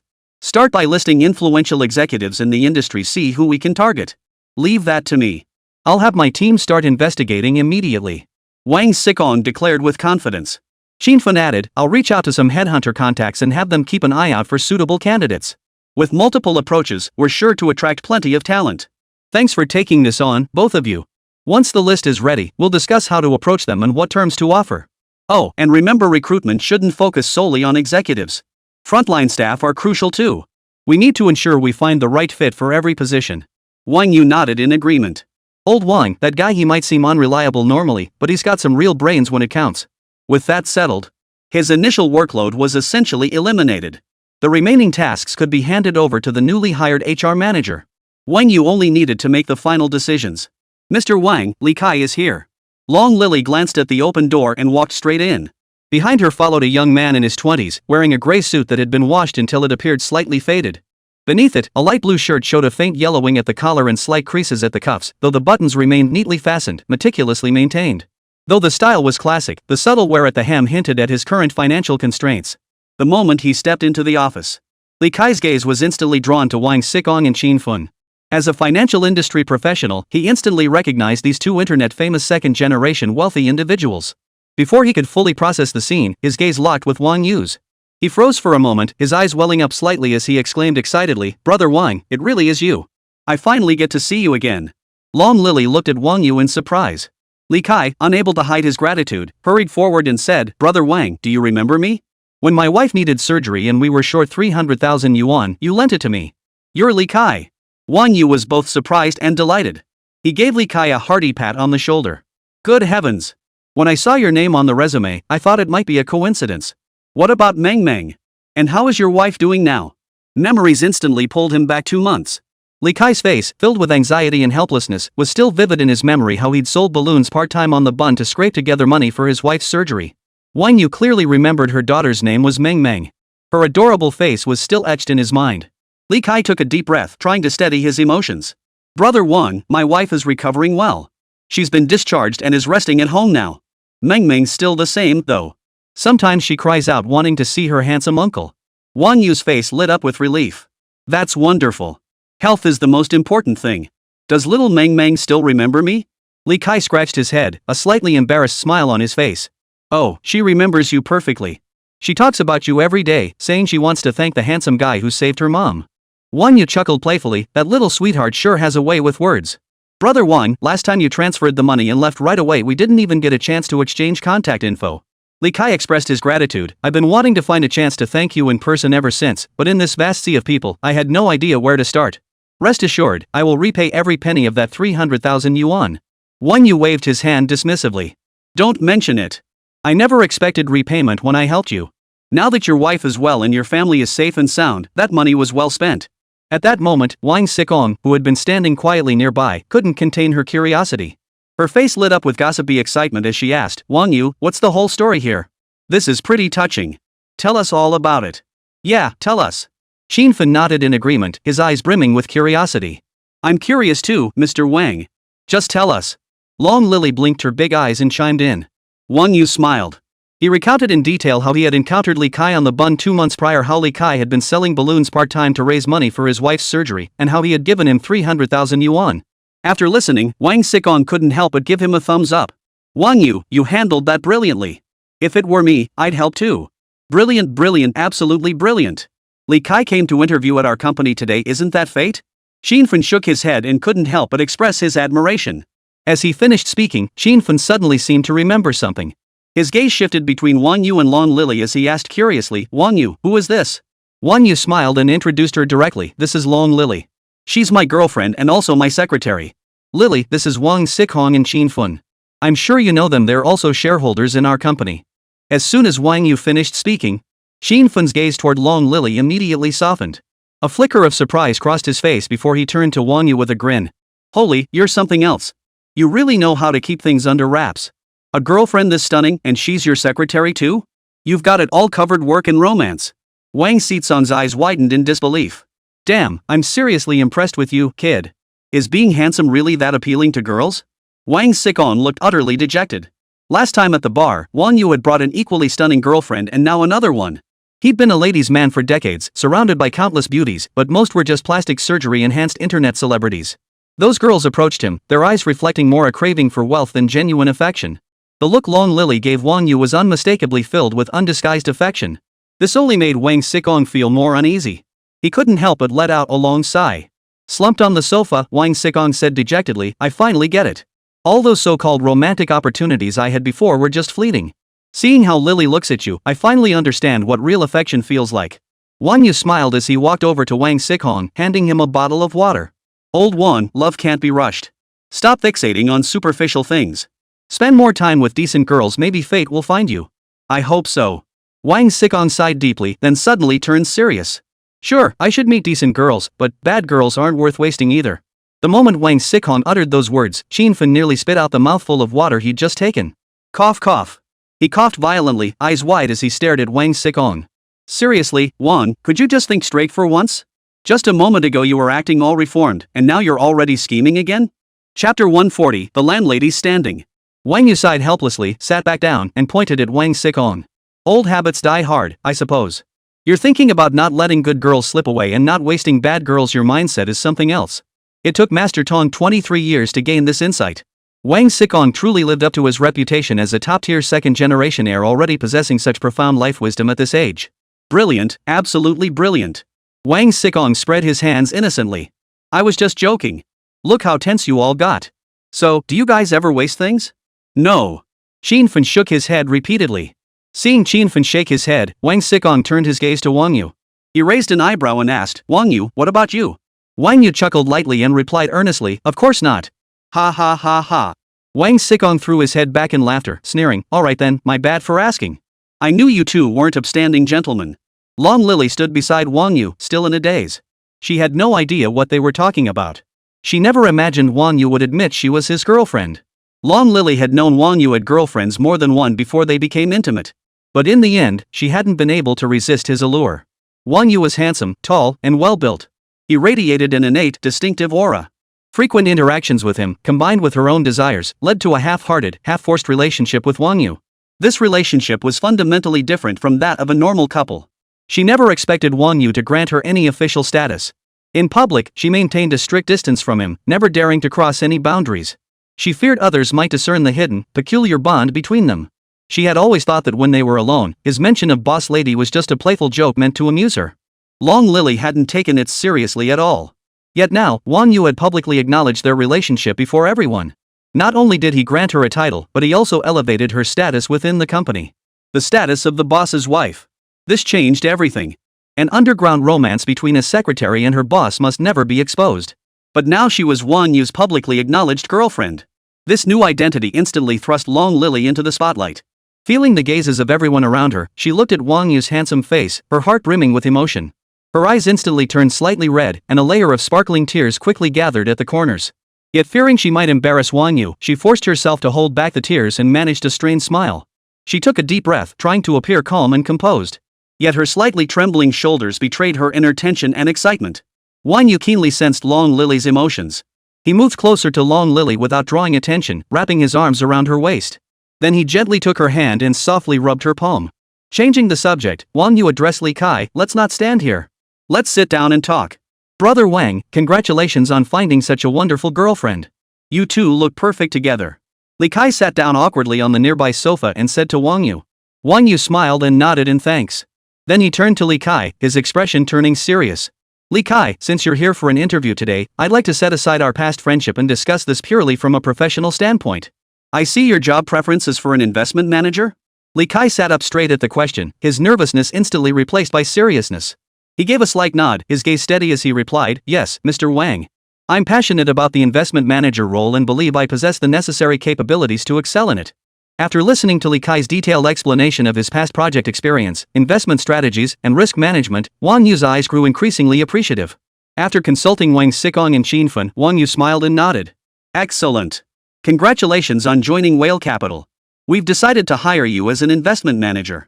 The base annual salary for the investment manager position is 800,000 yuan.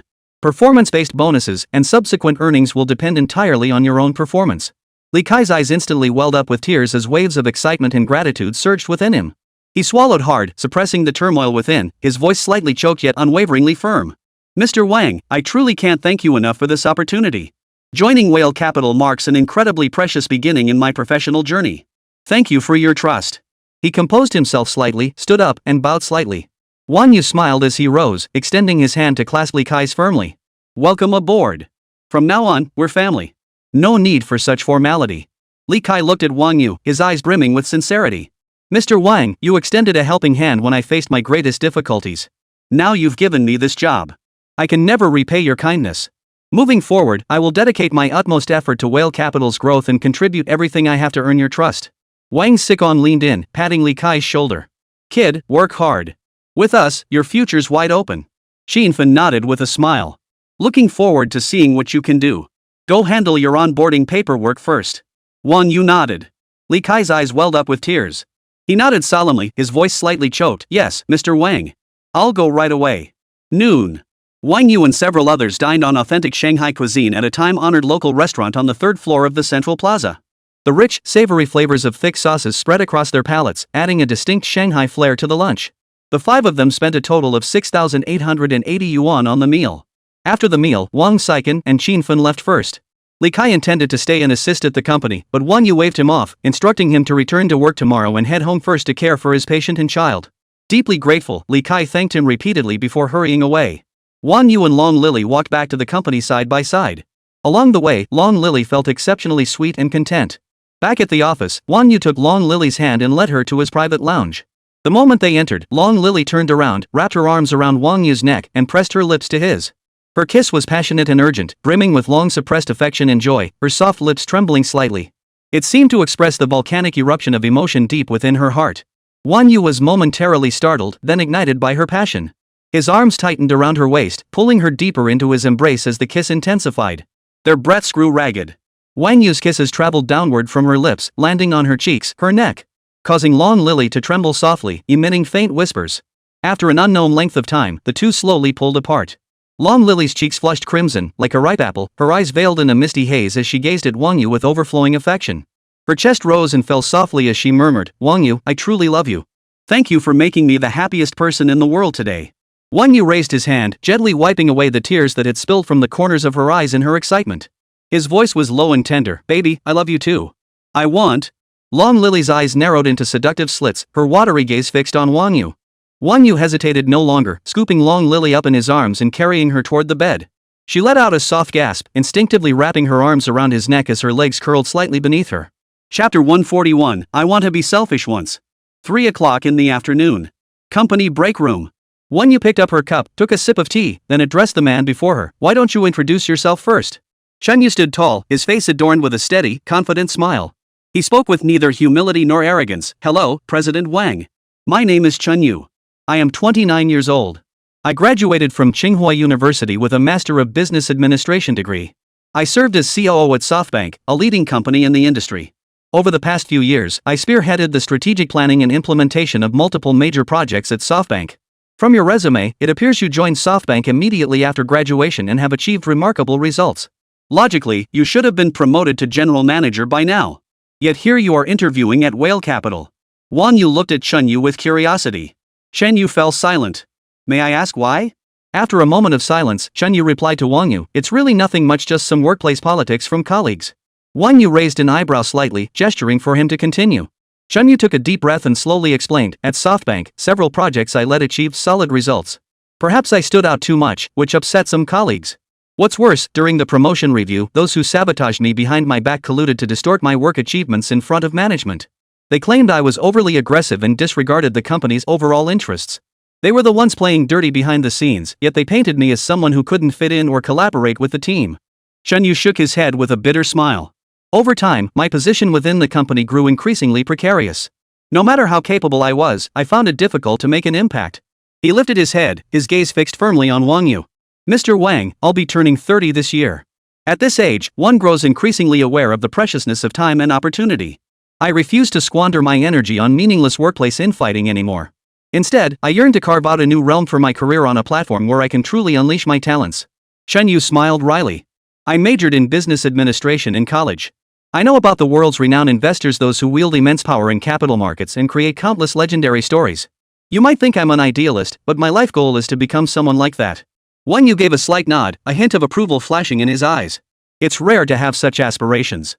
I don't see you as idealistic at all." Chen Yu's tense shoulders instantly relaxed. "Mr. Wang, thank you for your understanding and recognition." He took a deep breath and continued, "After graduating from university, the first company I joined was SoftBank. What happened next was nothing like I imagined.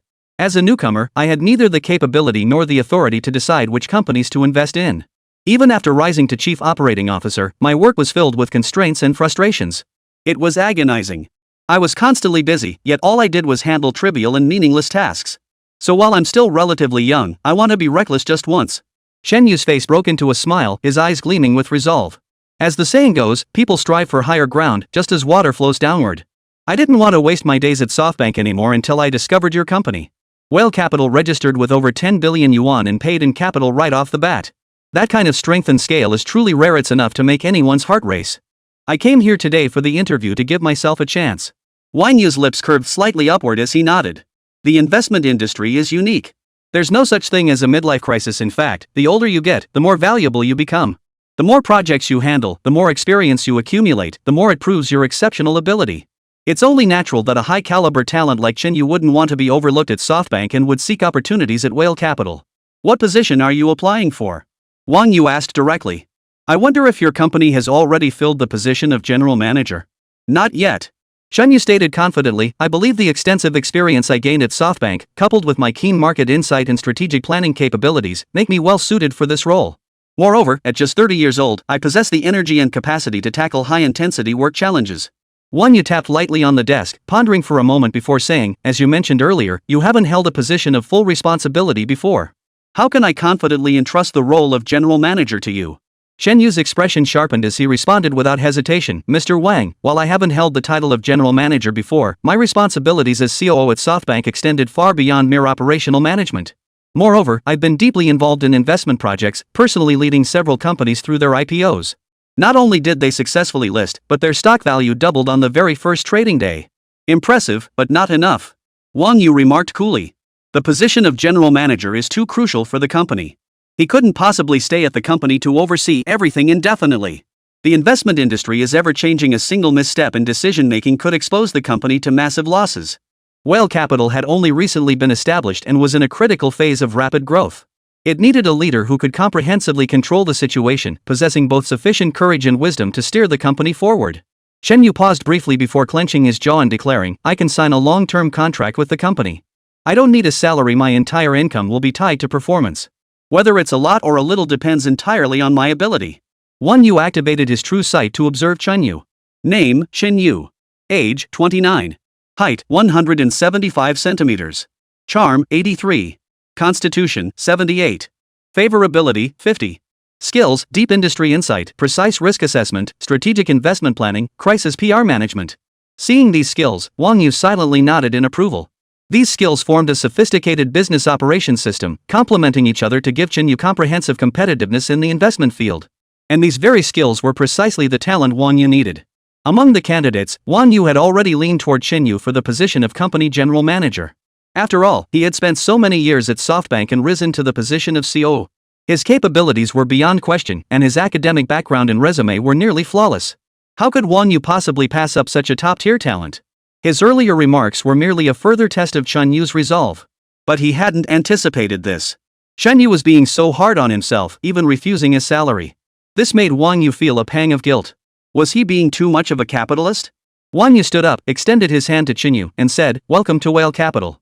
Surprise and excitement flashed in Shen Yu's eyes. He quickly stood up, firmly grasped Wang Yu's hand, and said, Mr. Wang, thank you for your recognition. When can you start? Wang Yu inquired. Give me a week. I'll go back and resign immediately. Shen Yu felt a surge of long-forgotten passion coursing through him. This feeling of being trusted and entrusted with responsibility made him eager to dive right into the work. All right. Sign the contract first, then you can start after you resign. Wang Yu nodded in agreement.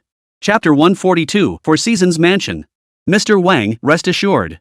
I'll wrap up the handover at SoftBank as quickly as possible and start my new role promptly.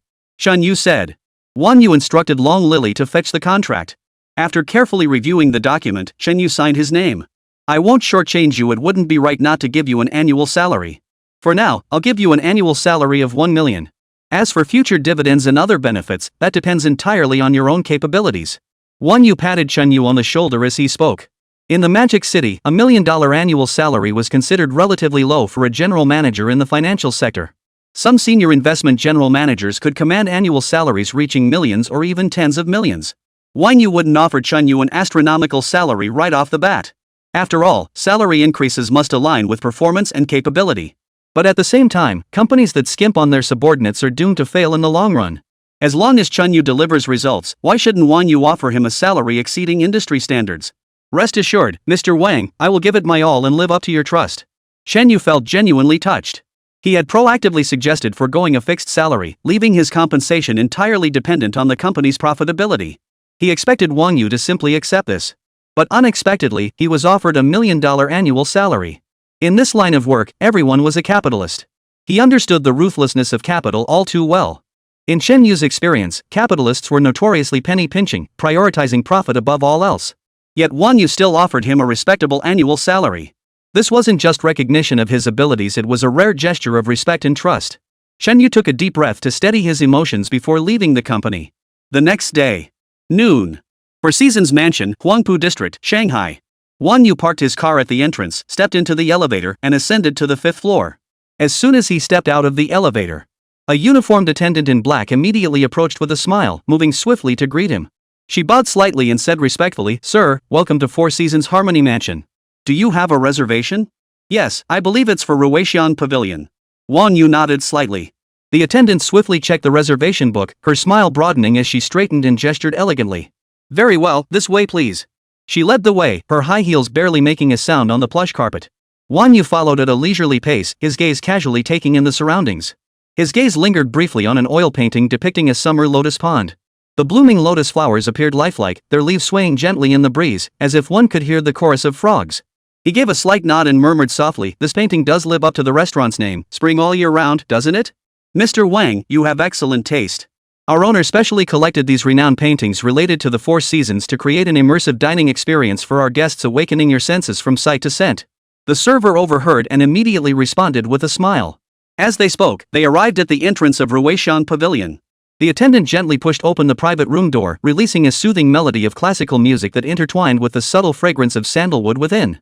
The moment Wang Yu stepped inside, Li Xiang rose from his chair. Beaming with joy, he hurried forward, arms wide open. "Wang Yu, you're finally here." Li Xiang's rotund figure and beaming smile made his already small eyes narrow into slits. His well-tailored suit stretched taut across his frame, yet it couldn't conceal his innate warmth. Before Wang Yu could respond, Li Xiang turned sideways, pulling the woman behind him forward. "Come, let me introduce you. This is my sister, Li Meng." "Meng, this is Wang Yu, the person I've often mentioned to you." Wang Yu's gaze naturally fell upon Li Meng. Tall and slender, she possessed straight, long legs. Her waist was slender enough to grasp with one hand, and the form-fitting white dress perfectly accentuated her graceful curves. The dress featured an elegant square neckline, subtly revealing her fair collarbone. Standing nearly 5 feet 7 inches, she wore a pair of silver high heels. Her jet-black, lustrous hair fell casually over her shoulders, with a few strands framing her fair cheeks, accentuating her snow-white complexion. Her eyes were large and luminous, with slightly upturned corners that carried an innate air of pride. Beneath her high, straight nose sat a naturally rosy cherry-red pout. At this moment, they were pressed together slightly, hinting at a touch of displeasure. Name, Li Meng. Age, 22. Height, 169 centimeters. Charm, 94. Physical, 83. Affection level, 56. Skills, advanced horsemanship, jewelry appraisal, advanced driving. Li Meng had been dragged to this dinner party by her brother, thoroughly unwilling. But the moment she saw Wang Yu, her gaze was instantly drawn to his tall, handsome figure. Her initial reluctance instantly melted away. "Hello." Her proud and aloof nature took hold, and she merely gave a slight nod. Her voice was crisp and pleasant, yet tinged with a deliberate coolness. Wang Yu keenly noticed the fleeting flicker in Li Meng's eyes, yet paid little heed to her deliberate coolness. She merely nodded in return, offering a polite greeting. "Miss Li, hello. Is this your younger sister?" Wang Yu looked at the chubby little girl with some confusion. The difference was striking, one as beautiful as a flower, the other plump and round with a large, fleshy face. It was hard not to jump to conclusions. 100% my real sister. I'm just a bit, well-fed." Li Xiang gave an awkward chuckle as he gestured for everyone to take a seat. "Everyone, please sit down." He turned to the waiter nearby and said, "You can serve the dishes now." Everyone took their seats. At the chubby guy's invitation, Wang Yu took the seat of honor. Li Meng intended to sit next to her older brother, but he pulled her over to sit beside Wang Yu. Meng, sit here. You young folks should chat more." A flicker of embarrassment crossed Li Meng's face, but she couldn't very well make a scene. Reluctantly, she sat down. Her heartbeat quickened inexplicably. Waiters filed in one after another, serving course after course of exquisitely prepared dishes. Steamed baby dragon with huadio wine and egg white. Hufu-style roast duck. Steamed hairy crab with black pork. Steamed grouper. Lotus seed and lily bulb stewed with snow fungus. Cherry steamed buns. Li Xiang beamed with enthusiasm as he introduced, the steamed small green lobster with huadio wine and egg white is their signature dish. The lobsters are caught fresh from the deep sea every morning and delivered straight here absolutely fresh. He picked up the communal chopsticks and served Wang Yu and Li Meng each a generous portion of shrimp. The tender shrimp lay atop a bed of silky egg white, adorned with emerald scallions and golden crab roe. Steam carried the rich aroma of huadio wine throughout the room. Wang Yu nodded in thanks, savoring the dish before praising, "It's truly excellent. The meat is firm and springy, with the huadio wine's aroma perfectly infused throughout just right." Li Meng stole a glance at Wang Yu's eating manner, unconsciously slowing her own movements as she took a gentle bite of the shrimp. The exquisite flavor instantly blossomed on her tongue. She narrowed her eyes slightly, her inner delight nearly spilling over. She quickly realized she'd lost her composure and immediately cleared her throat, setting down her chopsticks with feigned calm. Li Meng picked up the lemonade beside her and took a sip, trying to hide the faint blush spreading across her cheeks. The little chubby boy noticed it all, a faint smile playing at the corners of his mouth as a glint of mischief flashed in his eyes. Chapter 143, Stubborn as a Dead Duck. Wang You, try this again. Their combination of Wagyu beef and cheese is incredibly innovative and the flavor is absolutely amazing. He picked up his knife and fork, cutting the Wagyu cheese tart into even pieces. He offered one to Wang Yu first, then turned to present one to Li Meng. Li Meng accepted the small piece of Wagyu cheese tart her brother offered and cautiously took a bite. The rich flavors spread across her palate, and though she silently marveled at the taste, she stubbornly insisted, "It's just okay. Not as amazing as you make it out to be." Li Xiang knew exactly what his sister was thinking. With a knowing look, he teased, "Oh, Meng, you're such a picky eater. Something this delicious doesn't even meet your standards?" Li Meng shot her brother a glare and retorted irritably, "You're the one who talks too much. If you like it so much, eat more yourself." Wang Yu watched the siblings bicker and couldn't help but laugh. The laughter made Li Meng's face flush even redder. She turned her head away, pretending to look elsewhere. After 3 rounds of wine and 5 courses of food, Li Xiang cleared his throat and said, "My sister was spoiled by our family growing up.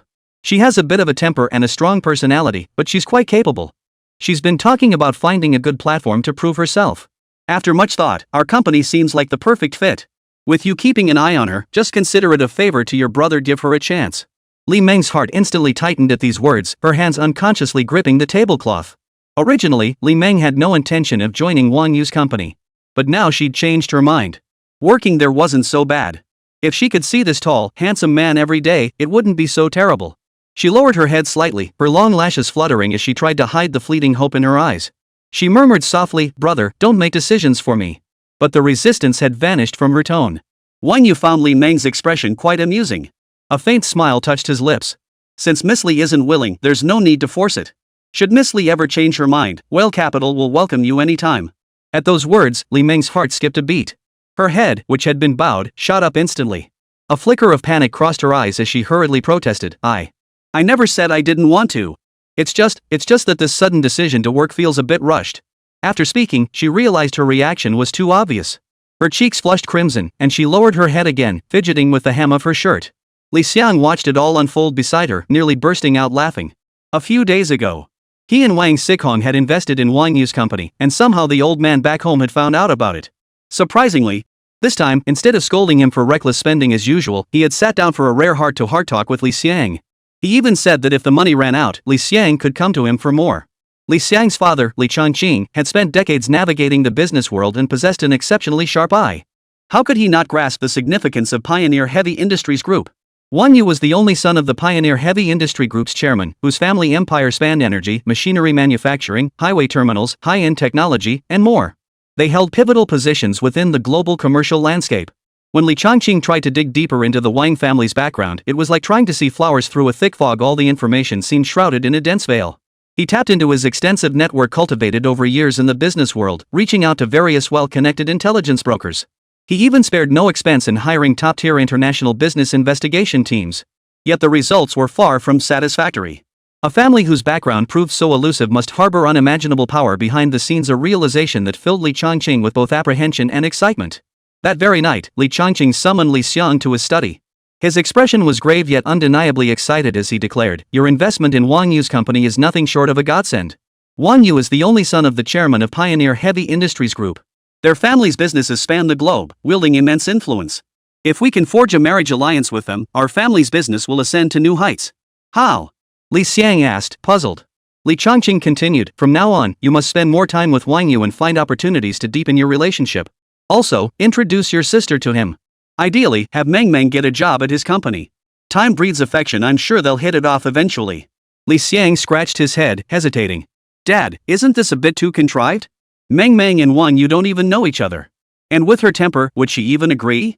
Li Changqing shot him a stern look, exasperated. "What do you know? This is a once-in-a-lifetime opportunity. If your sister can develop something more with Wang Yu, it would be a tremendous blessing for our family. As for your sister, you're the older brother, persuade her properly. She'll understand. And what about the Kong family? What does the Kong family amount to in front of Pioneer Heavy Industries Group? Ignore them." "Fine." Li Xiang could only nod in resignation. "Looks like my little sister has taken a liking to Wang Yu." Li Xiang instantly felt relieved, no longer torn between choices. He didn't want to sacrifice his sister's happiness by forcing her to be with someone she didn't like. As long as they spent time together day in and day out, he believed they would eventually come together. He cleared his throat and tried to smooth things over.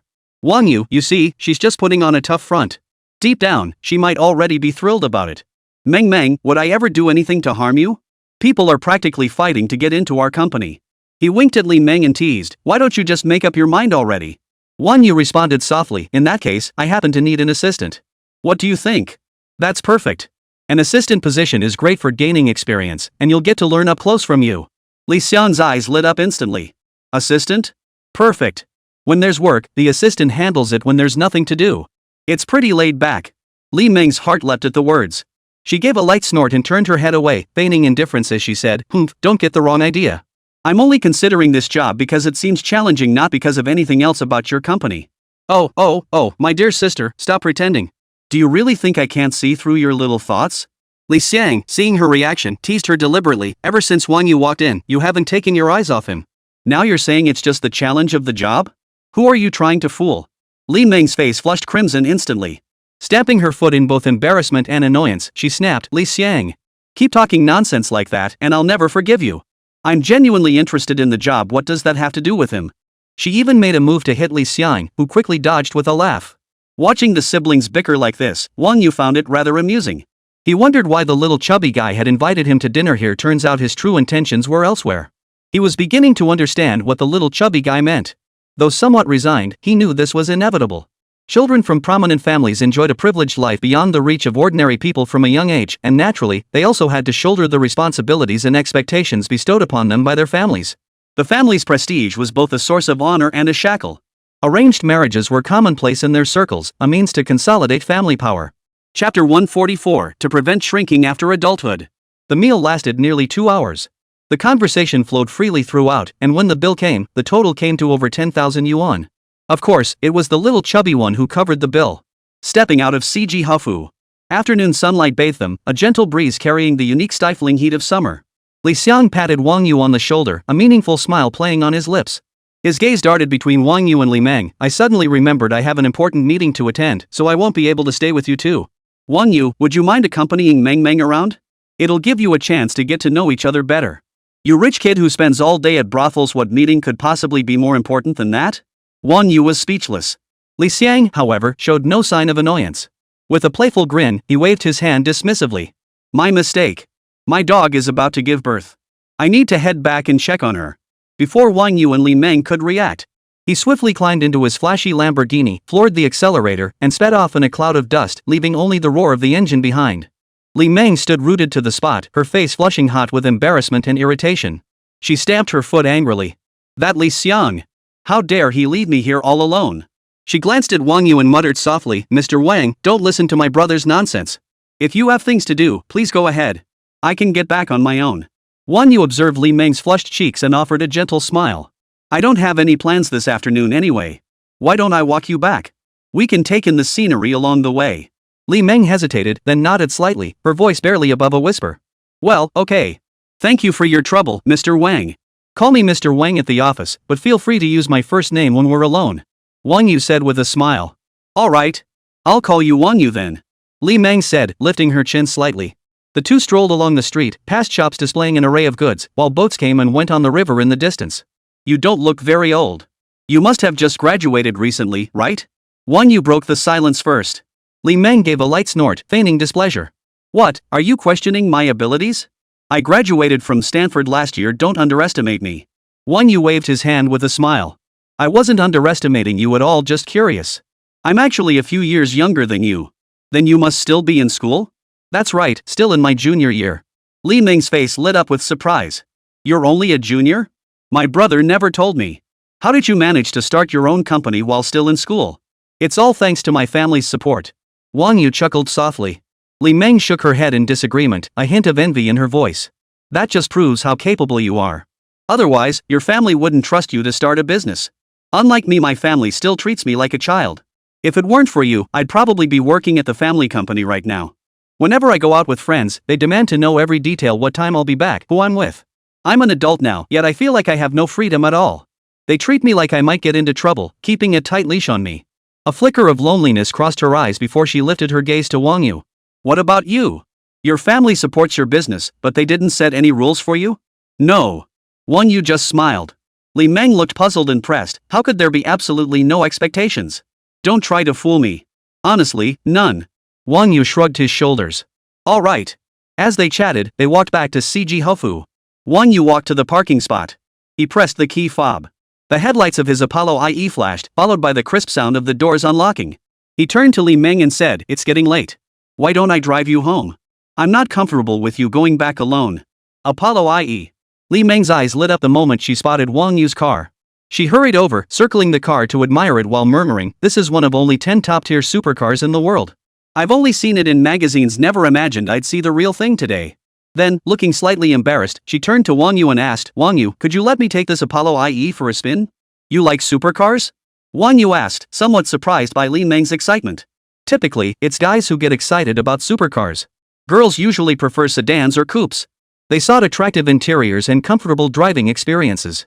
Girls who loved supercars were a rare sight. No wonder Li Meng's skill list includes advanced driving. It's more than just liking them. Li Meng nodded vigorously, her eyes sparkling with excitement. "I've always loved supercars and motorcycles. Every time I see them, I feel my adrenaline surge.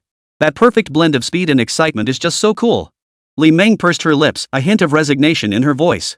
"Too bad my family won't let me buy these cars. They always think they're too dangerous, that it's unsafe for a girl like me to drive them.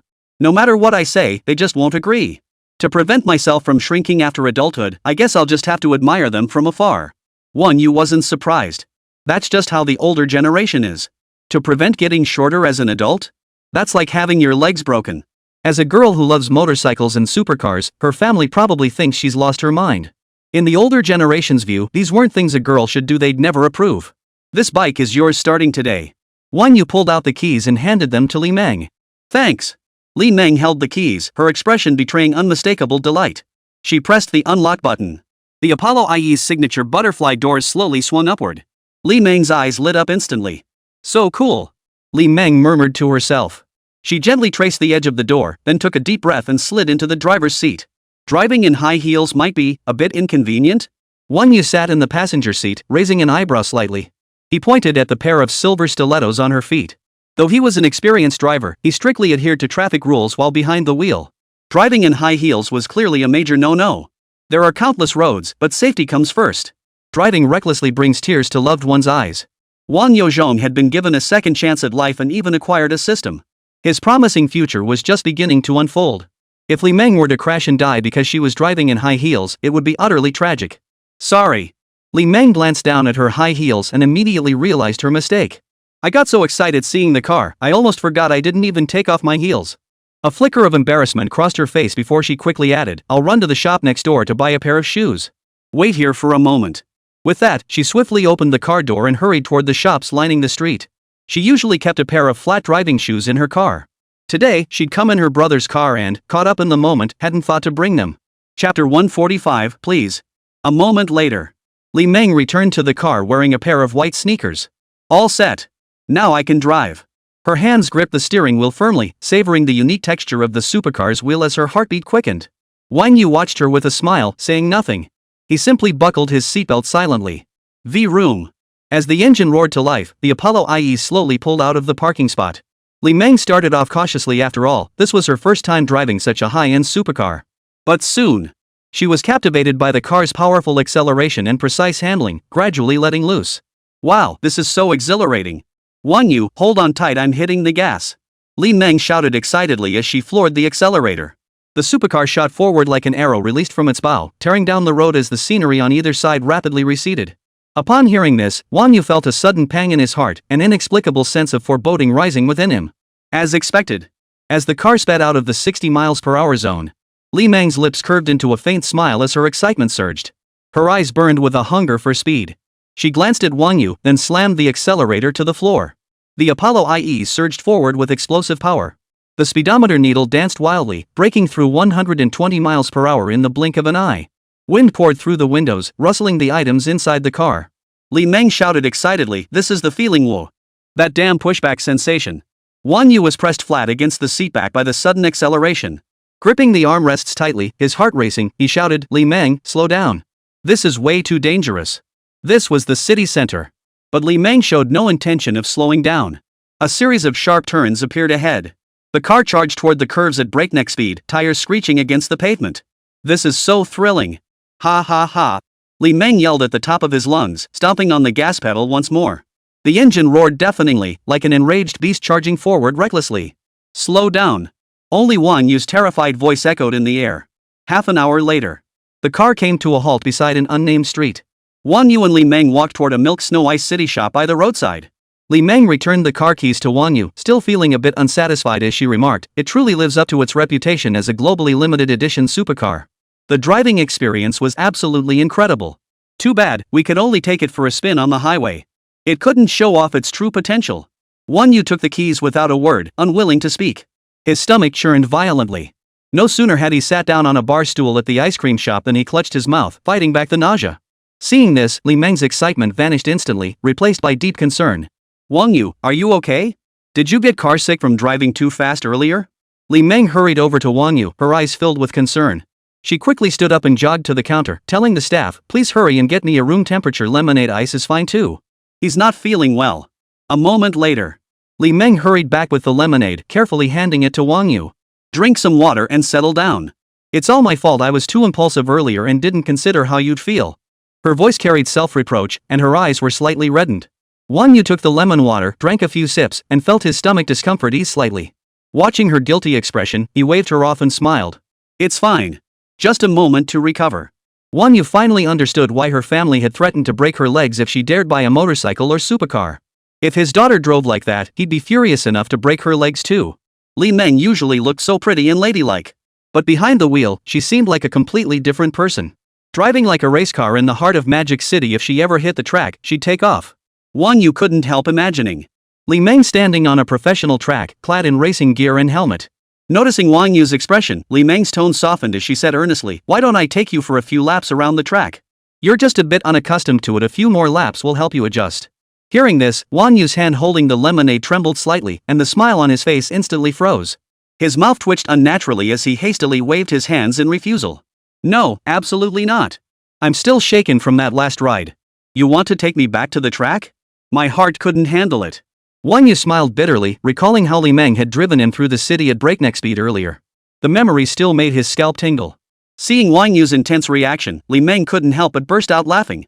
"Come on please, I'm begging you. I'll drive slower, I promise. I know this awesome track, not too crowded either. I always sneak there alone without my parents knowing." Li Meng pleaded pitifully, her large, watery eyes wide. Her long lashes, like two tiny fans, fluttered softly with each blink. The corners of her eyes lifted slightly, radiating a mix of mischief and charm. Her gaze was fixed on Wang Yu, brimming with anticipation. Her face was small and delicate, with soft, flowing lines like a meticulously carved work of art. Her fair skin glowed with a faint rosy flush, and beneath her high, straight nose sat a slightly pouting cherry-red mouth. Seeing Li Meng's pitiful yet adorable expression, Wang Yu's heart softened instantly. He sighed helplessly and said with a wry smile, "All right then. Remember what you said, drive slowly." At those words, Li Meng's eyes instantly lit up like brilliant stars. She jumped up excitedly and exclaimed, "Wang Yu, you're so kind." Truthfully, Wang Yu also wanted to visit the racetrack. In his previous life, Wang Yu never had the chance to visit such a place. This was a playground reserved exclusively for the wealthy. After all, what guy could resist the thrill of tearing up a real racetrack? Supercars were born for the track. Only on the track could a car's true performance be fully unleashed. Wang Yu owned so many supercars, yet he'd always been zipping through the streets and alleys of the metropolis.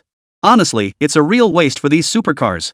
With nothing pressing this afternoon, Wang Yu planned to take the wheel for a few laps himself.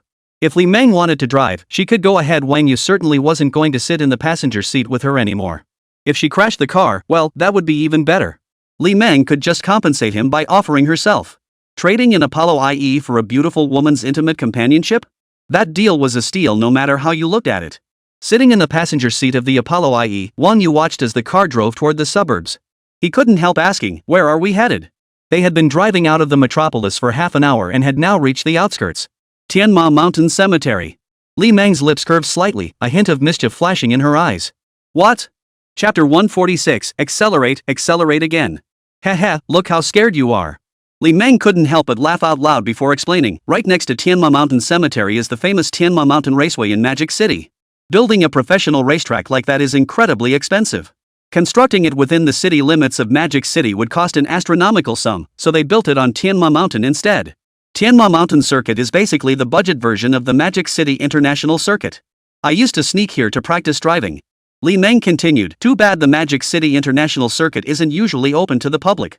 Otherwise, driving there would be way more thrilling. Still, Tianma Mountain Circuit is pretty good. While its scale and facilities can't match the international circuit, it wins out because it's always open. This was something Wang You hadn't considered. But upon reflection, it made sense. Such specialized tracks cost an exorbitant amount to build, and their routine maintenance expenses were astronomical. Taking in casual visitors probably wouldn't even cover the upkeep costs. Only smaller tracks like this one could afford to open daily to the public. Wang Yu nodded slightly before asking, so how busy is Tianma Mountain Raceway usually? I don't want to end up waiting in line forever and only get a few laps in. Li Meng pursed her lips and sighed. Racing enthusiasts are a niche crowd. Usually, there aren't many people. Soon, the car glided into the Tianma Mountain Raceway in the metropolis. We're here. Before Wang Yu could take a proper look around, Li Meng had already parked her car at the entrance of Tianma Mountain Raceway. A staff member wearing a uniform and a name tag approached with a warm smile. He bowed slightly, glanced inside the car, and immediately said warmly, "Miss Li, it's been a while since you last visited." And you've brought a friend along this time? I've been too busy lately. I just came as soon as I had a chance. Li Meng waved her hand with a smile. As she spoke, she pulled a membership card from her bag and handed it over. The staff member took the card, swiped it smoothly on the nearby machine, and respectfully said, "Miss Li, you've accumulated quite a few points on your membership card. You'll be able to redeem a small gift on your next visit. However, this seems to be your friend's first visit. Per our policy, new customers must first complete a safety briefing about 20 minutes before they can begin their experience." Li Meng nodded and pointed toward the parking lot, asking, "Same spot as before?" "Yes, that's the spot." The staff member promptly replied. After completing the registration, he returned the membership card to Li Meng and raised the barrier. Wang Yu glanced at Li Meng. This woman even had a membership card for this place. Just how deep is this addiction? Li Meng caught Wang Yu's gaze and nudged him gently with her elbow, smiling. Don't just stand there. Once you try it, you'll definitely want one too. Li Meng then drove the car into the track. She parked and turned off the engine. Wang Yu opened the door and stepped out, his gaze instantly drawn to the scene before him. The vast racetrack felt eerily quiet, completely deserted. Moreover, the track seemed decidedly small. Wang Yu examined it closely and estimated the racetrack was no more than 2 kilometers long. That was the total distance. And 7 or 8 turns. This was nothing like the track he had envisioned before arriving. It was far too modest. Wang Yu looked puzzled, turning to Li Meng with a slight frown. This is a bit of a letdown compared to what I imagined. What kind of tricks can you pull off on such a small track? You'll probably have to hit the brakes before you even floor the gas pedal. Li Meng replied with a sigh. It may be a bit small, but aside from the international circuit, this is the only racetrack open to the public around the Magic City. Don't underestimate it. This track is certified by the International Automobile Federation and meets international standards. Wang Yu nodded in agreement. Guided by staff, he entered the safe driving training room. After 30 minutes of training, Li Meng suggested to Wang Yu, why not take advantage of the empty track and do a couple laps? Wang Yu glanced at the track and felt his heart stir. Although Tianma Raceway was relatively small, it was still a proper track. It was perfectly suited for a beginner like him. A more advanced track might be too much to handle. He took a deep breath, nodded, suppressed his inner nervousness and excitement, and climbed into the driver's seat of the Apollo IE. The moment Wang Yu touched the steering wheel, something felt off. A closer look revealed the reason: the seat position had shifted. After adjusting the seat, Wang Yu ignited the engine and gently pressed the accelerator. He smoothly guided the car onto the track. Accelerate. Let me see what you've got. Li Meng, seated in the passenger seat, let a smile curve her lips, tinged with eager anticipation. Wang Yu gazed at the track ahead, his blood boiling with excitement. With the organic soul delight trait active, he felt nothing but confidence. He slammed the accelerator pedal to the floor. Roar! The Apollo IE's engine roared with a deep, powerful growl as the car shot forward like a cheetah. Wang Yu watched the speedometer needle climb like a lit rocket, racing toward the right edge of the dial. In the blink of an eye, the speed surpassed 100 km/h, 110 km/h, 130 km/h, 160 km/h, 200 km/h. The intense force of acceleration slammed him into his seat, as if fusing him to the upholstery.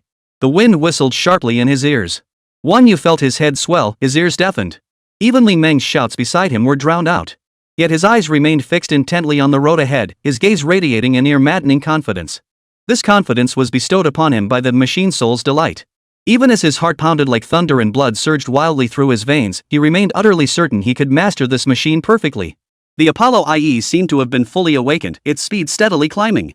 It seemed to be revealing its true nature. Not even through the curves. Wang Yu didn't slow down. Yet the Apollo IE remained perfectly level, showcasing its exceptional balance system. After the curve, another long straight stretch lay ahead. Accelerate again. Accelerate. Vroom. A violent roar of sound surged past my ears.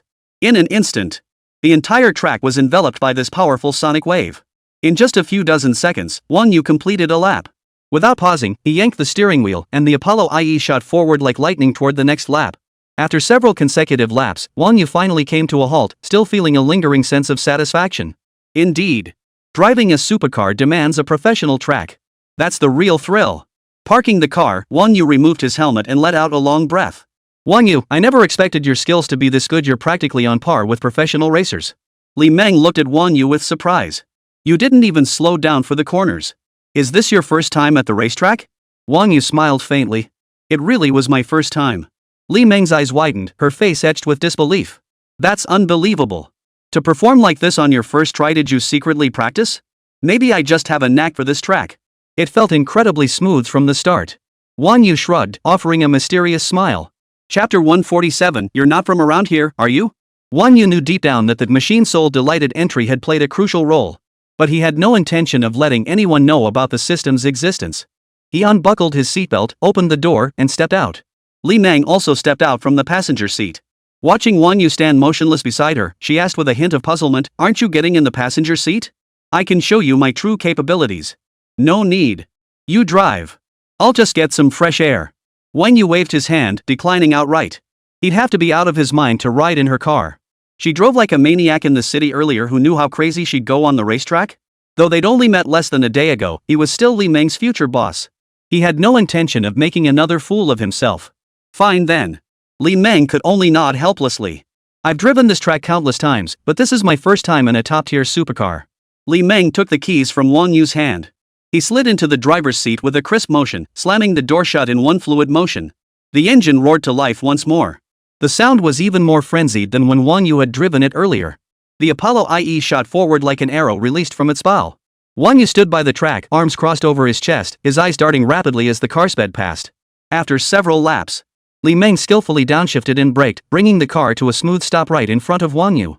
As soon as she stepped out of the car, a voice suddenly called out from behind her. Li Meng. Li Meng turned at the sound and saw a group of people approaching from the distance. 8 people in total. Leading the group was a tall, slightly thin man. He appeared to be in his early 20s, dressed in white casual attire. His posture was upright, his gaze sharp, and he exuded an aura of authority. The tall, lean man approached the two, a faint smile playing on his lips. Meng, how come you have time to come here today? You didn't even give me a heads up. If the staff hadn't told me, I wouldn't have known you were here. Li Meng studied the man before her, her brow furrowing slightly as a fleeting, barely perceptible look of annoyance crossed her face. What do you want? If it's nothing, don't bother me while I'm driving. Ha! The tall, thin man's smile froze for a moment before quickly returning. His gaze settled on Wang Yu, then shifted to the Apollo IE behind him and the local Shanghai license plate 88888. A flicker of surprise crossed his eyes before he nonchalantly remarked, This friend here looks somewhat unfamiliar. Meng, is this your new friend? You never introduce us old friends to him. He's not just my friend, he's my boss. Li Meng said indifferently. The lanky man still wore that nonchalant smile. He merely asked with a hint of curiosity, Didn't your uncle ask you to work at his company? Aren't you afraid he'll blame you when he finds out? Kong Jin Yuan. Li Meng said with a hint of annoyance, My own affairs are none of your concern, and you have no right to pry. And please call me Li Meng. You're not related to me in any way, yet you meddle in my affairs day in and day out. Meng, that's not quite right, is it? Kong Jin Yuan's face remained smiling. We grew up together. My uncle always treated me like a son. Our families are old friends. This is concern, not meddling. Kong Jin Yuan fixed his gaze on Wang Yu's face. You haven't seen the harsh realities of society yet. You're easily fooled by appearances, thinking someone's good just because they're handsome. Me checking things out for you, seeing what your new boss is like, it can only benefit you, not harm you. Otherwise, what if you encounter some shady character with ulterior motives? Kong Jin Yuan narrowed his eyes slightly, a fleeting, almost imperceptible shadow of menace flickering in them. I couldn't possibly explain that to my father. Li Meng's anger flared instantly at his words. She snapped, Don't be so shameless. My father is my father, we just have some family connections. But I have absolutely nothing to do with you. I'm warning you to show some respect. This is my boss, Wang Yu, not some shady character. Wang Yu started his own business at this age, unlike you, who spends all day hanging out with your shady friends, always thinking you're so great. Mind your own business and stop butting in. Li Meng's words left Kong Jin Yuan utterly humiliated. His smug act of pretending to care for her made her sick to her stomach. The veins on Kong Jinyuan's forehead throbbed violently. A flash of contempt flickered in his eyes as he looked at Wang Yu. He forced down his anger and stopped arguing with Li Meng. Maintaining his smile, he addressed Wang Yu. Pleased to meet you. I'm Kong Jinyuan. You're not from around here, are you? Getting a MOA 88888 license plate shows you've got some clout. No need to be acquainted. Wang Yu's expression remained cold, his eyes showing no hint of desire to make acquaintances. Kong Jinyuan's earlier remarks hadn't spared him at all. On the surface, it seemed like concern for Li Meng. But between the lines, every word was a veiled insult and provocation aimed squarely at him. He even specifically mentioned Wang Yu's license plate. Clearly, the exclusive local license plate in the Magic City meant nothing to him. Otherwise, he wouldn't have spoken with such confidence. No doubt, the backing behind him was no small matter. Add to that his surname Kong, a name that carries little weight elsewhere. But in the metropolis, it carried a certain sensitivity. But while others might fear him a little, Wang Yu certainly didn't. Not just in this corner of the city, across the entire nation, few could make Wang Yu bow his head. Did they really think the Wang family was made of sugar? Back when they trekked over snow-capped mountains and grasslands, those horses they rode weren't for show. Kong Jinyuan? What a joke! The smile on Kong Jinyuan's face slowly faded, replaced by a face as dark and still as water. Wang Yu no longer paid her any mind. Turning to Li Meng, he said, "You two chat. I'm going for a few more laps." He climbed back into the car and started the engine. "Wait for me, I'm coming too."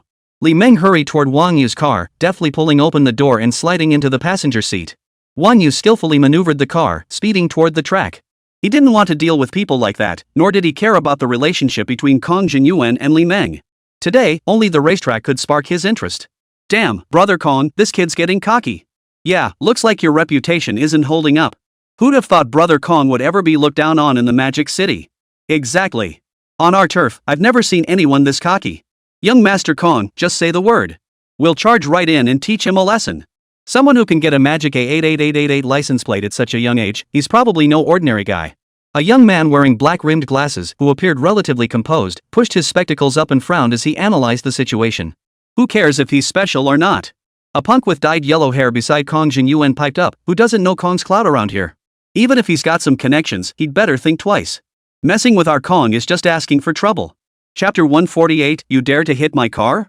Kong Jinyuan heard their discussion, his gaze darkening. Shut up! He suddenly barked out a fierce command.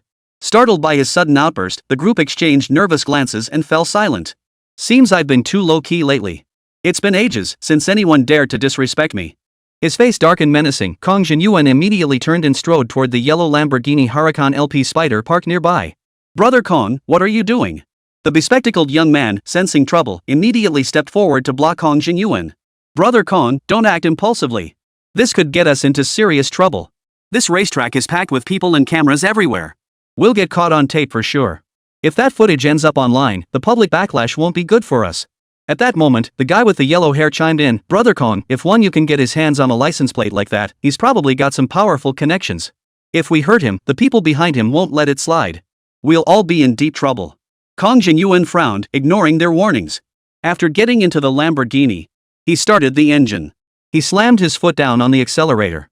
The tires screeched against the pavement, emitting a piercing shriek as a cloud of dust billowed up. The car charged off like a raging beast in the direction Wang Yu and Li Meng had departed. Wang Yu steered the car, his eyes fixed on the curve ahead, showing no sign of slowing down. Just as he was about to cut into the curve with perfect speed and angle, a flash of bright yellow suddenly appeared in the rearview mirror. Then, a deafening roar of engines grew louder from the distance. Li Meng also sensed something was off. She glanced back and exclaimed, Wang Yu, it's Kong Jinyuan. He's caught up. Swish! A flash of bright yellow streaked past Wang Yu like lightning. Wang Yu frowned slightly, a hint of displeasure flashing in his eyes. SSSSHHH. A sharp, piercing sound instantly ripped through the air. Kong Jinyuan's Lamborghini slowed abruptly without warning. The intense friction between the brake discs and pads released a pungent, acrid smell. Kong Jinyuan deliberately steered the vehicle to crawl along at a snail's pace, significantly slower than Wang Yu's speed, brazenly positioning himself directly in front of Wang Yu's car. Like a roadblock, it loomed ahead, blatantly flaunting its defiant intent. Wang Yu instinctively slowed down, turned the steering wheel to the side, then slammed on the brakes again, bringing the car to a gradual halt. Fortunately, the Apollo IE's ceramic brake discs, already heated from the previous laps, delivered exceptional braking performance.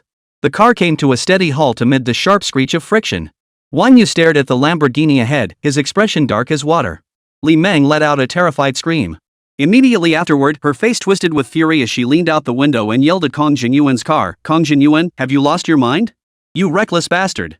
Drive properly. What kind of skill is deliberately blocking the road? Think you can scare us like this? You're a complete scoundrel." As if deliberately provoking them, Kong Jinyuan slowed to a stop in front of Wang Yu's car after seeing him brake. He even stuck his middle finger out the window. Wang Yu stomped on the gas again, and the Apollo IE began accelerating. The Lamborghini ahead also revved its engine. Kong Jinyuan blocked the lane, denying Wang Yu any chance to overtake. The two cars were so close that if Wang Yu pressed the accelerator just a bit harder, they would have collided. Wang Yu gently tapped the brakes, reducing his speed slightly. The Lamborghini ahead also slowed down. Wang Yu accelerated again, and the Lamborghini followed suit. They maintained a steady distance between them. "Damn it, what an idiot!" Wang Yu muttered under his breath. Kong Jinyuan must be out of his mind. Li Meng, sitting in the passenger seat, said fearfully, "Why don't we pull over first? Let's not get tangled up with him." Wang Yu took a deep breath, gripped the steering wheel tightly, then slammed his foot down on the accelerator. Bang! A thunderous crash echoed as the Apollo IE slammed into the rear of the Lamborghini like a cannonball. The immense impact sent the Lamborghini surging forward. The rear end instantly buckled, twisted metal screeching with a piercing, grating sound. The violent collision sent the Lamborghini careening uncontrollably off the track.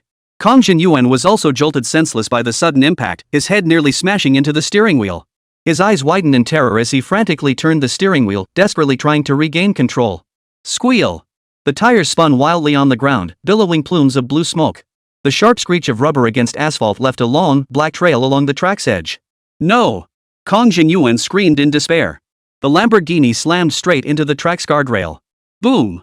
A deafening roar erupted as metal collided with metal, unleashing immense force.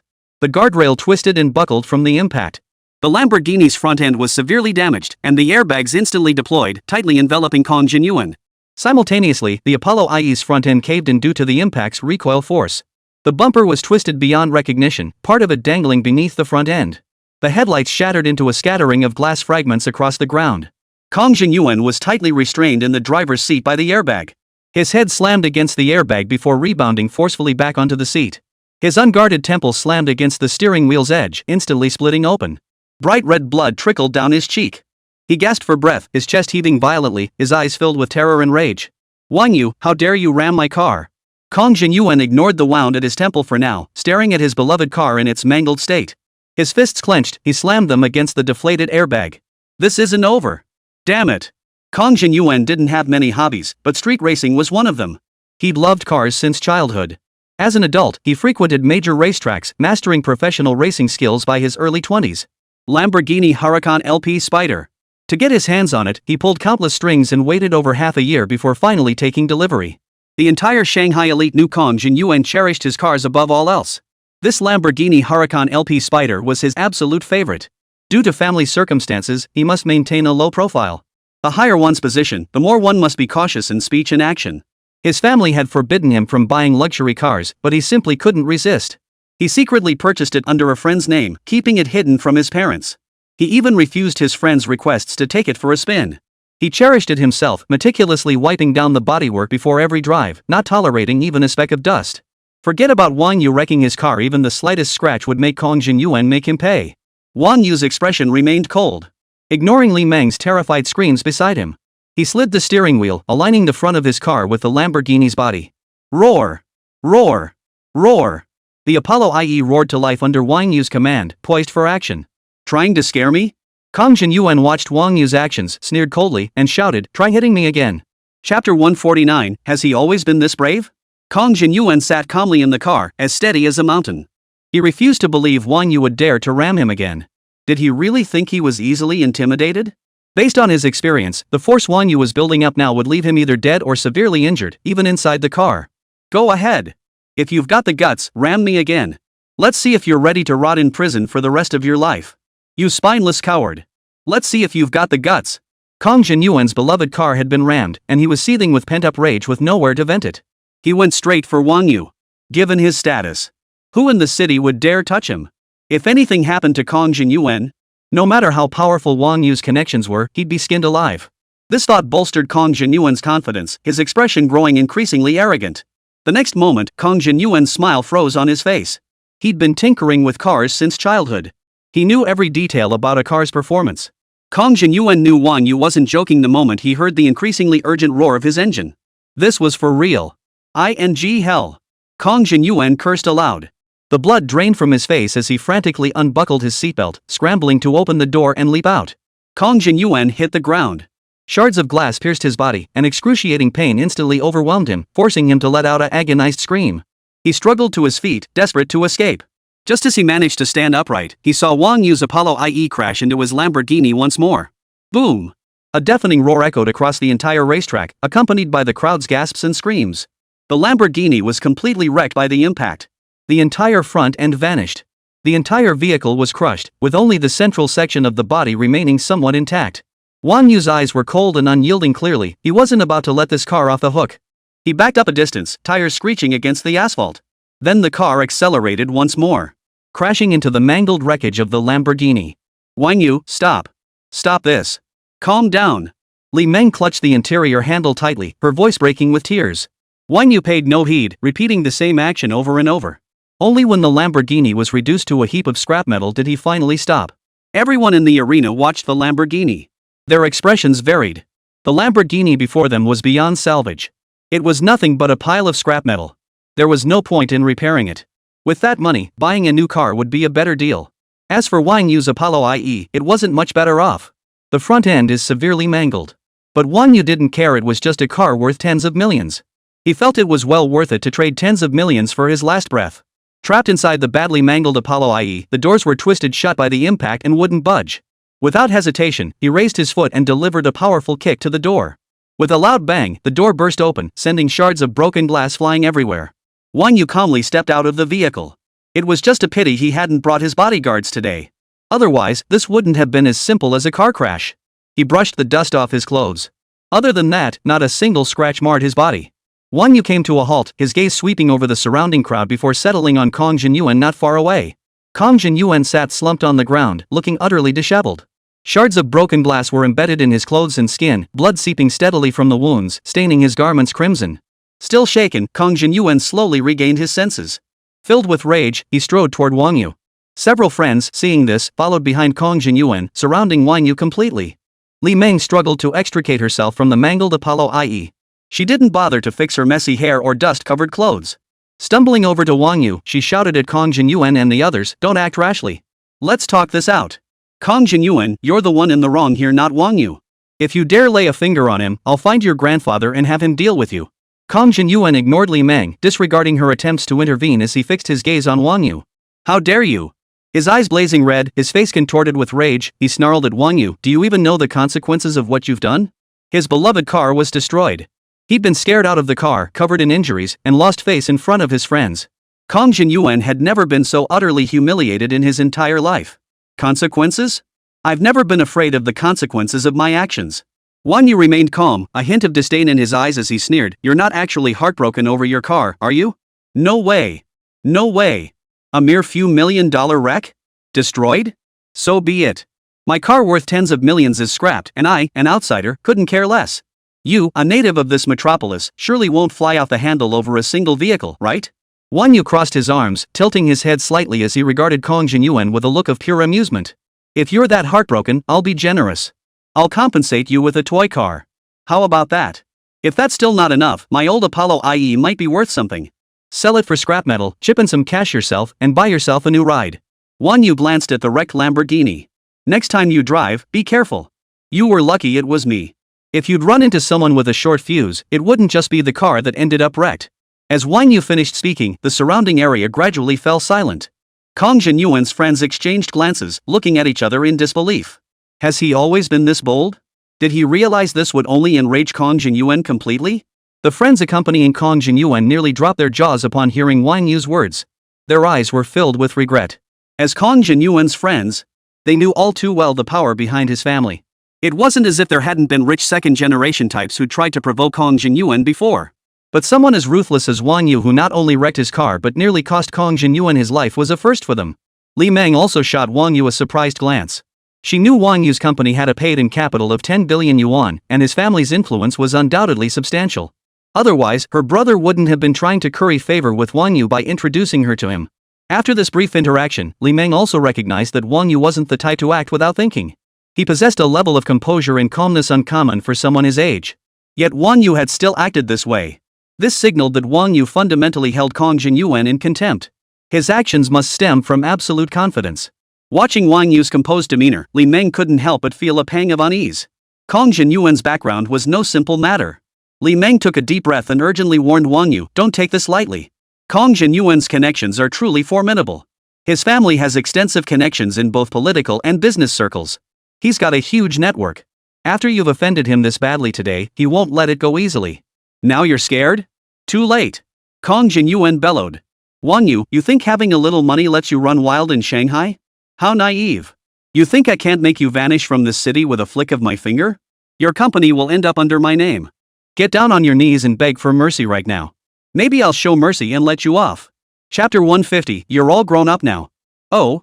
Wang Yu listened to Kong Jinyuan's rant, his smile growing even broader. "Make me disappear? And you want my company too?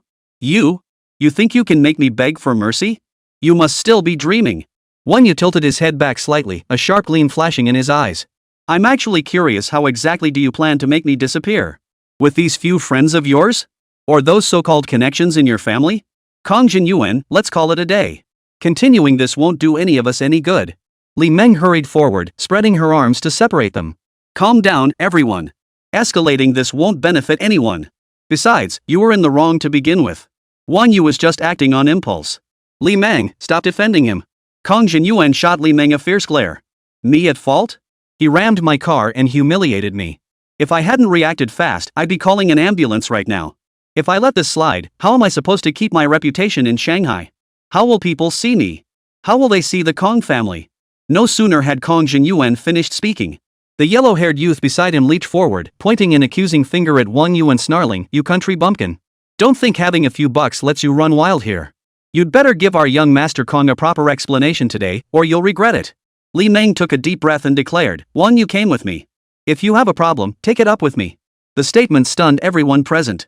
Kong Jinyuan froze, then a flash of anger crossed his face. "Li Meng, what are you doing? Defying me over this punk?" "I nearly died at his hands. We've known each other for years, and you're siding with an outsider." "This has nothing to do with you. Keep your nose out of it." Kong Jinyuan vented his fury on Wang Yu. "He crashed into my car. For your sake, I'll let that slide. But he tried to take my life. This isn't over. He treats human life like trash. If I let him off, who knows how many more will suffer." A cold glint flashed in Wang Yu's eyes. "Kong Jinyuan, don't turn the tables on me. The accident liability hasn't even been determined yet, and you're already insisting I'm after your life? If you think you can use this to pressure me, you're not qualified." Li Meng tried to say more, but Wang Yu raised a hand to silence her. He continued, "When you cut me off, did you ever consider the consequences? Stop disgusting me. Your worthless life isn't worth saving, but don't drag others down with you." Kong Jinyuan's teeth clenched so hard they ground together. He took a deep breath, forcing himself to calm down. His face darkened as he ground out the words through clenched teeth. "Youthful recklessness is one thing, but push it too far, and you won't even know how you ended up dead." Money isn't everything. Some people aren't worth offending. The price of excessive arrogance is far beyond what you can bear. A single word from me could make your life impossible in this city. Kong Jinyuan snorted coldly. "This is the Devil City. It's not your place as an outsider to run wild here. Apologize now, and you might still have a chance." "Poof." Wang Yu let out a cold laugh, a mocking smile curling his lips. "You're grown men, still playing these games? All you know how to do is threaten people with your family connections. That's the extent of your talent. Today, I'll see what kind of skills you have that could make me apologize. I refuse to believe someone who treats even a car like a precious treasure could have any real talent." Kong Jinyuan's face instantly flushed crimson, veins bulging on his forehead as he was thoroughly enraged. He snarled, "You brought this on yourself. I was considering giving you a chance, but since you're so eager to die, I'll grant your wish today." With that, Kong Jinyuan pulled out his phone and dialed a number. Li Meng watched as both sides grew increasingly enraged, the situation spiraling further out of control. His heart raced with anxiety. If this keeps up, the whole city will be turned upside down. "Kong Jinyuan," Li Meng pleaded, "calm down, will you? What good does escalating things to this point do you? Do you want to jeopardize your father's career too?" Kong Jinyuan ignored her, sneering coldly at Li Meng. "What do you know? If I don't vent my anger today, how can I ever hold my head up in this circle? No one is stopping me today. He's going to pay for this. Wang Yu, let's go."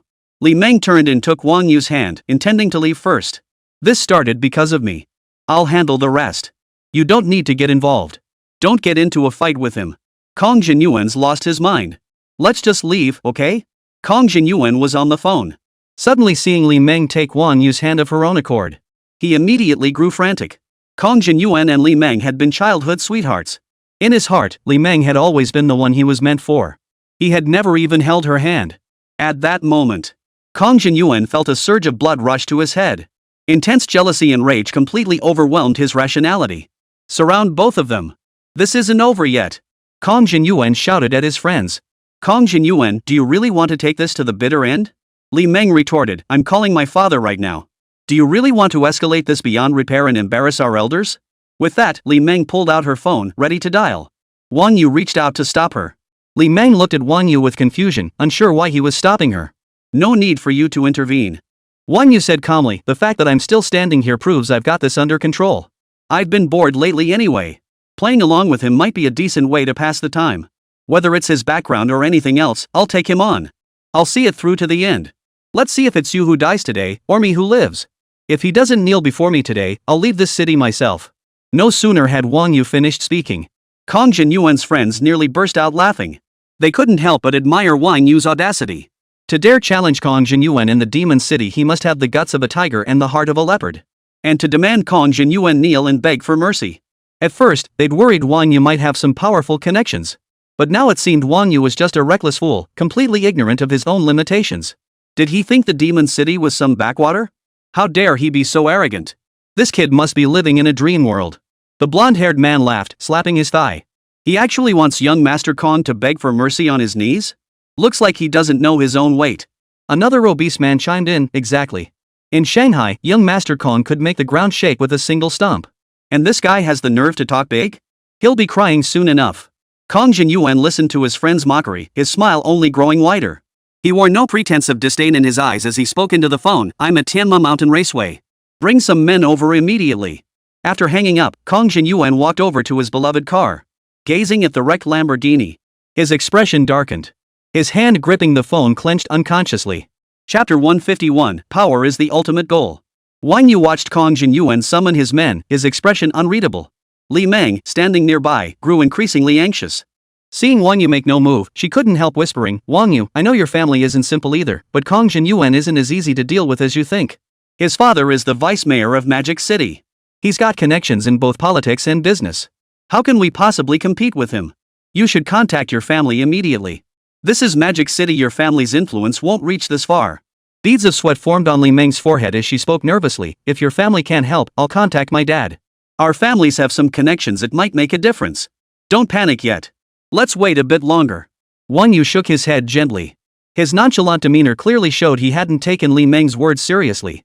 Seeing this, Li Meng cast a doubtful glance at Wang Yu, hesitating to speak. She suspected Wang Yu was putting on a brave front to save face. But the situation was urgent. She had no other choice but to silently pray that Wang Yu truly had a plan. If Wang Yu couldn't handle it, she would contact her family to intervene and resolve the matter. Wang Yu had incurred Kong Jinyuan's resentment because of her. She absolutely could not let Wang Yu suffer any harm. Just as Li Meng was consumed by turmoil and Kong Jinyuan grew increasingly brazen. Several police cars' sirens blaring entered the racetrack. Leading the way was a Santana sedan. The car came to a smooth stop. The doors opened, and the first to step out was a man wearing a white short-sleeved shirt. Looking to be in his 30s, he held an elegant briefcase. After stepping out, he quickly scanned the area, his gaze locking precisely on Wang Yu. He then walked straight toward Kong Jinyuan. The two engaged in a low-voiced conversation. 5 men in police uniforms emerged from the rear patrol car. They glanced briefly in Wang Yu's direction before fixing their gaze on the wrecked racetrack. The Apollo IE and Lamborghini were both mangled and twisted. Gone was their former imposing appearance. Ignoring Wang Yu, they walked over to take several photographs of the scene. Then they carefully examined the marks left on the track, collecting samples and placing them into evidence bags. What the hell are you doing? Kong Jinyuan's voice suddenly cut through the air. Everyone's gaze turned toward Kong Jinyuan. He was glaring at the man beside him with a displeased expression. Under Kong Jinyuan's intense glare, the man looked flustered, lowering his head and offering a flurry of explanations.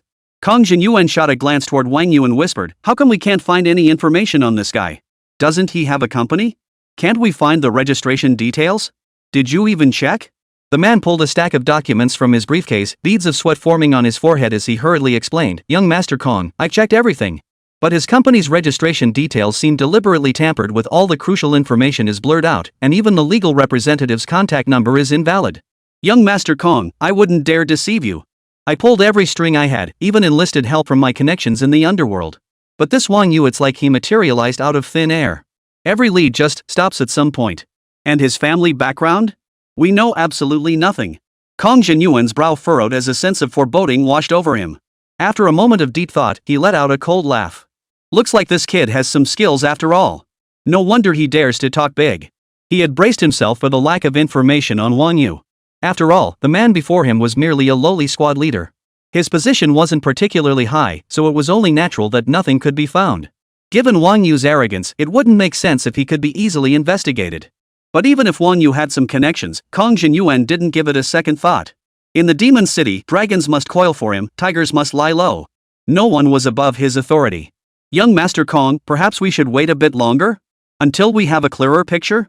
The man cautiously suggested, what if this kid has some serious connections? That could get messy. Oof. What kind of background could he possibly have? Kong Jinyuan chuckled lightly. Even if he has connections reaching the heavens, on my turf, he must abide by my rules. My rules are the rules. Besides, if he really had some big-time connections, I wouldn't not know him. My guess is this kid's just a nouveau riche who's latched onto some big shot's coattails. It's no surprise you can't find anything on him. Kong Jinyuan didn't seem to care. The Kong family might be a small fry in China. But in the Magic City, years of accumulation had long since granted them the power to control everything. Like a web. It was tightly woven into both political and business circles. Even those prominent figures in business and politics who usually held sway in their circles would address him politely as a young Master Kong upon meeting him. In the capital, there were many families he couldn't afford to offend.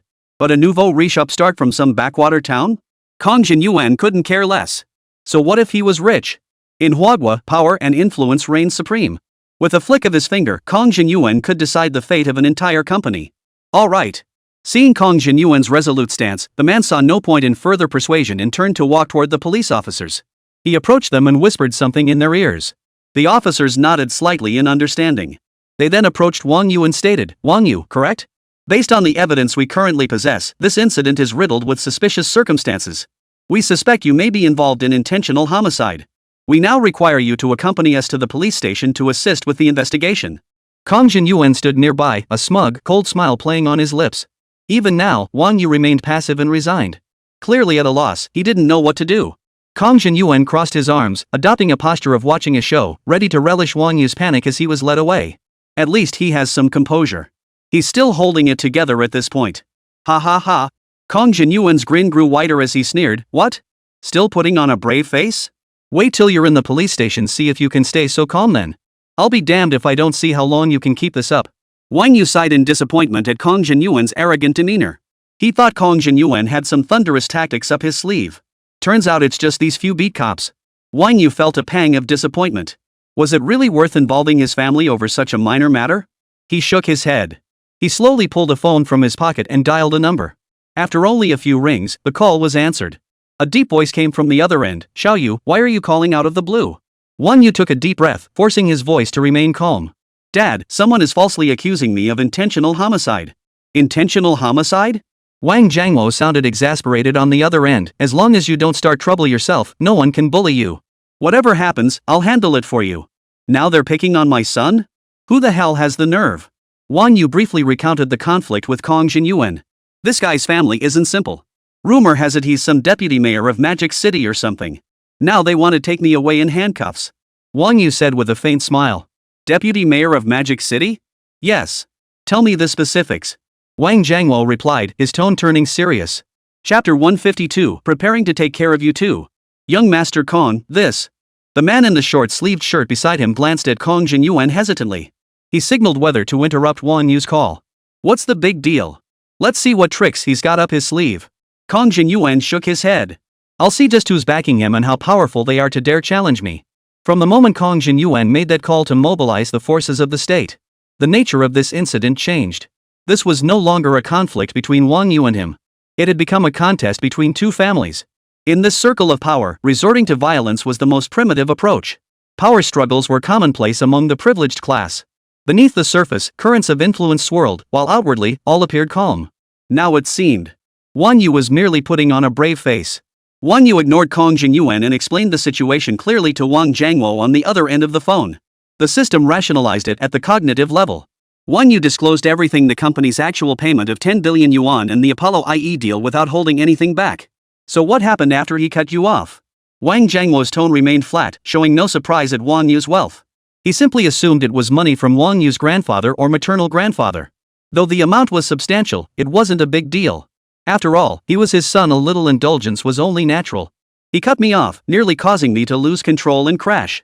Then in my panic, I mistook the accelerator for the brake and rear-ended him. Now he's contacted several cops, planning to have me arrested and charged with attempted murder. He's also digging into my background, planning to take you down too. Wang Yu stroked his chin and said, "That's the situation in a nutshell. These guys are surrounding me right now." He wasn't exaggerating. Except for deliberately stepping on the gas, everything else was true. With Wang Jiangwo's capabilities, he could uncover the truth within half an hour. Wang Yu saw no need to conceal anything. He's plotting a rebellion. Wang Jiangwo blurted out instinctively, "I'll see who dares to be so brazen." And they plan to take me down too? Leave this to me. You needn't worry. Wang Jiangwo sighed. But your grandfather was quite good to you. He really spoiled you. A company with 100 billion in paid-in capital, plus all those sports cars. Back when I asked him for some money, it was such a hassle always having to read his mood. Still, you handled this while you didn't call your grandfather directly. Remember, don't let your grandfather find out. Otherwise, this won't be so easily resolved. Got it. Wang Yu was also puzzled at this point, but he just agreed casually. Why call grandpa? He's just a retired old man, what good would that do? After learning the full story, Wang Jiangwo hung up the phone. So, finished making your rescue call? Let's see what tricks you've got left up your sleeve. Kong Jinyuan stood nearby, arms crossed, sneering, "Let's see what your old man can do. Otherwise, you'd be heading to the station today." After hanging up, Wang Yu looked at Kong Jinyuan and flashed a meaningful smile. Playing tricks. Kong Jinyuan shot Wang Yu a cold glance. Bringing his father into it? Nothing but a last-ditch effort. Fine. Bring out every trick in the book, we'll wipe them all out at once. Unless he reduced Wang Yu to ruin and despair, Kong Jinyuan's bitter resentment would never be appeased. He couldn't survive in the metropolis afterward. Even if he became famous, he'd be mocked. Kong Jinyuan, bullied by some upstart from the sticks. Take him away. Kong Jinyuan addressed the man in the short-sleeved shirt. He glanced at Wang Yu hesitantly. Should we cuff him? Forget it. Just leave him like this. After a moment's hesitation, Kong Jinyuan waved his hand. Wang Yu offered no resistance, voluntarily stepping into the police car. Li Meng followed behind, her face filled with anxiety. Wang Yu, be careful. I'll call home right away. I'll be out soon, don't worry. No need to trouble your family. I can handle this little matter myself. Wang Yu chuckled lightly. But? Li Meng hesitated, should I call anyway? Don't worry. Put your mind at ease. Bang! No sooner had Wang Yu finished speaking than the car door slammed shut. Li Meng watched the receding police car with concern. Who starts off by bringing their dad into it? He must have been desperate to resort to that. Wang Yu was clearly protecting his man's pride by refusing to let her interfere. But Li Meng couldn't just pretend not to see it. After all, this whole situation had started because of her. With that thought, Li Meng hesitated no longer. She pulled out her phone and called her father, recounting the entire incident to him. On the other end, her father's voice brimmed with concern. Meng, are you okay? Dad, I'm fine. It's just that Wang Yu was taken away. As long as you're safe. Li Changqing paused for a moment before saying, since Wang Yu told you not to get involved, I can't intervene either. I'll just have someone keep an eye on things discreetly. Li Meng still looked worried and anxiously said, Dad, but I'm still worried. What if something really happens to Wang Yu? Li Changqing smiled reassuringly. Dream, put your mind at ease. Wang Yu's family isn't simple. Even 10 Kong families wouldn't be enough to take him on. Is the Wang Yu family that formidable? Li Meng couldn't help but ask curiously. The Wang family is quite something. Changqing shifted the subject. Meng, how did you and Wang Yu get along today? Li Meng paused slightly, a faint blush creeping onto her cheeks. Dad. Alright, I won't ask anymore. Li Changqing chuckled. It seemed these two young people were getting along quite well. The Wang family's background remained a mystery to Li Changqing, like viewing flowers through a haze. This was the perfect opportunity to find out what exactly Wang Yu's family was up to. Only then could he make his move. Inside the police car, Wang Yu pondered Wang Jiangwo's words. Sure enough, his recent activities hadn't escaped Wang Jiangwo's notice. Wang Yu wasn't surprised by this. With Wang Jiangwo's capabilities, every move he made in the metropolis was undoubtedly under his control. If he did anything remotely noteworthy, it wouldn't take half an hour for the information to land on Wang Jiangwo's desk. Wang Jiangwo hadn't probed deeply into the source of his substantial funds. He seemed to harbor some misunderstanding. He assumed the money had been given to him by his grandfather. There were certainly things he didn't know about this situation. In Wang Yu's memory, in this lifetime, grandfather was just a retired old man. When did he ever have the means to give me so much money? Now it seemed grandfather wasn't so ordinary after all. When Wang Yu reincarnated, the system had already optimized his family background. Wang Yu could clearly sense the changes in his parents. But his grandfather and maternal grandfather seemed rather mysterious. Wang Yu shook his head, pushing those thoughts aside. He'd ask his dad about it once this matter was resolved. When Wang Yu snapped back to reality, he realized the police car had already entered the downtown area of Magic City. Soon after, the vehicle arrived at a police station in Songjiang district. Wang Yu stepped out of the vehicle. Led by the officers, he entered a rest area within the police station. Chapter 153, Gods Fight, Mortals Suffer. The office of the Songjiang police station was filled with smoke. Several officers sat around a table, brows furrowed. The table was piled high with case files and ashtrays, their edges densely studded with cigarette butts. Captain Lee. A police officer approached and called out. Captain Lee glanced up and asked, "Did you bring him back?" The officer promptly reported to Captain Lee, "Yes, he's here." In the break room. Based on the scene, suspect Wang Yu got into a dispute with Kong Jinyuan at Tenma Mountain Raceway. He then drove a white Apollo IE and rammed Kong's Lamborghini Huracan LP Spider over 10 times, causing both vehicles to be severely damaged and completely wrecked. Upon arriving at Tenma Circuit, we immediately secured the scene and collected relevant physical evidence. Preliminary assessment indicates Wang Yu is suspected of intentional property destruction and intentional injury. Here are the crime scene investigation photos. Team Leader Lee, please take a look first. Captain Lee took the photos and examined them carefully. The impact force was considerable over 10 collisions. This is going to be tricky. Frowning, Team Leader Lee asked without looking up, "Where's Kong Jinyuan? Didn't bring him back?" Kong Jinyuan sustained some abrasions, so we sent him to the hospital first. The officer paused before adding, "But we've already stationed personnel at the hospital. Once his examination is complete, they'll bring him back to the station for questioning." Captain Lee nodded slightly, then looked up at the officer before him and said, "As soon as his examination is complete, bring him back immediately." Roger that. Have you retrieved all the surveillance footage from Tianma Raceway? Not yet. A colleague is waiting there to meet with the responsible personnel. We should have it within an hour. Captain Lee nodded. Have Wang Yu wait in the break room for now? We'll interrogate him together once Kong Jinyuan arrives. Go look into his personal records and family background first. The more detailed, the better. Roger that. After speaking, Captain Lee stood up and headed toward the break room. Opening the door, he immediately spotted Wang Yu sitting on the sofa playing with his phone. He filled a cup from the water dispenser and placed it in front of Wang Yu. Then, Team Leader Lee sat down in a chair and began flipping through the documents in his hands. He rubbed his temples with a headache.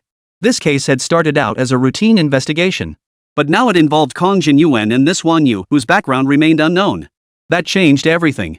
Captain Lee looked up at Wang Yu sitting there, his expression complex.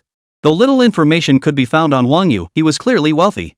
He didn't seem the least bit upset about a luxury car worth tens of millions being written off. He sighed and muttered under his breath, "When gods fight, mortals suffer." All Captain Lee could do now was try to mediate between the two parties. If Kong Jinyuan chose not to pursue Wang Yu's responsibility, and before the case was formally filed, Wang Yu could simply pay some compensation and it would be settled. But if Kong Jinyuan decided to pursue it to the end, applying pressure from above to escalate the case, Wang Yu would be in serious trouble. Though Wang Yu's background was somewhat mysterious. Kong Jinyuan's father is the vice mayor of Magic City. That's not someone just anyone can afford to cross. If multiple charges were stacked against him, this overly handsome young man would be utterly ruined. Captain Lee sighed softly. There was simply no other way. Now it all came down to the power behind them and the outcome of their power struggle. Wang Yu, tell us what you've done. Captain Lee set down the documents in his hands and folded his arms on the desk. All he could do now was handle this strictly by the book, to avoid these two young masters coming after him later. Neither was someone he could afford to offend. At most, he could see if he could show Wang Yu a little leniency. After all, he was so young it would be a shame if he ended up behind bars. It was just a routine traffic accident. Wang Yu shrugged indifferently at the remark. Captain Lee frowned slightly, his fingers tapping lightly on the desk. A routine traffic accident? Ring ring. Captain Lee's phone suddenly rang. It was a colleague left behind at the racetrack. Captain Lee, we've got a problem here. The racetrack manager says the surveillance equipment malfunctioned this morning and is currently being repaired. Malfunction? Team Leader Lee's brow instantly furrowed into a deep crease, his tone unconsciously sharpening. How convenient. Check again thoroughly. See if you can recover the data. Wang Yu overheard Captain Lee's conversation with his colleague, maintaining a calm expression on the surface. He instantly understood this was most likely his father, Wang Jiangwo's doing. Getting the surveillance footage sorted out in just a few dozen minutes? That was remarkably swift. At that moment, a knock sounded at the door of the break room. "Come in." Team leader Li called out. The officer who had just reported back entered and said, "Captain Li, there's a woman outside with over a dozen lawyers from Jintianqing law firm. She says she wants to see Wang You." "Over a dozen lawyers?" Captain Li's voice shot up in surprise. "What's the point of bringing so many lawyers? Are they trying to settle this case outside of court? Or are they trying to pressure the police station with this formidable legal team? Or perhaps they aim to control every aspect of the case's progression to get Wang You off the hook?" One conjecture after another swirled through team leader Li's mind, yet none offered him the slightest clue. They've submitted their applications now, all claiming to be Wang Yu's defense attorneys, demanding immediate access to him. Li continued as he brainstormed. "Have them wait in the reception room first," Li said, exasperated. "I'll be right there." He straightened his uniform and strode toward the reception area. As he pushed open the door, the room fell silent. Every pair of eyes turned toward him. Inside stood a full 18 lawyers in suits and ties, along with a young woman. They stood there, briefcases in hand, their backs straight as arrows. These individuals were all top-tier attorneys from Jintianqing law firm in Magic City. The gold-embossed badges on their chests bore witness to their status. Captain Li was somewhat surprised. What were all these top-tier lawyers from Jintianqing law firm here for? The case hasn't even been formally filed yet. Wasn't this a bit over the top? Li Meng watched as team leader Li entered. Looking anxious, she stepped forward and said, "Captain Lin, how is Wang Yu doing?" "Can I see him?" "Ma'am, Wang Yu is currently in the rest area. He's in good physical condition, but the case is still under investigation." Per protocol, no visitors are permitted at this time, Captain Li stated. As he spoke, he discreetly observed the anxious expression on Li Meng's face and the formidable team of lawyers behind her. Li Meng's eyes brimmed with worry and urgency as she pleaded, "Captain Lin, I'm Wang Yu's friend. I'm just worried about him. Please, help me see him." Although Li Chongqing had told Li Meng not to worry, the Wang family wasn't that simple. But after hanging up, Li Meng couldn't shake her unease. Without a moment's delay, she sought out Jintianqing law firm, the most prestigious in the city. In her panic, she couldn't spare a thought for anything else. Li Meng managed to secure the firm's top-tier lawyers all at once. Thus, the scene before them unfolded. Chapter 154, Just do me a favor. Captain Li frowned deeply, feeling somewhat troubled.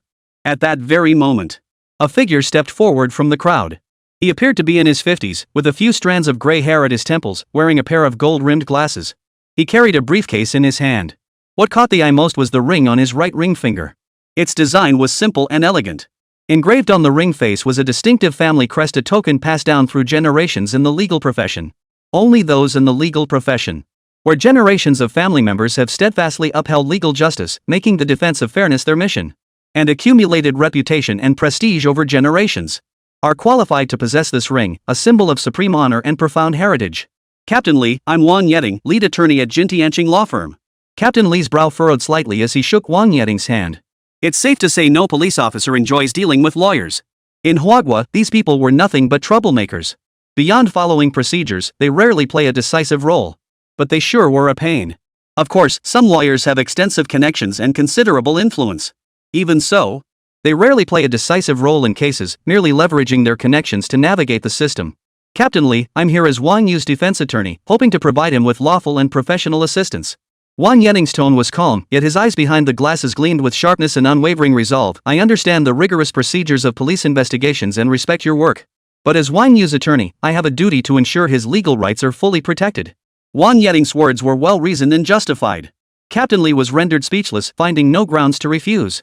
He could only nod in agreement. Then I'll trouble you, Captain Li. I'd like to see my client now. He's in the break room. Follow me. I'll be going too. Captain Li didn't object, leading Li Meng, Wang Yeding, and the others toward the lounge. Having spent so many years at the grassroots level, he'd seen plenty of these rich kids' open and covert struggles. One misstep. This low-level cop handling the case could be swept into the eye of the storm, becoming an innocent sacrifice. He had arranged for Wang Yu to stay in the lounge precisely to facilitate visits. It also left him a sliver of hope. Had he treated Wang Yu like an ordinary suspect and locked him up in a detention cell? When Kong Jinyuan and Wang Yu finally faced off, Wang Yu emerged victorious. Then he would be in big trouble. Moreover, lawyers visiting their clients was their legal right. Compared to dealing with ordinary lawyers, Wang Yeding was clearly highly professional and courteous in his approach. He didn't use legal statutes to intimidate people.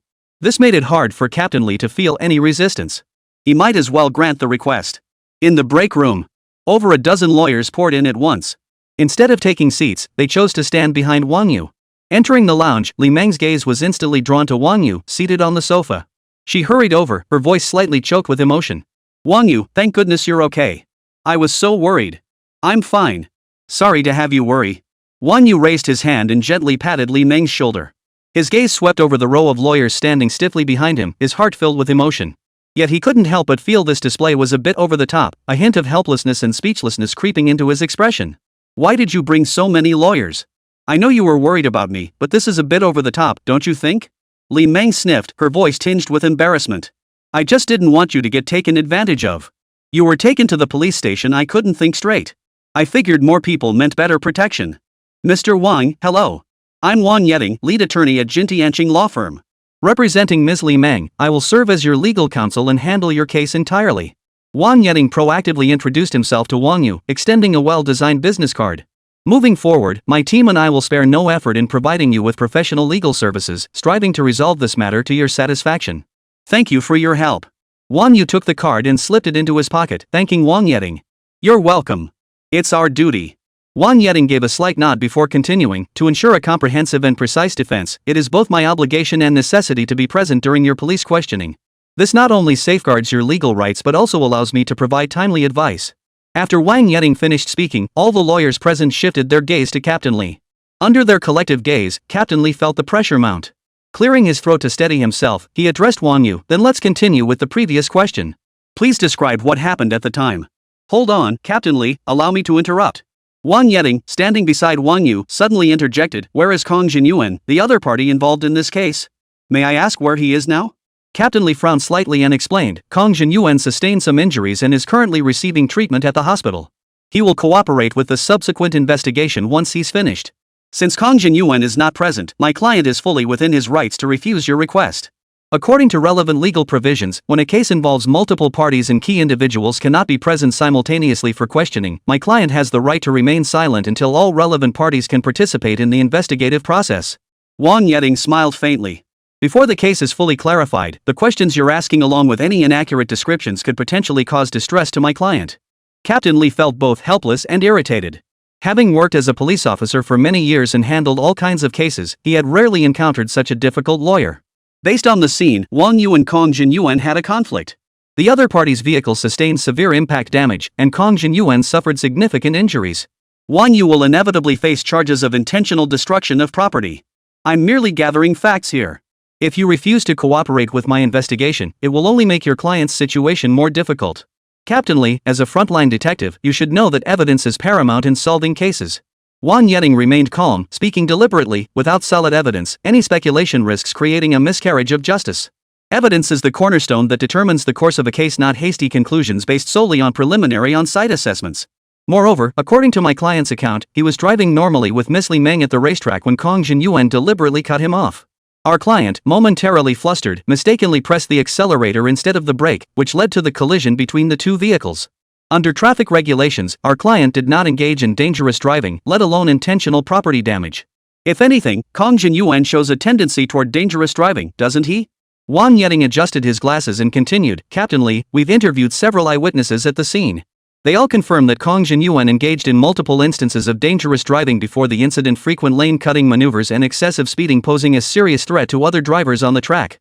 If you persist in such arbitrary judgments, Captain Li, I reserve the right to question the impartiality of your enforcement. I will report this matter to the relevant authorities. And I will file a lawsuit against the entire police station. Chapter 155, Never Lose Touch with the People. Captain Li's face instantly turned ashen. Wang Yeting's measured tone delivered each point like a direct hit to the core, leaving no room for rebuttal. Captain Li's fingertips unconsciously rubbed the handle of his thermos as he prepared to speak. A knock sounded at the door once more. Come in. Captain Li barked impatiently.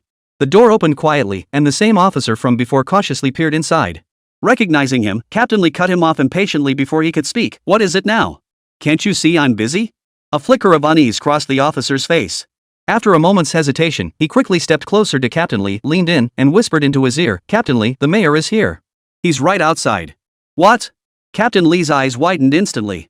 Why would the mayor suddenly show up? He blurted out instinctively. Captain Li, the station chief has already gone out to greet him. What should we do? The officer whispered. Holy. Attorney Wang, I'm terribly sorry, but I have to attend to something right away. Captain Lee stood up and addressed Wang Yeding. He then swiftly headed for the door, glancing up instinctively at Wang Yu before exiting. His eyes were filled with lingering fear. Wang Yu's background clearly exceeded his expectations. The mayor had clearly come for Wang Yu. Fortunately, he hadn't done anything inappropriate toward Wang Yu, adhering strictly to the principle of handling official business impartially from start to finish. Now it seemed the contest between them had already determined a winner. Outside the police station, a black Audi S6L pulled up. The door opened, and the mayor's secretary swiftly exited the passenger seat. He hurried to the rear door, bent slightly, and pulled it open with both hands. A man wearing an executive jacket stepped out. He appeared to be in his 60s. His hair was neatly combed back, with white strands quietly sprouting at his temples. Yet this did nothing to diminish his authority, rather, it added a sense of seasoned composure honed by years of experience. The man was none other than Duan Wenjun, mayor of Magic City. Ma Jilai, the chief of the police station, had been waiting at the entrance for quite some time. As the mayor stepped out of the car, Chief Ma immediately stepped forward with a broad smile, bowing slightly as he clasped the mayor's hands. Good day, Mayor. I'm Ma Jilai, chief of this police station. Your visit truly honors us. Thank you for taking the time to come. It's hardly guidance, just a chance visit while I had time. Duan Wenjun chuckled lightly. As a vital engine of our economic development, the Magic City must not only advance rapidly in economic construction, but also prioritize social order and the rule of law above all else. As the frontline force safeguarding social order, your responsibilities are no light burden. Your contributions are invaluable. Duan Wenjun paused briefly, his piercing gaze sweeping over Chief Ma. Not at all. This is simply our duty. As public servants, safeguarding the peace of our community is our responsibility. Director Ma's face remained plastered with a smile, his humble expression tinged with a hint of tension and anticipation. His mind raced as his heart pounded in his throat. The mayor personally visiting their station couldn't be a routine inspection. At the very least, it wasn't to commend him. Though the station had handled numerous cases recently, everything had proceeded methodically, no major oversights. Could it be that some link in the chain had broken, implicating someone important, and he was still in the dark? While pondering this, Chief Ma discreetly studied the mayor's expression, searching for any hint of clue in his demeanor. Mayor Duan nodded and said, "It's commendable that you have this level of awareness. The uniforms we wear are bestowed upon us by the people. This is a trust, but more importantly, it's a heavy responsibility. The only thing we can do is dedicate ourselves wholeheartedly to serving the people. Chief Ma, you must never lose touch with the masses. Always remember to put the people's interests first." Mayor Duan looked at Chief Ma meaningfully and spoke slowly. Ma Jilai's expression instantly darkened. Having navigated the political arena for decades, he had honed an acute ability to read people and situations. In that instant, he could tell Mayor Duan was speaking with hidden meaning. This wasn't an inspection at all. Mayor Duan had clearly come to confront him. Ma Jilai's mind raced like a spinning carousel, rapidly reviewing every recent task at the bureau. Which link in the chain had gone wrong? What could have possibly provoked the mayor to come personally? Ma Jilai forced himself to remain calm, though cold sweat instantly broke out on his back. He forced a smile that looked worse than crying, his voice trembling slightly as he said, "Mayor, rest assured, I always keep the people's concerns at the forefront of my mind." He paused, then cautiously added, "Mayor, have I fallen short in any way? If there are any shortcomings in my work, please don't hesitate to point them out. I will rectify them immediately and thoroughly." Mayor Duan narrowed his eyes slightly, staring intently at Ma Jilai. After a moment, he smiled and said, "It's not that serious. Don't be so tense. I'm here because someone reported to me that 2 young people had a minor conflict right in your jurisdiction. This is a minor matter. Young people have hot tempers, and some impulsiveness is only natural. A little mediation should suffice. After all, everyone was young once. We should give the young a chance." Chief Ma wiped the fine beads of sweat from his forehead and said, "Mayor, thank you for your timely reminder. We will treat this as our top priority. Young people making mistakes is normal, very normal." Mayor Duan nodded and continued, "From what I understand, your station only brought back one of them, while the other was left to his own devices, still out there enjoying himself to this very moment. What's going on here? Chief Ma, you'll explain this to me." Mayor Duan's words struck like a heavy hammer, landing squarely on Director Ma's heart. His smile froze instantly, his face alternating between pale and flushed. He was momentarily dumbfounded. Ma Jilai had no idea what was going on. But Mayor Duan's meaning was crystal clear: their police station had failed to do its job properly. His subordinates had clearly arrested the wrong person. If this matter wasn't handled properly, his position as station chief would be over. Chief Ma swallowed hard, calming his nerves before replying, "Mayor, this is truly a serious dereliction of duty on our part. Rest assured, I'm not here to assign blame." Mayor Duan waved his hand slightly, his expression softening as his tone grew more measured.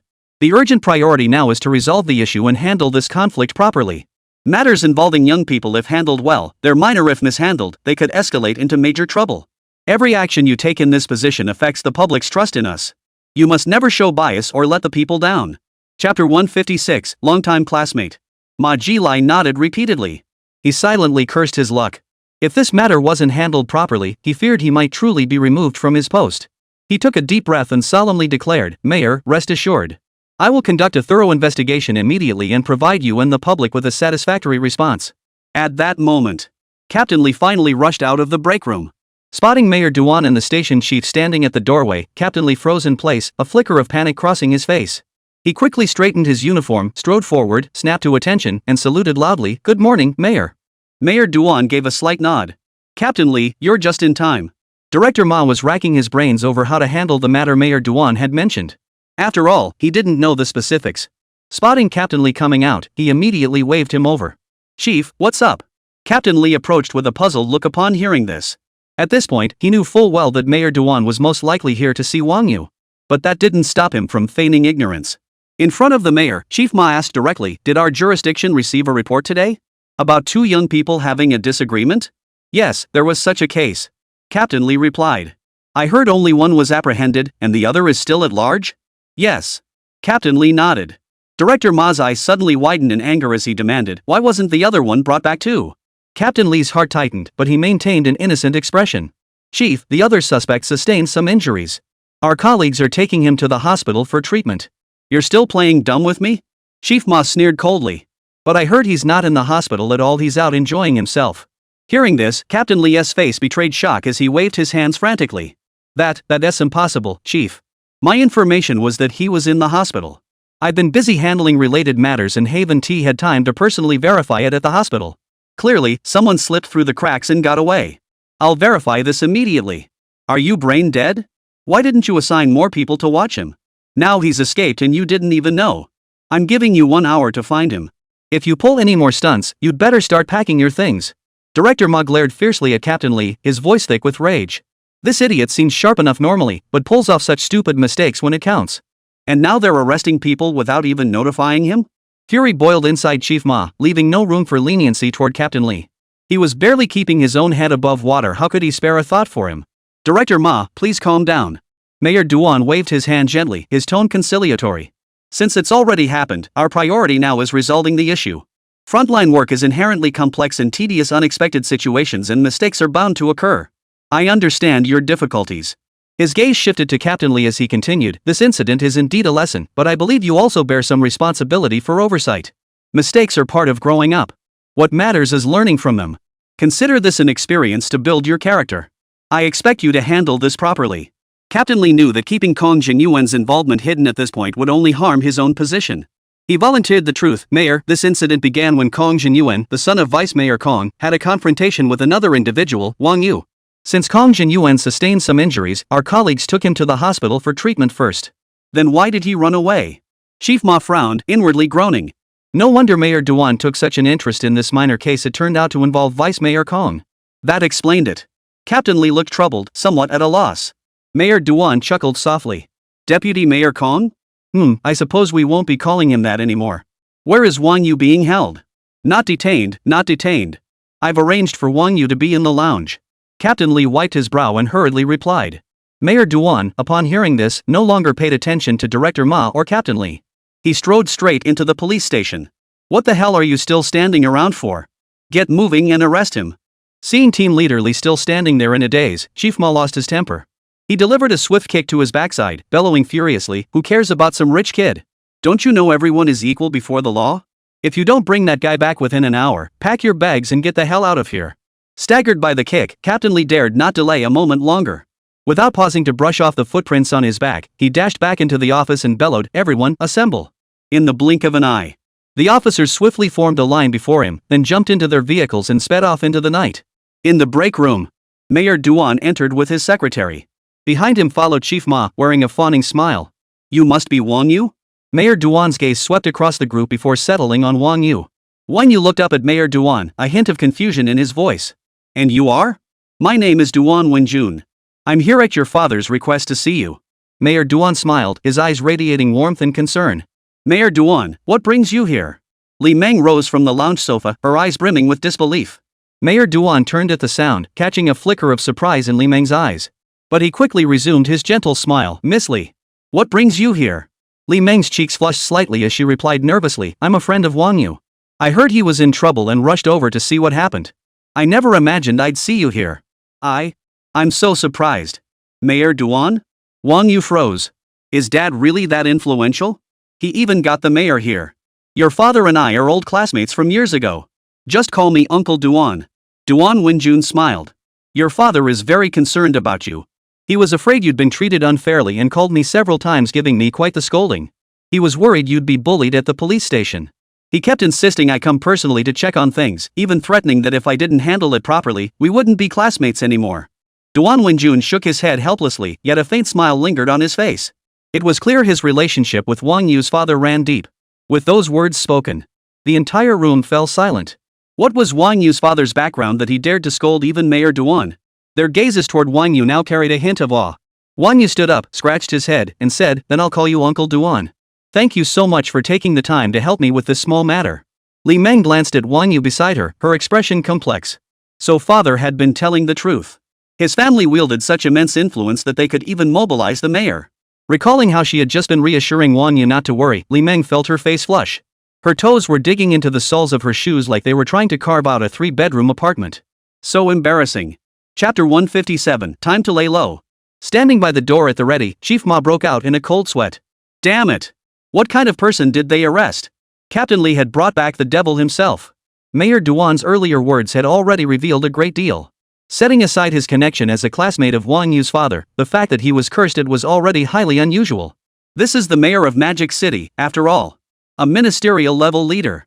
Most people wouldn't dare offend him, even if he were their own father, let alone a classmate. Yet Wang Yu's father berated him without hesitation, showing no leniency whatsoever. Mayor Duan seemed quite pleased by it all. Is this someone Kong Jinyuan can afford to provoke? He must have grown a pair of balls made of steel. Looks like Vice Mayor Kong is really going down this time. What a piece of crap. Director Ma shook his head silently, his face etched with helplessness and frustration. Mayor Duan smiled and gestured for Wang Yu to sit down, speaking in a gentle tone, Don't worry too much. This matter will be resolved soon. If you've suffered any injustice since coming in, you can tell me. Uncle Duan will see justice is done for you. At these words, Chief Ma's face drained of color, beads of sweat the size of peas forming on his forehead. Team leader Li better not do anything too extreme. Otherwise, the entire police station would be in trouble today. His gaze toward Wang Yu was filled with pleading. Thank you for your concern, but I haven't been wronged. Wang Yu's lips curved into a faint smile. Captain Li handling this case has been quite impartial. He hasn't shown any favoritism toward Kong Jinyuan just because his father is the deputy mayor. Wang Yu held genuine respect for Captain Li. At the very least, he hadn't targeted Wang Yu personally under pressure from Kong Jinyuan. Instead, he'd been allowed to stay in the break room. Under normal circumstances, it wouldn't have been unreasonable to handcuff him in a detention cell. Completely legal and compliant. Ma Zhilai breathed a sigh of relief upon hearing this. He felt as if he'd narrowly escaped death, his legs weakening so much he nearly lost his balance. He raised his hand to wipe the beads of sweat from his forehead, his hand still trembling slightly. Chief Ma looked at Wang Yu with gratitude. Had he uttered even a single unfavorable word just now, Ma's career as station chief would have ended. What a fine young man. With his thick eyebrows, large eyes, and upright demeanor, he was clearly a good kid. Captain Li must have been blind to arrest him. I'm relieved you weren't mistreated. Otherwise, I wouldn't have known how to explain this to your father. Truth be told, this is my responsibility. As mayor of Magic City, it's a failure of my duty that such an incident occurred, forcing you to endure fear and anxiety in the police station. Mayor Duan said sincerely. No, the primary responsibility lies entirely with me. I failed to manage my subordinates properly. Upon hearing this, Chief Ma immediately stepped forward, his back nearly bent at a 90-degree angle as he declared, Every single mistake is my fault. As the chief of this station, I failed to provide proper leadership and nearly caused a major disaster. I deserve to die 1,000 times over. Wang Yu, observing this, responded with a gentle smile, Uncle Duan, Chief Ma, please don't speak that way. This was merely a conflict between Kong Jinyuan and myself. You mustn't take responsibility for it. Captain Li and his team were merely doing their duty. Misunderstandings are bound to happen, it's only natural. After all, it wasn't easy for Captain Li to withstand Kong Jinyuan's pressure. Mayor Duan responded with a hint of disdain, Kong Jinyuan is nothing more than a spoiled brat who acts recklessly, relying solely on his father's power. His father's influence in official circles has grown formidable these past few years, and his subordinates have started acting with increasing impunity. Mayor Duan chuckled and continued, I'd just been transferred to the metropolis and hadn't had a chance to deal with him yet. Now he's handed me the leverage. Talk about perfect timing, don't you think? Rest assured, since you've suffered injustice, Uncle Duan will see justice served. He looked at Wang Yu with a warm smile. If even a young upstart dares to act so arrogantly, what if we keep letting him run wild? Won't he eventually turn the entire metropolis upside down? It's time the Kong family reined themselves in. This city isn't about to be rocked by some minor clan like theirs. Wang Yu nodded thoughtfully. It seemed Mayor Duan had his own agenda at play. Ultimately, it was about backing himself up. Wang Yu would certainly play along where necessary. Just as they were conversing, a sudden commotion erupted from outside. Wang Yu? Damn it! How can a police station this big not have a single person? Finding someone is such a hassle. The voice was loud and tinged with irritation. It sounded especially jarring in the quiet corridor. Immediately after, a loud bang echoed as the break room door was kicked open. A general in a crisp military uniform, his shoulder epaulets gleaming with gold stars, strode in. Several tall, upright guards followed behind him. He appeared to be in his 40s, with a square jaw and a tall, imposing stature. In an instant, all eyes in the room focused on him. Gao Xiong spotted Mayor Duan in the room and paused, surprise flitting across his face. Oh, old Duan, you're here too? Mayor Duan's lips curved upward slightly at the sight of Gao Xiong, revealing a meaningful smile. Old Gao, what's the deal? You come in with such a big show of force? Haha, I'm just eager to get things done. Gao Xiong laughed heartily. His gaze swept around the room as he spoke, finally settling on Wang Yu. You must be Wang Yu? Wang Yu felt puzzled but nodded instinctively. I am. May I ask who you are? Gao Xiong stepped forward, patted Wang Yu on the shoulder, and smiled. I'm Gao Xiong, commander of the Magic City garrison. Your grandfather sent me. That old man heard you got into trouble here and was beside himself with worry. He specifically instructed me to make sure I brought you back safe and sound. I was out training greenhorns when I got the call. I rushed back without stopping. Li Meng felt a numbness wash over her. Her delicate, moist lips parted slightly, as if she wanted to say something, but no words came out. Wang Yu's background was nothing short of extraordinary. It likely reached all the way to the highest echelons. Standing nearby, Chief Ma watched the scene unfold, feeling a chill run down his spine. Every hair on his body stood on end. Wang Yu's connections were terrifyingly formidable. Truly terrifying. It was bad enough that the mayor had personally intervened, but now even the commander of the garrison had come because of him. He silently cursed his luck. This is like poking a hornet's nest. There's no end to this. You must understand. The commander of the Magic City garrison holds the rank of Major General. The fact that Wang Yu's father had deep connections with Mayor Duan already shocked Major General Ma. Now Commander Xiong had appeared out of nowhere. And judging by his tone, he showed great respect toward Wang Yu's grandfather. This was no simple matter. Remember, in China, there's a strict separation between the military and the government. Unless one becomes a power behind the throne. Otherwise, who would dare to? Chapter 158, what the hell are you all doing? So Wang Yu's family is. Ma Jilai shuddered at the thought and dared not dwell on it further. Good heavens. This is A.H. child. Chief Ma felt like crying but had no tears left. Damn it all, why did he have to run into something like this? The group of lawyers had lost all the arrogance they'd exuded when they first arrived. Now they were huddled in a corner, shivering. Wang Yeding stroked his chin and muttered, what am I even doing here? I could still make it home for dinner in time. Mayor Duan looked from Gao Xiong to Wang Yu, a gentle smile on his face. The old man even called in Commander Gao. He really was worried you might suffer the slightest injustice. That Kong family brat has grown a pair, daring to bully you. I won't let him off lightly. Commander Gao nodded in agreement beside him. Wang Yu couldn't help but marvel inwardly his grandfather was no ordinary man. This was the commander of the Magic City garrison. With him backing Wang Yu, he could practically walk all over Magic City. This is a bit much. Wang Yu momentarily lost his words, managing only a polite formality. Gao Xiong burst into hearty laughter. Don't say trouble, no need for formalities with me. Your business is my business. He slapped Wang Yu on the shoulder, his tone brimming with generosity. Seeing you're safe puts my mind at ease. Otherwise, I wouldn't know how to face your grandfather. Mayor Duan stood up and turned his gaze toward Ma Jilai. Under that gaze, Director Ma instinctively shuddered and bowed his head. Mayor Duan spoke slowly. Chief Ma, Wang Yu hasn't blamed you. But you must understand this isn't a reason to relax. It's a debt of gratitude you should remember. Don't ever compromise fairness. You must understand what you should and should not do. Understood. Director Ma straightened his posture and nodded urgently. I will personally oversee every detail of the case. I guarantee absolute fairness and impartiality. Not a single innocent person will be wronged, nor will a single criminal be let off the hook.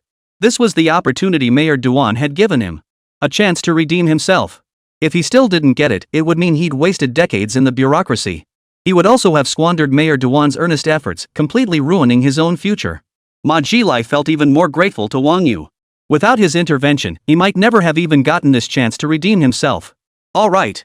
Mayor Duan sat back down on the sofa and looked at Ma Jilai. Commander Gao and I will wait here. The rest depends on your performance. Wang Yu looked at Mayor Duan and Gao Xiong with sincerity. Uncle Duan, Commander Gao, I truly can't thank you enough today. If you hadn't arrived in time, I honestly wouldn't have known what to do. Don't dwell on it. Maintaining order in the Magic City and safeguarding every citizen's rights is simply our duty. Today's incident was merely an accident. Don't dwell on it too much. Mayor Duan smiled gently, his words carrying a weight of sincerity. Commander Gao widened his eyes, feigning annoyance. Hey, you youngster. You call Duan Wenjun Uncle Duan, but you address me as Commander Gao? That's far too formal. No more such formality from now on, call me Uncle Gao. With that, Gao Xiong stepped forward and gave Wang Yu a hearty pat on the shoulder. Uncle Gao. Uncle Gao. Wang Yu grimaced from the hard thump and quickly changed his address. Only then did Gao Xiong smile contentedly, the wrinkles on his face radiating warmth. That's more like it.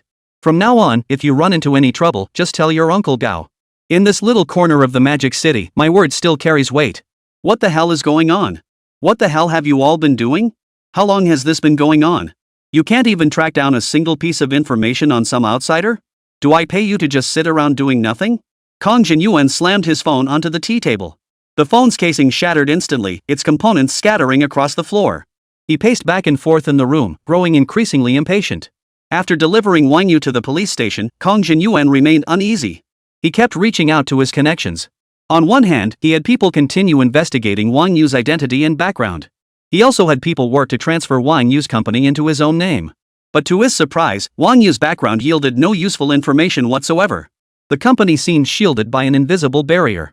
The moment his agents made contact, they were rebuffed by a barrage of bureaucratic procedures and inexplicable roadblocks. Useless. All of you are useless. Kong Jinyuan roared in fury, kicking over a nearby chair. Young master, perhaps we should hold off for now. The situation is too tense on all fronts. Pushing forward recklessly could stir up even greater trouble. The Kong family's old butler stood nearby, cautiously offering his counsel. Having served the Kong family for years, this situation clearly exceeded his expectations, and a vague unease had begun to take root in his heart. Hold off? Kong Jinyuan whipped his head around, glaring at the old steward with eyes bordering on madness. How do you expect me to hold back? The entire city knows I'm after that Wang Yu, yet I can't even find a single hair on his head. Instead, the people behind him have struck back. How am I supposed to keep my standing in this city? The old steward opened his mouth but found no words to respond. He knew deep down that this time, Kong Jinyuan had truly hit a brick wall. Yet he dared not speak plainly, fearing he might provoke the young master. Kong Jinyuan ran his fingers through his hair in frustration. Was he really going to have to inform his father? But if he did, his father would never forgive him. He knew his father's temper all too well. His father usually turned a blind eye to his reckless antics outside the home only because he hadn't caused any major trouble. This time, however, he'd tangled with a tough nut whose background was impossible to trace, and the whole town was abuzz with the scandal. Once his father found out, he'd be furious. Getting a good beating would be the least of his worries. At that moment, a frantic ringing sounded at the villa's doorbell. Can't you see I'm upset? Who the hell is it? Kong Jinyuan snapped irritably. The old butler hurried to the door to investigate. Through the monitor, he saw several men in police uniforms, led by none other than Captain Lee from the Criminal Investigation Division of the local police station. The old butler's heart sank with a thud, a sense of foreboding washing over him. His voice trembling, he called out to Kong Jinyuan, "Young master, it's the police." Kong Jinyuan froze upon hearing this, a flicker of panic crossing his face. But he quickly regained his composure and asked, "Police? What are they here for?" "Don't panic. I'll go see." He took a deep breath to steady himself. He then smoothed out his slightly disheveled clothes and strode toward the door. Chapter 159, I won't take his side. Kong Jinyuan looked at Captain Lee and said with feigned ease, Well, Captain Lee, what brings you here?"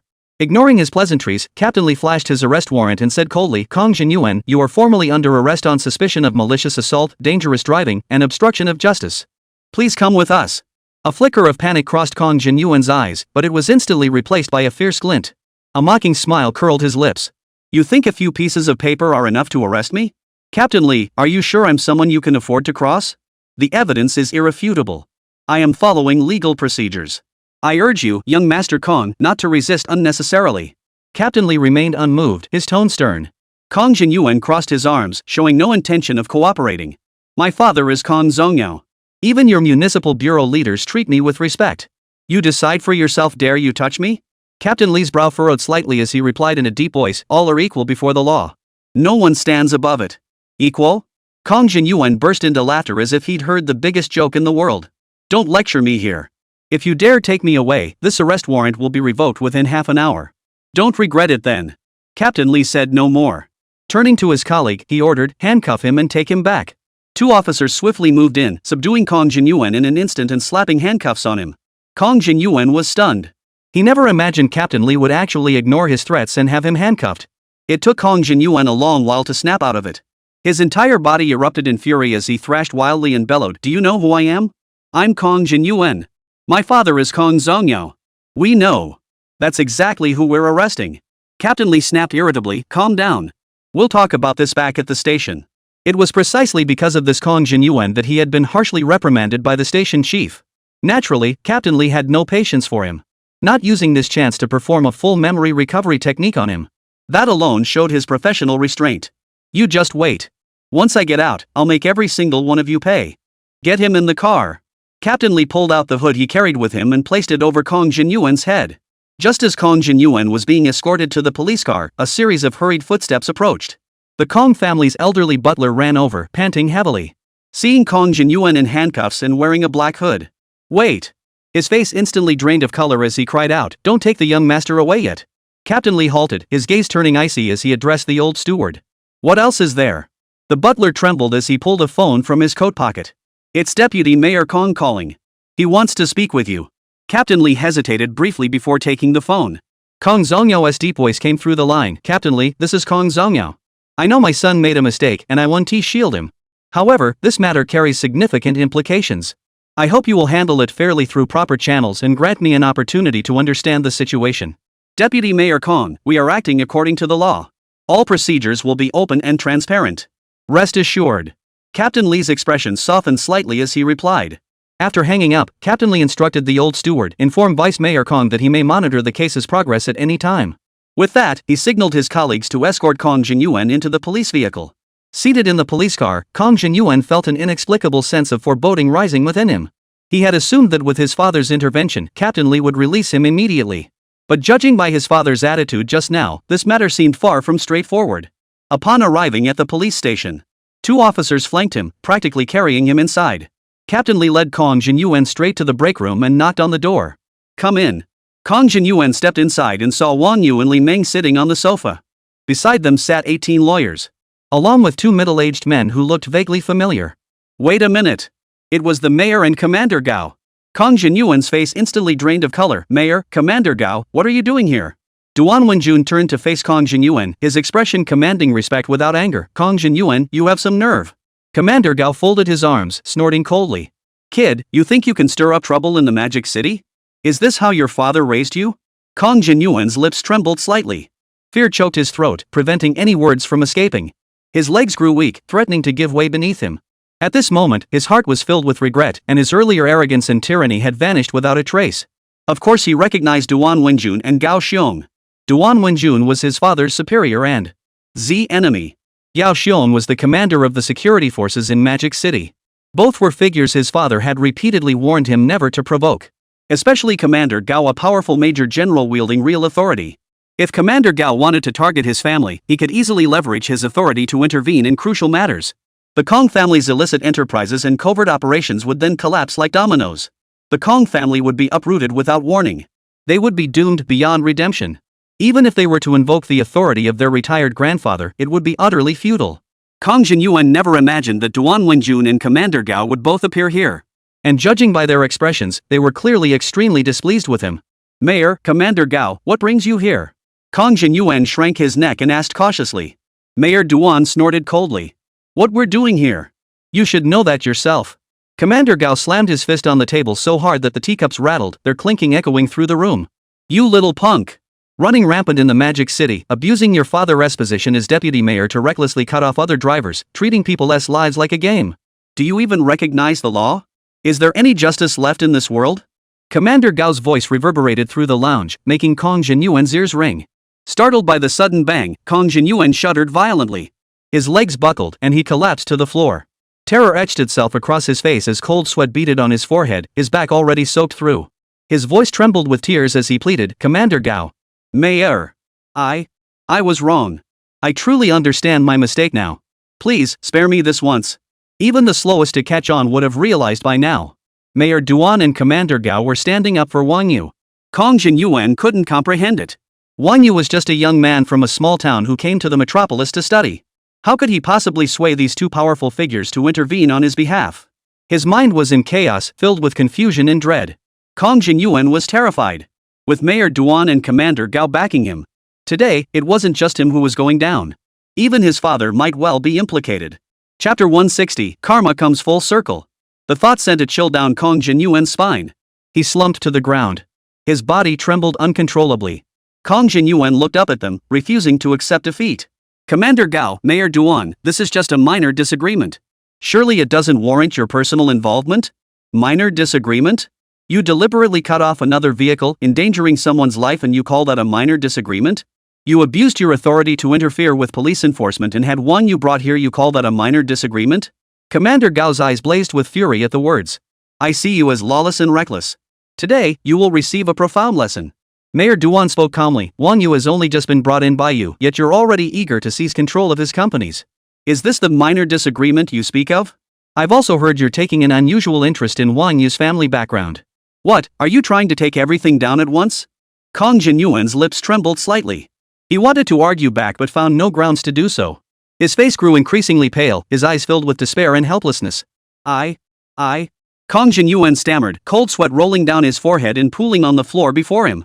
"Mayor, Commander Gao, I truly know I've made a mistake. I deserve to die 1,000 deaths. My father has done many good deeds for the city.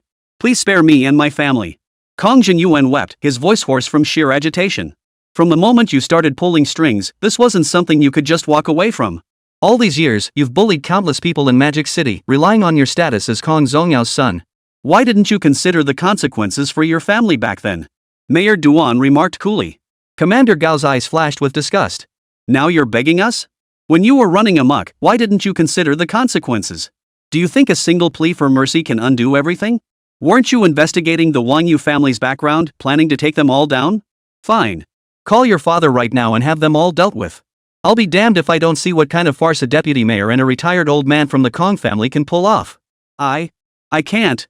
Kong Jinyuan finally squeezed out a few words, his voice faint as a mosquito's buzz. At this moment, had lost all trace of his former arrogance and tyranny, leaving only endless regret and dread for his future. "You dare not?"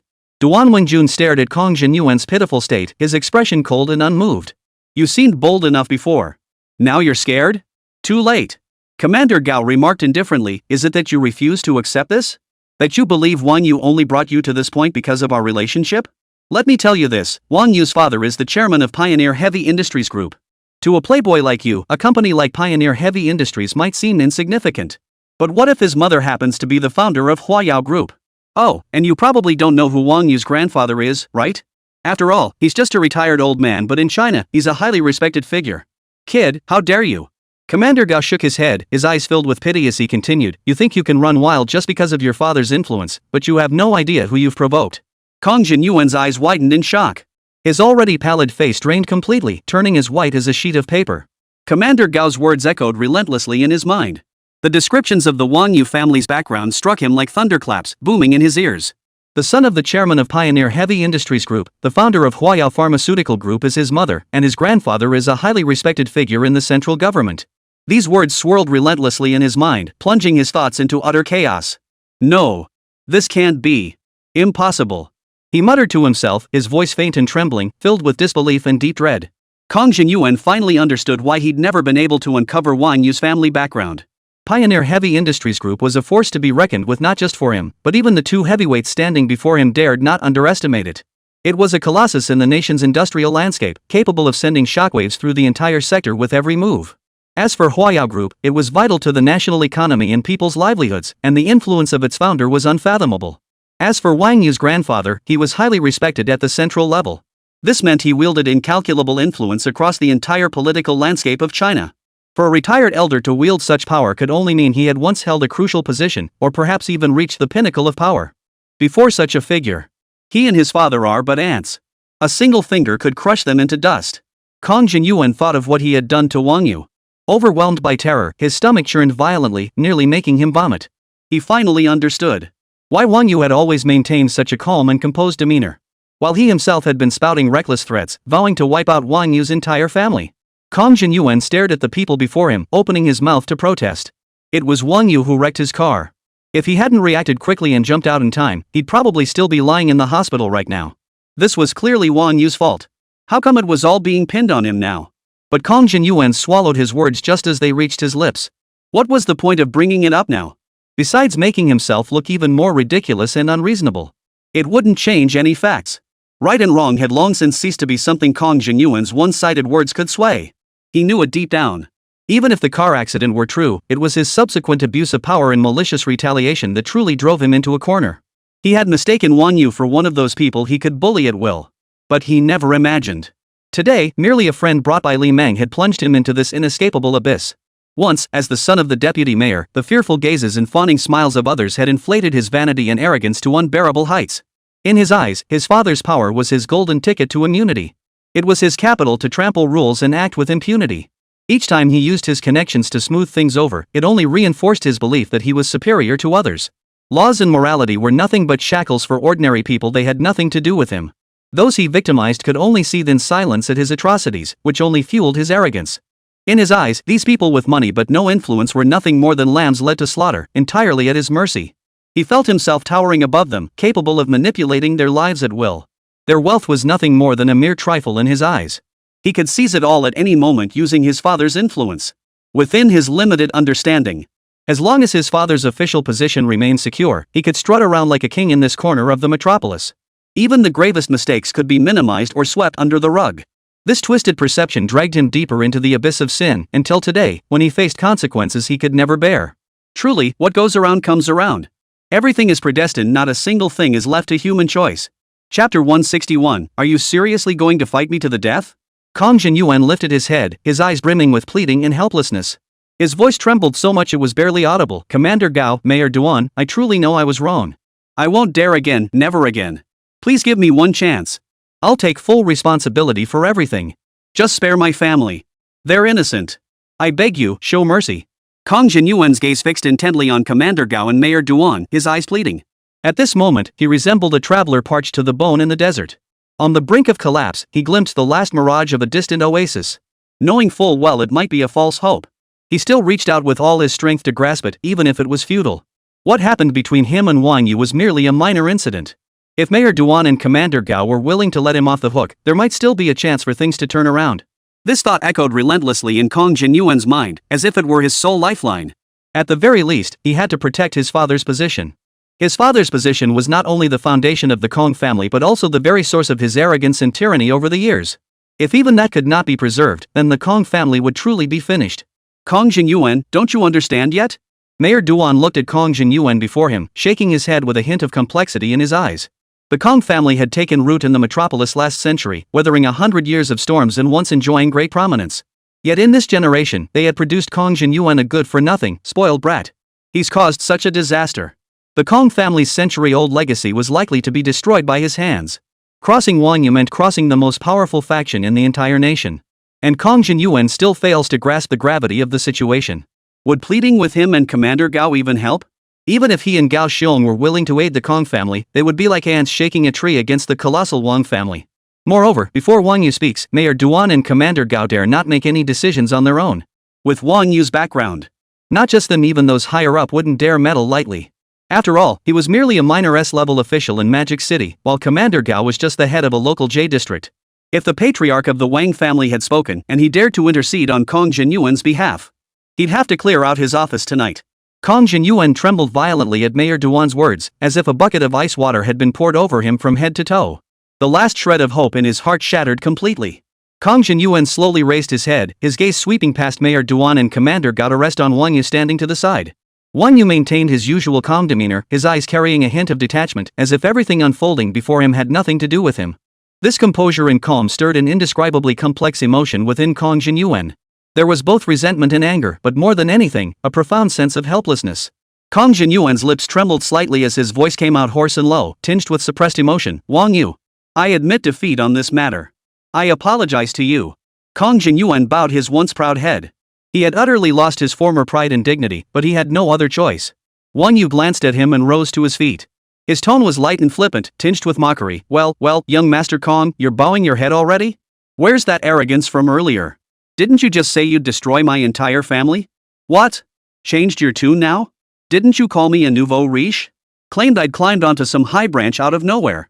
Wang Yu's lips curled slightly, his voice dripping with undisguised scorn. He strolled leisurely up to Kong Jinyuan, towering over him with a gaze brimming with mockery and contempt. Now you know which high branch I climbed, huh?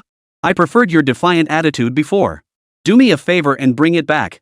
Kong Jinyuan clenched his fists so tightly his fingernails dug deep into his palms, yet he felt no pain. Wang Yu's flippant tone and mocking gaze felt like a sharp blade, stabbing viciously into his pride. A surge of rage burned in his chest, threatening to erupt from his throat. Wang Yu, you. His voice was low and raspy, as if forced through gritted teeth. Kong Jinyuan took a deep breath, forcing himself to suppress the rage within. Wang Yu, I was in the wrong. I've already bowed my head and admitted my fault. What more do you want? Must you drive my family to ruin before you're satisfied? I will compensate you for every loss. Furthermore, I will release a video apology to you across all platforms.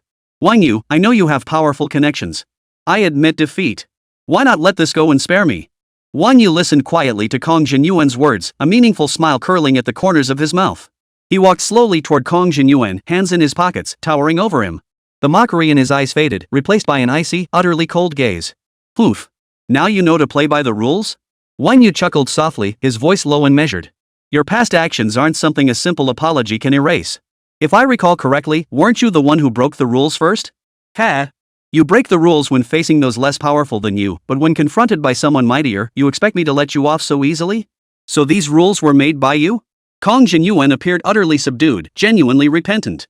But in truth, he merely felt unlucky to have encountered Wang Yu, who possessed greater strength than himself. He hadn't truly grasped the error of his ways. He laid bare his hypocritical facade in all its glaring ugliness. What else do you want? Just ask, and I'll grant it. Kong Jinyuan stole a glance at Wang Yu's expression, his face plastered with a fawning smile. Yet a fleeting, almost imperceptible flash of venom crossed his eyes. What could you possibly give me? Wang Yu replied coolly, I lack neither money nor power. Do you really think I want your worthless apology? Bring whatever tricks you have left. I fear you won't even have the chance to regret it. Wang Yu. Kong Jinyuan rose to his feet, fixing Wang Yu with an intense stare. Are you really prepared to fight me to the death? To the death? You think you're worthy? Wang Yu looked at Kong Jinyuan indifferently. You still don't seem to grasp the situation. You're the one begging me, and this is your attitude? Show mercy where you can. In this city, we're bound to cross paths again. Pushing things to the extreme won't do you any favors. Why not each take a step back and leave a path open for both of us? Kong Jinyuan gritted his teeth. You can humiliate me, beat me, do whatever you want. But if you dare lay a finger on my family, the Kongs will fight to the bitter end. We will never let you off the hook. Naive. What gives you the nerve to threaten me? Wang Yu shook his head. He found it laughable that Kong Jinyuan could still talk tough now. With disaster looming overhead, he still dared to threaten him. Wang Yu had never seen such a foolish rich kid. By all accounts, the children of the wealthy receive the finest education from childhood. They shouldn't utter such irrational words. Chapter 162, Wet Pants. I thought you might have some sense of the situation. Seems I overestimated you. Wang Yu struggled to suppress his amusement, his disdain growing more pronounced. Your so-called sink or swim strategy is nothing but a joke to me. With the meager influence your Kong family wields, you actually think you can stand against me? Just as Kong Jinyuan was about to speak, his phone rang. Kong Jinyuan pulled it from his pocket. The screen displayed his father's call. In an instant, his expression darkened further, a flicker of panic crossing his eyes. His hand holding the phone trembled slightly. After a moment's hesitation, he answered his father's call. Hello? Dad, what's up? He said stiffly, holding the phone. You ungrateful son. What have you gotten yourself into? How much trouble have you gotten us into? I've exhausted every connection trying to clean up your mess, but I can't find anyone to help. Kong Zhongyu's furious roar erupted from the other end of the line. In Kong Jinyuan's memory, his father was the kind of man who remained unflappable even when a mountain collapsed before him. He maintained absolute rationality at all times. From childhood, his father had taught him to stay calm in any situation. Yet now, hearing his father's furious roar through the phone, he was utterly thrown into panic. Dad! Don't call me Dad. I don't have a son like you. Kong Zhongyao cut him off with a furious voice. His voice was hoarse with fury. All these years, have you forgotten everything I taught you? I told you to keep a low profile, not to abuse your family's influence to run amok. You treated it all like wind passing by your ears. Now look what you've done, dragged yourself and the entire family into the abyss. I'm finished. The Kong family is finished. You've even driven the old man to the hospital with your actions. I can't control you anymore. Don't ever call yourself my son again. The Kong family can't endure any more turmoil. The call was abruptly cut off. Kong Jinyuan stood there, phone in hand, his entire being frozen in shock. Meanwhile, Renji Hospital, Shanghai. The patriarch of the Kong family, Kong Desan, lay in his hospital bed. His aged hand trembled as he picked up the phone and dialed the numbers of several old friends. These individuals had been honored guests of the Kong family during his heyday. They had received his patronage and care on numerous occasions. After several rings, the phone finally connected. Little Lee, it's me, Kong Desan. His voice was weak, yet still carried an air of undeniable authority. There was a moment of silence on the other end before an awkward voice replied, "Goodness, old man, why are you calling personally? Are you feeling well?" Ignoring the pleasantries, Kong Desan cut straight to the point. "Old Lee, you must have heard about my grandson. I need your help with this matter." Another silence fell. A dry chuckle followed, tinged with reluctance. "Old man, it's not that I won't help. This matter is simply too complex. I'm afraid I'm powerless to intervene." Kong Dishan's brow furrowed deeply. His hand tightened around the phone, knuckles turning white. He forced down his rising anger and said in a deep voice, "Little Lee, back when you were just starting out, I helped you out more than once. Now that the Kong family is in trouble, you're just going to stand by and do nothing?" "Sir, please don't say that. I really had no choice. The higher-ups are keeping a close watch now. No one dares to make a move." Xiao Li continued. "You'd better find another way." The call was abruptly hung up. Kong Dishan's hand fell limply to his side, the phone dropping onto the hospital bed's quilt. His chest heaved violently as his breathing grew increasingly ragged, his face turning paler by the second. These people, he muttered, his voice thick with disappointment and rage. Gritting his teeth, he picked up the phone again and dialed another number. This time, the person on the other end answered more quickly, their tone considerably more respectful. "Sir, why are you calling personally? Whatever you need, just give the order." The voice carried a hint of flattery. Kong Desan exhaled in relief, his voice cold. "Xiao Zhang, you must know about my grandson's situation by now. Regarding this matter, I need you to step in and find a way to help navigate it." Xiao Zhang fell silent for a moment before replying with evident reluctance, "Sir, this is really tricky. If I meddle rashly, I might end up getting myself into trouble too." Kong Dishan's expression darkened further, his voice tinged with anger. "Xiao Zhang, back when you worked under me, I gave you plenty of opportunities to advance. Now that the Kong family is in trouble, is this how you repay me?" "Sir, please don't get angry." Xiao Zhang's voice grew panicked. I'm truly powerless. This matter is far too significant. I simply can't handle it." The call was abruptly cut off again. Kong Dishan's fingers slammed down on the end button. The phone's screen light cast an even more ashen pallor over his face. A violent cough seized him. His gaunt shoulders shook violently, each cough sounding as if it would tear his insides apart. Kong Zongyao rushed forward to support his father, only to be shoved away by the old man. "Get out of my way." Kong Desan gasped for breath, his cloudy eyes fixed on his son. "What a fine son you've raised. Now the whole city is laughing at the Kong family." He grabbed the medicine bottle beside his pillow and hurled it at the wall, shattering glass across the floor. "Even that little Zhang dares to hang up on me back when he begged me on his knees for a prescription. His pants were soaked." Kong Zongyao silently crouched down, picking up the shards one by one. "Dad, I've contacted the higher-ups." His voice was hoarse, as if sandpaper had ground it down. He said there's nothing he can do. "Told me not to contact him again." Kong Desan slumped onto the bed, his gaze vacant as he stared out the window. The once gentle sunlight now felt unbearably glaring. "Back in the day, when our Kong family stomped our feet in this city, the ground would tremble 3 times. His voice was low and raspy, as if forced through gritted teeth. "I worked diligently my entire life, building up these connections and this family fortune. And now, this good-for-nothing has destroyed it all. Father, I failed to raise Jinyuan properly. I've let you down, and I've dishonored our Kong family ancestors." Kong Zongyao's voice carried endless regret and self-reproach, each word like a slap across his own face. "Those who called me brother all their lives, now they're hiding farther away than anyone else." Kong Desan smiled bitterly, his wrinkles etched with the weariness of time. Such is the fickleness of human relationships. When times were good, they fawned and flattered. Now that he'd fallen on hard times, they'd all scattered like birds and beasts. Kong Zongyao approached his father, wanting to offer comfort, but found his throat constricted, unable to utter a word. "Dad, what should we do next?" Kong Zongyao finally broke the silence, his voice brimming with helplessness.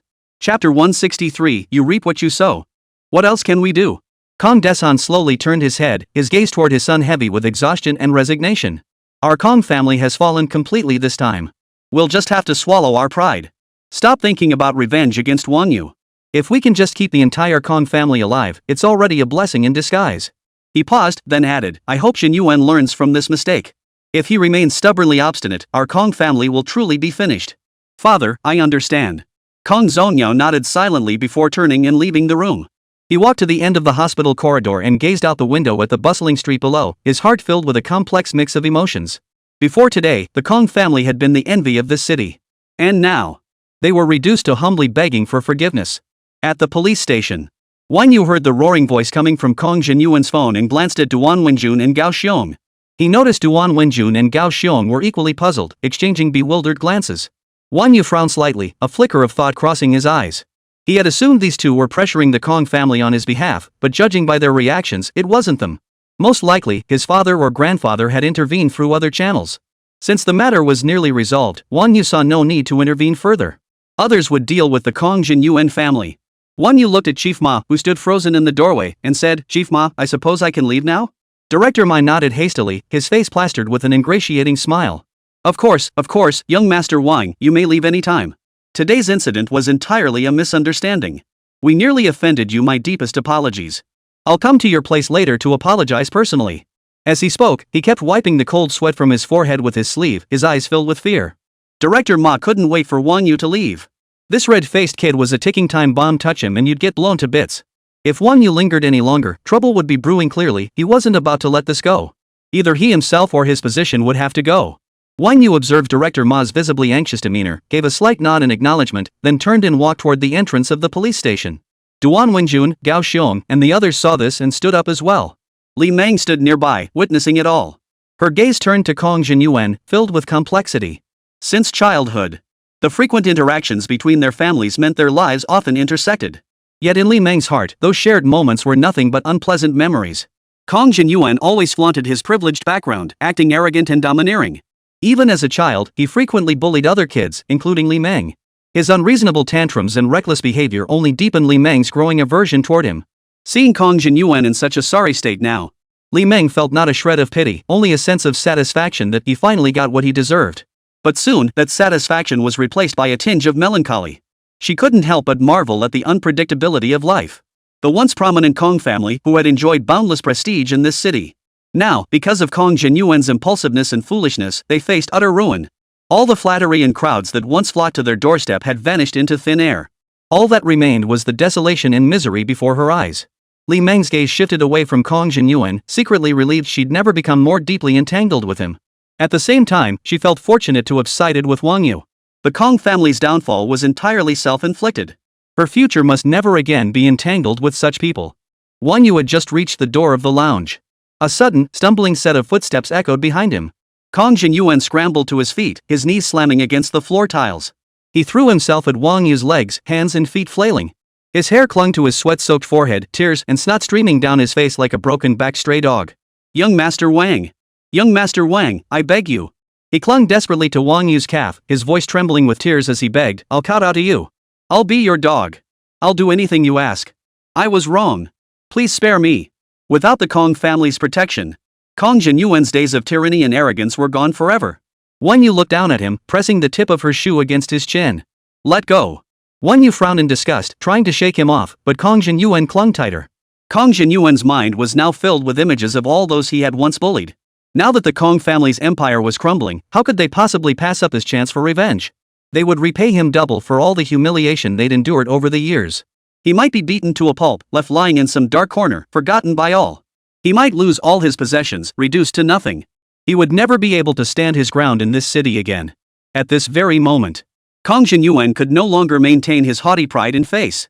Wang Yu looked down on Kong Zhenyuan with a cold, mocking smile curling his lips. You think playing the victim will save you now? Now that the Kong family is collapsing, you finally show fear? Too late. You reap what you sow. With that, Wang Yu kicked away Kong Zhenyuan's hands clutching his calf. He strode straight out of the lounge. Playing the victim now was nothing but absurd and pathetic. Kong Zhenyuan didn't realize he was wrong, he just knew he was finished. Power and authority had forced him to bow his proud head. He hadn't reached the final step. Kong Zhenyuan still clung to a sliver of hope, foolishly attempting to threaten Wang Yu. Only when his last resort vanished did he choose to beg Wang Yu for mercy, grasping at the faintest glimmer of survival. But it was too late. Wang Yu paid no heed to Kong Zhenyuan's pleas, showing no intention of sparing him. Kong Yuan had grown arrogant and contemptuous of others, relying on his father's position as deputy mayor. With a modicum of power, he committed crimes and treated ordinary people's lives as trivial. Now, his tyranny was crushed by a greater force. It was divine justice, retribution swift and certain. As for the fate of Kong Yuan and the Kong family afterward, that lay beyond Wang Yu's concerns. Chief Ma escorted Wang Yu to the entrance of the police station.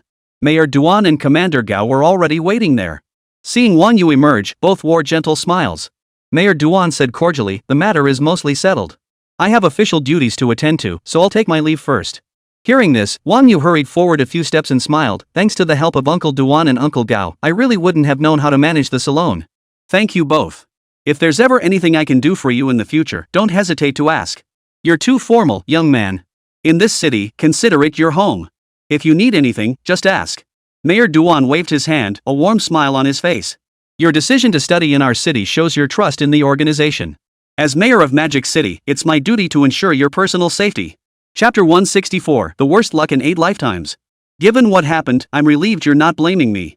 Rest assured, I'll give you a satisfactory resolution to this matter. I will also strengthen organizational oversight to prevent such incidents from recurring. Mayor Duan spoke with sincere conviction. Commander Gao laughed heartily. Maintaining public order in the Magic City is our fundamental duty. Besides, with an outstanding young talent like you studying here, we're absolutely committed to ensuring your safety. Most children from China's top families are sent abroad for their education. That you chose to study here in our city shows your trust in us. We naturally won't let you suffer any injustice, nor will we allow corrupt influences to affect you. Wang Yu felt a warm glow in his heart and smiled. You're making too much of it. If there's ever anything you need from me in the future, just ask. Even now, Wang Yu still knew little about his grandfather's circumstances. From the few hints he'd gathered, he knew his grandfather held a high position. And that he was no ordinary figure. This also piqued Wang Yu's curiosity. If his grandfather had once held such a high position, why did he always appear as an ordinary retired elder? His daily routine consisted of tending to his flowers and plants, occasionally playing chess with others, and never once mentioning his past glory. It wasn't until this recent incident that he began to grasp the extent of his grandfather's power. Commander Gao smiled and waved his hand dismissively. He pulled a business card from his jacket pocket and handed it to Wang Yu, saying, "Here's my contact information. If you ever run into any tricky situations in the future, just give me a call." Wang Yu accepted it with both hands and examined it closely. The card bore only a phone number and a name, nothing else. At that moment, Mayor Duan also pulled out his own card and handed it to Wang Yu, saying with concern, "This is my personal number. If you ever need anything, just call me directly." Wang Yu thanked him repeatedly and carefully tucked the cards away. After Wang Yu accepted the cards, Mayor Duan and his secretary turned and walked toward the black Audi A6L parked by the entrance. The car slowly started up and smoothly drove away from the police station entrance. Wang Yu's gaze shifted to the imposing armored vehicle parked at the entrance. Its heavy body and jet black paint gleamed with a cold, hard sheen under the sunlight, its steel texture radiating power and authority. Commander Gao strode purposefully toward it, several guards following in perfect step behind him. Reaching the vehicle door, Commander Gao turned and waved farewell to Wang Yu, calling out, "Off I go. If you need anything, just say the word." Wang Yu waved back, calling out, "Take care, Uncle Gao. Thank you for everything." Commander Gao then boarded the armored vehicle, its doors closing slowly. The armored vehicle started moving, its wheels rolling steadily into the distance. Wang Yeding and the other 18 lawyers approached Wang Yu and Li Meng, saying, "Young Master Wang, Miss Li. We're sorry we couldn't be of more help. If there's nothing else, we'll head back to the law firm now." From what had just transpired, Wang Yeding now understood that Wang Yu was no ordinary person. The power behind him far exceeded his imagination. With Mayor Duan and Commander Gao involved, this matter could be resolved perfectly without any need for their legal intervention. "Thank you all for your trouble." Wang Yu nodded and said, "I have nothing to thank you for. I own numerous businesses, and I'm sure I'll be needing your assistance with the company's legal affairs in the future." "Young Master Wang, you're too kind." Wang Yeding, who had been slightly reserved, instantly broke into a broad smile upon hearing Wang Yu's words. The lawyers nodded in unison, their faces glowing with excitement as they chimed in enthusiastically. After exchanging pleasantries with them, Wang Yeding and the others drove their cars away from the police station. Outside the station entrance, only Wang Yu, Li Meng, and the visibly nervous Chief Ma Zilei remained standing by. Wang Yu nodded to Chief Ma, then turned to Li Meng and said, "We should head out too." Li Meng nodded, pulled her car keys from her bag, and pointed to the white Porsche 718 across the street. "I drove here. Take my car. I'll give you a ride." Wang Yu's expression changed instantly. He hurriedly said, "Wait, I'll drive." "Fine." Li Meng's lips curled slightly as she pretended to be displeased, handing the keys over to Wang Yu. Wang You took the keys with a resigned smile before pressing the unlock button. He opened the door of the Porsche 718 and climbed inside. Li Meng followed suit and climbed into the passenger seat. Wang Yu pressed the accelerator. The Porsche 718 sped out of the police station. Chief Ma Jilai stood rooted to the spot, watching their retreating figures. A smile spread across his face as he called out in a raised voice, "Young Master Wang, Miss Li, take care. Should you ever need anything in the future, just give the word, I'm at your beck and call." Wang Yu waved his hand in response. Watching Wang Yu's car drive away, Chief Ma let out a sigh of relief. He deflated like a punctured balloon, instantly wilting. Without a doubt. Today was undoubtedly the most perilous situation he had encountered in decades. One misstep, and he could lose his position. Even when he was fresh out of college, facing off against major drug lords at the grassroots level hadn't scared him this much. Ma Jilai wiped the sweat from his forehead. Only then did he realize his uniform was already soaked through with cold sweat. He staggered and braced himself against the glass door of the duty room, his fingertips leaving 5 blurry sweat marks on the tempered glass. Damn it! The more Chief Ma thought about it, the angrier he became, kicking the nearby trash can with his foot. The trash can clattered to the ground with a loud clang, its sound jarringly loud in the quiet police station entrance. He felt like he'd been cursed for 8 lifetimes today. This unwarranted disaster had struck him out of nowhere. All because Captain Li acted recklessly, arresting someone without even notifying him beforehand. This had directly led to the earlier chaotic scene. He had to teach him a lesson, otherwise, how could he justify all the effort he'd put into bringing Wang Yu back? And then there was Kong Jinyuan. Chief Ma had long disliked him. Previously, he'd been wary of the power behind him, the Kong family and Vice Mayor Kong. But now, the Kong family empire was crumbling, and Kong Jinyuan had lost his former arrogance, becoming a fallen dog everyone wanted to kick. Chief Ma was determined to pin dangerous driving and disturbing public order charges on him. A cold smile spread across his face as he thought this. After all, this incident was entirely Kong Jinyuan's fault. He turned and strode into the police station, heading straight for Captain Li's office.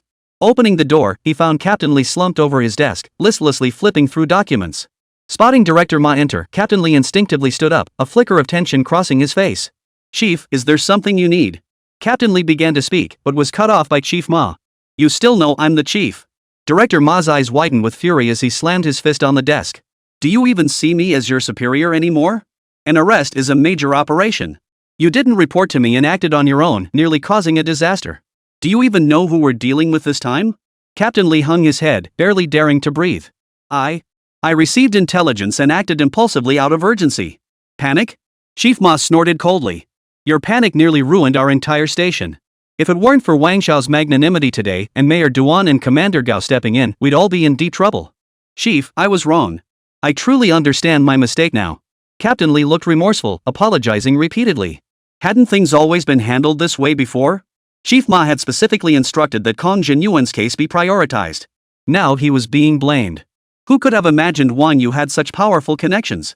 Even the Kong family got dragged into this mess. Chapter 165, Strike First to Avoid Retaliation. Seeing Captain Li's demeanor, Chief Ma's anger subsided slightly. First, write a thorough self-criticism to be read aloud at the full police assembly. Use this time to reflect deeply. If this happens again, you won't be working here anymore. Captain Li nodded frantically. Yes, yes, yes. I'll do exactly as you say. Wang Yu steered the Porsche 718 with one hand, maintaining a steady course along the highway. His speed remained consistently below the limit. Neither fast nor slow. But Li Meng wasn't paying attention to whether Wang Yu was driving fast or slow. She kept turning her head toward Wang Yu, her lips parting several times before snapping shut again. She appeared hesitant to speak. Her fingers unconsciously tugged at the hem of her shirt, twisting it into creases. After a moment, Li Meng took a deep breath. Her gaze, initially evasive and shifting, gradually hardened into resolve. She fixed her gaze firmly on Wang Yu's profile and said, "I'm sorry." Wang Yu looked at her in surprise. "Why are you suddenly apologizing? This whole incident happened because of me, it's why Kong Jinyuan targeted you. I never imagined he'd be so extreme and cause such a huge mess." Li Meng lowered her head, her voice thick with self-reproach and regret. "If I hadn't insisted on taking you to Tianma Raceway, you wouldn't have met Kong Jinyuan. He wouldn't have come to your car, and none of this would have happened. I never imagined he'd be this mad, even going so far as to target your family. And your Apollo IE is totaled now. I'm truly sorry." Wang Yu couldn't help but chuckle. "This isn't your fault. Don't beat yourself up over it." He rested one hand lightly on the steering wheel, his fingers tapping gently to the rhythm of the music. Wang Yu stared at the vehicles ahead, lost in thought. In truth, this incident turned out to be a blessing in disguise for Wang Yu. Even if Kong Jinyuan, that clown, hadn't come to provoke him today. Tomorrow. There would surely be others like Chen Jinyuan or Huang Jinyuan making their entrance in similar fashion. Wang You had already made up his mind when he called Wang Jiangwo. He had no intention of concealing his identity. Except for his grandfather's influence, which exceeded Wang Yu's expectations. Everything else was exactly as Wang Yu had anticipated. There's no such thing as a wall that doesn't let the wind through. How could shadows ever remain hidden? What transpired at Songshan police station today has likely already circulated within certain circles in the metropolis. His name has likely become the topic of dinner table chatter. Wang Yu's background has undoubtedly sparked endless curiosity and speculation. So be it, this was precisely the outcome Wang Yu sought. Strike first to prevent 100 blows. Revealing a bit of his background at the right moment. It both intimidates those with ill intentions and clears some obstacles for his future actions, preventing more minnows like Kong Jinyuan from causing trouble. A faint smile played at the corner of Wang Yu's lips as he turned to Li Meng, whose face was etched with guilt. Though the Apollo IE is scrapped, he murmured softly, I still have the Ferrari LaFerrari and Porsche 918 in my garage. We'll head back to the racetrack sometime soon. At the mention of the racetrack, Wang Yu's eyes instantly lit up with fervor. Though he hadn't spent much time on the track today, he couldn't stop thinking about that brief burst of speed. The roar of the engines, the acrid smell of tires burning against the asphalt, and the sensation of wind whistling past his ears, all seemed to possess a special magic that made his blood boil. Holy! Li Meng's eyes widened in disbelief. You actually have a LaFerrari and a Porsche 918? Realizing she cursed, she looked at Wang Yu with a touch of embarrassment. Yeah. Wang Yu's lips curved into a smile as he gave a slight nod. Li Meng's hands trembled slightly with excitement as her gaze locked onto Wang Yu. All these cars have only ever existed in my dreams. I never imagined you actually had one.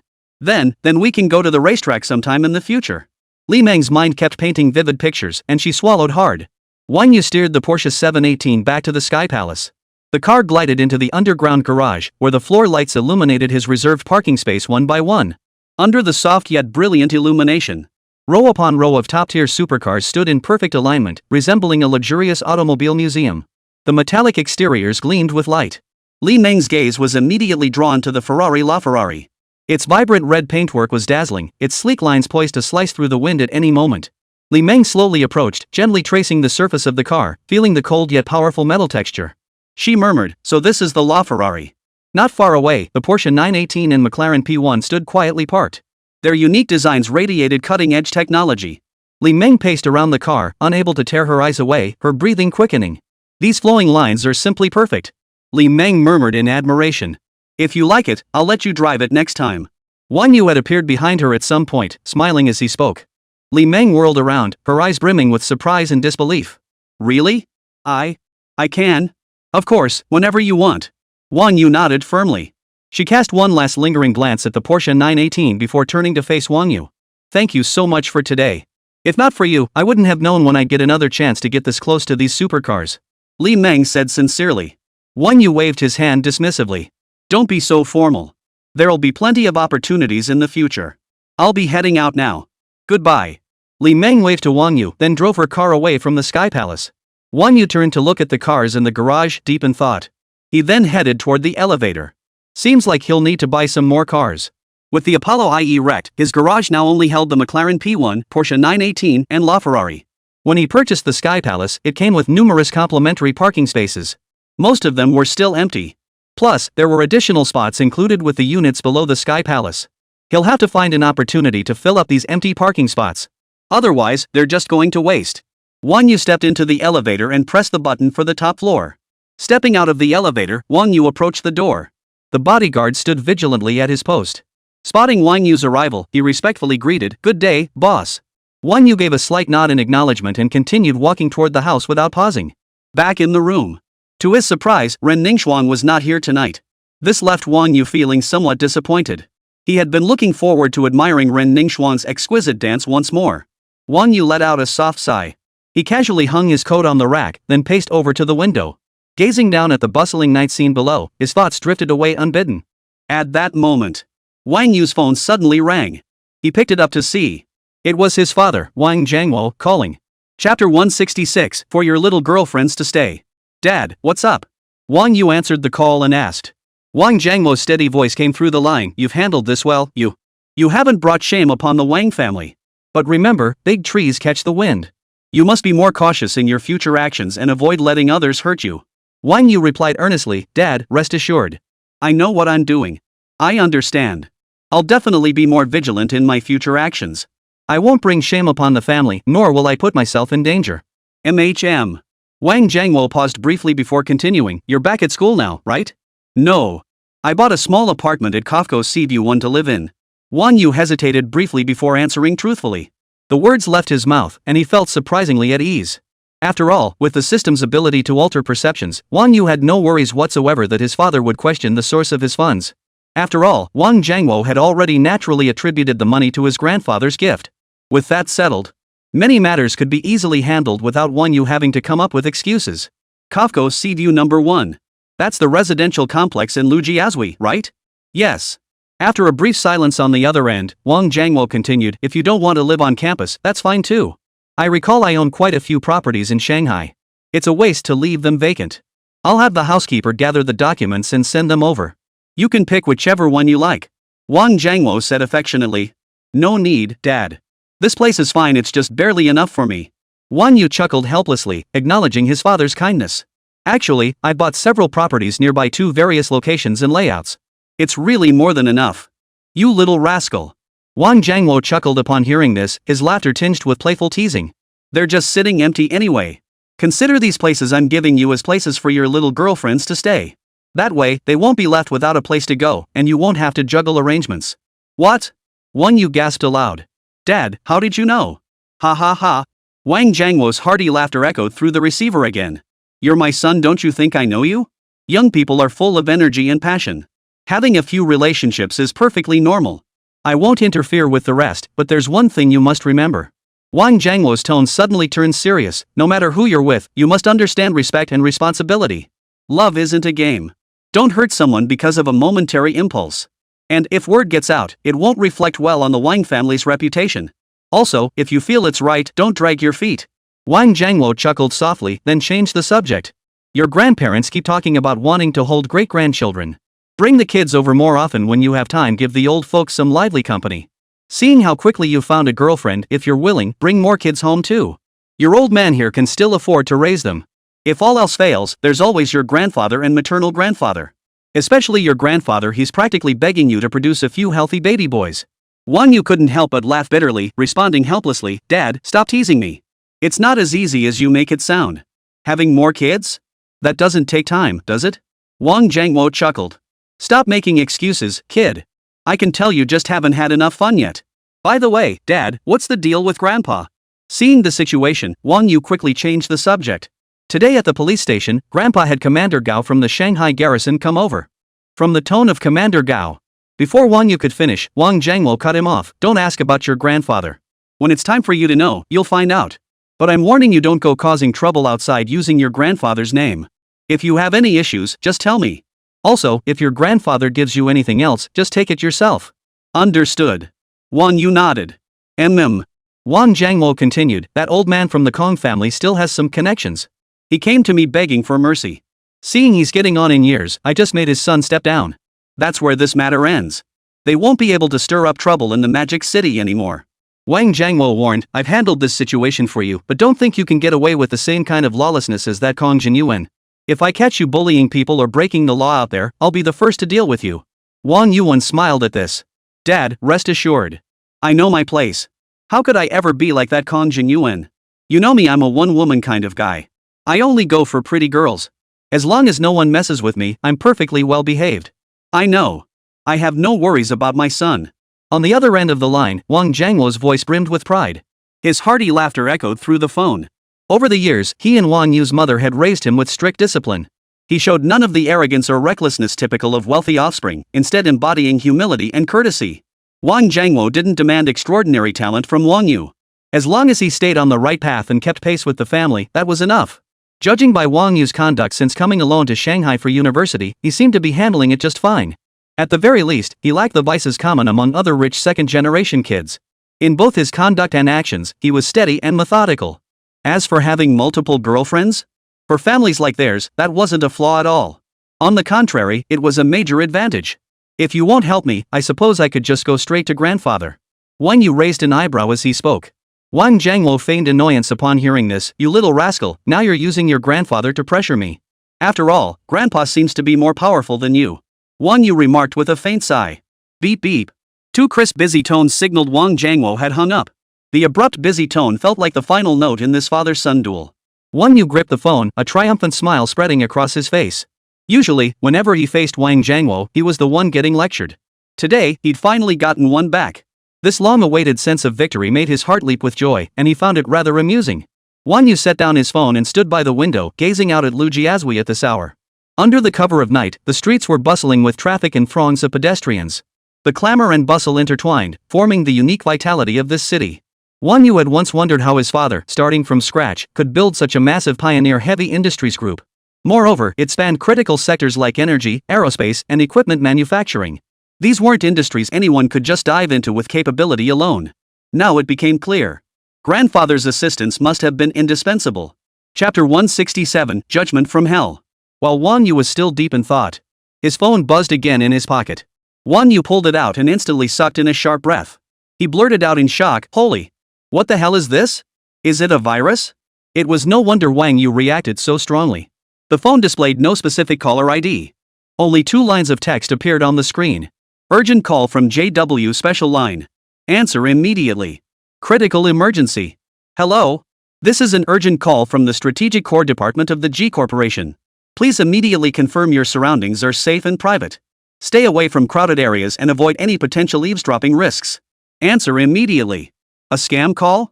Wang Yu's mind instantly plunged into chaos. The thought of a scam call flashed through his mind, only to be swiftly dismissed. The phrasing, the scale of the operation. It simply didn't sound like something ordinary scammers could fabricate. They wouldn't have the nerve. But if it wasn't a scam, how could it be so bizarre? It's not unusual for ordinary people to get a special number. All it takes is money. If Wang Yu wanted them, he could buy stacks of triple-digit numbers from all 3 major carriers. To him, those numbers were merely symbols he could obtain at will, nothing special at all. But Wang Yu clearly wasn't that bored.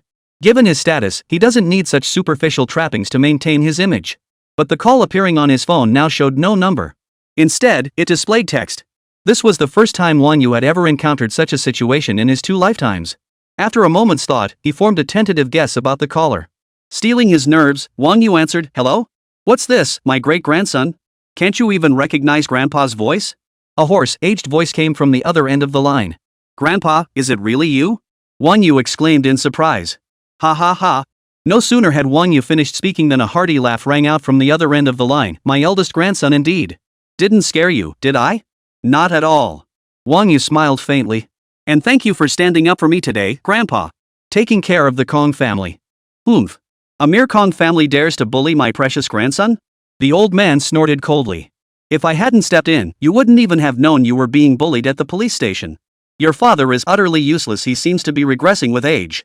My dear grandson, to be treated so shamefully by a mere Kong family? I simply cannot swallow this humiliation. Thank goodness you're unharmed. If even a hair on your head had been touched, I would have wiped the Kong family off the face of the earth." The old man's voice suddenly turned deep and ominous, carrying a chill like shards of ice. "They'd better think twice about whether they have the guts to lay a finger on my grandson. This time, it's merely a small warning. If they still don't know when to stop and dare to retaliate, I will make sure the Kong family is uprooted from this world, erased from existence. Every single one of them will pay a terrible price for what they did today." Wang Yu listened to his grandfather's murderous words, a chill running down his spine as he shuddered involuntarily. He had never seen his grandfather so enraged before. That icy tone felt like a judgment from hell itself. Wang Yu couldn't help but wonder if his grandfather had killed someone in his youth. How else could he possess such overwhelming murderous intent? Wang Yu took a deep breath, struggling to steady his turbulent emotions. Steeling his nerves, he tentatively spoke up, "Grandfather, I know you care deeply for me. But the Kong family has operated in this area for generations. They're deeply rooted here. If we push things too far, might it stir up unnecessary trouble?" "Trouble?" The old man snorted coldly. "Didn't they think about trouble when they provoked you? I've spent my life on the battlefield. Do you think I'm afraid of them?" As he spoke, the rugged years of the past seemed to reappear before the old man's eyes. He spoke slowly, "You're still young, there are things you don't understand. Back then, I carved out a place for myself in this chaotic world. What hardships and dangers haven't I faced? Those who tried to trample me underfoot, didn't every one of them end up defeated? Grandfather, back then." Wang Yu couldn't help but feel curious, wanting to probe further. The old man paused, then his tone softened. "Those are matters of the past. All gone now, best left unsaid." Though Wang Yu's curiosity burned fiercely, he knew better than to press further. He could only bury that curiosity deep within his heart for now. Actually, I feel quite embarrassed, Wang Yu admitted. My reckless behavior and thoughtless actions out there have brought shame upon you, grandfather. Wang Yu smiled faintly. My dear grandson, what recklessness are you talking about? I've looked into the matter. It was entirely the other party who provoked you. A young man without a bit of fire in him, is he even a young man? Grandfather countered. Who hasn't made mistakes in their youth? You truly are my good grandson. Your temperament mirrors mine exactly when I was young. We Wang family members must possess this fiery spirit. Never back down when faced with challenges. You have your father behind you, and I'm here to support you. Fear nothing. Our Wang family achieved what we have today precisely because we possess the courage to draw our swords when it matters most. Grandfather sees everything you do out there. Your youthful drive is a good thing. Don't let a momentary mistake define you. I've never been ashamed of you. On the contrary, I've always been proud. Bringing back the Yongle Encyclopedia has brought me immense satisfaction. You've given me face before those old fools. But let's be clear, your grandfather has spent a lifetime serving this nation and its people, all to secure a future for our descendants. If my dear grandson has done nothing wrong, who can touch you? I'd like to see who dares to pull this tiger's whiskers. Grandfather's voice, though aged, now carried an air of unyielding authority. Wang Yu took a deep breath. He calmed the surging emotions within. With such a formidable grandfather standing guard, Wang Yu suddenly felt a deep sense of security. Solid. It could be said that, as long as Wang Yu desired it, there was no figure on the land of Huagua he dared not provoke. Before him, no matter how exalted or illustrious the status, even the most formidable dragon would have to lie low. Even the mighty tiger that ruled the mountains and forests could only lie low and remain docile. Originally, I planned to have someone bring you some living expenses for your university studies in the Magic City. But I never expected your father, that tightwad, to be so generous this time. Grandfather's hearty laughter crackled through the receiver before he continued, still, it's good. He's finally seen the light, showing some affection for his son. It's not much, but it should cover your living expenses. If you ever run short of cash in the Magic City, don't try to tough it out. Just tell Grandpa, and I'll wire you some. Wang Yu couldn't help but chuckle inwardly. To Grandpa, the hundreds of billions in his bank account were merely enough for living expenses. Wang Jiangwo had mistakenly believed his money came from Grandpa.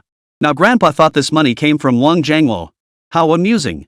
But Wang Yu clearly had no intention of clarifying the misunderstanding. Wang Yu spared himself the trouble of clarifying. Chapter 168, his heart is filled with the people. You're not one to stay put, kid. You've already picked up quite a few girlfriends since arriving in the Magic City. My great-grandson lives up to his grandfather's reputation. Grandpa's aged laughter crackled through the phone. Wang Yu's face darkened instantly, then flushed crimson. He had thought his activities in the Magic City would remain unknown. But now not only did Wang Jiangwo know, even his grandfather was aware of his multiple girlfriends.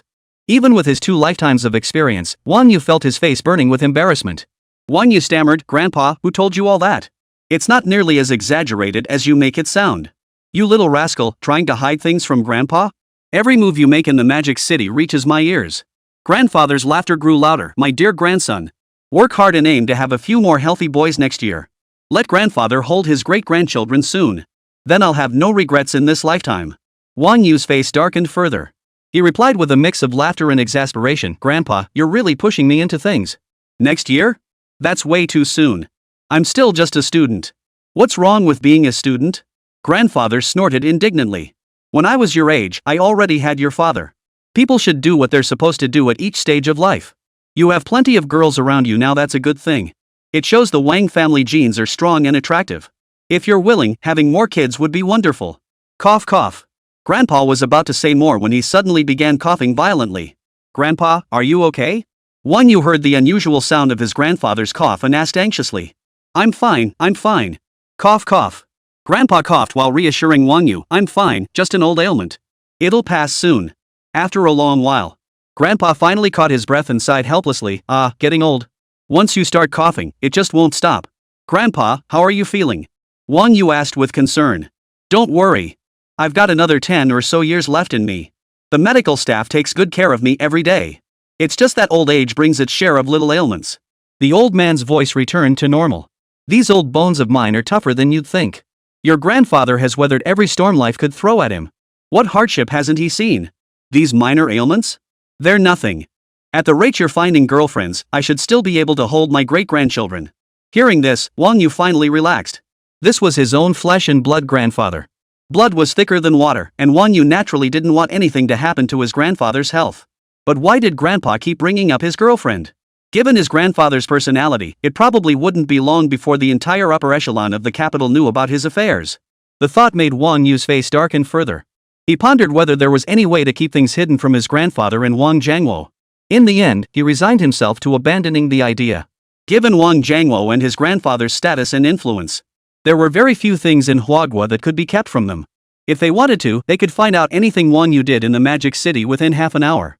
Perhaps. Right now, in the very neighborhood he was in, there were people grandfather and Wang Jiangwo had placed. Wang Yu sighed helplessly. Though he disliked being watched, he understood it was his family's way of showing concern. After all, Wang Yu's status was undeniably sensitive. Even in Huagua, renowned globally for its security, he had to remain vigilant at all times.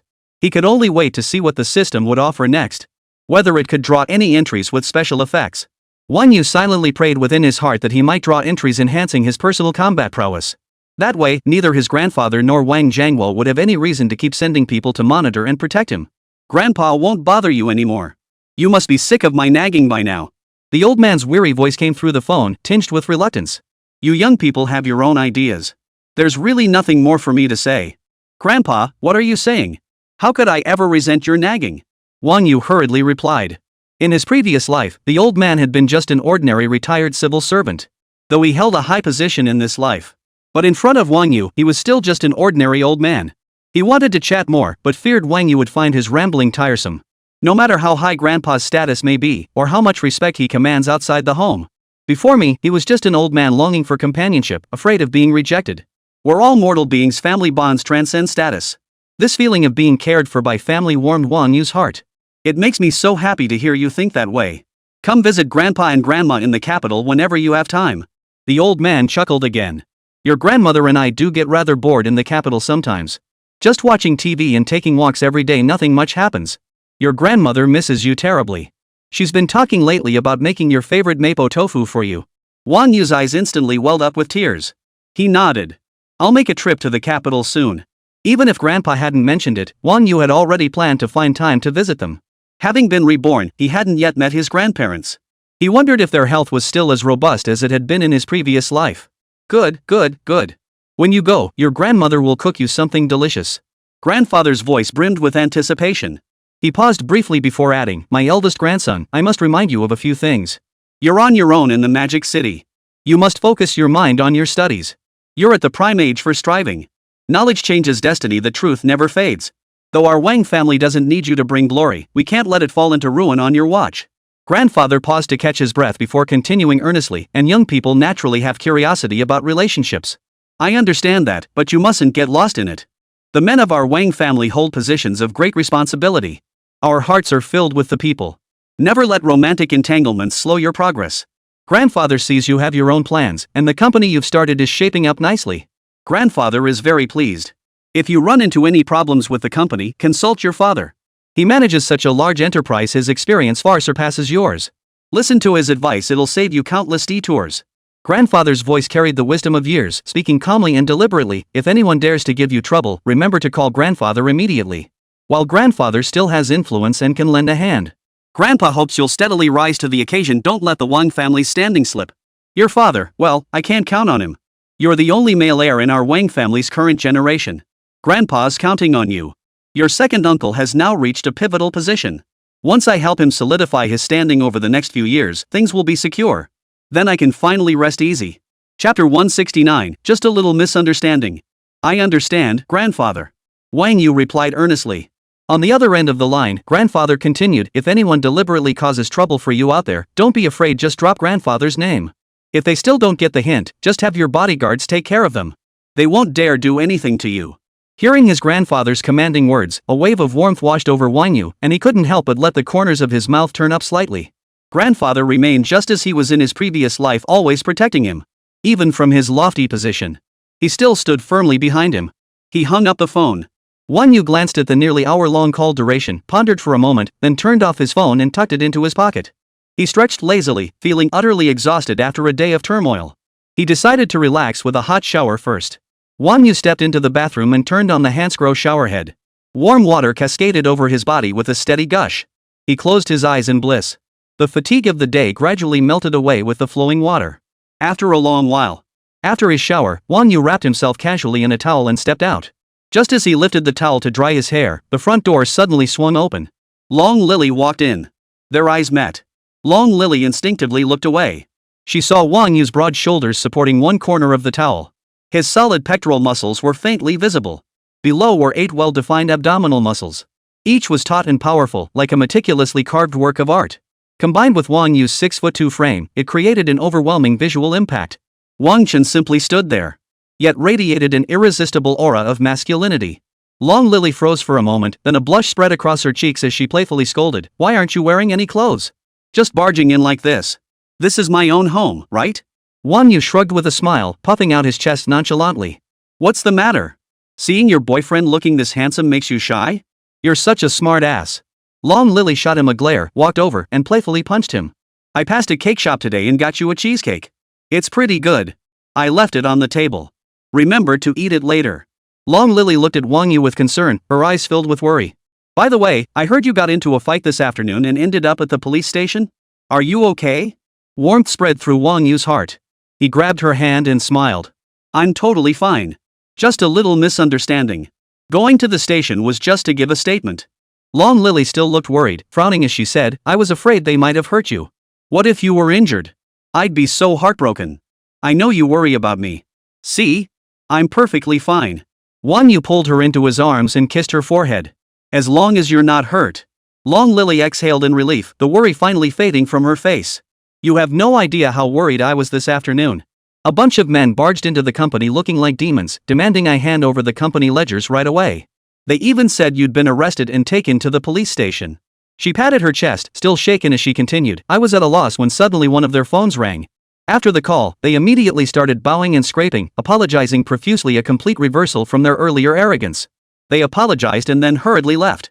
"It's okay now. It's all over. This kind of thing will never happen again. I promise." Wang Yu murmured soothingly. Although today's incident was triggered by Li Meng, the ultimate outcome marked the complete downfall of the Kong family.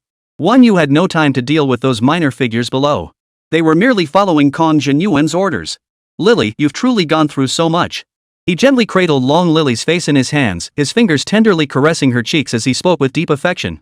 Long Lily lifted her head, her eyes sparkling with a captivating light. With a hint of playful reproach, she said, "It's good you know. But don't ever make me worry like this again. It's so late. Stay here tonight." Wang Yu said, a fiery intensity flashing in his eyes that brooked no refusal. Before Long Lily could respond, he suddenly bent down, his arms powerfully wrapping around her legs and back as he lifted her up in one swift motion. "Ah!" Long Lily gasped, instinctively wrapping her arms around Wang Yu's neck, her face flushing with surprise and embarrassment. "What are you doing?" Wang Yu offered no reply, only a mischievous grin curling his lips as he strode purposefully toward the bedroom, carrying her in his arms. The dim, warm light in the bedroom cast a soft glow over them, outlining their intimate silhouettes. The next night fell. As darkness deepened, the city's nightlife officially commenced. Near the university's campus, the snack street came alive. The rhythmic cries of vendors intertwined. The aroma of grilled skewers, the distinctive scent of stinky tofu, and the sweet fragrance of bubble tea, all these flavors mingled together, drawing wave after wave of diners. Nearby students gather in small groups, laughing and joking as they weave through the crowd. Holding freshly baked delicacies in their hands, they savored the rare moments of leisure. As soon as Wang Yu and his roommates arrived, they spotted several groups of vibrant, youthful girls. Some wore simple outfits, while others sported JK-style uniforms with black tights and miniskirts. Simple outfits, yet brimming with youthful energy. Zhang Jin's eyes lit up instantly. He nudged Wang Yu's shoulder and whispered excitedly, "Check it out, this snack street is packed with beauties. Give it a rest, you're practically drooling." "Got the guts to ask them out?" Wang Yu retorted with a slight smirk, his lips curving up in a teasing smile. His own gaze couldn't help but sweep around the surrounding girls. He had to admit, college life was the best. Just a glance revealed several pretty girls right in front of him. Zheng Jin scratched his head, gave an awkward smile, and fell silent.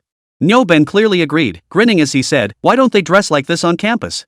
"Guess they saved the black stockings for off campus." Big Guy chuckled dumbly beside him, chiming in, "Exactly. This looks way better." The four chatted as they walked. They found a random barbecue stall nearby and sat down. Zheng Jin had recently started dating a girl who attended Fudan University, not far from the University of Finance and Economics. After Niu Ben and Big Guy found out, they spent all day in the dorm complaining about not being able to find partners. Zheng Jin remembered his girlfriend's roommate was still single, so he organized tonight's matchmaking gathering. He'd already called his girlfriend, they were on their way. As for Wang Yu, was dragged along by the others to foot the bill. They said it was to make up for Wang Yu keeping things from them all these years. Wang Yu didn't mind, he figured he was just treating his dorm buddies to a meal. But he hadn't expected. After much deliberation, they ended up choosing a barbecue stall outside campus. Chapter 170, Just a Temporary Boyfriend. Nyoben was still buzzing with excitement over the upcoming mixer, his eyes darting toward the intersection every so often. Wonder what Zhang Zhen's girlfriend's roommates look like. Wish one of them would take a liking to me. He muttered to himself. Big guy chuckled beside him, chiming in, yeah, I'm curious too. Just then, Zhang Zhen's phone rang again. He answered, his smile growing wider. Almost there? Alright, we'll wait for you at the barbecue stall up ahead. A few minutes later. Several young, attractive girls approached from a distance. Yun, over here. Zhang Zhen waved excitedly toward the girls. From a distance, Nyoben spotted the lead girl, a real looker. Tall and slender, with fair skin. She wore a form-fitting white floral dress and black stiletto sandals. Her demeanor was elegant. She looked especially youthful and adorable. Two other girls followed behind her, walking toward their direction. As they drew nearer, Nyoben's eyes grew brighter. Old Zhang, this beauty's something else. She's not your girlfriend, is she? Wang Yu turned to look upon hearing this. The girl leading the group was indeed quite attractive, wearing a white floral dress that revealed a section of her straight, slender legs. Her exposed arms and legs glowed with a luminous whiteness, drawing all eyes. Wang Yu couldn't help but marvel, truly, fair skin hides all flaws. The ancients truly did not deceive me. With a face that might only score an 80 at most, her overall appearance already placed her in the ranks of goddesses. Add some beauty filters online, and who knows how many young boys and girls she'd charm. Zhang Zhen shot Nyoben a glare. That's my girlfriend. Where do you think you're looking? What? She's your girlfriend? Nyoben couldn't help but exclaim in shock. The big guy's eyes widened, his face etched with disbelief as his gaze darted back and forth between Zhang Zhen and the girl. As if trying to confirm whether Zhang Zhen was pulling his leg. Old Zhang, don't mess with your bro like this. You don't exactly look like the type who could land a goddess like her. Nyoben exclaimed in astonishment. If Wang Yu had such a beautiful girlfriend, Nyoben wouldn't be so shocked. After all, Wang Yu was tall, handsome, and a rich kid. Having such a gorgeous girlfriend would be perfectly normal. But Zhang Zhen looked pretty much like him. Just finding a girlfriend would be impressive enough. How could she be this stunning too? Lin Yun led her two roommates over to them. Seeing the messy and unsanitary conditions of the barbecue stall before her, she frowned. She felt quite displeased. She'd gone to great lengths to get her roommates out for a meal, only for Zhang Zhen to pick a place like this. How could he possibly have the nerve? This was a social gathering. Who goes to a barbecue stall for that? She hadn't set foot in a barbecue stall since middle school. And now that she'd brought her roommate along, this was just embarrassing her in front of her roommate. Lin Yun felt a bit annoyed, and her face grew warm. She felt like she'd lost face in front of her roommate. Yun, you have another roommate? Zhang Zhen, who was the only other person present, asked. The advisor called her away on short notice. She might be a bit late. Lin Yun replied indifferently. His enthusiasm waned. The tall guy scratched his head, intending to greet her roommate and crack a few jokes. But the words caught in his throat, his tongue suddenly tied in knots. His face flushed crimson as he managed to stammer out to Lin Yun, hello, sis. Amongst themselves, they usually addressed each other as father and son, their bond so close they might as well have shared the same pair of underwear. So calling her sister-in-law wasn't exactly out of line. But to his surprise, Lin Yun immediately frowned. What did you just call me? Don't go calling me random things, okay? Lin Yun, already in a foul mood due to the poor conditions at the barbecue stall, grew even more sullen. Her brows knitted tightly together, a clear hint of annoyance flashing in her eyes. Zhang Zhen scratched his nose awkwardly and chuckled, just call me by my name. Besides, I'm only your temporary boyfriend. Lin Yun replied coldly, you haven't passed my test yet. Stop advertising it around. If people get the wrong idea, it won't be good. Nyoben froze upon hearing this. He blurted out, what the heck? A boyfriend is a boyfriend. Is there such a thing as a temporary one? You city folk sure know how to play games. We country folk wouldn't do something like that. Zhang Zhen shook his head with a wry smile. It's a long story. I haven't passed Yun's test yet. Wang Yu and the others exchanged glances, barely holding back their laughter. For days, they'd listened to Zhang Zhen brag about how beautiful his girlfriend was and how perfect their relationship was. Turns out he's just a temporary boyfriend. Suddenly, Jiang Wanwan, Lin Yun's roommate, stood beside her, arms crossed, a faint, mocking smile playing on her lips. Stepping up to Lin Yun. Her shrill voice instantly shattered the already awkward atmosphere. Oh, Yun, is this the knight in shining armor you found? Choosing such a crappy place to eat? That's just not taking us seriously. It's practically dragging your standards down. Jiang Wanwan shot Zhang Zhen and the others a sidelong glance. Her gaze was filled with disdain. She'd always envied Lin Yun for being prettier and having more admirers than her. Now she'd finally found her chance. She immediately began her mockery. Lin Shiyun's expression grew increasingly grim. She bit her lip, a flash of frustration crossing her eyes, yet she didn't know how to respond. She could only stand by silently. Upon hearing this, Ben instantly felt displeased. He stepped forward, furrowing his brow as he exclaimed, "What do you mean by that? How is this barbecue stall lowering the standards? Great taste and enjoying the food are what matter most. Who needs all those pretentious rules?" Jiang Wanwan reacted instantly, like a cat whose tail had been stepped on. "We're goddess-level figures at Shiyun. We deserve to dine at high-end restaurants and enjoy the finest service. How could we possibly settle for this smoky, chaotic place?" Jiang Wanwan declared loudly. Hands on her hips, she stood defiantly, refusing to give anyone an inch. She was utterly relentless, refusing to back down. Wang You couldn't stand by and watch any longer. "We're all friends here," he interjected. "We came out to eat and have a good time.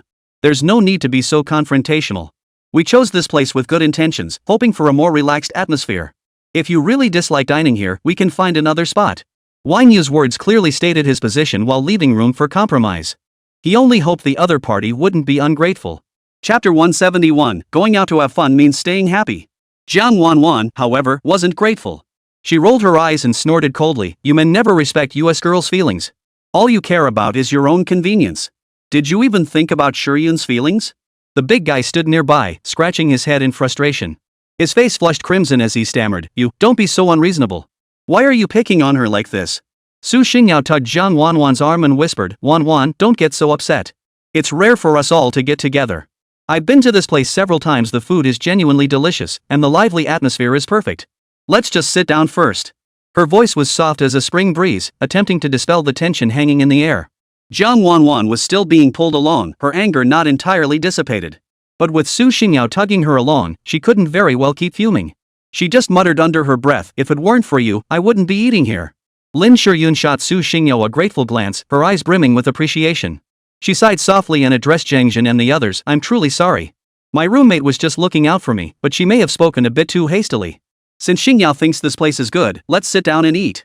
Lin Shiyun's change in attitude eased the previously tense atmosphere considerably. No problem. We were the ones who didn't think it through." Zhang Jin nodded hastily, a relieved smile spreading across his face. "Since everyone's staying, let's sit down quickly. I'll go order some skewers. I promise you'll be satisfied." With that, he strode over to the grill stall owner to place the order. Su Xingyao responded with a sweet smile, "We're all friends here. When we go out to have fun, it's all about enjoying ourselves, right?" Lin Shiyun's two roommates had originally wanted to see if Zhang Jin's roommates were handsome. If they were well-rounded, they planned to add them on Feishin for a chat. But they were sorely disappointed. One had dark skin and wore plain, ordinary clothes. One was as beefy as an ox, a big guy with a bit of a dim-witted look. Both were visibly disappointed.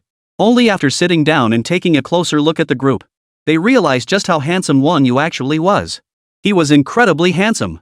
His clothes were clearly designer labels, either wealthy or well-connected. Their eyes kept drifting toward Wang Yu, and even Lin Shiyun couldn't help but glance his way a few times. Lin Shiyun's two roommates, Jiang Wanwan, though a bit on the heavier side, was still the cute type. Su Xingyao, on the other hand, clearly grew up in the city. Her refined taste in clothing and makeup was evident. She wore a light blue floral dress. Her hair was meticulously permed into large waves, cascading smoothly over her shoulders. Her makeup was light and fresh. A soft pink lipstick added a touch of gentleness to her features. Jiang Wanwan was undoubtedly the least attractive of the group, though her face still held a certain cuteness. But after what had just transpired, Wang Yu and the others now knew just how terrifying this woman could be.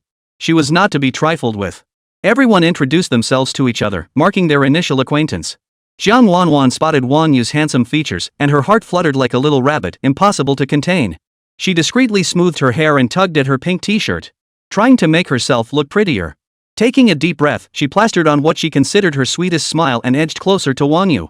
Her voice carried a hint of coquetry as she asked, "Wang Yu, what's your major?" Hearing her question, Wang Yu politely replied, "Finance." Then he turned back to continue the conversation he'd been having with Ben. Jiang Wanwan got a cold shoulder, but she wasn't giving up. Clearing her throat, she spoke again, "Wow, finance is so impressive. You'll definitely make a fortune someday. Not like me, my major is so ordinary. I feel like my future is completely uncertain." As she spoke, she flicked a strand of hair behind her ear, her eyes fixed intently on Wang Yu, waiting for his response. But Wang Yu merely gave a casual his attention completely elsewhere. Zhang Jin returned from ordering the food and found the scene awkward. He smiled and tried to smooth things over. "Everyone has their own strengths. Don't put yourself down, Wanwan. Let's have a toast first." Jiang Wanwan raised her glass to clink with his. She forced a faint smile in response to Zhang Jin, though her thoughts remained entirely on Wang You. She bit her lip, her eyes darting around. By the way, Wang Yu, you're so handsome, you must have a girlfriend, right? Wang Yu frowned slightly, feeling somewhat exasperated by Jiang Wanwan's persistent questioning. He set down his glass and replied calmly, yes. Jiang Wanwan's face instantly fell, her complexion shifting from pale to crimson. Her eyes, once filled with hope, dimmed instantly, replaced by a look of pure resentment and frustration. She slammed her cup down on the table with a dull thud, drawing the attention of everyone around them. Boys these days, none of them know what they want. They think finding a girlfriend solves everything, without considering if they can actually make it work long term. Jiang Wanwan raised her voice, her tone dripping with sarcasm, yet her eyes kept darting toward Wang Yu, as if she were deliberately speaking for his benefit. Take Shiyun and Zhang Jin, for example. Shiyun has such great prospects, with so many rich second-generation guys chasing her, yet she chose an ordinary guy like Zhang Jin. Jiang Wanwan's lips curled into a mocking smile as she continued, anyone can spout sweet nothings when they're dating, but when it comes to marriage, the daily grind of bills and bills, how can you manage without money? Zhang Jin's family isn't wealthy. How could he possibly provide Shiyun with happiness? No matter how passionate their romance was, it all ended in a breakup. Lin Shiyun's face instantly darkened as she bit her lower lip tightly. Zhang Jin clenched his fists, his face flushing as he fought back his anger. Jiang Wanwan, as if she'd found her voice, couldn't stop talking. With her hands on her hips, she continued her tirade, a woman has to be independent.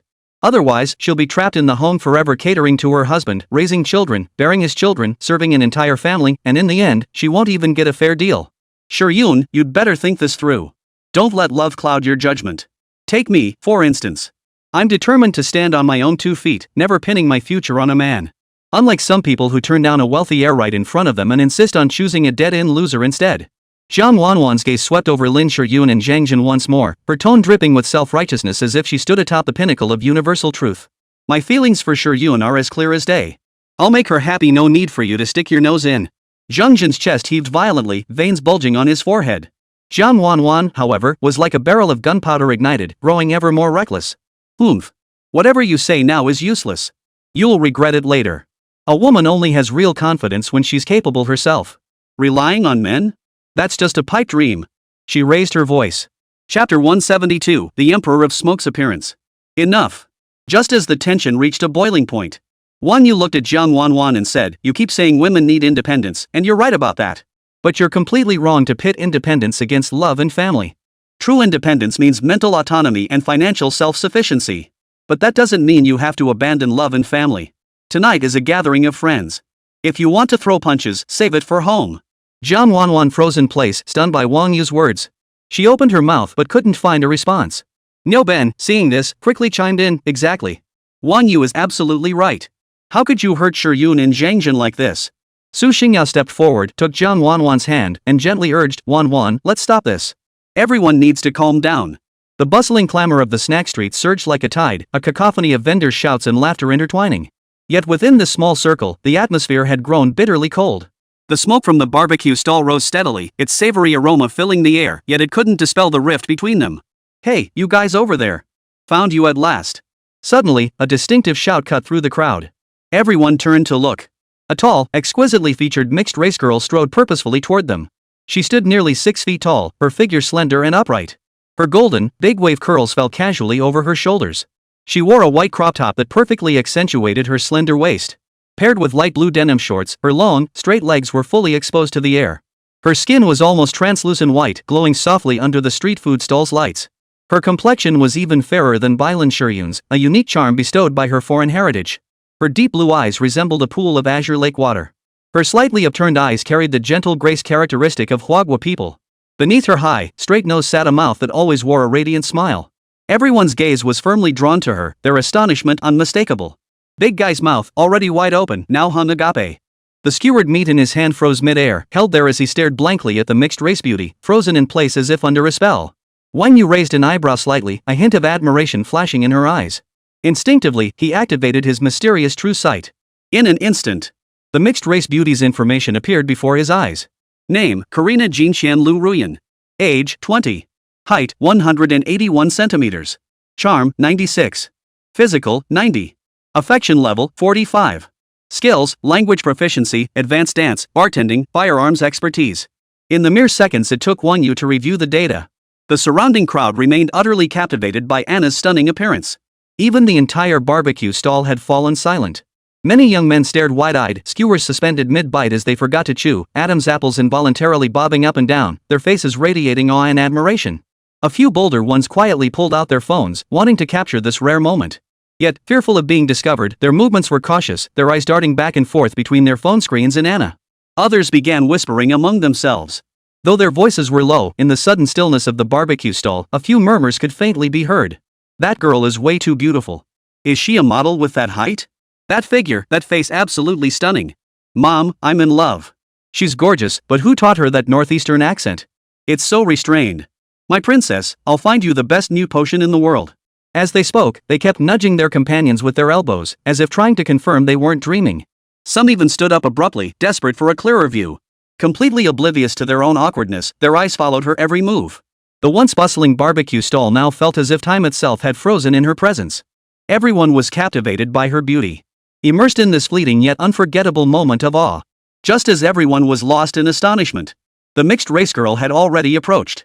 Her face still radiated a bright smile as she spoke in Chinese with a distinctive accent. Oh my, I finally found you guys. I almost got lost in this snack street. Lin Shiyun quickly grabbed Lu Mingyan's hand and said warmly, sit down, sit down. We've been waiting for you. After introducing Karina to the others, Lin Shiyun turned to the group and announced, this is my last roommate. Pretty, right? Karina stood up gracefully and spoke in her distinctive accented Chinese. Hello, everyone. I'm a junior at Fudan University. I grew up in Russia and only returned to China for high school. I'm of mixed Chinese and Russian heritage. My Russian name is Karina Jinshen and my Chinese name is Lu Ruyan. You can call me either Lu Ruyan or Karina. Wang You was speechless upon hearing this. But deep down, he couldn't help but admire the beauty of the Empress Ruyan. No girl bearing the name Lu Ruyan could be unattractive. The novel hadn't lied to me. Nyoben's eyes widened in surprise as he asked curiously, holy crap, you're half Russian? No wonder you're so gorgeous. So when you lived in Russia, did you eat big loaves of bread and red sausage every day? Karina burst into laughter at his question, her eyes crinkling into crescent moons. I did eat a lot of Russian black bread and red sausage, but Russia has so many other delicious foods. Like blini pancakes and borscht soup, I absolutely love those too. Wang Yu perked up with interest. When you first came back to China, did you find it hard to adjust? Of course it was strange at first. Even though I speak Chinese, I couldn't understand some dialects and slang, and the lifestyle was quite different. But gradually, I fell in love with China. There are so many fun places here, and tons of amazing food. Karina nodded gently, her answer sincere. She looked at Wang Yu, a hint of surprise flashing in her eyes. He was the most handsome guy she'd ever seen, and she couldn't help but feel a flutter in her heart. Her cheeks flushed slightly as she absent-mindedly tucked a strand of hair behind her ear, trying to make her voice sound natural. The tall guy scratched his head and asked with a silly grin, you can speak Russian too? Could you say a few words for us to hear? Karina replied crisply. She then delivered a passage in fluent Russian, her unique pronunciation and intonation leaving everyone utterly baffled. Su Xingyao smiled as she stood up, walked over to Karina, and explained to everyone. Karina just said, hello everyone, I am now a citizen of China, I have Chinese nationality. Russian was her major, so understanding it was only natural. Chapter 173, straight to the point. Karina's gaze casually swept toward Wang Yu. Their eyes met. Wang Yu paused slightly, then smiled politely and said, when you started speaking, I thought some international superstar was giving an acceptance speech. Your Russian was so stylish, I almost wanted to ask for your autograph. Karina chuckled at Wang Yu's words, her eyes crinkling into crescent moons. Her face lit up with a radiant smile as she replied, you really know how to joke. My skills are nowhere near that of an international superstar. But if you really want an autograph, I can give you one right now. Guaranteed to increase in value later. Nyo Ben, standing nearby, doubled over laughing. Wang Yu, you're such a smooth talker. Karina, don't let him fool you, he just wants to chat with you longer. Wang Yu shot Nyo Ben a disapproving look and laughed, I'm being completely sincere, Karina. You wouldn't believe how fascinated I've always been by Russian, just never had the chance to learn it. Every single word in Russian just feels so powerful when spoken. I don't buy it. My mom says all men are big pigs. Karina declared with a touch of pride. The crowd burst into laughter once more. Halfway through the drinking session, Karina suddenly turned to Wang Yu and asked, Wang Yu, do you go to the gym often? Why do you ask? Wang Yu took a sip of beer and asked, the gym? Not just in this lifetime, even in his past life, Wang Yu had never set foot in a gym. Karina tilted her head, her eyes scanning Wang Yu's physique as a hint of a smile played at the corners of her mouth. You're in such great shape, with such defined muscles. I just had to ask if you hit the gym regularly. And I saw your abs, you know. Earlier while drinking and chatting, the hem of Wang Yu's shirt had accidentally lifted, revealing a glimpse of his abs which Karina had spotted perfectly. Wang You couldn't exactly say it was a gift from the system. He could only laugh and say, "You notice that? I do hit the gym regularly." Karina's eyes lit up with excitement. What a coincidence. I absolutely love working out too. I head to the gym whenever I have free time. Next time you go, could you invite me along? We could even coach each other. Sure, I'd love that. Wang Yu smiled. Oh my, Karina, you're too much. Already trying to charm the handsome Wang Yu? Lin Shiyun giggled, half jokingly, deliberately winking at Karina. She leaned close to Karina's ear and whispered, "Your eyes are practically glued to him. If you like him, make your move now. If you wait, someone else might snatch him up." Hearing Lin Shiyun's teasing, Karina didn't blush at all. Instead, she burst into laughter. She wrapped an arm around Lin Shiyun's shoulder, unapologetic. So what if you noticed? Wang Yu is that charming. Liking him isn't something to be ashamed of. Finishing, she flashed Wang Yu a playful, flirtatious glance, her eyes brimming with boldness and directness. Wang Yu was taken aback by Karina's direct and passionate response. He immediately smiled and said, "In that case, let's exchange contact info. It'll be convenient for getting in touch later." Karina immediately pulled out her phone with a cheerful smile, eagerly exchanging Feishin contacts with Wang Yu. She even deliberately added a little heart emoji to his Feishin contact note right in front of him. Her unabashed affection practically overflowed from the screen. Wang Yu couldn't help but marvel. Foreign girls really were different. They love with passion and hate with intensity. When they like someone, they go straight for the kill. Zhengjin, Niuben, and Big Guy all stared with envy. Old Wang really is something else, getting a beautiful girl to ask for his WeChat again. And she's a foreign girl. Is this the gap? Wang Yu is tall, rich, and handsome.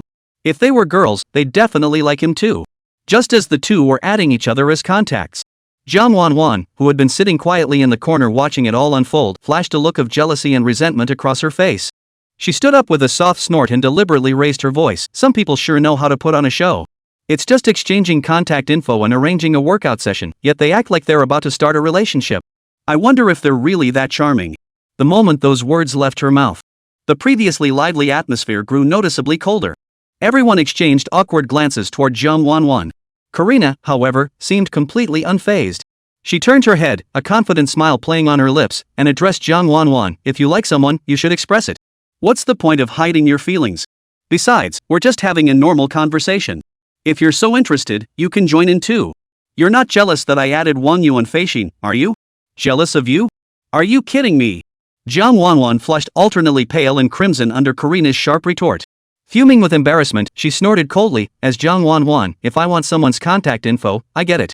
Why would I care about your little thing? It's just that seeing you being so forward in public like this, don't you worry about losing face? Wang Yu's just a bit handsome, yet you're so eager to cling to him. What's the point?" She finished with a sideways glance at Wang Yu, her face dripping with disdain. "Maybe he thinks you're too forward and just doesn't know how to refuse you politely. Unlike you, I don't throw myself at every random person I meet without considering myself." Jiang Wanwan delivered the tirade in one breath, as if venting pent-up frustration. Her nostrils flared slightly as she glared defiantly at Karina. Those around them couldn't help but gasp. No one expected Jiang Wanwan's words to be so sharp, and the tension in the air instantly thickened. Niuben frowned, trying to smooth things over. "Everyone, hold your horses. We're all friends here, let's not ruin the mood." Lin Shiyun tugged at Karina's sleeve, signaling her to let it go. "I know exactly what I want." Unlike some people who care deeply but insist on putting on airs of indifference. But Karina refused to back down. She gently brushed Lin Shiyun's hand away, a mocking smile curling her lips. "If you truly didn't care, why bother with all this sarcasm? Stop making baseless accusations. You're just blinded by love, thinking you found true love with just anyone. Don't you know your place? A foreigner, meddling in this mess." Jiang Wanwan stepped forward, her finger nearly touching Karina's face, her voice trembling slightly with anger. Karina's gaze instantly sharpened like a blade. Unflinching, she met Jiang Wanwan's gaze and stepped closer. The distance between them was so close they could almost hear each other's breath. "Status? All I know is that loving someone is my freedom. Unlike you, who doesn't even have the courage to express your feelings, hiding in the corner spouting sour remarks. I may be a foreigner, but I dare to love and hate openly. Unlike you, who cowers in fear, unable to even face your own heart." At that moment, the air around them seemed to freeze solid. Everyone watched the two of them, their tension palpable. Chapter 174, still playing hard to get with him? Enough! What kind of spectacle is this? Zhengjin stamped his foot in frustration, shouting his warning once more. Wang Yu frowned, his gaze tinged with displeasure. "Jiang Wanwan, that's enough. Karina is your roommate too, your words are going too far. After reincarnating and experiencing so many people and events, Keeping his emotions in check had become second nature to him, and he rarely showed such obvious frustration. But Jiang Wanwan's unprovoked hostility had finally pushed him to intervene. After that, Wang Yu ignored Jiang Wanwan and turned to face Karina. He gently took Karina's hand, running his thumb lightly over the back of her hand. With a soft chuckle, he said, "Don't be angry. It's not worth ruining your health over someone like that. Let's leave now. There's no point in letting this ruin our mood." Karina lifted her eyes to meet Wang Yu's, her gaze still smoldering with anger. But when she met Wang Yu's concerned gaze, the flames gradually dimmed, replaced by a flash of mischief. Instead, a look of deep hurt filled her eyes. She bit her lower lip hard, her eyes slightly reddened, as if struggling to hold back tears. At that moment, Zhang Jin quickly interjected, "It's getting late. Why don't we call it a night? Let's all cool off." The others nodded in agreement. "Then let's gather another day," Wang Yu said to Zhang Jin and the others. Wang Yu released Karina's hand and walked over to the barbecue stall owner to settle the bill. The owner's fingers danced swiftly across the calculator, quickly tallying the bill. "That'll be 3,500 yuan. Wang Yu remained calm, showing no hesitation. He pulled out his phone, scanned the QR code, and paid in one fluid motion. Payment successful. After settling the bill, Wang Yu walked back to Karina's side. He shifted his body slightly and naturally took Karina's soft, delicate hand. The gesture felt as though they had been intimately close for ages. Karina's cheeks flushed slightly, a hint of bashfulness flickering in her eyes, yet she offered no resistance.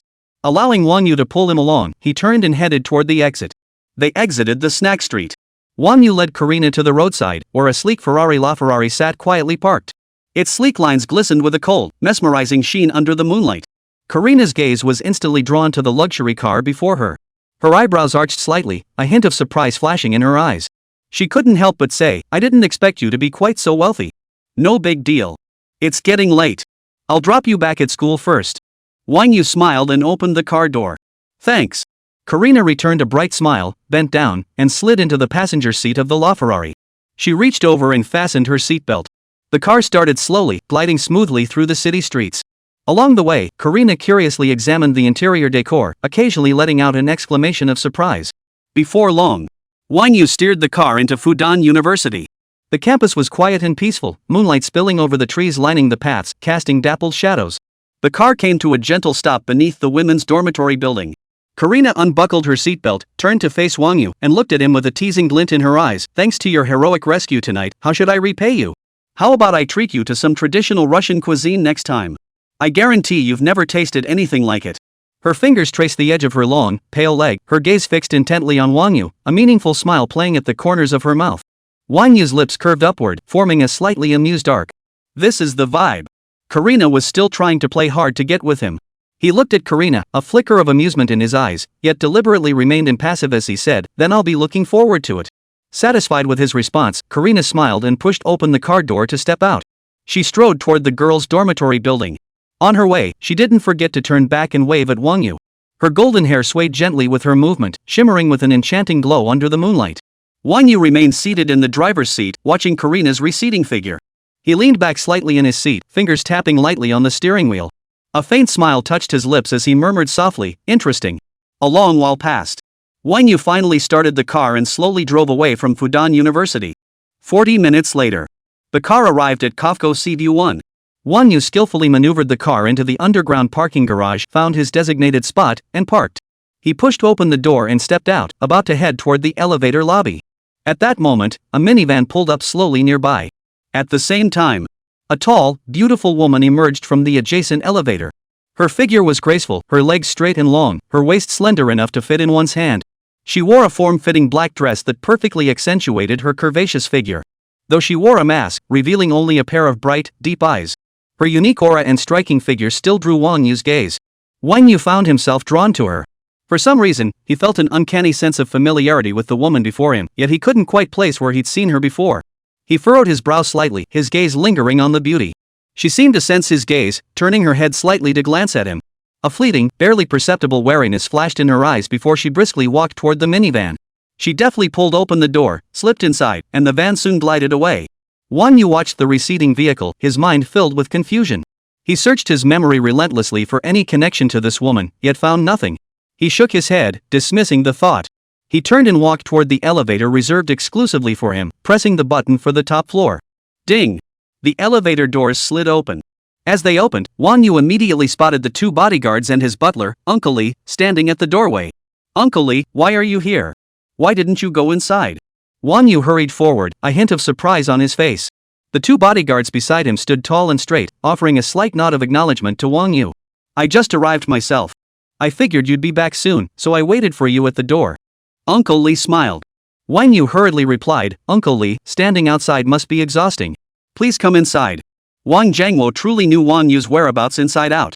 He even knew exactly when he'd return. Though somewhat helpless, this was Wang Jiangwo's way of protecting Wang Yu. Top-tier families always placed great importance on their heirs. Wang Yu was no exception. He opened the door, and the two of them entered the room together. Uncle Lee placed the laptop on the living room coffee table before sitting down. A hint of emotion flickered in his eyes. Young master, it's been a while.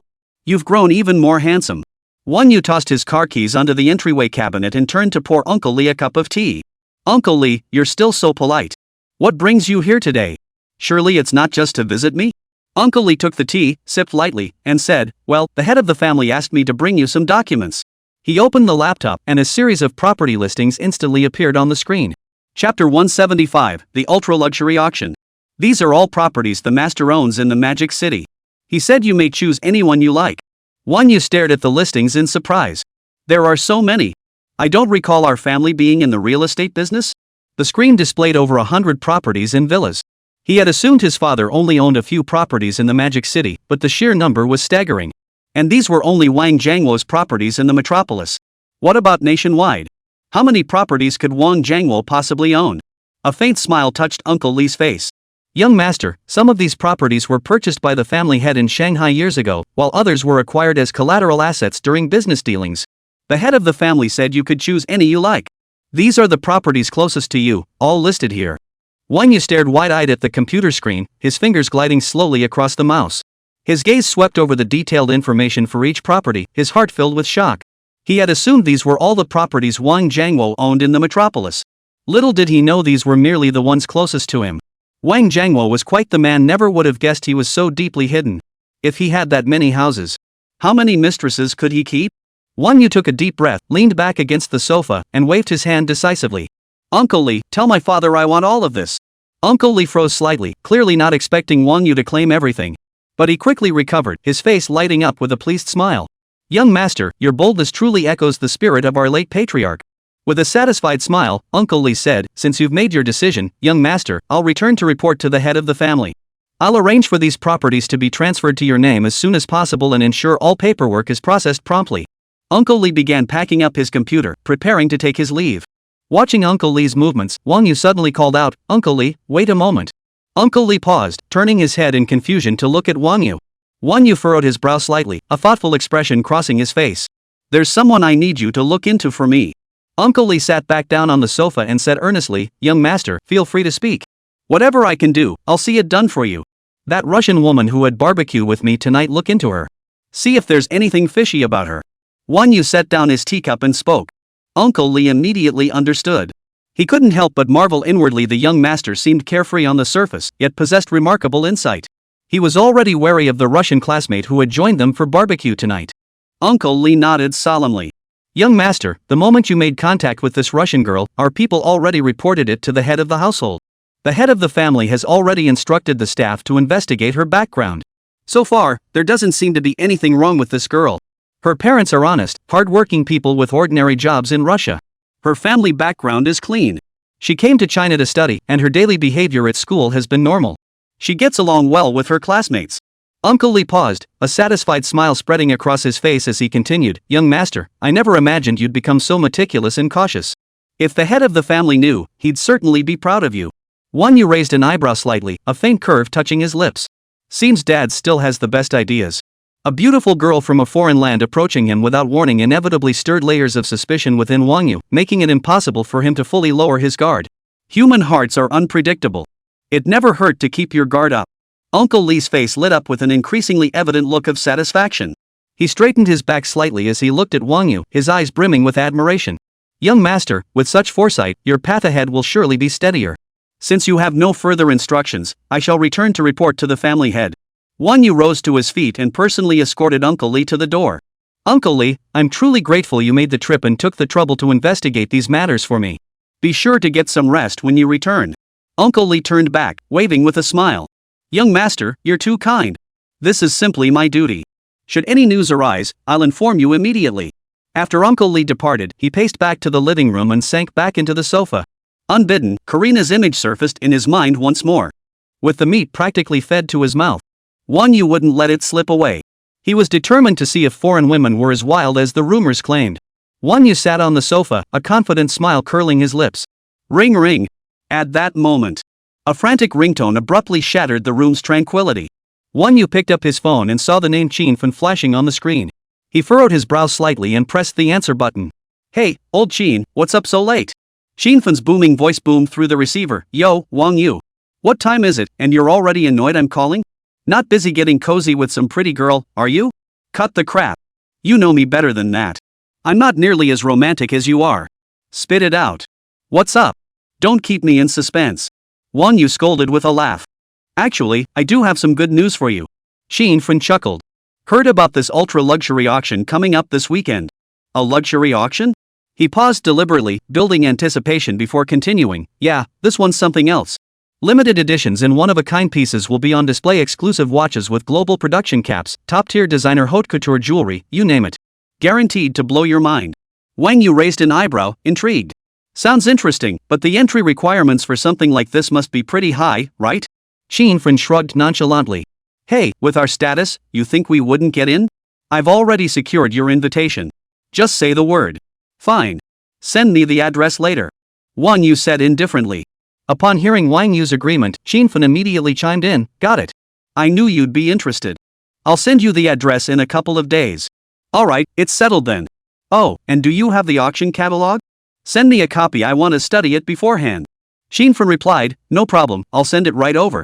This auction is the biggest event among Shanghai's wealthy circles lately. Lots of people are keeping an eye on it. He hung up the phone. Wang Yu leaned back lazily on the sofa, glancing at the auction catalog Qin Fan had sent to his phone. His slender fingers glided lightly across the screen as his gaze swept over each item. The first item that caught his eye was a limited edition Patek Philippe watch. Only 5 were ever produced worldwide. He continued scrolling. A Van Cleef Arpels haute jewelry piece caught his attention. It was a necklace set with top-grade sapphires and diamonds, dazzling and radiant. Chapter 176, Enjoy tomorrow's date first. Karina had just returned to her dorm. She hummed a tune as she walked into the bathroom, clearly in high spirits. A short while later, she emerged wrapped in a pink bath towel. Her damp blonde hair fell loosely over her shoulders as she dried it in front of the mirror. Squeak! Just then, the dorm door swung open as her roommates chattered and laughed their way in. Karina, you're back pretty early today. Why didn't you go home with Wang Yu? Lin Shiyun asked with a hint of surprise and playful teasing. A blush instantly spread across Karina's cheeks as she smiled softly. I'm not that kind of girl. We've only just met. Come clean, how far did you two actually go? I refuse to believe nothing happened. Su Xingyo walked over to her, eyes sparkling with curiosity. Karina pretended to be calm as she dried her hair with a towel, laughing. Come on, don't get any ideas. After we left, he just drove me home. Russian girls might be passionate, but we're not promiscuous, okay? Su Xingyo wouldn't let it go, tugging Karina's arm and shaking her gently. Come on, stop playing coy. Karina's lips curved upward, her eyes sparkling with unhidden amusement. Alright, I have to admit, he is quite charming. Talking with him feels effortless, he's humorous and a true gentleman. But it was only our first meeting, what could possibly happen? Don't go thinking I'm some love-struck fool. She winked playfully, looking at the others with an innocent expression. Lin Shiyun asked with a gossipy look, so did he mention when you'll meet next? Or did he invite you out? You guys are hopeless. Karina playfully slapped Lin Shiyun's hand, feigning exasperation. He really didn't mention it. But I did suggest treating him to Russian cuisine next time, wonder if he'd be interested. A flicker of anticipation crossed Karina's eyes as Wang Yu's image flashed through her mind. From the moment she first laid eyes on Wang Yu, she'd been captivated by his handsome figure. Young, handsome, and loaded. Especially with that multi-million-dollar Vacheron Constantin watch on his wrist. For the wealthy, spending tens of millions on luxury cars and mansions was perfectly normal. But spending tens of millions on a single watch? That alone proved Wang Yu's extraordinary background. It was beyond the reach of ordinary wealthy individuals. Just as Karina was lost in her fantasies about Wang Yu, Jiang Wanwan suddenly sneered coldly, her voice dripping with sarcasm. So what if you know a rich guy? Is it really worth getting this excited? Maybe he's just messing around and doesn't take you seriously at all. Su Xingyao couldn't stand it anymore. Frowning, she said, don't talk like that. Karina and Wang Yu get along really well. Why are you pouring cold water on things? I'm just telling it like it is, so she won't get hurt too badly later. Just wait and see, it won't be long before that Wang You forgets all about her. Jiang Wanwan rolled her eyes dismissively. Karina shook her head silently. After drying her hair, she returned to her own bunk. Karina gazed at her long, straight legs and couldn't help but run her fingers over them. He should like them, right? But it was so late already, why hadn't Wang You sent a message yet?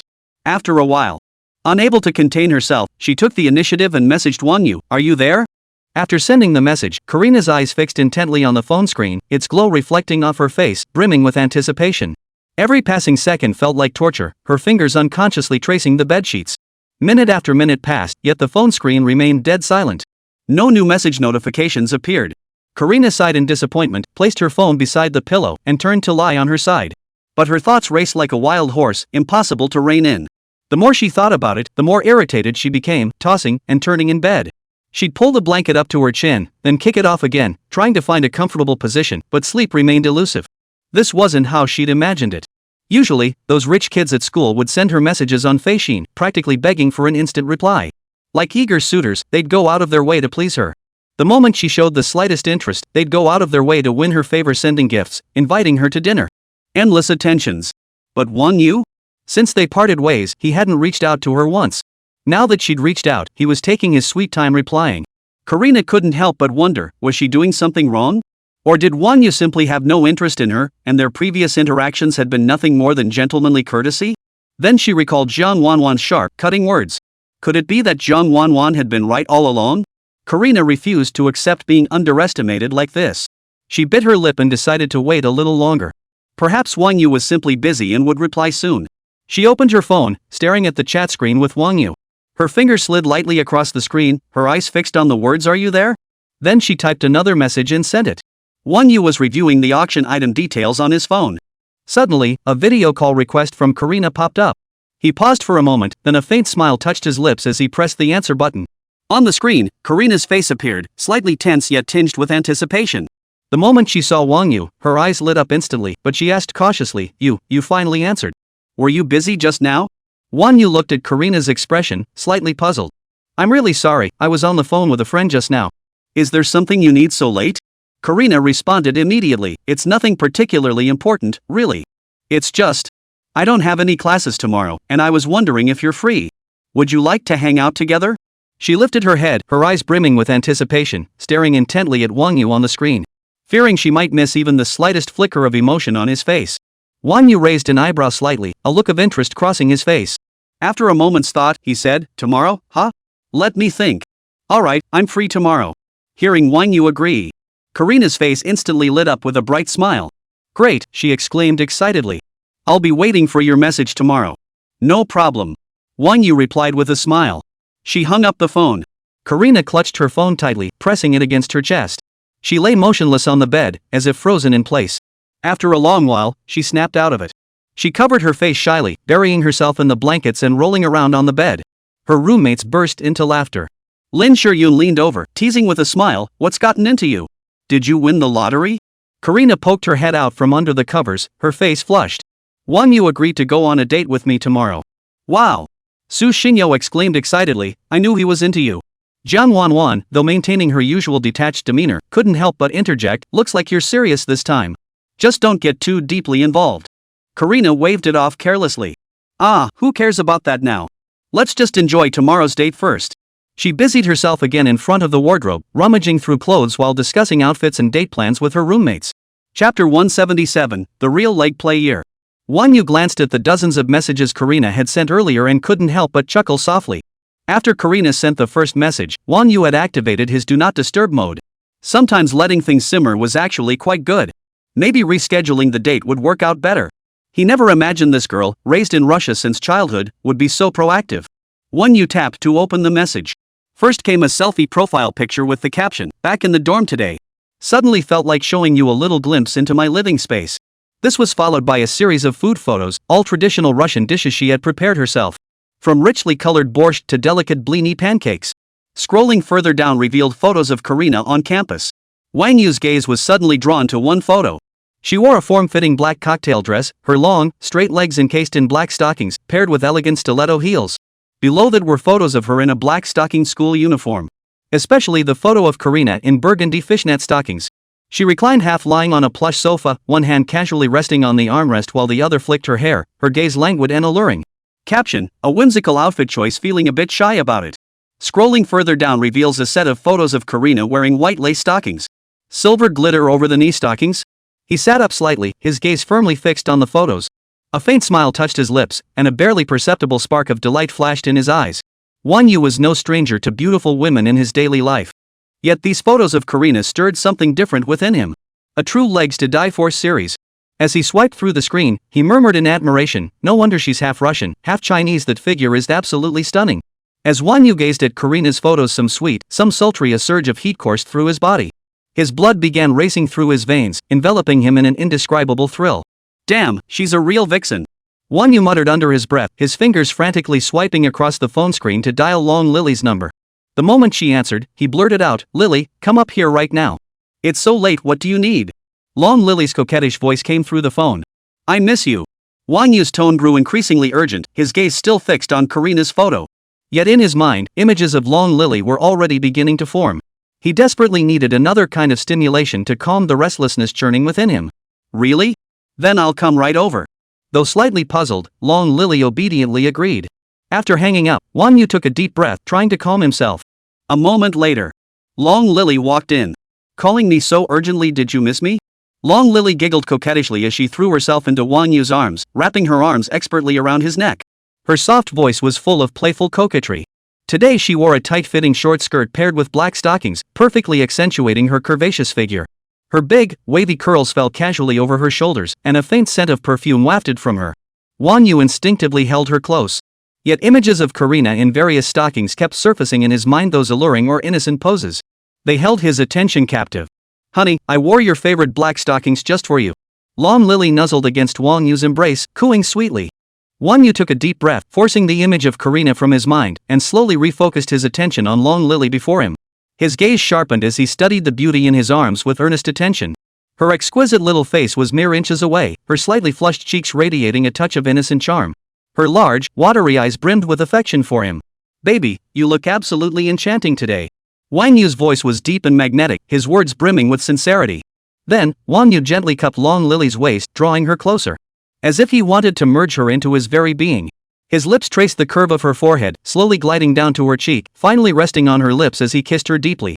Long Lily responded passionately to Wang Yu's kiss, her hands digging tightly into his back, her nails nearly sinking into his skin. Her breath grew rapid and hot, misting Wang Yu's face. Wang Yu's hands began to wander restlessly, slowly climbing upward from Long Lily's waist, gently caressing her spine and sending a shiver through her. Long Lily let out a soft moan, her voice thick with intoxication and desire. Her body instinctively pressed closer to Wang Yu, as if craving more. Wang Yu swept Long Lily into his arms and strode purposefully toward the bedroom. Her big, wavy curls spilled wildly across the pillow. Her gaze was hazy, veiled in a misty haze as she looked at Wang Yu. Wang Yu's lips parted from hers, tracing a path down her neck, leaving a trail of fiery kiss marks. In an instant, the entire room echoed with Long Lily's soft, breathy sighs and Wang Yu's deep, resonant breathing. 10,000 words omitted here. Omega. The next day. 5 o'clock in the afternoon, the sun still blazing hot. He walked to the window, drew back the curtains, and the blinding sunlight instantly flooded the room, making him squint slightly. He glanced at the time, it was getting late. Karina must be getting impatient waiting. Wang Yu entered the bathroom, finished his routine, and tidied his hair in the mirror. Then he descended the stairs toward the garage. Wang Yu opened the door of the Lamborghini Aventador. He slid into the driver's seat. The roar of the engine instantly shattered the garage's tranquility. Wang Yu sent a message to Karina, then skillfully maneuvered the steering wheel as he drove toward Fudan University. Meanwhile, Fudan University Women's Dormitory. Karina kept glancing at her phone, her eyes filled with anxiety and unease. She had gotten up early to get ready, yet Wang Yu still hadn't replied. Ding! The sharp notification sound cut through the quiet dormitory, making Karina flinch. When she saw Wang Yu's message displayed on the screen, her tense shoulders instantly relaxed, and she exhaled heavily. The furrowed brow that had been etched with anxiety smoothed out, replaced by an involuntary upward curve of her lips. She quickly replied to Wang Yu's message. Then she stood before the mirror, quickly assessing her appearance. Taking a deep breath to steady her excitement, she stepped out of the dormitory with a light spring in her step. Soon, Karina arrived at the entrance of Fudan University. She wore a pale yellow off-the-shoulder crop top. Her high-waisted white aligned skirt added a playful, adorable touch. Her legs were tightly wrapped in sheer nude stockings, hinting at a touch of allure in the sunlight. Her feet were shod in beige flats. Her long golden hair was casually pulled into a high ponytail, with a few stray strands framing her cheeks, adding a touch of allure. She stood beside the doorstep, her eyes fixed intently on the intersection, not missing a single passing car. Occasionally, a gentle breeze would stir her golden ponytail. A few strands of hair gently brushed against her cheek. She instinctively tucked a strand behind her ear, her gaze never leaving the intersection. Chapter 178, A Dream Beyond Reach. At that moment, it was dismissal time, and the crowd at the school gate was growing steadily. The boys passing by were all drawn to Karina's beauty. Some merely glanced briefly before shyly lowering their heads and hurrying past. Others stared at her openly, their eyes filled with astonishment and admiration. So engrossed they nearly bumped into a nearby utility pole, drawing laughter from those around them. Just as Karina was eagerly anticipating Wang Yu's arrival, a black BMW M5 pulled up slowly in front of her. The window rolled down, revealing a familiar face, her former suitor, Li, a freshman at Fudan University. With a bit of money to his name, he had pursued Karina relentlessly since her first day on campus. Karina had rejected him many times, yet he clung to her like a stubborn leech. Li wore designer casual wear, his hair meticulously styled. A self-assured, charming smile played on his face as he ignored Karina's cold demeanor, stepping out of the car and saying, "Long time no see, Nana. Why are you standing here? Need a ride?" "No, thank you. I'm waiting for someone." Karina frowned slightly, offering a polite smile as she replied. Passing classmates cast curious glances their way, making Karina feel intensely awkward. She just wanted to shake off Li quickly. But Li persisted, shamelessly reaching out to grab her arm. "Nana, don't be so formal. I know a great restaurant, just do me a favor and come with me." Karina's face twisted with disgust as she quickly sidestepped him, shouting, "Don't push it. I told you I'm waiting for my boyfriend. If you keep this up, I'll call security." More and more students passing by gathered around, forming a small circle. Whispers began to circulate. How can this guy be like this? She's already refused him, yet he won't let it go. Exactly. What a jerk. I know him. He's a freshman. He got into a fight with the drill instructor right at the start of the semester. These whispers reached Li's ears, causing his face to turn pale and then red. Boyfriend? Humph. I bet you're just making excuses to brush me off. Li bellowed, veins bulging on his neck. Look at me.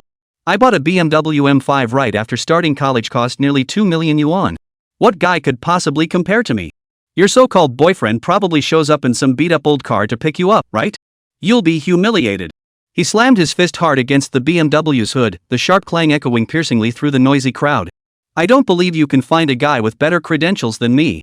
If you keep this up, I'm seriously calling the cops. Karina snapped impatiently. Classmates nearby began pointing and whispering, making Li feel even more humiliated. Is he a student at Fudan University?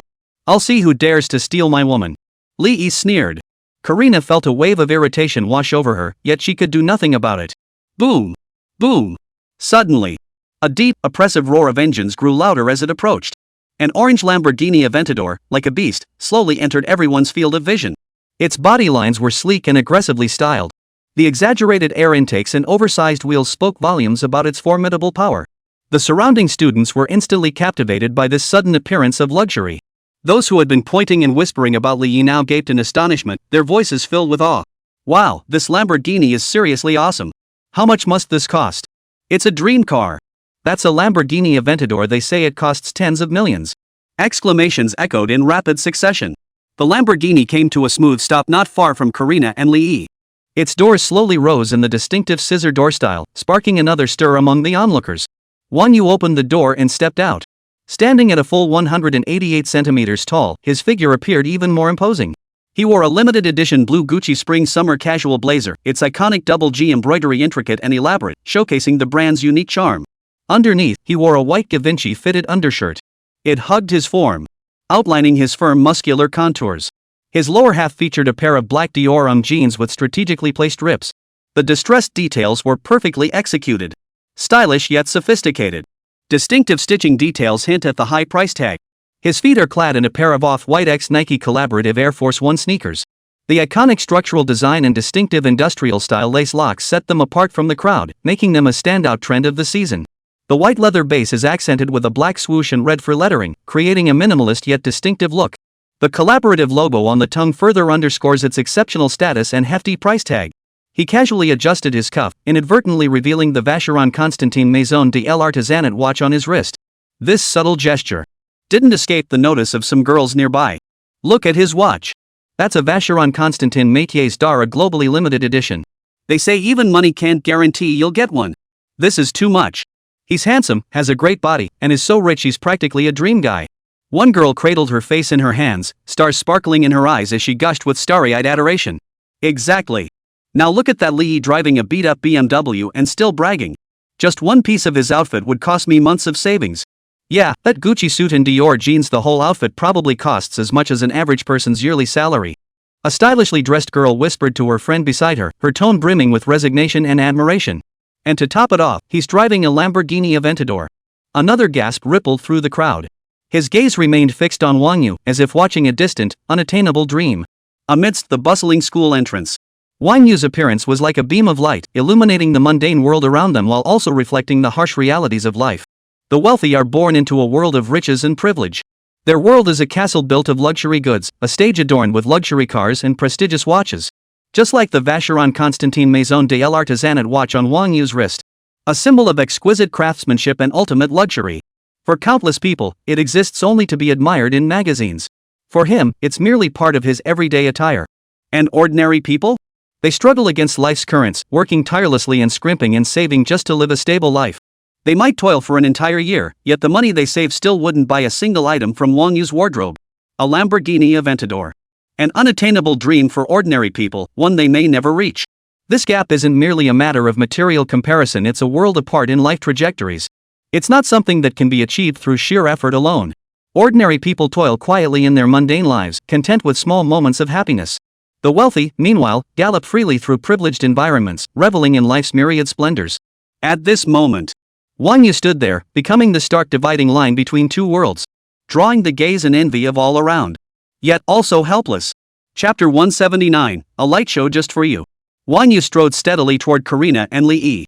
Damn it, it can't be that coincidental. Amidst the gasps and murmurs, Li Yi's expression darkened considerably. His gaze darted back and forth between Wang Yu and Karina. Uncertain. As Wang Yu drew nearer step by step, a sudden, ominous foreboding surged within Li Yi.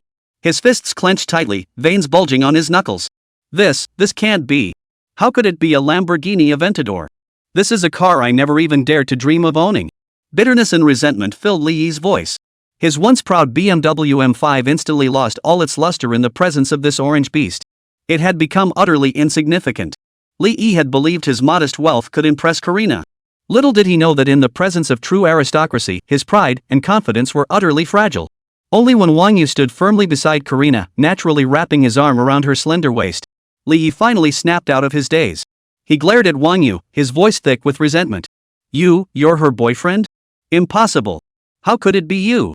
Shock and fury twisted his face, yet beneath it all, a trace of panic remained impossible to conceal. As if in this very moment, the sense of superiority he had built up all along completely crumbled. Karina leaned closer into Wang Yu's embrace and said to Li Yi, "I told you I had a boyfriend. You insisted on pestering me. Now you believe me, right?" Whispers began to ripple through the surrounding students, punctuated by occasional snickers. Li Yi really made a fool of himself this time. Yeah, and he was bragging about his BMW. She's driving a Lamborghini Aventador. And he's still clinging on like this, doesn't he know his own place? I'm practically cringing for him. Who says otherwise? He thought having a little money meant he could do whatever he wanted. Now he's been slapped in the face. The words washed over him like a tidal wave, completely drowning Li Yi. Li Yi's face flushed crimson. You. Don't tell me he's coming to pick you up in that beat-up car? You'd be so embarrassed. I refuse to believe you could find a man with better prospects than me.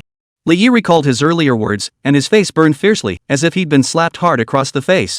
Those words now came back like boomerangs, each one hitting him squarely. He opened his mouth, desperate to salvage his dignity with some retort. But his throat felt blocked, unable to produce a single sound. Li Yi finally understood why Karina had always been so cold toward him. It turned out Karina had found a rich second-generation heir even wealthier than him. All his so-called advantages meant nothing to her. Let's go. Wang Yu glanced at Li Yi and said indifferently. Okay. Karina nodded obediently. Li Yi's gaze remained fixed, vacant, on the direction Wang Yu and Karina had departed. The pointing fingers and whispered murmurs of the surrounding classmates still seemed to echo in his ears. After a long while, he slowly snapped back to reality, instinctively glancing at his BMW M5. Once, this car had been his capital for showing off. The source of his confidence. But now, in the shadow of the Lamborghini, it seemed so dull and lackluster that even he felt his BMW M5 looked a bit shabby. He couldn't help but chuckle bitterly. He approached the car door. Wang You pressed the key fob lightly. The Lamborghini's scissor doors slowly rose, tracing a distinctive arc through the air. This caused another stir among the surrounding crowd. Wang You took the driver's seat first. Karina carefully stepped her long legs into the car. Once seated, her gaze was immediately drawn to the luxurious interior. Wow, this interior is so cool! Karina couldn't help but exclaim, her eyes sparkling with curiosity and excitement. Her hand gently traced the smooth leather upholstery, savoring the texture of top-tier craftsmanship. The carbon fiber trim panels throughout the cabin. Exquisite stitching and a high-tech dashboard. Every detail radiated ultimate luxury and sophistication. Wang Yu's lips curved into a faint smile as he pressed the button to start the engine. The engine roared to life.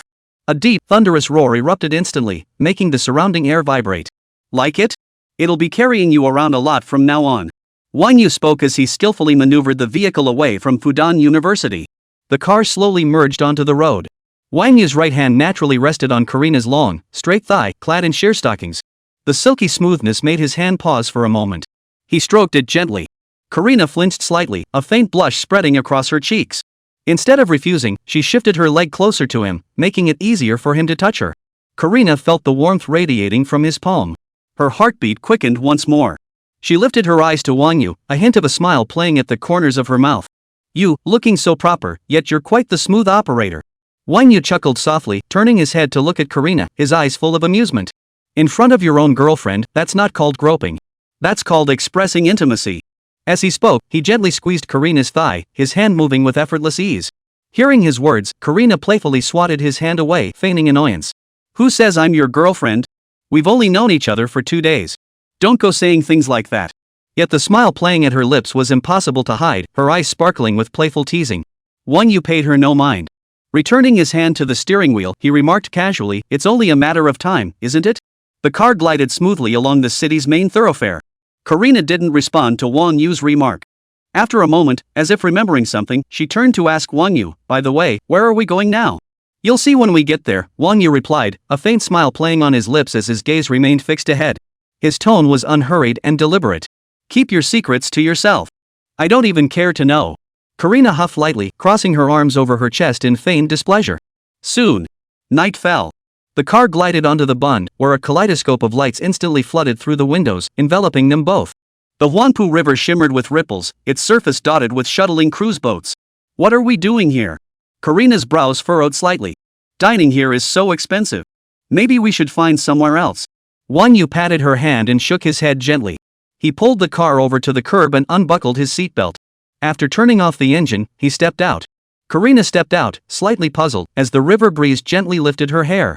Wang Yu turned to look at Karina tenderly and said, I just wanted to show you a light show made just for you. With that, he pointed toward the cluster of buildings across the river. Karina followed his gesture, her mind filled with questions.